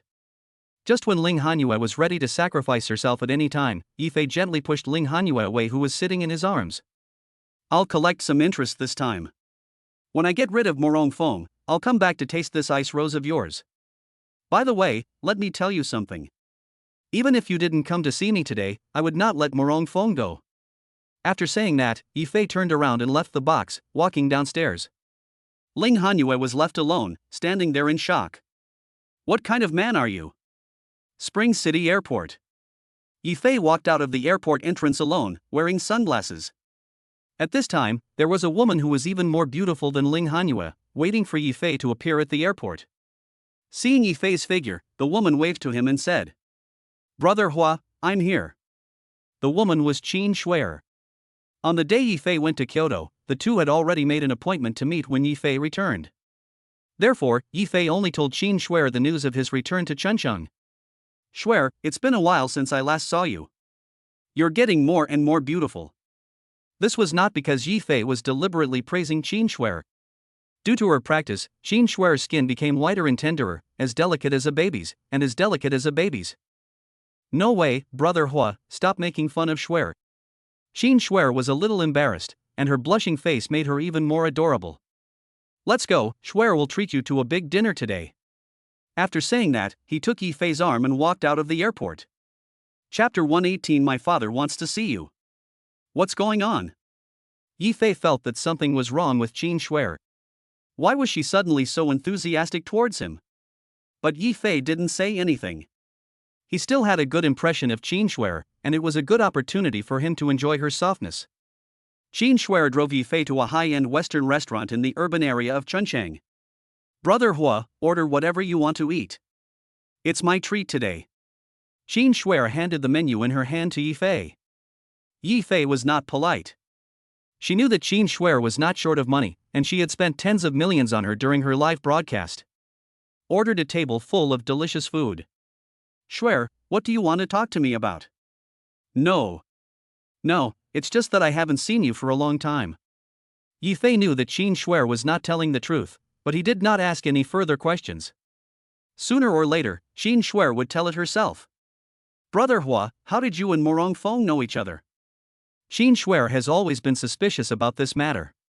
She feels that Morong Fong and Yi Fei are from completely different worlds and should not have any intersection. Didn't Morong Fong tell you? No, to be exact, I came back before I had the chance to ask him. Qin Shuer originally planned to ask Morong Feng, but she didn't expect Morong Feng to suddenly confess to her, which caught her off guard and she didn't have time to ask. Morong Feng and I are enemies. Ah? How could this be? This was something Qin Shuer could never have imagined. On one side was the man she regarded as her brother, and on the other side was the person she loved. This made her feel a little overwhelmed and she didn't know how to reconcile the two of them. At this time, the waiters brought up the food they ordered one after another. Shuer, eat quickly, or it will get cold soon. Oh, brother Hua, you eat too. The two chatted idly, and Qin Shuer had completely lost the joy she had when she first met Yifei. Throughout the whole process, Yifei spoke one sentence and she answered one sentence. Yifei knew that Qin Shuer was a simple girl, and Yifei admired her very much. Seeing Qin Shuer looking so sad, he felt a little bit sorry for her. Shuer, we are good friends. I don't want to see you like this. I hope you can just say whatever you want to say. Hearing this, Qin Shuer put down the chopsticks in her hand, thought for a moment, and said, Brother Hua, thank you. I want to know, can the hatred between you and Morong Feng be resolved? Is Morong Feng so important to you? Well, we grew up together, and I have always regarded him as my own brother. At this moment, Yifei finally understood the true relationship between Qin Shuer and Morong Feng. Morong Feng was just wishful thinking towards Qin Shuer. Although Qin Shuer also cares about Morong Feng, their starting points are different. Morong Feng and I are mortal enemies. There is no way to resolve this. Qin Shuer suddenly grabbed Yifei's hand and looked at him lovingly. Brother Hua, even if it's for me. Is that okay? This put Yifei in a difficult position. No matter who it was, no one could change the hostile relationship between him and Morong Feng. But looking at Qin Shuer's pitiful appearance, he didn't want to make Qin Shuer sad. Shuer, please don't embarrass me, okay? Yes, I see. Qin Shuer let go of Yifei's hand and slowly leaned back in the chair. Yifei's words made her feel lost, and she felt that she was not very important in Yifei's heart. But that's true, this is only the second time they have met. Shuer, the matter between Morong Feng and I is not as simple as you think. Even if I let him go, he will not let me go. Brother Hua, you don't have to say anything, Shuer understands. Yifei didn't know how to persuade Qin Shuer. He just let her be. At worst, they would just not see each other again. Qin Shuer calmed herself down, and when she looked at Yifei again, she felt a little shy. Seeing this situation, Yifei was really confused. Women's moods really change at any time. However, Yifei also knew that what Qin Shuer was going to say next would probably be the focus of today. Actually, I have something to tell you today. When I went home some time ago, I told my father about you. He wanted me to bring you home to meet him. What? What the hell is going on? Yifei was completely confused. Why did Qin Shuer mention him to her father? Why did the head of the Qin family want to see him? Could it be that Qin Shuer had a crush on him? Did she want to take him back to meet her parents? This is too much. Yifei believed that he was not that charming. Qin Shuer fell in love with him after just one meeting. Shuer, are you kidding me? Yifei racked his brains but still couldn't figure out the reason. How could that be? This is true. Seeing Yifei's incredulous expression, Qin Shuer continued to explain. You should know the existence of the hidden family. Qin Shuer felt that if Yifei could become Morong Feng's enemy, he must know some secret things. Yifei nodded slightly to indicate that he knew. That's right. The reason why they became hidden families is because each family has its own cultivation method. In today's world, cultivation techniques have become extremely scarce, and the people of the hidden family have been practicing since childhood. In order to allow their members to practice better, the hidden family chose to stay away from the world. This is the origin of the hidden family. However, in recent years, due to the increasing power of firearms and the lack of supplies of the hidden families, they no longer have the strong advantage they once did. So the hidden families need to cooperate with Huaxia and provide some experts to Huaxia in exchange for money and materials. This reminded Yifei of those masters who protected Zhou Goan, who should all be from secluded families. Shuer, these don't seem to have anything to do with your father wanting to see me. Don't be impatient, I haven't finished yet. Qin Shuer glanced at Yifei and continued. Although the hidden family has cultivation methods that others cannot obtain, it also has disadvantages. Hearing this, Yifei suddenly felt uneasy. Disadvantages? Why didn't I notice it? Is it because my cultivation level is not high enough? Will there be any danger in the future? If so, should I continue to use the system to increase my cultivation level? What are the drawbacks? Yi Fei couldn't help but interrupt Qin Shuer. Didn't you notice it while you were practicing? Seeing Qin Shuer's surprised look, Yi Fei knew that he was too impatient and should have waited for Qin Shuer to finish speaking. Now he had obviously exposed some problems. I do have some obstacles in my practice, but I don't know if what I'm telling you is the same situation. Yi Fei made an excuse and got away with it. In other words, Qin Shuer was simple-minded and didn't think too much about it. If it were someone else, they would probably find out that Yi Fei was lying. Chapter 119, Hidden Family Secrets. Qin Shuer didn't think much about it and continued speaking. All the skills of the hidden families are incomplete, and will more or less cause a certain degree of harm to the practitioners. Our Qin family is the worst hit. Almost no one among our cultivators can live past 50.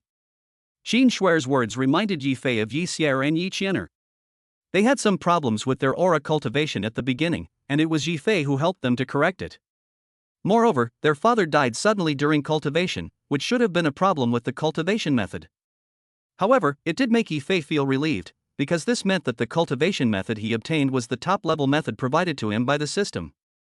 Not only would there be no problems with his own cultivation, but it could also help others make up for the deficiencies in their cultivation.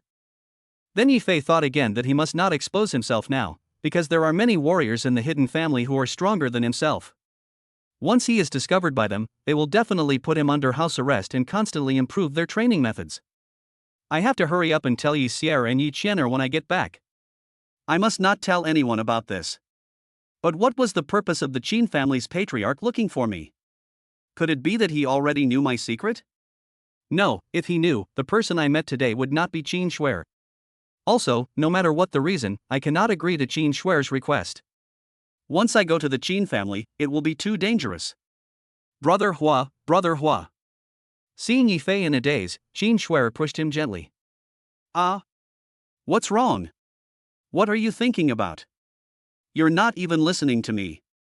I'm listening. I'm listening. Please continue. Yi Fei stopped thinking about it. The most important thing now was to find out why the Qin family leader wanted to see him. Seeing Yi Fei come back to his senses, Qin Shuer continued. For so many years, all the hidden families have been looking for ways to improve their cultivation methods, but so far there has not been even a little improvement. My grandfather was the only one who received guidance from a master. He simply changed his cultivation aura, which allowed him to live until now. But the master told Grandpa at the time that he couldn't completely change Grandpa's condition, and Grandpa was already at the end of his rope. Moreover, the Qin family is gradually declining. If the problem of cultivation cannot be solved, it won't be long before the Qin family will perish on its own. After countless failures, my father came up with a solution. I want to try to change my genes to solve the deficiencies in my cultivation, so I came to the secular world to find warriors with strong genes and high cultivation.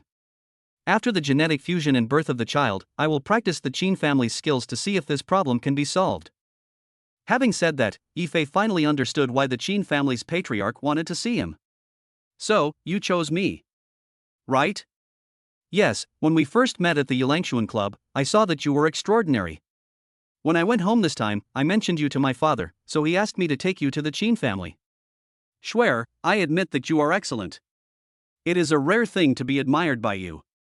And I have a good impression of you, but I have my bottom line. I will never become a tool of your Qin family. What's more, they are going to use our child as a test subject for the Qin family. What if it fails? Our child will not live past 50 either. I will never allow this to happen. The more Yi Fei spoke, the more excited he became, and the rest of his words were almost shouted out. Qin Shuer thought that Yi Fei would be happy because of her admiration, but she didn't expect that he didn't care at all. Brother Hua, I know this is unfair to you, but can you understand the difficulties of our Qin family?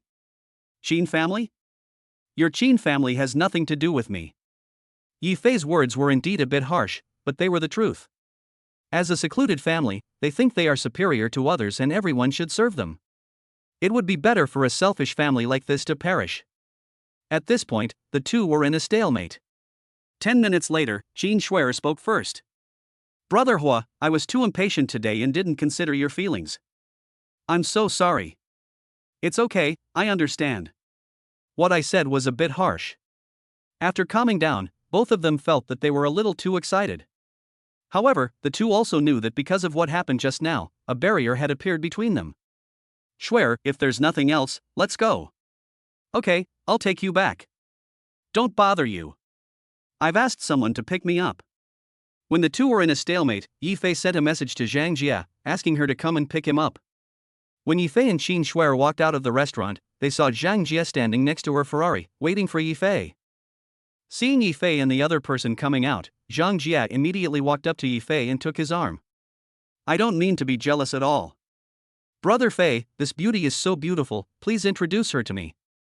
She is Qin Schwer, my good friend.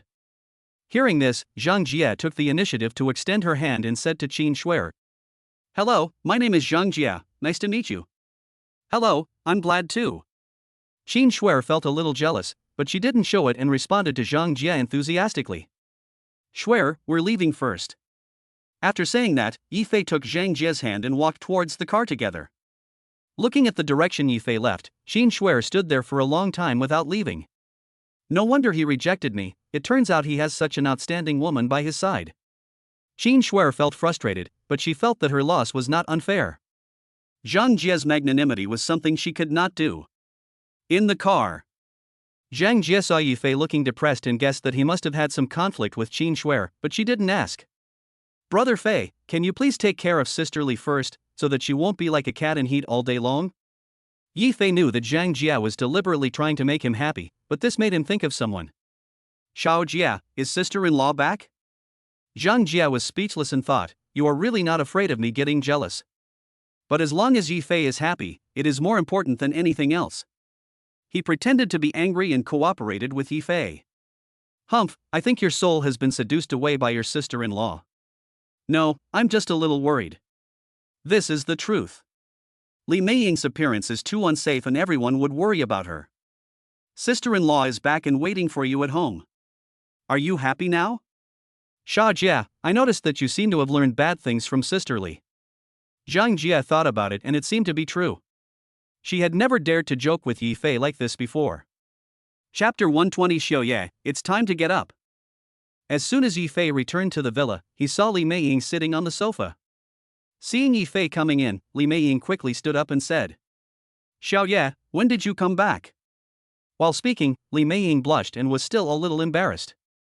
Similarly, Yifei was also embarrassed. He scratched his head and replied, Sister-in-law, I came back this morning. The atmosphere became awkward. Zhang Jia immediately pulled Yifei to sit on the sofa and said, Brother Fei, do you have anything fun to do in Kyoto this time? Zhang Jia and others did not know that Yifei was attacked in Kyoto. Yifei didn't plan to tell them. It was nothing serious anyway, so he didn't want them to worry. Nothing happened. I just met with Zhou Chen's grandfather and Xiao Zhentian and the others. Afterwards, the three of them chatted for a while, and Zhang Jia and Li Meiying went to prepare dinner for Yifei. Yifei was left sitting alone on the sofa, thinking about what Qin Schwer had said. Qin Schwer only pointed out the problems of the Qin family, but Yifei had already heard the hidden meaning behind Qin Schwer's words. It wasn't just the Qin family that had problems with their cultivation methods, but all the hidden families were troubled by problems with their cultivation methods.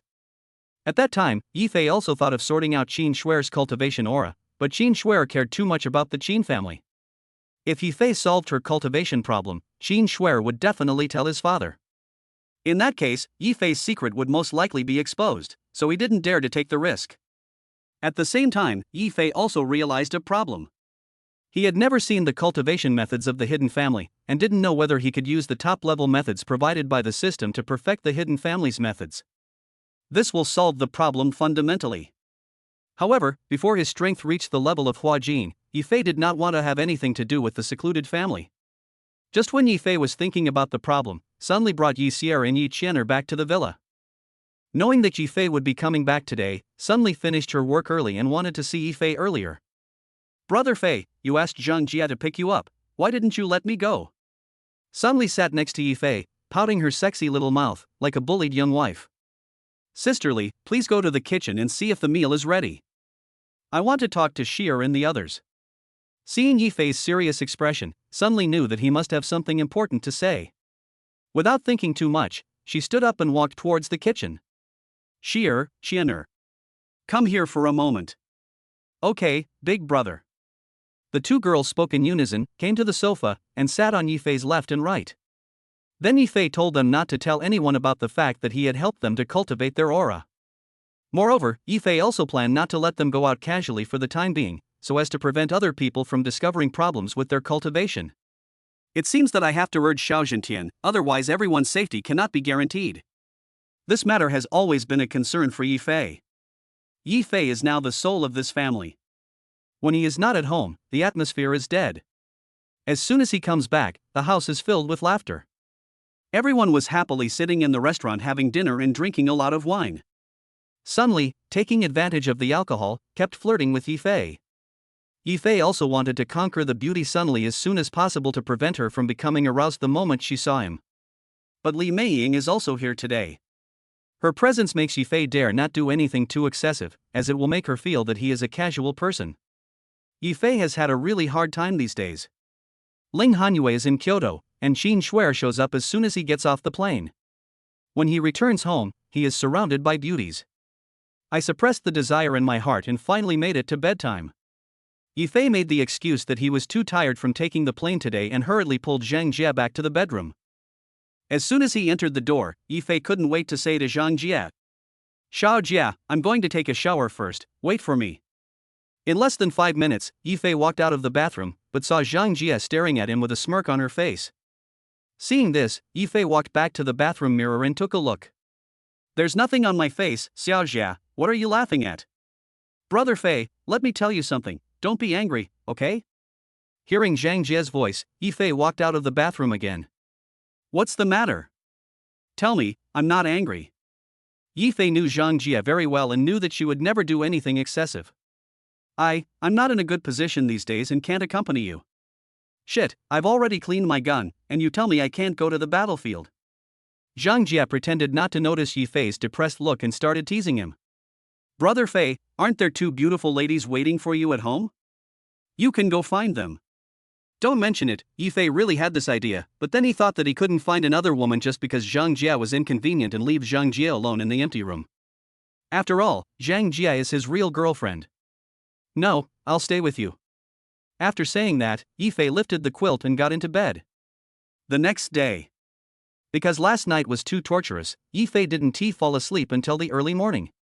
It was already 10 o'clock in the morning, and Zhang Jie and Sun Li had already gone to the hotel to work. Only Li Meiying and Yifei were left at home. Ding ding ding. Li Meiying knocked on Yifei's bedroom door several times, but didn't hear any response from Yifei.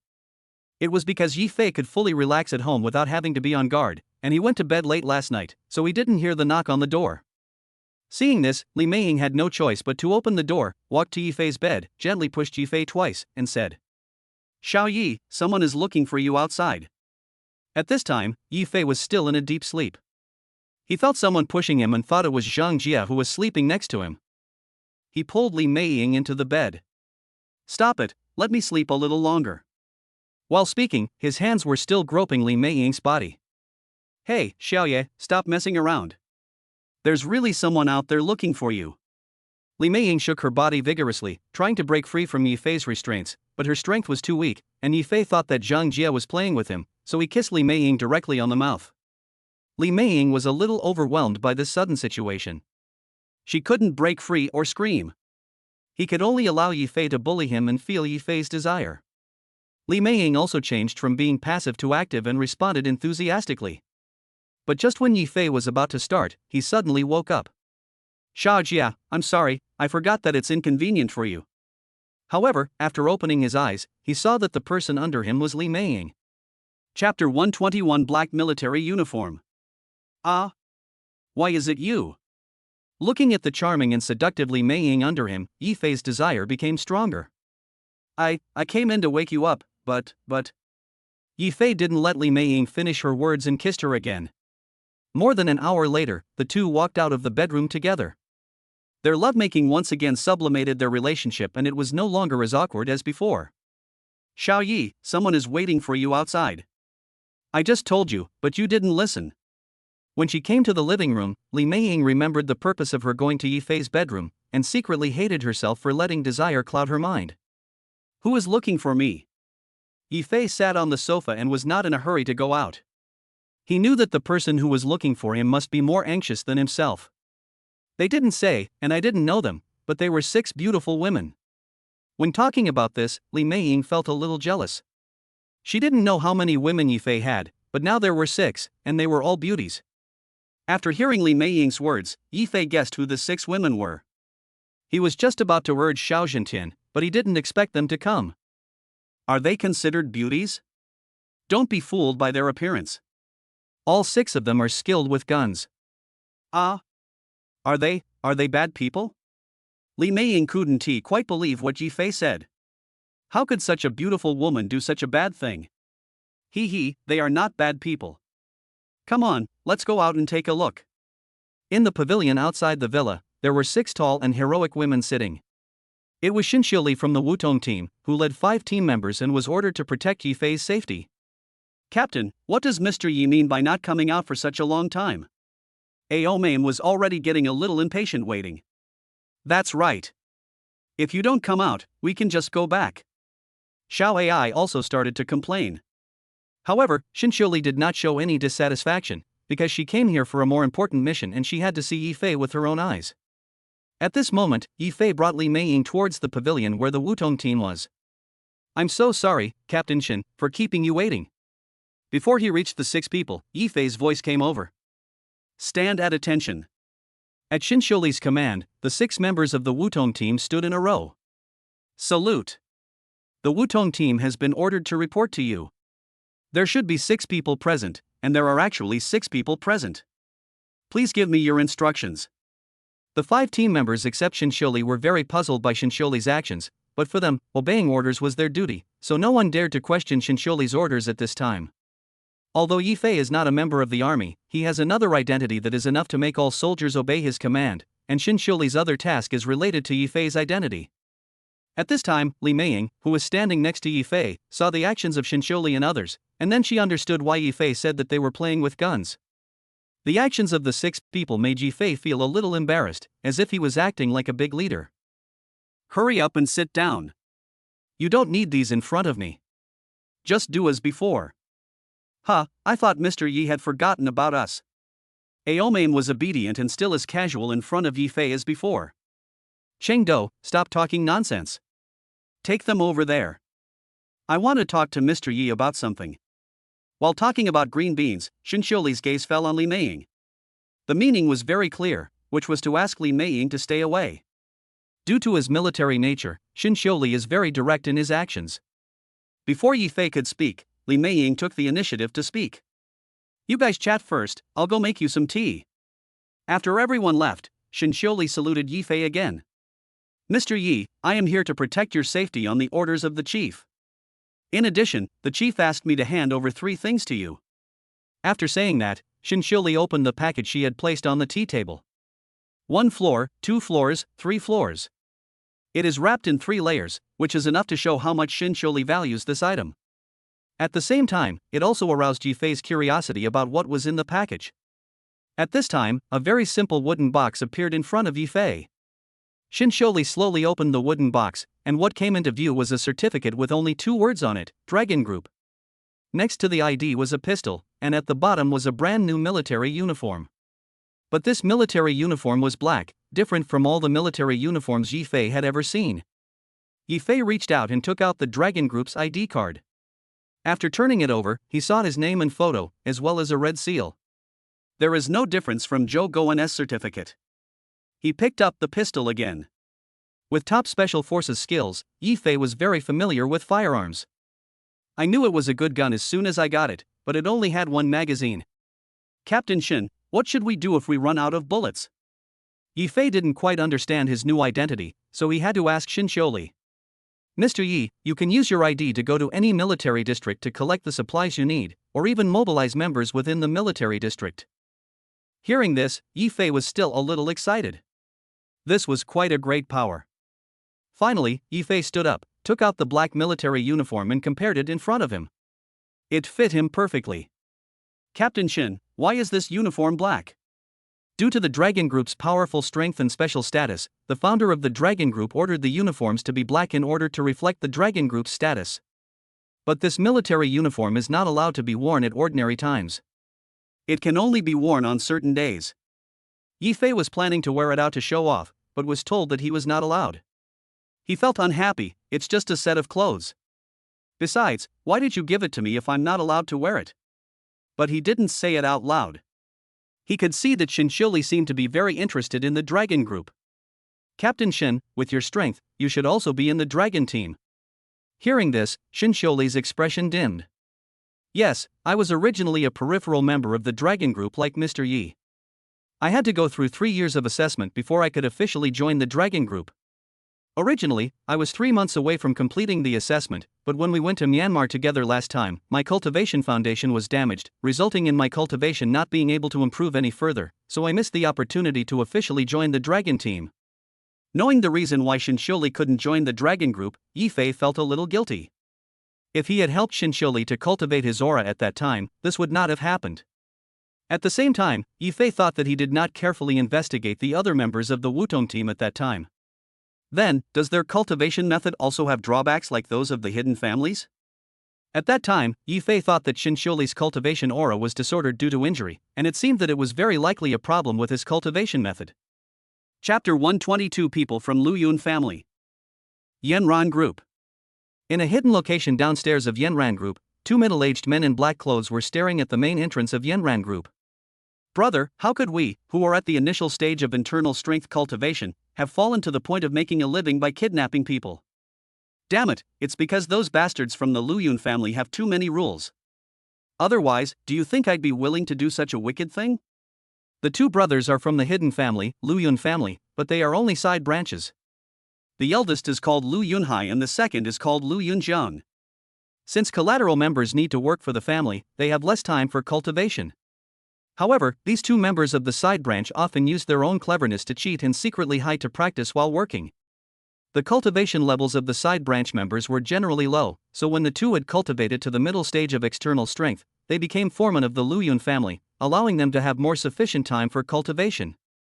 When his cultivation reached the initial stage of internal strength, he stopped practicing and instead began to bully the collateral personnel by relying on his powerful cultivation, bullying his companions, raping women, and doing all kinds of evil. It lasted for a whole year before it was discovered by the official members of the Luyun family. The Luyun family had strict rules. After discovering the 2 men's bad behavior, they directly locked them up in a water dungeon. After the trial, they were beheaded in public. However, they took advantage of the lax defense during the head of the family's birthday and escaped from the Luyun family. Since it was the first time for the 2 to enter the secular world, they had no ability to survive and could only rely on their own cultivation to rob ordinary people in the secular world of their money. After several robberies, the 2 men got some money, which they all spent on a life of luxury. After experiencing the secular world, they need a lot of money to maintain this kind of life. So they decided to do something big, and after several investigations, they finally chose Song Yanran as the target of kidnapping. Brother, are you sure this woman is rich? Well, I found out clearly that this woman is the boss of this company. The car parked at the door is hers. It is said to be worth several million. Then we will become prosperous. She's out, go. Seeing Song Yanran coming out of the company gate, the 2 of them moved forward quickly and came behind Song Yanran in a few flashes. After the experience of the previous robberies, the 2 men acted very quickly. Song Yanran didn't even have time to cry for help before they pushed her into the car. Lu Yunhai took out a dagger and put it against Song Yanran's neck. If you want to live, do as I say. Song Yanran was very calm. She did not do anything extreme and sat quietly in the driver's seat. Okay, what do you want me to do? Drive, I'll tell you how to get there. Song Yanran drove the car steadily, driving on the road neither hurriedly nor slowly. At the same time, I was also thinking about how to send out a distress signal. Brother, this woman is quite obedient, unlike the previous ones who were yelling and screaming. She was smart and avoided physical pain. Brothers, I will give you as much money as you want, as long as you don't hurt me. Song Yanran could tell from their conversation that this was not their first kidnapping, so they had only one purpose, to get money. So she wanted to use this as an excuse to distract the 2 of them. Tell me, how much money do you have? I only have 5 million in assets, all in the bank card in my bag. If you can let me go, I will go to the bank with you to withdraw the money now. Brother, 5 million is enough for us to live comfortably for a long time. Hurry up and take her to get the money. Hearing the huge sum of 5 million, Lu Yunjiang, who was sitting in the back seat, screamed excitedly. Are you stupid? If we go to the bank to withdraw money now, we will be exposed. Lu Yunhai pushed the dagger against Song Yanran's neck forward slightly and said to Song Yanran. I'm warning you, don't play tricks on me, or I'll be rude to you. Ah. Feeling the dagger sliding against her neck, Song Yanran pretended to be panicked and turned the steering wheel to the right, causing the car to crash directly into the guardrail in the middle of the road. Fuck you, are you tired of living? As he spoke, Lu Yunhai was about to stab Song Yanran with a dagger. But he was stopped by Lu Yunjiang behind him. Brother, you can't kill her. We don't know how to drive. If you kill her, what will we do? Song Yanran also started to explain. I didn't mean to do that. Your dagger scared me. Lu Yunhai looked up at the front of the vehicle and found that the collision was not serious. He immediately said to Song Yanran. Keep driving. If you dare to play tricks again, I will kill you. At worst, I can change my target. At the same time, he released the aura of a warrior, putting pressure on Song Yanran. Although Song Yanran is smart and capable, she is still an ordinary person after all, and the aura of Lu Yunhai makes her feel dangerous. Not daring to make any further moves, he followed Lu Yunhai's instructions and drove out of the city. It drove all the way to an unfinished building and then stopped. Come down. After Lu Yunhai pulled Song Yanran out of the car, he covered her eyes with the black cloth he had prepared in advance. Then the two of them took Song Yanran to the unfinished building. While going up the stairs, Song Yanran silently counted the number of turns in her mind. They went through 10 turns in total, and according to normal construction, they should now be on the 5th floor. Lu Yunhai ordered Lu Yunjiang to tie Song Yanran to the stone pillar. Tell me, how much money do you plan to use to buy your life? Lu Yunhai moved a chair and sat opposite Song Yanran. Brother, didn't I tell you that I only have 5 million? Do you take me for a fool? Your car is worth several million, and you only have 5 million in assets? Do you think I will believe it? In fact, when Lu Yunhai heard the 5 million, he was already very happy. Now he just wanted to test Song Yanran to see if she could come up with more money. Brother, that car belongs to the company, not my personal property. Hearing this, Lu Yunhai was a little confused. After all, he had just arrived in the secular world not long ago and did not understand many things. Aren't you the boss of that company? How come the car isn't yours? I'm just a working manager. Above me is the chairman, who is the boss behind the company. Song Yanran heard that the kidnappers probably didn't know much about the composition of a formal company, so they pushed Yifei out. It wasn't that she wanted to betray Yifei on purpose, but she felt that Yifei's methods were totally beyond the reach of these two robbers. As long as they dare to go find Yifei, they will be subdued by Yifei and they will be saved. Chapter 123 Song Yanran was kidnapped. After hearing Song Yanran's words, Lu Yunhai became even more excited. I thought, if a worker can earn 5 million, then the big boss behind the scenes must be even richer. Brother, why don't we kidnap her boss as well? He must have more money. Lu Yunjiang's words were exactly what Lu Yunhai was thinking. He had already begun to figure out how to use Song Yanran to trick Yifei over. Then tell me how much money your boss has. I don't know the details, but I think tens of millions should be fine. Song Yanran knew that tens of millions were nothing to Yifei, but she didn't dare to say too much, for fear that the two would not believe her. Fuck, did you hear that, brother? That guy is so rich. I'm not deaf, just get out of the way and don't bother me. Seeing that the two had fallen into the trap, Song Yanran continued to exaggerate. Brother, I'm going to tell you something, but after you tie him up, you must let me go. I promise you, tell me. Our boss has been pursuing me for a long time, but I have never agreed to him. As long as I tell him that I agree to be his girlfriend, he will definitely come over. Lu Yunhai was just worrying about what to do when Song Yanran came to his doorstep. Although Lu Yunhai was a little clever, Song Yanran was constantly hanging out among various business experts and could trap him in with just a few words. However, Lu Yunhai did not completely believe Song Yanran's words, and tried again. Your boss is so rich, he must have other women. Yes, he has several girlfriends, which is the main reason why I didn't agree to him. But he still likes me very much. After all, I am different from other women. Song Yanran's last sentence was true. Her appearance was exotic, like a mixed-race person. Even the Lu Yunhai brothers were somewhat tempted. If it weren't for the money, they would have harmed Son Yenran long ago. Lu Yunhai kept scanning Son Yenran's body and finally made up his mind. Okay, but you can't call him, you can only send a message. You tell me and I'll send it. Then Song Yenran said some corny words, which roughly meant that she agreed to Yifei's pursuit and asked him to come to her. However, Lu Yunhai did not edit the information completely according to Song Yenran's words, but sent it out after making his own changes. Although this was not the first time that the Wutong team came to Chuncheon, this time they came for Yifei after all.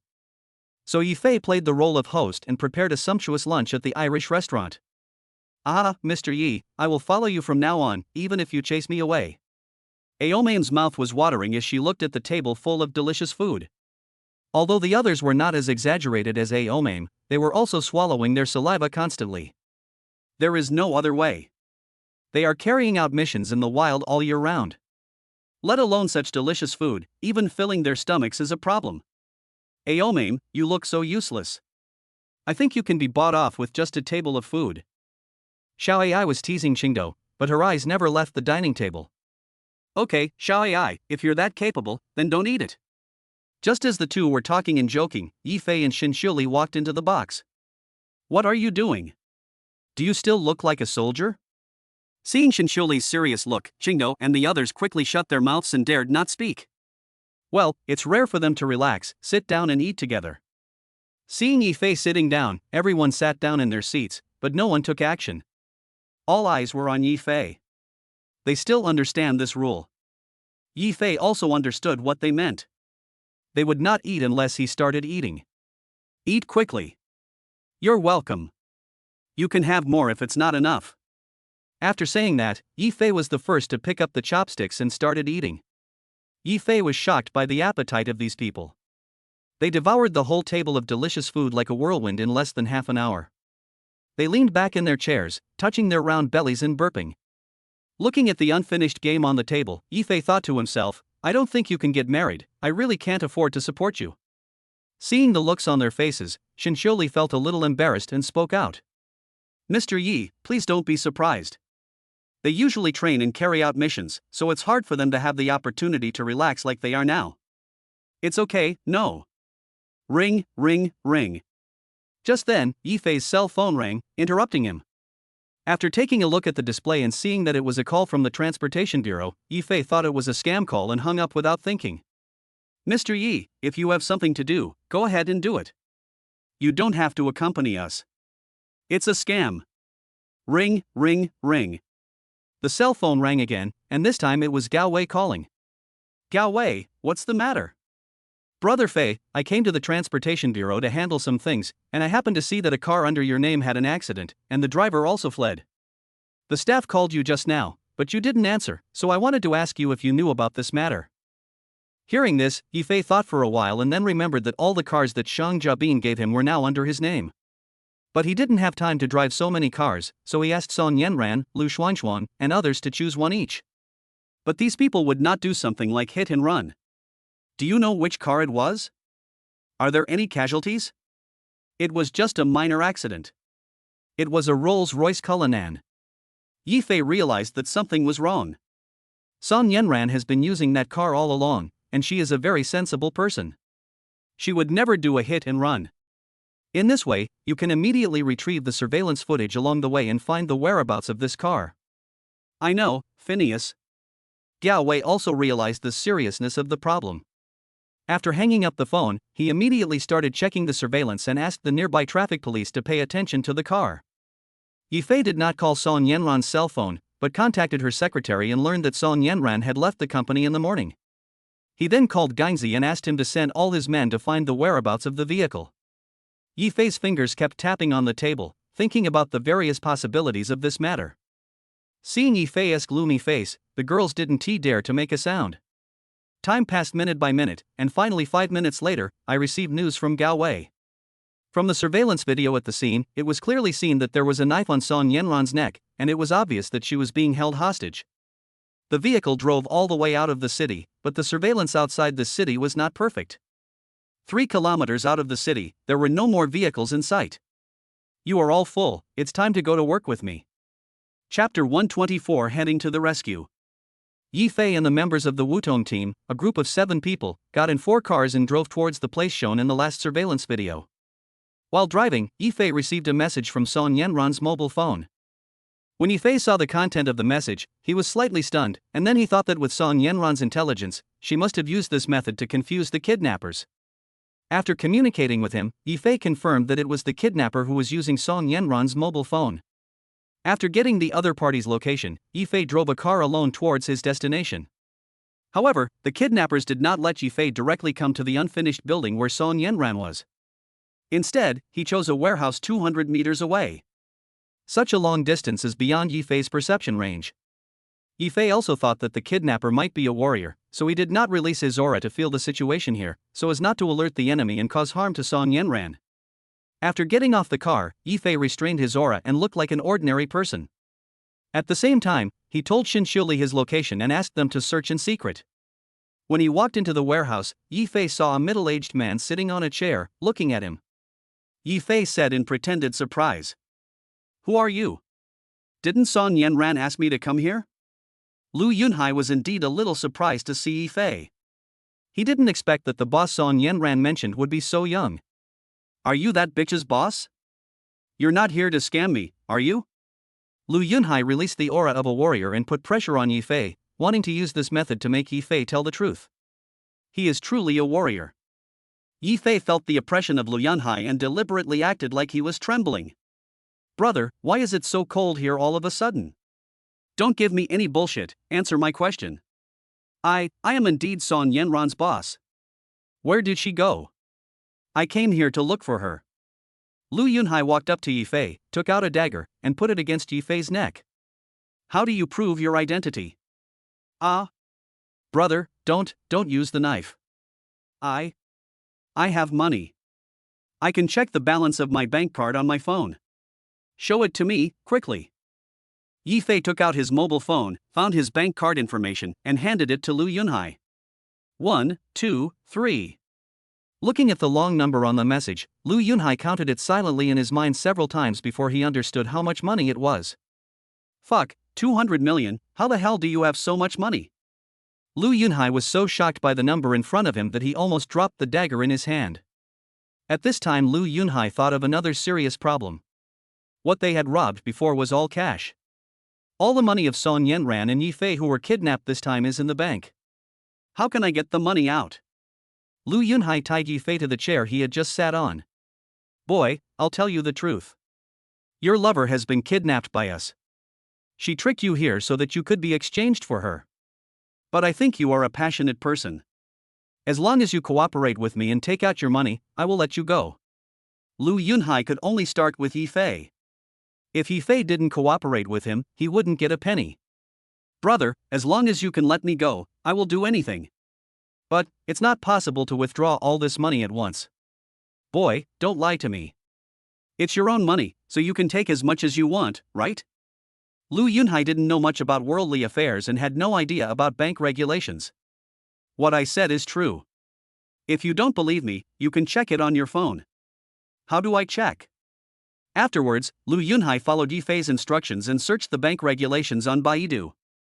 Only then did he find out that he could withdraw a maximum of 5 million in cash at a time, and he had to make an appointment in advance. Lu Yunhai didn't expect it to be so troublesome. How long would it take to get the 200 million out? "Brother, I can transfer the money directly to your account." "Account?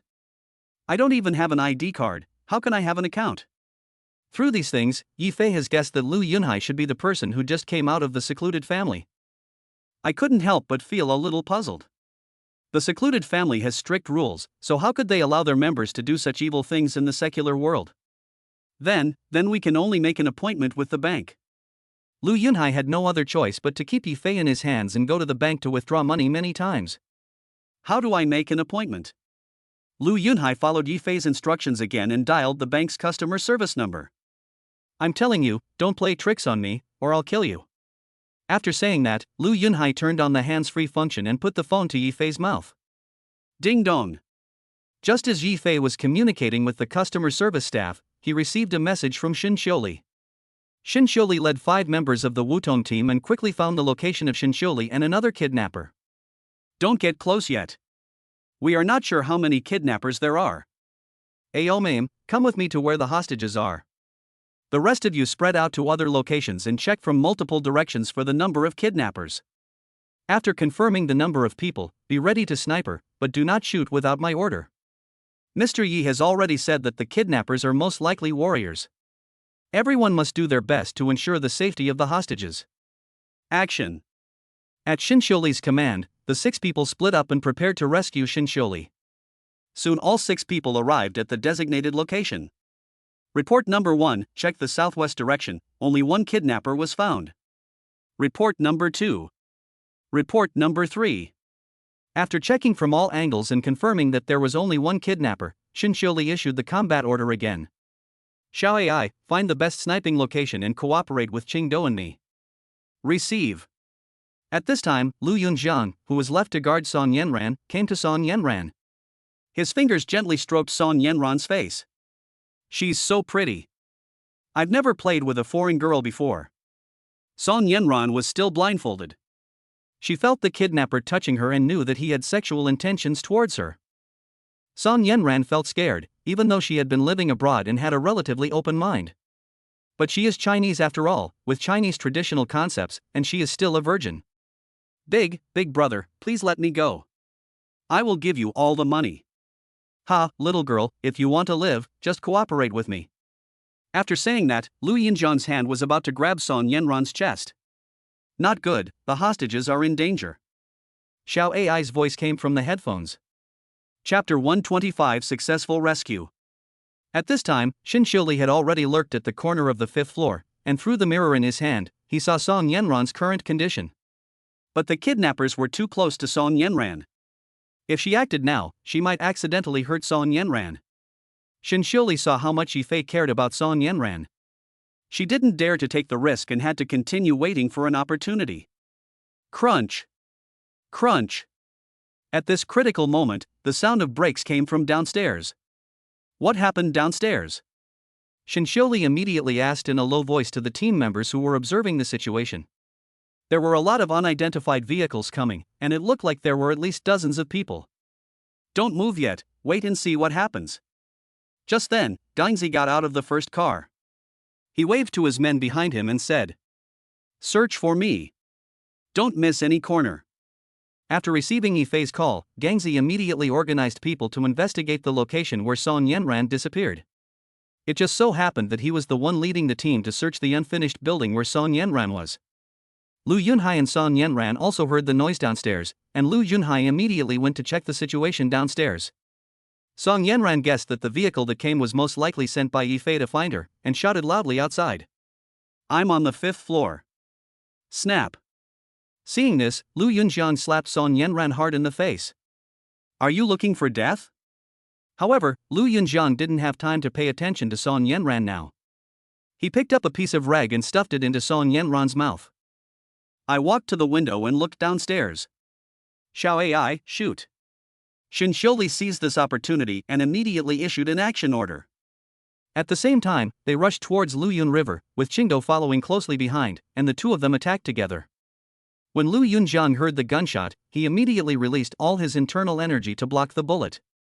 He didn't even notice Shinsholi and the other person behind him. Being hit by them at the same time, the two of them used all their strength. Lu Yunjiang, who was hit hard, slammed his head against the wall in front of him, breaking the wall directly, and fell from the 5th floor. The blood spurting from his mouth covered the sky. Aomame, go and rescue the hostages. After saying that, Shinsholi used the balcony as a cushion and jumped several times to reach the 1st floor. He came to Lu Yunjiang and was relieved to see that he had lost the ability to move. Then he quickly took out his cell phone, edited a message in code, and sent it to Yifei. I'm home.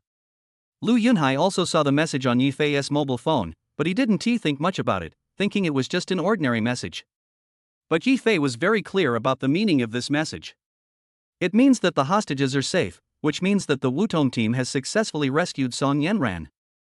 Upon learning that Song Yanran was out of danger, Yifei stopped communicating with the customer service staff and instead stared at the sea of flowing clouds in front of him and said, "You must be from a hidden family. Huh? How did you know that? Lu Yunhai was shocked by Yi Fei's sudden question and thought, I have never revealed anything to anyone, and how did he know the existence of the hidden family? Who are you? Realizing that something was wrong, Lu Yunhai immediately mobilized all his internal strength and took a defensive stance, but he still underestimated Yi Fei. Yi Fei suddenly exploded and broke the rope tied to his body. You. Lu Yunhai looked at Yi Fei in front of him with horror. He had already felt Yi Fei's aura and knew that his strength was definitely above his. As long as Yi Fei made a move, he would be killed instantly, so he simply gave up resisting. You were sent by the Lu Yun family to arrest me, right? Hearing this, Yi Fei roughly guessed Lu Yunhai's identity. He should be the person who sneaked away from the Lu Yun family and into the secular world. You said that if the Lu Yun family knew what you did in the secular world, what would they do to you? Aren't you from the Lu Yun family? This surprised Lu Yunhai a little. Are the masters in the secular world so worthless?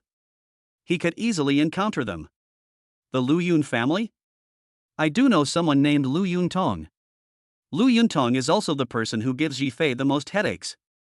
Until now, he still doesn't know whether the other party is an enemy or a friend. Master Tong? How do you know him? There were so many things about Yi Fei that surprised Lu Yunhai. Lu Yuntong was the cultivation genius of the Lu Yun family and was strictly watched by the head of the family. Even people like them in the Lu Yun family could only see Lu Yuntong at special celebrations.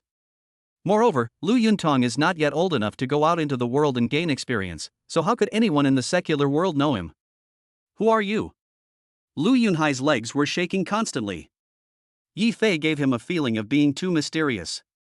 The unknown things were the most terrifying. You don't need to know who I am. What you need to do now is to think about how to save your life. Hearing this, Lu Yunhai thought about it for a while, but found that he had nothing except his cultivation. I can be your subordinate. From now on, I will do whatever you ask me to do. However, Yi Fei had no interest in Lu Yunhai's proposal. Not to mention that he kidnapped Song Yanran, Yi Fei looked down on him just for his character. I have no interest in you. Tell me everything you know about the Lu Yun family, and I will spare your life. Although Lu Yuntong is not Yi Fei's enemy now, due to the identities of Yi Xier and Yi Qianer, it is very likely that they will become hostile to each other in the future. Moreover, Lu Yuntong has the support of the Lu Yun family, so it is very necessary for him to understand the situation of the Lu Yun family first. Afterwards, in order to save his life, Lu Yunhai told Yi Fei everything he knew, including some secrets of the Lu Yun family. After understanding the general situation of the Lu Yun family, Yi Fei walked in front of Lu Yunhai with murderous intent in his eyes. Lu Yunhai also felt Yi Fei's terrifying aura and kept retreating. Didn't you say you would let me go? I only said I wouldn't kill you. After saying that, Yi Fei attacked instantly, not giving Lu Yunhai any chance to react. He directly destroyed all his cultivation and broke both his legs. At this moment, the pain in Lu Yunhai's legs had been overshadowed by the heartache. For a warrior, destroying his cultivation was more difficult to accept than killing him. Don't you know the rules of a cultivator? What rules? This was the first time Yi Fei heard of this. He believed that there were actually rules for cultivators. In a hostile relationship, you can kill or maim the other party. But you cannot destroy their cultivation. And no one has dared to break this rule for hundreds of years. Really? Then why don't I just kill you? After saying that, Yi Fei walked to Lu Yunhai again, but saw that Lu Yunhai looked relieved. Chapter 126 Xiaoye, stop it. This made Yi Fei feel that the rules for cultivators that Lu Yunhai mentioned were most likely a lie, and his purpose was to make him kill him. Thinking of this, Yi Fei kicked Lu Yunhai unconscious, put him in the trunk, and drove towards where Xinqiuli and others were. A few minutes later, Yi Fei arrived at the location where Song Yanran and others were. Brother Fei. Mr. Yi. Seeing Yi Fei getting out of the car, everyone moved closer to him. Yanran, you are not hurt, are you? Brother Fei, I'm fine. Thank you for getting so many people to rescue me. Song Yanran didn't expect that Yi Fei would ask the special forces to rescue her. I'm glad you're alright. Go home first and give yourself a few days off to have a good rest. Thank you, Brother Fei. After saying that, Yi Fei asked Gaingzi to send someone to send Song Yanran back. Then Yi Fei walked to Lu Yunjiang, who was lying on the ground, and asked Xinqiuli. Captain Shin, is this the only accomplice of the kidnapper? Yes, Mr. Yi, there is only one person, but he is a warrior, and his cultivation has reached the initial stage of internal strength. Shinsholi was a little confused and couldn't understand how such a master could do something like kidnapping. Yi Fei did not tell Shinsholi the reason, and also destroyed Lu Yunjun's cultivation. Then he asked Gao Wei to send him and Lu Yunhai to Chunqing prison and lock them up. After settling everything, Yi Fei returned to the villa with the members of the Wutong team. They were let to rest for 2 days, and then they were assigned to Zhang Jie, Sun Li, Lu Shuangshuang, and others to be responsible for their safety. Let Yi Xier and Yi Qianer stay in the villa for the time being to prevent others from discovering their secrets. A few days later, Yi Fei was sitting on the sofa looking at his mobile phone, but in fact his eyes were constantly secretly glancing at Li Meiying, who was mopping the floor. A pair of round and perky buttocks was facing Yi Fei, making him drool. Ring, ring, ring. Just when Yi Fei wanted to go up and touch it, the cell phone in his hand suddenly rang. He was so scared that he threw his phone to the ground. Li Meiying heard the sound, turned around and saw the phone on the ground, picked it up and handed it to Yi Fei. When Yi Fei reached out to take the phone, he pulled Li Meiying into his arms. This made Li Meiying angry. Xiao Yi, stop making trouble and answer the phone quickly. After saying that, Li Meiying held the phone in front of Yi Fei. When Yi Fei saw the word mom on the screen, he quickly let go of Li Meiying in his arms and answered the phone. Mom, what's going on? Xiao Fei, your uncle is sick. He is said to have a tumor. Our county hospital can't perform this type of surgery. He has been transferred to Xuanye Hospital in Chuncheng. They say there are experts in this field there. If you have time, go and see him. Your father and I really can't leave. I know, Mom. Don't worry. I have an acquaintance at Xuanye Hospital. I'll go over and make arrangements right now. Xuanye Hospital was the former Chuncheng Third Hospital. After being acquired by Yi Fei, it was handed over to Lu Shuangshuang for management, and the name of the hospital was also changed to Xuanye Hospital by Lu Shuangshuang. It can be seen that Lu Shuangshuang cares about Yi Fei. Yi Fei's uncle is called Wang Haimin. He lives in the same village as Yi Fei's family. He is very good to Yi Fei. He has watched Yi Fei grow up. When he was a child, whenever there was something delicious at home, he would call Yi Fei to come over to eat. Wang Haimin's family is not rich, but when Yi Fei was admitted to university, he secretly gave Yi Fei 2,000 yuan. Upon learning that Wang Haimin was hospitalized, Yi Fei also became anxious. After saying hello to Li Meiying, he hurriedly drove towards Xuanye Hospital. After arriving at the hospital, Yi Fei called Wang Haimin's wife Dong Lihua. Aunt, I'm at Xuanye Hospital. Which ward are you and my uncle in? It's Xiaofei. Your mother told you, right? We are in ward 4008 on the 4th floor. Okay, I understand. After hanging up the phone, Yi Fei walked towards the 4th floor. As soon as I walked out of the elevator, I ran into Dong Lihua following a doctor into the office. Yi Fei knew that it must be Wang Haimin's attending physician, and he wanted to explain Wang Haimin's condition to Dong Lihua. Seeing this, Yi Fei followed them and walked into the office together. Dong Lihua heard the voice and turned around to see Yi Fei. Xiao Fei, you're here. The two knew that now was not the time for small talk, so they simply said hello. When the doctor saw that they knew each other, he didn't say anything and began to explain Wang Haimin's condition. The patient's condition is now very serious. His tumor has begun to compress his nerves. If he does not undergo surgery, his life is likely to be in danger. Hearing this, Dong Lihua's face was full of worry and she hurriedly spoke to the doctor. Doctor, please save him. He is the backbone of our family and he has a child in college to support. Don't worry about that. Hospitals are supposed to treat patients, but his condition is so serious that it will cost a lot of money. Then, how much money will that cost? The cost of the surgery plus follow-up treatment will cost at least 300,000. Why would you ask for so much money? Our family can't afford it. Seeing that Dong Lihua was worried about the surgery fee, Yi Fei spoke up quickly. Aunt, don't worry about the money. I will find a way. That's impossible. You are already old enough to get married. How can I let you take the money? It's okay, Aunt. It's more important to save my uncle's life first. Oh well. Dong Lihua really had no other choice but to agree first and wait until Wang Haimin recovered from his illness before making money and paying it back to Yi Fei. At this time, the doctor looked at Yi Fei carefully, and from the way Yi Fei was dressed, he could tell that he must be in good condition. He calculated secretly in his mind and continued. You should have seen it when you came here. There are a lot of patients in the hospital now. Although 300,000 yuan can save the patients, they need to wait 2 months before they can have surgery.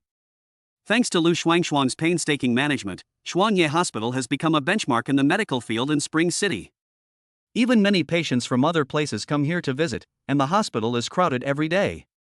Doctor, please help us think of a solution. I'm afraid my wife won't be able to wait more than 2 months. This is indeed the case now. The patient must undergo surgery as soon as possible to ensure his safety, but there is nothing I can do about this kind of thing. Hearing about this situation, Yifei took out his cell phone and wanted to call Lu Shuangshuang and ask her to arrange the surgery fees for Wang Haiman. As soon as he took out his cell phone, he saw Dong Lihua take out a bulging red envelope from her arms and stuff it under the table to the doctor. Doctor, I am really sorry to bother you. When she left home, several relatives and friends had already told Dong Lihua that she must give a red envelope to Wang Haimin's attending physician. Chapter 127 It's Your Own Fault. After taking the red envelope, the doctor squeezed it in his hand and said, Alas, it's not that I don't want to help you, but this is really a bit difficult. The doctor paused deliberately, obviously because the red envelope was not the amount he had in mind. Seeing this, Yifei put away his phone, walked to the doctor's desk and said, Doctor, as long as you can arrange surgery for my uncle as soon as possible, no matter how much it costs. Yifei wanted to see how greedy this black-hearted doctor was. You young people are sensible. How about this? As long as you can come up with this amount, I will arrange surgery for the patient immediately. As he spoke, the doctor held up 5 fingers, making it clear that he wanted 50,000 yuan. Okay, I'll have someone bring it over now. Xiaofei, how can this be possible? This hospital is too heartless. We won't treat him anymore. I'm going to take your uncle home right now. Hearing Dong Lihua's words, the doctor's face immediately darkened and said, Humph, it's up to you to decide whether to treat it or not. You want to treat the disease but you don't want to spend money. There's no such thing as a good thing. Doctor, don't listen to my aunt. The money will be delivered within 5 minutes. After saying that, Yifei took out his cell phone and called Lu Shuangshuang despite Dong Lihua's obstruction. Brother Fei, why did you think of me today? Lu Shuangshuang was very happy when she received Yifei's call. They hadn't seen each other since Yifei went to Kyoto. Shuangshuang, I'm in the doctor's office on the 4th floor of Xuanye Hospital. Bring 50,000 yuan in cash with you. Without waiting for Lu Shuangshuang to ask, Yifei hung up the phone. Hearing Yifei's somewhat unhappy tone, Lu Shuangshuang knew that Yifei must have encountered something unpleasant, so she hurried to the finance office to get 50,000 yuan in cash and walked quickly to the 4th floor. In less than 3 minutes, Lu Shuangshuang arrived at Yifei's office. The doctor was a little surprised to see Lu Shuangshuang come in. As the director of Xuanye Hospital, Lu Shuangshuang was very busy every day, and even the doctors in the hospital rarely saw her. President Lu, why did you come here in person? Can you just give me a call if you have anything? Lu Shuangshuang didn't have time to pay attention to the doctor's words. She walked straight to Yifei, took out 50,000 yuan in cash and handed it to Yifei. Brother Fei, I got you the money you asked for. Yifei did not reach out to take it, but raised his chin towards the doctor and said, Give him the money. Confused, the 3 people except Yifei were all in a daze. The doctor was so frightened that he collapsed on his chair. Who was this young man? Not only did Lu Shuangshuang treat him so respectfully, but he also asked Lu Shuangshuang to personally deliver the money at just a phone call. Why are you looking for me when you have this kind of relationship? You are just pushing me into the fire pit. Dong Lihua saw that the doctor called Lu Shuangshuang the dean, and judging from the situation, Yifei and Lu Shuangshuang must have a very special relationship. If this is the case, Wang Haimin's surgical problem can be easily solved. Lu Shuangshuang had roughly guessed what had happened, but she still had to confirm it before dealing with the follow-up matters. Brother Fei, can you tell me what happened? Ask him. After saying that, Yifei waited to see how Lu Shuangshuang would handle this matter. Explain. Lu Shuangshuang was extremely angry. Because there were too many patients and not enough medical staff, Lu Shuangshuang urgently recruited a group of medical staff. Unexpectedly, an accident happened within less than a month, and Yifei encountered it, which made her feel ashamed to face Yifei. The doctor looked at Lu Shuangshuang's angry expression and knew that he might lose his job, but he was even more reluctant to give up this job. The salary and benefits at Futaba Hospital have reached the highest standards in the country. Countless colleagues envy him for being able to work here. Dean, this is the first time I've done something like this, please let me go. I'll let you tell me what happened. Lu Xuanxuan didn't want to listen to the doctor's nonsense. She just wanted to find a way to make Yifei calm down. The doctor recounted what had just happened between Yifei and Dong Lihua. After listening to the doctor's narration, Lu Xuanxuan understood what had happened, which was pretty much what she had guessed. You are fired, and I will report this to the health administration. It's over. This was the only thought in the doctor's mind. Once Lu Xuanxuan reported the matter and it was verified, he would not only lose his job, but also his medical license would be revoked. If that happened, the rest of his life would be ruined. President Lu, Without waiting for the doctor to finish his words, Lu Xuanxuan interrupted him. Get out now. Hearing this, the doctor knew that there was no hope of recovery and stopped begging Lu Xuanxuan. But when I thought about the fact that I was already over 50 years old and had to start over to make a living, an inexplicable anger rose in my heart. He turned around and yelled at Yifei. Damn it, it's all your fault. If it weren't for you, I wouldn't have lost my job. After saying that, he grabbed the chair beside him and threw it at Yifei. The sudden scene made Lu Xuanxuan and Dong Lihua scream at the same time. Yifei really didn't expect that this gray-haired doctor actually had the courage to do this. Although he was caught off guard, Yifei was a warrior after all, so how could he be hit by an ordinary person? He dodged the chair that was thrown at him and at the same time, he kicked the doctor to the ground with a sidekick. Yifei did not use his internal energy. After all, he had no deep hatred against this doctor. He was just using the resources in his hands to gain improper benefits. But the doctor still rolled on the ground in pain. Let the security guard hand him over to the police. I will notify Gao Wei to pay attention to this matter. Lu Xuanxuan knew that once Gao Wei intervened, the doctor's fate would not be as simple as the revocation of his medical license. He would face imprisonment. However, Lu Xuanxuan did not plead for the doctor. After all, his behavior had violated the law and was also discrediting Xuanye Hospital. It could only be said that he brought it upon himself. After dealing with the doctor's matter, Yifei asked Lu Xuanxuan to arrange Wang Haimin's surgery fees. Then he went to the ward to visit Wang Haimin. Uncle, don't think about anything. Just focus on recuperating. I'll help you with the rest. Wang Haimin excitedly held Yifei's hand and said, Xiao Fei, your aunt has told me everything. I really don't know how to thank you. Yifei picked up the tissue on the bedside and wiped the tears from Wang Haimin's face. Uncle, we are a family, so we should not say different things. You have been kind to me since I was a child, and I remember it all. Yes, we are a family. I know you will be successful when you grow up. Having said this, Wang Haimin stopped crying and showed a relieved smile. Chapter 128: The Eve of Departure. After settling Wang Haimin, Lu Xuanxuan brought Yifei to her office. Seeing that Yifei's face was still somewhat gloomy, Lu Xuanxuan felt a little uneasy. Brother Fei, I'm sorry. It was my negligence that caused this. Yifei also knew that it was not easy for a woman like Lu Xuanxuan to manage such a large hospital, and that she managed the hospital so well, which was already very outstanding.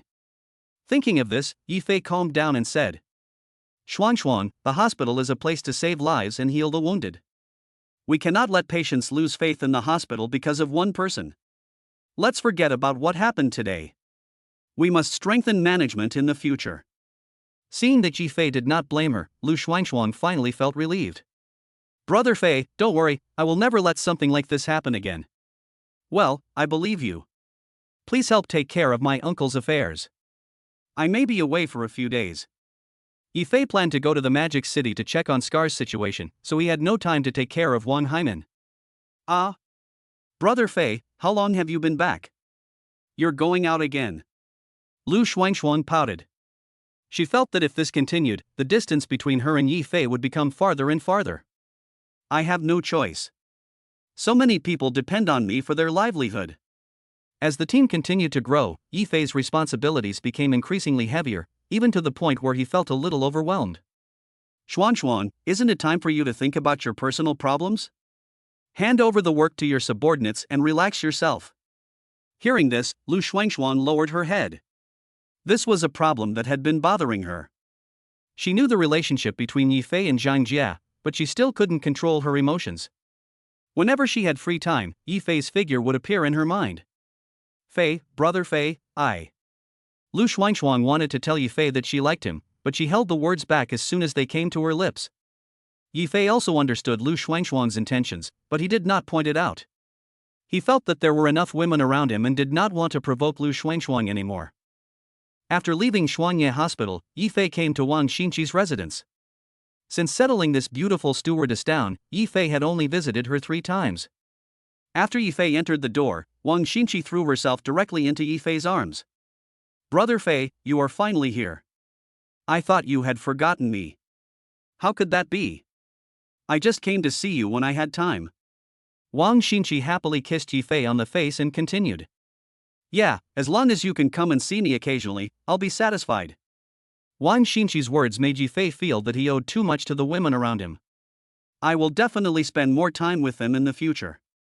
At night, Yifei stayed at Wang Xinqi's residence and did not return to the villa. During this time, he sent a message to Zhang Jia, saying that he had something to do tonight and would not go back. In the following few days, Yifei stayed in the villa and did not go out. With several women accompanying him every day, he felt relaxed and comfortable. This was also the life Yifei longed for. But Yifei knew that only by eliminating the enemies could he live a carefree life. 5 days later, Yifei drove an ordinary car alone towards the Demon City. Yifei did not tell anyone about his trip to the Magic City, including Scar and Shang Jiabin who were in the Magic City. The trip to Kyoto made Yifei understand one thing: one must be low-key in life, so as not to attract attention and be watched by others all the time. Chunchang is more than 1,000 kilometers away from Modu, and Yifei plans to drive to Modu in 2 days. Starting out from Shanghai early in the morning and heading south, Yifei was speeding on the highway except for refueling and eating. It was not until dusk that Yifei drove off the highway. He planned to find a hotel to rest for the night and continue his journey tomorrow. In Xingyang City, Yifei glanced at the sign on the side of the road and drove towards the urban area. I randomly found a restaurant and ate a lot of local delicacies. This is also Yifei's habit. He would taste the local specialties in every unfamiliar city. After walking out of the restaurant, Yifei stood at the door and stroked his bloated belly. But a little girl who was about 5 or 6 years old came over. Although her clothes were a little shabby, she was very pretty, with a round face and a pair of big watery eyes, like a porcelain doll. Big brother, do you want to buy some roses? My flowers are very fresh, you can take them back to give to your girlfriend. Yifei's first feeling was that the little girl must have been controlled by human traffickers, otherwise that parent would not have the heart to let his own child come out to sell flowers so late at night. Little boy, why are you selling flowers here by yourself? Where are your parents? I have to sell all these roses today, otherwise they will wither tomorrow and I will lose money. Hearing this, Yifei suddenly laughed. He was able to calculate the cost at such a young age. How about this, I'll buy all your flowers, but you have to tell me one thing. Okay. As long as Big Brother can buy my flowers, Cherry will tell you everything. Cherry, this name is still very appropriate. Yifei took out 200 yuan in cash from his pocket and stuffed it into Cherry's hand. Little Cherry, these are enough to buy the flowers in your hand. You don't need that much. Just $100 will be enough. As she spoke, Cherry handed Yifei back another 100 yuan. Yifei did not reach out to take it, but continued speaking. You can stay and buy some delicious food. Just tell me one thing. Tell me, Big Brother, who asked you to sell flowers here? No one asked me to sell flowers. It was because Mrs. Li was sick that I secretly ran out to sell flowers to earn money so that Mrs. Li could see a doctor. Mother Li? This name obviously doesn't mean she is his biological mother. Yifei guessed that the traffickers used this method to trick the young and ignorant children into selling flowers to make money. Cherry, how many people are there among you? It's just me and Mama Li. This surprised Yifei a little. Usually, human traffickers would control multiple children and then train them to become tools to make money. However, since I have come across it, I must go over and take a look and find out what is going on. Cherry, Big Brother is a doctor and can treat Mama Li for free. Can you take me to see her? Is this true? Big Brother, you are really a doctor. I will take you to see Mama Li right now. After saying that, Yifei brought Yingtao to the car, followed Yingtao's instructions, and drove towards the suburbs of Qingyang City. Chapter 129 Little Cherry. Qingyang City is a relatively small city. 10 minutes later, Yintao brought Yifei to a small mud house. The house was not very big and was in a dilapidated state, and it could collapse at any time. As soon as he entered the room, Yifei saw a middle-aged woman lying on the bed. Her face was as pale as paper and her expression was particularly scary. She should be the motherly that Cherry mentioned. Seeing this situation, Yifei felt that his guess might be wrong. Motherly, I'm back. Motherly covered her mouth with her hands and kept coughing. Cherry, why are you back so late?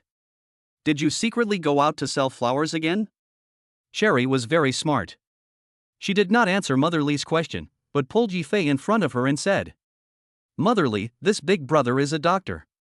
I brought him back to treat you. Motherly looked up at Yifei and said, Thank you so much, young man. Look at the conditions here. There is no place to entertain you. Hearing this, Yifei looked around the room and found that there was not even a chair, just as Mrs. Li said. It's okay, I just came to check on your condition. After saying that, Yifei walked to Mother Li's bed and began to take her pulse. During the conversation while taking the woman's pulse, Yifei learned that the woman's name was Jiao Yanli, and she had been married for several years without having a child. Jiao Yanli's husband said that she was a useless woman who couldn't even give birth to a child. Every time he came back from drinking, he would beat her up. Jiao Yanli also thought that it was her own problem, so she secretly went to the hospital for a checkup, but the result showed that her body was normal. But she didn't say anything about it for fear of hurting her husband's self-esteem. On the way home from get off work one day, I accidentally saw Cherry rummaging through the trash can for food, so I bought her some food. But in the following few days, Jiao Yanli met Yintao every day. Seeing how cute Yintao was, she felt pity for her and took her home to adopt her. At first, Jiao Yanli's husband loved cherries just like her, but not long after, her husband was fired from the factory. After being laid off, he just stayed at home drinking all day and said that cherries were unlucky and caused him to lose his job. Not only did he beat Jiao Yanli, he even spared the young Yintao, and almost beat her to death several times. Jiao Yanli had no choice but to flee from home with Cherry to Qingyang City, and bought this house with the only 10,000 yuan she had left. Jiao Yanli had planned to go out to work after settling down, but she didn't expect to fall ill suddenly and she didn't even have the money to see a doctor. That's why Cherry secretly ran out to sell flowers, hoping to earn money to treat her illness. Oh, it's really hard for Yintao. She is still so young. When she said this, Jiao Yanli burst into tears, her heart full of guilt towards Yintao. If she hadn't been sick, Yintao wouldn't have to run so far to sell flowers. Don't cry, Mama Li. Cherry is very capable. I can make money for Mama Li. The sensible Cherry wiped Jiao Yanli's tears and tried to comfort her. At this time, Yifei learned about Jiao Yanli's condition through her pulse. There's nothing wrong with your body. It's just that you've been working hard for years and haven't gotten enough rest, so you're weak. All drugstores should be closed now. I'll get you some medicine tomorrow morning. You just need to take care of yourself for a while and you don't have to worry about the money. Yifei was planning to buy some medicine for Jiao Yanli tomorrow and keep some money for her. After all, there were too many things like this happening to them and he couldn't handle them all. Young man, I am very grateful to you for coming to treat me. How can I ask you to spend money to buy medicine for me? Jiao Yanli wanted to sit up straight, but failed after trying several times. It's okay. I came here because I think Cherry is a lovable kid. Speaking of this, Yifei felt a little guilty. At that time, he thought that Cherry was controlled by human traffickers. Afterwards, Yifei asked Yintao to take him to buy some food for Jiao Yanli, and also let Yintao have a full meal. After sending Cherry back to her residence, Yifei found a hotel to stay in. Motherly, that big brother just now is really a good person. Not only did he buy us food, he also helped you cure your illness. Yeah, there aren't many good people like him now. The next morning, Yifei found a Chinese medicine clinic, wrote a prescription, and asked the staff to prepare the medicine before sending it to Jiao Yanli. Before Yifei got out of the car, he saw a dozen young men surrounding Jiao Yanli's house, and each of them was holding a stick. Bitch, I'm warning you, if you don't move out, I'm going to tear your house down. The young man in the lead shouted loudly towards Jiao Yanli's home. Motherly, those bad guys are here again. Cherry, come to me quickly. The two people in the room were trembling with fear and hugged each other tightly. After Yifei got off the car, he ignored the people gathered at the door, pushed through the crowd and walked straight into the house. The leader saw that Yifei was dressed elegantly and had an imposing manner, so he did not dare to stop Yifei. Seeing Yifei coming in, Cherry immediately stood up and came to his side. Big brother, can you help us? Those bad guys always come to bully us. Yi Fei placed the Chinese medicine in his hand next to Jiao Yanli. Here are your medicines. They are marked with instructions on how to take them. Young man, I am so sorry to trouble you. I don't know how to thank you. Compared with the physical discomfort, Jiao Yanli was more worried about the people outside. If they really demolished the house, she and Yintao would have to live on the streets. However, she did not seek help from Yi Fei. She felt that Yi Fei had helped her enough. Besides, those people outside were not good people. It would be dangerous if Yi Fei provoked them. Young man, I still have some things to take care of here, so you can go back first. Jiao Yanli's behavior made Yi Fei feel a little embarrassed. She obviously didn't want him to get involved in this matter, but Yi Fei felt that since he had helped, he had to help to the end. Tell me, what's going on? Young man, this matter has nothing to do with you, you should go back. It's okay. Tell me first. If I can help you, I won't just stand by and watch. Well, they are from Qingyang Fenghuo Real Estate. They want to replan the area and build a high-end residential area, but the compensation they give is not enough to buy a house elsewhere, so the people here do not agree to the demolition. Fenghuo Real Estate sends these people to cause trouble every day. Several families have been injured by them. Chapter 130 Demolition Disturbance. After listening to Jiao Yanli's words, Yi Fei understood what was going on. This was forced demolition. At this moment, Cherry suddenly rushed out of the door and shouted loudly to the people from Fenghuo Real Estate. Go away, leave quickly, don't come to demolish our house. Broken. Yi Fei hurried out and saw a young man reaching out to grab Cherry. Seeing this, Yi Fei directly pulled Cherry behind him and said in a cold voice. What are you going to do? At this time, the young man in the lead walked up to Yi Fei. Brother, we are from Fenghuo Real Estate. I advise you not to meddle in this matter. Fenghuo Real Estate was built by relying on demolition. Its methods are extremely cruel. It is notorious in Xinjiang and no one wants to provoke it. This is the first time I've heard of Fenghuo Real Estate, but no matter who you are, you can't break the law. What Yi Fei couldn't stand the most were people like them, who relied on their power to oppress the people. The leading man could tell from Yi Fei's words that he was not a native of Xinjiang. No longer worry about Yi Fei's identity. He is just a foreigner and nothing to worry about. Brother, I'm telling you one last time.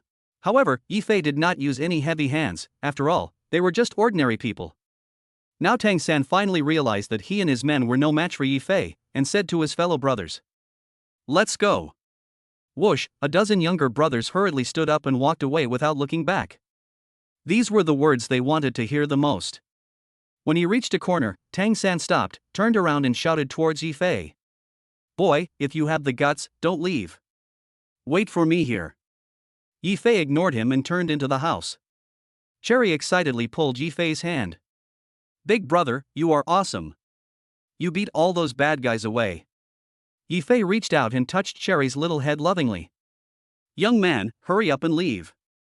They won't let this go. Jiao Yanli was a little worried. Those people would definitely bring more people over. No matter how powerful Yi Fei was, he was just one person and would definitely suffer. Don't be afraid, it's okay. No matter how many people come, they are all ordinary people, so Yi Fei doesn't need to care at all. And if he left now, Jiao Yanli and Yingtao would definitely be in danger. Then he thought that he was just a passerby after all, and once he left, they would also be in danger. Yi Fei took out his cell phone and called Xin Xiuli. Mr. Yi, what happened? Xin Xiuli's urgent voice came from the phone. She thought Yi Fei was in danger and that was why he called her. Don't worry, it's nothing serious. I ran into a small problem in Xingyang City. Please notify the people from the Xingyang military region to come to my place. Okay, send me your address and I will notify the Xingyang military region now. After hanging up the phone, Yi Fei sent a location to Xin Xiuli. Young man, are you from the army? After hearing what Yi Fei said on the phone, Jiao Yanli thought that he must be a soldier, otherwise how could he be so enthusiastic? Well, sort of. Thinking of his identity as a member of the Dragon Group, Yi Fei felt that he was at least half a soldier. After hearing Yi Fei's words, Jiao Yanli felt relieved. If the army could intervene in this matter, not only would Yi Fei not be in danger, but her house would most likely be saved. Fuck it, get out of here. At this time, Tang San's voice was heard again outside.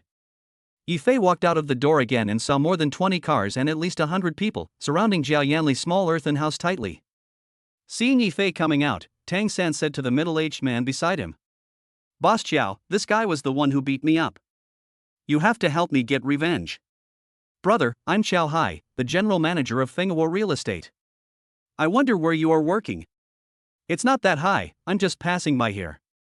"Brother, I'm not bullying you because you're an outsider. Now that you've beaten my people, you should give me an explanation." "Explain? Who the hell do you think you are? How dare you ask me for an explanation?" "Ah, no one in Xinjiang has dared to talk to me, Chiao Hai, like this for many years." "You are good, you have courage." Seeing Yifei facing so many people, he still looked fearless. Years of social experience told Xiao Hai that Yifei must not be an ordinary person. However, if he mobilized such a large force and still couldn't deal with one person, he would have no face to stay in Xinjiang. "Come together and kill him for me." At Xiao Hai's command, more than 100 people surrounded Yifei. Looking around, Yifei didn't show any fear at all. He took the lead, using his hands and feet, knocking down one thug at a time. Soon more than 30 thugs fell to the ground.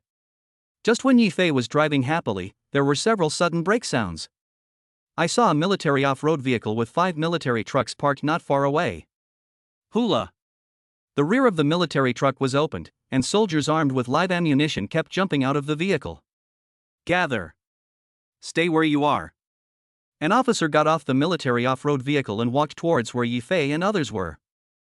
Chapter 131, Follow Your Command. Seeing the officer coming, everyone stopped what they were doing and made way for him. As he walked along, the officer saw Yifei standing in the middle of the crowd and more than 30 people lying on the ground. He was a little surprised.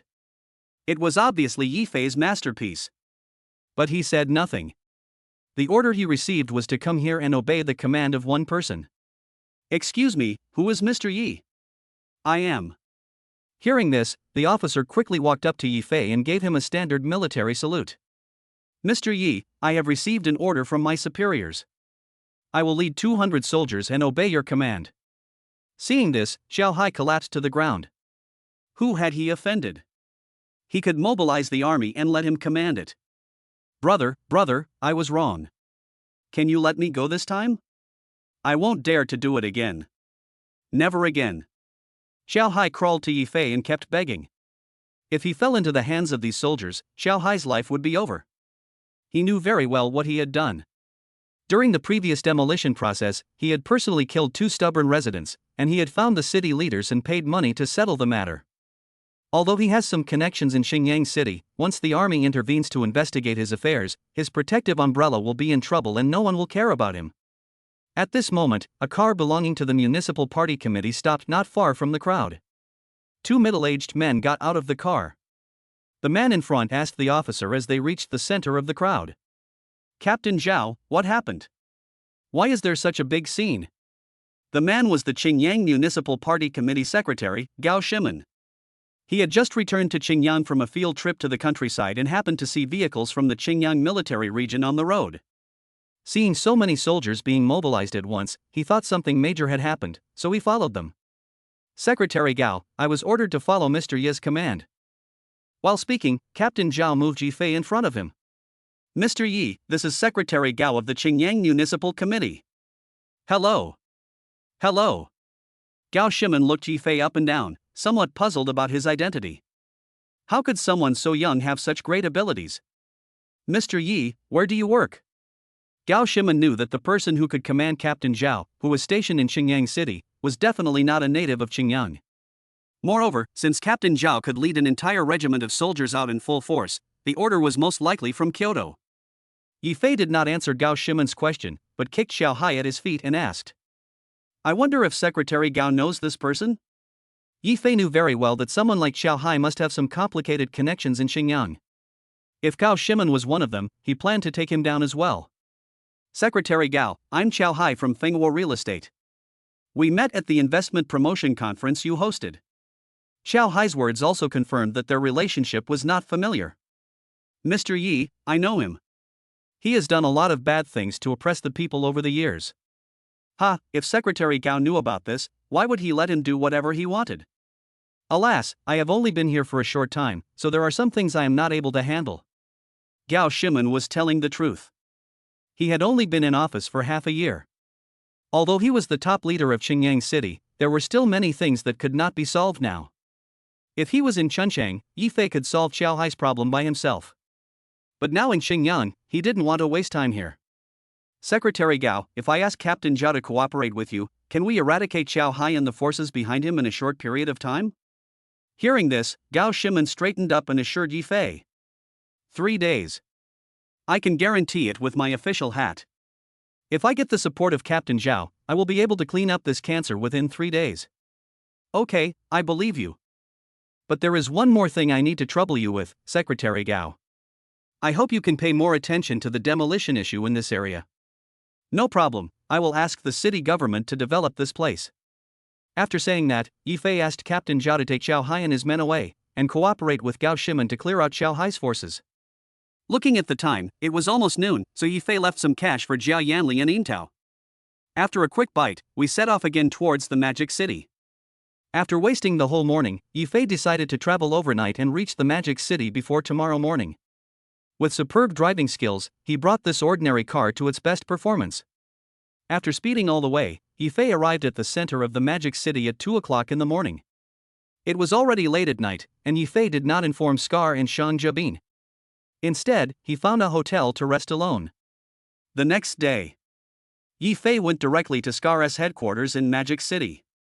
Almost all the people in the headquarters are Scar's confidants who have followed him for many years. When fighting against the Han family, everyone witnessed Yifei's style. As soon as Yifei walked into the headquarters gate, he was recognized. Brother Fei, why are you here? A security staff member walked towards Yifei quickly with surprise. Yifei didn't expect to be recognized, but he didn't show any surprise. I came to see you if I have nothing to do. Is your boss here? Yes, I'll take you there. Good. Led by the staff, Yifei came to Scar's office. The situation in the Demon City has been stabilized, and Scar is now discussing with a few people about expanding his influence to the surrounding areas. Ding ding ding. Hearing the knock on the door, Scar put down the map in his hand. Come in. The staff member pushed open the door and spoke to Scar excitedly. Boss, look who's here. Seeing Yifei standing outside the door, several people in the office stood up in unison. Brother Fei. Brother Fei. Scar even rushed to the door and personally invited Yifei to sit on the sofa. Brother Fei, how can you inform me when you come to the Magic City so that I can bring my brothers to pick you up? It was a last-minute decision, so I didn't tell you. I didn't inform Scar in advance because I didn't want him to make a useless scene and let everyone know about it. How is Zhang Chang doing here? Jabin, what is the current situation of the 4 major families in Magic City? Brother Fei, since the Han family was destroyed, our business has taken over all of the Han family's businesses. Now our business has ranked first in the Magic City, but it has reached a bottleneck in the Magic City. Hearing this, Yifei fell into deep thought. 10 minutes later, he said this to Shang Jabin again. How about this, I'll call someone over tomorrow, and you can unite and develop together. Okay, Phineas. After the dinner, Yifei called Song Yanran and asked her to take the earliest flight tomorrow to the Magic City.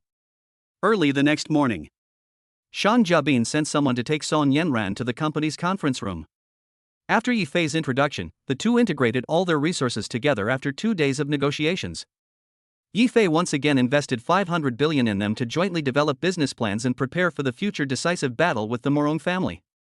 After everything was settled, Song Yanran found Yifei. Mr. Yi, my teacher wants to see you. This surprised Yifei a little. He didn't even know who Song Yanran's teacher was, so why did she suddenly want to meet him? Seeing Yifei's confusion, Song Yanran continued. I told the teacher about you before, and he is quite curious about you. Now there happens to be a suitable project, so he wants to talk to you and see if you are interested. Your teacher's identity should be more than just a teacher. Yes, his real identity is the president of the Chinese Chamber of Commerce in Country J. Chinese? This was something Yifei had not expected, that a Chinese could actually become an excellent economics mentor in Country J. At the same time, it also aroused Yifei's curiosity. Teacher, he is indeed Chinese. He has lived in Country J for more than 30 years and has been engaged in the economic industry. During the world economic crisis, he made a series of moves and earned trillions of assets in less than 2 months. However, he used all the money to build the Chinese Chamber of Commerce, which helped everyone create a broad world in country J. Hearing this, Yifei felt admiration for Song Yanran's teacher. It takes a very broad mind to be able to do this. Yifei would not miss such an opportunity, so he asked Song Yanran to contact his teacher. Yifei took the flight to country J the next day. Kyoto. On the 5th day of Yifei's trip to country J, a burst of hearty laughter came from the garden of Moron's villa. Ha ha ha. Moron Feng stood alone in the center of the garden. The surrounding trees swayed without wind, as if they were frightened by something and wanted to escape. A group of masters from the Moron family also felt the movement in the garden and rushed here. Congratulations, master. Congratulations, master. More than a dozen internal force masters bowed deeply to Moron Feng at the same time. The current Moron Feng deserves their respect because he has broken through to the initial stage of Hua Jin and possesses the most advanced cultivation level. Moron Feng just stomped his feet lightly and waved his hands casually, and more than a dozen internal force masters flew more than 10 meters away. Seeing this, Moron Feng showed a smug smile. This is the power of transformation. At the same time, he also thought to himself that it was time to take Yi Feixing's life. The next morning, the 4 hidden families sent people with generous gifts to the Moron family to express their congratulations. Although there are masters of Hua Jin in the secluded families, it is precisely because of this that they know how rare it is to have a master of Hua Jin. Coupled with the Moron family's strength in the secular world, the hidden families had to pay attention. At the same time, after the head of the Luyun family learned of Moron Feng's breakthrough, he felt a sense of crisis, so he had to let Luyuntong come out early to find an opportunity to break through to the middle stage of Hua Jin. Although the hope is not great, Luyuntong is a cultivation genius after all, and it is very likely that he will create a miracle again. After Luyuntong came out of the mountain, he went directly to the villa area of Lishui Yuntian according to the address Yifei gave him. Luyuntong did not come directly to Yifei's door, but continued to release aura outside Yifei's villa, but did not sense Yifei's presence. He only discovered that there were 2 warriors in the early stage of internal strength inside. Seeing that Yifei was not there, Luyuntong planned to leave and come back at night. However, Yi Xier and Yi Qianer in the villa also felt Luyuntong's aura because they were practicing the same martial arts. Yi Xier and Yi Qianer had only ever had such feelings towards their father. So they felt that Luyuntong's aura was very friendly and rushed out of the villa without thinking. When the 2 girls were practicing their skills, Luyuntong also discovered their skills. Luyuntong showed a puzzled expression. What was going on? The Luyun family's martial arts were a secret that was not to be passed on. How could there be someone in the secular world practicing it? This reminded Luyuntong of the 2 side branch members who escaped from the Luyun family some time ago. Thinking of this, Luyuntong rushed directly towards the 2 women. Who are you? Yi Xier and Yi Qianer looked at the person in front of them who they couldn't tell was a man or a woman with some confusion as to how they could feel so close to him or her. Aren't you from the Luyun family? Oh no. The 2 girls then remembered Yifei's warning to them. At the same time, they also realized that the person in front of them should be from the Luyun family, and was very likely here to capture them. What Luyun family? We don't know. The 2 girls were simple-minded and didn't know how to lie. But Luyuntong was no different from them. She was equally naive and did not realize that they were lying. Is this your home? Yes, my big brother is very powerful. You'd better leave quickly, otherwise he will come back and beat you if he sees you here. The 2 girls now just want Luyuntong to leave quickly. They think that everyone in the Luyun family is a bad person. Hearing this, Luyuntong stopped talking and turned around to walk outside. Chapter 133 Returning to China. Luyuntong felt that the 2 girls' cultivation must be related to Yifei, and planned to ask him after Yifei came back. So he didn't go far, but found a more secret place to hide. This wait lasted for 10 days. Half a month was a long wait for everyone around Yifei. With Yifei's huge financial support, Scar has conquered all the forces around Kyoto. Song Yanran and Shang Jiabin also made bold moves in business, constantly making acquisitions in various industries, and they also reached a number of cooperation agreements with China. With the support of the government, the 2 quickly occupied many fields in the country. Xiao Jintian found hundreds of masters who had retired from the army for Yifei. After receiving Yifei's instructions, Gao Wei and Shen Hao established a training base for these masters in Chuncheng. Everyone is growing, and everyone can stand on their own. Even if Yi Fei is not there, they can still do the things they are responsible for impeccably. Country J. For 15 days, Yi Fei did not step out of the room and discussed their investment with Song Yanran's teacher every day. Xiao Yi, I think you are still too young. You must not be impatient when doing things. The person who spoke was Song Yanran's teacher, Zheng Hongji. Zheng Hongji is already 65 years old.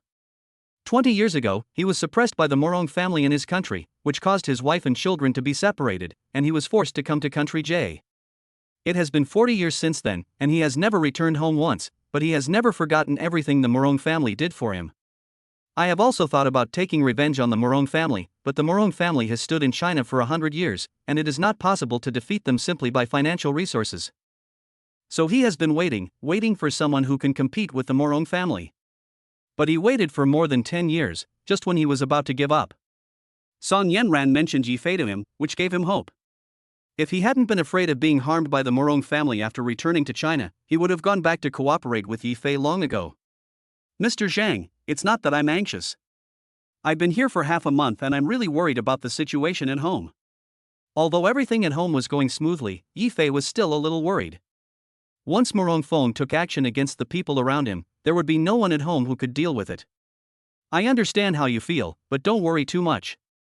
You'll see the results tomorrow. This time, Yi Fei cooperated with Zheng Hongji. Each of them invested 2 trillion yuan to carry out a crazy monopoly on international crude oil futures. The purpose is to obtain huge profits again and launch a general attack on Morong family's business. As a business genius, Zheng Hongji constantly calculated the Morong family's business. According to the data, in order to completely defeat the Morong family, at least 10 trillion assets would be needed. When hearing this huge number, Yi Fei was also surprised that the Morong family's economic strength was so strong. But Yi Fei doesn't care about these, the system can provide him with countless money. But someone has to control it. Obviously, Song Yanran is no longer capable of controlling such a huge amount of funds, so Yi Fei had to wait in Country J. After recovering the investment, Zheng Hongji launched an attack on the Morong family. After half a month of suffering, the time to reap the rewards has finally arrived. Although Yi Fei is not short of money, he is still very excited at the thought of trillions of assets coming in. Early the next morning, Yi Fei and Zheng Hongji sat in front of the computer early. After starting, Yi Fei watched Zheng Hongji's hands constantly operating on the keyboard. Yi Fei didn't understand any of this before. In the past half month, Zheng Hongji explained it to him every day during the operation. Now Yi Fei can be considered an expert in the stock market. In the words of Zheng Hongji, crude oil prices have now reached their peak, and if no action is taken, they will likely collapse. After continuous buying and selling during this period, they have made huge profits. Yesterday they used all their capital and profits to monopolize crude oil again. As soon as the market opened today, Zheng Hongji sold all the crude oil. People kept rushing to buy, and under Zheng Hongji's precise control, they sold all the crude oil in their hands in less than a day. The two of them sat in front of the computer and looked at the long numbers in the account for a long time without saying a word. 20 trillion, minus the 4 trillion in principal.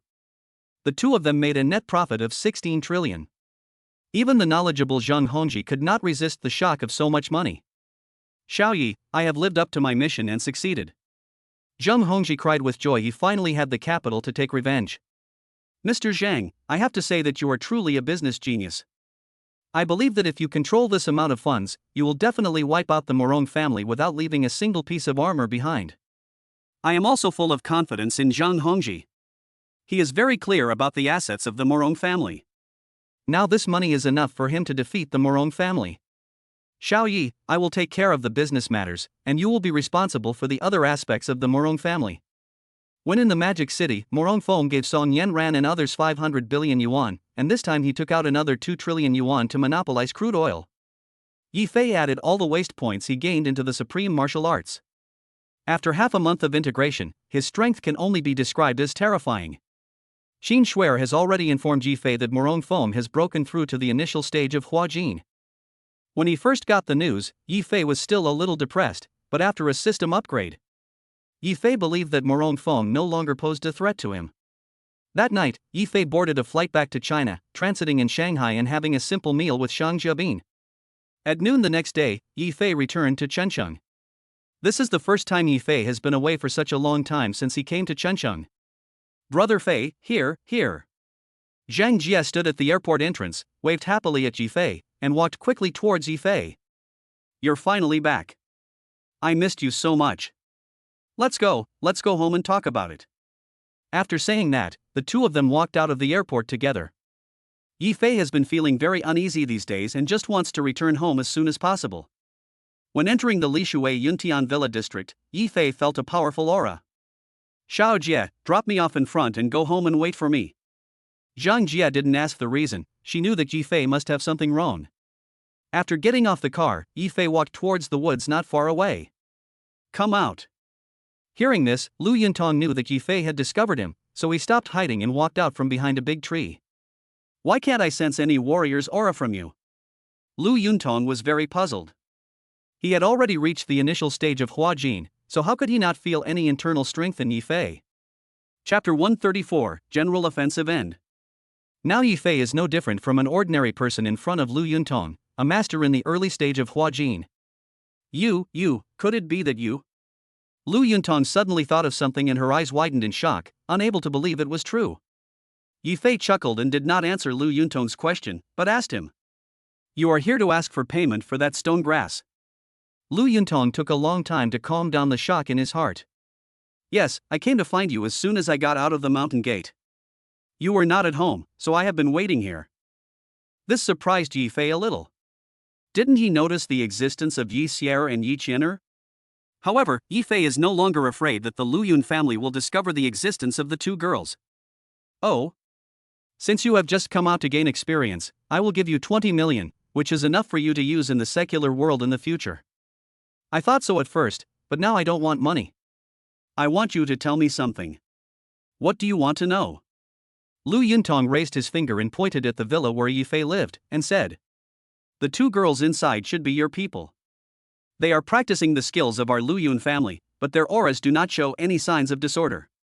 Can you tell me the reason? After saying that, Lu Yuntong deliberately released his aura for Yifei to feel. In less than a minute, Yifei saw the obstacles in the cultivation of Lu Yuntong, which was the same as Yi Xier and Yi Qianer's situation. Why do you think it was me who changed the cultivation method of your Lu Yun family? When I last saw you, your cultivation was still in the middle stage of internal energy, but now I can't sense any cultivation aura from you, which can only mean that you have surpassed me. Your cultivation speed can only be described as terrifying. If you hadn't changed the cultivation methods of those two girls, I believe no one in this world could do it. Lu Yuntong is a cultivation genius, and his IQ is incomparable to that of ordinary people. You are right. I changed their cultivation method. To be more precise, I changed the cultivation method of your Lu Yun family. Can you tell me how you did it? The stone flower you gave me can only be exchanged for one question. Okay, thank you. Lu Yuntong showed a look of disappointment. The problem that had plagued the family for years had finally been solved, but the solution was unavailable. Lu Yuntong didn't say anything else, but turned around and wanted to leave. If you Lu Yun family can do one thing for me, I can help you solve this problem. Hearing this, Lu Yuntong turned around abruptly and asked Yifei impatiently. What's up?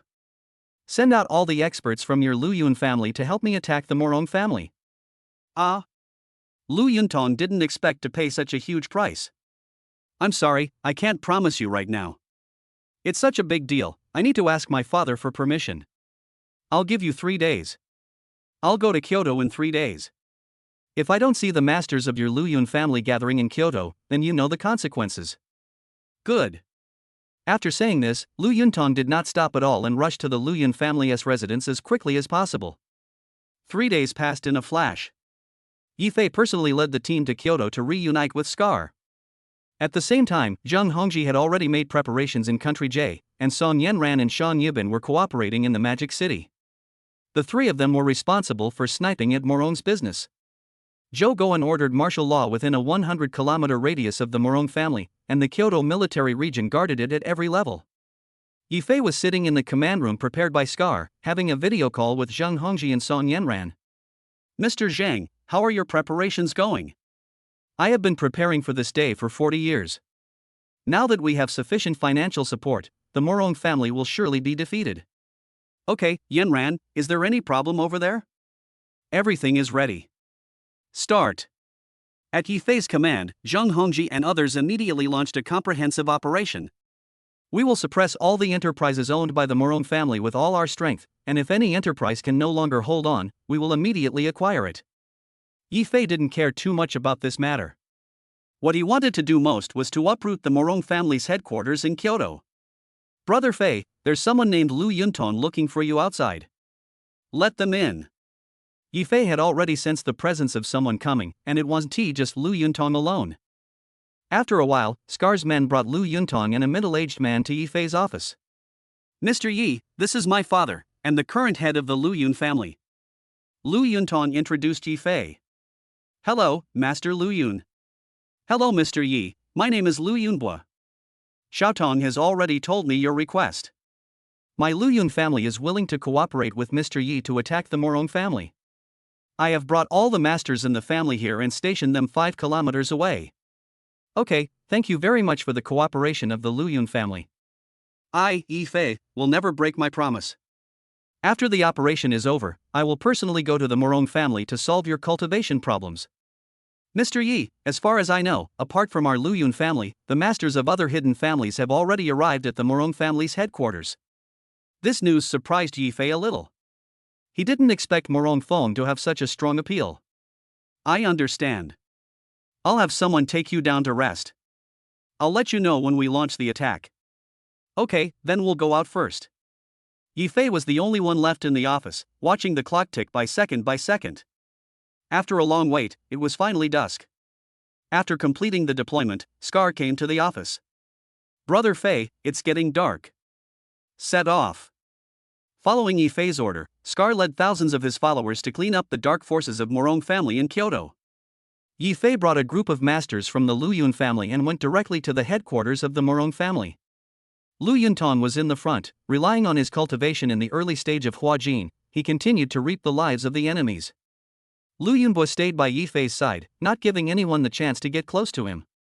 At this moment, Yi Fei was as relaxed and comfortable as when he walked normally. Along the way, those who took action were all ordinary people, and no masters from the Morong family were seen. Mr. Yi, do they have any conspiracy? How come we didn't see any masters? No, they are just ahead. As soon as he finished speaking, everyone saw a group of people standing not far ahead. The leader was Morong Fong himself, and behind him were at least 100 people, and all of them were masters. Yi Fei felt it and found that there were 15 masters in the early stage of Huajin alone. However, the highest level of cultivation is just the initial stage of Huajin. At this time, Yi Fei discovered a familiar figure, Qin Shuer. Yi Fei, you only brought so few people with you. Are you here to die? Morong Fong looked at the dozen or so Lu Yun family masters around Yi Fei and smiled proudly. Master Morong, there's something wrong with Yi Fei. He doesn't have the aura of a warrior at all.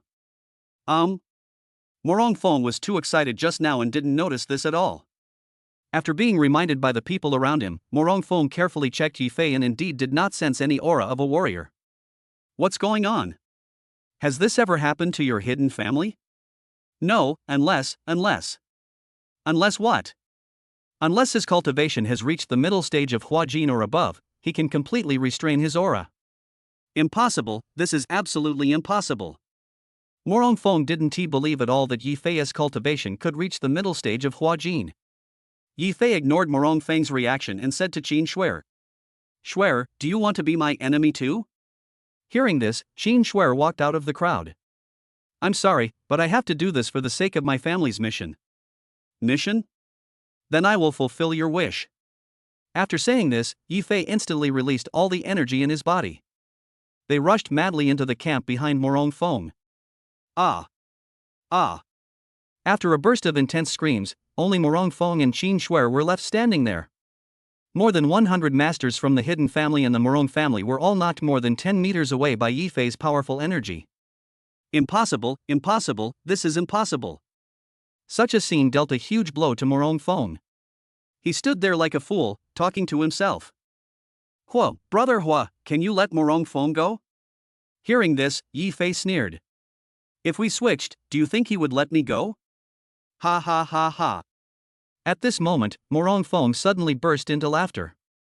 Yi Fei, you must want to kill me with your own hands, but I won't let you succeed. After he finished speaking, Morong Fong quickly took out a dagger from his arms and stabbed himself directly in the chest. Brother Feng. Xiao Feng. Morong Feng died. Yifei stood alone on the Bauhinia city tower, looking at the brightly lit night view of Kyoto. Whether someone is an enemy or a friend is often just a matter of thought. Over.